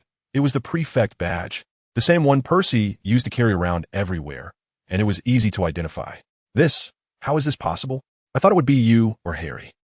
Ron stammered, excitement making him a bit tongue-tied. The surprise came too suddenly. Although he had long known that there would be a prefect's election in 5th year, he never expected that it would be him. Neville rested his chin on his hand, thinking, actually, it's not surprising when you think about it. Your grades are quite good, and your performance has always been excellent. Neville immediately thought of a certain long-bearded old man. It must have been his idea. But, you too. Ron's ears began to turn red again. There's nothing but buts, just think about it. Pick me. Dumbledore must be out of his mind to do this. Although I usually don't let him catch me breaking school rules, that doesn't mean he doesn't know. Pick me. Unless he wants the Gryffindor prefect to disappear every day. Neville commented, still having some self-awareness. And Harry. Ron wanted to say more, but after hearing Neville's words, he quickly figured it out himself. Harry always runs into all sorts of things. Neville hadn't even said it yet, and Ron had already come to the conclusion. Yeah, our savior is quite busy, Neville chuckled, making a joke. Although being a prefect sounded impressive, he really didn't have that intention, as it was too much work and he didn't have that much time to spend on prefect duties. Ron's expression became more normal, and he immediately grabbed the badge and ran off. I want to show it to my mom. She will be so surprised. Neville stared at his retreating figure, momentarily lost in thought, and then shook his head vigorously, covering his eyes and laughing. What am I thinking? At that moment, a door opened on the staircase, followed by hurried footsteps. Neville looked in the direction of the sound, and sure enough, it was Hermione. He smiled at her, but the next second his smile froze on the prefect badge in her hand. Why you were elected prefect? Neville's voice was a bit hoarse. He turned his head away and coughed heavily a few times, having choked on his own saliva. Yes, did you see this? Hermione walked over, beaming as she held up the badge. Congratulations, congratulations, cough cough. At this moment, Neville really wished he were the male prefect instead. He even started to complain to Dumbledore about why he wasn't chosen. Are you okay? Hermione patted his back with concern. She had seen Neville's miserable life during this time, but there wasn't much she could do to help since Neville always managed to handle everything before she could assist him. I'm fine. I just accidentally choked while drinking water. Neville quickly forced a smile. That's good. I wonder who the other prefect is. If they will be easy to get along with. Hermione sat down at ease, looking at the badge in her hand and murmuring. Definitely easy to get along with, because it's Ron Weasley, Neville said with their on. No way. Hermione looked like she had seen a ghost. She had originally guessed it would be Neville or Harry. When she hadn't seen the badge in Neville's hand, she had assumed it was Harry, but she never expected it to be Ron. It really is him. I saw him take the badge out of the package with my own eyes, Neville again. Could it be a mistake? Maybe it was something sent to you by accident. Hermione suddenly whispered. The atmosphere became a bit awkward, and Neville's gradually turned into a thoughtful expression as he seriously began to doubt this possibility. He then stood up and walked toward the package that Ron had opened. Hiss! Neville inhaled sharply as his hand got caught. A mousetrap jumped out of the package. but he still clearly saw the recipient's name written on it, Ron Weasley. Chapter 162. Harry, I'm super brave. Happy birthday to you. Happy birthday to you. Neville and Harry each wore a pointed hat, looking at each other in silence, only staring at the candlelight in front of them. Ron had told his mom about becoming a prefect, which meant he had told everyone. Mrs. Weasley quickly spread the news. All my children are prefects. I'm so proud. She was so excited that she almost knocked over a plate. What about me and Fred? Are we just the kids from next door? The twin brothers protested, but their protests were ignored as Mrs. Weasley turned to praise her sweet little Ron. Ron also seized this opportunity, pleading with his mother to buy him a new broomstick. He had been harboring the ambition to join the Gryffindor team and lead them to national dominance for quite some time. With Wood retiring and Gryffindor lacking a goalkeeper, he was eager to try out. Neville and Harry's birthdays seemed secondary, with Mrs. Weasley even changing the banner to celebrate Ron and Hermione becoming prefects. After dispelling a charm on a piece of bread, Neville finally got to eat dinner. He had only been ambushed once today, which was when Moody had secretly added a mouse trap to his bag in the next room. This was the fourth time he had dinner, and he estimated there would be another ambush at night.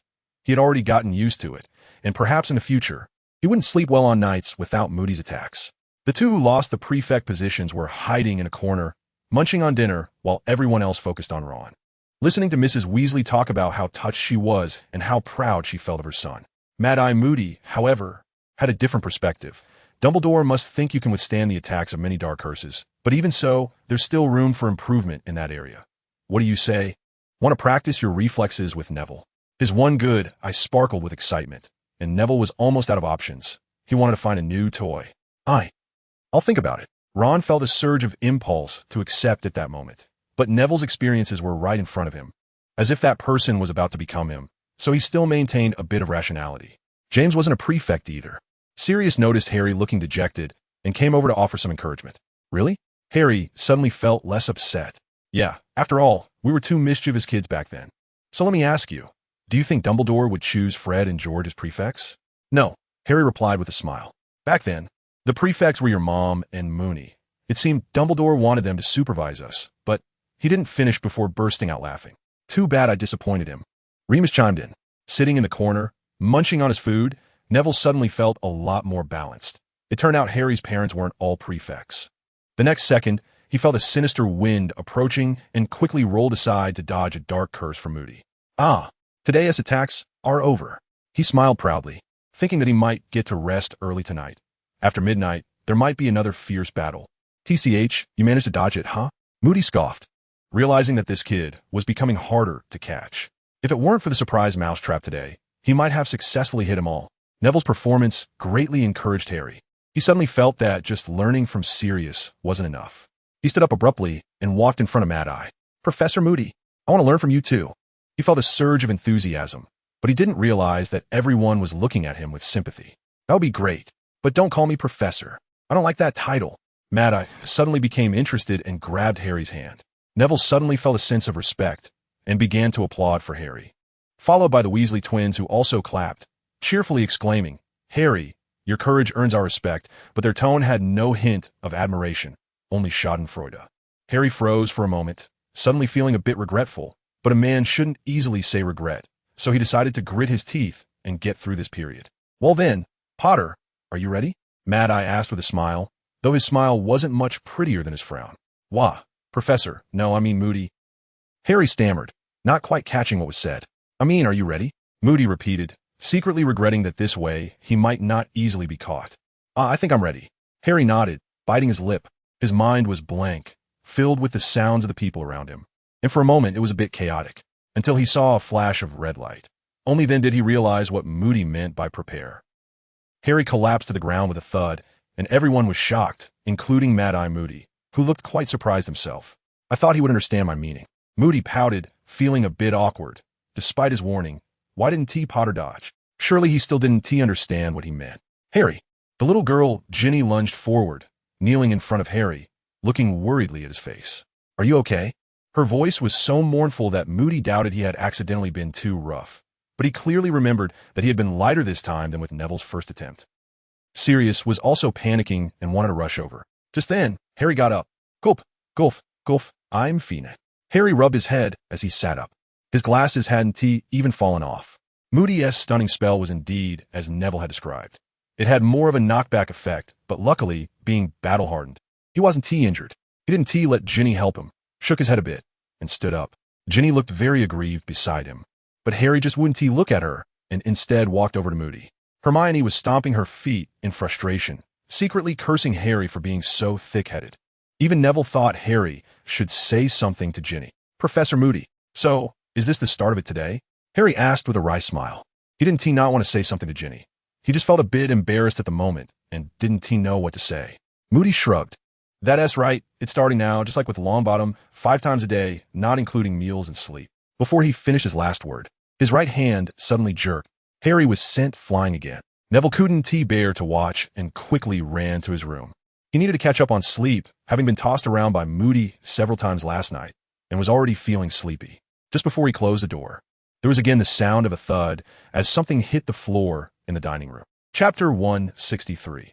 On the school bus, the summer holidays always pass quickly, leaving one hardly adjusted to the heat of summer before it ends. Neville and the others were already on their way to Hogwarts. Looking at Harry, who had clearly bulked up quite a bit, Neville couldn't help but marvel at how fast people change. He still remembered Harry's weak and clearly malnourished appearance in first year, and comparing that to now. Mrs. Weasley had worked hard here, fearing that any child might not get enough to eat, constantly handing them food, especially Harry, who received her special attention. Fortunately, Harry's exercise level wasn't small. Otherwise, he might have already turned into a Dursley by now. Neville closed the book in his hands and looked out the window. He and noticed that he too had inadvertently bulked up quite a bit, only that he had a few more dark circles under his eyes. Moody's attacks had indeed affected his sleep, especially in the final stretch before returning to school. Harry ultimately didn't manage to complete Moody's first test. His best result was dodging 4 times in one day, but during the last time, he had let his guard down while participating in a discussion about Quidditch and had unfortunately been hit. By the way, what classes did you choose this year? Ron asked, holding a crumpled form.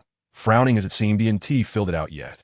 Of course, the usual ones are there. Besides that, there's divination, Harry replied. Didn't you choose care of magical creatures? Ron asked, slightly puzzled. Of course I did. Harry stretched. He and slept well last night, either since Neville lived next door, and he could always hear the commotion caused by spells flying around.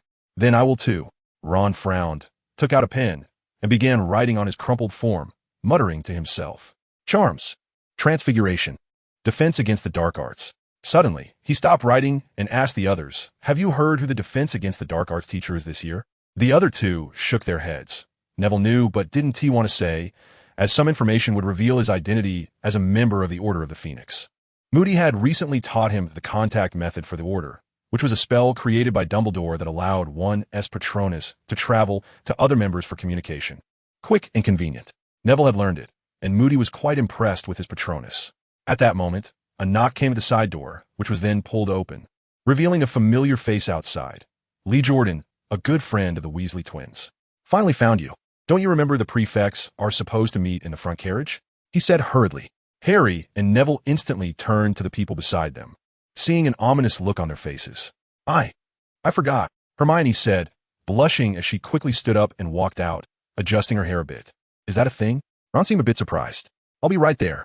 He quickly pressed the paper under a book and ran after Hermione. Neville watched the ponytail bobbing up and down behind the girl's head, suddenly feeling a bit distracted. Now he couldn't focus on either the book or the scenery. Harry, although this is a bit sudden, could you describe in detail what happened after the Triwizard Tournament? I wasn't there. He decided to find a topic to chat about. Okay. Actually, it's nothing much. It's just... Harry seemed a bit surprised. Did you just teleport? Saw Voldemort resurrected? Then came back? Neville laughed. Harry, you're actually amazing.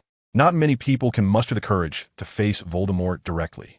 Harry seemed encouraged by the compliment, giving a few dry laughs, and began his recount. How he noticed something was off with Crumb in a maze, how he got the Triwizard Cup, how he was tied to the gravestone by Wormtail. He detailed everything, and Neville listened beside him without interrupting, occasionally frowning slightly. So, your wand is directly connected to Voldemort's wand? After Harry finished, Neville asked. Yeah, mister. Ollivander told me back then that my wand and Voldemort's wand are like twin brothers, both using the feather from the same phoenix as their core. Harry nodded, taking out his wand for Neville to see. I see, so that means... Neville rested his chin on his hand, rapidly thinking of some feasible plans. like having Harry sneak attack Voldemort. While he continued to confront him, he could sneak attack from the side. Speaking of which, I'm curious about how Voldemort kept his wand. I heard that after he left, he was like a lost soul. Harry said, he must have his unique method. Neville shook his head, not wanting to delve too deeply into that question. Did you feel Voldemort's magic? That overwhelming feeling of magic? Neville asked again, wanting to gauge the extent of Voldemort's power. What feeling? Harry seemed a bit confused. Like this. Neville suddenly stood up, magic bursting forth. As long as he wanted, he could instantly blow this carriage apart. Harry leaned back in surprise, as if an inexplicable force was pushing him away. He envied Neville greatly. If only he could be as strong as Neville. Perhaps he wouldn't have been so embarrassed back then. It was just a little trick. Neville smiled and sat back down, the earlier momentum instantly dissipating. This is a magic I read in a book. It's called Magic Release, which can instantly enhance one's magical power. It's said to have been taught to King Arthur by the great wizard Merlin. Harry nodded with envy, and Neville understood his gaze, continuing, I'll show you that book when we get back to the dormitory. Harry then remembered Neville's earlier question. I didn't feel any presence from Voldemort. If there was, it would be as cold and piercing as a winter pond, right? But it could also be because it was very cold that day. Is that so? Neville felt a bit disappointed, but he could still ask Dumbledore about these questions later, so it wasn't urgent. It was a special situation for me at that time. The spells from our wands clashed, and it felt like a wrestling match, Harry said with a wry smile, realizing what Neville meant, and he genuinely envied his strength. By the way, Harry, there's something I forgot to tell you. Neville suddenly remembered something and started rummaging in his pocket. After a while, he pulled out a small wooden hammer that Harry was very familiar with. Then he said with a big smile, under Harry's increasingly stiff expression, Matt, I asked me to bring this and supervise you to practice for half an hour every day. He felt a bit schadenfreude. He didn't have to train, but others did, and he finally got to see this day. I think I have no problem with that. Harry took the little hammer, suddenly feeling an impulse to throw it out of the window. Chapter 164. The show-off Malfoy in the carriage. Neville was pointing at the contents of a book, while Harry nodded beside him, trying to understand, occasionally asking a few questions. The journey was incredibly boring, and Neville felt inexplicably restless, unable to focus on the book. So he brought forward some things Harry wanted to learn. He just didn't know if it was because the material was too difficult, but he couldn't understand it after a long time. At this moment, the door of the carriage was pulled open, and both of them turned their heads. But the arrival made Neville slightly disappointed. Harry, I heard your voices, Ginny said with a triumphant smile, holding the hand of another girl whom Neville recognized as Luna Lovegood from Ravenclaw, who was also in her 4th year. Do you mind if we come in? Ginny's energetic words instantly livened up the previously dull charms class. Not at all, Harry replied instinctively. They had lived together for a whole summer. Do they really need to mind? Neville waved his hand, and then he noticed the little girl's face turning red. It was just living in the same house, Ginny emphasized, looking a bit guilty as she glanced back at Luna. You told me this in the morning, Ginny, Luna whispered in her ear. Then she naturally pulled Ginny into the carriage to sit down, as if she were the one asking the questions. What are you guys looking at? Is it a spell book? After adjusting her sitting posture, Ginny thought of another topic. Harry paused for a moment, then looked at Neville. The complete encyclopedia of British legends. Neville pointed at the runes on the spine of the book, clearly indicating that not many people would recognize them. So you guys are studying magic? Ginny continued to ask. Sort of, Harry replied. He indeed found this so-called magic release quite interesting, even though Neville said it was basically useless since wizards no longer use swords. While that great wizard Merlin was a master swordsman, but he didn't think so. He once had an experience of cutting a snake with a sword, which gave him a feeling that he would need that sword in the future. Suddenly, Neville beside him froze. He realized that Harry was a Quidditch player, and if such a thing happened while flying and colliding with someone. No. He quickly dismissed that thought unless he wanted to see Malfoy's tombstone. Can you tell us what spell it is? Ginny was quite curious. She knew Neville's magic was strong, so she was also interested in the spell he and Harry were looking at. Nothing much, just a means of magic application. Neville directly opened the book and pushed it towards Ginny. Then he saw the expression on the little girl's face as if she were looking at a heavenly book. Sorry, it seems you haven't learned runes. Do you need me to help you translate? Neville asked. No. It's fine. Ginny quickly waved her hand. She didn't want to trouble Neville too much, especially since Hermione might come back soon, and she didn't want to explain. At this point, Luna, who had been quietly sitting and watching them, suddenly took out a rolled-up magazine from her pocket and opened it casually. Neville glanced over and saw it was the Quibbler, which he had seen but never read before. He had heard Fred mention this magazine, saying it contained some humorous content. It's okay, you can all look together. It really is quite interesting, Neville said again, and Ginny then ran over to their side, sitting next to Harry but not too close. Neville didn't notice anything and continued explaining, for example, that the long sentence that looked like he tricks me and you two actually meant to channel your magic. Before long, hurried footsteps echoed in the aisle, and the door to their carriage was suddenly flung open, and Neville saw Ginny almost unrecognizably speed back to Luna. So fast that it was astonishing. Potter. The voice of a newcomer instantly revealed his identity, along with the striking blonde hair that was hard to miss. Malfoy. Harry instantly turned his gaze to Draco Malfoy, standing up as if he was about to compete with Malfoy in height. Didn't he expect this, did you, Potter? I'm now a prefect. You better watch out, especially after you slandered my father, he said in a fierce tone, leaning closer, his face getting more forward. Spitting as he pointed at the badge on his chest, his finger tapping it at an unnaturally fast speed, as if he wanted everyone to notice. But Harry didn't tee back down. Instead, he confronted him, both pairs of eyes glaring fiercely at each other. But Ron and Hermione are also prefects. They'll definitely help me. So what? Pansy is also a prefect. We're still 2-2, and the outcome is still unknown. They were getting closer. The distance between the two pairs of eyes was now less than the length of a wand. So what? Do you want to attack me? Harry shot back. After your father's friends attacked us? I warn you, Potter, don't slander my father. Really? Your dad, didn't he tell you about all those messed up things he did? Did he? You. Malfoy was furious, his originally pale face turning blood red. He rolled up his sleeves and signaled to Crabbe and Goyle behind him, and they both took a step forward. At this moment, Malfoy finally saw who else was left in the compartment. His gaze fixed on Neville, and he suddenly dropped his sleeves and took a few steps back. Stupid Potter. We'll see about this. He stormed off, not forgetting to turn back and make a threatening remark, the floor of the train aisle creaking under his stomping.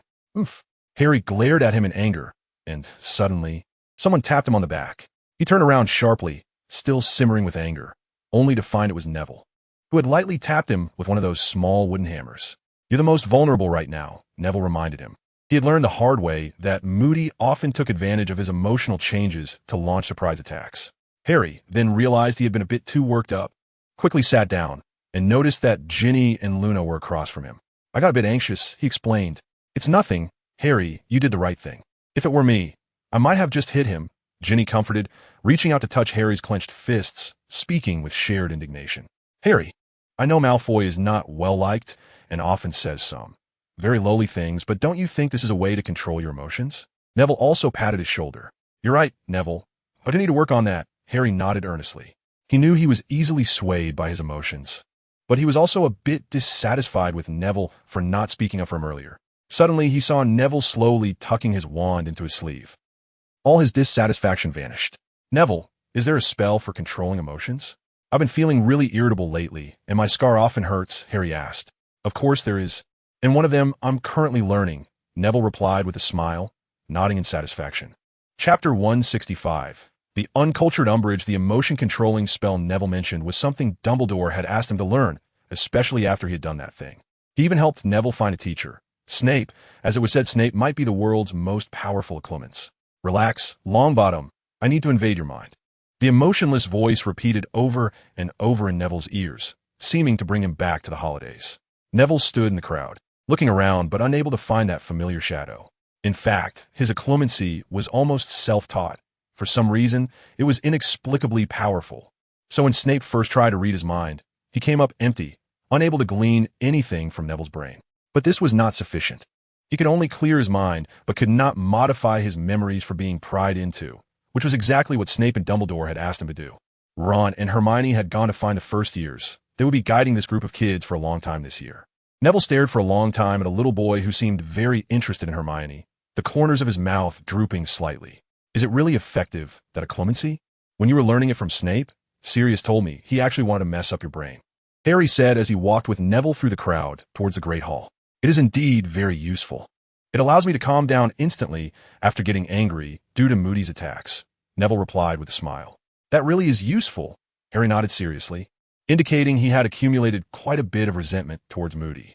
There's another effect, which is to defend against the enemy's legitimacy, and it might also make me seem unfathomable. Just like Snape, Neville thought for a moment and added, So have you learned it completely? Harry frowned slightly, fearing Neville was suggesting he go to consult Snape, which would be less enjoyable than dueling Voldemort.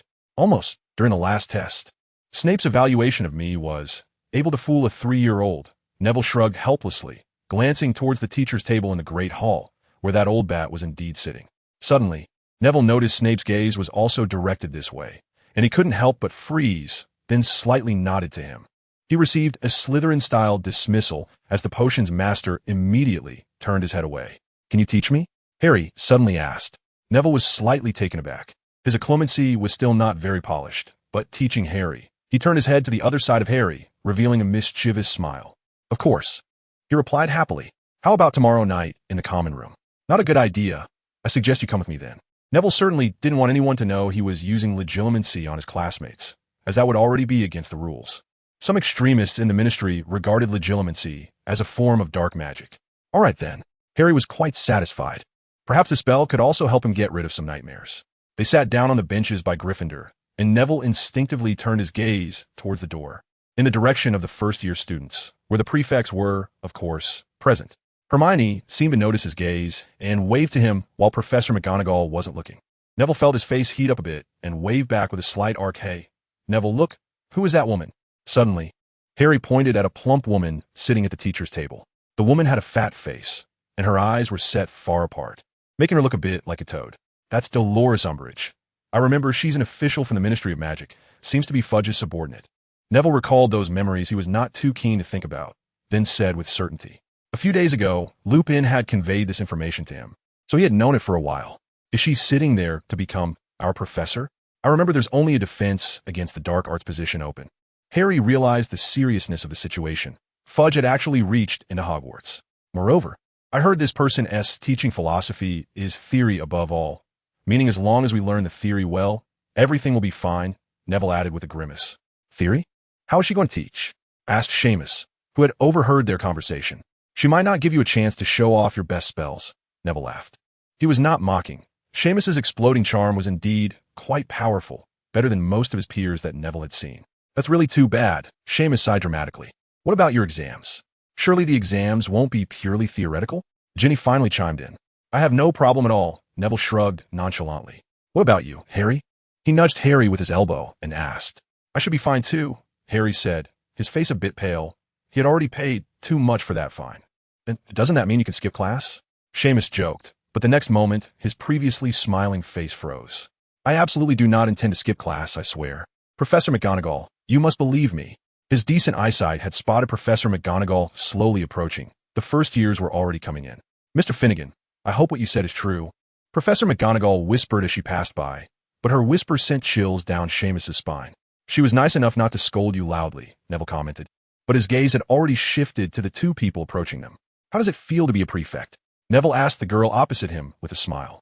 Feeling a bit nostalgic, it reminded me of the day I was led by Percy and the others. Hermione replied with a smile. Harry, perceptive as always, pulled Ron aside to talk about Umbridge, and Ginny subtly moved away.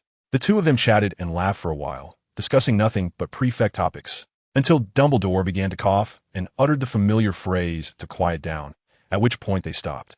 They all turned their heads to watch Dumbledore speak, and sure enough, Dumbledore announced the new defense against the dark arts teacher, eliciting a few scattered claps from Hall.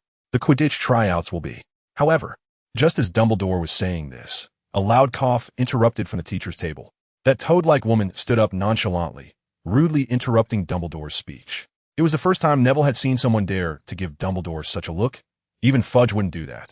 And he couldn't help but find it amusing while his impression of Umbridge plummeted.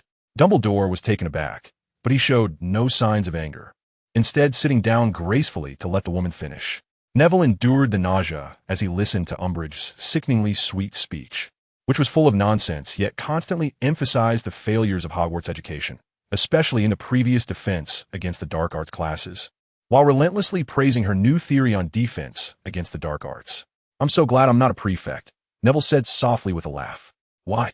Hermione looked at him. "Because then I wouldn't be able to skip classes easily," Neville replied, a slight smirk on his face, his eyes sparkling with amusement. "I fell asleep while writing at night, woke up suddenly in the middle of the night, and got up to finish." Chapter 166. In Difference and Dreams, after the opening feast, Neville parted ways with Hermione in the crowd. She had to guide the new students to their dormitories, which left Neville feeling a bit annoyed as he instinctively searched among the new students for that child he disliked. At that moment, Harry patted him on the shoulder. "Neville, have you seen Hagrid?" Harry looked around anxiously. He wasn't the one bringing the new students by boat today.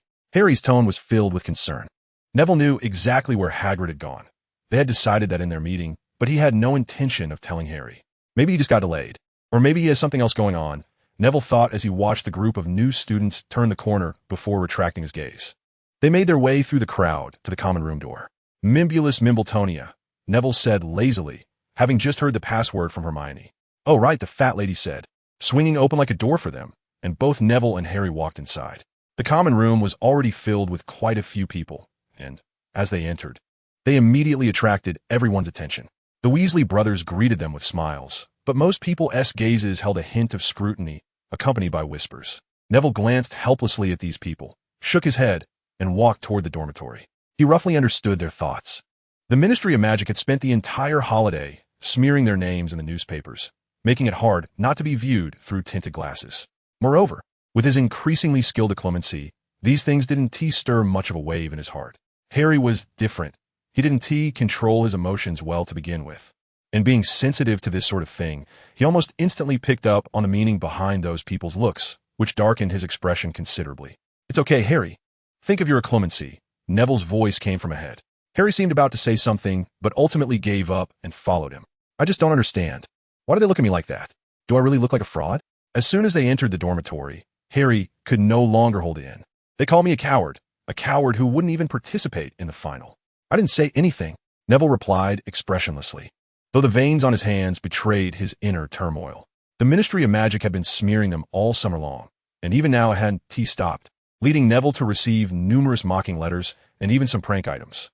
Though he later discovered that a significant portion of it was the Weasley twins' doing, it still infuriated him. It was precisely because of his emotional agitation that Dumbledore had decided he should learn a clemency from Snape, and it must be said, the effects were quite remarkable. "But why don't they believe?" Harry muttered, pounding the mattress in frustration, feeling sad about the indifference of those people. Of course they would question it. After all, in everyone's mind, the Ministry of Magic is the authority, and what the Daily Prophet says is the most accurate fact, Neville shrugged, recalling what Lupin had told him, and now he was passing it on to Harry. Seeing Harry's still grim expression, Neville continued, "Let me put it this way, for example. You, Harry Potter, would tend to believe what I say, right?" Harry nodded. "Now, if one day I deliberately deceived you, would you still believe me?" Harry paused for a moment, then retorted loudly, "That's different. It's not the same at all. You're my friend, and they're just reading the newspaper." Harry's voice grew softer, and he eventually lowered his head in resignation. "Okay, I suppose I could be deceived." Neville smiled, quite satisfied with Harry's response. "It seems you've understood. We shouldn't blame those who are indifferent or even hostile toward you because of the Ministry's misinformation, but rather focus on the voices from the Ministry." Harry fell silent. "They control the newspapers, and they're the authority. They can turn black into white. You understand, Harry?" Neville felt quite pleased to echo Lupin's words. It felt good. Like being a professor. "I understand. Thank you, Neville." Harry shook his head, looking out the window. "Harry, you saw that woman Umbridge, and you heard her words. So we must carry on with our burdens." Neville's expression grew serious, and Harry looked toward his voice, instinctively sitting up straight. "Dumbledore believes this year will be very difficult for us. Not only do we have Voldemort and his Death Eaters to contend with, but even the Ministry of Magic will be against us. So, Harry, we must keep a low profile." Harry listened intently, unaware that Neville's words indicated he knew a lot of insider information. "Don't mind what I said about skipping classes earlier. This year, I simply can't." Neville's expression turned grim. "Umbridge is a pawn Fudge has sent in to pick at us. She won't miss any opportunity to punish us, so Harry." Neville felt a bit helpless. Some things were orders from above, and he had to tell Harry. "I have to swallow my anger, right?" Harry's voice was low, sounding nothing like his usual self. "Pretty much, or we can think of some other strategies. I knew you wouldn't be so willing to be lonely." Harry grinned, and his mood finally improved a bit. "Of course not. Otherwise, what difference would we have from those who blindly believe the newspapers?" Neville laughed as well. He already had some ideas, but wasn't sure if they would work. "I'm much better now. How about teaching me the brain-blocking spell?" Harry planned to make his inner self stronger. "I'm fine with it." Neville nodded, subconsciously thinking of a beautiful face with a furrowed brow and a pout. 10 minutes later, You didn't tell me you were going to use legilimency," Harry exclaimed with a mix of anger and sadness. As Neville had just seen quite a few of his childhood memories, including many embarrassing moments, such as being bullied by Dudley and a few classmates, and various mishaps like hitting his head in the cupboard. "I thought you knew." Neville chuckled with a hint of schadenfreude. "So, does that mean Snape has seen your brain too?" Harry suddenly remembered Neville's recent nervous breakdown. Neville thought for a moment and decided to say this. If he mentioned Snape, it would be a blow to Harry's self-esteem. "All right, let's continue," Harry said with a long face. "Relax, Harry, empty your mind." Legilimency. The dark corridor flickered before them. Neville's eyes glazed over slightly. He recognized this place, but how did it appear in Harry's memory? He didn't stop the legilimency, but continued to follow that memory. Familiar doors appeared in front of him, and Neville frowned slightly. He didn't think Harry had ever been to that place. The memory suddenly halted here, as the memory itself failed to pass through the innermost door. Neville's expression grew serious, and he stopped the legilimency. "Harry, where did you see that last corridor?" Harry didn't seem to mind that Neville had just come out of the legilimency and was in a daze. He asked directly. "That corridor. I know where that is." Harry shook his head, not having heard Neville's question clearly. "Harry, I'm asking where you saw it, not what it is." Neville's tone became slightly impatient. He couldn't afford to be careless about one of the highest secrets of the Order of the Phoenix, the Department of Mysteries. "It seems like it was in a dream." Harry shook his head, took a breath, and then said, "A dream?" Neville rested his chin on one hand, his brow furrowing even more. Chapter 167. The connection that must be severed. You mean Harry saw the Department of Mysteries in a dream? And tried to push open that door? The elderly man across the slightly cluttered desk asked in confusion. "Harry did say that, and I did see this scene in his memory, but it stopped before he could push open that door." Neville sat across from the old man, his brow tightly knit. "Speaking of which, Professor Dumbledore, is that prophecy orb really important?" Neville thought for a moment and asked further. "At the very least, we know that Voldemort is eager to obtain it. If that's the case, let's not let him succeed." The old man replied. Dumbledore pondered for a long time, standing up and pacing back and forth in the headmaster's office, seemingly lost in thought. Because of his expression, the wrinkles on his old face deepened. "Professor Dumbledore, could it be that Harry really is the chosen one? Can he see Voldemort's movements in his dreams?" Neville, seeing him silent, asked a question that had puzzled him for a long time. "Now it seems that this theory does have some merit, Neville. You must remember that last year, when Voldemort was hiding in the Riddle House, Harry dreamed that he killed a Muggle elder, and we have confirmed this event." Dumbledore's voice was very low, and the atmosphere in the room became heavier. Upon hearing Dumbledore's words, Neville's brow furrowed even more. Every time Harry's scar hurt, it was accompanied by Voldemort's emotional fluctuations, and this had been validated multiple times in the past. Dumbledore suddenly seemed to make a firm decision and spoke. "So, we can easily obtain Voldemort's movements through Harry?" Neville's brow relaxed, suddenly feeling that this was a good thing. From a certain perspective, yes. Dumbledore nodded, then changed the subject. "However, this connection is very likely to be bidirectional." The old man's tone suddenly became serious, and Neville sat up straighter, listening more intently. "Bidirectional?" Neville exclaimed. "Then doesn't that make Harry a spy sent by Voldemort into our midst?" "No wonder you wanted me to teach Harry the brain-blocking spell." Neville felt a wave of fear. He wished he could rush to the common room immediately to grab the guy who was playing wizard chess with Weasley and force him to practice his brain-blocking spell. However, he didn't see any signs of anxiety or panic on Dumbledore's face, which eased his mind as he awaited the old man's explanation. "Don't worry too much, Neville. Even if this connection is bidirectional, Voldemort hasn't discovered it yet. Moreover, even if he found this connection and linked his mind to Harry, he would only be the one to suffer." Dumbledore relaxed quite a bit. He even raised an eyebrow, almost ready to whistle. Neville thought for a moment, and then remembered the bloodline magic that Dumbledore had once told him about. Can Voldemort still not touch Harry? But from Harry's description, during their battle in that graveyard, this bloodline magic didn't seem to activate, did it? That is indeed the case, but this connection is somewhat different. Dumbledore looked up at the sky, and Neville followed suit, but only saw the elaborately decorated ceiling. "Are you not planning to tell me for now?" After spending so much time with Dumbledore, Neville could guess some of his meanings. "I'm sorry, Neville, but that's the case. It's still too early to discuss this." Dumbledore looked directly at Neville, speaking with genuine regret. "However, Neville, Voldemort may still use this connection to do certain things, such as guiding Harry's thoughts and dreams or learning some of our news." Dumbledore added.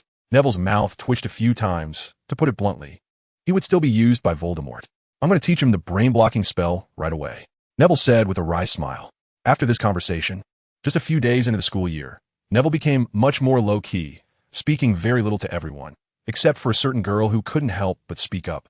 No one noticed anything unusual about his behavior. Apart from that, Neville was even more enthusiastic when teaching Harry the brain-blocking spell. Poor Harry, in order to prevent Neville from seeing his little thoughts, had to come up with all sorts of ways to resist his legitimacy. But the results were still unsatisfactory. Instead, Neville's legitimacy became more and more skilled, and Harry's various experiences, from being robbed of his baby bottle by Dudley to stealing glances at Cedric's date while dancing with Ginny at the Yule Ball, all sorts of memories, whether happy or regretful, were all clearly seen by Neville. In order to resist, Harry almost used every means at his disposal, throwing every spell he could think of at Neville, but luckily, Neville was quite skilled, so he didn't get hurt much. Even the most dangerous time, Harry used the iron armor for protection, and the memory rebound came back. Harry saw Neville's memory, but this memory was a blank, with only a white mist occupying the entire space of Neville's memory. Is this the effect of the brain closure spell? Harry asked in confusion. It's barely that, but a more advanced version is not like this. Neville pouted, and after preparing, he let Harry experience his memory again. This time, however, it was completely different. Under the modification of the brain closure spell, Neville's memory also changed. In the memory, Neville was not a wizard at all. Instead, he wielded a large iron sword, hacking away as the Dementors around him fled in terror, eventually arriving at a castle to defeat Voldemort and rescue Princess Hermione in a fairy tale. Is there anything more normal? Harry secretly chuckled, but dared not laugh out loud. Neville nodded, then used the same trick again, and this time the memory Harry saw changed.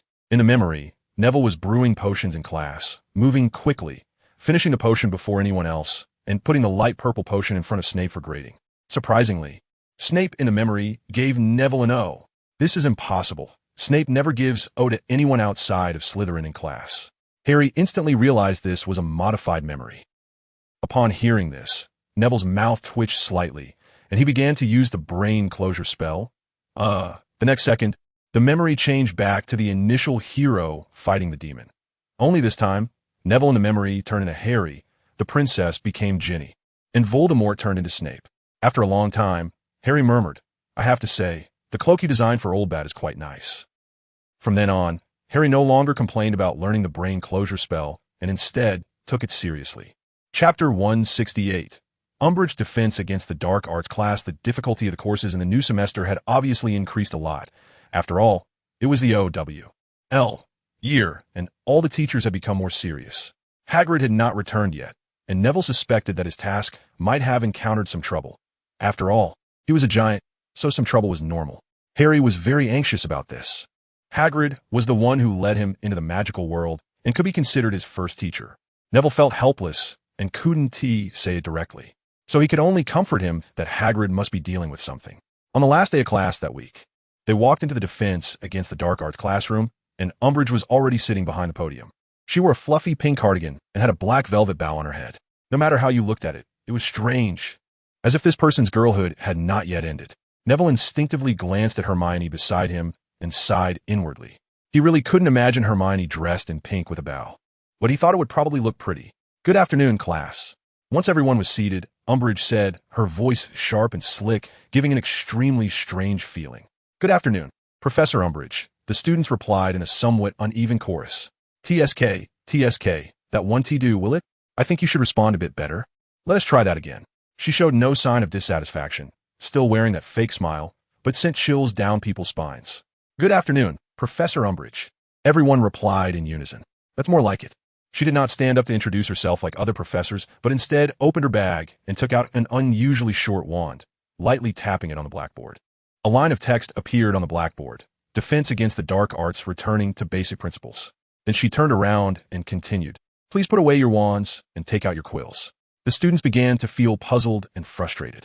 This teaching method unconsciously reminded them of Quirrell in the first year and Lockhart in the second year, both of whom shared the common trait of being completely useless.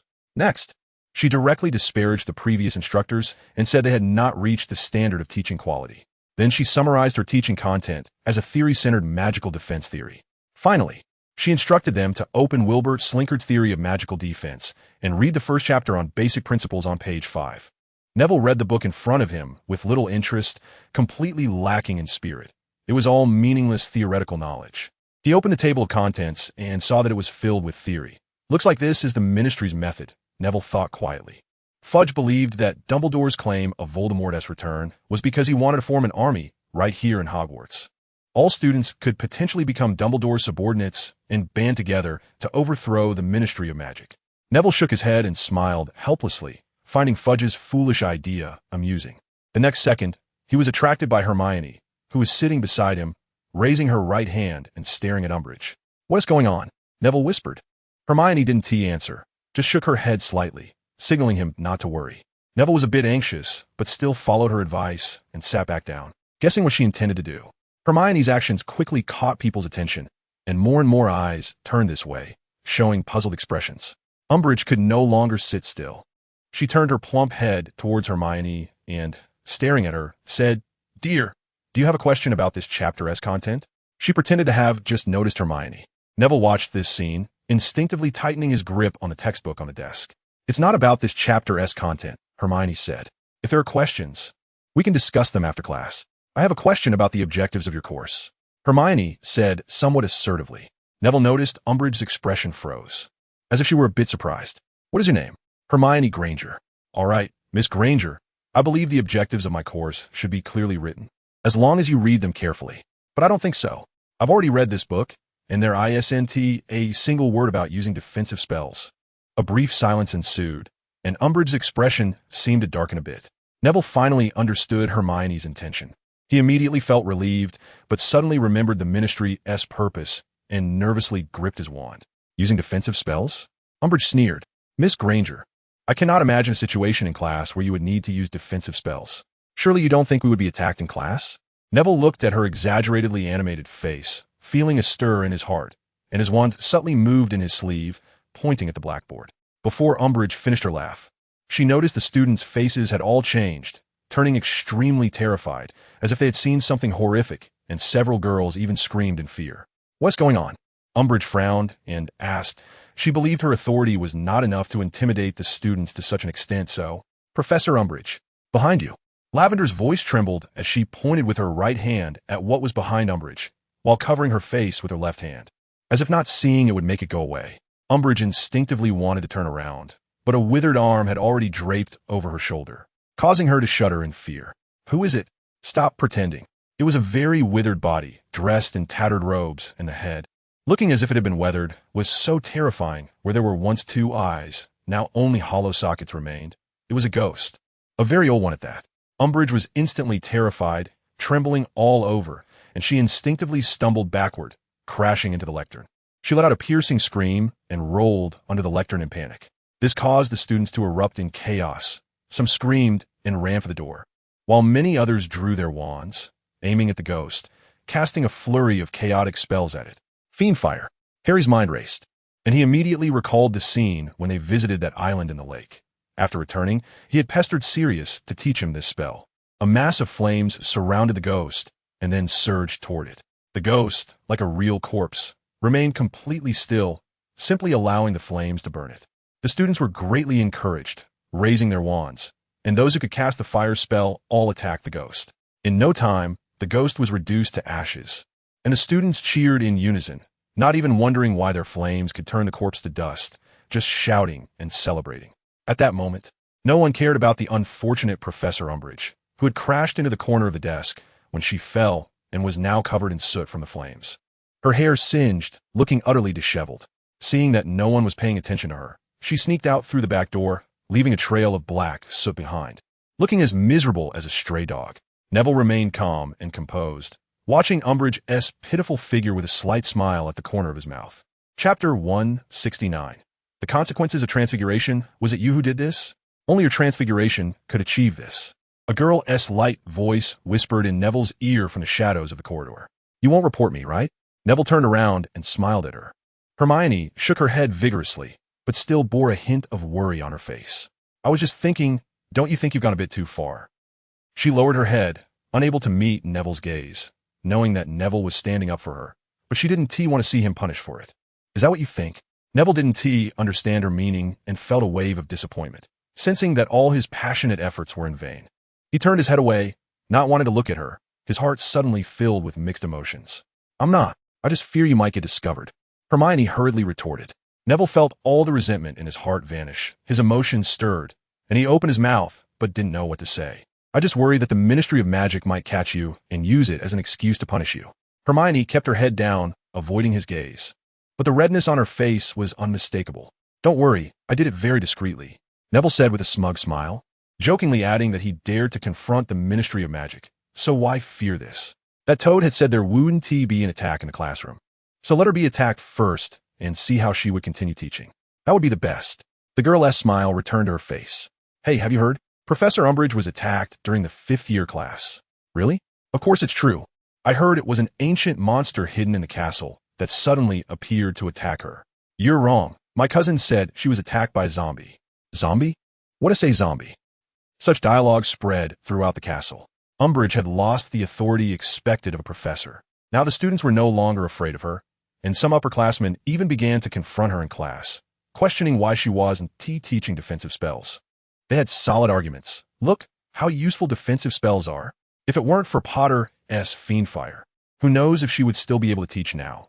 Of course, these troublemakers also faced significant consequences. Umbridge gave them detention and made them write lines with a cursed quill that used their own blood instead of ink. With each stroke, a scratch would appear on the back of their hand.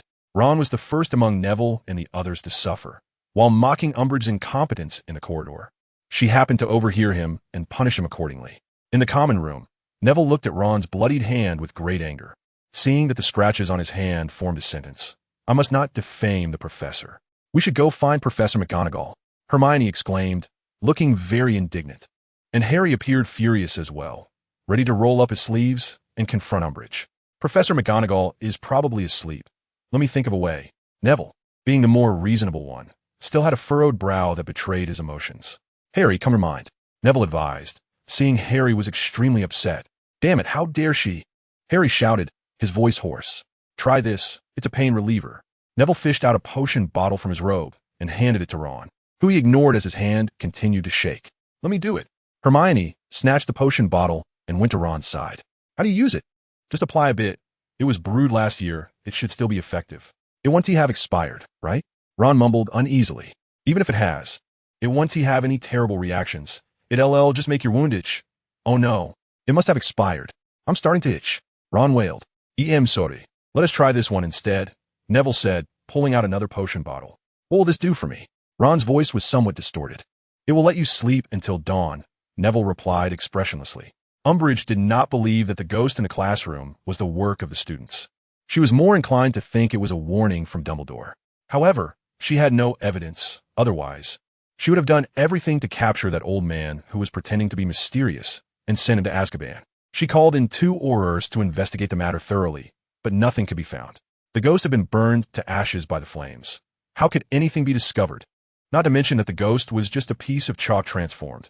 Who would care if there was one more or one less piece of chalk? Neville's transfiguration had now transcended spells and was gradually approaching the point of being able to transform at will, with his magical power growing stronger. Given enough time, it wouldn't be impossible for him to conjure a fake dragon, so the Aurors certainly wouldn't find any clues. Umbridge had no choice but to go to Dumbledore. But Dumbledore insisted it was because the castle had fallen into disrepair, and a muggle accidentally wandered in, died, and was, under some magical influence, brought back to life. Umbridge had no choice but to hide alone in her office, banging on the desk in frustration, not caring about her increasingly swollen fat hands. The incident with the Inferi had made her lose face completely, even within the Ministry of Magic, where people mocked her for being unable to handle an Inferi that even a student could defeat. Various negative rumors about her began to spread, such as that Umbridge was unworthy of being a professor of defense against the dark arts, or that she should return to Hogwarts to repeat her 7th year. In response, the ministry had to issue a denial, fabricating a lie in the Daily Prophet that she had actually subdued the Inferi. But it was Potter and the other students who delivered the final blow. However, it was too late. Hogwarts students had already told their parents about the incident, leading to a significant blow to the ministry's reputation. Parents directed their anger at Umbridge, flooding her with at least 4 or 5 angry letters every day.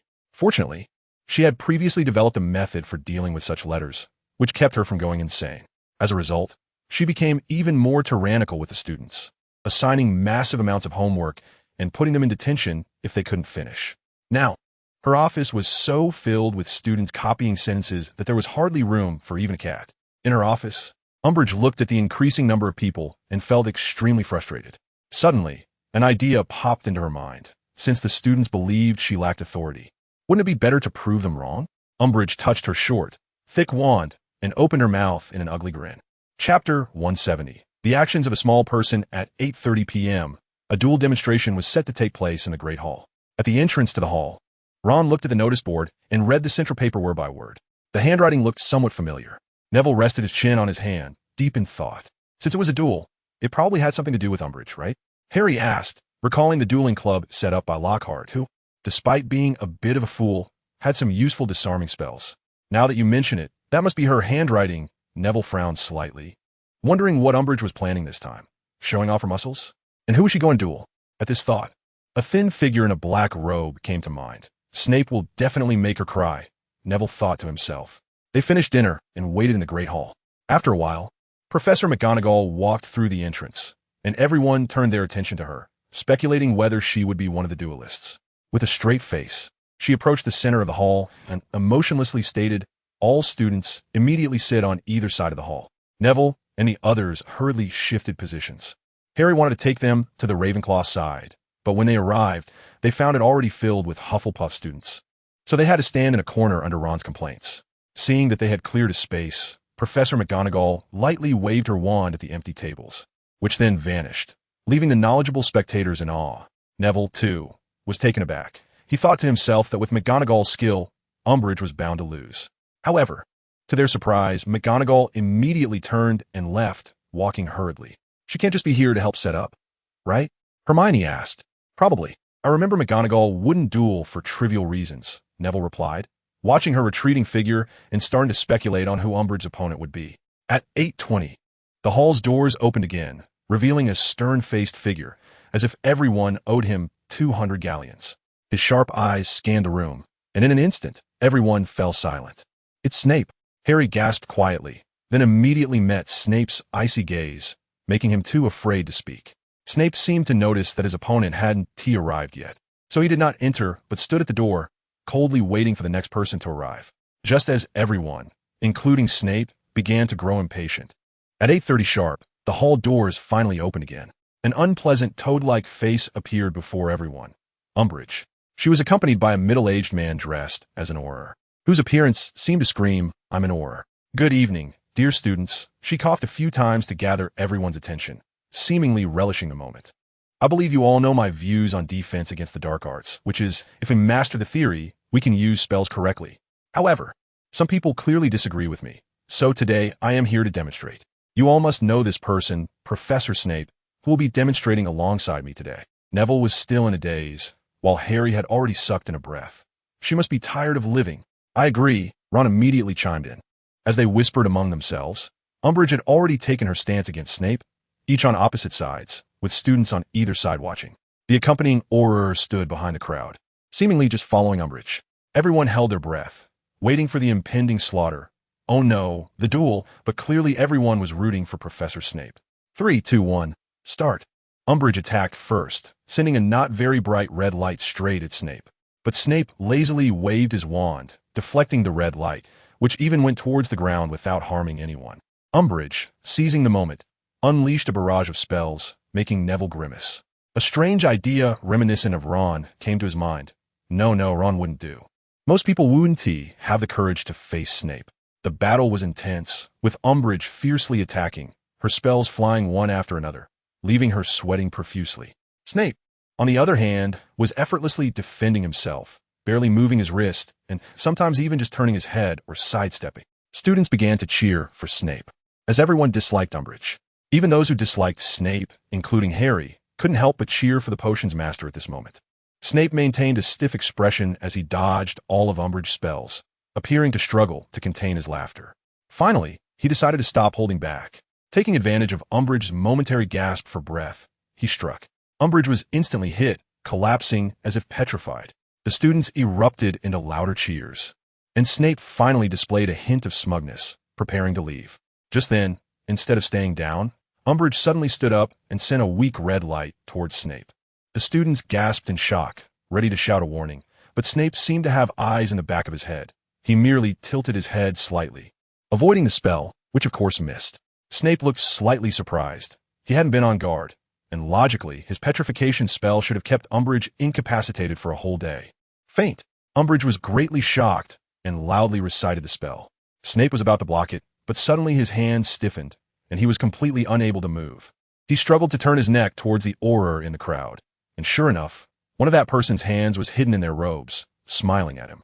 Snape was hit by the red light, and unwillingly fell backward, completely losing consciousness. Did you see that, classmates? This is the benefit of learning theory, Umbridge gasped, as if she had just come back from doing hard labor. The hall fell silent, but then a discordant voice emerged. This is unfair. You've already fallen.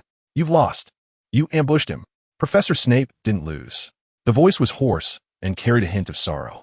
Everyone turned their attention, only to see Draco Malfoy rush up to Professor Snape, anxiously checking that he had no visible injuries.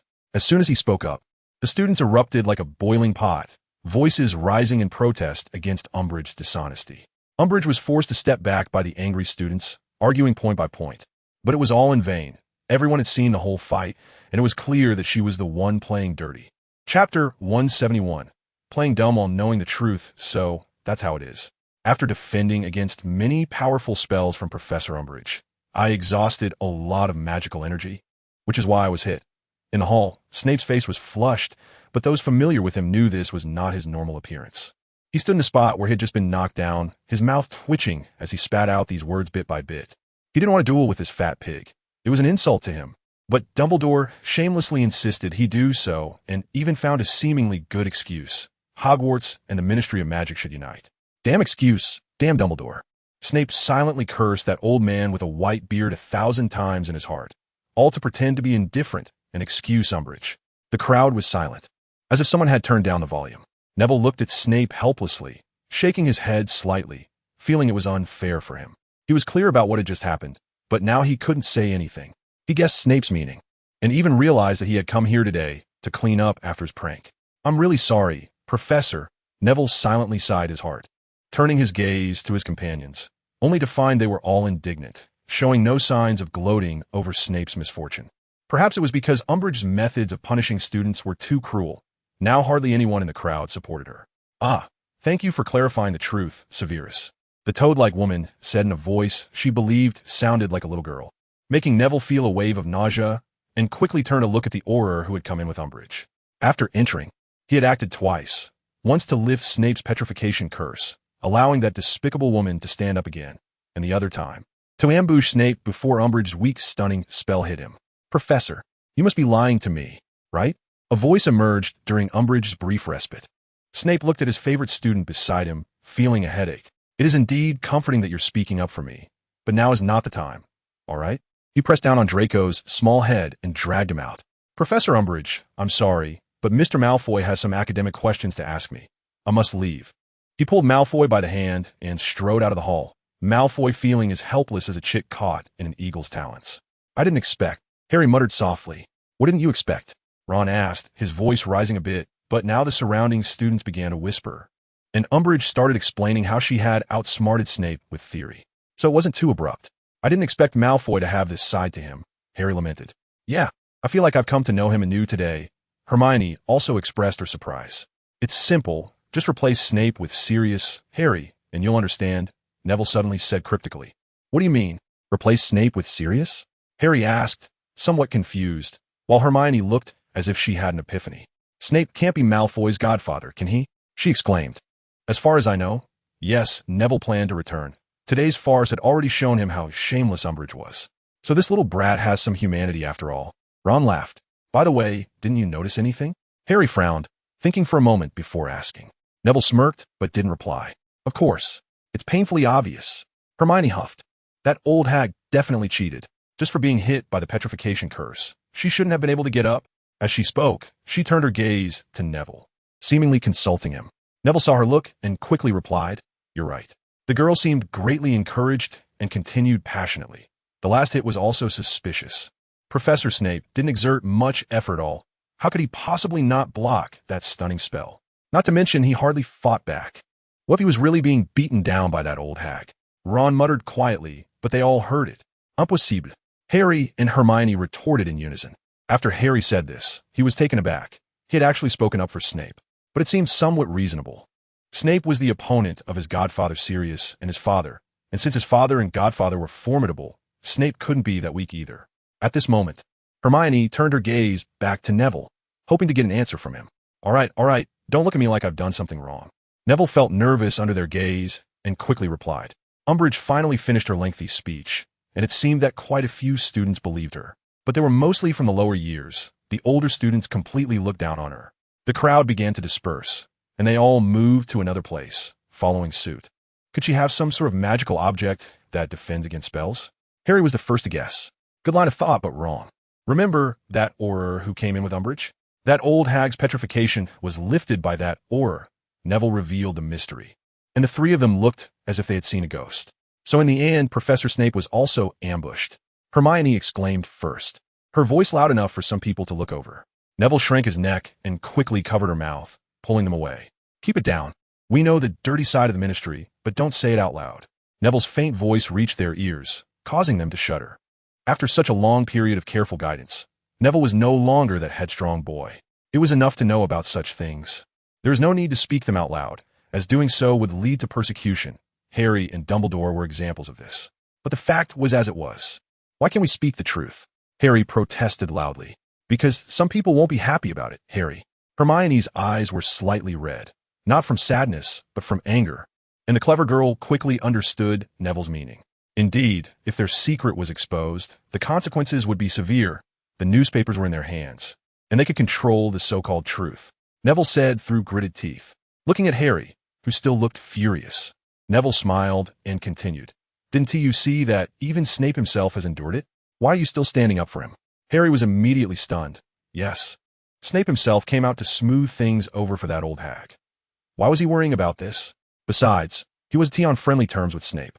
They both looked at each other with disdain. Chapter 172. Senior Undersecretary Umbridge thus, with the guarantees from the parties involved, including several other professors.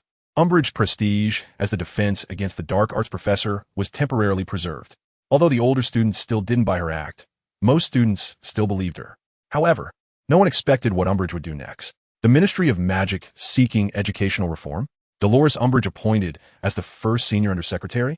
Hermione read the latest issue of the Daily Prophet and instinctively read it out loud. Huh, what does this mean? Harry's bread fell out of his mouth, but fortunately, his years of practice as a seeker and Moody's reaction drills made him incredibly agile, and he caught it before it hit the ground. You see for yourself. Neville frowned and threw the newspaper in Harry's hands. Harry quickly scanned the front page of the newspaper, his mouth widening in shock. No way. No way. No one actually thinks that old hag teaches better than the previous two, right? Ron, who was looking at the newspaper beside him, immediately commented. That is why I told you to keep a low profile. Neville coughed lightly, and Hermione glared at him. Neville felt a bit uneasy under her gaze, knowing she was complaining about his conjuring of Boggett. Umbridge is now completely in power. She actually has the authority to replace professors. Harry screamed, and he immediately thought of Hagrid, who still hadn't returned. Was he considered absent? Would he be expelled because of this? Yes. So we can't afford to provoke her now. Neville shook his head, calming the agitated Harry. Harry, stay calm. Think about your brain. Okay. I got it. Harry replied impatiently. So, Harry and Ron soon saw Umbridge in divination class.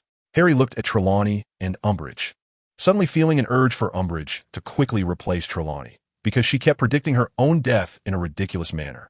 After class, they bumped into each other in the corridor, exchanging information. So, she is going to investigate these professors during class? Hermione smiled, as if she had thought of something amusing. Yes, but why are you laughing? I'm already looking forward to her appearing in Professor McGonagall's class and Professor Snape's class. Everyone burst into laughter, but they quickly stopped, making their way to the defense against the dark arts classroom with grim faces. Sure enough, Umbridge had no intention of teaching them spells. The entire class was just about memorization and reading, filled with the theoretical knowledge that Neville looked down upon. There were 2 consecutive periods of defense against the dark arts class, and in the second period, Neville simply sat in the back row. His eyes were fixed on the book, but his thoughts drifted to the spells he wasn't very proficient in, quietly going over them in his mind. By the time he reached the 3rd round, the class finally ended. On Wednesday's Transfiguration class, they finally waited for the moment they had been anticipating. Umbridge was sitting in the corner of the Transfiguration classroom with a small notebook, occasionally writing something. When Professor McGonagall began the lesson, Umbridge started coughing again. The first time, Professor McGonagall pretended not to hear and continued directing the students to distribute the mice for Transfiguration. When she officially started the lesson, another annoying cough sounded. How to go back? Professor Umbridge, is there something wrong with your throat? Professor McGonagall turned around to wait for Umbridge, her eyebrows almost knitting together. Professor, I just want to know if you received my note, which informed you of the date for investigating your class situation, and I clearly received it. Otherwise, I would ask you why you came into my classroom. Professor McGonagall decisively interrupted Umbridge's lengthy discourse and continued with her lesson. Cough, cough. That disgusting cough sounded again, and everyone turned their attention over, all the students seemingly wearing expressions of schadenfreude.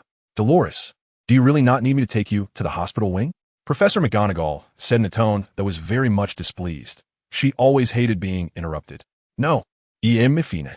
Umbridge's voice was hoarse and somewhat weak. That's good. After Professor McGonagall said that, she continued explaining the principles and methods of turning a mouse into a teacup. Until cough cough, Anokov. Professor McGonagall could no longer hold back. A spell shot straight at the culprit, and Umbridge immediately stopped coughing, looking at Professor McGonagall with eyes filled with anger. Is it better now, Dolores? Professor McGonagall said in a very irritated tone while pretending to be concerned, and the students laughed even harder. I think I'm fine now. From then on, in Transfiguration class, Umbridge no longer dared to interrupt McGonagall. After another meaningless defense against the dark arts class, the four of them returned to the common room to do their homework. I think we need to take some action. Suddenly, Hermione closed her book in front of her and said softly, What action? The three of them looked puzzled. What will we do at the end of this semester? Hermione asked first. Vacations, of course. Ron replied first, and Hermione immediately shot him a look of frustration, leaving Ron somewhat surprised. Exams, even the OWLS. Harry thought of something, his expression serious. Yes, at the end of the semester, we will have exams. The OWLS are crucial for our future. We haven't learned any defensive spells this entire semester. What will we do during the exams? Hermione said anxiously. Neville and Harry exchanged glances, both feeling a sense of questioning whether it was even necessary to learn it all. I know that you and Harry have powerful spells. Sirius and the others taught you a lot, but what about the rest? Hermione noticed their confusion and continued. But didn't I teach you everything? Neville muttered quietly. Hermione's face turned slightly red, then she continued. We are strong, but what about the others? We can't guarantee that everyone else has Harry's strength, right? The girl's eyes were filled with determination. This is very unfair to them. Just because of a useless professor, they can't attend the 6th grade defense against the Dark Arts Advanced class, 1T get their certificates. And even the 7th year students may fail their graduation exams. The spells in the textbooks are enough for them, as long as they are willing to put in the effort. Neville said, and the other two nodded in agreement. But the teachings in the textbooks are ultimately different from the teachings that come from experience. Hermione continued. We need a teacher who can teach us real skills, not a useless old hag. She was angry because her roommate Lavender had been punished by Umbridge, resulting in a long scar on her hand. So out of a desire to oppose Umbridge, she subconsciously wanted to create the very situation that Umbridge would dislike the most, which was learning defensive spells. Chapter 173, a duel that doesn't even count as stretching muscles. So, is this your plan? To form a study group and then learn magic together? Neville looked at the bustling students in front of him with some helplessness and whispered to Hermione. Hermione organized this event, and given her own grades, it was quite appealing. So many students showed up. As Neville looked at the classroom at the end of the 7th floor corridor, which was originally empty, but now filled with 4 members of the Quidditch team, he didn't know what to say. That's just how Hermione is. She always acts without giving them time to think. But he had to admit, this personality made him think she was really cool. Yeah, I said there was a way to help them not worry about the OWLS at the end of the term, and they all came. Hermione said quietly, a hint of apology on her face. I'll help. Neville nodded firmly. Since it was Hermione's request, he couldn't refuse, even though he originally wanted to improve his offensive spells this semester. It won't take too long. Once a week is enough, just like regular classes, Hermione added, and Neville couldn't help but breathe a sigh of relief. Then he saw his lovely girl turn around and shout to the crowd. Neville smiled and stood still. I think we all know that Professor Umbridge doesn't intend to teach us how to use defensive spells. But from what I understand, the OWLS will still assess your proficiency in defensive spells. As soon as she said this, a collective gasp echoed from the crowd. No, it can't be. Professor Umbridge is teaching that way.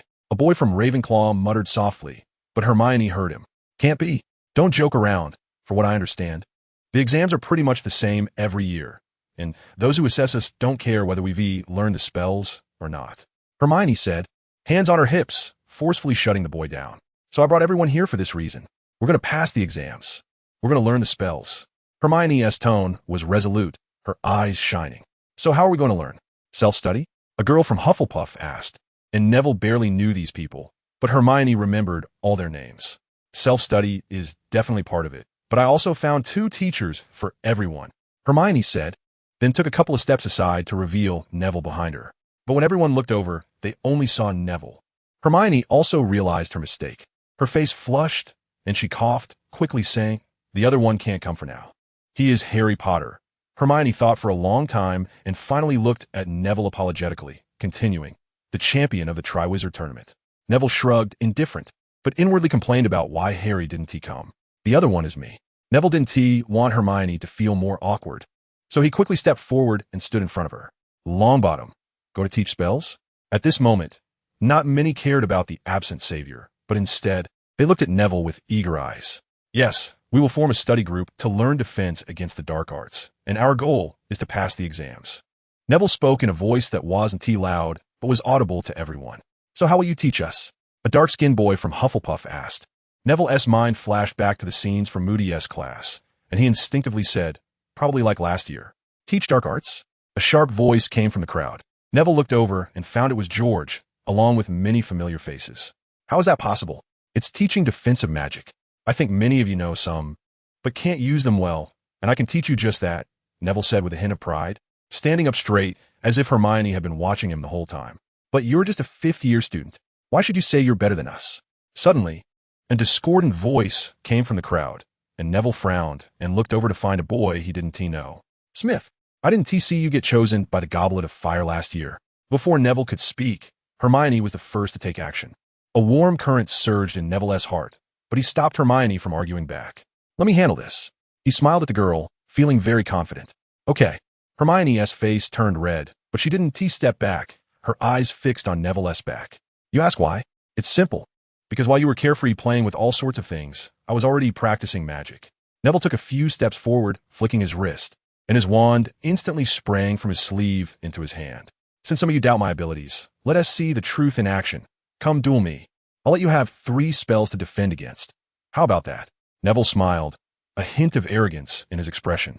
He had been holding back for too long, and now he was quite eager to have a chance to stretch his muscles. Lacarnum Inflammatory. Smith initially felt a bit intimidated, but upon hearing that Neville would let him have 3 spells, he immediately became eager to try. All right, let us do it. It took him 3 seconds to pull out his wand and walk to the front of the crowd. Everyone, please step aside to avoid any accidental injuries. As Neville spoke, his wand was already beginning to move. Seeing this, Smith trembled in fear, but the next second he realized that Neville's target wasn't him, but reinforcing the classroom. All right, the stage is set. Let us begin. Neville walked lightly to stand opposite Smith, still smiling. Do you remember how to duel? Of course I remember. Smith said loudly. Good, then we should bow first. As Neville said this, he slightly bowed in that direction, and Smith swallowed nervously and followed suit. Very well then, 3, 2, 1, go. As Neville finished saying the last word, Smith moved, raising his wand toward Neville. Disarm, he shouted, but it was completely ineffective.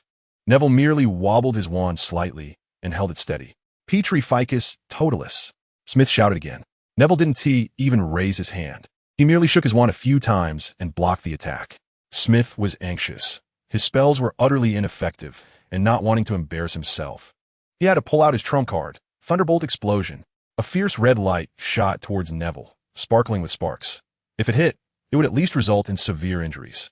A hint of surprise flashed in Neville's eyes as he finally raised his right hand, shaking his wand a few times towards the spell, and the crackling red light instantly disappeared.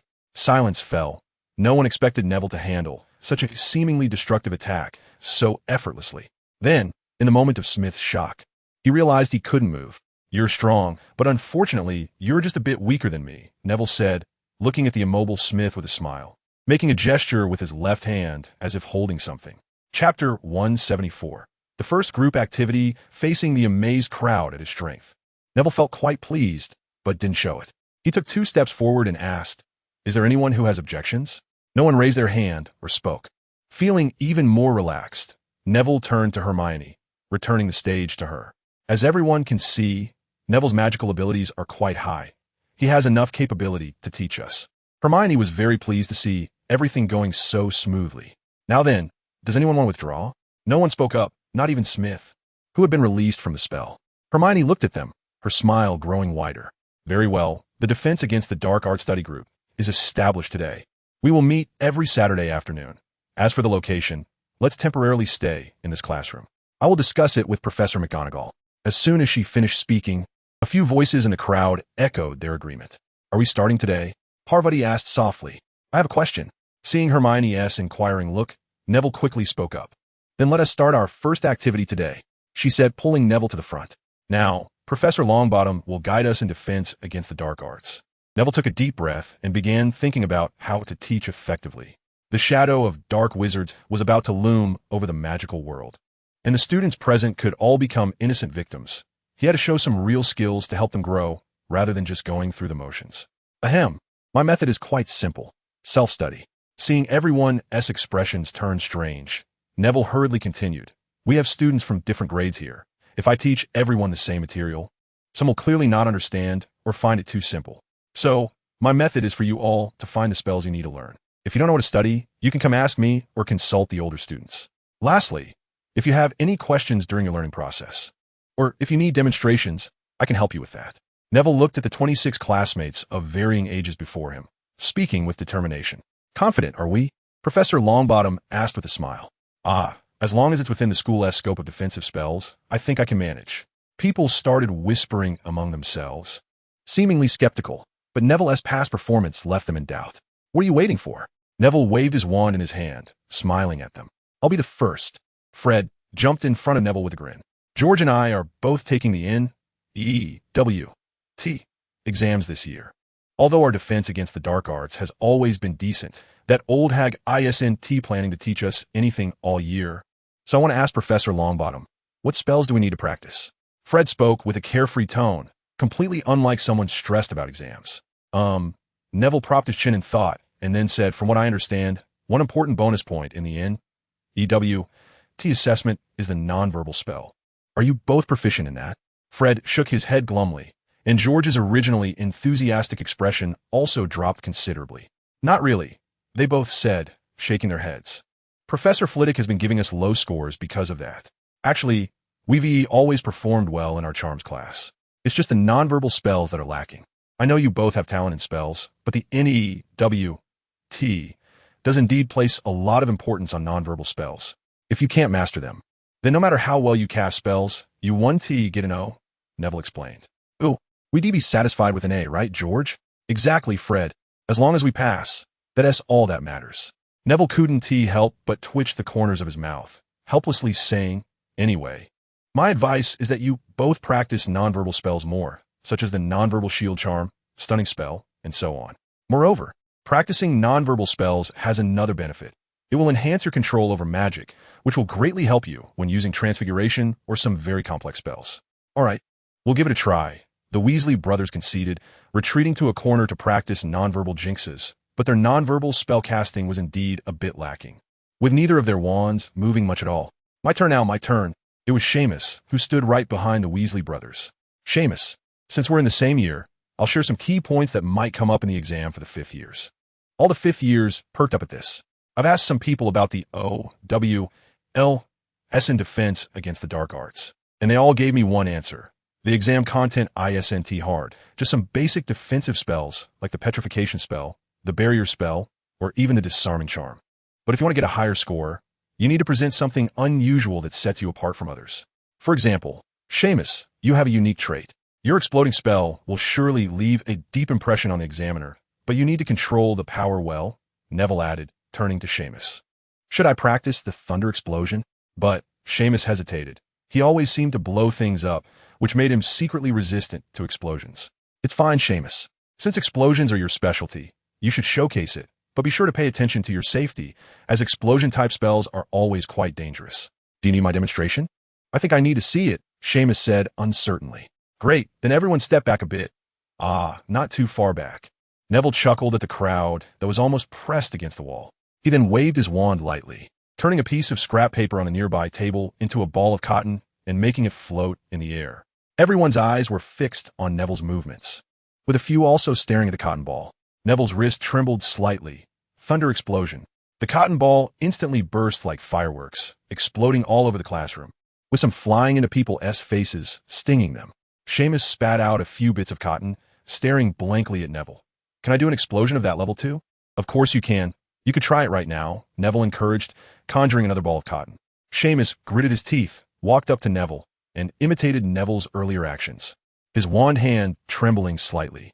Thunder explosion, he shouted loudly, as if doing so would make the spell more powerful. Neville sensed the magical fluctuations of Seamus's spell and suddenly felt a chill, instinctively casting the shield charm.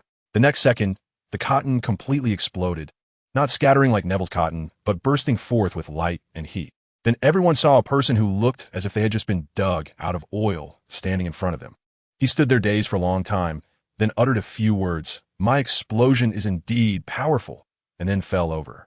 Chapter 175. Snape's quiz. The first activity was very successful, not counting Seamus blowing himself black and Lavender turning Parvati's skin pink. Neville quickly restored Seamus to normal. While he had no clue how to revert Lavender's spell, and had to use a clumsy method to change her back bit by bit. As dinner approached, the first group activity finally ended. Some people were still not satisfied, but most were complaining about one thing. The venue was too small. Neville had an idea, but that place might be too outrageous, and perhaps Professor Snape wouldn't agree. With Neville's help, everyone received quite a bit of assistance, so they started to admire him. They would even smile and call him Coach Neville when they saw him, which added many young faces to his previously aging friend circle. After everyone left, Neville looked at Hermione, the only one remaining, and suddenly remembered a key question. Hermione, Harry has something. But why didn't Ron come? Neville felt a bit guilty for forgetting about his friend. He's with Harry, in Snape's office for detention, Hermione said, complaining. She didn't want Neville to worry too much since he was already busy enough. But that guy Harry actually got into a conflict with Professor Snape again, which made her quite resentful towards Harry. What happened? Did something else come up? Neville was also quite troubled by the fact that Harry and Ron kept causing commotion now and then. I don't know. It seems like Harry had a clash with Snape. Then Ron went over too. Hermione was also uncertain this time. Then we should hurry and find them to ask. After all, they are our own people. We shouldn't be so hostile. Neville looked at the wand in his hand, pondering for a long time, feeling confused about what exactly happened between Snape and Harry's father that made Snape so resentful towards Harry. The two of them arrived at the Great Hall, which was already filled with people. They managed to find 2 adjacent empty seats and sat down. Hermione was searching the crowd for the 2 troublesome guys, while Neville started to take food for himself and Hermione from the platter. Do you want that little pastry? Just one is fine. I don't want anything too sweet today. What about mashed potatoes? 1 spoon is fine. Thanks. I think I see those 2 goofballs. What goofballs? There's no one here. The surroundings were a bit noisy, and Neville didn't hear clearly. 3 goofballs. Hermione laughed like a little fox, taking the plate Neville handed her. Neville was puzzled, tilting his head slightly. It's Harry and Ron. I saw them over there, she said, pointing to a corner of the Gryffindor table, where Harry and Ron were pitifully eating. Why did she say they looked pitiful?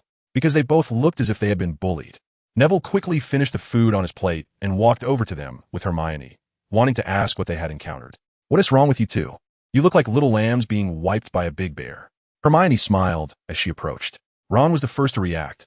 He sat up straight in shock, looking over in fear, and only relaxed when he saw it was Hermione and Neville. Harry didn't look much better, appearing as if he had been traumatized. What's wrong? Neville said, noticing their distressed expressions and starting to worry. Don't even mention it, Ron said with a mournful face, nearly on the verge of tears. We were planning to go to the Quidditch pitch, but suddenly we ran into Snape halfway. That old bat. His voice trembled, his lips turning white. That old bat called me over, saying he wanted to test my clemency practice. Ron was worried and followed me.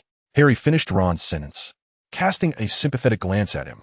He was doing okay himself.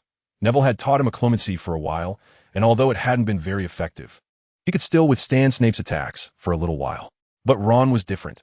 He hadn't practiced anything, nor had he learned Moody's methods. Yet Snape targeted him, claiming Ron would become a leak for information. Having never endured the effects of the Dementor's kiss, Ron was overwhelmed. Countless memories flooded his mind, and Snape chose to show him his most traumatic memories. This caused Ron to relive terrifying experiences, leaving him unsure if he would be able to sleep that night. After hearing their account, Neville looked at Ron sympathetically, took out a piece of chocolate from his pocket, and handed it over. "Eat this. It's like the Dementor's kiss. It might help a little."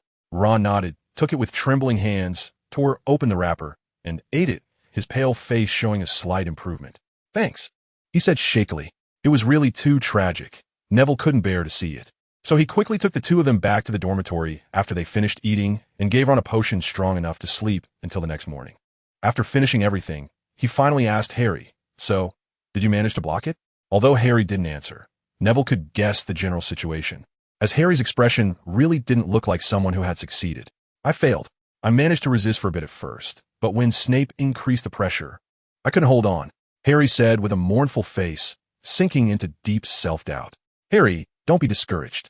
Your clemency has made some progress, and you haven't practiced for long, right?" Neville comforted, feeling a bit like he was soothing two children. "I know, but..." Harry's face flushed, looking quite agitated. "But Snape said a lot of mocking things, right?" Neville laughed, recalling Snape's sharp tongue from his familiarity with the potions professor. "Pretty much." Harry rubbed his forehead, lying down to rest. Snape's clemency had given him a headache. "Clearly, when you taught me, it didn't give me a headache," he complained slightly. "Oh, Harry, my clemency isn't proficient. I can't control the intensity of the spell well, so I can only release it with very little magic, so of course you didn't react." Neville explained. "Then I'd rather Snape's clemency not be so advanced." Harry covered his head, pulling the blanket over it.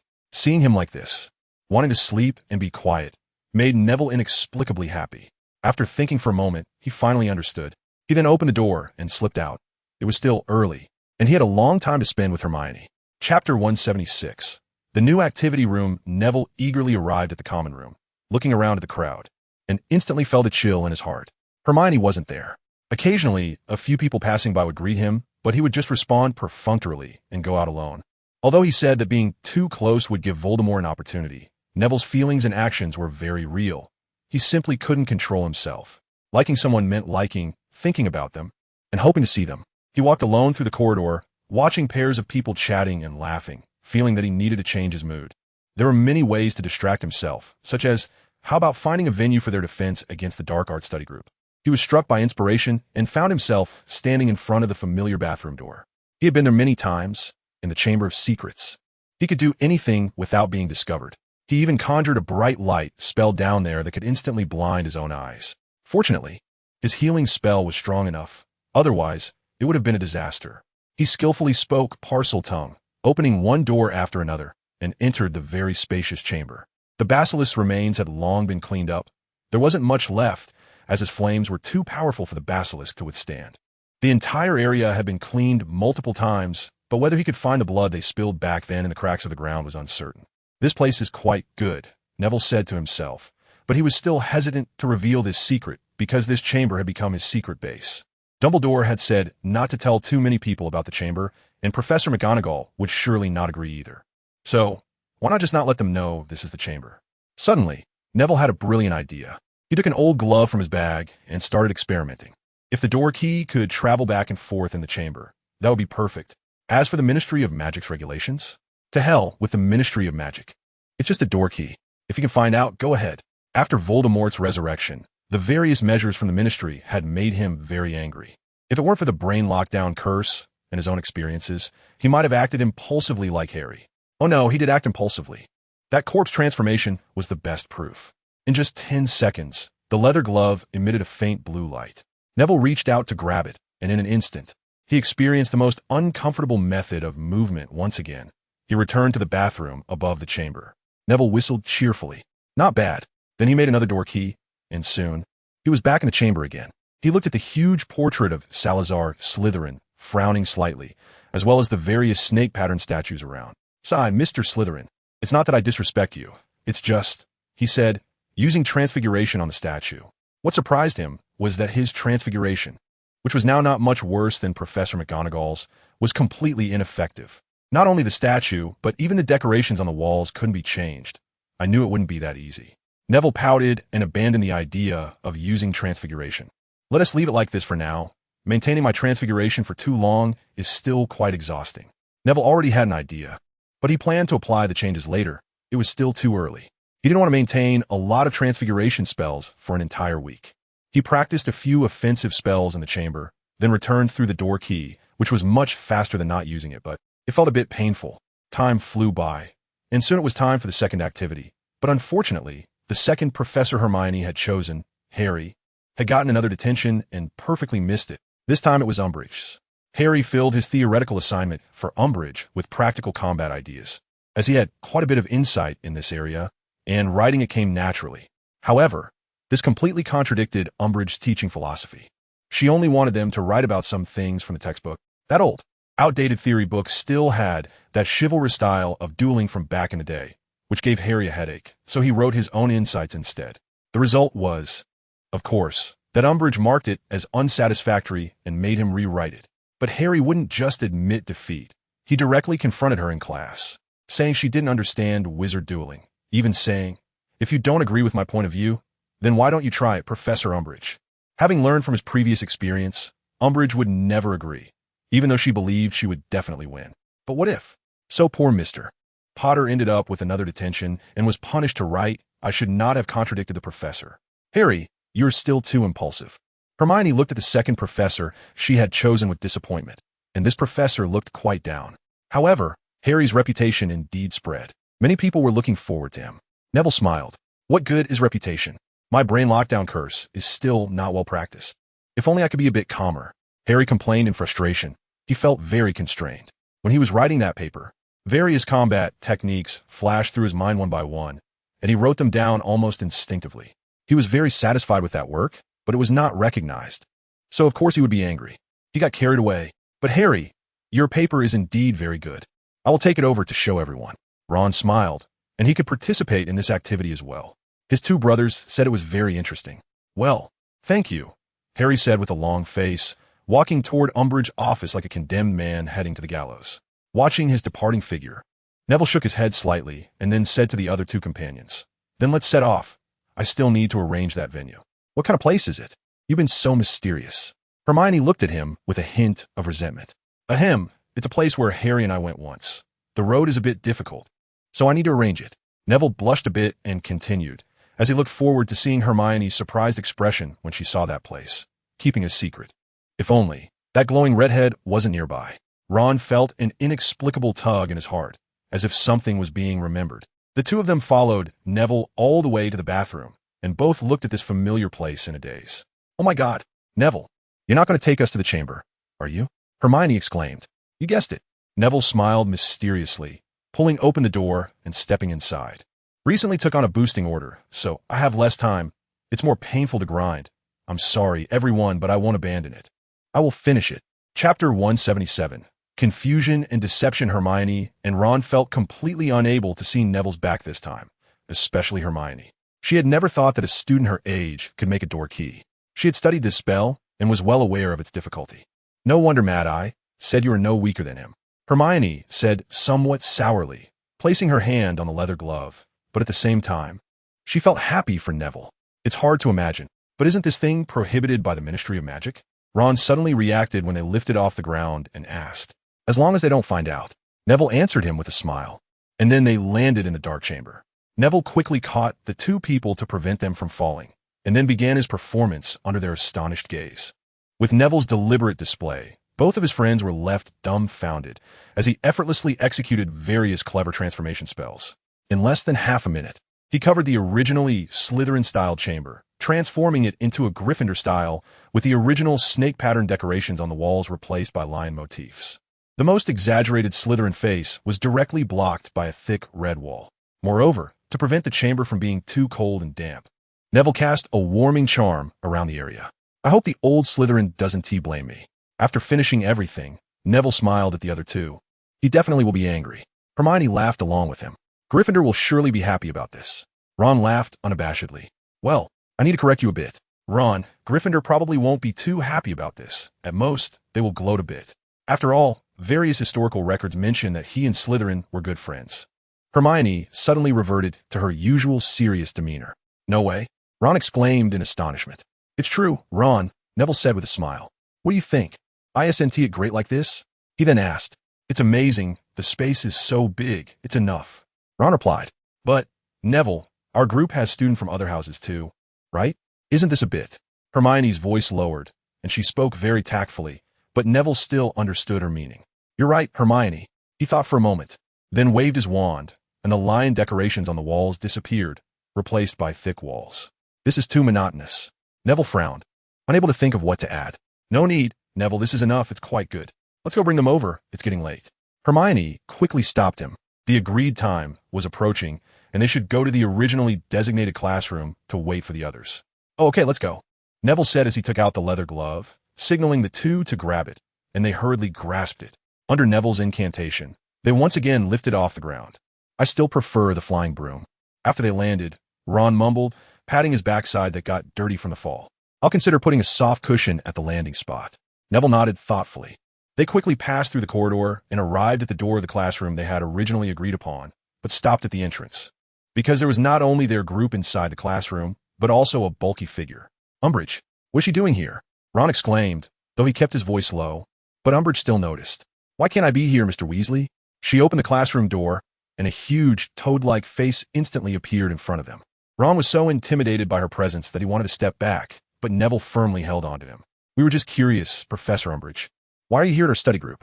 Are you here to teach us some spells? Seeing Hermione about to speak, Neville quickly stepped in front of her, trying to take the initiative. Study group? But I heard you were secretly studying dark magic? A very strange smile appeared on Umbridge's face, her voice making one feel nauseous. Studying dark magic? Professor Umbridge, you wouldn't believe some rumors, would you? We are just a few students trying hard to pass the OWLS, studying only exam-related material. As for dark magic, Professor Umbridge, we are students of Hogwarts. How could we possibly study dark magic? Who knows? Maybe some of you want to become the next Dark Lord? Umbridge smiled brightly after hearing Neville's words, though her smile sent chills down everyone's spine. Who would have thought? Just as she finished speaking, Neville also laughed. I'm sorry, Professor Umbridge, I just couldn't help it. Please take a look at our group members. None of them are from Slytherin. And as far as I know, Voldemort and his Death Eaters are almost all from Slytherin. If there really is a future Dark Lord among us, then I can only say that you are just very unlucky. The classroom suddenly erupted in laughter, with several Weasley brothers laughing the hardest. Umbridge's expression gradually turned sinister, her brows furrowing, and sensing her change, Neville felt secretly pleased, his tone becoming increasingly sarcastic. Is it possible that Professor Umbridge is disparaging students from other houses simply because she is from Slytherin? Neville smiled slightly, sharply staring at Umbridge, leaving everyone stunned by his attitude. Although they knew Neville was powerful, speaking like that to a professor made them wonder if he was being a bit too arrogant. You. Umbridge's face turned slightly purple. She pointed her short, thick finger at Neville, but did not say anything predictable. Instead, she composed herself and put on a serious face again. Detention, Longbottom, every night for a week. She coldly spat out these words, then intended to deduct points. Gryffindor for challenging a professor. Just as she was about to say to deduct points, Neville laughed, pointing at her with a finger tucked in his sleeve, muttering to himself, "Plus 50 points." Umbridge suddenly changed, seeming a bit dazed. She didn't notice anything, but began to mutter to herself in confusion. What did I just say? You said you were very supportive of our ability to organize study groups and hoped we could achieve satisfactory results in our exams, Professor Umbridge. Neville replied with a smile. Oh, right, that's it. Umbridge turned around in place, looking around, finally showing the look of realization. Thank you for your compliment, Professor. I noticed you seemed a bit disoriented earlier. Would you like me to escort you back to your office? Neville slightly nodded, respectfully like a young man well-versed in court etiquette facing his teacher. Ah, no need, Mr. Longbottom. Thank you for your help, but I can manage myself. Saying this, she walked towards her office, the momentary daze disappearing, returning to her usual haughty demeanor. All right, the annoying person has left, so what are we waiting for? Neville then looked at the stunned crowd, taking out his leather glove again. I'm really sorry, dear friends, for the lack of updates recently due to some reasons. But rest assured, I will continue writing until it's finished. Chapter 178, Second Activity of the Study Group Merlin's Pants. This place is amazing. George cheered, surveying the surroundings. It's simply fantastic. Neville, how did you find this place? Fred was also very curious. It was a matter of some fortunate coincidence, Neville replied with a smile. And he ultimately did not leave the chamber bare, but added quite a few decorations. Ron was fiddling with a spyglass, which was originally on a whole row of shelves filled with other magical items. He was quite clear that Neville had just waved his wand before leaving. How did he manage to conjure so many things? Hermione also curiously examined the bookshelf in the corner, which was filled with neatly arranged books, each shelf labeled. She glanced through them and noted that almost all were about defensive spells or dark magic. Are these all your books, Neville? Hermione quietly approached and asked while people were looking around. Some of them are mine, and some were generously provided by Sirius and Professor Moody. He certainly doesn't lack these, Neville replied with a smile. Ever since the Defense Against the Dark Arts Study Group was established, he had sent a message to Grimmauld Place using the Patronus charm.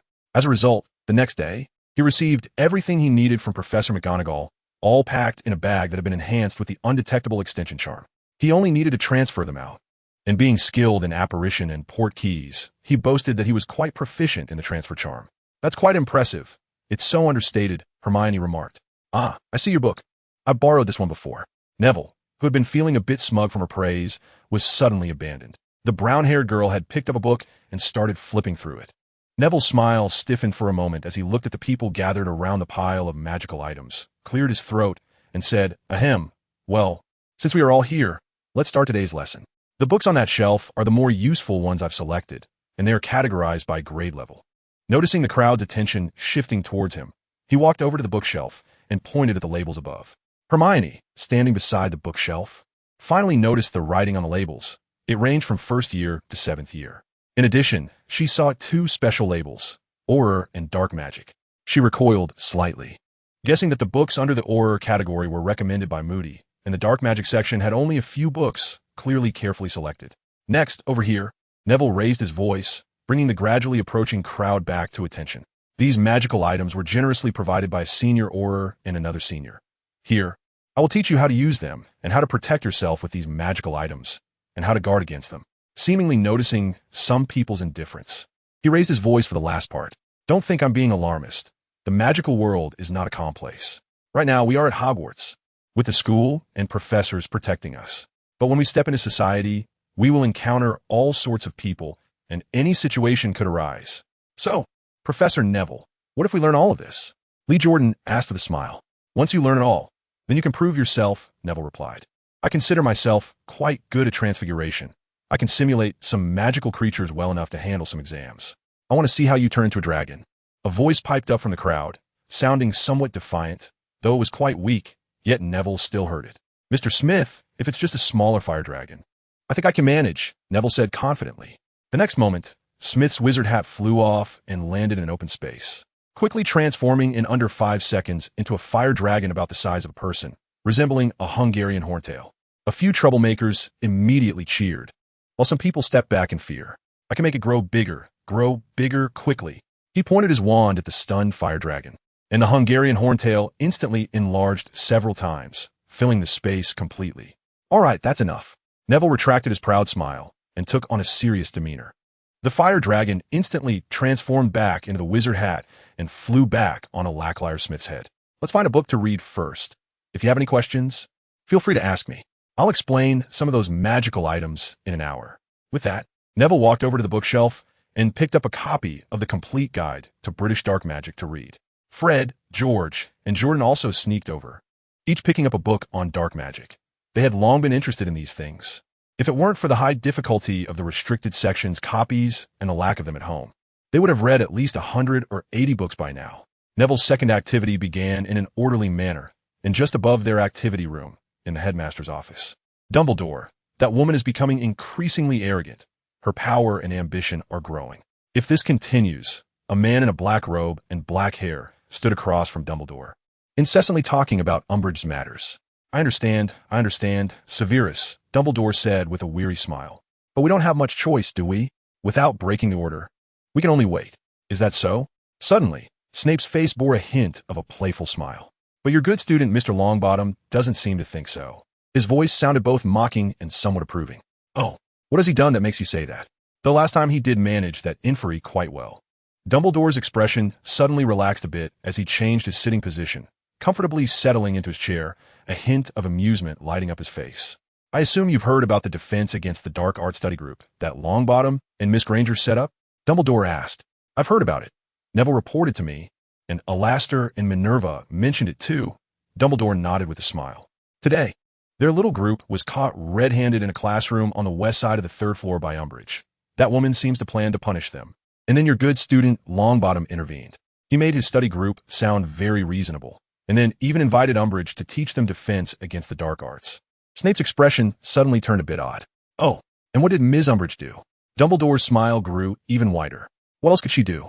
Of course. She put them in detention, but just as she was about to end everything, Longbottom made his move. Snape recounted, and this time there was a hint of genuine admiration on his face. Even the corners of his mouth lifted slightly. It certainly has a style, Dumbledore nodded. A remarkably swift and powerful Confundus charm. That boy had his wand hidden in his sleeve. I must say, his little tricks are quite effective. I think so too. Dumbledore seemed somewhat resigned yet pleased. So, Dolores is now back in her office preparing lessons, right? Indeed, and she found nothing unusual, though I hate to admit it. This has indeed given me a very good idea. Snape nodded in approval. Then I'll look forward to it. Chapter 179. Thoughts on resisting the unforgivable curses soon. The students of Hogwarts noticed the unusual behavior of their respective house heads. They completely ignored Umbridge's so-called investigation. Even Umbridge herself was unusually frightening. Every time she participated in a class investigation, she merely sat in a corner of the classroom, blankly listening to a lesson, and then scurried away with her little notebook after class. Among these peculiar little wizards, Neville was the first to discover the truth in Professor McGonagall's office.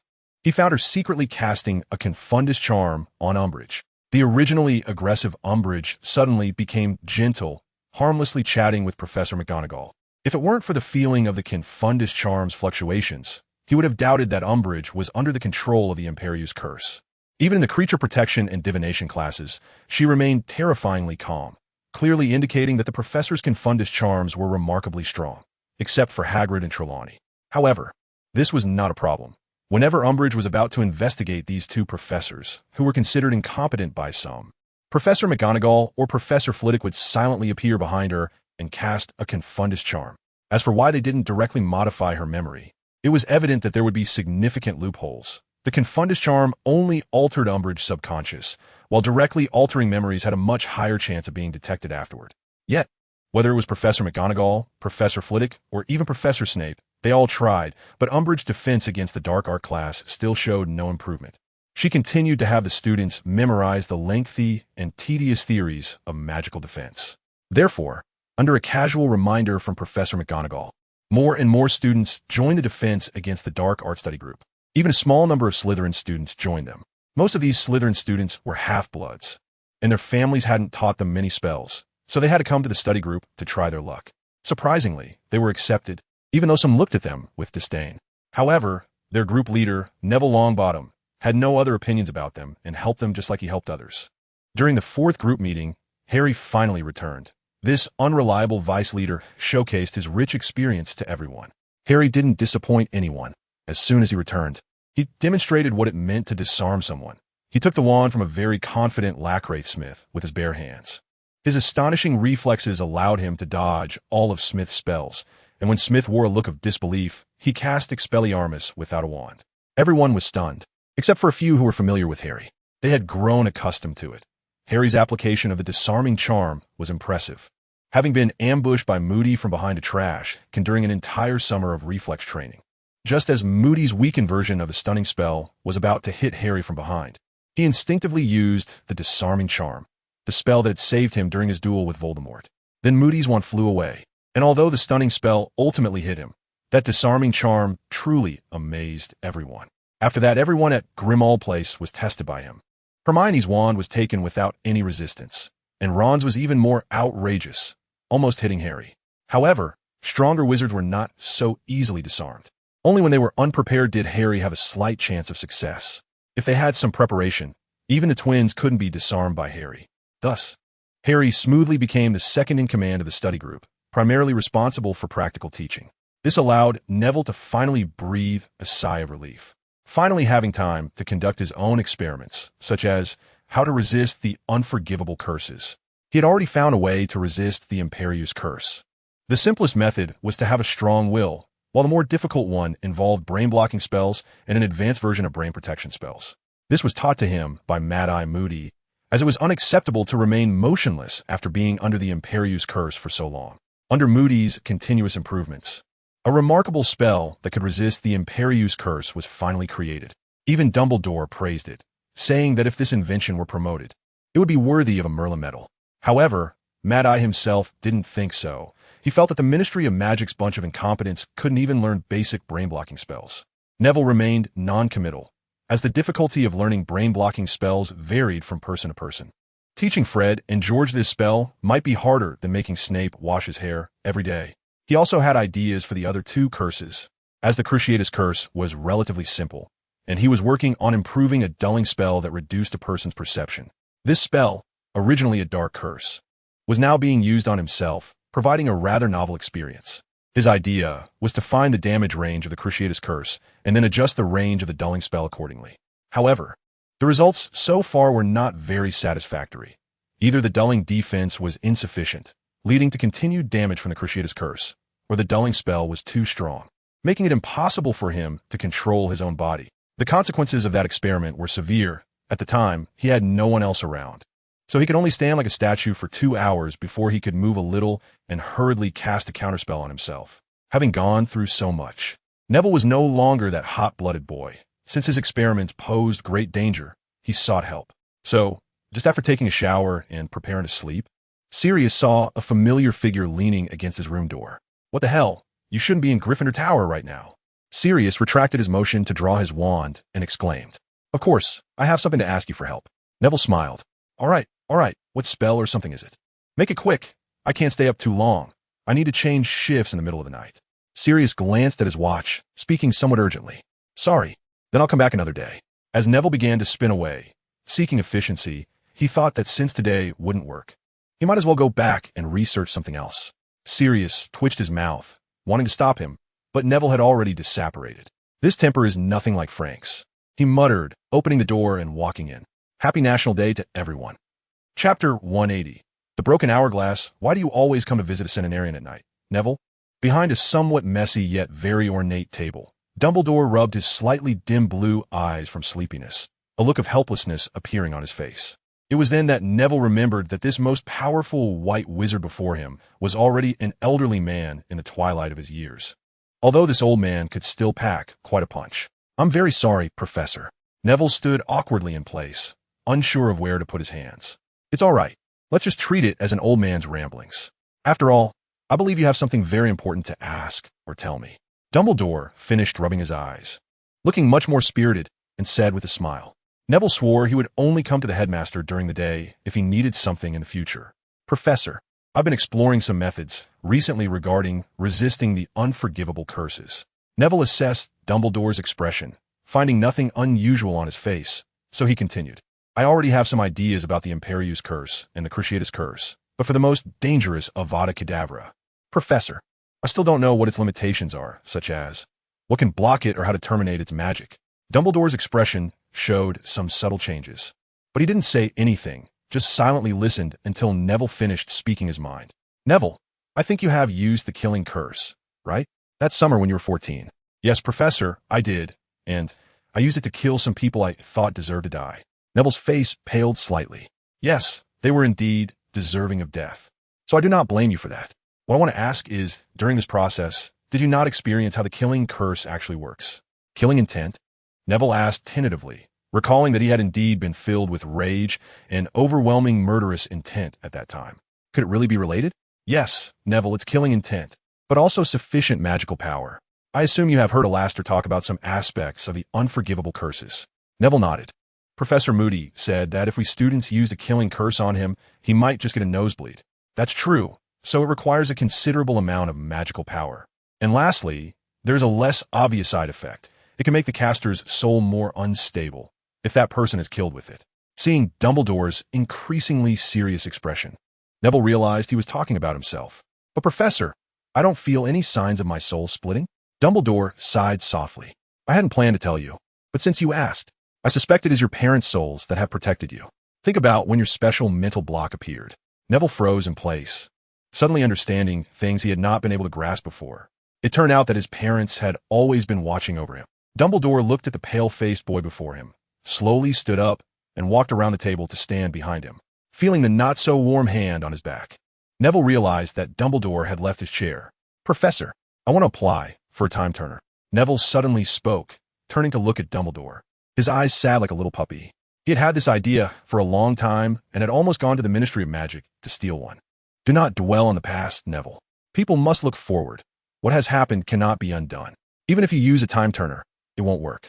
If you truly use it to change the past, then when you return to the original point in time, you will find that nothing has changed in the world, because the time you changed has become another world." Dumbledore's eyes were distant. Although he was advising Neville not to dwell on the past, his own eyes were red-rimmed. "I understand, Professor. I have some ideas, and I will definitely come up with something before Christmas. I look forward to it, Neville." Dumbledore smiled and nodded, and after exchanging goodbyes, watched Neville leave his office. After Neville left, he slumped into his chair, feeling more fragile than an ordinary old man. Despite being the strongest white wizard in all of Europe, he slowly opened a locked drawer, which contained a picture frame and a broken hourglass. Neville's bad mood did not last long. He completed part of his unforgivable curse 2 weeks before Christmas, but he still had some other thoughts about the soul curse and had no way to deal with the killing curse.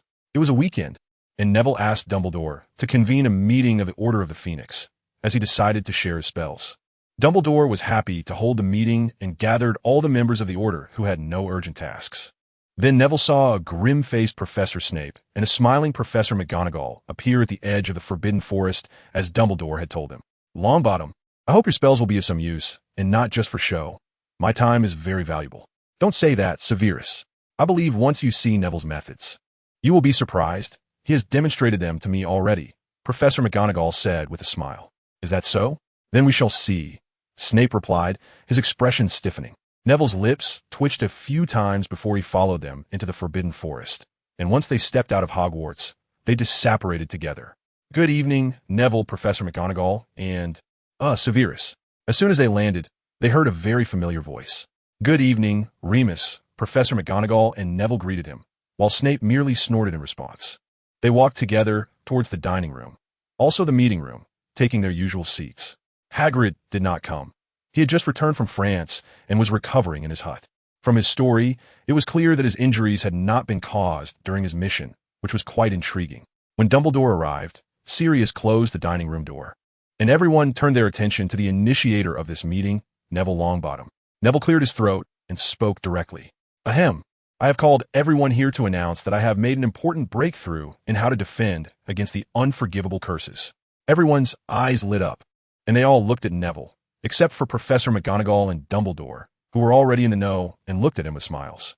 "Now, I will demonstrate my spell for all members of the Order of the Phoenix, and I would like to ask Professor Snape to be my assistant." Snape's muscles instantly stiffened, and Sirius exclaimed, "Neville, how can you choose that snotty brat?" "I assume Mr. Longbottom believes I am more reliable than that foolish black," Snape retorted. "You." Sirius stood up, ready to roll up his sleeves, and Neville quickly held him back. "I just think that Professor Snape is more proficient in dark arts. After all, he often studies them." Snape instantly wore a smug expression directed at Sirius. "Oh no, Sirius, I..." Seeing Sirius sulking and turning away, Neville waved his hands, unsure of what to say. All right, let's get started, Neville. I think everyone wants to see..." Dumbledore quickly interjected, stopping the farce. "Okay, then, Professor Snape, please use the Cruciatus Curse on me. That will be more intuitive." As soon as he spoke, everyone present, except for the two who had seen Neville perform before, froze in shock, including Snape, who looked dazed. As if to say, "Are you kidding me? Can I take it to mean that your brain has been eaten by a troll? Longbottom, if your memory is intact, you should know that using the unforgivable curse on anyone will get you sent to Azkaban." Snape paused for 2 seconds, then squeezed out that familiar tone. "Or are you suggesting you want to send me to Azkaban?" After a moment pause, he added, "Of course not, Professor Snape. My mind is perfectly fine, and I have no objections to you from the perspective of an Order member." Neville stood straight and calmly said, "Trust me, Professor Snape. I just think your Cruciatus Curse might be a bit more practiced, and there won't be any accidents." Snape wanted to say something, but was stopped by Dumbledore, who gently nodded at him. The potions professor reluctantly stood up and walked towards a small empty space by the dining table, his expression resembling that of a zombie. I hope you won't regret this, Longbottom. Of course not. Neville cheerfully sidestepped a chair and stood opposite Snape. Neville didn't expect Snape to ask if he was ready or needed to prepare, so he directly said, "We can start, Professor." As he spoke, his wand quickly slipped into his hand from his sleeve, the tip slightly drooping and pointing towards the ground. Snape didn't hesitate any longer. The potions professor was always so decisive. Cruciatus. He pronounced the incantation loudly, almost as if he were afraid Neville wouldn't hear. Neville instantly braced himself as if facing a great enemy. At the moment Snape uttered the first syllable, his wand also pointed at himself. He began to chant the spell quickly, but he was speaking so fast that no one else could understand. The Cruciatus curse had no visible trajectory, making it not very easy to resist. However, Neville had always been good at sensing magic. He clearly felt the impending curse approaching and realized it was aimed at his right leg. A dead silence fell around the dining table, everyone holding their breath. Fortunately, Mrs. Weasley wasn't there. Otherwise, she would have stopped everything. An astonishing thing happened. The Cruciatus curse accurately hit Neville, yet he seemed completely unfazed, showing no sign of pain or twitching. He merely paused for a moment before speaking. "Thank you very much for your help, Professor Snape." After saying this, he briskly returned to his original position, moving as if nothing had happened, as if the one who had just been cursed wasn't him at all. As he walked back, Sirius reached out to pinch his thigh, wanting to see if Neville was just putting on a brave face. "I'm not putting on a brave face." Neville quickly wriggled out of his grasp and continued to burrow back to his spot. "Neville, would you mind explaining this method to all of us?" Dumbledore spoke up, gently clapping his hands. Suddenly, a small blackboard appeared beside the dining table, supported by a stand. "Of course I don't mind, Professor Dumbledore. I came here to do just that." Neville pushed Sirius aside again and lightly tapped his wand on the blackboard. Immediately, a line of text appeared, "The Sluggish Curse." Upon seeing this word, some people's eyes lit up, especially Snape, whose previously enigmatic demeanor crumbled in an instant. "Interesting, Longbottom, you used the displacement spell after the Sluggish Curse, didn't you?" While others were still either surprised or in a daze, Snape had already provided the answer. "Correct, Slytherins, cough cough." Neville quickly stopped himself from rambling and muttered softly about getting too into character. Snape's expression instantly darkened.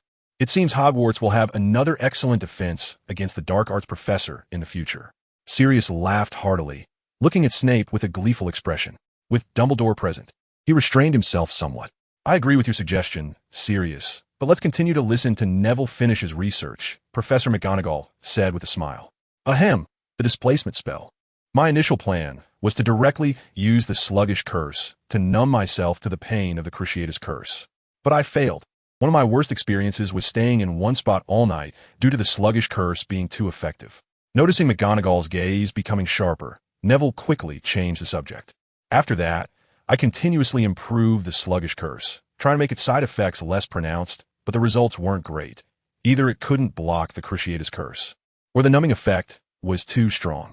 Eventually, I abandoned the simple Sluggish Curse and thought of another idea, using the Sluggish Curse as an instantaneous barrier and then displacing the Cruciatus Curse. Isn't that more than just displacing the Sluggish Curse? The wall behind you doesn't look like it was merely affected by the Sluggish Curse," Snape said from across from Neville. Quickly understanding the method, he realized that with some time, he could replicate Neville's approach. "That's right, Professor Snape. In a moment of insight, I was surprised to find that the displacement spell could even remove the Cruciatus Curse along with it." Neville pointed at the gradually crumbling wall behind him, smiling. This made people even more restless. Mad-Eye Moody even rushed over to inspect the walls peeling. "So, we at least have a way to deal with the Cruciatus Curse." Moody looked excitedly at the pieces of wall on the ground, eager to try it out. Just imagine if he pointed his wand at himself. Then a sluggish version of Mad-Eye would appear before everyone. "Ahem, Professor Moody, I did make some improvements to that Sluggish Curse," Neville said, writing down his modified spell on the small blackboard. Dumbledore, smiling, helped his old friend dispel the curse, and then walked over to Neville. "Introduce your other ideas, Neville," Dumbledore said with a smile. "All right, Professor Dumbledore," Neville nodded. He waved his wand, and a new blackboard appeared beside the first one, then walked over to write down a new spell. "Looks like some sort of ancient mind-closing spell." Snape stroked his chin, asking somewhat uncertainly. "I drew inspiration from that spell to improve it, Professor Snape." "That really is right up the alley of the snotty little brat," Sirius suddenly snorted from the side, mocking. Snape ignored him and began to silently recite the line of the spell in his mind. It seems the effect of this spell is related to the soul-sucking curse. Isn't it, Neville? Lupin also stroked his chin, inquiring. That's right. I improved that ancient spell to construct a protective wall for our minds. Please, Professor Snape, use the soul-sucking curse on me.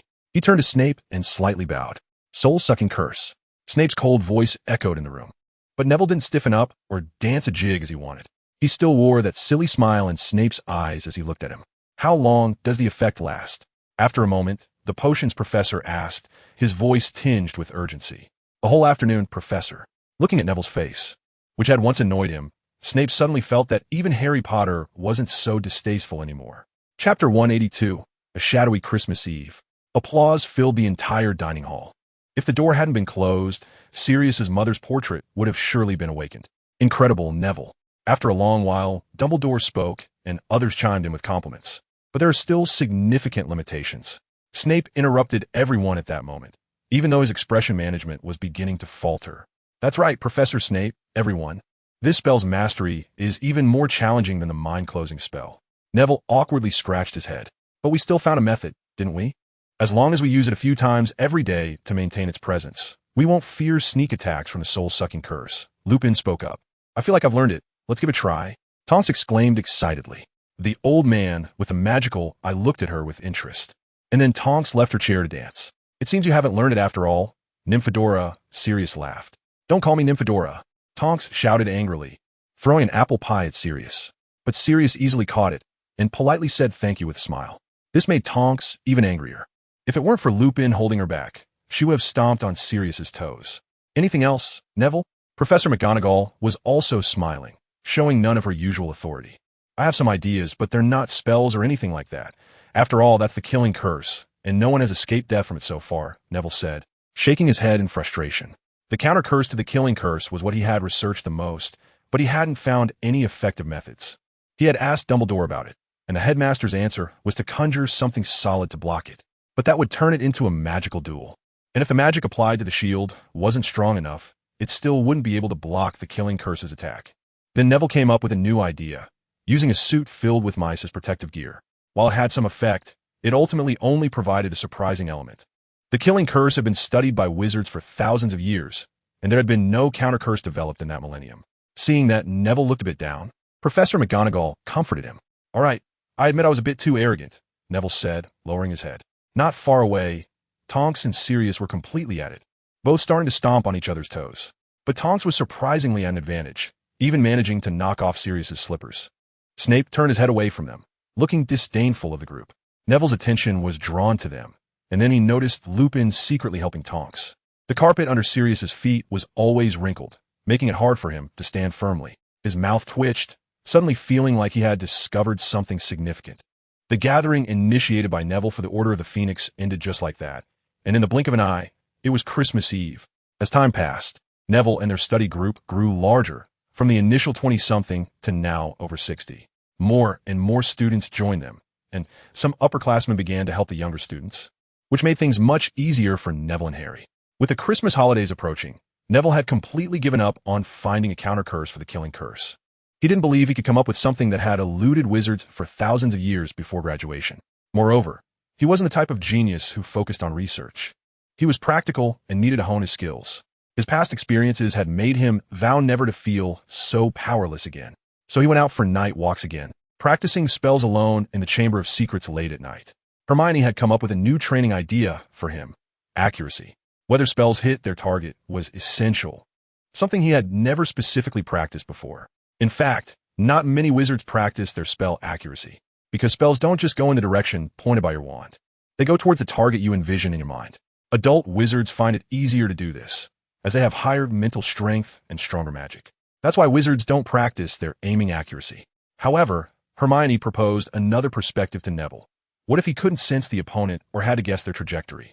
At that moment, Neville felt enlightened and used Transfiguration to conjure a small bird, letting it fly back and forth in the air while he used the spark spell to attack it. Sure enough, his hit rate was dismal. From then on, Neville added this exercise to his routine, and over time, his targets became more numerous and faster. After knocking down the last bird, he wiped the sweat from his forehead and took out the door key to return to the dormitory. But as soon as he returned to the dark dormitory, he became alert, his wand pointing in one direction. Someone was moving, and it didn't seem like they were turning in their sleep. It sounded like commotion. A flickering light. Neville didn't bother with anything else and rushed toward the source of the sound, which was coming from Harry's bed. He pulled back the curtains, and in the glow, Harry Potter was tossing and turning in bed, seemingly having a fit. Neville frowned. He knew Harry had some connection to Voldemort. So now, he hesitated, unsure whether to wake Harry and ask him what nightmare he was having or wait until he calmed down. Just as he was hesitating, Harry suddenly stopped moving. He lay flat on his back, face up to the ceiling, and suddenly opened his eyes wide, startling Neville. "Ha!" Harry gasped, clearly having had another nightmare. "What's wrong, Harry? Did you have a nightmare?" Neville asked. This time, it was Harry's turn to be startled.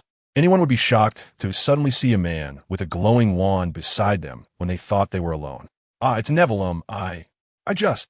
Harry suddenly seemed much more awake, but he appeared to be hesitating about something, and his expression showed he was struggling.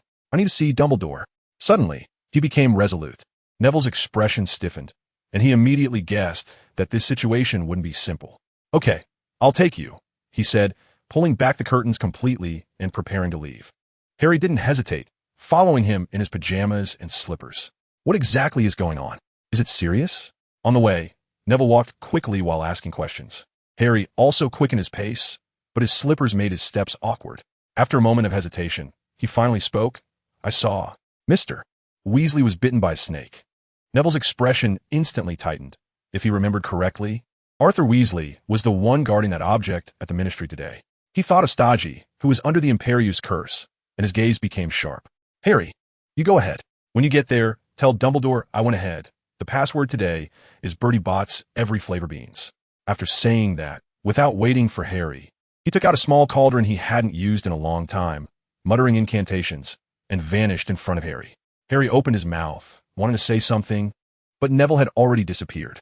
He could only suppress his doubts and continue rushing toward the tower of the headmaster's office. Chapter 183. Rescue. In a dimly lit corner of the hallway, a flash of blue light suddenly appeared, flickering on and off, disappearing after less than 5 flashes. Neville appeared in this once familiar place. Ignoring the dizziness caused by the portkey, he headed straight down the corridor. This location was the closest in his memory to the Department of Mysteries. Just turning the first corner would reveal the heavy door that was tightly shut. Neville walked quickly but remained calm. He habitually cast the silencing charm on himself, making no noise at all, even enhancing his eyesight to give himself some night vision. He rushed around the corner, and a shocking, bloody scene unfolded before him. He saw his colleague from the Phoenix Society, his friend's father, Arthur Weasley, lying face up in a pool of blood. The wizard's robe on his abdomen was already soaked red with blood, and through the torn holes in his robe, one could see the gaping wound from which blood was oozing out. He seemed to have lost consciousness and did not notice that another person had appeared in front of him. Neville had never hated his brain so much for failing to react quickly. It felt numb, as if filled with glue. The pain was excruciating, filling his entire body, and his gaze became sharp again. He quickly rushed to Arthur's side, pulling one item after another from his pockets. He dared not use any healing spells directly, nor could he. If it was indeed a snake bite, as Harry had said, healing the wound without removing the snake venom would only make the situation worse. Neville poured almost an entire bottle of Skeelgrow onto Mr. Weasley's wound, and by the time he realized that Mr. Weasley's robe was too much of a hindrance and had wasted a lot of the potion, he had already emptied a small bottle. Damn, I should have taken off his clothes. Cursing, Neville used his wand to completely remove Mr. Weasley's blood-soaked top. He then noticed that Mr. Weasley's wound didn't seem that large. Although he was covered in blood, it was mostly just smeared on. So he cleaned away the bloodstains, finally making Mr. Weasley's upper body much cleaner. The effect of the Skeelgrow was quite significant. The wound had stopped bleeding, but it was far from over. Generally, wounds would heal shortly after applying Skeelgrow, and it could even reattach severed limbs. But the wound Mr. Weasley had sustained was clearly not a normal injury. The gruesome scar showed no signs of healing. Neville's brow furrowed deeper and deeper, gradually forming a frown. Since the wound had stopped bleeding, Neville quickly ran through various methods in his mind and ultimately decided to ask Dumbledore first. He didn't dare to apparate with such an injured person. Using a portkey wouldn't be safe either. But was it really safe here? Frowning, Neville looked around, seeing nothing unusual except for Mr. Weasley lying in the pool of blood. The snake had probably left, and that snake was most likely Voldemort's. Harry had mentioned he had a close snake named Nagini. Having thought everything through, Neville raised his wand, conjured a Patronus, and a silvery flame flickered in front of him, believing he would soon receive a response from the headmaster. Sure enough, within half a minute, a red flame appeared before him, and Dumbledore's slightly anxious voice came through. Quickly use the portkey to move to the old place. Phineas says the Ministry of Magic people are on their way. Upon hearing this, Neville instantly took out a glove he had prepared earlier and put on Mr. Weasley's right hand. Suddenly, he remembered some Muggle methods. With a wave of his wand, a large bundle of gauze tightly wrapped around Mr. Weasley's wound. He nodded in satisfaction, used a wind whisper to clean up the scene, and held Mr. Weasley's gloved hand with his left hand. A blue light flashed, and the hallway was instantly cleared, showing no signs of any bloody incident having occurred. Mr. Weasley was brought by Neville to Grimmauld Place, which, if nothing else, should be the old place Dumbledore referred to. As soon as he landed with Mr. Weasley, he saw 3 people rush over. How is he? Is he okay? Sirius's loud voice instantly woke up his mother. But he showed no intention of caring, anxiously surrounding Arthur while asking Neville. Lupin and Tonks were also there, and even in the light of the fireplace. Their faces looked very pale. The bleeding had temporarily stopped, but the wound had not healed. As Neville spoke, he made all the gauze he had used disappear, and to his shock, Mr. Weasley's wound began to bleed again, though not as severely as before. Not even Skeelgrow works? Neville exclaimed as he pulled out another bottle of Skeelgrow to pour onto the wound. There's no choice. We have to go to St. Mungo's, Lupin said with a serious expression. Dumbledore said to come back and check, but clearly, this situation is beyond our ability to handle. Sirius explained weakly, shaking his hands. All right, let's do the portkey again, Neville said as he took off the glove and put another one on Mr. Weasley. He gently tapped the glove with his wand, and the glove started to glow blue. Repeating his previous actions, he wrapped Mr. Weasley's wound again before saying to the other 3, hold his hand. Out of the corner of his eye, Neville glanced at the 3 in front of him and ultimately extended Mr. Weasley's hand toward Sirius. What about you? Sirius immediately grasped Mr. Weasley's hand tightly, fearing he might slip away during the portkey transfer. Of course, we're going back. I should be in the dormitory, sleeping at this hour. Neville rolled his eyes at him, although he released his hand with a flash of blue light. Sirius disappeared along with Mr. Weasley. After they had completely left, Neville suddenly noticed something was off. It seemed like Remus had just wanted to go with Sirius, but was somehow held back by something. Then I'll leave you to guard the house. I have to go back first. He didn't think too much, stood up, and took out another glove. Lupin seemed to want to say something, but in the end, he only managed to squeeze out a dry good night. It felt strange no matter how he looked at it. The Tonks beside him looked even stranger, even forgetting to greet Neville. Chapter 184. Bold guesses. As soon as Neville landed, he was met with 7 pairs of eager eyes, which made him a bit uneasy. How's my dad? Is he all right? Ron was the first to ask, his voice tinged with a hint of tears as he rushed towards Neville, gripping Neville's shoulders tightly, causing Neville to stumble. The twins also looked worried, but they didn't show as much impatience. Perhaps the responsibility of being older brothers had helped them mature a bit. Ginny leaned against them, her small face streaked with tears, staring at the ground, afraid to look at Neville for fear he would deliver some unfortunate news. He's fine, no life-threatening injuries, Mr. Weasley just needs to rest now, Neville answered without hesitation. Although he was also very worried about Mr. Weasley's safety, he could not show it at this moment, or the Weasley children would all break down. The twins cheered immediately, their worried expressions vanishing in an instant, greatly improving the atmosphere in the room. Ron smiled too, though his smile looked worse than his tears. Ginny wiped her face dry, trying hard to cheer herself up. Only Harry remained there, biting his lips until they turned white. At this moment, a professor in the headmaster's office finally spoke up. All right, thank you, Longbottom. Since Arthur is okay, you all should go back and rest. We can discuss anything tomorrow. Professor McGonagall, who had originally looked worried, finally had some color return to her face as she took Ron and Ginny's hands, leading them towards the door. But they did not intend to leave just like that, except for Ron and Ginny, who were being pulled away by Professor McGonagall. Harry and the others waited in place for Professor Dumbledore's instructions. Dumbledore was silent for a long time, as if something had caught his attention. When everyone's gaze was fixed on him, he finally noticed the situation and cleared his throat. You all should go back and rest. I will send you back tomorrow. At this point, neither the twins nor Harry waited any longer. They received the satisfactory news and walked straight towards the door. Before long, the principal's office, which had been filled with people, became empty, leaving only Neville and Dumbledore staring at each other. Is there something else, Neville? Dumbledore asked first, But Neville felt that he seemed a bit indifferent, as if Arthur's injury was not important. Neville scratched his thigh, dispelling his distractions, and spoke. Professor Dumbledore, Mr.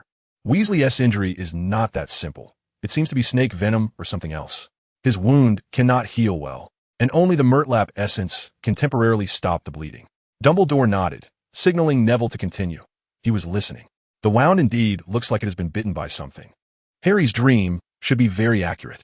This inability to heal, combined with the wound, likely indicates a snake, possibly Nagini, the large snake that Voldemort keeps. Neville analyzed. Professor, is Harry's connection to Voldemort really that direct? But if he is connected to Voldemort, doesn't that mean Voldemort himself was there in that corridor at the time? Why didn't he just kill Mr. Weasley? Neville asked 3 questions in a row, and, as for more, he only had some thoughts. I'm glad you can think of these things, Neville, and this is precisely what I have been pondering. Dumbledore shook his head somewhat helplessly and then smiled at Neville. Even Professor Dumbledore hasn't figured it out? Neville thought, deepening his confusion about these matters.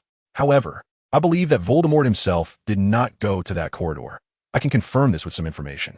Dumbledore's eyes suddenly became sharp, as if he had figured something out. Is that so? But I heard Harry say he usually can see Voldemort.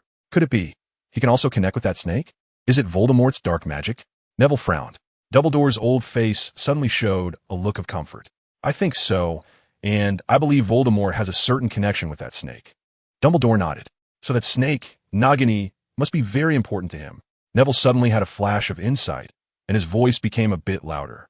Dumbledore looked slightly stunned, then nodded in approval of this guess. Should we design a way to get rid of that snake? Since it is something very important to Voldemort, wouldn't it be good to destroy it? Neville suddenly had a burst of inspiration, broadening his thoughts significantly, even coming up with some ideas about using the prophecy ball. You're right, Neville.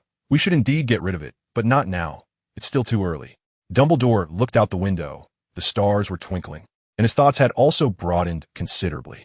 Too early. Neville pondered this word in his heart, until he returned to the dormitory and lay down. He could not guess Dumbledore's thoughts. Only when he felt a bit tired did he associate that snake with something he had destroyed before, the locket of Voldemort. But if they really had a connection, would Voldemort know when they destroyed the locket? And what about that diary? That thing was also very special. Could it be? He even suspected he had guessed Voldemort's method of achieving immortality, but would this really work? Everything connected in his mind. And suddenly an extremely crazy thought appeared in his mind. Neville sat up abruptly, wide awake. He stared intently in Harry's direction, behind the curtain. The Savior was breathing evenly. Seemingly fast asleep. No way. Neville's mouth twisted downward, his face looking extremely unpleasant. As this thought emerged in his mind, he became completely trapped in this line of reasoning. Various strange occurrences flashed through his mind, and this idea seemed to have been proven multiple times. Harry even spoke Parseltongue. Then, he just needed one last piece of proof. A bold idea appeared in his mind. If it was true, he would have a great chance to lead the Order of the Phoenix to a great victory. But Harry, if all of this is true, how should he face Harry? What would Harry do? Neville felt overwhelmed. A wave of dizziness washed over him, and he could no longer hold on. He fell onto the bed and fell into a deep sleep. However, before sleeping, he arranged a task for himself for the coming days, to understand the peculiar magic of Voldemort. He might have to spend a long time in the library. Chapter 185. On his speculations the next day, Neville woke up late. Harry and Ron were already gone. Neville glanced at the clock. It was 10 in the morning. He wanted to get up, but the warmth of the blanket and his still incomplete fatigue sealed him back in. When he opened his eyes again, it was already 12:30. Yawning, he got dressed and went to the washroom to freshen up. If it weren't for the holiday, he wouldn't dare to sleep without setting an alarm. The Gryffindor Tower was deserted. He didn't see anyone on the way, and he guessed they were probably already on the train home. Maybe Harry and the others had already left too. Really, they didn't even call me. After putting away his toothbrush, he started to wash his face. When he slowly arrived at the Great Hall, only 5 people were left at the dining table. He greeted the heads of the 4 houses in turn, and then plopped down at the only long table left and started to eat heartily. Dumbledore was not there. Another person was a second-year Hufflepuff student, whom Neville remembered was named Lopez or Robbins. Yes, okay now, right? Just as Professor McGonagall was about to leave after eating, Neville suddenly asked this question. She frowned and then realized who Neville was talking about. Yes, fine. The person who saved him was very timely, although I still hope he can be more obedient. Neville laughed awkwardly and then continued to stuff bread into his mouth. His fully recovered brain was eager to absorb knowledge from the library. However, even so, he was the last to leave. The second to last was Snape, who gave Neville a cryptic expression as he left. His mouth twitched, as if he wanted to say something but held back. But Neville didn't see it all. He was tilting his head, drinking his bottle of pumpkin juice. Energized, Neville walked straight to the library. The library during the holiday was empty. Madame Pants had also gone home for Christmas, which gave Neville great convenience, allowing him to freely enter the restricted section. Neville flipped through one black magic book after another, searching for information on splitting and creating objects, but after an entire afternoon, he had gained nothing. However, he did find a few similar spells, such as sealing a memory and being able to show it to everyone who has it, or creating evil creatures using a mixture of his own blood and the blood of some dark creatures. In addition, he absorbed some interesting or useful things into his mind, and he even found spells similar to the Dark Mark. He just couldn't track down Voldemort and the Death Eaters through the mark created by the spell, because he didn't know what design Voldemort had used when creating the Dark Mark. It was like two walkie-talkies on different channels. No matter how much he shouted, the other side couldn't hear. Neville had some wild ideas about this spell. He even thought about capturing a Death Eater to test the Dark Mark on him. When he arrived at the Great Hall for dinner, he finally saw the reassuring old man, Dumbledore. He was sitting at the head of the only long table, enjoying a small steak, and smiled at Neville as he walked in. Neville nodded at him and then sat down to eat. The Christmas Eve dinner was very lavish, and it was clear that the house elves in the kitchen had worked hard. Soon, the other professors arrived one after another to dine. Professor Sprout was talking about something with Professor McGonagall, while Professor Flitwick listened happily nearby. Professor Snape still looked like his usual cold, forbidding self, radiating an aura that kept people at bay. "Minerva, you must try the steak tonight. It's cooked exceptionally well," Dumbledore said, looking as if he had finished eating and was wiping his mouth with a napkin. "Thank you. I will give it a try," Albus Professor McGonagall replied. Seeing Dumbledore preparing to leave, Neville quickly stuffed food into his mouth, ignoring Snape's derisive glance, and hurried after Dumbledore, who had already stood up. Finally, outside the Great Hall, he caught up with Dumbledore. Although the old headmaster was aging, his long legs were not for show. Neville had to jog to keep up with him. Professor Dumbledore." "Oh, Neville, is there something urgent?" Dumbledore seemed to have just noticed him, but Neville guessed he had probably seen him long before. "I have an idea about Voldemort," Neville said seriously, his tone quite stiff. Then he changed his expression and nervously asked, "But before that, I want to ask about Mr. Weasley." Dumbledore raised an eyebrow, seemingly surprised, but when he heard Neville express concern for Mr. Weasley, he revealed a very serene smile. "He's fine. You needn't worry. Moreover, I must admit, you did very well in this incident.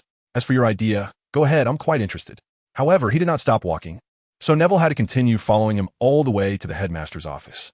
"It's like this, Professor. I've noticed that Voldemort seems to have created some remarkable things that appear to have some commonalities." Dumbledore walked quickly, which made Neville slightly out of breath. As they were climbing stairs, Dumbledore's office was on the 8th floor. "Oh, it seems you've noticed as well. Continue." Dumbledore seemed a bit pleased, and his tone became much lighter. Neville couldn't help but marvel at the old man's vitality.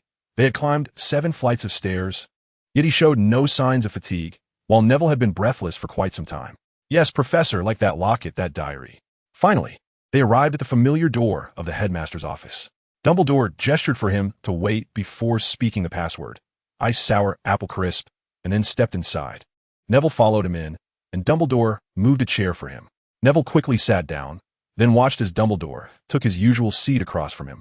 "Professor, about those things I just mentioned, I suspect Voldemort may have put part of himself into them," Neville said startlingly, but Dumbledore showed no sign of surprise, only slight delight. While he gestured for Neville to continue without interrupting, "I suspect that Voldemort has embedded his soul into them. I believe there's a method of splitting the soul, and then he has stored the pieces separately, which is why he wasn't killed by the rebound curse."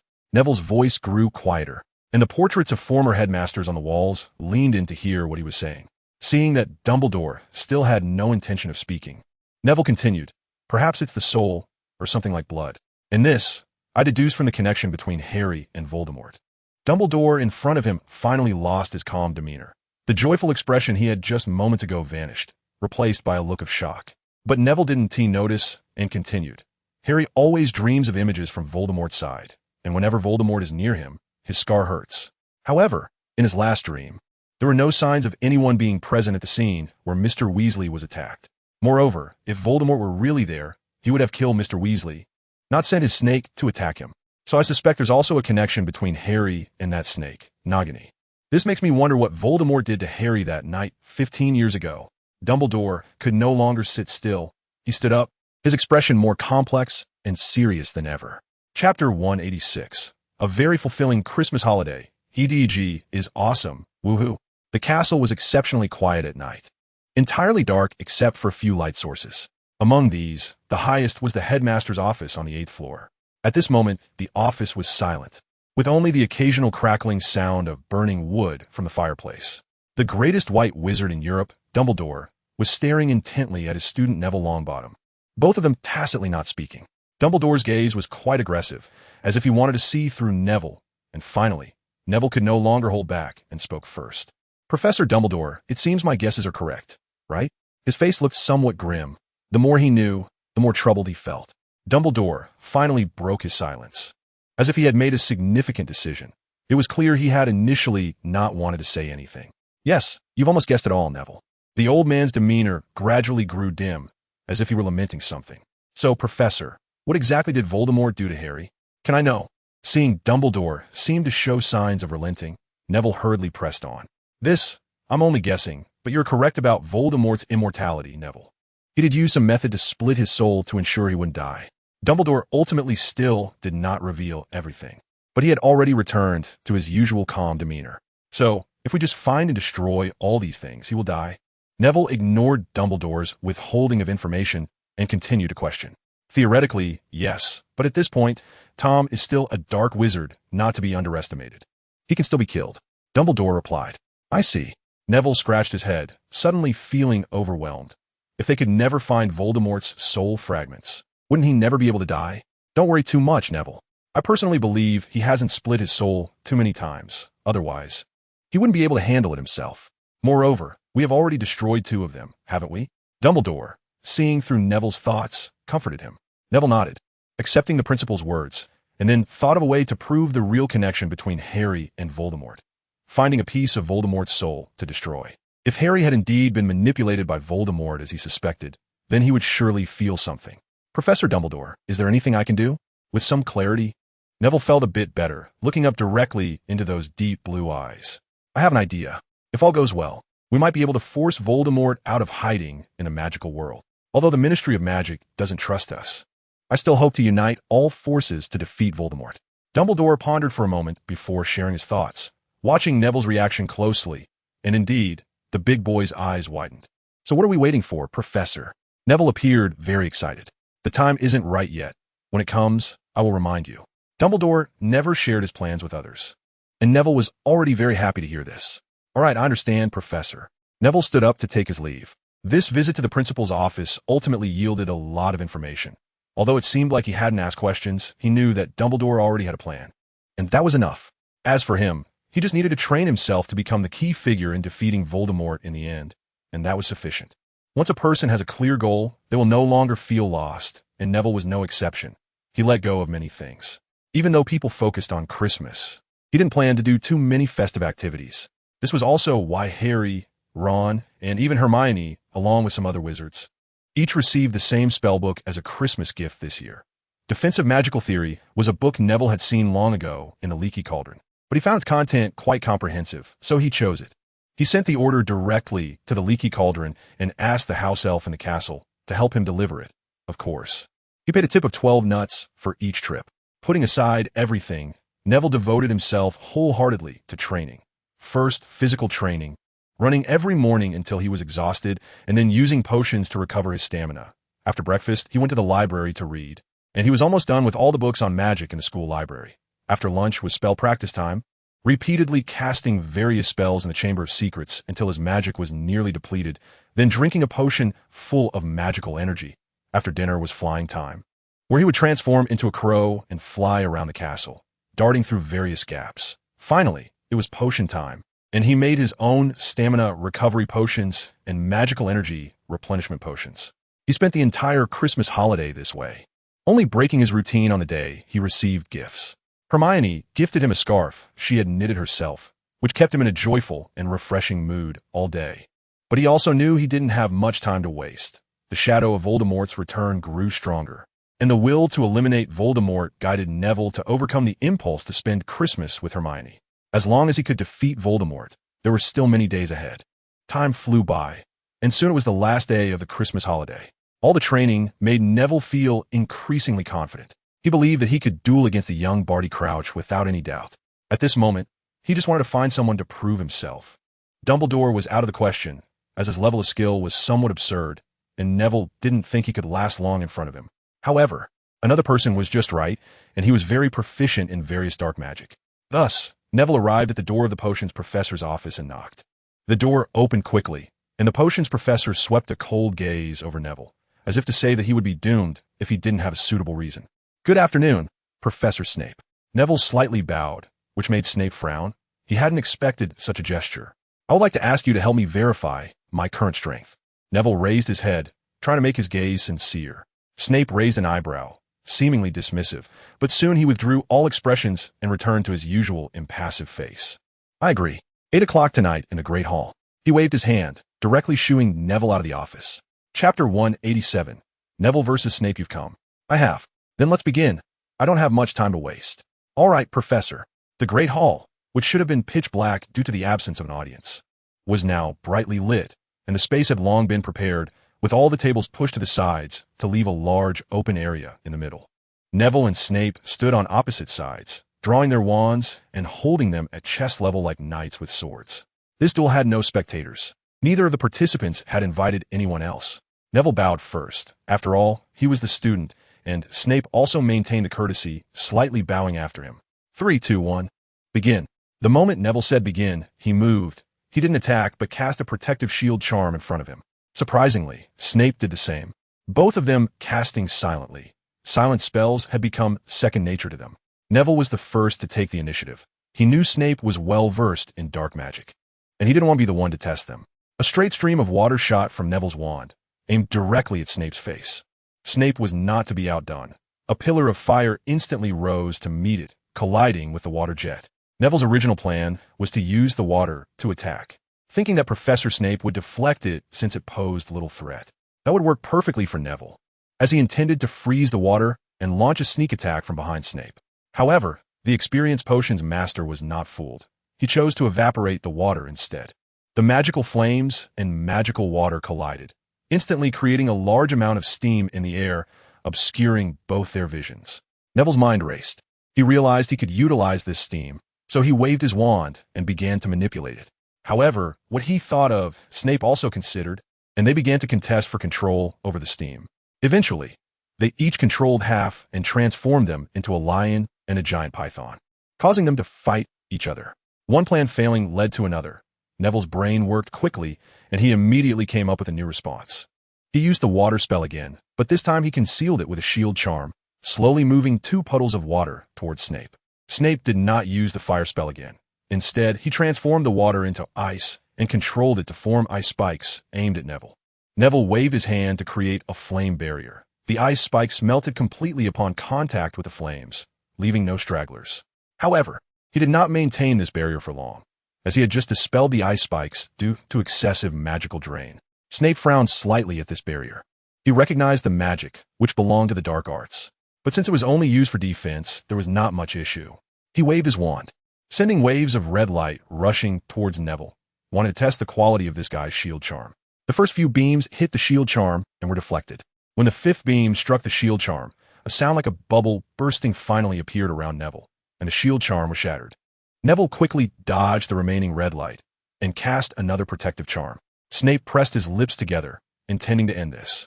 They were just sparring and wouldn't use any dangerous magic, so it was hard to determine a winner. However, when he saw Neville's somewhat excited gaze, he had a bad feeling. Suddenly, a water rope shot out rapidly from Professor Snape's feet, swiftly wrapping around the potion's professor's legs. His legs were instantly bound, causing him to lose his balance and nearly fall. But he reacted quickly, floating up and starting to untangle the water rope from his legs. When did this happen? Snape's expression was very serious. He had been careless and hadn't sensed the movement around him. Neville seized the opportunity and quickly helped the lion defeat the serpent. Just as Snape regained his footing, he noticed a somewhat ethereal lion charging towards him, accompanied by several beams of red light. All petrified, The potions professor cast an incredibly powerful petrification spell, not just immobilizing the lion, but also managing to freeze several of Neville's stunning spells. But that was still not enough. A few stray spells hit the barrier Snape had set up earlier, causing the shield charm to shatter, just as he was about to re-establish his defenses. Neville's next round of attacks came, forcing Snape to block continuously, with barriers shattering in front of him. The situation became tense.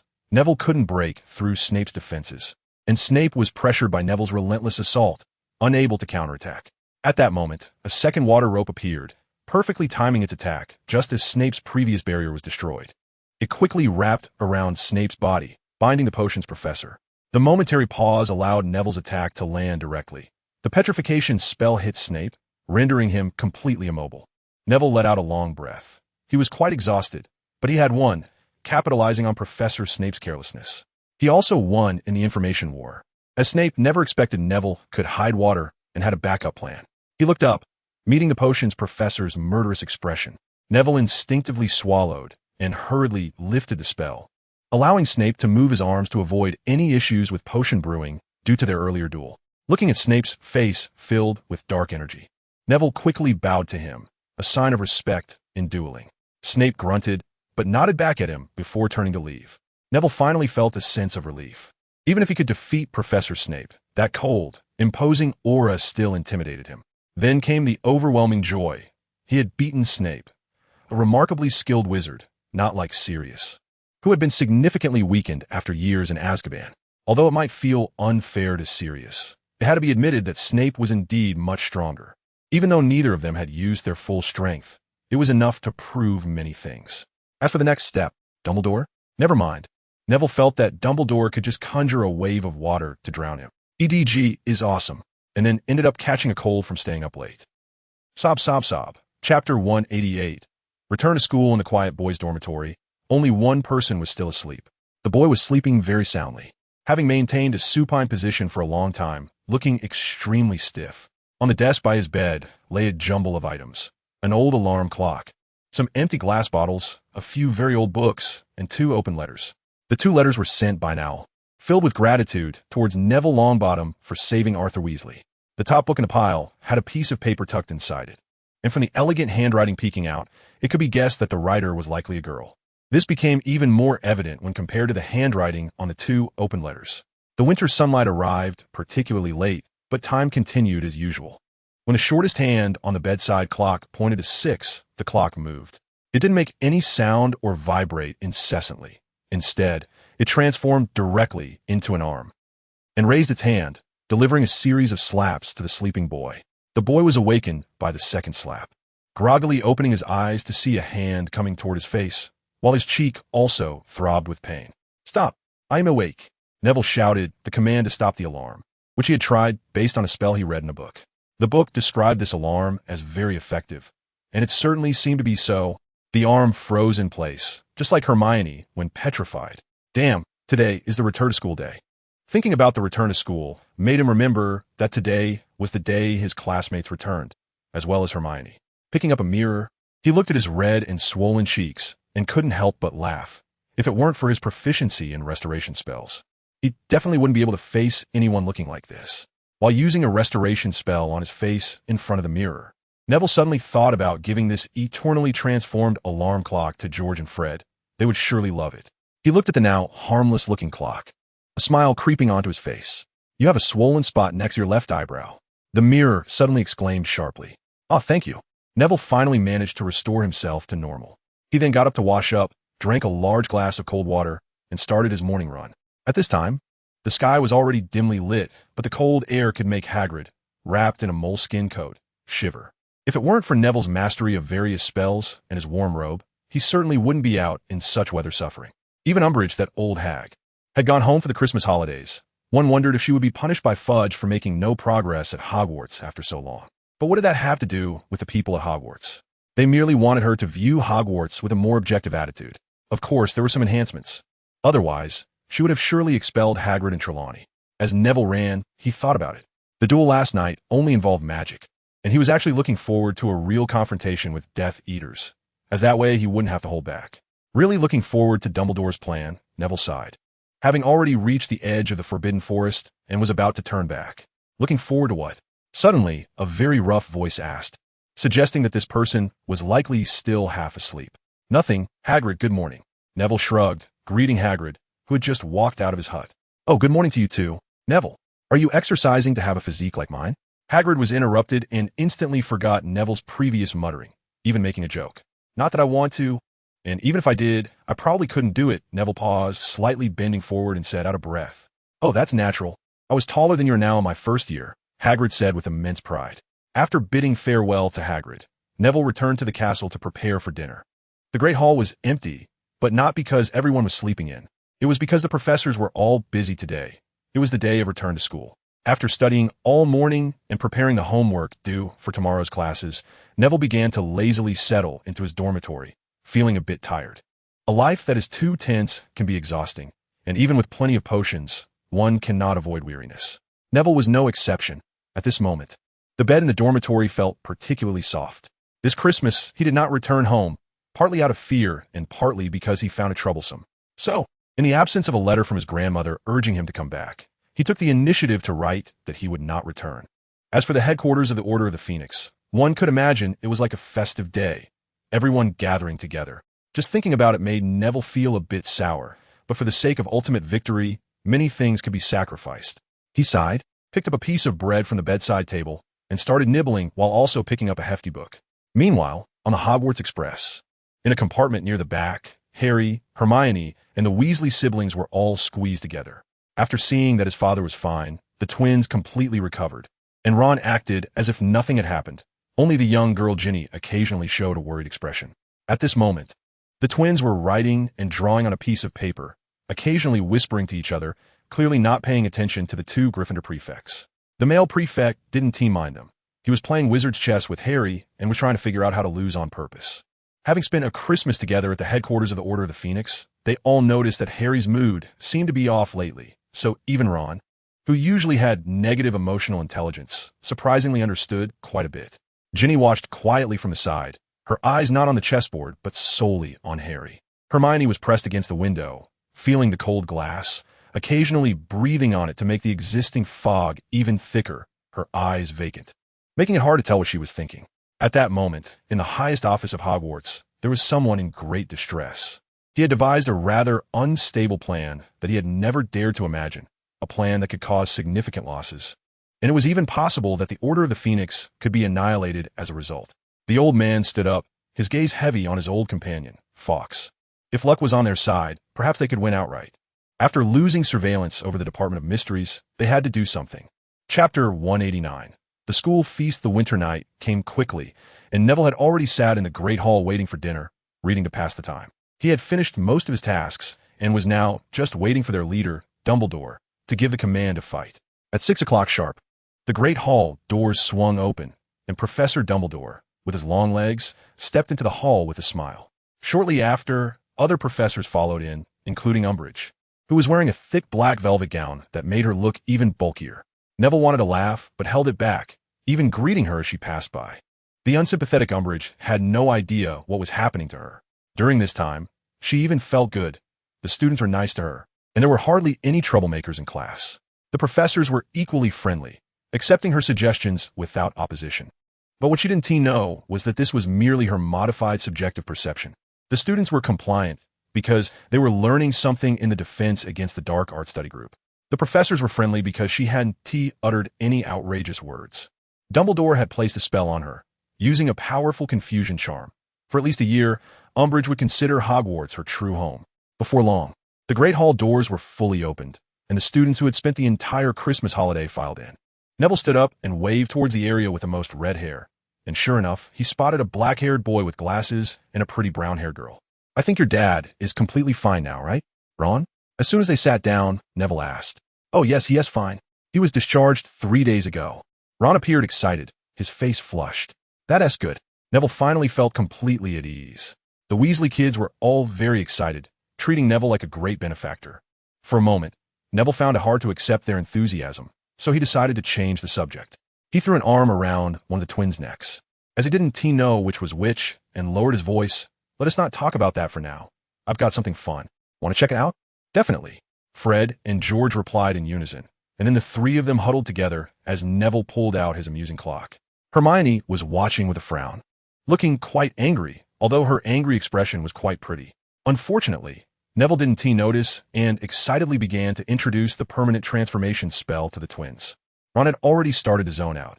He was extremely hungry and just waiting for the feast to begin. Ginny sat with Harry, looking very unhappy because Harry hadn't noticed her at all and was lost in his own thoughts. Ever since Harry dreamt that Mr. Weasley was bitten by a snake, he had been worried, and even overhearing Moody and the others' conversation didn't completely alleviate this feeling. He had sensed something strange. Why could he see things from Voldemort's perspective? Why could he see through the snake's eyes? He couldn't understand. Harry was no longer the magical novice he once was. Through learning from his godfather and Mad-Eye Moody, he could be considered a master of defense against the dark arts, even confident that he could stay at Hogwarts as a professor of the subject after graduation. The Black family's library was extensive, and he had researched many books but found nothing that explained the connection between him and Voldemort. He had asked Dumbledore, who told him it was due to Voldemort's killing curse. But the longer time passed, the more Harry felt something was off. Especially recently, he had seen through Voldemort's snake. So, did Voldemort have some sort of trick on him? But that didn't make sense otherwise. He wouldn't have been able to escape from him during Voldemort's resurrection. What if he forgot? Harry's expression was very grim. He felt he was not a savior at all, and when facing Voldemort, he might not even be as good as an ordinary person. Harry couldn't figure it out, and Ginny didn't understand either, but Neville had already sent out the clock. However, the clever Weasley twins would not use it in their own experiment.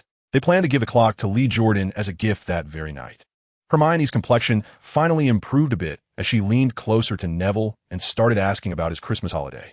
During their conversation, Neville received a piece of news that made him feel somewhat pleased. Hermione had originally planned to stay and keep him company, but sensing something was wrong with Harry, she had decided to help him after much hesitation. So that was why he had been in a bad mood until now. As Neville listened to Hermione explain word by word, dinner began, and he took a slice of pie to satisfy his hunger. Yes. At first he even thought he was that snake.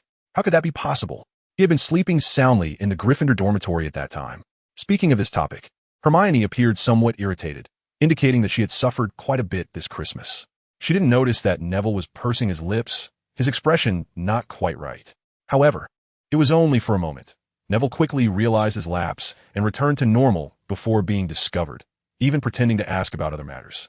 Yet that terrifying thought lingered in his mind, unable to be erased. There must be something, some method. Looking at the somewhat dazed Harry, Neville's thoughts raced. He remembered that diary and that locket, both of which now had one thing in common. They were completely destroyed. Although Dumbledore seemed to say nothing, he had hinted at a lot. Neville momentarily lost his direction, unsure of what to do. If Harry really was the key to Voldemort's immortality, would he actually kill Harry? Could he bring himself to do it? So, the rumors of the Savior were simply non-existent, right? At that moment, Hermione seemed to finally notice that he was somewhat distracted and said reproachfully, "Hey, are you even listening?" Neville quickly snapped back to reality, suddenly noticing Ron looking over with his mouth stuffed with 2 greasy chicken legs. Just as he was about to say something, he heard Ron's muffled voice coming from his bulging cheeks. Is Lee still practicing Quidditch? Chapter 190. Horcrux's Neville's wait did not last long. Dumbledore called him to the office on the Sunday evening of the second week after school started. He sat expectantly in front of the headmaster, waiting for him to speak. "Neville, after the last incident, I have come up with some new plans, and now I think it's time to start executing them." Dumbledore looked somewhat serious, as if he was about to discuss something significant. "All right, Professor, I'm always on standby." Neville smiled and flexed his wrist. Dumbledore nodded, then said seriously, "Before I tell you some things, I intend to give you a test regarding your mental occlusion technique. I hope you don't mind?" "Of course not, Professor." Neville adopted a listen-to-your-orders demeanor. Understanding Dumbledore's considerations, it was better not to let too many people know about overly confidential matters, and if his mental occlusion technique didn't work, that would be disastrous. "Good." Dumbledore said just one word, and then Neville saw a blur before he felt his mind being invaded.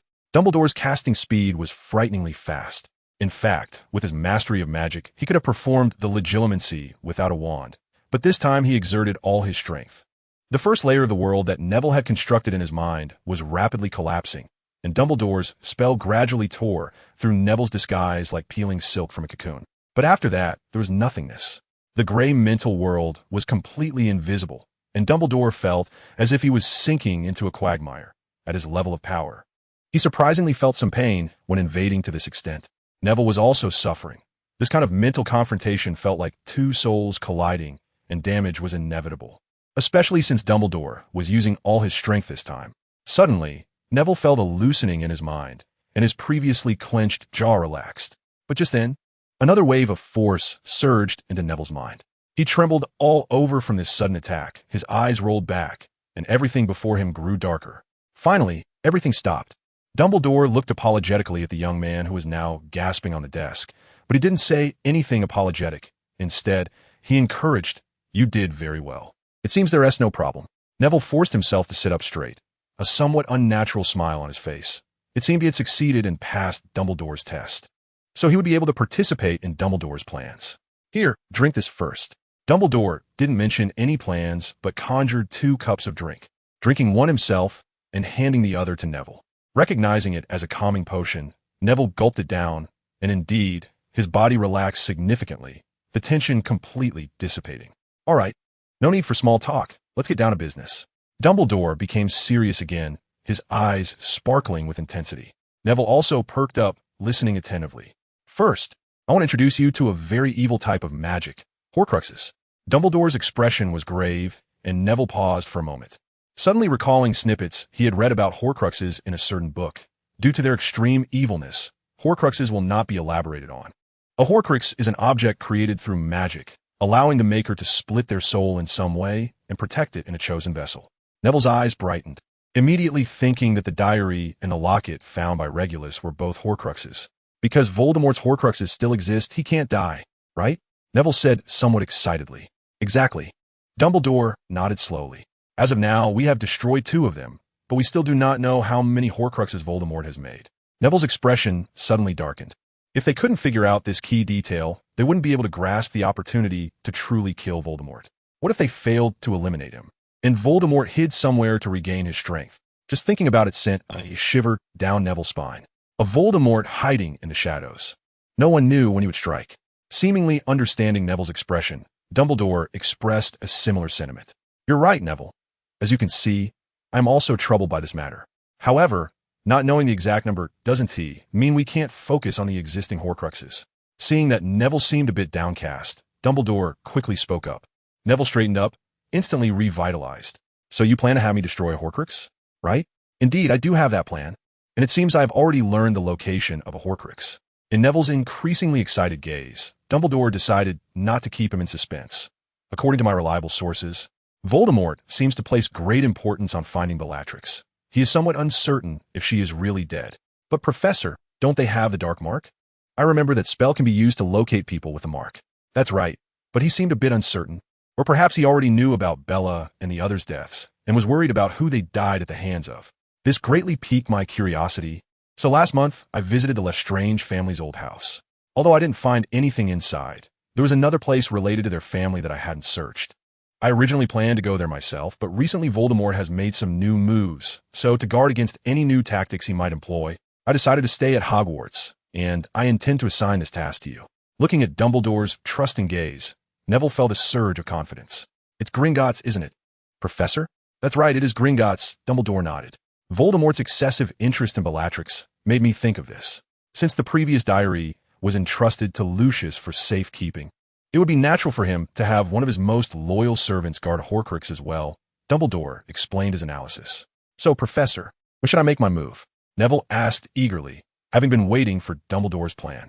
"I remember you have quite a knack for sneaking into places, so I will only let Fawkes come and get you if you encounter any tricky situations. Is that all right?" Dumbledore asked without answering directly. "No problem at all," Neville quickly replied. "Very well, when you're ready, set off." Dumbledore finally smiled the kindest smile he had shown that evening. Chapter 191. Invasion of Gringotts. This was not the first time Neville had prepared for a significant task. This habit was learned from his grandmother and had helped him a lot. Gringotts is not an easy place to invade. Just the defensive measures Neville knew over several. The Longbottom family also had a vault.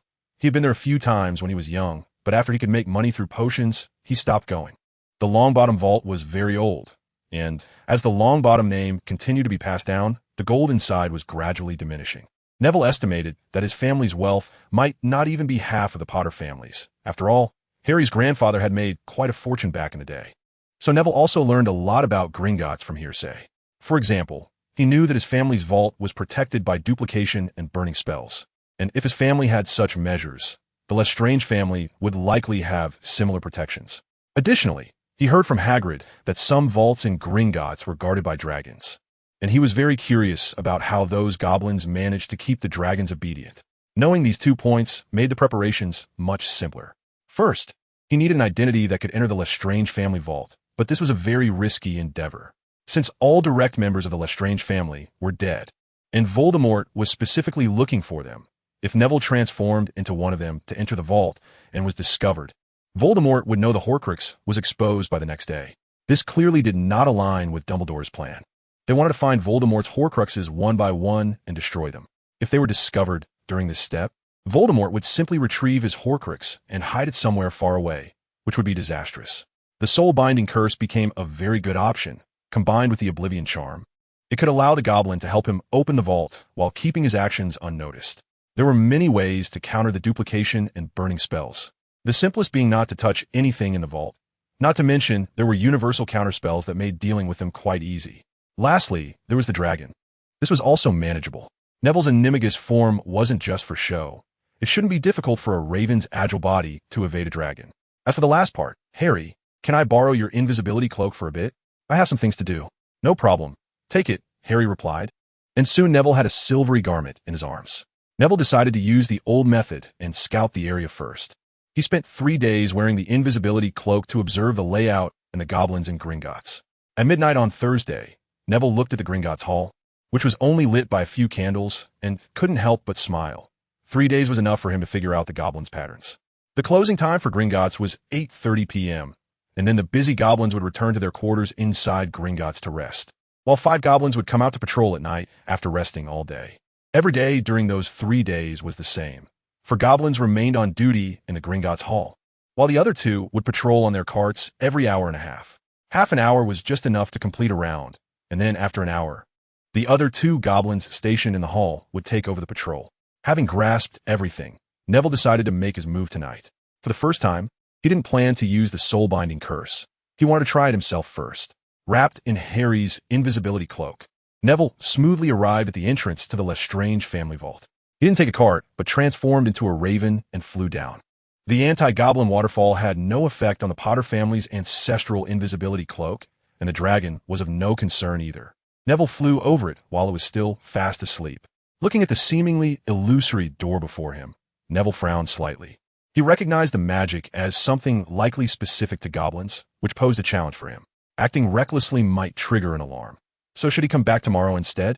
Forget it, let's do it today. Postponing until tomorrow might complicate matters, and besides, it's almost time for the goblin patrol. Neville retraced his steps, carefully avoiding the sleeping dragon, and arrived at the point where the cart must pass.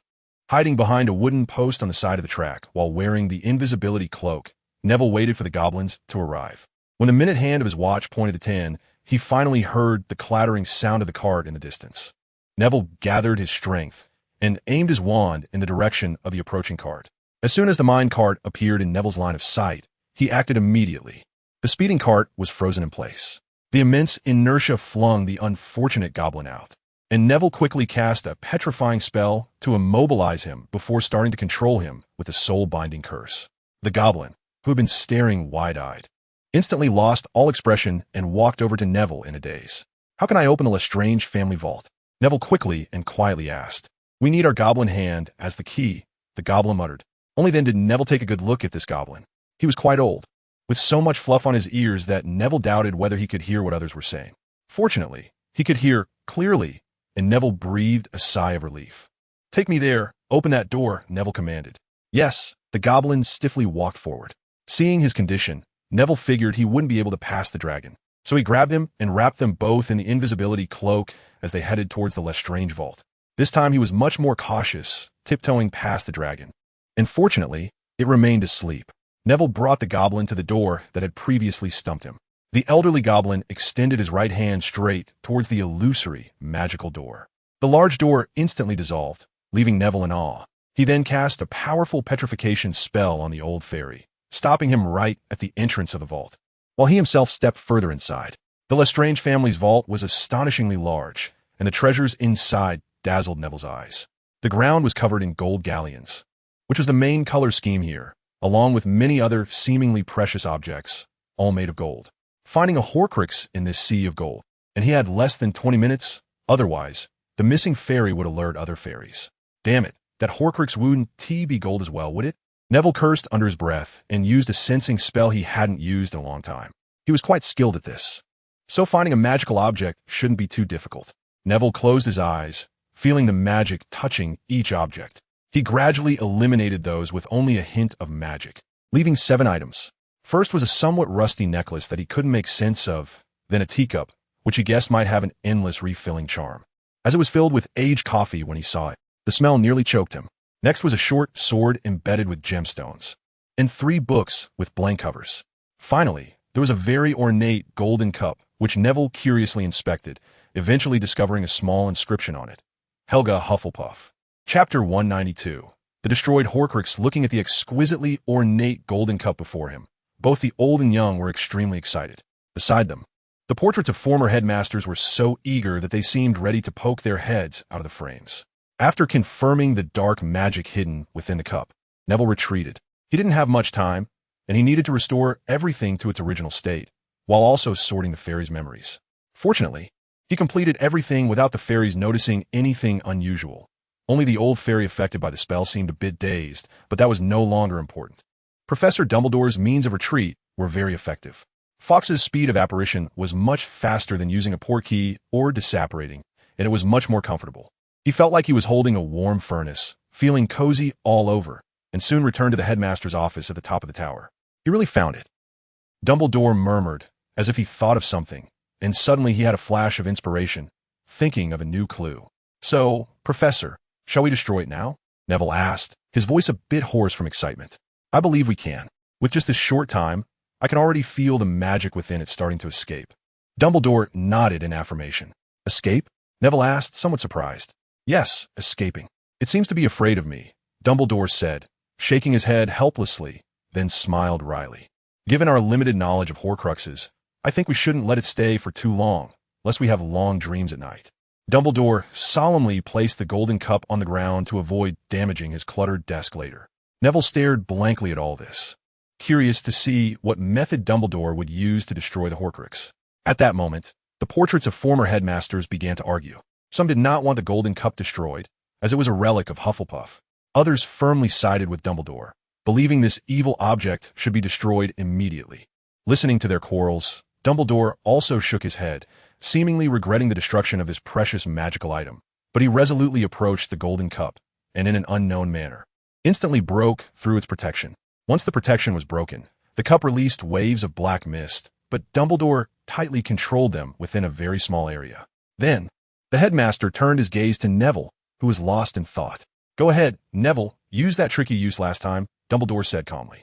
Neville was a bit confused, but quickly reacted, sending a jet of black fire straight toward the black mist. Upon contact, a piercing scream echoed from within the mist.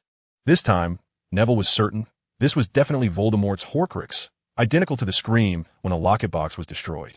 As the black mist dissipated, the golden cup vanished, replaced by a pile of ashes. Dumbledore gently waved his hand, and the ashes gathered together, flying into a glass jar he had prepared long ago. Professor, what is this? Neville asked, puzzled. Could Voldemort's soul still be hidden in this ash? Just a keepsake, and I think our potions professor will be interested in this. Dumbledore replied with a smile, his carpet well protected by his spell, showing no signs of damage. Oh. Neville nodded quickly. Why, let me. After a while, Neville asked this question again. After all, the cup was recovered by you, and I think you would also love to destroy a piece of Voldemort's soul, wouldn't you? Dumbledore replied with a smile. Neville mechanically nodded, feeling honored, yet regretting that he couldn't see what spell Dumbledore would use to destroy the Horcrux. All right, it's already late. I think you should go back and rest. Shouldn't you? Neville nodded in agreement, and then took his leave. Before leaving, he poked his head back in. Professor, next time there's a job like this, be sure to find me. Sure, no problem, our excellent Mr. Longbottom, Dumbledore waved back with a smile. Fully satisfied, Neville completely relaxed. If it weren't for the late hour, he would have wanted to sing a song. He donned his invisibility cloak, evaded Professor McGonagall's night patrol, and transformed into a crow, being chased a long way by Mrs. Norris. By the time he returned to the dormitory, he was drowsy. The bed was particularly tempting, and he quickly fell asleep. In his dreams, he took down one dark-robed figure after another, and when he defeated the last one, the hood fell off, revealing Voldemort's snake-like face. The next morning, Neville ran into Harry on the way to the Great Hall. There were some things he didn't want too many people to know, so he had sent Ron away early. "Harry, I want to ask you something." Neville approached, putting his arm around Harry's shoulder, tilting his head slightly, and getting straight to the point. "Recently, has your scar hurt?" "Scar?" Harry paused for a second, then replied, "No, it hasn't hurt. Everything is normal." This was a lie. Harry had actually been awakened by the pain in his scar last night, coinciding with the moment Neville and Dumbledore destroyed the cup. However, he had felt nothing else after waking up from the pain and went back to sleep. Harry didn't think this fleeting pain was worth noting, especially since he felt that mentioning it would make others think he was being overly dramatic. Neville, however, took his words at face value and secretly breathed a sigh of relief. It seemed Harry wasn't as closely tied to the so-called Horcruxes, meaning he wasn't a Horcrux, but had merely been subjected to some spell by Voldemort. Harry didn't understand what was happening. He only felt that Neville seemed much more relaxed, and the arm that had been around him instantly dropped. He suddenly felt he might have said the wrong thing, but at this point, he didn't plan to correct his previous statement. "Oh, by the way, Harry, I put the invisibility cloak in your desk drawer."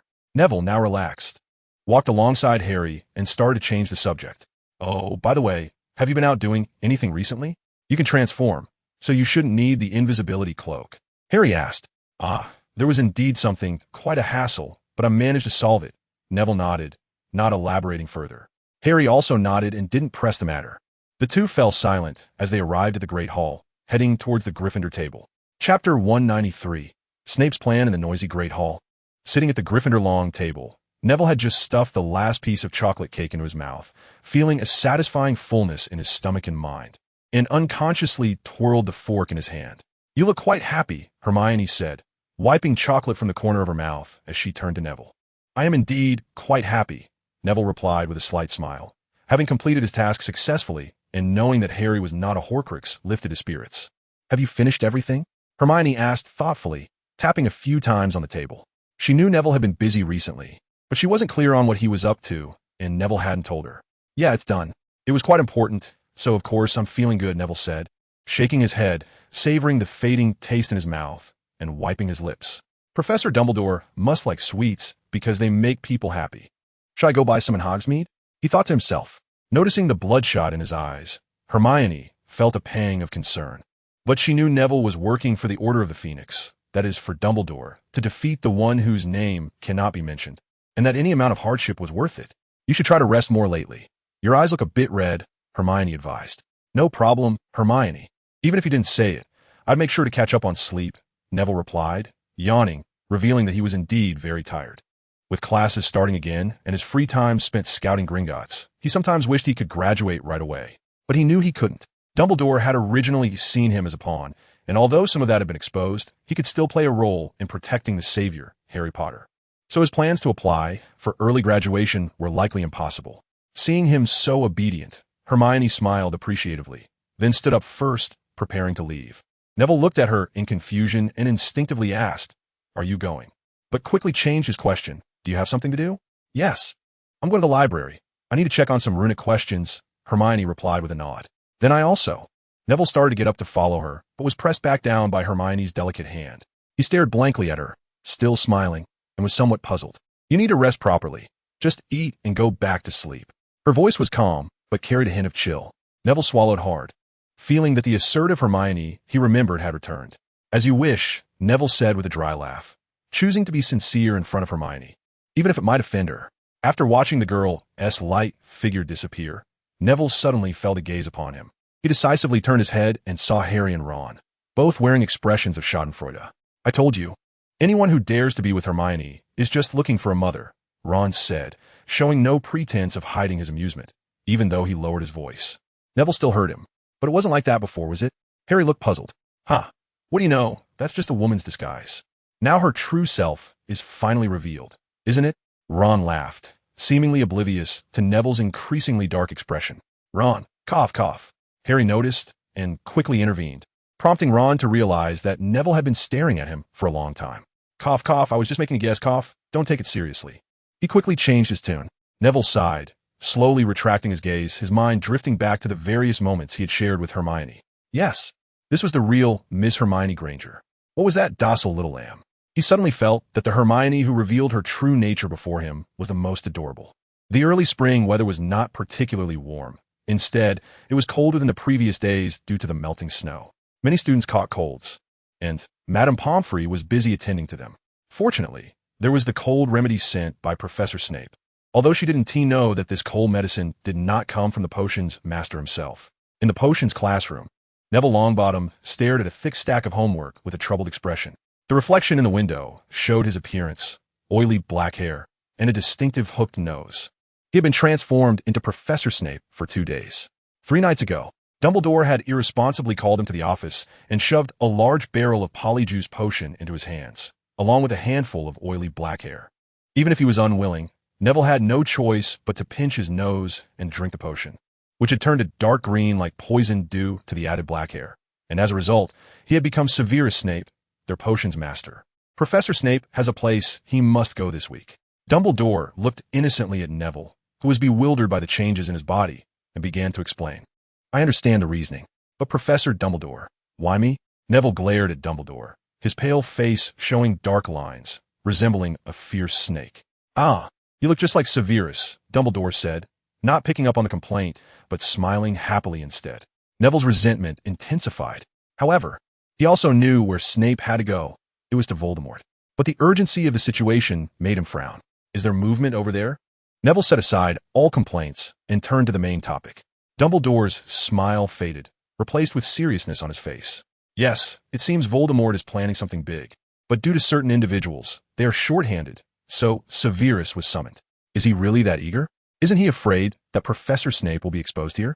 Neville was astonished. I'm not sure about that, but it's undeniable that he must have a significant use for Severus, Dumbledore said, looking out the window, his gaze deep and indescribable. So he needs to rely on a potion's master's power to do something? Neville instantly thought of several possibilities. Exactly. And as for Severus's safety, you needn't worry about that. His explanation over there will be that he is my spy, and he even placed a strong Confundus charm on a student proficient in potions to make them believe they are Severus Snape. Dumbledore appeared quite helpless. Evidently this plan was not one he had proposed.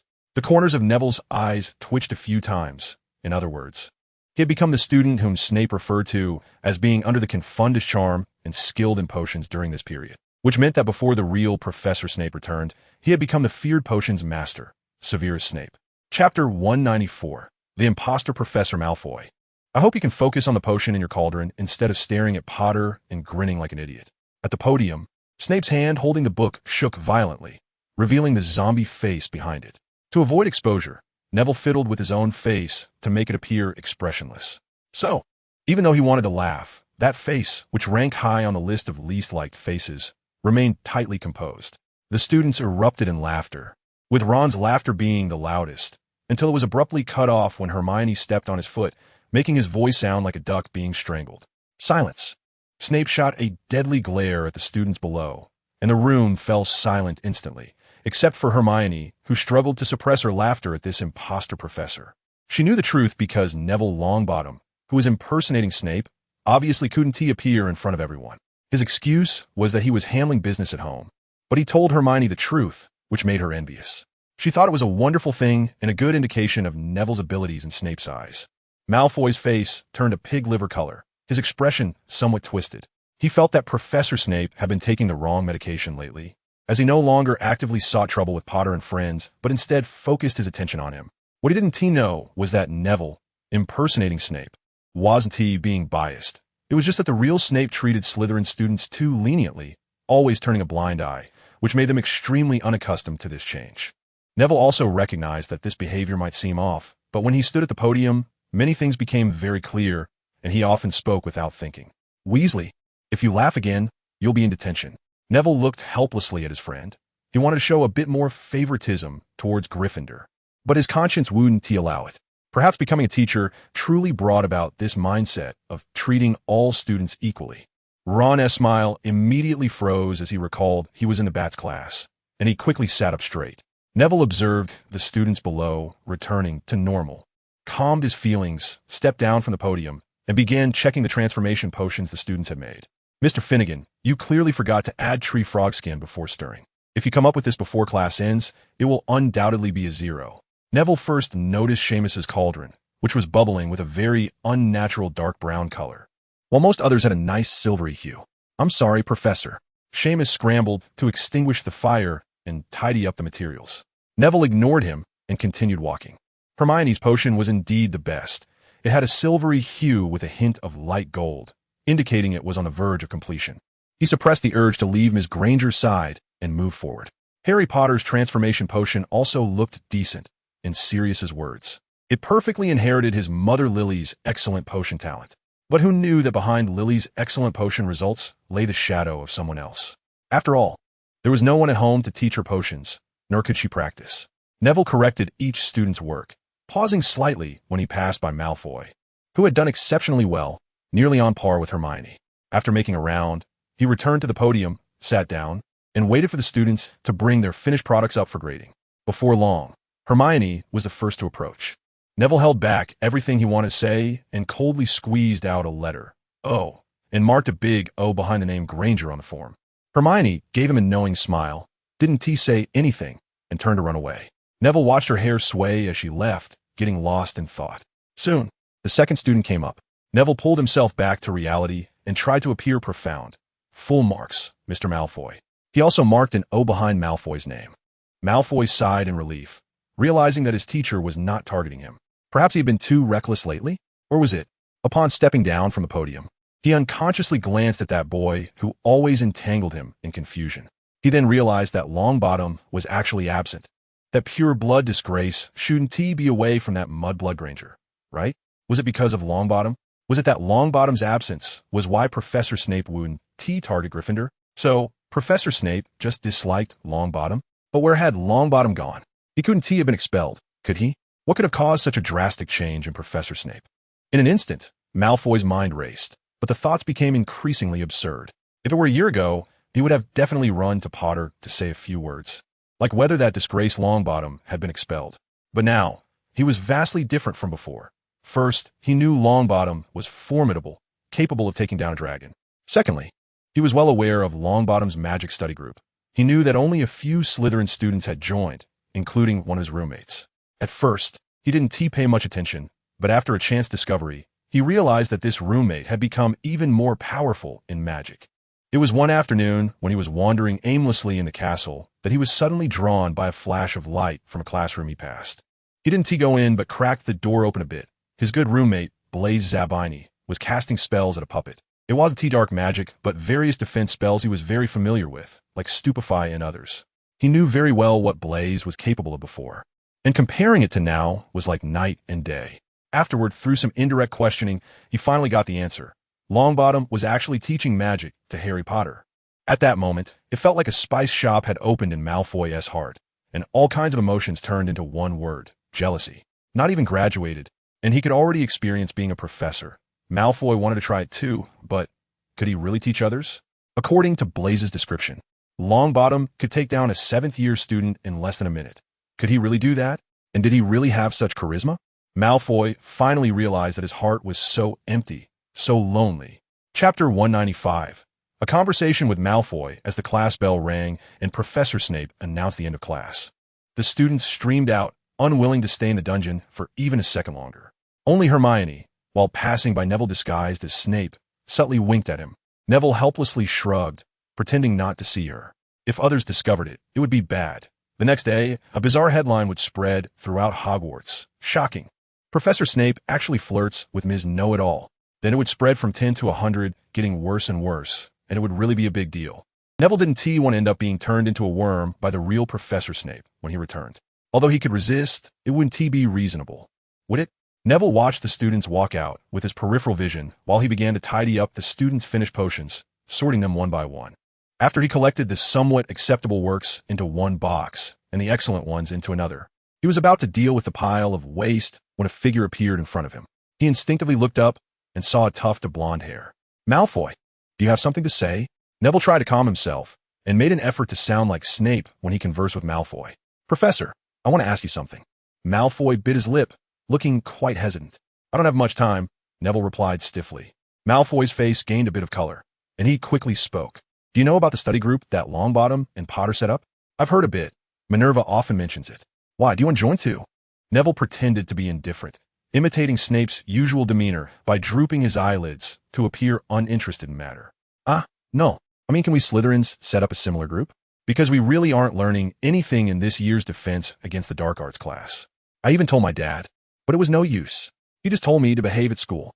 What have I done to misbehave? Malfoy became increasingly agitated, even shouting by the end. Suppressing the urge to say you really are misbehaving, Neville took over the conversation. There's nothing we can do. That bunch of fools in the Ministry seems to think Dumbledore wants to form an army. His tone was also filled with helplessness, as he believed Fudge had made a terrible move. If they gathered the entire wizarding community's strength now and united against Voldemort, the recently revived Voldemort, still lacking manpower, would definitely be forced to flee. Form an army? Using students? Dumbledore must have lost his mind. Malfoy exclaimed angrily. Yeah, that's why I say that group in the Ministry is out of their minds. Neville smirked, feeling for the first time that Malfoy had said something he agreed with. So that toad is sent by Fudge to cause trouble for Dumbledore? Malfoy's eyes suddenly lit up as if he had a clever idea. It's Professor Umbridge, Draco. Neville corrected him, but a hint of a smile appeared on his face while playing Snape. However, Draco, if you want to use this to do something, I can only reluctantly deduct points from you. Neville rolled his eyes, and he guessed Malfoy's intentions as his eyes shifted. He merely wanted to use Umbridge for something. Of course not, Professor Snape. I have no such thoughts. Malfoy quickly forced a smile. His smile likely carried a hint of arrogance, but it was absent in front of Snape. Looking at Malfoy like this, for some reason, Neville felt no aversion towards him. Neville had no intention of clarifying things for him. After neatly packing all the bottles, he got up to leave. Before he left, he glanced at Malfoy, who seemed hesitant to speak, and impulsively said, Longbottom's teaching ability is passable and fairly fair. At least our Slytherin students haven't been neglected by him. But Potter is another story. To avoid seeing you two struggling on the brink of death in the hospital wing, I suggest you stay away from Potter. He smirked meaningfully. Without paying any more attention to the stunned Malfoy, Neville made his way back to Severus Snape's office. He thought he must be going crazy to find Malfoy acceptable. Undoubtedly, he maintained a hostile attitude towards Lucius Malfoy, yet he had never regarded Draco as an enemy. Staring at the bubbling cauldron in front of him, Neville became a bit dazed. Yes, what does Draco have to do with this? The war belongs to adults, and he is just a poorly raised child. He completely forgot that he was also a minor, nearly thinking of himself as Snape. At that moment, a wave of discomfort surged in his heart. He endured the unease and opened a small bottle on the desk, gulping down a large mouthful. The feeling finally disappeared. Neville shook his head with a wry smile, realizing he had lost track of time and needed to pay more attention. In the common room of Hogwarts, Harry was huddled with Ron and Hermione doing homework while chatting to ease the boredom. Hermione seemed particularly cheerful today, as in the past. If Harry and Ron wanted to reference her homework, they would be refused multiple times. Unexpectedly, this time they only asked once, and she lent it to them, which puzzled them. Harry and Ron huddled together, whispering conspiratorially, discussing the source of Hermione's unusual behavior. It wouldn't be related to Neville, would it?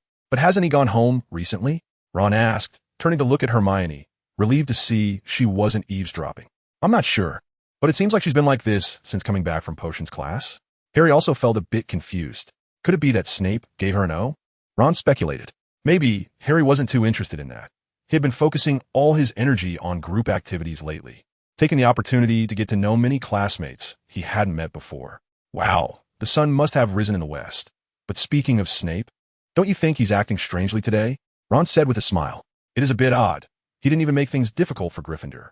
Could it be that Professor Dumbledore warned him to treat everyone equally? Harry laughed.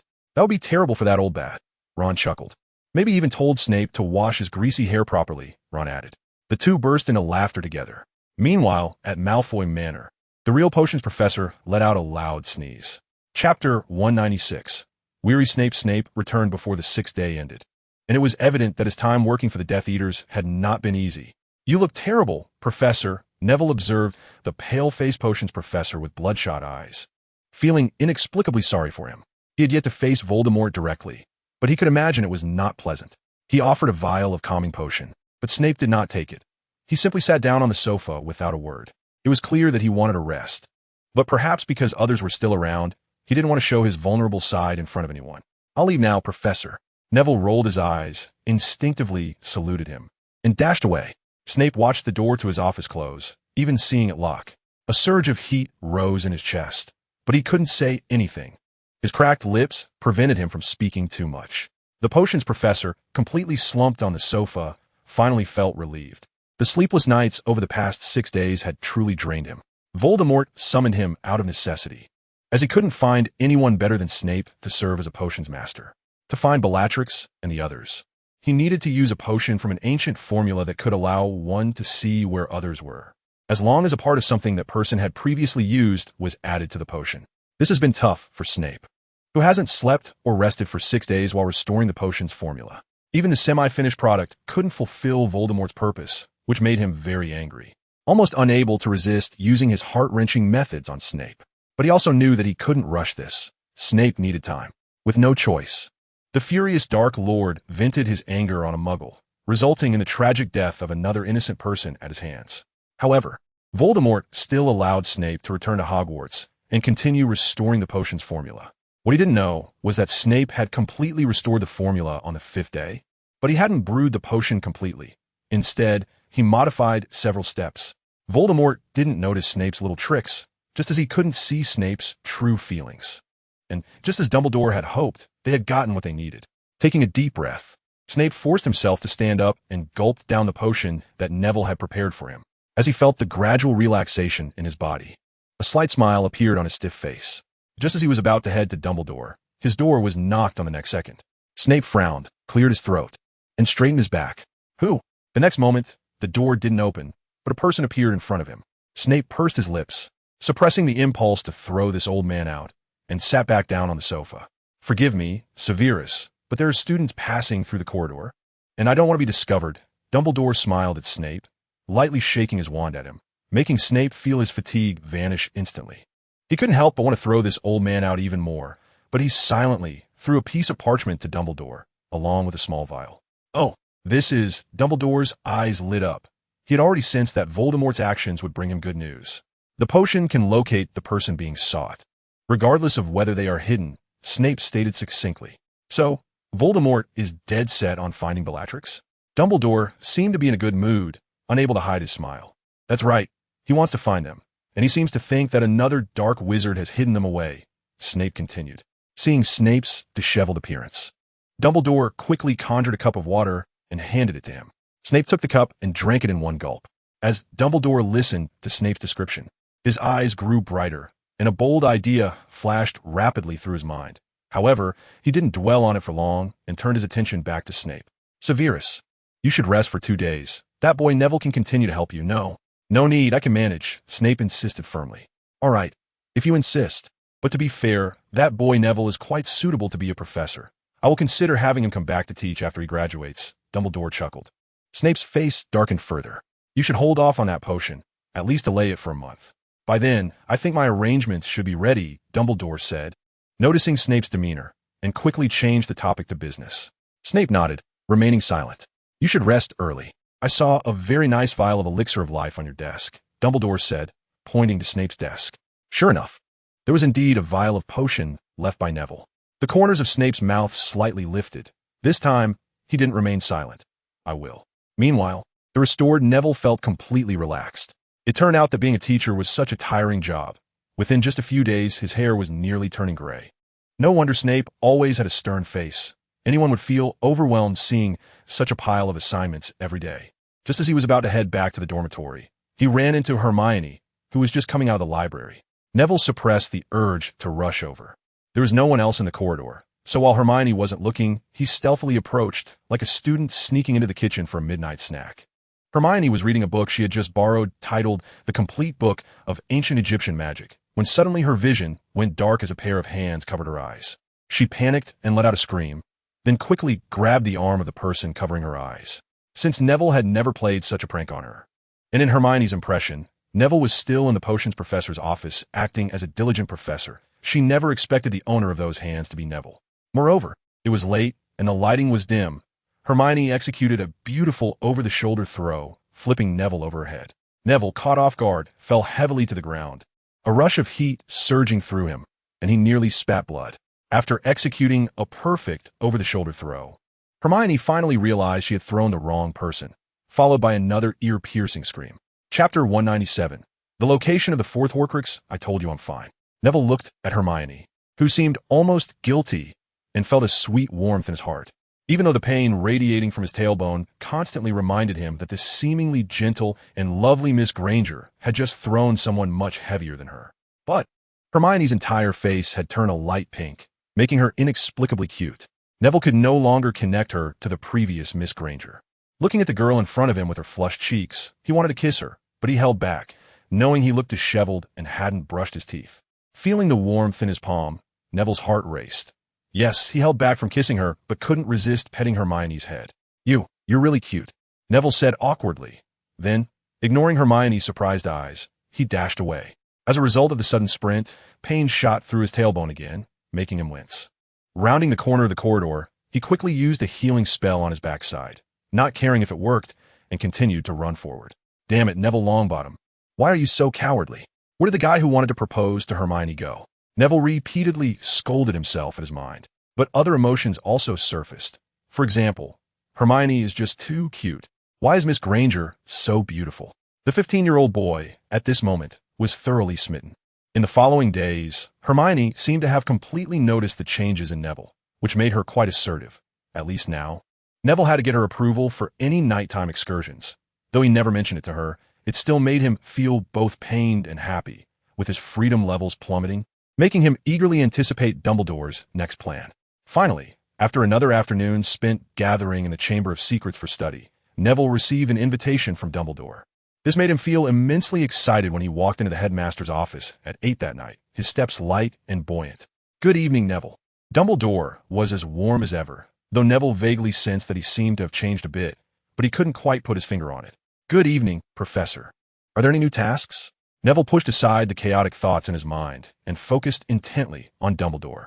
Yes, I'm sorry to inform you that the coming days may be quite busy. Dumbledore blinked, seeming quite apologetic. Just tell me what the task is, Professor. Neville couldn't wait. He recalled the proposal he had made to Hermione what felt like ages ago, and his heart raced as his determination to defeat Voldemort grew stronger. Young people are full of energy. Dumbledore smiled and continued. I wonder if you've heard that Voldemort once wanted to become the defense against the dark arts professor at Hogwarts? Neville frowned. He had heard this rumor, which suggested that Voldemort harbored resentment because he was not appointed to the position, cursing the subject so that no professor would last more than a year. Dumbledore did not wait for Neville's response, but instead spoke the answer himself. He had tried twice to become the professor of this subject, once when he had just graduated. At that time, Headmaster Professor Armando rejected him, saying he was too young and should wait a few years. The second time, he had already become Voldemort and was in power. He had returned to find me. His appearance now completely altered. Dumbledore closed his eyes, as if reminiscing. That day, right here, he sat in the same position as you, but he had discarded his once handsome appearance and underwent a magical transformation. So, is that why he became so powerful because of that magical transformation? Neville asked. Partly yes, but that transformation was very unstable. So, to succeed in the transformation, he abandoned his original appearance, but now is not the time to discuss that. He shifted his tone, becoming more sharp and intense. Remember what we mentioned earlier about Horcruxes? How could I forget? I can't wait to destroy all of his Horcruxes. Neville was so excited he almost stood up, as he had already guessed what Dumbledore was about to say. It was likely that they had found another Horcrux. Sure enough, just as Neville hoped, Dumbledore spoke the words he wanted to hear. Yes, as you suspected, I have indeed guessed a possible location for a Horcrux. I just mentioned that he tried to return to become the defense against the Dark Art Professor, but in my view, that job was not what he truly desired at that time. Neville's eyes gradually brightened as he connected the dots of what Dumbledore was about to say. Professor, are you saying he wanted to come back to do something, and that something is likely a Horcrux? Even with Neville's long-cultivated composure, he couldn't help but let his voice become a bit distorted with excitement. Very likely, and I suspect he wanted to hide the Horcrux at Hogwarts, right under my nose. Dumbledore said with a helpless smile, somewhat admiring Voldemort's audacity. He must be overly confident. Neville smirked. Indeed, if he really hid the Horcrux in the second headquarters of the Order of the Phoenix, Hogwarts, very few would think of it. And there were so many places in Hogwarts to hide things. Now Neville finally understood why Dumbledore said he would be very busy in the coming days. As for the search area, I think you need not worry too much, because he didn't go to many places during that visit. He only moved along the route from the front door to my office, at most not exceeding a corridor. As for what the Horcrux might look like, I believe it could be a relic belonging to the founders of Hogwarts, likely one that is quite representative, like that locket and that cup. Dumbledore continued. So that means, Neville elongated his voice, the diadem of Ravenclaw? He locked eyes with Dumbledore's blue ones, filled with determination. The possibility is very high, because Voldemort liked to use items of significance. But if we do find this Horcrux, he will still have at least 2 remaining, one unknown, and the other likely that Snake Nagini. Dumbledore said, his tone grave. Neville, during this time, I will work hard to find the location of that unknown Horcrux, and the one hidden in the castle will be entrusted to you. Dumbledore said in a tone like a seasoned general directing troops on the battlefield. I will ensure the task is completed. Neville clenched his right fist and performed a knightly salute. Chapter 198. The Hidden Room, not here, either. In an empty room on the 8th floor corridor, Neville held a compass-like object and turned around the room. This room seemed to have been used to store the teaching tools needed for transfiguration, as evidenced by several identical buttons tossed in a cabinet and a box of silver needles in the corner. The compass in his hand was a little gadget he had created using his long-and-used, immature alchemy skills. The needle's tip pointed in the direction of dark magic energy. He first spent half a month getting this little gadget to work properly, and then spent another week almost plowing through the ground along the route from the castle's front door to Dumbledore's office. It truly helped him find quite a few small items. A wizard hat hidden inside armor that oozed black liquid. A wizard chess set hidden in an empty classroom that emitted dark mist. And some even more trivial items that couldn't cause harm. Among them, only the hat and the chess set were somewhat formidable. The former could cause the wearer to faint instantly and damage their mind, while the latter could lead to the losing side of the game, directly losing their soul and dying. I've been a bit addicted to games lately and can't play. Is this okay to write? He ultimately sent the hat to Professor Snape for research, while the chess set was taken by Professor McGonagall, who seemed very interested in it. From her words, it seemed she wanted to develop a new type of wizard chess that could lightly punish the losing player. However, these items were ultimately just distractions in life, and Neville still couldn't find any trace of a Horcrux. If it weren't for his strong belief in Dumbledore's judgment and his own feeling that the possibility was great, he would have given up.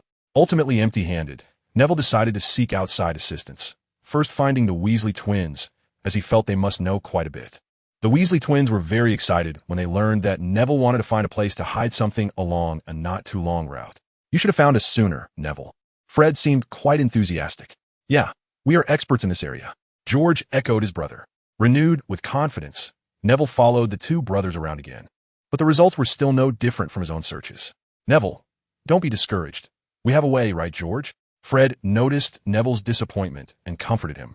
But he wasn't just talking nonsense. He genuinely had some confidence. That's right, Fred, we still have that trick, George said with a smile. Then he walked behind Neville and began to push him forward while Fred led the way. Neville had no choice but to suppress his curiosity about what their so-called trick was and continued to follow Fred, moving increasingly downward under George's nudging. When he stood in front of the familiar painting filled with delicious food, he understood what Fred and George meant. He couldn't help but slap his forehead, of course. The castle's hygiene was largely the responsibility of house elves, so they must know a lot about hidden passages. Following Fred into the kitchen, he nodded slightly at the house elves who greeted them. This was nearly the highest form of courtesy he could offer. He had once greeted them, but the result was that the house elves were so grateful that he felt quite embarrassed. Even with such a small gesture, the house elves were excited, rushing over to ask what they needed. Neville expressed his request, and the leading house elf, Kiki, looked very young, making Neville doubt whether she could provide them with a satisfactory answer. However, to his surprise, as soon as they finished stating their needs, Kiki excitedly spoke up, her voice high-pitched, reminding Neville of this year's annoying defense against the dark arts professor. Mr. Longbottom, Mr. Weasley, and Mr. Weasley, I'm so glad to help you. I know a place that almost all house elves are aware of, Kiki said joyfully. Neville glanced around and indeed found the other house elves nodding in agreement with what Kiki said. What place? Neville asked eagerly, his lips feeling a bit dry, a sign of his excitement. It's a magical room. We call it the Room of Requirement, or the room that always helps. As long as you have a need, it will be fulfilled inside. The house elf Kiki's big eyes blinked, reflecting Neville's surprised and somewhat distorted face. Can you take me there? Neville excitedly grabbed the house elf's shoulder, gripping it tightly, making her shrink down a bit. Hey, buddy, Don't be so excited. George pulled him back to prevent the scene of Neville and the house elf falling together. See. Neville noticed his loss of composure. He usually wouldn't act like this, but the long search had drained his patience, and he began to doubt whether his compass was malfunctioning. You don't need to apologize to Kiki, Mr. Longbottom. The house elf was suddenly very excited and was about to bow, but Neville quickly stopped her. Then can you take us there, Kiki? Neville tried to calm his emotions, making himself appear much more composed. Of course, no problem. It's my honor, Mr. Longbottom. Mr. Longbottom is the great person who defeated that person's minions, Kiki exclaimed happily. Neville was taken aback. The minions of that person? Had his deed spread? Or was it? Kiki heard Professor Dumbledore say this last time. Kiki seemed to see Neville's hesitation and added, well, now Neville understood completely. It turns out Professor Dumbledore had arranged this long ago, right?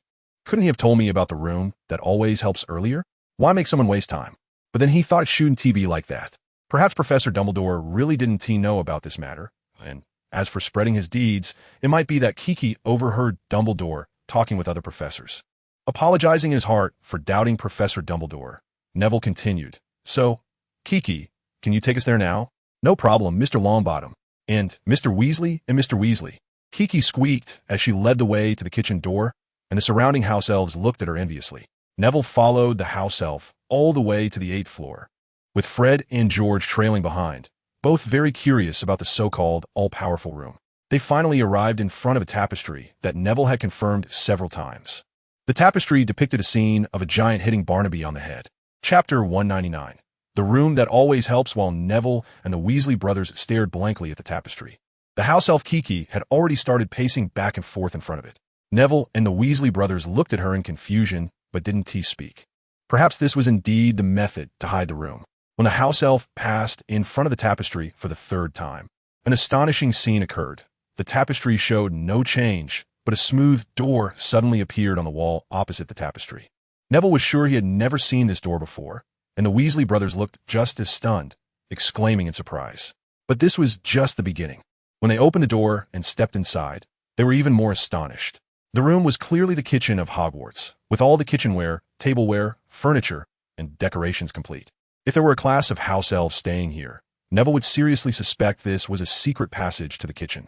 Kiki loves the kitchen, so the room that always helps has taken the form of a kitchen, the house elf said shyly. She knew Neville and the others were looking for a place to hide things. But her favorite place in her mind was still the kitchen. That was her home, so the room that always helps turned into this form. I see. So you have to walk back and forth 3 times in front of the tapestry? Then the room changes according to people's preferences? Neville asked, surprised. No. Mr. Longbottom, it's not like that. The room that always helps changes according to what you think in your heart. It's just. Kiki always thinks of the kitchen, so it became the kitchen. The house elf's face turned even redder, almost bowing her head to the ground. It's okay, Kiki.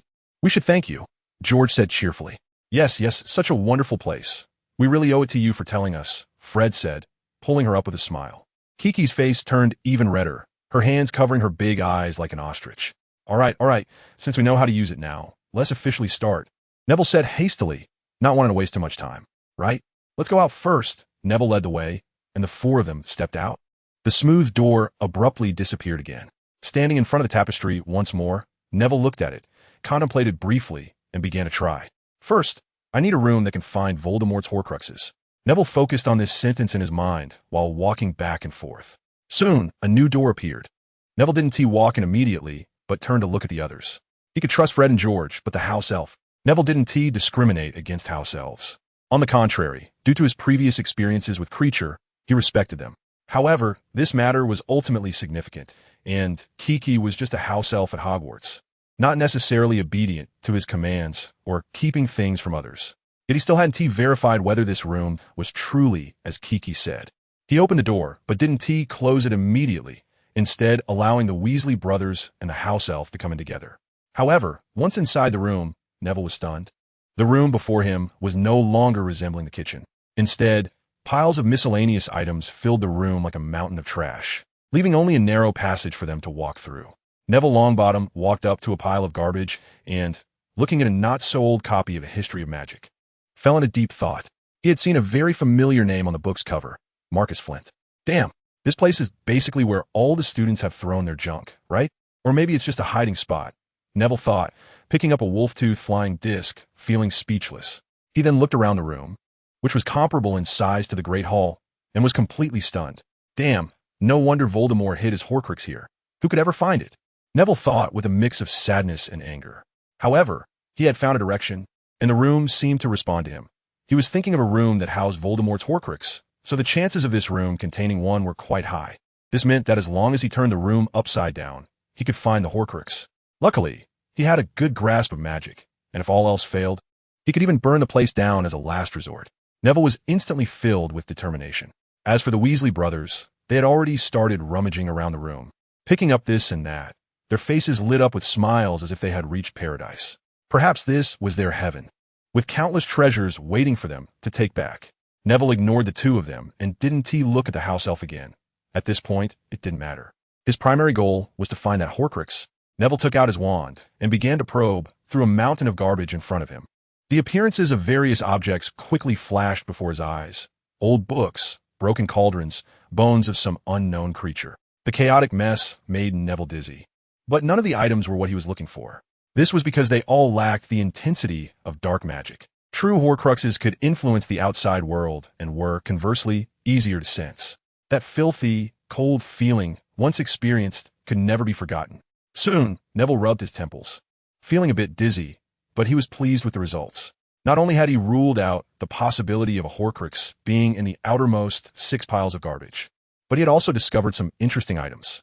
A jar of an unknown potion with a strong magical aura, a shiny silver sword encrusted with gems, and even an old limited edition Comet 260 broomstick, which was in a box and seemed well maintained by its original owner. Neville decided to give it to Ron because Ron had mentioned it several times, and Neville remembered that only 17 of these had ever been sold. Feeling somewhat exhausted, Neville reevaluated the house, and his initial sense of achievement faded considerably. He had only completed a small part of the room's search. At this rate, Neville glanced at his watch. 2 hours had already passed. If he wanted to conduct a comprehensive scan of the room, he might end up spending at least a week here. Oh, has our Professor Longbottom finally finished exploring? At that moment, a hand patted Neville's shoulder, startling him. Thankfully, he still remembered there were a few people in the room. Yeah, I found a few things, but I still haven't discovered the main target, Neville yawned, his fatigue making him feel like he could sleep for a whole 10 hours. Looks like we did quite well, though, Fred said with a smile. Holding up a large bag, Neville glanced at the bag, frowned slightly, and then suddenly snatched it from Fred, rummaging through it as Fred looked on in shock. Although it was just a faint feeling, he was sure he sensed that nauseating aura. At that moment, George returned, dragging a bag of his own. He came over to Neville, looking curiously at the bag as Fred gestured for silence. When he saw Neville excitedly pull out a diadem from the bag, his confusion diminished significantly. They had both guessed that Neville was looking for something specific rather than just hiding things, and now it seemed he had found it. Where did you find it? Neville asked, holding the diadem that looked worn out to Fred and George, but seemed quite mysterious. In the back. I remember finding it on top of a broken cabinet. Fred thought for a moment and replied. Neville nodded, not saying much more. Now that he had found his target, his next goal was singular, to take it to Dumbledore. Although he could destroy the Horcrux himself, it was ultimately for safety's sake. George, Fred, since I've achieved my goal, I'm heading out, Neville said, giving them a brief farewell. We won't wait for your explanation. After all, you're working for Dumbledore, Fred and George replied with smiles. Having already guessed Neville's identity, Neville chuckled awkwardly in response, and then dashed off toward the headmaster's office, which was quite close to the 8th floor. After he left, Fred and George exchanged glances and continued to rummage through the pile of treasures with cheerful expressions. Neville quickly arrived at the headmaster's office. Dumbledore had given him the password, but the office was empty at that moment. Neville was a bit dazed. He had been too anxious and hadn't considered the high possibility that Dumbledore might not be at the school. Then his eyes brightened as he spotted a fiery red figure. Fawkes! Neville exclaimed in surprise. Dumbledore's phoenix, Fawkes, was comfortably nestled in its little nest, sleeping. Neville's shout startled the bird, causing it to tremble, almost falling off. When it opened its eyes and saw who had disturbed its slumber, it let out a few displeased calls. Huh, Neville chuckled, then asked, is Professor Dumbledore in the school? He knew Fawkes would understand. Fawkes didn't speak, of course. It just dismissively shook its head. While it wasn't fond of being awakened by this guy, Dumbledore had told it to assist this boy. I see. Neville pondered for a moment before continuing. Could you bring him back for me?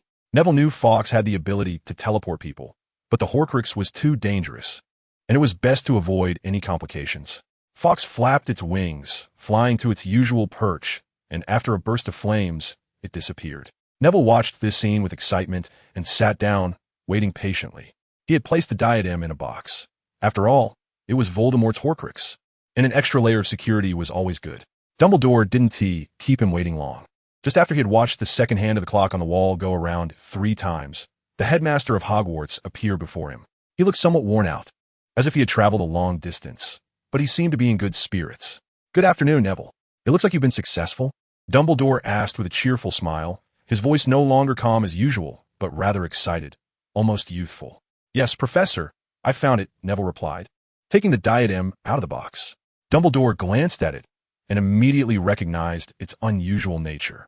"It seems my suspicions were correct," he said, picking up the diadem and examining it closely.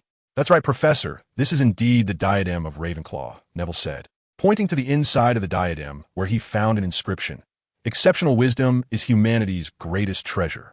"Thank you, Neville, I think I see it now." Dumbledore nodded in satisfaction, smiling. Then he pulled out his wand.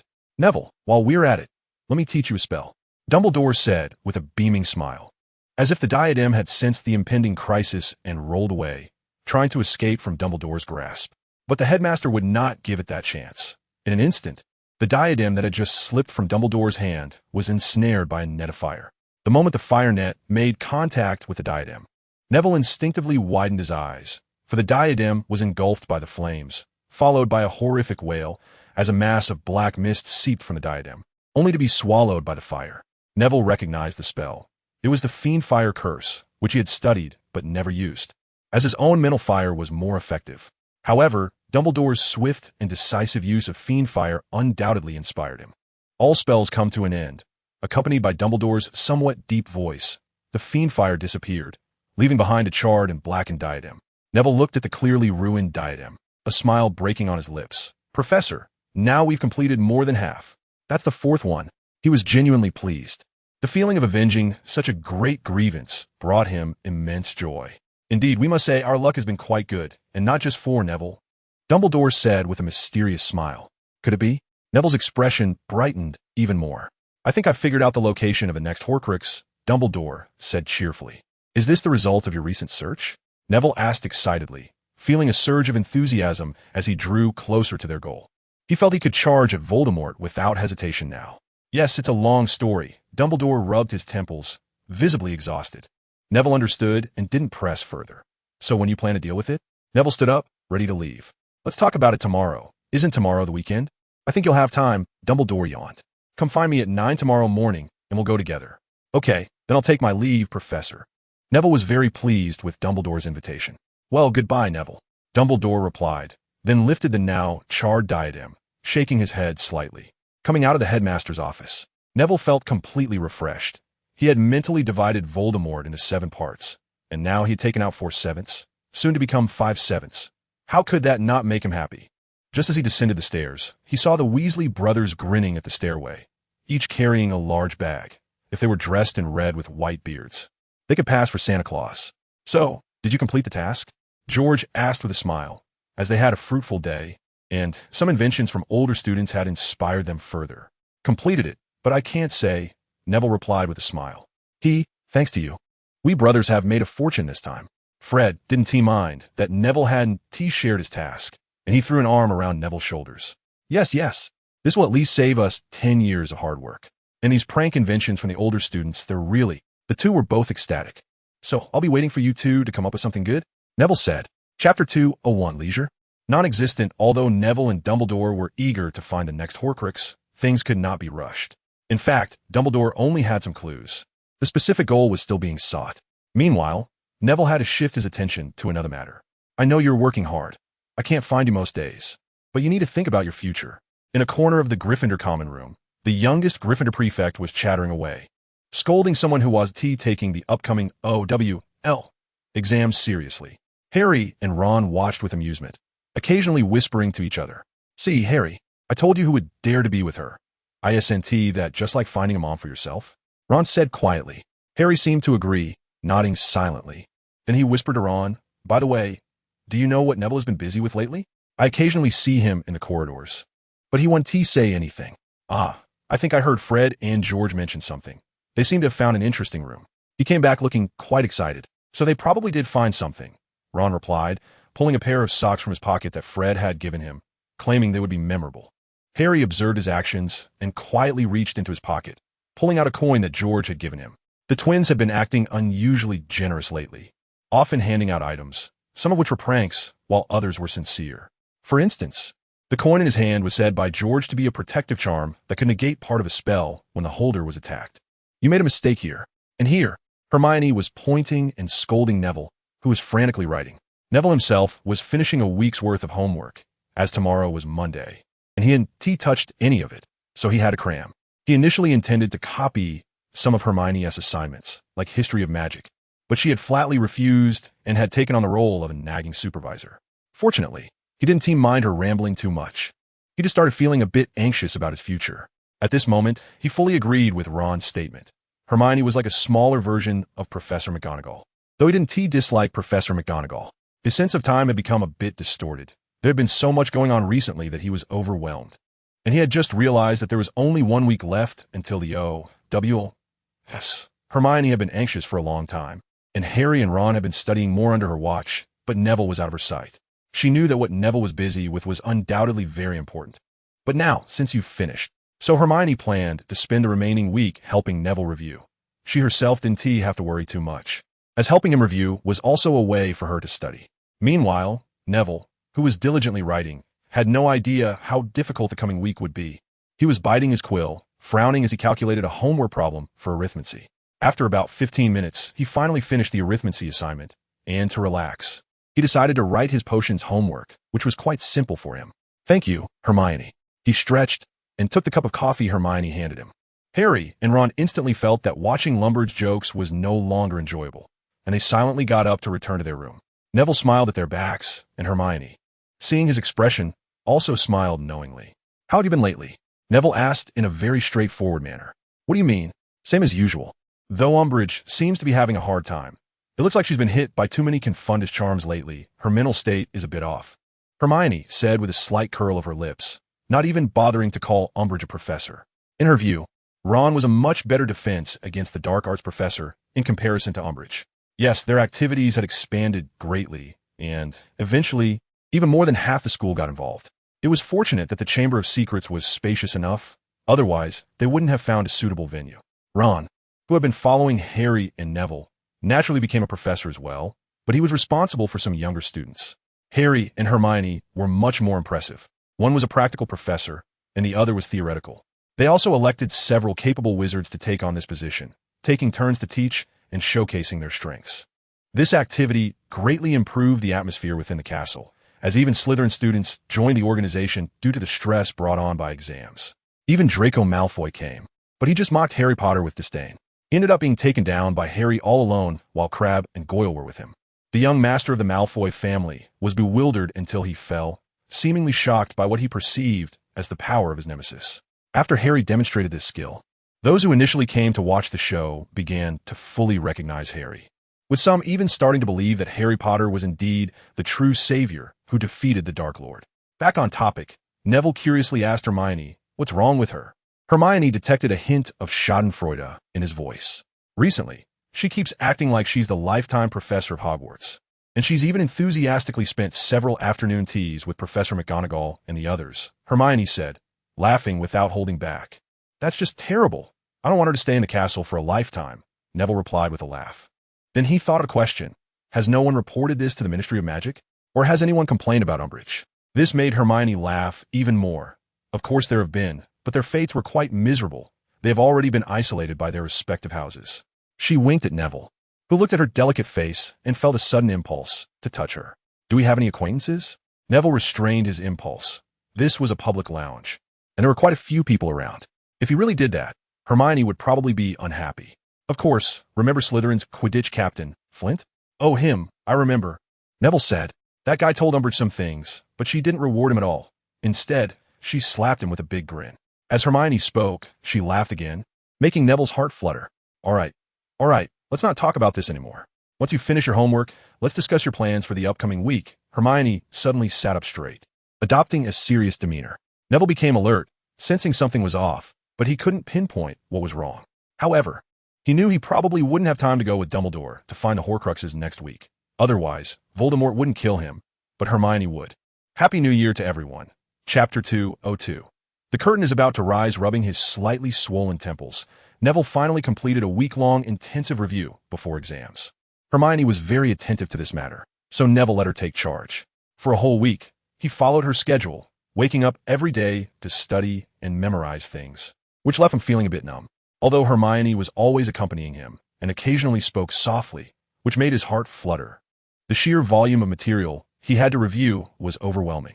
He didn't need Hermione to worry about practical subjects like potions and transfiguration, as he was quite confident in the written portions of those subjects. Thus, the revision focused on his most dreaded subject, history of magic.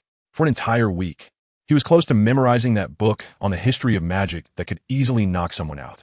Fortunately, the examiners were arriving early tonight, and Hermione finally let him relax for half a day to avoid being in poor condition during the exam. As a result, Harry and Ron, who temporarily relaxed in the afternoon, went off to play Quidditch. This year, Gryffindor achieved yet another championship.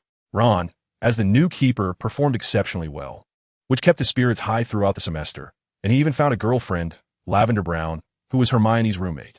As for Harry, being the Seeker, he shone brightly on the team, which only increased his fan base. However, they didn't know that one of their friends had already started making moves on the Savior.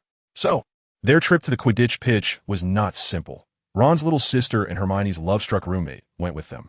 Meanwhile, Neville and Hermione went to the empty astronomy tower platform to enjoy the breeze. Hermione leaned against the edge of the platform, the gentle wind blowing her hair to one side. Neville leaned back against the stone railing beside her, tilting his head slightly to admire her profile. Their hands were already tightly intertwined. "What do you want to do after graduation, Neville?" Hermione suddenly asked. "Oro," Neville murmured, then shook his head to deny it. "No, I don't like the current Ministry of Magic. I probably won't work there." Hermione frowned slightly, knowing what Neville meant, and then said with a smile, "Maybe the Ministry will change by then." Neville curled his lips, changing the stubborn old guards at the Ministry? Easier said than done. It's difficult, with Fudge's current attitude. There's no way I would be allowed to join the Ministry. What a huge loss for the Ministry, losing a future Auror office director. Hermione giggled. "And if one day our use of the Confundus charm on Umbridge gets exposed, I don't know about others. But I will be the first to take the fall," Neville said seriously. Their current relationship with the Ministry was at an all-time low. If the matter were to be revealed, even Dumbledore could be impeached. I wonder what kind of foolish brains those loafers have. They don't even believe that the Dark Lord has returned, Hermione pouted. It's understandable. Fudge doesn't want to believe it. No one wants the Dark Lord to come back. For his ministerial position, he wouldn't admit it, Neville said, letting go of Hermione's little hand and gently ruffling her hair. "What about you? What do you want to do after graduation?" Neville asked in return. "Me?" Hermione looked up at the sky, smiling, her eyes sparkling. "I want to finish my degree at a Muggle university, and then I'll think about it." She looked at Neville, her gaze filled with longing. Neville stared at her, feeling a mix of emotions. He knew that the war was about to begin, and it would be a lonely war. They, the Phoenix Society, will face Voldemort and his followers alone, while the Ministry of Magic may even hinder them, unless they can bring about a significant change within. Dumbledore is ready for a grand show, one that is meant to be performed for Voldemort, and the lead actor in this play will be Neville Longbottom. But before that, they must gather Voldemort's Horcruxes and destroy them. Voldemort is currently short on manpower. His original crew has been mostly dismantled by Neville alone, and the remaining members are not particularly tough. Even the spy Voldemort placed on Dumbledore's side has turned into one of his most trusted allies. Now, Dumbledore needs an opportunity, a chance to test Neville's abilities. Neville understands what he means. He will soon face the strongest enemy he has ever encountered, Voldemort himself. For Dumbledore's grand plan, he at least needs to have the courage and strength to confront Voldemort head-on, and at the very least, he cannot lose too quickly. The night before last, Dumbledore called him over and spoke a lot, even sharing part of his plan with Neville. So now, he urgently needs someone who can confront Voldemort directly for a while. However, none of the capable candidates he has in mind can shoulder this burden. He also made it clear to Neville about the difficulties and dangers of this task. After all, they are facing the former Dark Lord, and Dumbledore does not want to force him. But he knows that Neville will definitely agree. The wind is still gently blowing, but Neville's hand that had landed on Hermione's head was swatted away by her. Hermione looked at him somewhat reproachfully because Neville had just messed up her carefully arranged hair. Neville smiled and did not put his hand back, instead tightly grasping Hermione's hand, as if afraid the girl might run away. He knows that every goodbye from now on could become a permanent farewell. If there is anything he cannot let go of, is only Hermione in front of him and his grandmother. Hermione seemed to sense something. Her expression was somewhat anxious because Neville usually would not act this way. Is something going to happen? She asked cautiously. It's nothing, Neville said with a smile, shaking his head. He had finally made up his mind. He reached out and wrapped his arms around Hermione, quickly kissing her lips like a raven swooping down on its prey. The girl's cheeks instantly flushed crimson, her hands flailing awkwardly, but soon she calmed down because the boy was holding her, feeling the warmth radiating from his chest. Hermione inexplicably thought that Neville was acting strangely today, but she did not dislike it. Instead, she felt as if this guy had finally woken up. After all, even Ron, that blockhead, had already been close with Lavender multiple times. And Neville, who had long established a relationship with Hermione, was being even more wooden. Only Hermione could see that he truly cared for her. I love you, Hermione. After a long moment, their lips parted and Neville softly uttered those words. I feel the same way. Hermione smiled brightly, and this time it was her turn to initiate as the two of them kissed again. At that moment, even the gentle breeze seemed to pause, as if to record this moment. Chapter 203. A sudden change. I must have failed the exam. By the Black Lake outside Hogwarts Castle, a large patch of grass was occupied by 4 people chatting, among them Hermione, who was holding a book and wearing a long face. Ron and Harry were already used to this. They had seen Hermione like this too many times. Neville felt quite helpless about it, but he was trying to comfort her, and Hermione seemed to be enjoying it, as if she had come for consolation. Today was the last day of exams, and Harry and Ron were already free.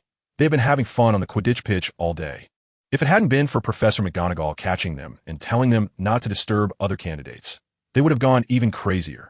Neville and Hermione had just finished their last exam in arithmancy, and Neville was already planning to drop most of his courses next semester, as the situation was becoming increasingly urgent, and he didn't want to be burdened by too many trivial matters. Don't worry, if you really did fail. You are still my number 1 in my heart, Neville said, leaning closer to Hermione and whispering in her ear, almost like the whisper of a devil. Hermione's face instantly turned red, and then she stomped on Neville's foot in annoyance. Smooth talker. Although she said this, it was clear she couldn't hide her inner joy. Her pretty face couldn't conceal her smile. Harry and Ron exchanged glances and quietly got up, preparing to sneak away. But Hermione stopped them. Wait, you two. I called you here to discuss something. What is it? Harry asked, looking puzzled, and Ron leaned in as well. It's about the defense against the dark arts class. Do you think Umbridge will come back next year? Hermione asked. I don't think so. After being under the influence of the Confundus charm for so long.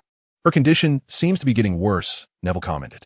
The Confundus charm is not a harmless spell. If used on someone for an extended period, it can lead to very serious consequences. For example, the affected person may have their life completely turned upside down, losing all sense of right and wrong, and even doing many irrational things. Neville had carefully observed Umbridge's recent state. It could hardly be described as fine. She had even started wearing her pillow on her head like a hat several times. When a large toad with a pink pillow appears in front of people, no one can ignore her.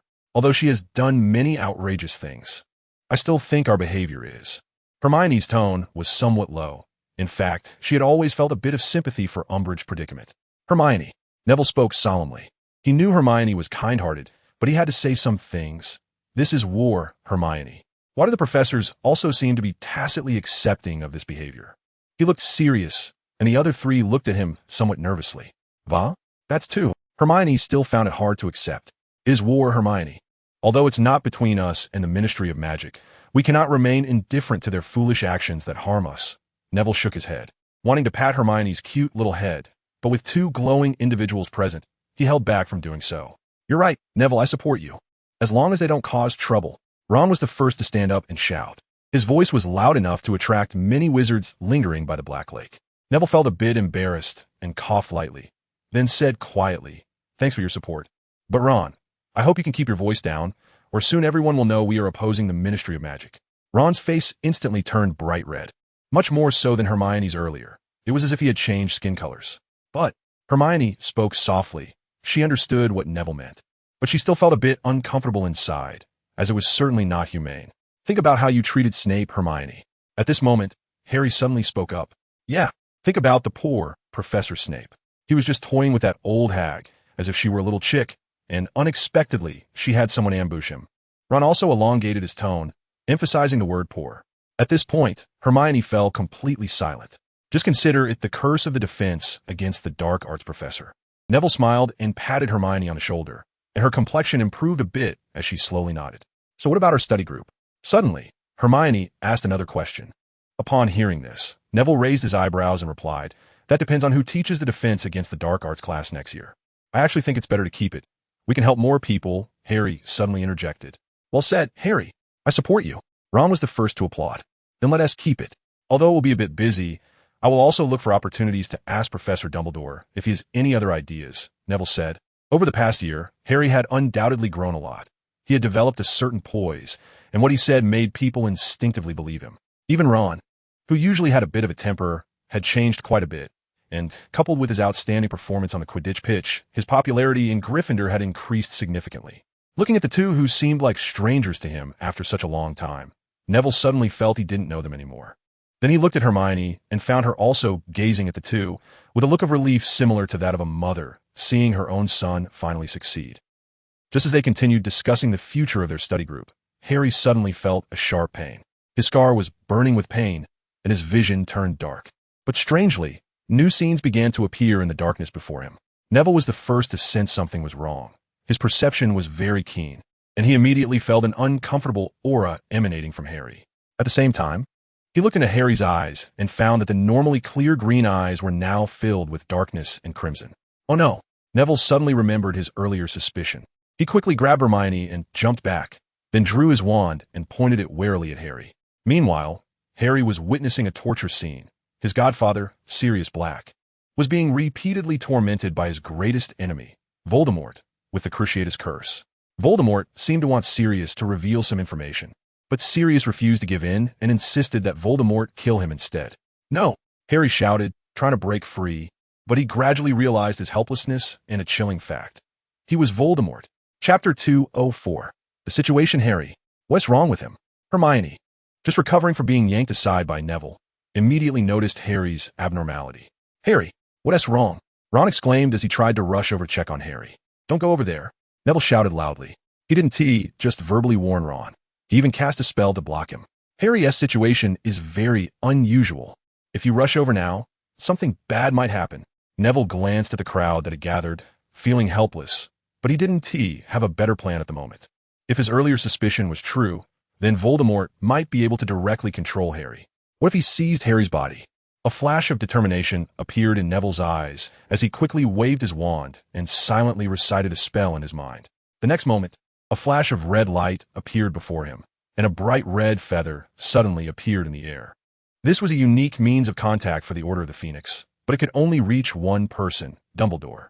Sometimes, Neville thought about creating something like a dark mark for easier communication. Harry, Ron, ignoring the barrier that blocked him, continued to call out Harry's name, clearly more concerned about Harry than anything else. Seeing Ron's anxiousness and Hermione's shocked expression, Neville also felt flustered, but he first noticed the crowd that had gathered around them. Barrier. He waved his wand and quickly conjured opaque walls around them to completely block the view of others. "What do we do now?" Hermione asked urgently, her delicate face filled with panic. Although she didn't know exactly what was happening, she sensed the seriousness of the situation from Neville's expression. "Wait." Neville glanced at Ron, who was trying to peer over, and made an effort to calm himself down.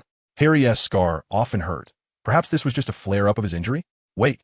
Ron's tone was filled with disbelief. In his impression, Neville had always been very reliable, always seeming to have everything under control. "Yes, I've already notified Professor Dumbledore. He should be here soon," Neville replied. Hearing that Dumbledore was coming, Ron and Hermione instantly felt relieved, as if nothing could go wrong. But after just 3 minutes, it was Dumbledore who arrived first, but Harry who woke up. Under Neville's astonished gaze, Harry's strangely altered eyes returned to their usual green, but there was something urgent. "He has got serious. He has got serious," Harry shouted, startling the three of them. Ron jumped over to touch Harry's forehead, as if checking for fever. "What happened? Harry, what did you just see?" Neville suppressed his curiosity and cast a sound-blocking spell around them. This was a spell he had stumbled upon in a book while impersonating Snape, which could muffle sound within a certain range so that outsiders couldn't hear. But that didn't mean Neville relaxed his guard. He gripped his wand tightly and stepped in front of Hermione, also blocking Ron. The other three didn't notice his small movements. Harry paused for a moment before immediately saying, "It was Voldemort. I just saw Voldemort. He captured Sirius and is torturing him." His voice was urgent, as if he had grasped a lifeline. His voice was so loud that if Neville hadn't cast a sound-blocking spell, it would have caused him a lot of trouble. Ron's face turned pale instantly, and Hermione didn't look much better. Neville felt her hand gripping his becoming increasingly tense, but her originally warm hand was now icy. "Are you serious, Harry?" Only Neville wasn't surprised by this outcome. He had been mentally prepared for it. "It's true, I just saw it. You know, just like last time." Harry suddenly trailed off. He didn't want anyone to know he was seeing things from Voldemort's perspective. "All right. No need to describe it, Harry. I understand," Neville interrupted quickly, guessing some of his unspoken concerns. "Next, I will find a way to contact Sirius to verify this. If it's true, I will inform Dumbledore. You two should go back to the common room and wait for me there." Without hesitation, Neville turned and left. He needed to go to the headmaster's office. Even if Dumbledore wasn't there, he had ways to contact him. It had been a while since he contacted Dumbledore, and there had been no response, which made him anxious. However, in front of Harry and the others, he couldn't show his panic, or things would get even worse. The four of them immediately split up to take action. Neville quickly ran to the principal's office and successfully opened the door with the password. However, he was puzzled to find Dumbledore sitting in his chair, smiling at him. "What's going on, Professor?" Neville's tone was somewhat displeased. He was inexplicably angry, worried about his own concerns. Don't be angry, Neville. I didn't mean to leave you all hanging. There's a reason for it," Dumbledore said with a resigned smile.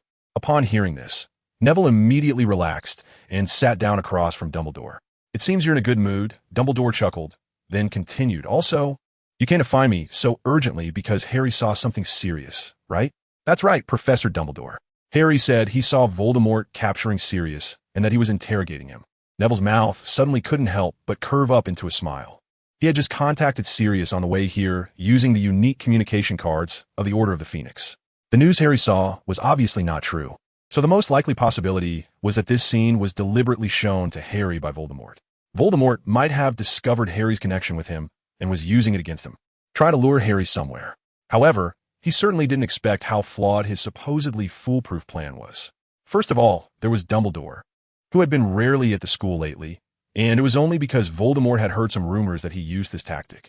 Another thing was that he must not have realized that Harry had a means of contacting Sirius himself, although it seemed that Harry himself hadn't thought of this.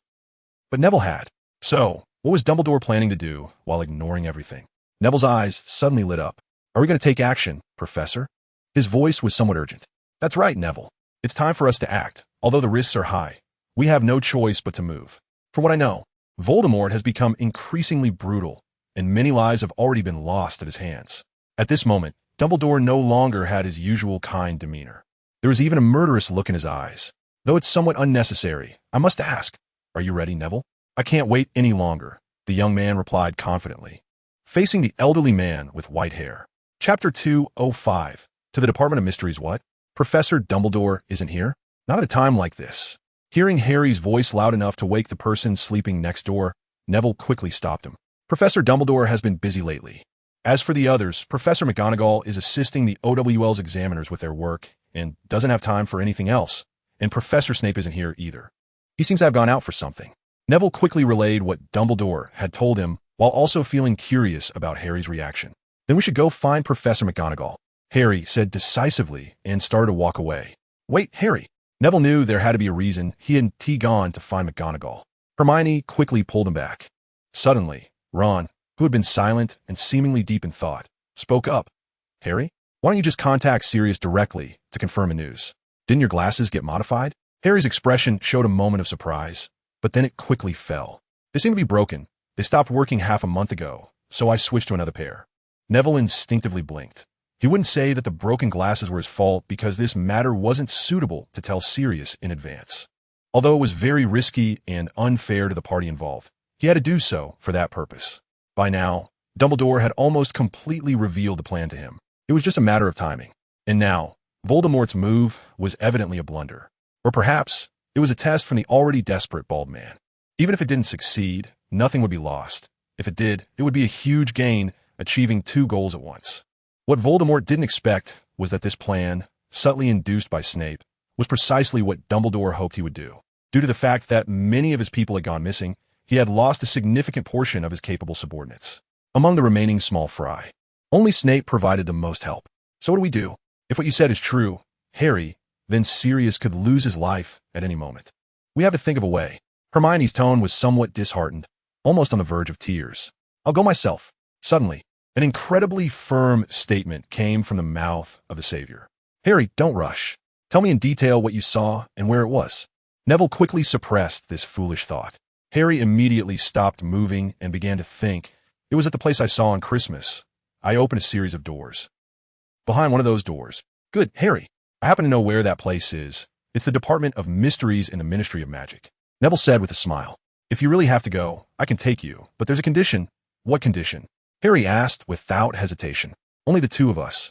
Neville said, glancing at Hermione and Ron. No, I want to go too. You can't do this, Neville. I want to save Sirius. Ron shouted, his voice no less loud than Harry's earlier. Yeah, Neville, we can help. Tears streamed down Hermione's face, but she still stood up resolutely. Neville wanted to comfort the girl, but it was clearly not the right time. No, if it's just me and Harry, I have a good chance of bringing him back. But if there are too many people, it won't work. I can't protect everyone. Neville knew the ultimate purpose of this operation was to have him face Voldemort directly. This was to train his abilities. Moreover, the people going were not just him and Harry. Moody and the others had long been prepared. And even Sirius was muddledly staying in a rescue team, with Dumbledore stationed in the back, making the lineup quite luxurious and virtually foolproof. Unless, of course, he was completely incapable of resisting and was taken out by Voldemort. But Dumbledore dared to do this, clearly proving that Neville had some ability to confront Voldemort directly. So, only Harry, this unfortunate kid, was kept in the dark. He was truly eager to rush to the Department of Mysteries without considering whether he had the ability to rescue Sirius. All right, so how do we get there? By apparition? Harry asked without hesitation. Although the situation is urgent, I still want to advise you. Put on your invisibility cloak. Professor Dumbledore once praised it, saying that even Voldemort couldn't see through it. Neville quickly relayed Dumbledore's instructions, and Harry immediately understood, running back to his dorm to find the cloak. Neville then took out an old teapot and began to chant a spell, trying to turn it into a portkey. 5 minutes later, they saw someone jump down from the Gryffindor tower of the castle. He fell straight toward the ground, and just before he was about to splatter into a puddle, he cast a levitation charm, flipping over and landing perfectly. Ron was so startled that he stuck out his tongue, and Hermione hugged herself tightly, pale-faced. Now I believe you're a lot more capable than I am, Harry. Ron muttered. Neville grabbed Harry's arm with satisfaction, pressing the old teapot into his hand without any explanation. In an instant, a flash of blue light appeared, and the two disappeared. Hermione had just reached out toward the now non-existent teapot, her eyes losing focus. Neville had long anticipated this and would not give her a chance. After a familiar, dizzying sensation, the two found themselves in a dark corner. Of course, Neville could not simply land directly in the Department of Mysteries. That would be like delivering a ham straight to a dog's mouth. Instead, he chose a nearby, but very concealed location. Most importantly, this place had once been one of his small hideouts. Under Harry's puzzled gaze, Neville effortlessly pulled aside what looked like an incredibly solid, thick wall, stepping out as easily as if you're drawing back curtains. Harry swallowed hard and followed him. Put on the invisibility cloak, Harry, and stay close. Don't lose track of me, Neville said as he helped Harry muffle his footsteps and other sounds, doing the same for himself. Watching Neville's remarkable skill, Harry suddenly questioned whether this guy had ever infiltrated the Ministry of Magic, feeling frustrated that, despite being taught by Moody as well, he and T thought of so many things. Even though they had silenced their footsteps, they still moved slowly, taking a long time to reach the door of the Department of Mysteries. Didn't T speak? Neville glanced back, nodded at the invisible Harry, then took a confident step forward to open the large door. Chapter 206, Battle Against Death Eaters. Neville had been inside the Department of Mysteries before, but the doors had blocked his way. Now it was much simpler. He just needed to follow Harry, as Voldemort had left Harry an incredibly smooth path straight to the prophecy room. So Neville gently tugged at the hem of Harry's cloak and followed him through door after door and corridor after corridor. They ignored the strange objects along the way. Harry was eager to rescue Sirius, while Neville focused entirely on the impending battle. Neville didn't enter the invisibility cloak, even though Harry insisted he should. Neville refused, saying it was better this way. One visible and one hidden would lower their opponent's guard. More importantly, while Neville delayed, Harry could use the invisibility cloak to achieve their goal. Neville had already prepared a key. As long as they found Sirius, they could escape in an instant. They didn't team move too quickly, even with silenced footsteps. Being reckless was not wise. However, the path wasn't too long, and they eventually arrived at the room where Harry last saw Sirius. There was no one there, no Voldemort, no Sirius, no Death Eaters, only a shelf full of prophecy orbs. Harry almost fell to the ground in despair, but managed to hold himself up. If Sirius wasn't here, he must have been taken by Voldemort, but where? He had no clue. Neville, who was visible, noticed something odd.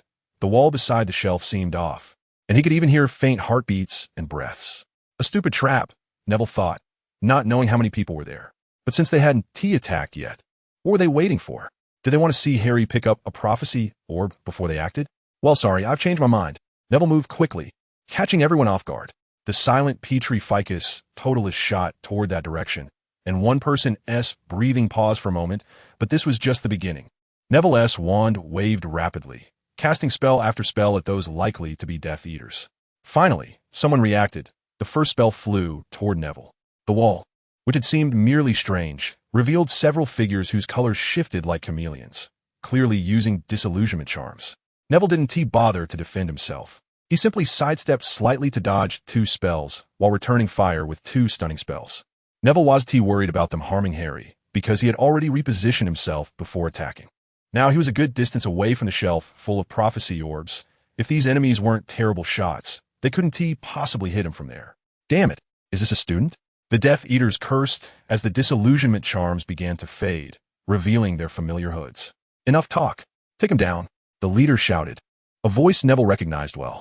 Mr. Malfoy, your choice disappoints me, Neville replied while dodging spells and counterattacking. Originally, there were 7 Death Eaters. Neville had petrified one and knocked another unconscious, leaving 5. But these 5 were clearly not to be trifled with. Their spellcasting was skilled and didn't resemble those pampered nobles. Soon, Neville found himself overwhelmed. However, he had plenty of tricks. A black fire shield appeared in front of him, absorbing spell after spell, even blocking a few curses that glowed green. The Death Eaters were clearly stunned. They hadn't expected such resistance. They thought capturing Harry Potter would be as easy as sitting at their dining table eating a grape. In practice, Neville realized that some of the counter curses he had devised against the unforgivable curses were not very practical. One-on-one was fine. He could feign weakness, pretended to be hit by the Cruciatus Curse or the Killing Curse, and then strike back. But facing 5 opponents, if Neville allowed one of those killing curses to hit him, he might not even have time to redirect it back at his opponent before being hit by more spells. Neville had no intention of using the unforgivable curses this time. It was different from last time, and he might get caught. Harry, cloaked in invisibility, stood not far away, watching Neville display his prowess, almost forgetting to help. He knew Neville was strong, but hadn't imagined he could confront 5 Death Eaters head-on. No wonder Neville was so confident. He didn't need the cloak while Harry did. Harry took a deep breath, focusing intently on the situation while inching closer to the Death Eaters, planning to surprise them at any moment. Facing 5 Death Eaters alone was tough for Neville. Even though his black flames were powerful enough to block many spells, the frustration of being overwhelmed weighed heavily on him. At the same time, he knew these Death Eaters weren't incapable of breaking through his defenses. Their powerful spells were not to be underestimated. However, this group clearly had their reservations about using their most powerful spells. Neville struggled to fend off the relentless attacks, occasionally countering a few. But the Death Eaters had clearly wised up, casting protective charms that made it difficult to penetrate their defenses. The standoff continued, but Neville wasn't alone. Harry finally crept close to the Death Eaters and noticed that the big Death Eater to Lucius Malfoy's left had just had his protective charm broken. This was his chance. Petrie Ficus Totalus, Harry whispered, struggling with his silent spell, which he hadn't yet mastered. Fortunately, the Death Eaters did not hear his voice, as the noise of the battle with Neville drowned out quite a bit, including Harry's very quiet spell. But just because the Death Eaters didn't notice didn't mean Neville didn't. He had been paying attention to the actions Harry might take, and suddenly noticed someone on the opposite side had frozen in place. It was obvious that Harry had made his move. He felt a surge of joy in his heart and rolled to dodge 3 red beams of light, then unleashed a powerful spell from his wand. Invisible Killing. This was Neville's clever method targeting the shield charm. Since there was a shield, why not pierce through it? He had improved the piercing curse, maximizing its effectiveness against shields. But that wasn't all. After intense practice, Neville could now follow up this move with a sneaky stunning spell. Although it wasn't very powerful, it was sufficient. Lucius Malfoy was the unfortunate target Neville had chosen. He first felt the invisible blade stab deep into his abdomen, then was knocked away by a subtle red light. The Death Eaters lost their backbone and instantly fell into chaos. Chapter 207. It's actually Dumbledore? Damn, there's an invisible person here. Someone is attacking us. Never mind the invisible person for now. That little brat's attack is coming. How could a spell be so fast? Amidst the curses from the Death Eaters, Neville cast his spells faster and faster. Although the red beams were not lethal, they forced the remaining 3 Death Eaters into disarray. Just as they had managed to block a series of Neville's spells, they were instantly outsmarted by Harry, who cleverly noticed that the carpet beneath their feet was not connected. He used the levitation charm to swiftly pull the carpet from under the 3 of them, causing them to fall over. Seeing this, Neville's eyes lit up, quickly seizing the opportunity Harry had created for him. One spell each of Petri Ficus Totalis easily subdued the 3 of them. Well done, but don't come out yet. It might not be over. Neville guessed that Harry might lift the invisibility cloak and hurriedly said that the purpose of this operation was only to prove his strength. And now that he had completed most of it, he couldn't let Harry get hurt, something he had promised Dumbledore. Upon hearing this, Harry immediately abandoned his previous plan and instead moved to another spot to continue standing. After seeing Neville's performance, he trusted him even more. Looking at the 7 fallen Death Eaters scattered around, Neville's smile grew wider, but he no longer wanted to kill them. That kind of experience was enough for him. He controlled the group of Death Eaters to float around, eventually gathering them into a pile and binding them with magical ropes. What a pity, Mr. Malfoy. Neville walked up to Lucius Malfoy, who had now regained consciousness, his mask ripped off, his face pale. However, he could not show any expression, clearly petrified by Neville. I originally thought you could repent, Neville said solemnly, then transformed into another person. Dumbledore, Malfoy exclaimed in surprise, as his petrification was also lifted. Everyone still awake was left speechless. Even Harry was surprised enough to almost cry out. What a pity, Lucius, and these few familiar faces. Dumbledore said as he revealed their masks one by one. Lucius not Goyle, McNair, Avery, Aha, and also Amicus and Electo. Dumbledore cheerfully recited their names, as if they were a death knell. Dumbledore, how could it be you? You're not. Lucius Malfoy's handsome face twisted into a grimace. Then he seemed to come to a sudden realization. Of course, only you could so easily. Dumbledore simply smiled as he listened to him speak, remaining silent. He was very satisfied with his decision. Even Lucius Malfoy, a seasoned Death Eater, had not spotted many flaws. Harry, on the other hand, noticed nothing. He even felt a bit resentful that Dumbledore hadn't informed him in advance, especially since he had done quite well. It seems he didn't dare to come. After Malfoy finished his lengthy curses, Dumbledore finally looked towards the shelf filled with crystal balls, feeling somewhat disappointed. But he did not dwell on it further. He had already tested Harry's mind-blocking spell and confirmed it had some results. If Tom Riddle wanted to control Harry simply, it was no longer possible. Thus, there was no need for him to plot anything further. Instead, Neville had surprised him. Perhaps it was the power of revenge, or perhaps the power of love. But now Neville Longbottom had become an outstanding wizard. In both mind and body, he felt he was already capable of bearing heavy responsibilities. So why still put all his eggs in one basket? Dumbledore looked towards the direction where Harry was hiding and smiled. Harry, you can come out now. The old man's voice was incredibly cheerful, as if he had put down a heavy burden. Harry quickly pulled off the invisibility cloak and ran to Dumbledore's side. Professor, I really didn't expect it to be you, he stammered. All right, Harry, you don't need to be so excited. There are reasons I didn't tell you in advance. Suddenly, as if he thought of something, Dumbledore tapped his left hand with his wand, and a red light flashed and disappeared before Harry could even see it. It's time to let everyone go back to rest. There's no need to stay here, he mumbled, walking slowly towards the shelf filled with crystal balls. Harry, please come over here. There's something you need to do. His voice was very relaxed, and Harry, hearing this, felt his previously excited heart calm down.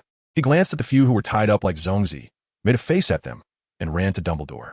What is it, Professor? Dumbledore did not answer him immediately, but was searching for something on that shelf. After a while, he found a crystal ball, and a smile formed on his lips. Aha, this is it, Harry. Please pick it up and throw it hard onto the ground. Remember, throw hard. Harry was momentarily stunned, then quickly reacted, grabbing the crystal ball Dumbledore pointed at. He didn't even examine it closely before throwing it forcefully onto the ground, accompanied by the sound of the crystal ball shattering. There was also a heartbroken wail from the nearby Death Eaters. No, they cried out, each one as if they had just lost their parents. Harry looked at them in confusion, so he did not notice the very faint sound that accompanied the crystal ball shattering. If he had listened closely, he would have realized that the sound belonged to his second most hated professor, Trelawney, the first being the infamous potions master, Severus Snape. Was this their goal, Professor? Harry looked at Dumbledore, puzzled, hoping he would provide an answer. Indeed, it is so, but if you want to know the reasons, then it's a long story. This is not a suitable place to tell stories, is it? Harry looked at the mess on the ground and then turned to the group of Death Eaters, nodding. Indeed. All right, I think the Aurors and the Minister are about to arrive, so I'll take you back first, Dumbledore said, pulling out a small iron box from his pocket. Harry looked closely and found that it was a candy box emitting a familiar blue light. He instinctively grabbed the candy box, and the next moment, he disappeared from his spot. Dumbledore smiled as he watched the direction where Harry had vanished, but soon his smile faded, becoming cold and inscrutable. The sound of footsteps was approaching from afar. It was Kingsley and his people, including Minister of Magic Cornelius Fudge. Well, it looks like I have to talk my way through this, Dumbledore thought with a bitter smile. Chapter 208. The Adventure with Full Preparation Accompanied by Dazzling Blue Light. Harry Potter spiraled down onto the familiar carpet, and due to not being prepared, he fell headfirst to the ground. Just as he was about to hit the ground, a strong hand grabbed him. Harry steadied himself and shook his head vigorously. It was normal to feel dizzy after such a long journey with the portkey. When he looked around and stopped feeling dizzy, he found Neville looking at him with a half-smile. "Oh, Neville, how didn't he know you were here?" Harry said as if he had just realized. In his mind, it made sense that Dumbledore had transformed into Neville's appearance to bring him here. So it was logical for Neville to remain in the headmaster's office. "Yeah, I've been here all along. How about over there? Nothing went wrong, right?" Neville replied calmly. Although if it weren't for his restraint, there would likely be a smile on his face. "It seems you know quite a bit. After all, Professor Dumbledore transformed into you. So he must have told you some things," Harry said, initially looking puzzled. Then a smile appeared on his face. "You know, Neville, this was originally a trap meant to deal with me. Voldemort seems to know something." He pointed to his head, and Neville nodded for him to continue. "But Voldemort didn't come himself. I also didn't expect Professor Dumbledore to come to protect me." He spoke very humbly, as if he felt no pride in his achievement of ambushing them. "I think Professor Dumbledore must have guessed something to do that. Now, we've caught all the Death Eaters hiding in the Ministry of Magic. You absolutely can't guess who I saw." Harry became more excited as he spoke. Neville just smiled and said nothing. After all, he had experienced the first half of this incident himself, and had even faced those Death Eaters. How could he not know? But now he could only play dumb. Until the connection between Voldemort and Harry was resolved, they couldn't expose many things to Harry. Thinking about Voldemort, who would soon be left with no followers, Neville couldn't help but laugh out loud. Harry wasn't surprised, thinking he was just happy about the capture of those Death Eaters. After a quarter of an hour, Harry vividly recounted their brief experience. Just then, the door to the headmaster's office opened, and a carefully dressed old witch with tightly pressed lips walked in. "Good evening, Professor McGonagall," Neville said first. "Good evening, Professor McGonagall," Harry quickly followed. Professor McGonagall seemed to examine them from head to toe, and then said irritably, "Dumbledore asked me to tell you that you don't need to wait for him. You can go ahead and have dinner." Harry felt a bit dejected, but hearing Professor McGonagall say this made him realize he was indeed hungry. The feeling of hunger surged uncontrollably, and the dizziness he had just gotten rid of returned. "All right, Professor, we'll go now." Neville noticed Harry swaying slightly and quickly pulled him away, fearing that if they stayed longer, Professor McGonagall might notice something. The two hurried toward the Great Hall, and along the way, Harry gasped and asked, "How long do you think Professor Dumbledore will be back?" "I'm not sure, but with those pests at the Ministry, it's not going to be resolved in just a couple of hours." There was something Neville didn't say. Fudge might not even acknowledge this matter, and might even protect Malfoy and the others, claiming that the reason they wore Death Eater robes was because Dumbledore transformed them for practice or some other nonsense. But then again, Dumbledore also had a temper and wouldn't let Fudge mess around. "Really? I wanted to thank the professor," Harry murmured. Neville gave him a strange look, thinking he should be thanking him instead. Soon, they arrived at the Great Hall. Dinner had already started for a while, but people were still coming in and out, making their arrival inconspicuous. However, when they looked around and didn't see the two familiar figures, they felt something was off. "Where do you think Hermione and the others went?" Neville asked quietly. "I don't know. but I think it's better if we find them first, Harry said anxiously, still stuffing a piece of bread into his mouth. I think they might still be waiting for us in the common room, but we should ask just to be sure. Neville took a big bite of bread. He was also very hungry. Ginny, have you seen Ron and Hermione? Harry approached Ginny, but she said she had been in the library all day and hadn't seen them. This was a lie.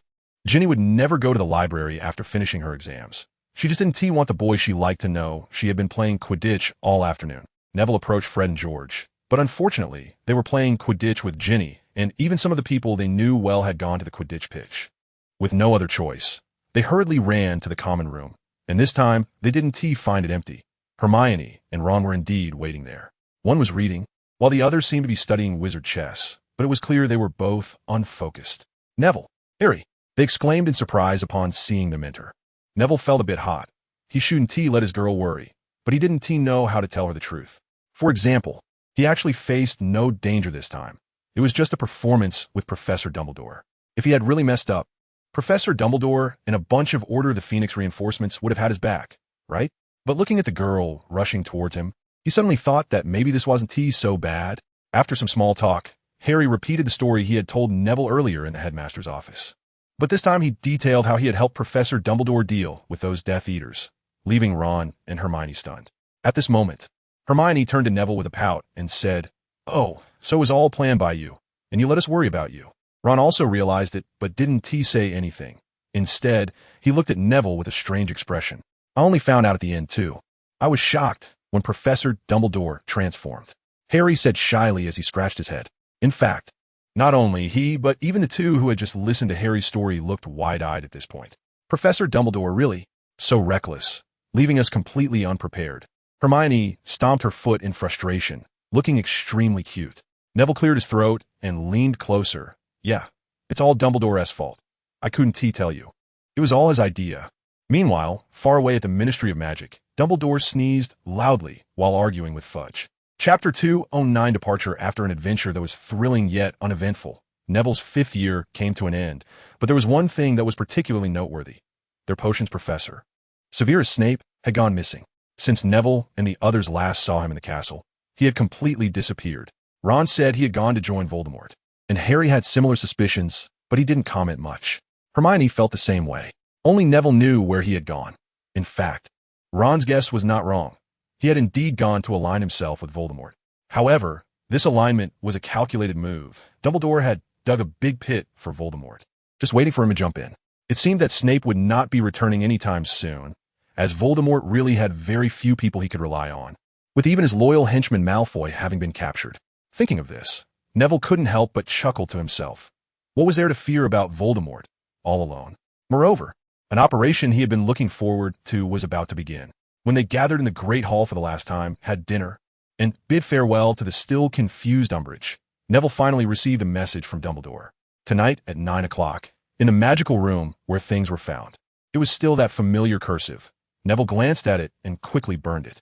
Dumbledore's caution was always for a reason. He had already sensed some danger. At 8:45, Neville was ready to set off, but he found Harry blocking the door to the dormitory. At this time, there were only the two of them in the dorm. Ron was likely still in the common room, playing wizard chess with Seamus and the others. Neville had returned first, and yet Harry still sensed something. "You're going out again, aren't you?" Harry looked at Neville somewhat blankly, his expression strange, and Neville suspected he had picked up on something. "Aren't you just asking the obvious?" Neville smiled and replied, I know, but..." Harry shook his head, ultimately saying nothing and moved aside. "It's not time yet, Harry. I'll tell you later." Neville smiled apologetically at him, not looking back as he walked out, leaving the savior Harry Potter staring blankly at the door. Neville walked quickly and soon arrived at the agreed location. His disillusionment charm had improved, and no one noticed him along the way. He stood before the tapestry, momentarily dazed, suddenly recalling how the room of requirement worked. If he were Dumbledore, what would he think? In the next moment, the corners of his mouth lifted, as he already knew. "I need a room to hide things. I need a room to hide things. I need a room to hide things." After saying it 3 times, a door appeared instantly. Without hesitation, Neville pulled it open and stepped inside. Indeed, Dumbledore was studying a mountain of junk, looking quite interested, clearly having found many intriguing items. "Good evening, Professor Dumbledore," Neville said first, not wanting to disturb Dumbledore's concentration, but given the importance of the matter, he still needed to remind him. "Good evening, Neville." There are really a lot of interesting things here. Even the cursed notebook that was popular when I was in school is here. Quite fascinating, Dumbledore said, holding up an old-looking notebook that seemed about to fall apart. Cursed notebook? Neville looked over with some interest. He was aware of this item, or rather, after years of specialized study, what dark magic artifacts could he not know that would surprise him? Nowadays, he was only interested in how it worked and whose names were written in it. Dumbledore seemed to have noticed something. He smiled and carefully opened the notebook, and the names on it surprised him. Neville was a bit curious and looked over, only to find it clearly written, Albus Dumbledore. The pages had long since yellowed, and the writing was somewhat blurred, but it was still legible. Neville found it amusing. Dumbledore was even more ridiculous, bursting into laughter uncontrollably. It seems I'm quite disliked as well, am I not? He said self-deprecatingly. Like Minister Fudge? Neville asked tentatively. He was very curious about what happened next at the Ministry of Magic, as up to this point they had not issued any statements, and nothing was reported in the newspapers, which left Neville feeling quite puzzled. Dumbledore shook his head slowly and said, Fudge never believed me, but Mr. Malfoy and the others are still locked up for engaging in Death Eater activities. Then why haven't they made any statements? Neville asked, frowning. Very simply, because those people I captured, they don't want to boost my reputation after they slandered us. They also can't claim my achievements for themselves, and besides, Mr. Malfoy generously donated a large sum of galleons. He might be out by next month, Dumbledore said with a wry smile. What? Neville was stunned. I know it's hard for you to believe, but that's the truth. So, you don't need to worry about Severus not returning next semester, Dumbledore said helplessly. Are they all filled with mush? Neville couldn't help but shout loudly. Our Order of the Phoenix is fighting here. And those idiots not only don't help, but are actually dragging us down. It's outrageous. Sorry, Professor, I couldn't hold it in. It's all right. I'm quite angry too, but I thought about it and let it go. After all, I can't wake someone who is pretending to be asleep. You mean Fudge knows everything but doesn't dare to believe it? Neville asked blankly. Unfortunately, yes. Otherwise, I wouldn't be facing this trouble. Perhaps as long as Voldemort doesn't appear before the public, he won't believe it. That's really a shame, Neville shook his head. However, Professor Umbridge has actually done us a great favor. We won't have to worry about the Ministry of Magic hindering us anymore, Dumbledore said with a mysterious smile. Neville immediately guessed something, but he wasn't foolish enough to say it out loud. So, Professor, when do we leave? Where's that place?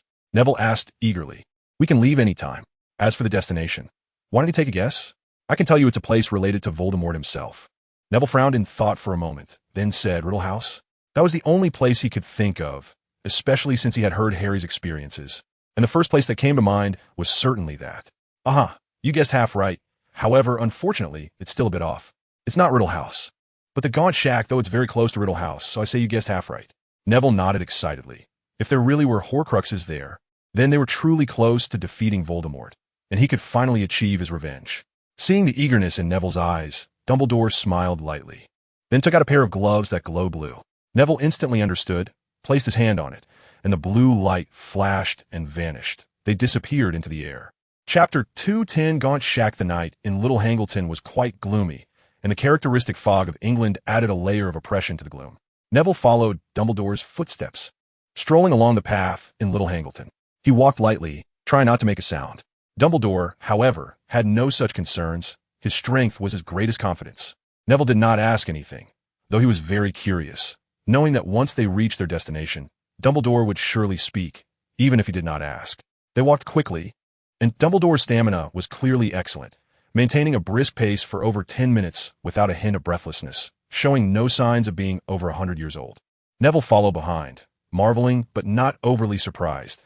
Dumbledore's immense magical power could also enhance his physical capabilities, so it wasn't impossible for someone of his age to move like a young person.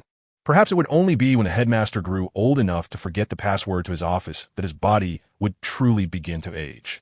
They encountered no one along the way. Neville wasn't sure if it was due to a muggle-repelling charm or simply because there were few muggles here, but undoubtedly, they had arrived at their final destination, a dilapidated house that seemed on the verge of collapse. To call it a house was generous. Even a Weasley family's modest home would seem like a palace in comparison. As Neville followed Dumbledore around the house, he discovered it was not merely old. It had serious structural collapses, and he doubted whether the house could last until the new century. With less than 4 years to go, it might not even wait for demolition. It could collapse on its own. The protective magic surrounding the house had vanished, indicating that Merope was no longer present. They turned back to the front door and gazed at the worn wooden door, and Dumbledore slowly spoke. Merope? Was she the original owner of this place? Neville asked at the right moment. Yes, Merope Gaunt, the last owner of this little house, and his father, the previous owner before him, was Marvolo Gaunt. Dumbledore looked at Neville, a bit curious if this clever fellow could deduce anything. Marvolo? Is he the Marvolo I know? Neville frowned, already suspecting some of Dumbledore's intentions for bringing him here. Indeed, it is he. This was the home of Voldemort's mother and his father. Dumbledore said, looking towards the distant Riddle Manor, was the Muggle, Tom Riddle. Neville glanced at the grand manor they passed. It was already in ruins, clearly uninhabited. Did I mention that Voldemort grew up in an orphanage? Dumbledore asked. You did mention it, Professor. Ah, good. Then I can take this opportunity to give you a lesson. Let us briefly talk about Voldemort's story. Dumbledore cleared his throat, conjuring an armchair to sit down, and Neville followed suit, sitting down to listen. As a student, Tom gradually discovered his power and uniqueness, but he never stopped searching for his father's whereabouts. He never asked anyone, but sought on his own, looking for traces of his father at Hogwarts. However, this was inevitably unsuccessful, as his father was just a Muggle, while his mother, whom he thought was a Muggle, was the magical one. After repeated failures, Tom finally considered another possibility and began searching for the other side, but this was also hard to find. He did not know his mother's name, let alone her surname, so he could only search for his middle name. However, Marvolo had never attended Hogwarts, which delayed his search significantly. In the end, I don't know how he found out.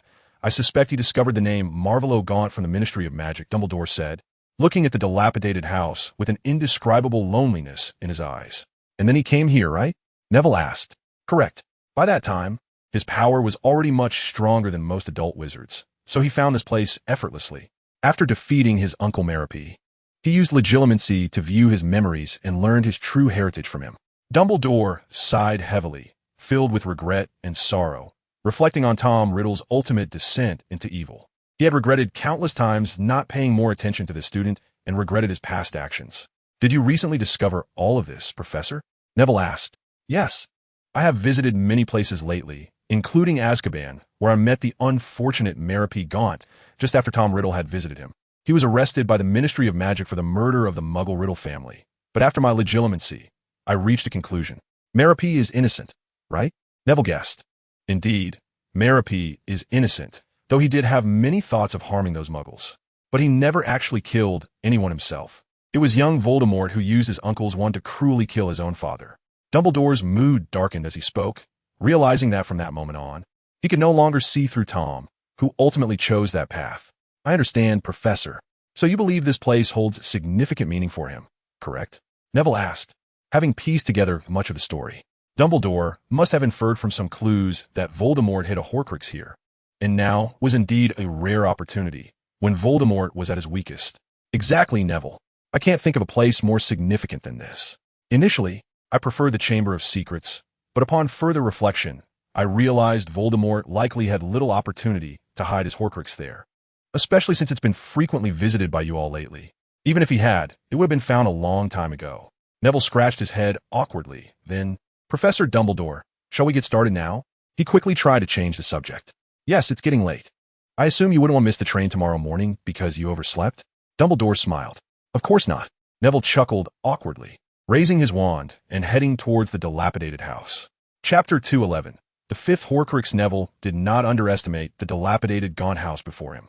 There were too many powerful wizards who had perished due to traps in this world. Their strength could lead to arrogance, fostering a sense of superiority, which would naturally cause them to overlook many small tricks. With the detection spell at its peak, Neville was almost ready to give the rundown of an X-ray on this dilapidated house. However, to his slight surprise, it was just an ordinary old house, with no signs of abnormality whatsoever. Yet, it was this lack of abnormality that raised the greatest suspicion about the house. A slight smile crept onto Neville's lips. The once powerful and mysterious Voldemort was becoming clearer before him. Now, he felt somewhat confident even if he had to duel Voldemort. A house once inhabited by a wizard, even if it had no magical artifacts or alchemical items, would still bear traces of magic, as long as a wizard had lived there and cast spells. Especially for a long time, traces should still exist even after decades. But Voldemort had covered them all up. What did that indicate? Wasn't it already laid out in front of him? He had clearly hidden something in the house where his mother once lived. and that something was highly likely to be a Horcrux. Obliviate. A flash of purple light darted straight toward the old house's door, if it could still be called a door. As Neville had anticipated, it was as if a massive bubble enveloping the gaunt house had burst, shattering like an eggshell. Dumbledore smiled with satisfaction, watching Neville's every move, wondering what he should do next. Should he continue to exert force? Completely destroy the eggshell? However, Neville's actions were completely unexpected. He not only refrained from further efforts to break Voldemort's protective magic, but instead jabbed the tip of his wand upward. The soon-to-burst eggshell began to visibly regenerate at a remarkable speed, and before long, it returned to its original state. Just as Dumbledore was about to ask Neville about his intentions, Neville moved again, utilizing the gap created by his counter-curse. This, after all, was Neville's true objective. He began casting spells at the tiny hole while simultaneously maintaining the balance of the bubble. Dumbledore watched in amazement. He hadn't anticipated Neville would come up with such a method. This was not without significance, as the existence of this bubble was likely connected to Voldemort's subsequent traps.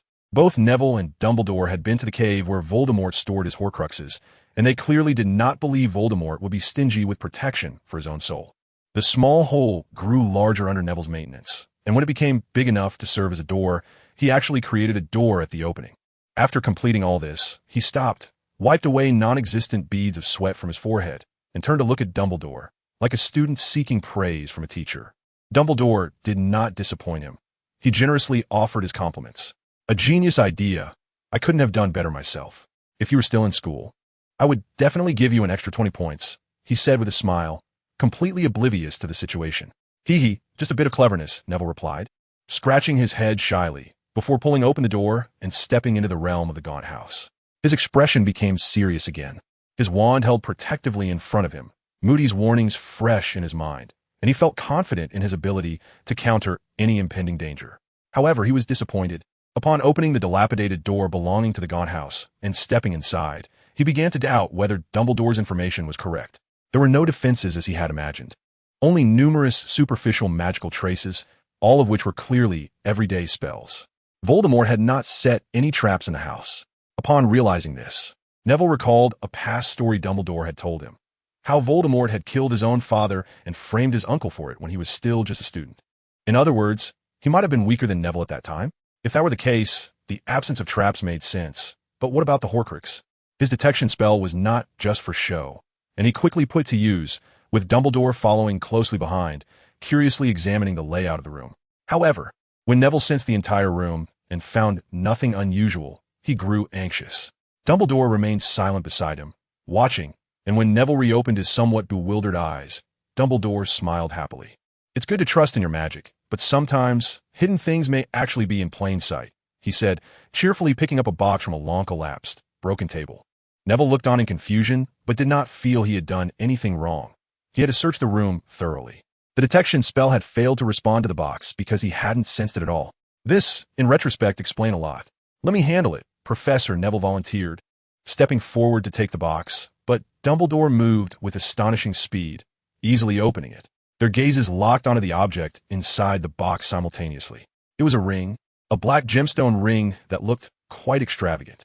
Neville was merely curious about whose relic this was, but Dumbledore was different. His eyes widened, fixated on the ring. His hands began to tremble, and his body shook like a sapling in the wind. This can't be, it shouldn't be, Dumbledore whispered, visibly agitated, with only one thought in his mind, to quickly put the ring on his finger. Professor? Professor Dumbledore? Neville quickly noticed the abnormality. He had never seen Dumbledore exhibit such a demeanor, excitement mixed with joy, yet also profound sadness. Professor? When Neville asked for the third time, without receiving an answer, it became quite clear to him that Dumbledore was likely being corrupted by the Horcrux, engaging in a mental battle out of sight. At that moment, one of Dumbledore's hands had already grasped the ring, ready to put it on his right hand. Just then, the ring vanished from Dumbledore's hand, and he froze in place. The next second, Neville was confronted with a terror he had never seen before, a terrifying presence that nearly took his breath away. Neville opened his mouth and managed to speak. Professor Dumbledore, wake up. This is a Horcrux. Chapter 212, The Affected Dumbledore, Give It to Me. Dumbledore's voice was hoarse, filled with urgency. No, Professor, you seem off. You might be influenced by dark magic. Neville tightly clutched the damned ring, retreating 2 steps under Dumbledore's terrifying aura. However, it seemed Dumbledore did not hear him. His eyes shone with a predatory glint like a hungry wolf. "Give it to me," he repeated, reaching out towards Neville. Neville was extremely frightened. None of his past experiences had been as eerie as this. If Dumbledore truly became influenced and turned into some Dark Lord, what would happen to the world? Good grief, that would be a terror comparable to Grindelwald, and he might even release Grindelwald, both spreading their terror across the globe. "Clear water like a spring," Neville shouted, but Dumbledore's spell was faster. Before Neville could even help Dumbledore wash his face, it struck him. Neville was thrown backward, crashing hard against the doorframe, nearly breaking his back. The broken doorframe was also smashed through, and the remaining with splinters cut into Neville's arm. "This is insane," Neville screamed internally, nearly in too much pain to speak. He struggled to get up from beside the door, leaning against the already destroyed frame. Meanwhile, the abnormal Dumbledore continued to move towards him, not very quickly, still in that dazed, mumbling state. "It has to be this way." Neville glanced at the doorframe, thought this, and then used the levitation spell to fly out of the room. Dumbledore indeed chased after him. Just as he stepped out of the house, a bucket of cold water was poured over his head, giving him a refreshing shock. Sitting on the ground, panting, Neville observed Dumbledore, who appeared momentarily stunned, then seemed to freeze like a robot out of power. He still did not dare to be careless. Instead, he first disarmed him with a disarming spell, and then bound him with a binding spell. After doing all this, Neville finally felt he could catch his breath. He pulled out a bottle of potion from his pocket and drank it in one gulp. Dumbledore, too, finally regained that familiar feeling, the kind that was kind, calm, and profound, despite looking like a drenched chicken. "Excellent reaction, and thank you for not letting me go on." Dumbledore coughed a few times, his voice still a bit hoarse. "Professor, are you back to normal?" Neville did not let his guard down. Instead, he took out the ring and carefully observed the old headmaster's expression. "Yes, I think I'm back to normal. How embarrassing to fall for such a little trick," Dumbledore said with a wry smile, scratching his head, which he could do because he had freed himself from the bindings while saying the first half of the sentence. Only then did Neville let out a sigh of relief, as Dumbledore's eyes did not change upon seeing the ring. If this was still a disguise, then Neville would just have to accept it. "So, this ring is indeed one of Voldemort's Horcruxes? A pretty powerful one?" Neville handed the wand back to Dumbledore, while also raising the ring in his hand. Dumbledore's wand looked quite old and had an ancient feeling to it. "That's right. It has indeed been made into a Horcrux by Voldemort." "What a pity," Dumbledore said, looking quite dejected as he spoke. Neville was a bit puzzled, but it seemed related to the origins of the ring itself. Voldemort cast a spell on it that magnifies the inner darkness of the first person to touch it. "Fortunately, I'm a fairly powerful wizard, and you provided that crucial bucket of cold water," Dumbledore said as he tidied himself up from his disheveled state, leaving Neville to smile foolishly in place. "I guess you must know what it originally was, right? That's why you were so eager?" Neville asked tentatively. "Yes, you guessed it. I do know it, or rather, I originally did not believe in its existence, nor did I expect to encounter it in such a place," Dumbledore said slowly, having regained his usual graceful demeanor, showing no trace of his earlier distress. "But that's a long story, and in this situation, I don't think it's a good place to tell stories." His gaze was dim, as if he felt some relief. At that moment, Neville realized how old and fragile Dumbledore looked. A sudden impulse to bear everything himself surged within him. But that was clearly unrealistic, as Dumbledore was still that powerful white wizard, still the leader of the Order of the Phoenix. His impulse, for now, could only be his own wishful thinking. As for the future, they would have to wait and see. "Then let's head back now, Professor. I think you definitely need a good night's sleep, and I'll take care of the Horcrux." Looking at Dumbledore's weary state, Neville said, also feeling uneasy about Dumbledore facing the ring again. He watched as Dumbledore went from being somewhat troubled to hesitant, and finally his brow relaxed, clearly having gone through an intense psychological struggle. "All right, let's go. The Horcrux is in your hands, Neville." His tone was light, appearing as if he had lifted a heavy burden.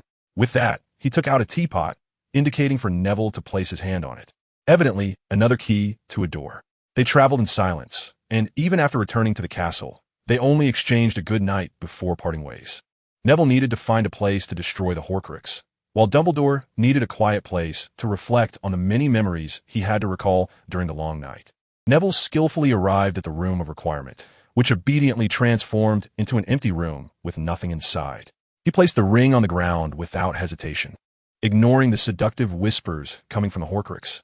Voldemort had long been his greatest enemy, and no words could change that. With a series of desperate screams, the ring was engulfed by Neville's flames. This time, he did not use his own mental fire, but employed the method Dumbledore had taught him, the fiend fire curse. Of course, he had long since learned the solution, and with the incantation all curses come to an end, the fiend fire gradually disappeared. Indeed, it is dark magic, Neville commented, feeling that while he used the fiend fire, his own spirit was also being affected, much like the effects of the killing curse. It was almost over. Neville tucked the not completely destroyed black gemstone ring into his pocket, letting out a deep sigh, but his gaze was resolutely firm. Chapter 213. Thoughts on the train. Early the next morning, Neville was awakened by Ron, who seemed very excited and clearly looking forward to the holiday. As they sat in the train compartment heading home, eating chocolate frogs, Neville felt the passage of time. He was surprised that he would soon be in his 6th year. He had hardly rested during his 5th year, even serving as a professor for a time. Neville turned to see Hermione sleeping against his shoulder, looking as if she hadn't slept well the night before. When he saw her that morning, she appeared drowsy. Harry and Ron, sitting across from them, seemed to be in good spirits, but they clearly did not want to wake the sleeping Hermione, each engrossed in a book and speaking in hushed tones. By now, they were used to Neville and Hermione's relationship, but what Ron did not know was that his good friend Harry was also about to betray him. Due to their study group, Harry and Ginny had been meeting more often, naturally spending more time together. Harry was the type to cling to one tree, and after confirming that Cho and Cedric were developing a closer relationship, he had completely given up on Cho. Moreover, Ginny had long liked Harry, and they quietly ended up together, though they hadn't announced it yet. The book in Harry's hands was a copy of Advanced Defensive Magic, sent to him by Sirius. As a pillar of the Defensive Magic study group, his enthusiasm for it was an all-time high. Ron was reading a book on Quidditch tactics, and as the new keeper for the Gryffindor team, he was quite invested in it as well. This year, Angelina had called the Gryffindor team the strongest in a decade, and they did not disappoint, winning the Quidditch championship without much trouble. The reason it was without trouble was that this year's Hufflepuff was particularly strong, with Cedric moving up to 7th year and proving nearly unstoppable. Even Harry couldn't capture the golden snitch from him, though luck played a part since Harry had unfortunately caught a cold that day. Even with potion for his cold, it couldn't prevent his poor mental state. Fortunately, the other Gryffindor players were not weak. Apart from Harry and Ron, the main players were either in 6th or 7th year. Ron, in that match, performed exceptionally, making thrilling saves that earned him a few admirers. However, unfortunately, due to current events, Ron was working hard to improve himself, striving to contribute to the fight against Voldemort. He hadn't noticed the girls casting glances at him. Ironically, the more he focused, the more fans he seemed to gain. They even took the song Weasley is Our King, which Malfoy created to mock Ron, and sang it to new heights. Unfortunately, this is the last Quidditch match, and with less than a month left before the holiday, Ron is even less inclined to care about these matters. He and Harry have been roped in by Hermione to tutor the members of their study group. Yes, Ronald Weasley. He actually has a day he never dared to dream of before, tutoring others. Although it's the younger students, it still gives him a surreal feeling. This year's House Cup, surprisingly, was won by Ravenclaw. The emergence of the study group motivated many Ravenclaw students who, realizing the effectiveness of the group, began to organize themselves spontaneously. They united almost all the Eagles, exchanging their study experiences and continuously improving together. Their performance in class has also been much more active than before, as their study group set a collective goal to win this year's House Cup. This left Harry regretting greatly. He felt that if he had been more restrained in Snape's class, perhaps he would have lost fewer points, and they might have won the House Cup. Ron, however, took it all in stride, commenting that as long as Slytherin didn't win the House Cup, he was fine with it. Slytherin did indeed score very high this year, just second to Ravenclaw, with Hufflepuff in 3rd and Gryffindor, once again at the bottom after 5 years, thanks to a certain petty professor. Of course, there were other reasons as well, such as some of Gryffindor's top scorers focusing their thoughts on other things. So when the House Cup results came out, another person more frustrated than Harry was Hermione. Neville comforted her for a long time before she stopped feeling guilty. "You're worrying too much, Hermione. If you keep this up, you'll age quickly," said a certain red-haired boy without thinking. He then enjoyed being defeated in the final duel of the 5th year, petrified for a full hour by an angry Hermione. "You really should relax, Hermione.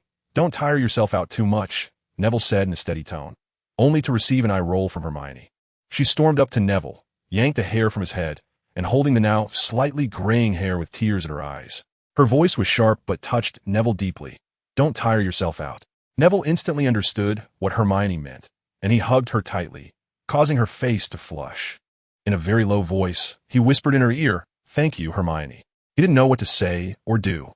He only knew he could never let this feeling go to waste. However, in the midst of feeling each other's hearts, they neglected the other two in the room of requirement. Harry, on the other hand, was indifferent, sitting aside and enjoying the show. He watched the whole process, from Ron and Hermione's duel to the two who had begun to kiss each other lightly.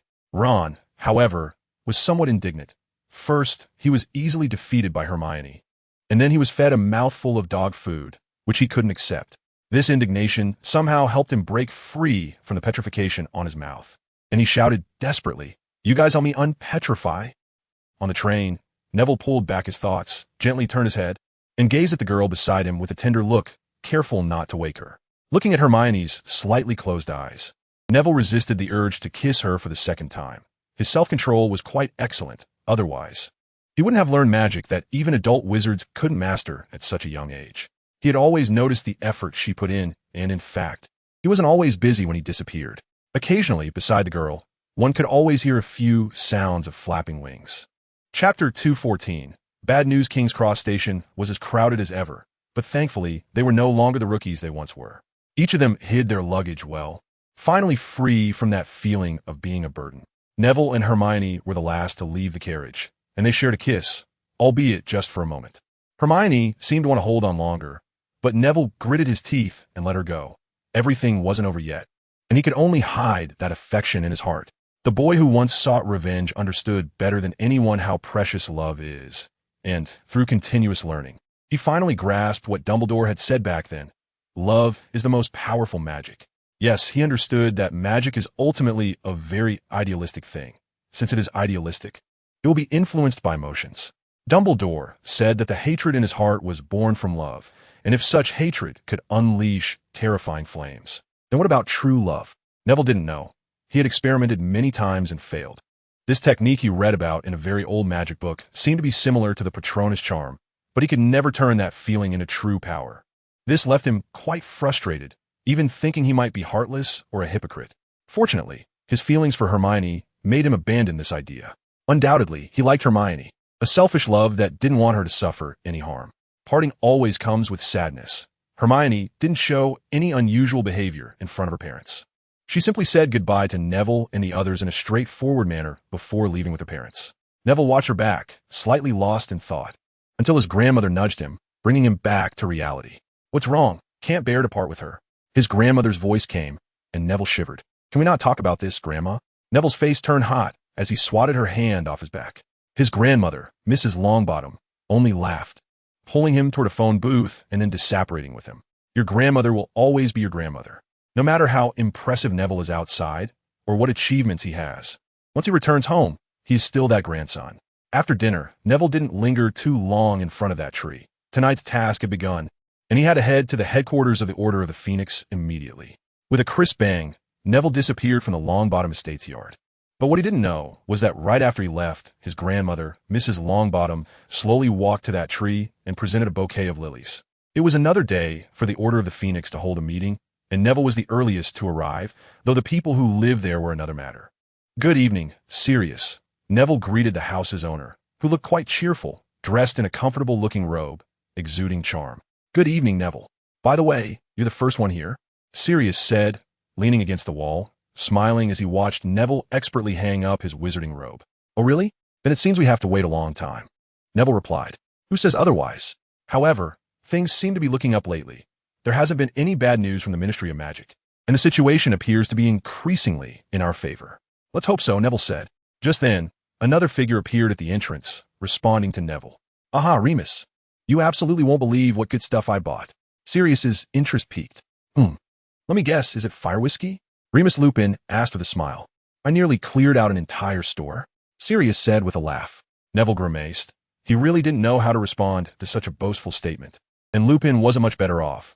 Just look at the pitiful patches on his clothes. They all sat down at the dining table, and after Sirius poured them some drinks, he ran off to the living room to wait for others, leaving Neville and Lupin staring at each other in silence. "It's been a long time," Neville Lupin said, breaking the silence. "Yeah, it's been over a month, Professor Lupin," Neville replied with a smile. He had been busy with the tasks Dumbledore had assigned him and hadn't been to the Order of the Phoenix. Aren't you curious about what I've been up to during this time?" Lupin asked curiously. Neville was taken aback by the question, then realized that Lupin might not have been to the order either, and asked, "Could it be, Professor Lupin, that you've also been busy with something?" Lupin looked somewhat surprised, then said, "Could it be the same for you?" It seems so. Professor Dumbledore sure knew how to keep people busy, Lupin thought with a bitter smile. He hadn't been doing well during this time. "I've been working underground." "Almost literally underground," he said, shaking his head first. Neville took a sip of his butterbeer, signaling that he was listening carefully. "You know, the mysterious figure is gathering his followers and courting some magical creatures, including but not limited to vampires, giants, and werewolves. Dumbledore needed some people to infiltrate and gather intelligence, and I just happened to be available." He shrugged helplessly, then downed his whiskey in one gulp, his face showing a mix of pain and some enjoyment. "So, how's the mission? Any news?" Neville's focus was always on the mysterious figure, unless the day came when he was no longer alive. "There is some information, but I'll share it during the meeting later. There's quite a bit to cover, but nothing particularly noteworthy." Lupin shook his head, looking quite exhausted. They didn't talk for long before others began to arrive, starting with Tonks. This time she knocked over a coat rack, successfully waking Mrs. Black, which caused quite a commotion. Then came the Weasley family, who generously gave Neville a homemade muffin. Following them were Kingsley, then Aphia Doge, and Daedalus Diggle, who arrived together. Finally, the professors from Hogwarts arrived, including Dumbledore, which indicated that this meeting was very important. Professor McGonagall remained as stern as ever, while Snape nearly got into a fight with Sirius. Before long, almost everyone had arrived. The reason it was said to be complete was that a very important member was still missing and hadn't sent any word. Most of the people were chatting at the dining table, exchanging information, but Neville fell silent, feeling that something was off. He glanced at Dumbledore and saw that he wore a heavy expression as well, because the Order's apparent second-in-command, Mad-Eye Moody, had not shown up, nor had he sent any message or even an excuse, which could be inferred from Dumbledore's expression. The people in the dining room seemed to gradually realize something was wrong and started to fall silent. Just then, a plume of feathers burst forth from Dumbledore, floating down to the center of the table, where they ignited and formed several characters. No one understood those strange characters except for Dumbledore, whose already grave expression darkened further. After a long pause, he murmured, "Alastair Moody has just sacrificed himself." Chapter 215. The Bait Plan. Moody's funeral took place in the evening. He was buried next to his long-abandoned old house, in a small graveyard containing the graves of his parents and grandfather, and now he had come to join them. They did not find Moody's body. According to the last message he sent, he was most likely killed by Voldemort himself. By the time Dumbledore and some members of the Order arrived, only a broken prosthetic leg remained on the ground. Tonks was on the verge of breaking down. She had been brought out by Moody and always held him in awe, but now this person had died silently. She couldn't even recover his body. Neville was also very sad. He might have been one of the most affected among those present, but his experiences had already toughened him, wrapping him in thick armor. The first meeting at the beginning of summer vacation turned into a memorial for Mad-Eye Moody, as people sadly gathered around the small tombstone, reminiscing about their eccentric colleague. He had always been so reliable and strong, but now he was just. In the crowd, Neville was whispering to Sirius. "How do you think he got discovered? He should have been more cautious than anyone." "Not sure. It might have been some kind of dark magic. After all, we don't really know the mysterious figure," Sirius replied. He referred to Voldemort as the mysterious figure because they had realized certain things. Perhaps Voldemort had placed a curse on his name, given how suspiciously Moody had died. If what Professor Dumbledore said is true, can we use the same method to track him? Neville suddenly had an idea. Sirius thought for a moment and nodded slightly. "That makes some sense. So what name should we use? Harry Potter? The boy who lived?" Neville scratched his head, looking troubled. Indeed, if this method really worked, it wouldn't be applicable. Too many people were likely to mention Voldemort's name, and newspapers often published those names. They couldn't track down everyone who said it, as that would be impractical. Let's stick with the previous plan. Dumbledore already drafted one, right? And didn't he say it was basically ready? Sirius patted Neville on the shoulder, looking at the boy who had grown taller than him, his face showing encouragement. Although he didn't know all of Dumbledore's plans, he understood that this one involved Neville. "That's all we can do." Neville stopped talking, silently retreating into the crowd, becoming an ostrich again. He was truly heartbroken, nearly to the point of shutting himself off. Those days of training with Moody, though incredibly tough, now seemed like such a joyful time. No matter how much Moody attacked him, he always carefully controlled his strength, never allowing him to truly feel pain. Moody was really a good person. Even if he was a bit crazy and always scared people, looking quite intimidating as well. But why did he have to disappear like this? They had clearly agreed to supervise Harry's practice and to show him what to do when they got back. Suddenly, someone patted him on the back, and Neville turned stiffly, wiping away his tears with his sleeve. He thought he wouldn't cry again, but why was he still so sad? Don't be sad, child. Neville's vision finally cleared, and he recognized the voice. It was Dumbledore. Alastair's journey has come to an end. Dumbledore was very tired. He hadn't slept at all last night. Moody was an old friend of his, but he had to hide all his pain inside because he was the leader of the Order of the Phoenix and needed to lead everyone out of this shadow as quickly as possible. No, Professor, Neville's voice was somewhat choked. I understand everything, but this is not a reason for us to relax, Neville. The Dark Lord has returned, and he is no longer alone. From what I understand, he has gathered at least 30 followers. Although their abilities are mostly uneven, this is not a reason for us to let our guard down. We must complete the assignment as soon as possible. Otherwise, when he has fully regained his strength, he will no longer be interested in this bait. I think you understand, Neville. I understand, Professor Dumbledore, Neville said through clenched teeth. I will do whatever it takes to achieve our goal.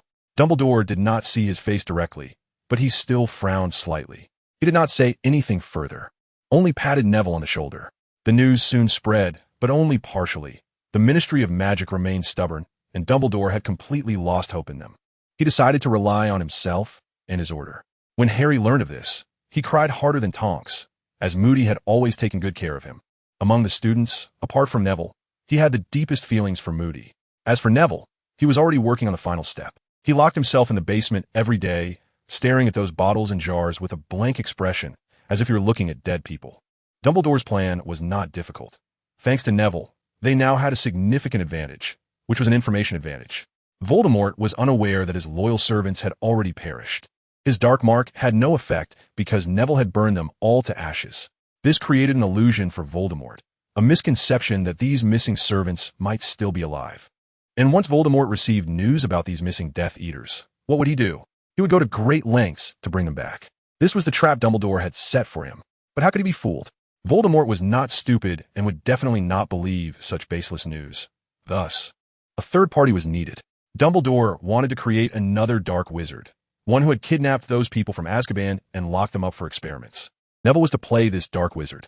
Originally, Dumbledore couldn't think of such an apparently unreliable plan, but Neville's unique magic allowed him to see this possibility. The fire of alchemy was not a simple magic. It was the flame of the mind born from vengeance. Its manifestation was even darker than dark magic. When Dumbledore first mentioned this idea to Neville, Neville seized the role, believing he could play it well. At the same time, he truly hoped to confront Voldemort. Even if he were beaten to a pulp, even if he died, he wanted to leave an eternal, indelible wound on Voldemort's filthy soul. Chapter 216. The Vanishing. The members of the Order of the Phoenix were not defeated by Moody's death. On the contrary, many of them had flames burning even brighter in their eyes. Dumbledore organized another meeting, and the content was simple: to discuss the circumstances of Moody's death. At first, everyone held some expectations, thinking Moody had merely been captured by Voldemort for interrogation or something, but Dumbledore dashed their last hope. Alastair Moody, as his old friend, had a special connection with Dumbledore, including a perception at the time of death. So regardless of Voldemort's thoughts or actions, Mad-Eye Moody was indeed never going to wake up again. They then speculated about Voldemort's sources of information or some perception spells.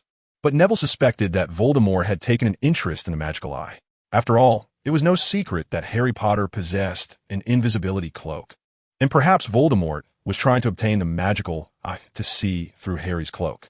He brought up this suspicion, gaining the agreement of many. But the crucial question remained: how did he capture Moody? Dumbledore did not obtain any clues from Moody's last messages, but it was possible to guess some things, such as Moody might have been ambushed, which left him little time.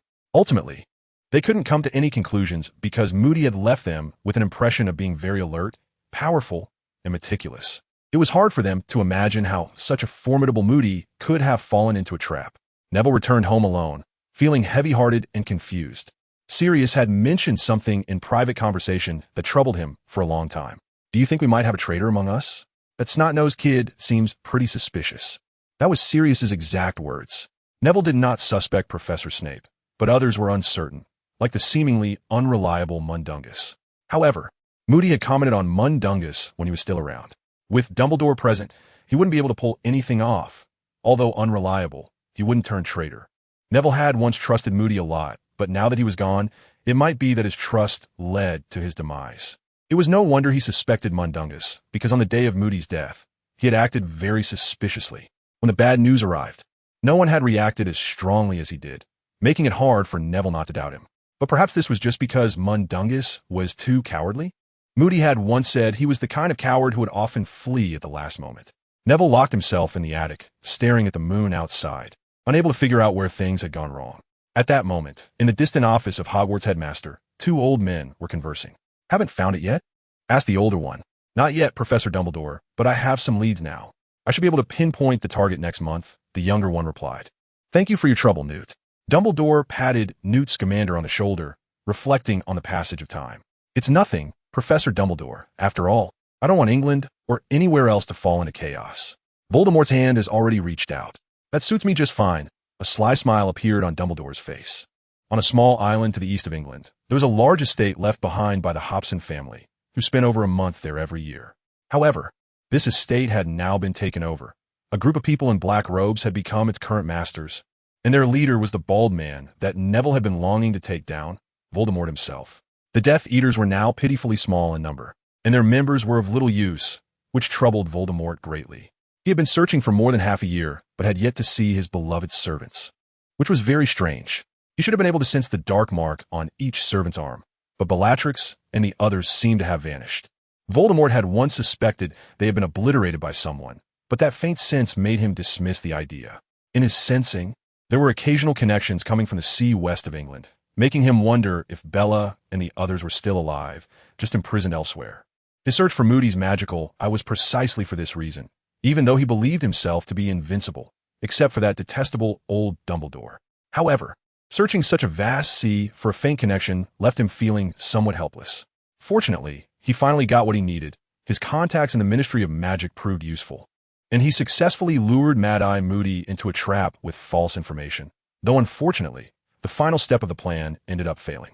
He originally intended to capture Moody alive for interrogation and further use him to set a trap for those detestable members of the Order of the Phoenix. But Moody died decisively. Seeing no hope of escape, he self-destructed. Had it not been for Voldemort preemptively destroying the magical eye and the false leg, he might have perished alongside him. Self-detonation of magical power is a terrifying thing. Moody gathered nearly 80% of his magical power just before his death, intending to take Voldemort down with him. Unfortunately, the preparation time for such an explosion was too long, and Voldemort broke through it first. Voldemort even cast a protective spell around Moody to block the full force of the explosion, which is why Dumbledore could find no clues at the scene. Voldemort did not replace one of his own eyes with it. Instead, he used other methods, placing the magical eye on Nagini and controlling her to scout for him. This not only broadened his vision, but also protected Nagini, making it simply perfect. Looking at the large snake beside him, Voldemort felt immense satisfaction. Now, it was just a matter of searching. "Go, Nagini." Voldemort spoke in Parseltongue, his long table feeling particularly lonely without company. The first batch of followers who had followed him were no longer here, which made him increasingly restless. Avada Kedavra, a flash of green light, and the servant, as still as a wooden statue, instantly fell. He was a muggle, originally a servant in the manor. His patience was very limited. If he did not receive any news before he went mad and killed all the muggles in the manor, then no one would know what happened. He was no longer the handsome and wise Tom Riddle of yesteryear. Chapter 217. The final pre-war meeting. The streets of London were eerily quiet late at night. In 1996, after midnight, it became a paradise for thieves. Grimmauld Place was also exceedingly quiet, but in contrast, number 12, Hidden in Magic, was bustling. The Order of the Phoenix had nearly all its members gathered this time, even including lesser-known characters like Mundungus. Sirius had worried about the possibility of leaks, especially after what happened with Moody. However, Snape had delivered good news to Dumbledore, deducing the correct answer from the actions of the Death Eaters and informing Dumbledore. Thus, the internal spy crisis was resolved. Today, on the last day of July, Dumbledore's arrangements were finally complete, along with some additional good news. "So, Professor, is that snake likely in that sea area too?" Neville asked quietly, as he was talking with Dumbledore in the room where Neville had once lived. There were no chairs inside. They both sat on the bed. Dumbledore appeared quite confident, yet a hint of worry was evident on his face. "Indeed, and judging from the news from Severus, Tom is likely using Alastair's eye on that snake. Dumbledore said in a cheerful tone, seemingly not wanting Neville to feel any pressure.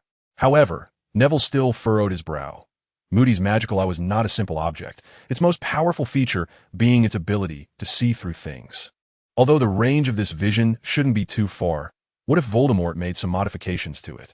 Seemingly sensing Neville's concern, Dumbledore quickly reassured him. It's not as difficult as you imagine. Tom shouldn't be able to do much to it. That magical eye is not an ordinary item. Oh, let me think. If I remember correctly, ancient Egypt had a similar kind of magic, right? But I heard they made eyes out of sand. That's correct. And Moody's magical eye was indeed found in an ancient Egyptian tomb. Dumbledore seemed to try to smile, but his old face didn't move an inch. Neville felt a wave of nausea. He wanted to make some sarcastic comments, but Moody was already dead. What could he say? Just like Moody, it really has his style. He finally managed to say, after holding back for a long time, yes, it really has his style, so at least we don't have to worry about too many unknowns. Dumbledore said, patting his shoulder, standing up, and walking toward the door. Come, my child, England is still waiting for us to save it. Dumbledore turned back and nodded at Neville, signaling him to follow. I think it's not just England that needs saving. After all, he has already extended his claws across the channel, hasn't he? Then we need to act immediately. Dumbledore finally managed to smile, although it looked somewhat eerie. They arrived at the dining room, which was unrecognizable from its original appearance. Aside from the long table and chairs, many new items have been added. For example, a prominent entire map of England, marked with many things, suggesting that everyone had contributed.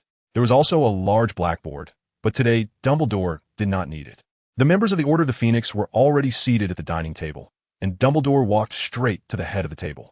However, he did not sit down, but instead walked past the head to the map of England hanging on the wall. Everyone's eyes followed him, waiting for their leader's next instruction. Without hesitation, Dumbledore marked a spot on the right side of the map.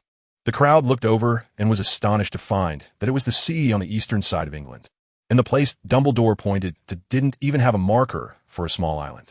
The target of this operation is a small island in this sea area. From my sources, it is highly likely that a wizard resides on this unobserved island by Muggles. No one interrupted Dumbledore, even though his words sounded somewhat incomprehensible. Our goal this time is this wizard. To my knowledge, he has not taken any extreme actions yet and may very well be persuaded by us. Albus, I'm sorry to interrupt, but I still want to say something. You mean to say that we have gathered so many people just to recruit a wizard? Neville looked towards the voice and found it was Eddardus Doge, a veteran of the Order of the Phoenix and an old friend of Dumbledore. Dumbledore replied calmly, Thank you, Eddardus, but I still have some information to share. He did not keep them in suspense, but continued to speak, revealing a shocking answer. This wizard may have taken away the Death Eaters who disappeared from Azkaban. At this, the entire room was stunned. The mass breakout of Death Eaters from Azkaban had happened some time ago, and even after all this time, the Auror office and the members of the Order of the Phoenix still had no leads. Of course, these people do not include Dumbledore, who knows everything and has even vaguely guessed another very difficult matter. How is this possible, Dumbledore? Are you saying those guys were taken out of Azkaban by this mysterious wizard? Sirius asked in shock, having spent a long time in Azkaban and being very aware of its defenses. Yes, Sirius, if my sources are correct, that is indeed the case, Dumbledore replied, waving his hand to signal him to sit down, then turning to face everyone. Although we do not understand the mysterious wizard's intentions, I have received reliable information that the Dark Lord is close to finding him. As soon as he said this, the people in the dining room gasped in shock. Therefore, what we need to do is to find him before the Dark Lord does and attempt to negotiate. Are there any questions? Dumbledore said, placing his hands on the dining table and looking seriously at everyone. Is this mysterious wizard very powerful? Sirius asked first. Very powerful, at least in combat. He is not inferior to any of us here. Of course, allow me to boast a little, I would exclude myself from that comparison. The others relaxed a bit. At least they had Dumbledore, didn't they? So how many of us are going, and how are we going? Albus, you haven't made that clear. Professor McGonagall was the second to raise a question. Well said. Minerva, I have arranged that as well, he said, pulling out a goblet and pointing his wand at it. In no time, the goblet began to emit blue light. Dumbledore did not keep them waiting long. He quickly retrieved a piece of parchment from the goblet, which was filled with tiny writing. Before anyone could get a good look, Dumbledore divided the parchment into several pieces, each about the same size, and they flew into everyone's hands. In less than half a minute, everyone had a small piece of parchment. Good, now the results are in, we will begin our action. Those drawn will follow me. Those who are not will stay here and wait for further news. I've already briefed Kingsley on the follow-up, and he will inform you when the time comes." Dumbledore finished speaking in one breath, then walked decisively towards the dining room door, followed by a large group of people. Chapter 218. The Seaside Manor. Neville did not go with Dumbledore. His actions were kept entirely confidential, known only to him and Dumbledore. There were 7 people left behind at headquarters, including Arthur Weasley and his wife, as well as Kingsley, Eddard, Hagrid, Mundungus, and Neville himself. The group going with Dumbledore was larger, and even Snape was present this time. However, Neville was aware that his current identity was as an informant for Voldemort. Magic is ever-changing and nearly omnipotent, and among them is a forgotten ancient tradition, formation arrays. Also known as magic circles, very few people study this now. But Dumbledore is indeed skilled in it. However, Voldemort, who is extremely familiar with Dumbledore, could recognize the trap set by Dumbledore at a glance. So this trap was arranged by Neville. Their plan was simple: to have Snape deliver false information to Voldemort, prompting him to arrive at the non-existent residence of the wizard before the members of the Order of the Phoenix and rescue his subordinates. Dumbledore did not allow others to set up an ambush in advance at that location. After all, given Voldemort's cunning, he would not fall for such a simple trap. To this end, Neville practiced diligently for a long time, completing all arrangements on the small island with Dumbledore's help. Neville himself was already prepared to perish with Voldemort. The travel method Dumbledore chose was, of course, the convenient portkey. However, he clearly did not send them directly to the small island, but chose a nearby unnamed island instead. He quickly arranged everything, and the Order of the Phoenix moved like a well-oiled machine, with everyone taking action. Their mode of transportation was the already prepared flying brooms, and every wizard would use apparition, ensuring survival even after falling into the water. This was also the reason Hagrid was not brought along this time. Otherwise, given his connections with Voldemort, he would have been very eager to witness the downfall of Tom Riddle himself. At this time, Voldemort had already set off after receiving the message relayed by Snape. Coincidentally, the means of transportation he could offer his subordinates was also flying brooms. And he himself, of course, flew ahead in the air, resembling a transformed bat. They moved like a flock of crows in the night, following their master. But very few knew the purpose of this operation. The Death Eaters were no longer the elite of years past. Even a once unpopular werewolf like Fenrir Greyback had become a backbone of the Death Eaters. Voldemort was almost deploying his entire force. He had been troubled for too long by the disappearance of Bellatrix and the others. So upon receiving news, he immediately set off. Their target, the small island, was not large, and at first glance, it barely seemed like an island, merely a larger rock. However, Voldemort still sensed a heavy sense of crisis from that area of rocks, with hundreds of magical traces laid out before him, leaving no room for him to be careless. He floated in the air, wand in hand, probing step by step, but when he was blocked by the invisible barrier for the 5th time, the Dark Lord finally lost his patience. He knew that the members of the Order of the Phoenix would arrive soon, and that the detestable Dumbledore would also come and complicate the situation even further.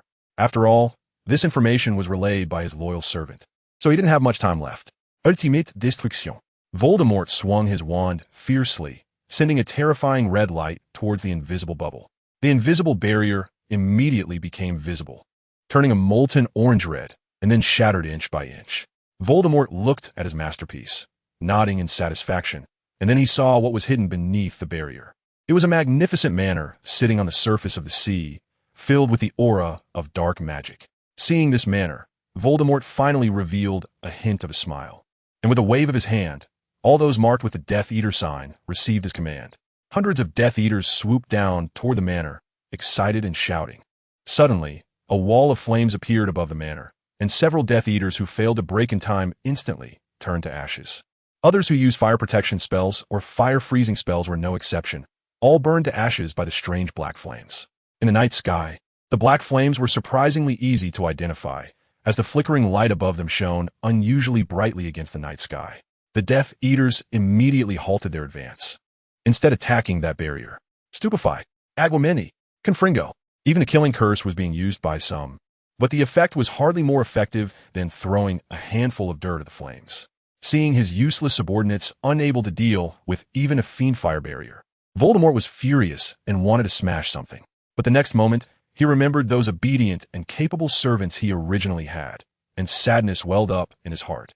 "Get out of the way, you bunch of useless fools," he shouted, using magic to part the crowd. Then he waved his wand and cast the spell that theoretically could stop all magic, finite incantatem. However, the situation did not develop as he had imagined.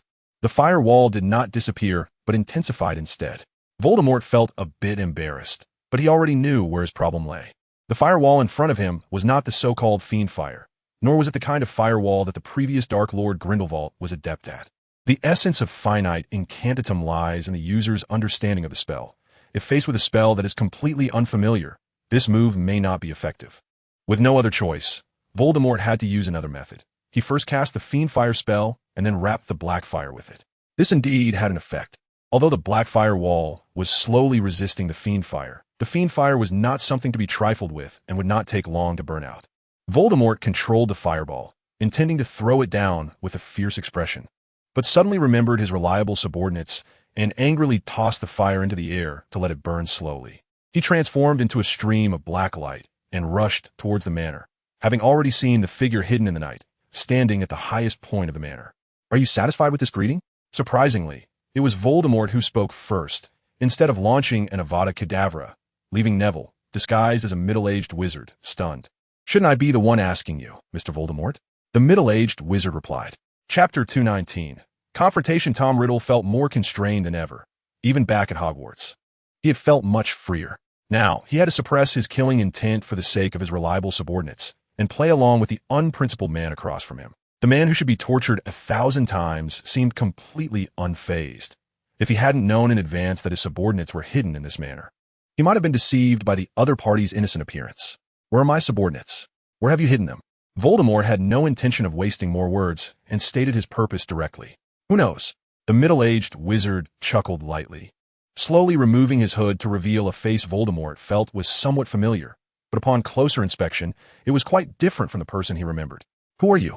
Voldemort was making a great effort to suppress his anger, but his snake-like eyes still glowed with a crimson light, as if he could kill the person before him with his gaze.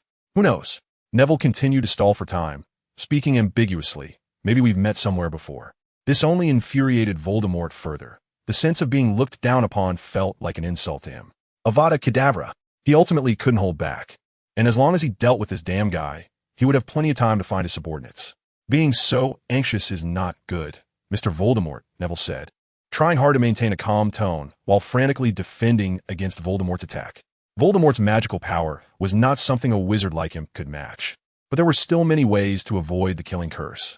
The killing curse theoretically only takes one life each time it is cast, so as long as one prepares other creatures to stand in front, the curse would be halved. However, Voldemort was not just skilled in the killing curse. He knew much more magic than most wizards in the world. He cast a spell at the ground beneath Neville, causing thorns to sprout up. Neville quickly retaliated, burning the thorns to ash while blocking a green light that Voldemort shot from behind. The only reason he could hold his ground against Voldemort was due to the prior preparations he had made in this area, allowing him to sense Voldemort's position at all times, coupled with enhanced perception, which enabled Neville to maneuver against Voldemort, even occasionally counterattacking. As Neville grew more confident in his fighting, Voldemort became increasingly agitated. His time was running short, but that strange wizard's flame shield was too powerful. If given a little time, it wouldn't be difficult to break, but now, he could no longer afford a delay. He quickly waved his wand, the purple wood wand cutting through the air with a whoosh, transforming him into a conductor. Looking at Voldemort's movements, Neville's heart raced. He sensed the immense magical fluctuations, but he couldn't make any counterattack, only reinforcing the flame shield, for at that moment, he was surrounded by a group of venomous snakes. He had no choice but to continue strengthening his shield to cope with the impending impact. Ultimate magic, shatter. Voldemort's wand finally emitted a dazzling purple light, bright enough to blind anyone facing it. Accompanied by his movement, the purple light, moving at an almost imperceptible speed, crashed into Neville's flame shield. Dizziness was the only sensation Neville felt at that moment, as his body had gone numb. The purple light successfully broke through several barriers, but ultimately left the last layer intact, preventing Neville from dying on the spot.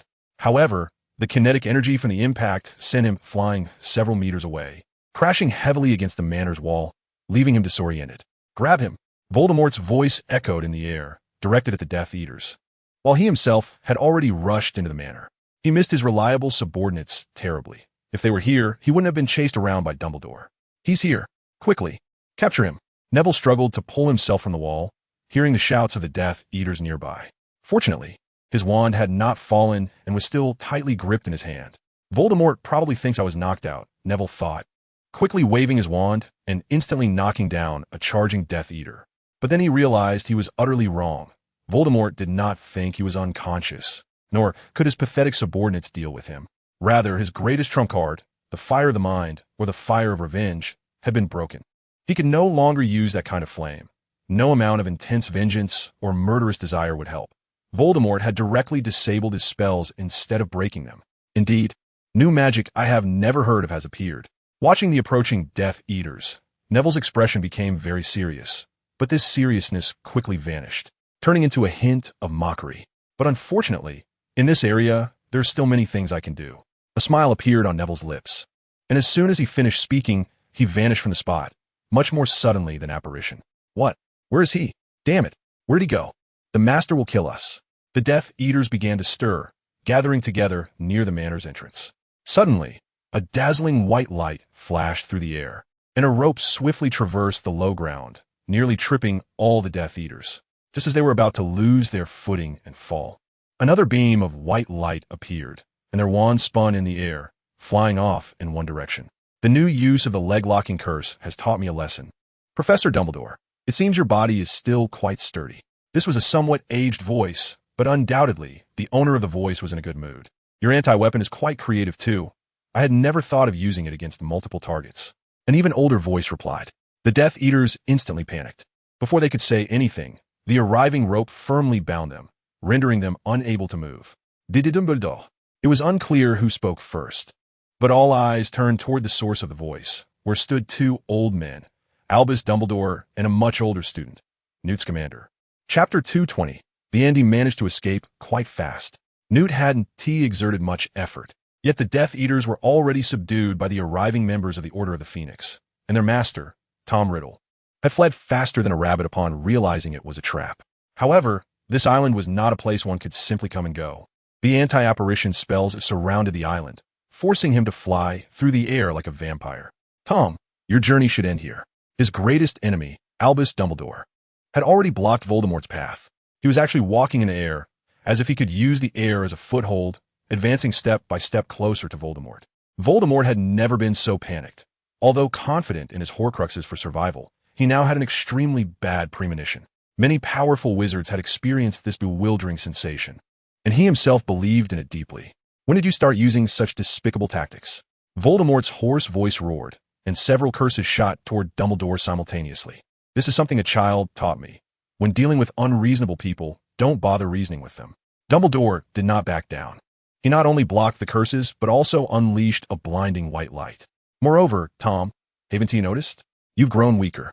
Amid Voldemort's fierce resistance, Dumbledore's voice, though not loud, struck Voldemort's frail nerves like thunder. Impossible. Voldemort's anxiety intensified. He initially thought he was just feeling unwell, but now it seemed that the island was the issue. Avada Kedavra! The mad Voldemort attacked even more swiftly, but in his current poor state. He was no match for Dumbledore, and he was soon left in a state of utter disarray. Meanwhile, Neville appeared not far from a very grand manor.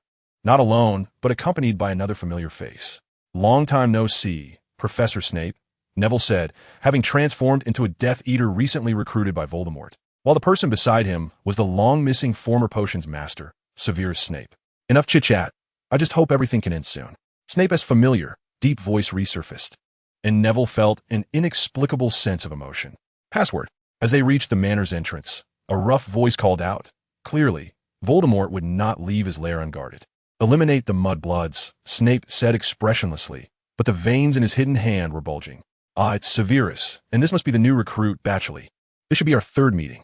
The guard Death Eater relaxed as he recognized the password, letting down his guard while also announcing the names of the two before him. Foil. Everything is going smoothly on the Master S side. We are here to retrieve something. Once again, it was Snape who spoke, while Neville found it difficult to utter that word. Oh, I see. Then come in quickly. This damned weather. I hope it doesn't rain again at midnight. Foil, suspecting nothing, opened the door for them to enter. Just as they passed each other, Neville's wand wobbled slightly, and Foil trembled as if an electric current had surged through his body, only to return to normal in an instant. Snape glanced at him without saying much, leading the way inside. Nowadays, Voldemort had nearly emptied his lair, leaving only a few guards behind. Under Snape and Neville's ambush, soon, everyone in the manor was subdued. Neville didn't use too many Cruciatus curses, as it would exhaust his spirit, and having just fought a major battle, he clearly didn't want to overexert himself. He followed Snape to a secret chamber, which evidently had taken considerable effort to locate and unlock. "It's in here." His deep voice echoed in front of the dark door. Neville tightened his grip on his wand and raised it to unleash a thunderous explosion. The door of the secret chamber shattered like fragments, but under Neville's control. It turned into flames, illuminating the scene inside. Before him lay a 12-foot-long giant python, its emerald eyes reflecting the firelight. It seemed dazed and unaware of what was about to happen. The killing curse. Surprisingly, it was Snape who struck first, waving his wand continuously as invisible blades sliced through the body of the giant snake, Nagini. In just a moment, it could only writhe on the ground. Afraid the Horcrux wouldn't be destroyed, Neville used Fiend Fire again. In no time, the giant snake was reduced to ashes. But Neville looked curiously at the ethereal substance that floated into the air. He initially thought it was a fragment of Voldemort's soul trying to escape. But seeing that substance scatter with the wind, he dismissed that thought. It seems there are many wondrous magics in this world. In that moment, Neville felt a sense of awe, and his heart, which had swelled with power, steadied somewhat. "I hope everything goes smoothly over there," he said, then followed Snape back toward their previous direction. "What about those people?" Neville asked. If it had been his former self, he would never have let those Death Eaters go. "I'll keep an eye on them for now. According to the plan, that side should also be completed," Snape replied, turning his back to Neville, unable to suppress a smile at the corners of his mouth where Neville couldn't see. He guessed correctly. The plan on the other side went even more smoothly than they had anticipated. Just as Nagini met her end, Voldemort let out a scream as if he had been struck hard, only to be hit by Dumbledore's retaliatory white light, exploding in the air. The Death Eaters watched their trusted master die like a bug being crushed, instantly falling into despair and lowering their proud heads completely. When everything settled, the Ministry of Magic arrived late, apprehending those who needed to be apprehended and inquiring about the situation. Everything seemed to return to normal. Had it truly returned? When the Ministry announced Voldemort's death, the entire magical world erupted in joy, showering flowers and applause once again upon the great white wizard Dumbledore. After all, this was the second time he had defeated a Dark Lord, saving the British magical community once again. Hogwarts, of course, also returned to normal. Neville returned to the classroom, but he found that not only could he not summon his Patronus, but he also could no longer use his alchemical fire. Perhaps this is the result of the disappearance of hatred. He didn't really care. He could do much more than this. But on the second night of his return, an unexpected event occurred. The usually mischievous, yet good friend Harry Potter attempted to strangle him while he was asleep. Just as he managed to repel Harry with a nonverbal spell, Harry quickly drew his wand and aimed a killing curse at Neville. "What are you doing, Harry?" Neville was nearly going crazy. He never expected Harry Potter would use the killing curse against him. Nevertheless, seasoned from battles, he quickly fished his wand out from under his pillow and used Transfiguration to block the green light. At that moment, he also noticed the strange pupils of Harry, which were emitting an eerie red glow. A bold idea suddenly flashed through his mind, but he couldn't be sure. "Voldemort?" he asked loudly. The dormitory was already a mess. But fortunately, it was just the two of them. Ron was out for a night stroll, or Neville would have been afraid of hurting him. Neville Longbottom. Neville's suspicion was confirmed. At that moment, Harry was actually speaking in Voldemort's voice. Neville's pupils trembled, but then he realized this could be a once-in-a-lifetime opportunity. Voldemort didn't think much of him as a still-studying wizard, so Neville began to show weakness, adopting a defensive posture to create the impression that he was barely resisting. Suddenly, Harry Potter stumbled, and one of his pupils turned back to green. "Neville, don't worry about me. Take it down with me." It was indeed Harry's voice. It turned out he hadn't disappeared or completely lost the struggle for his body. But Voldemort was still in control. "Harry," Neville murmured. At that moment, he understood why Voldemort didn't hide himself first. It turned out he simply couldn't, and had to strike first, hoping to exploit their hesitation to find a way out. Looking at Harry and Voldemort still fighting for control of the body, Neville raised his wand, determined. Protective fire? This was his original inner fire, and at that moment, all he thought about was protection. The originally pitch-black flames were now dazzlingly white, and for a moment, Voldemort stopped moving, staring as the white flame rushed toward him. "Are you going to take your friend with you?" Before he could finish, a loud, shrill scream erupted, Voldemort's voice rising by more than an octave, sounding like a tomcat who had just been poked in the rear, but far more pitiful than the Tom he was named after. Within that ball of flame, Harry Potter was unharmed. Of course, his clothes didn't escape damage, and his wand, having fallen during the struggle for control, was lucky to be spared. Voldemort, however, evaporated from Harry's body like steam and dissipated into the air, as if he had never existed. At that moment, Neville's mind was exceptionally clear. He had completely let go of the past and freed himself from the shadows of the past years. "Buddy, I know you're happy, but now we might be in trouble." At that moment, an embarrassed Harry said as he hurriedly put on a new robe. Sure enough, the dormitory door was soon opened, revealing Dumbledore, followed by a number of professors. Seeing the chaos, Professor McGonagall nearly fainted. Just as she was about to say something, Dumbledore interrupted. "Is it all over?" Dumbledore asked, looking at Neville. "It's all over, Headmaster." Summary: about the spiritual redemption of Harry Potter. A Harry Potter fanfiction, Neville Longbottom, originally a timid boy, despite having true courage within, had long been a punching bag.